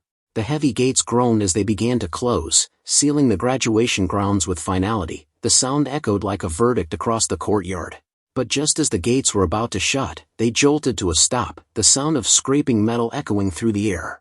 The sudden halt of the gates sent a ripple of confusion through the crowd.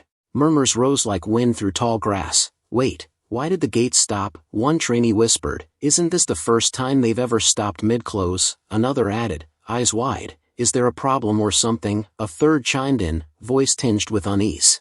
Then, from beyond the threshold, a lone figure stepped forward, Raon clad in his graduation uniform. He walked with quiet resolve. His eyes scanned the grounds, taking in the sea of trainees, the elders, the towering throne, and the stunned silence that greeted him. The trainees turned, one by one, as if drawn by an unseen force. Gasps echoed, eyes widened.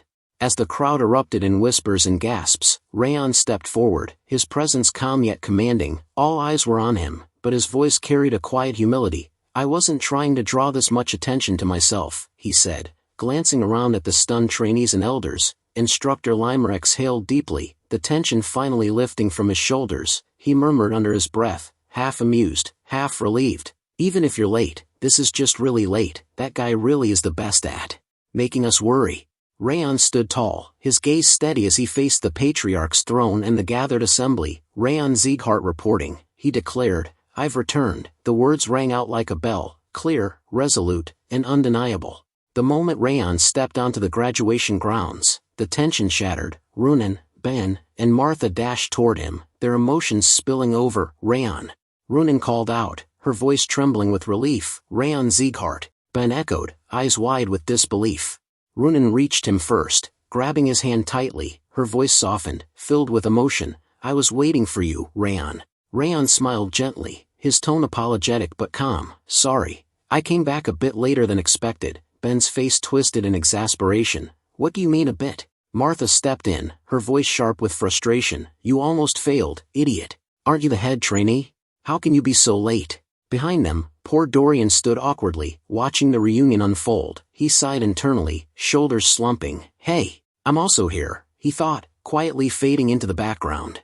Raon walked toward Instructor Limer, his steps steady, the weight of his late arrival still lingering in the air. Limer exhaled, the tension easing just slightly from his shoulders. "Anyway," he said with a sigh, "I'm glad you're back, Raon." Raon offered a respectful nod. "Sorry about that, Instructor." Limer gestured toward the front of the formation. "Get in your spot already. Everyone's waiting for you. Since you're the head trainee, you should be up front." Raon turned and began walking toward his designated position. Then a voice rang out, sharp and commanding. "Stop." The words sliced through the graduation grounds like a blade. Raon froze mid-step. Limer turned sharply, eyes narrowing as he searched for the source. Among the spectators, seated beside the elders, stood a figure cloaked in quiet authority. Limer's heart sank, his thoughts raced. Karun Sieghart. Karun stepped forward from the spectators section, his voice clear and calculated as he addressed the throne. "Patriarch," he began, "the other trainees returned and proved their qualifications a month ago, but Raon has only just arrived. Since we haven't verified whether he succeeded or not, I don't think he should graduate right now." A hush fell over the grounds. All eyes turned to Glenn Sieghart, the patriarch, whose expression remained unreadable. "You're not wrong," Glenn replied after a pause, his voice deep and deliberate, "but the decision on whether he passes this graduation ceremony will be made by the instructor, based on his conduct over the past year." Karun's eyes narrowed. He wasn't finished, however. He pressed. "Raon Sieghart, who has just arrived, has not proven anything. I'm sure he isn't going to make everyone here wait until his qualifications are proven." Then, with a cold gaze fixed on Raon, Karun spoke with authority, "Leave." The tension hung thick in the air as Karun's command echoed across the graduation grounds, but Instructor Limer stepped forward, his voice unwavering, his gaze locked on the Patriarch. "Patriarch, training ground master," he declared, "I can prove Raon's qualifications right here." Gasps rippled through the crowd. Limer turned to Raon, eyes steady. "Right, Raon?" Raon stood frozen, stunned by the sudden challenge. His lips parted, but no words came. Without another word, Limer and Raon began to prepare for a duel. The air was electric with tension as they drew their swords, the blades glinting in the light. The two combatants charged at each other, their swords clashing in a flurry of steel and sparks. As they fought, their auras seemed to collide, creating a massive shockwave that rippled through the air. The spectators were caught off guard, their faces contorted in shock as they stumbled backward. The shockwave from their collision still rippled through the air, leaving the crowd stunned. Martha's eyes widened in shock and disbelief as she stared at the unfolding fight between Limer and Raon. "What?" she exclaimed, her voice barely above a whisper. "No way. I was sure Raon's ability was only at the expert level." She turned to Ben, her face pale with astonishment. On the field, Limer's voice rang out, firm and resolute. "Swordsmen speak with their swords." His wind aura surged, swirling around him like a storm ready to break. Raon sneered, his eyes flashing with determination. "What an appropriate statement," he retorted, his own aura erupting in a blaze of fiery energy. Flames danced around his blade, heat radiating from his stance. Their blades collided once more, wind and fire clashing in a dazzling spectacle of light and sound. The force of their auras surged upward, spiraling into the sky. A brilliant spear of combined energy burst forth, streaking into the heavens. Then boom, it erupted like a firecracker, scattering radiant colors across the sky. Crimson and emerald, gold and sapphire, each hue danced above the graduation grounds, painting the moment with awe. The crowd gasped, stunned by the beauty and power of the clash. Among the spectators, Sylvia watched with wide eyes, her lips curled into a delighted smile. Beside her, her maid clapped softly, joy sparkling in her gaze. Karun's eyes widened in stunned disbelief as he stared at the aftermath of the clash. No matter how much Limer's body has been damaged, that is not an attack a trainee should ever be able to block, he thought to himself. A mixture of shock and curiosity washed over him. Just what happened during the time he was gone, he wondered, his mind racing with possibilities. Meanwhile, the trainees and spectators were having the time of their lives. Their faces lit up with excitement and joy. They gazed up at the sky, mesmerized by the spectacular display of elemental energy still resonating from the clash. The clash had ended, the sky still glowing with the remnants of wind and fire. Silence fell over the graduation grounds as Raon lowered his sword and turned toward Karun. "This should be enough evidence," he said, his voice calm but firm. Karun's jaw tightened, teeth grinding in frustration, his eyes locked onto Raon, disbelief still flickering behind his glare. Raon tilted his head slightly, a teasing smile tugging at his lips. "Right, training ground master?" The words struck like a final blow, not of disrespect, but of undeniable truth. Karun's fists clenched at his sides, but there was nothing left to argue, no ground to stand on. With a bitter scowl, he turned and sat down, his silence louder than any protest. The dust had barely settled when Instructor Limer turned toward the throne, laughter in his voice and pride in his eyes. "My lord," he said with a grin, "I feel like this is enough qualification, so, could we start the graduation ceremony now?" Patriarch Sieghart leaned back in his throne, surveying the battered training ground with a raised brow. "You're so shameless," he replied dryly. "Look at the state you left the training ground in." A pause, then, with a faint smirk tugging at his lips, he added, "I'll ask my questions about Raon after the graduation is over." He raised his hand, voice echoing with finality. "Head Instructor Limer, proceed with the graduation of the 5th Training Hall." Limer bowed slightly, his smile widening. Beside him, Raon stood tall, his gaze meeting the Patriarch's with quiet confidence. Instructor Limer's voice rang out across the training grounds, firm and proud. "Now, head trainee, Raon Sieghart to the front." Raon nodded and slowly walked towards his designated position, his eyes fixed on Limer. He reached his position at the front of the formation, standing tall. Behind him, the other trainees lined up, their faces glowing with joy and pride. The unity was palpable. 43 warriors, forged together. Limer turned to the crowd, his voice rising with ceremonial clarity. 5th Training Hall, 43 students in total, 43 present, and no absentees. Limer's voice boomed once more. We will thus begin the graduation ceremony of the 5th Training Hall's trainees. The atmosphere was electric, filled with anticipation and celebration as the trainees prepared to mark this momentous occasion in their lives. The scene shifts. Raon's mind plunges into fragments of his past life, memories etched deep within House of Robert's palace. The air grows heavy as he recalls the merciless training of his youth. A brutal household where survival meant endless combat, no mercy, no pause, only the clash of bodies until one fell. Step by step, Raon advances through the palace corridors, his presence echoing against the cold stone walls. Finally, he arrives before the chamber of Derus Robert. Guards stand rigid at the door, their eyes sharp, as if sensing the storm that lingers within Raon's heart.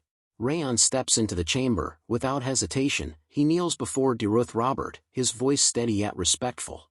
I, Raon, have come to visit as per your summons. Seated upon his chair, Derus regards him with a measured gaze. Thank you for coming, Raon. His tone softens as he studies the young warrior's face. I'm sorry. It hasn't been long since you finished your last mission, and yet I'm calling for you again. Still kneeling, Raon bows his head deeper. Not at all, please, feel free to summon me any time. Derus's voice carries a rare warmth. I'm truly grateful to hear you say that, Raon. But behind his respectful bow, Raon's thoughts twist with disdain. That benevolent mask of his is still disgusting.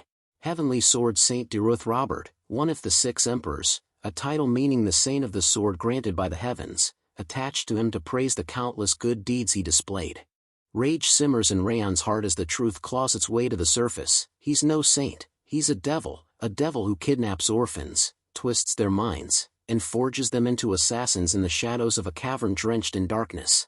Once, I believed him. Once, I thought Derus Robert was truly a good man, so much that I would have laid down my life for him, and in that blind devotion, I carried out countless assassinations in his name. But fate intervened. On the brink of death during a mission, fortune struck, a crack in the chains of his brainwashing. In that moment, my eyes opened. I saw the ugliness, the corruption, the evil that had always been hidden beneath his mask of benevolence. From then on, a single thought consumed me: escape, to break free from Derus Robert, the heavenly sword saint, one of the 6 emperors, praised as a savior by the world, yet to me nothing more than a monster cloaked in light. Derus's gaze sharpens as he speaks. The place you must go this time is the Epelin territory. We've received word that a top-grade mana stone lies buried beneath that land. It's only a matter of time before Epelin's patriarch discovers it. I hope you'll eliminate him swiftly. As always, the method I leave to you. Raon's eyes narrow, thoughts racing beneath his calm exterior. So this isn't a simply assassinating Epelin's patriarch. This mission isn't about just killing him alone. It's about swallowing the mana stone whole, securing it in one strike. The weight of the task presses down on him, an order cloaked in simplicity, yet demanding cunning, precision, and ruthless execution. After a moment of thought, Raon rises to his feet, bowing low with solemn respect. I have received the order. I will report back as soon as the mission is complete. Derus's lips curl into a faint smile. Good. I trust you'll do well again this time. Then, off you go for your mission. Without hesitation, Raon turns and strides from the chamber, his figure disappearing beyond the heavy doors. Derus watches his back as it fades from sight, his expression unreadable. Yet behind that calm smile, schemes begin to stir. His gaze drifts toward the window beside him, eyes narrowing as if already envisioning the next move in his grand design. The next day, within the bustling Epelin territory, Raon steps into a dimly lit tavern. The air is thick with chatter and the clinking of glasses. Approaching the counter, he leans in and quietly asks the staff a question. The bartender pauses mid-motion, surprise flickering across his face as he wipes a glass. What? You're asking what kind of person the Lord of Epelin is? Wait, you're not from around here? Raon answers calmly. Yes, it's my first time here. The staff chuckles lightly, shaking his head. Well, there's only good things to say about him. The bartender's eyes soften as he recalls the smiling face of Epelin's patriarch. Every time there's a drought, he opens the granaries and feeds the people. He's even cut taxes in half more times than I can count. Truly, he's the perfect example of a noble who thinks only of his territory. His words ripple through the tavern, drawing nods and laughter from the locals. One patron chimes in. Yeah, the owner's right. Another adds, living here, you'd be hard-pressed to find a single resident who hasn't received the Lord's help. Even a mercenary at the corner table joins in with a hearty laugh. That's true. Everyone's been in his debt at least once, even mercenaries like us have it easy, the work is clean, and the pay's good, the tavern hums with admiration, voices layering into a chorus of praise. The bartender continues his tale, polishing a glass as his voice carries through the tavern. Just like that man said, whenever mercenaries move, he sends soldiers along too, to ensure the monsters are properly exterminated, and lending out farmland? I've lost count of how many times he's done that. Raon listens in silence, his mind tightening as the praise piles higher. The bartender's words echo with conviction. There really isn't anyone else like our Lord in this world. The chorus of admiration doesn't end there. Stepping outside, Raon questions a bread-selling lady. She smiles warmly, replying, "If we didn't have him, life would have been so hard." Nearby, a worker pauses mid-task, sweat on his brow yet gratitude in his tone. "I'm truly thankful to him. I can't believe how lucky I am to live here." As Raon walks through the streets of Epelin territory, his thoughts grow heavier with each step. No matter where I go, it's nothing but praise for the Lord. The people's trust runs deep, their voices filled with gratitude. A patriarch who values his people. Raon's eyes harden, determination flashing across his face. So what? Memories claw their way back, dark, suffocating fragments of his past. I was kidnapped when I was just a child, so young I can't even remember my own name. My entire life, I've lived as nothing but an assassin. The images blur together, merciless training, endless missions, blood spilled in silence, and then, the moment of awakening. After breaking free of his brainwashing, I began preparing my escape, carefully, quietly, always avoiding that bastard's eyes.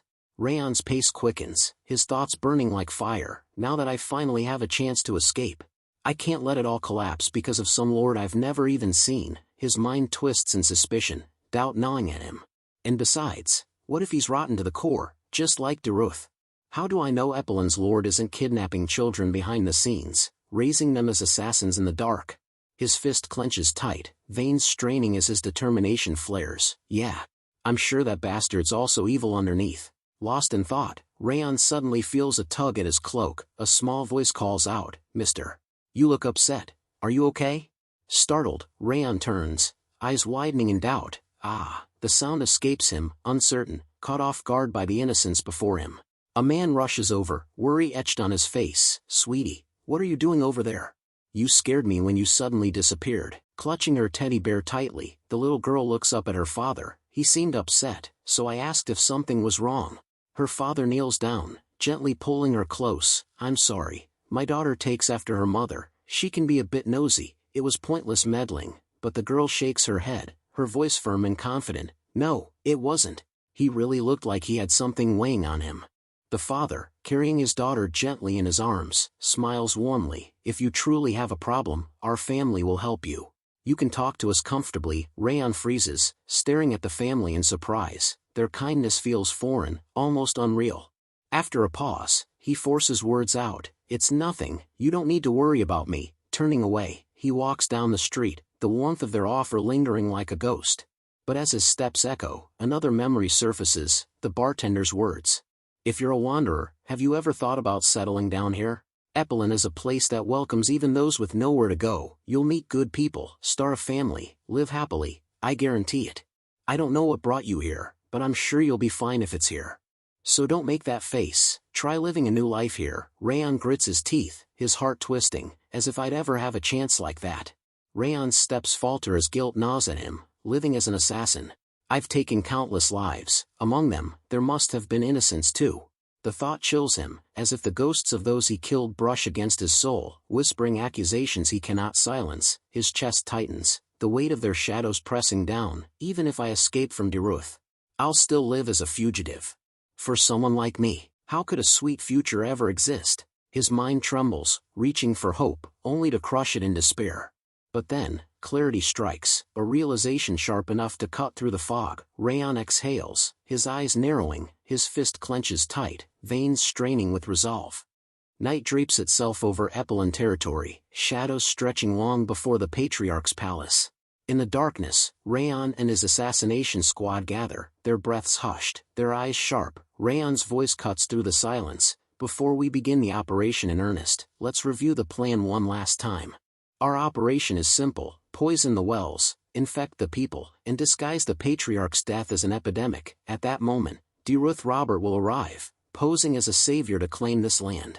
The squad listens intently, nodding as the weight of the mission settles in. Raon's tone hardens. From now on, spread out, pour poison into every well touched by human hands, do not return until it's done. His comrades nod once more, determination etched into their faces.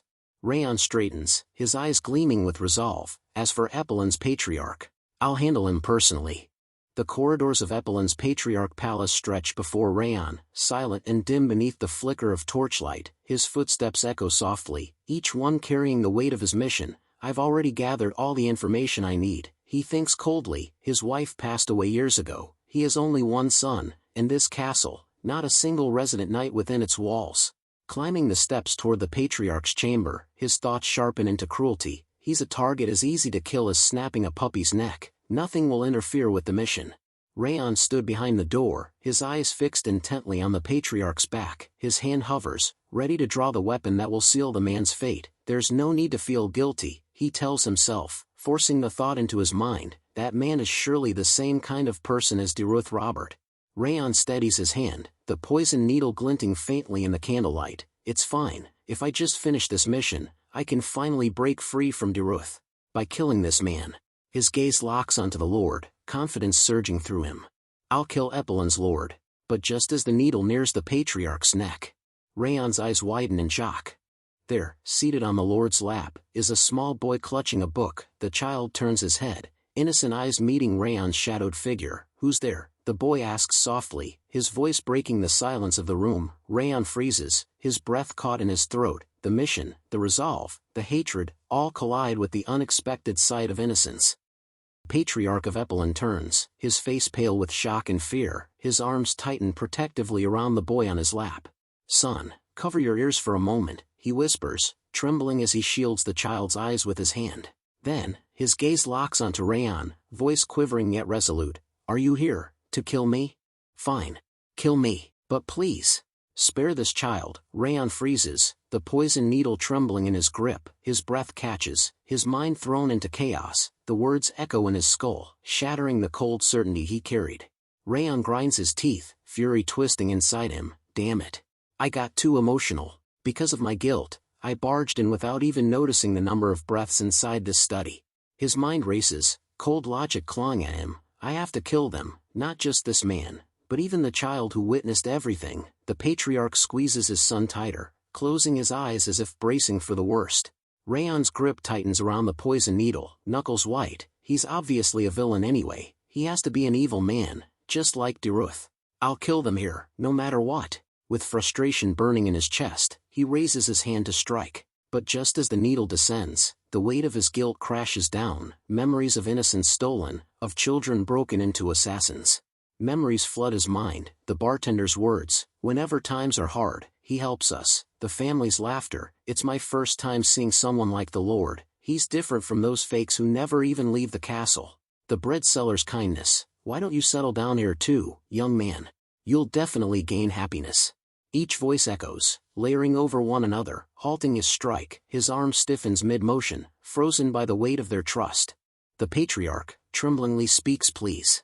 I'm begging you. He then lowers himself to his knees, his voice cracks with desperation. Spare the child. Raon stares, shock rippling through him, his body trembles, anger and confusion tearing at his resolve. Suddenly, Raon's hand presses the poison needle into the patriarch's neck. The man gasps in pain, clutching at the wound. Ugh. His voice trembles, desperate. I'm begging you. Kill me however you like, but please. Spare the child. Raon's cold eyes narrow. You're not dead, so get up. Confusion flickers across the patriarch's face as he stares at the assassin. Raon turns slightly, his tone sharp but controlled. It's not a poison that kills instantly. Stop worrying and stand. The patriarch hesitates, then slowly rises. Raon's voice cuts through the silence. Is there a secret passage out of the castle? The patriarch, trembling, points toward the wall. Behind that wall, there's a passage that leads to the back of the territory. It connects to a coastal cave. Raon's eyes harden, his resolve firm. Good, that works out. Raon's voice cuts through the smoke-filled chamber. Carry the child and escape to the coastal cave, right now. The patriarch stiffens, shock and worry flashing across his face. What? Raon's tone sharpens, cold and commanding. From here on, I'll stage your deaths. He pours a strange liquid onto the ground, its acrid scent filling the air. If you want the child to live, move now. The patriarch clutches his son tightly, hesitation trembling in his hands. But when Raon adds, wait in the coastal cave, I'll come to you with the antidote, the man finally nods, understood. With hurried steps, the patriarch and his son vanish into the secret passage. Raon exhales, his eyes narrowing. If I make a pile out of goblin corpses and burn it, they'll be fooled. He strikes fire. The flames devouring the castle walls, smoke billows into the night sky, painting the territory in chaos. Outside, workers cry out in shock as they see the blaze. What is that? One shouts, panic in his voice. Another stammers, that mansion. It's the Lord of Epelin. They rush toward the inferno, fear and desperation driving their steps. Damn it. Why is there suddenly a fire? One curses, another yells, hurry, call everyone. From the cliff's edge, Raon and his squad watch the chaos below, the castle engulfed in flames, the people of Epelin rushing in panic. One of the assassins frowns, his voice sharp. Why did you set a fire? Isn't this far too conspicuous? Wouldn't it have been better to move according to the original plan? Raon turns his gaze on him, cold and unwavering, his thoughts cut deeper than his words. This is the most frightening part of Derutha's brainwashing.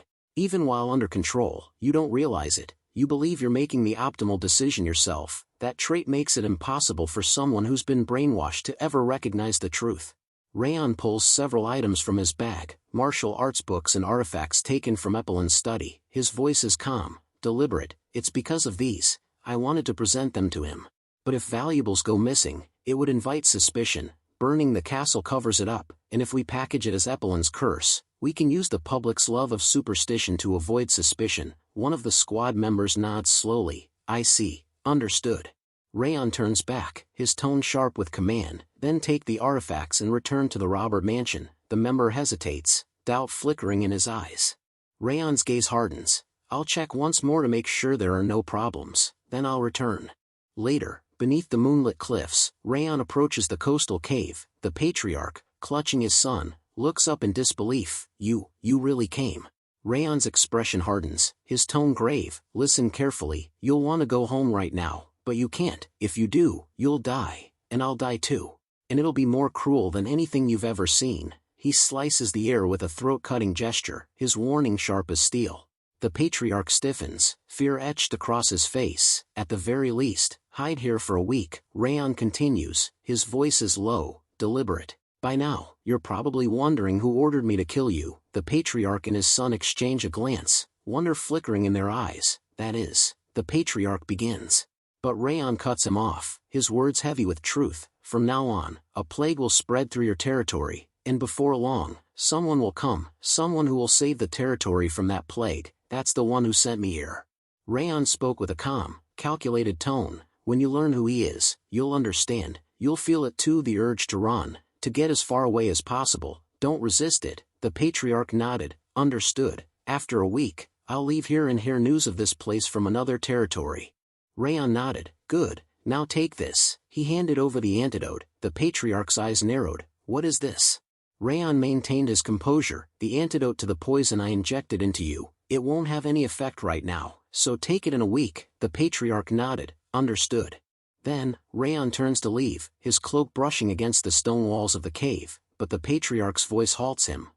Wait just a moment. His tone is doubtful, trembling. If you spare me, will you be okay? Raon stops mid-step, his body stiffening. Slowly, he turns back, his eyes widening in surprise. Raon pauses, his eyes narrowing at the patriarch's question. His voice is steady, but there's a faint edge of disbelief. Are you worrying about the person who came to kill you right now? Then let me ask you something too. Why did you beg me to spare your son, even if it meant your death? Aren't people supposed to value their own lives the most? The patriarch tightens his embrace around his child, his voice trembling yet firm. As you live, you end up finding something more precious than your own life. I only realized it after my child was born. Raon's gaze lingers, conflicted. Do all parents end up thinking like you? The patriarch hesitates, his tone uncertain. Some don't, but most do. Raon stares at him in surprise, the words striking deeper than he expected. For a fleeting moment, he thinks of his own life, of what it might have been, of the love and care he never received. A faint smile touches his lips. I see, he murmurs softly. Then, with a rare sincerity, he adds, Thank you for answering my question. Turning away, Raon steps into the shadows, leaving the patriarch and his son behind. The patriarch clutches his son close, relief trembling in his voice. We survived, somehow. Come on, let's hurry and evacuate somewhere safe. If we stay here, it'll get dangerous. Son, you're hungry, right? Is there anything you want to eat? But as his words linger in the night air, a shadow moves behind them. An assassin, silent as death, approaches with a dagger glinting in the moonlight. The patriarch's voice softens, unaware of the danger. Tell me, what would you like to eat? In an instant, steel flashes, the dagger plunges forward. The sound of waves crashing against the shore echoes beneath the moonlight, mingling with the silence of death. By the water's edge, a lifeless body lies still. Beside it, the antidote glimmers faintly in the sand, hope abandoned, swallowed by the night. In Derus Roberts' territory, within a dimly lit house, Raon stood before the window. The night stretched endlessly outside, but his thoughts were sharper than ever. It's tonight, he told himself, clenching his fist tightly. Thanks to Epelin's patriarch, the fog that filled my head has cleared. I can't stay here, in this land of demons, any longer. I'll escape this place, and find a new path. The conviction burned inside him, a flame stronger than the fire he had set in Epelin. Just then, the door creaked open, a servant stepped inside, bowing slightly. Raon. Derus has summoned you. Raon turned back, his expression unreadable. All right, he said firmly, I'll go now. Raon walked steadily through the dim corridors, each step echoing like a drumbeat of fate. His thoughts burned with clarity. A new mission came down faster than I expected. But it's perfect. I've already finished all preparations to run. I'm done with everything. Tonight, I'll escape hell. I'll live freely from now on. Confidence sharpened his gaze as he reached near Derus's side. He bowed low, masking the stone within him. I, Raon, have come as per your summons. The candlelight casting long shadows across his face. A sinister smile curled at his lips as Raon entered. Good, you're here. Derus said smoothly, his voice dripping with satisfaction. You did well again this time, Raon. Raon froze, shock and worry flashing in his eyes. His breath caught, his body stiffened. The moment I faced Derus, the moment I was about to kneel, I felt it. His thoughts churned like a storm. That today, I am going to die by this man's hand. The air grew heavy, suffocating. In the present, Raon sat near the window of the Sieghart household, his expression heavy with sadness. The faint light of dawn brushed against his face. He stirred suddenly, blinking. Wait, did I doze off for a moment? I can't believe I'm dreaming about my past life at a time like this. How unusual. The door creaked open. Dorian stepped inside, his voice hurried. Young master. He paused, correcting himself quickly. Vice Corps leader, preparations for the expedition are complete. Raon straightened, his tone commanding. Good, we depart at once. To the site of the Raging Wind Corps' first mission. Together, they walked through the halls, their footsteps echoing with purpose. At the 5th training hall, the trainees stood waiting, eyes fixed on Raon, their leader, their guide into the storm that awaited them. Reaching out in the forest, a huge growling echoed throughout the forest, as an orc growled loudly while attempting to launch an attack. The orc rushed forward with aggression, but before it could land any strike, it was swiftly cut down. Runen and Martha moved in perfect coordination, slicing the orc into pieces and ending its life instantly. As the remains fell, Runen mentioned in a confident tone that she had been the one who cut it down, which caused Martha to groan in denial, insisting that the finishing blow had been hers instead. Before their argument could escalate further, a calm voice called out from behind them, stating that it looked like everyone had finally found a sword that suited their hand. The attention of both shifted as Raon approached them. His gaze carefully observed their stance and posture as he stated that compared to before, their swordsmanship and aura had grown significantly sharper. He added that their movements now blended well together, and because of this improved harmony, their combined power had amplified far beyond what it had been previously.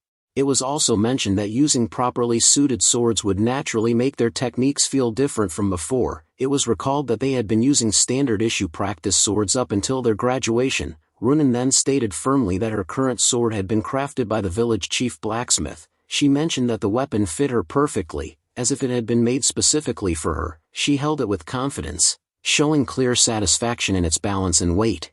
Martha followed by stating that her Titan aura worked exceptionally well with the sword given to her by her father. She repeated that the compatibility between her aura and the weapon felt natural, allowing her strength to flow without resistance. Despite their confidence, Raon pointed out that both of them still had areas that required improvement. he first addressed Runan, explaining that Runan's aura still lacked sufficient cold energy and density. He pointed out that without proper refinement, her attacks would not reach their full potential. He then turned toward Martha, where it was pointed out that she was putting excessive strength into her arms during each strike. He explained that such a habit would quickly drain stamina and become a disadvantage in prolonged combat situations. Raon attempted to continue his explanation, but then his attention shifted once again.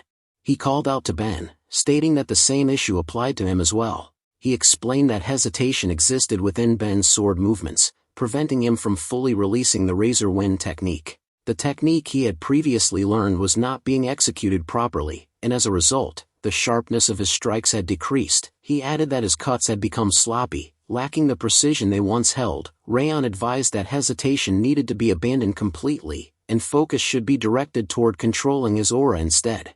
At that moment, Raon seemed to notice something subtle. Ben paused, reflecting on the observation. Before admitting that the assessment was correct, he offered an apology, acknowledging his lapse in focus. Raon took a brief moment to steady himself, as he moved forward, stating that they should continue progressing through the forest. Several months ago, since the graduation exam had concluded, and they had officially earned the title of Swordsman, shortly after, they had attended the initiation ceremony. This event was described as an important gathering where leaders from various organizations assembled, including the Central Martial Hall, the True Martial Hall, and the current Martial Hall. During the ceremony, newly graduated swordsmen introduced themselves before these leaders, after which they were given the opportunity to choose which organization they wished to join. For most ordinary graduates, it was stated that they aimed to enter organizations that were widely recognized, as reputation played a significant role in their decision. However, the situation was different for those who had trained in the 5 major training halls. Their skills had already set them apart, making them highly sought after. During the ceremony, the top instructor, Limer, made a significant announcement. It was declared that a new organization would be established under his leadership, known as the Raging Wind Corps. The newly formed group was described as a rising force, offering numerous opportunities for advancement. It was presented as a place where individuals could achieve both glory and honor. The offer was considered highly attractive, as it promised rapid growth and recognition unlike any traditional path. It was emphasized that no other organization could provide such a unique opportunity for development. Because of this, many graduates from the 5 training halls chose to join the Raging Wind Corps founded by Limer.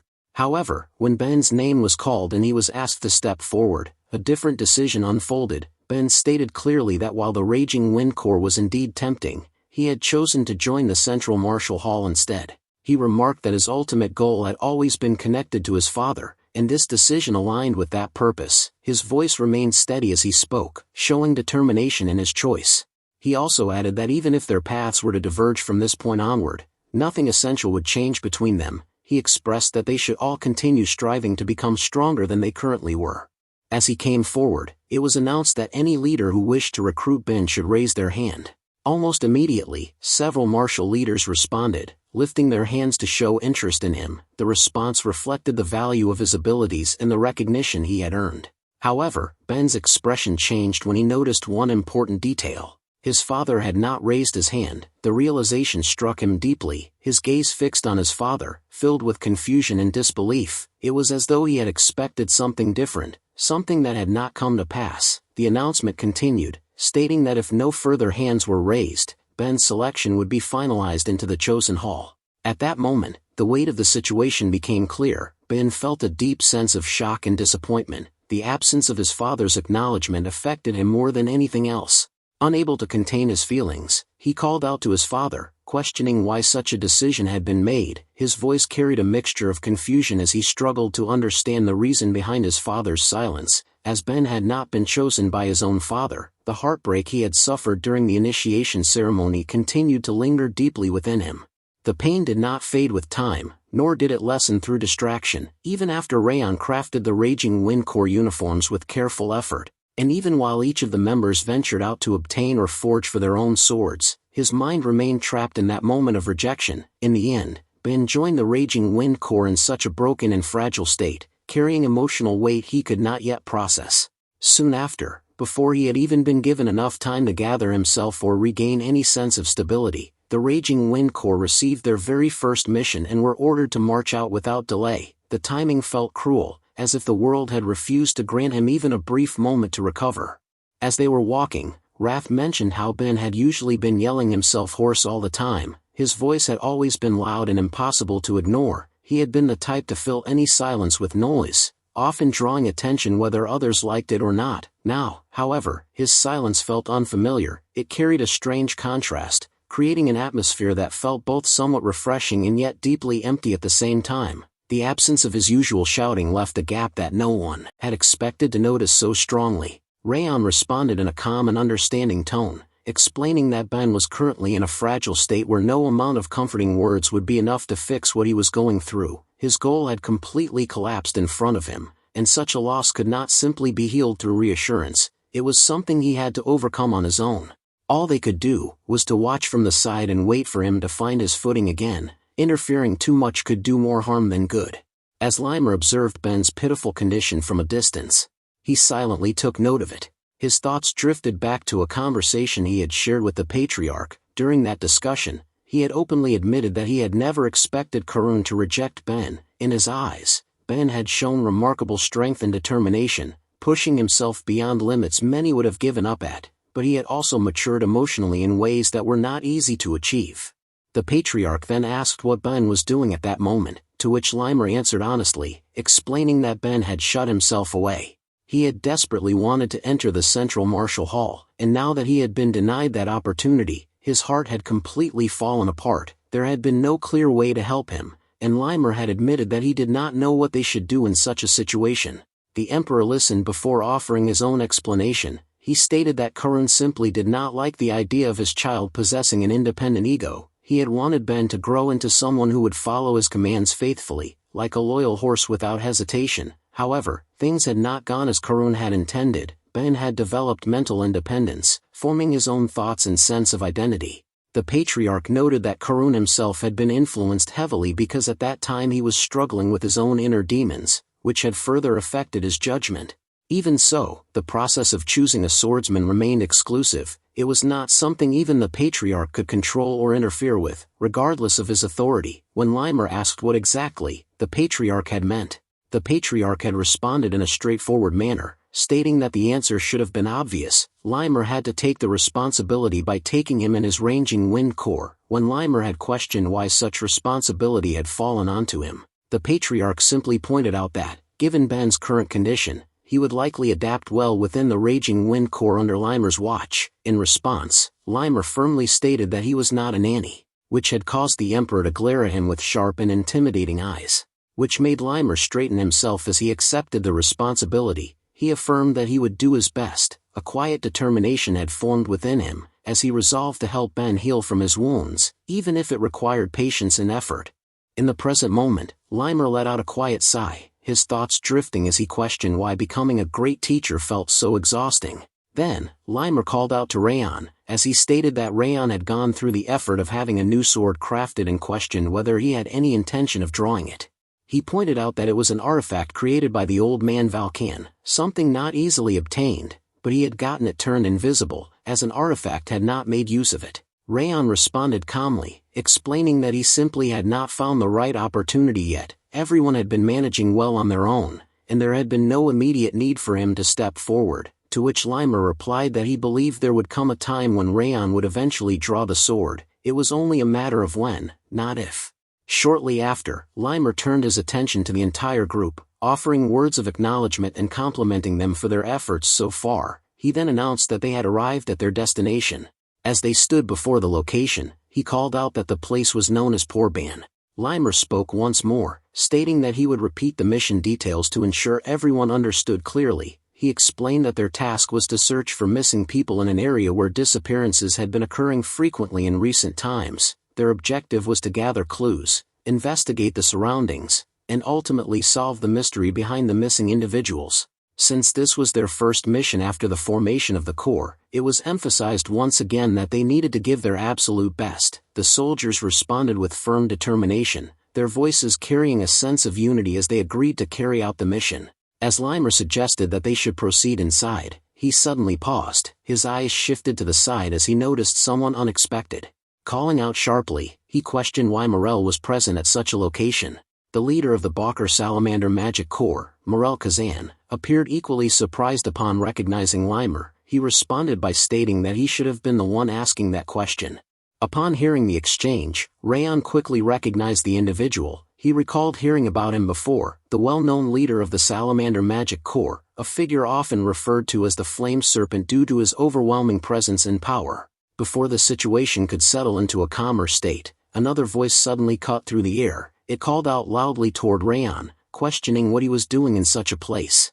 The unexpected interruption caused attention to shift once again. As Raon turned toward the direction of the voice, recognition dawned almost instantly. The person standing there was none other than Princess Jane of Bakr. Raon recognized that it was the girl he had met at the Carmelon auction house, which immediately caused Jane to groan in frustration. She screamed out loudly, saying that she could clearly hear him, and then questioned how someone like him, whom she considered a fraud, dared to insult her. She sharply asked whether he had a death wish.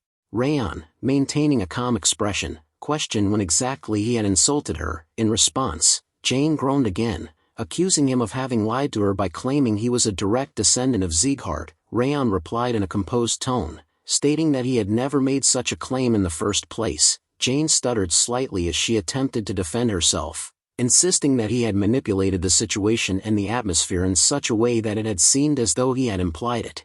Raon then remarked that if someone could be deceived merely by the mood of a conversation, then it was ultimately their fault for being misled. His words only caused Jane to groan louder in irritation. At that very moment, a sharp scream echoed through the area. A voice suddenly shouted, daring Raon not to speak to the princess in such a casual and disrespectful manner. From behind, Morel's disciple, Enild, stepped forward with a furious expression. He demanded to know how Raon dared to mock Princess Jane of Bakr, questioning whether he possessed more than one life to risk such behavior. Without hesitation, he ordered Raon to apologize immediately and to conduct himself with the proper level of respect and courtesy befitting royalty.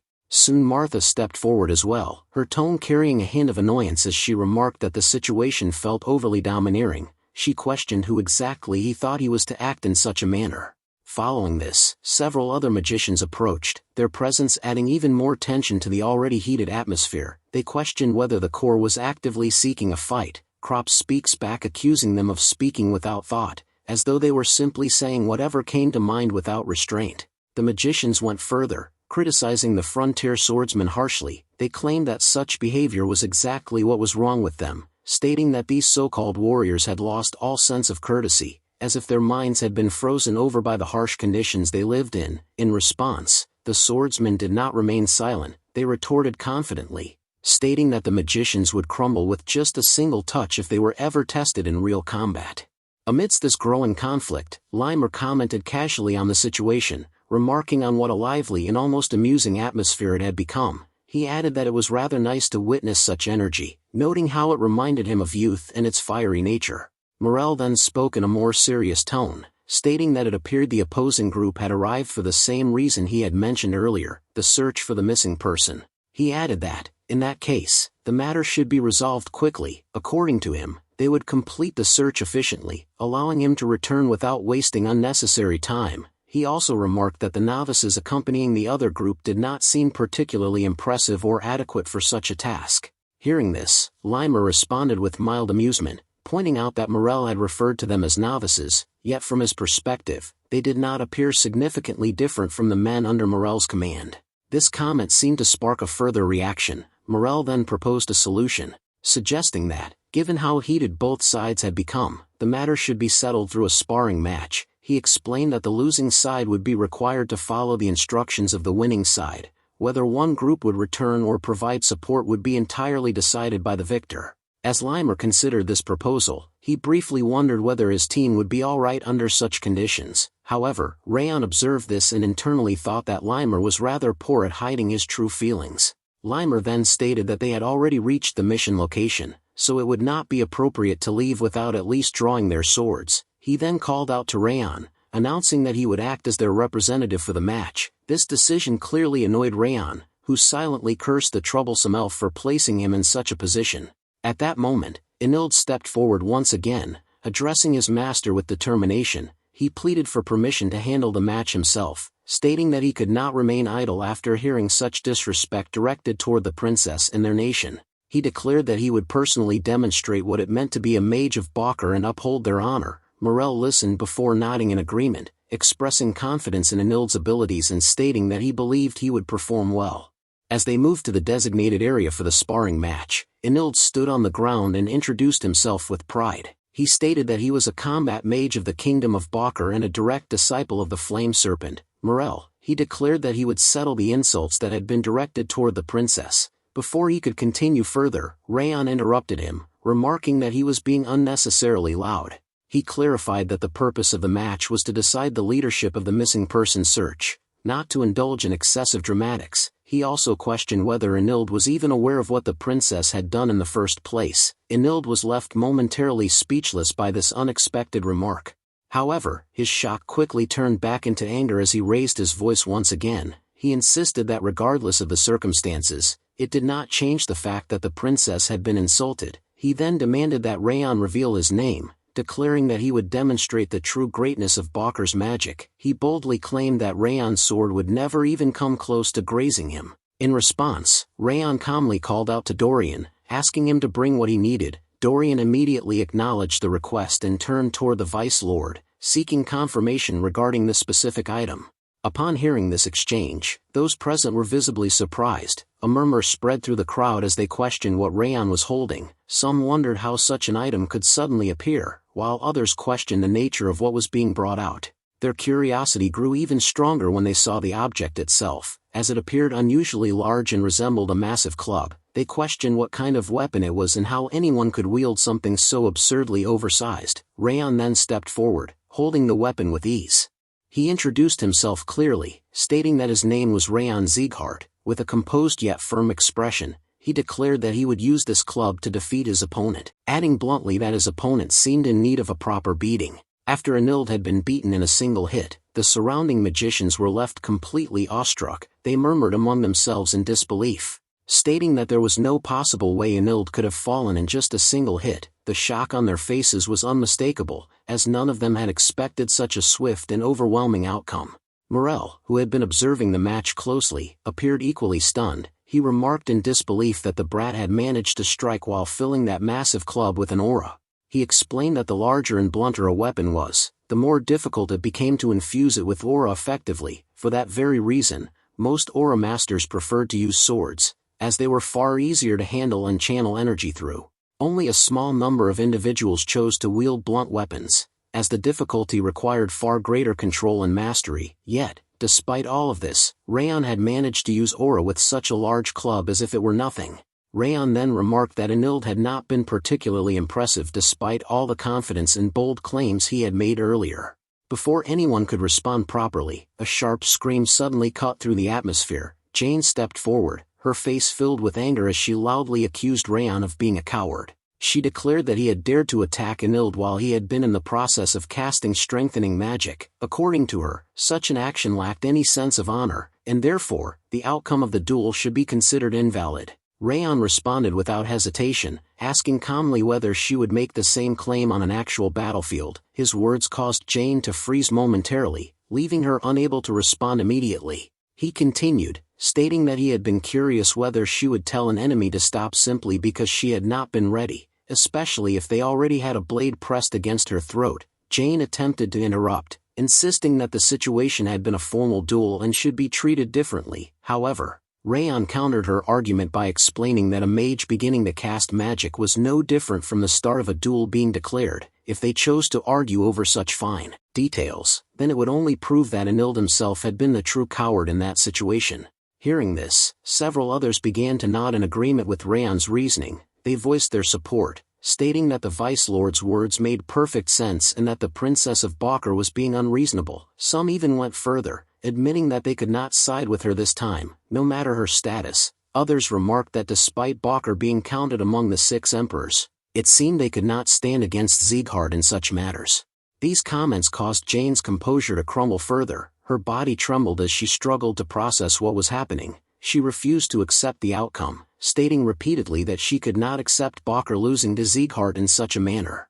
Her voice rose once again as she accused Raon of having used some kind of cowardly trick, insisting that there was no way he could have won otherwise. She argued that Anild had rushed forward on his own and therefore did not represent Balker properly. Declaring herself as the true representative of Balker, she claimed that the duel should be considered void.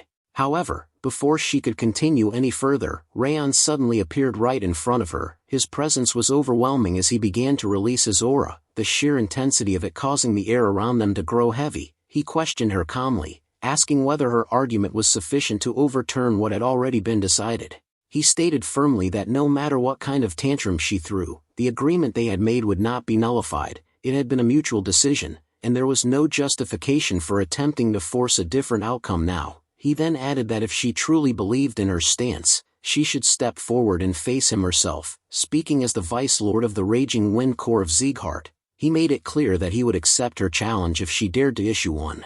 As his aura flared even further, his presence became suffocating. He warned her that if she spoke any further in defiance, he would take it as a direct insult against Sieghart and draw his sword without hesitation. The intensity of his killing intent sent a chilling sensation throughout Jane's entire body. Her legs weakened beneath her, and she found herself unable to remain standing. Questions filled her mind as she struggled to comprehend the overwhelming force emanating from him. She felt as though she could not even breathe properly under the pressure. In the next moment, she collapsed to her knees, trembling uncontrollably. At that critical moment, Morel stepped in to intervene. He quickly cast a spell to calm Jane, easing the suffocating pressure she had been experiencing. He then addressed Raon, asking him to leave the matter as it was.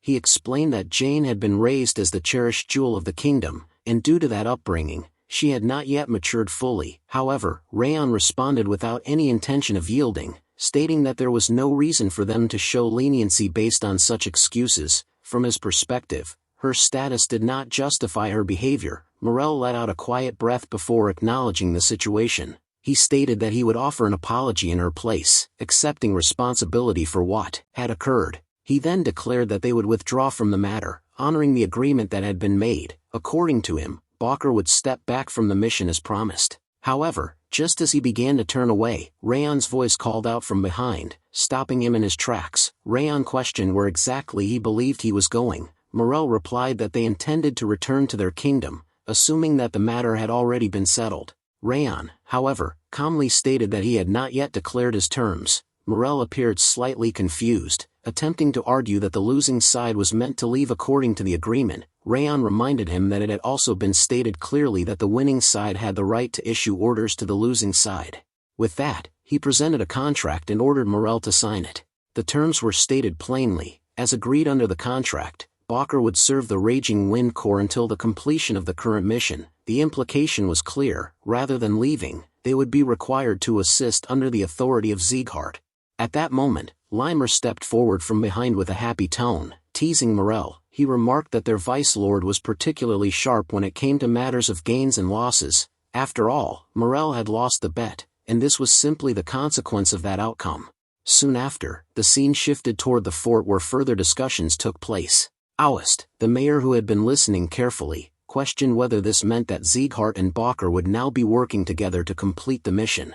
However, Limer quickly denied this interpretation, stating firmly that Sieghart would be leading the mission while Balker would merely serve under them as subordinates. The distinction was made very clear in his tone. Aust nodded thoughtfully before bringing up a separate matter. He stated that he had a request regarding the mission. He asked that the search for the missing individuals be conducted as quietly as possible. He explained that Porban was a city heavily dependent on trade, and if rumors about people disappearing were to spread widely, it could severely damage the city's stability and reputation. Such panic could bring devastating consequences. Raon listened before questioning how severe the situation had become for Aust to express such concern. In response, Aust revealed a shocking detail. He stated that within just a single week, 100 people had vanished without leaving any trace behind. Among those who had disappeared was even a swordsman who had reached the level of a sword expert, which made the situation all the more alarming and dangerous in Raon's eyes.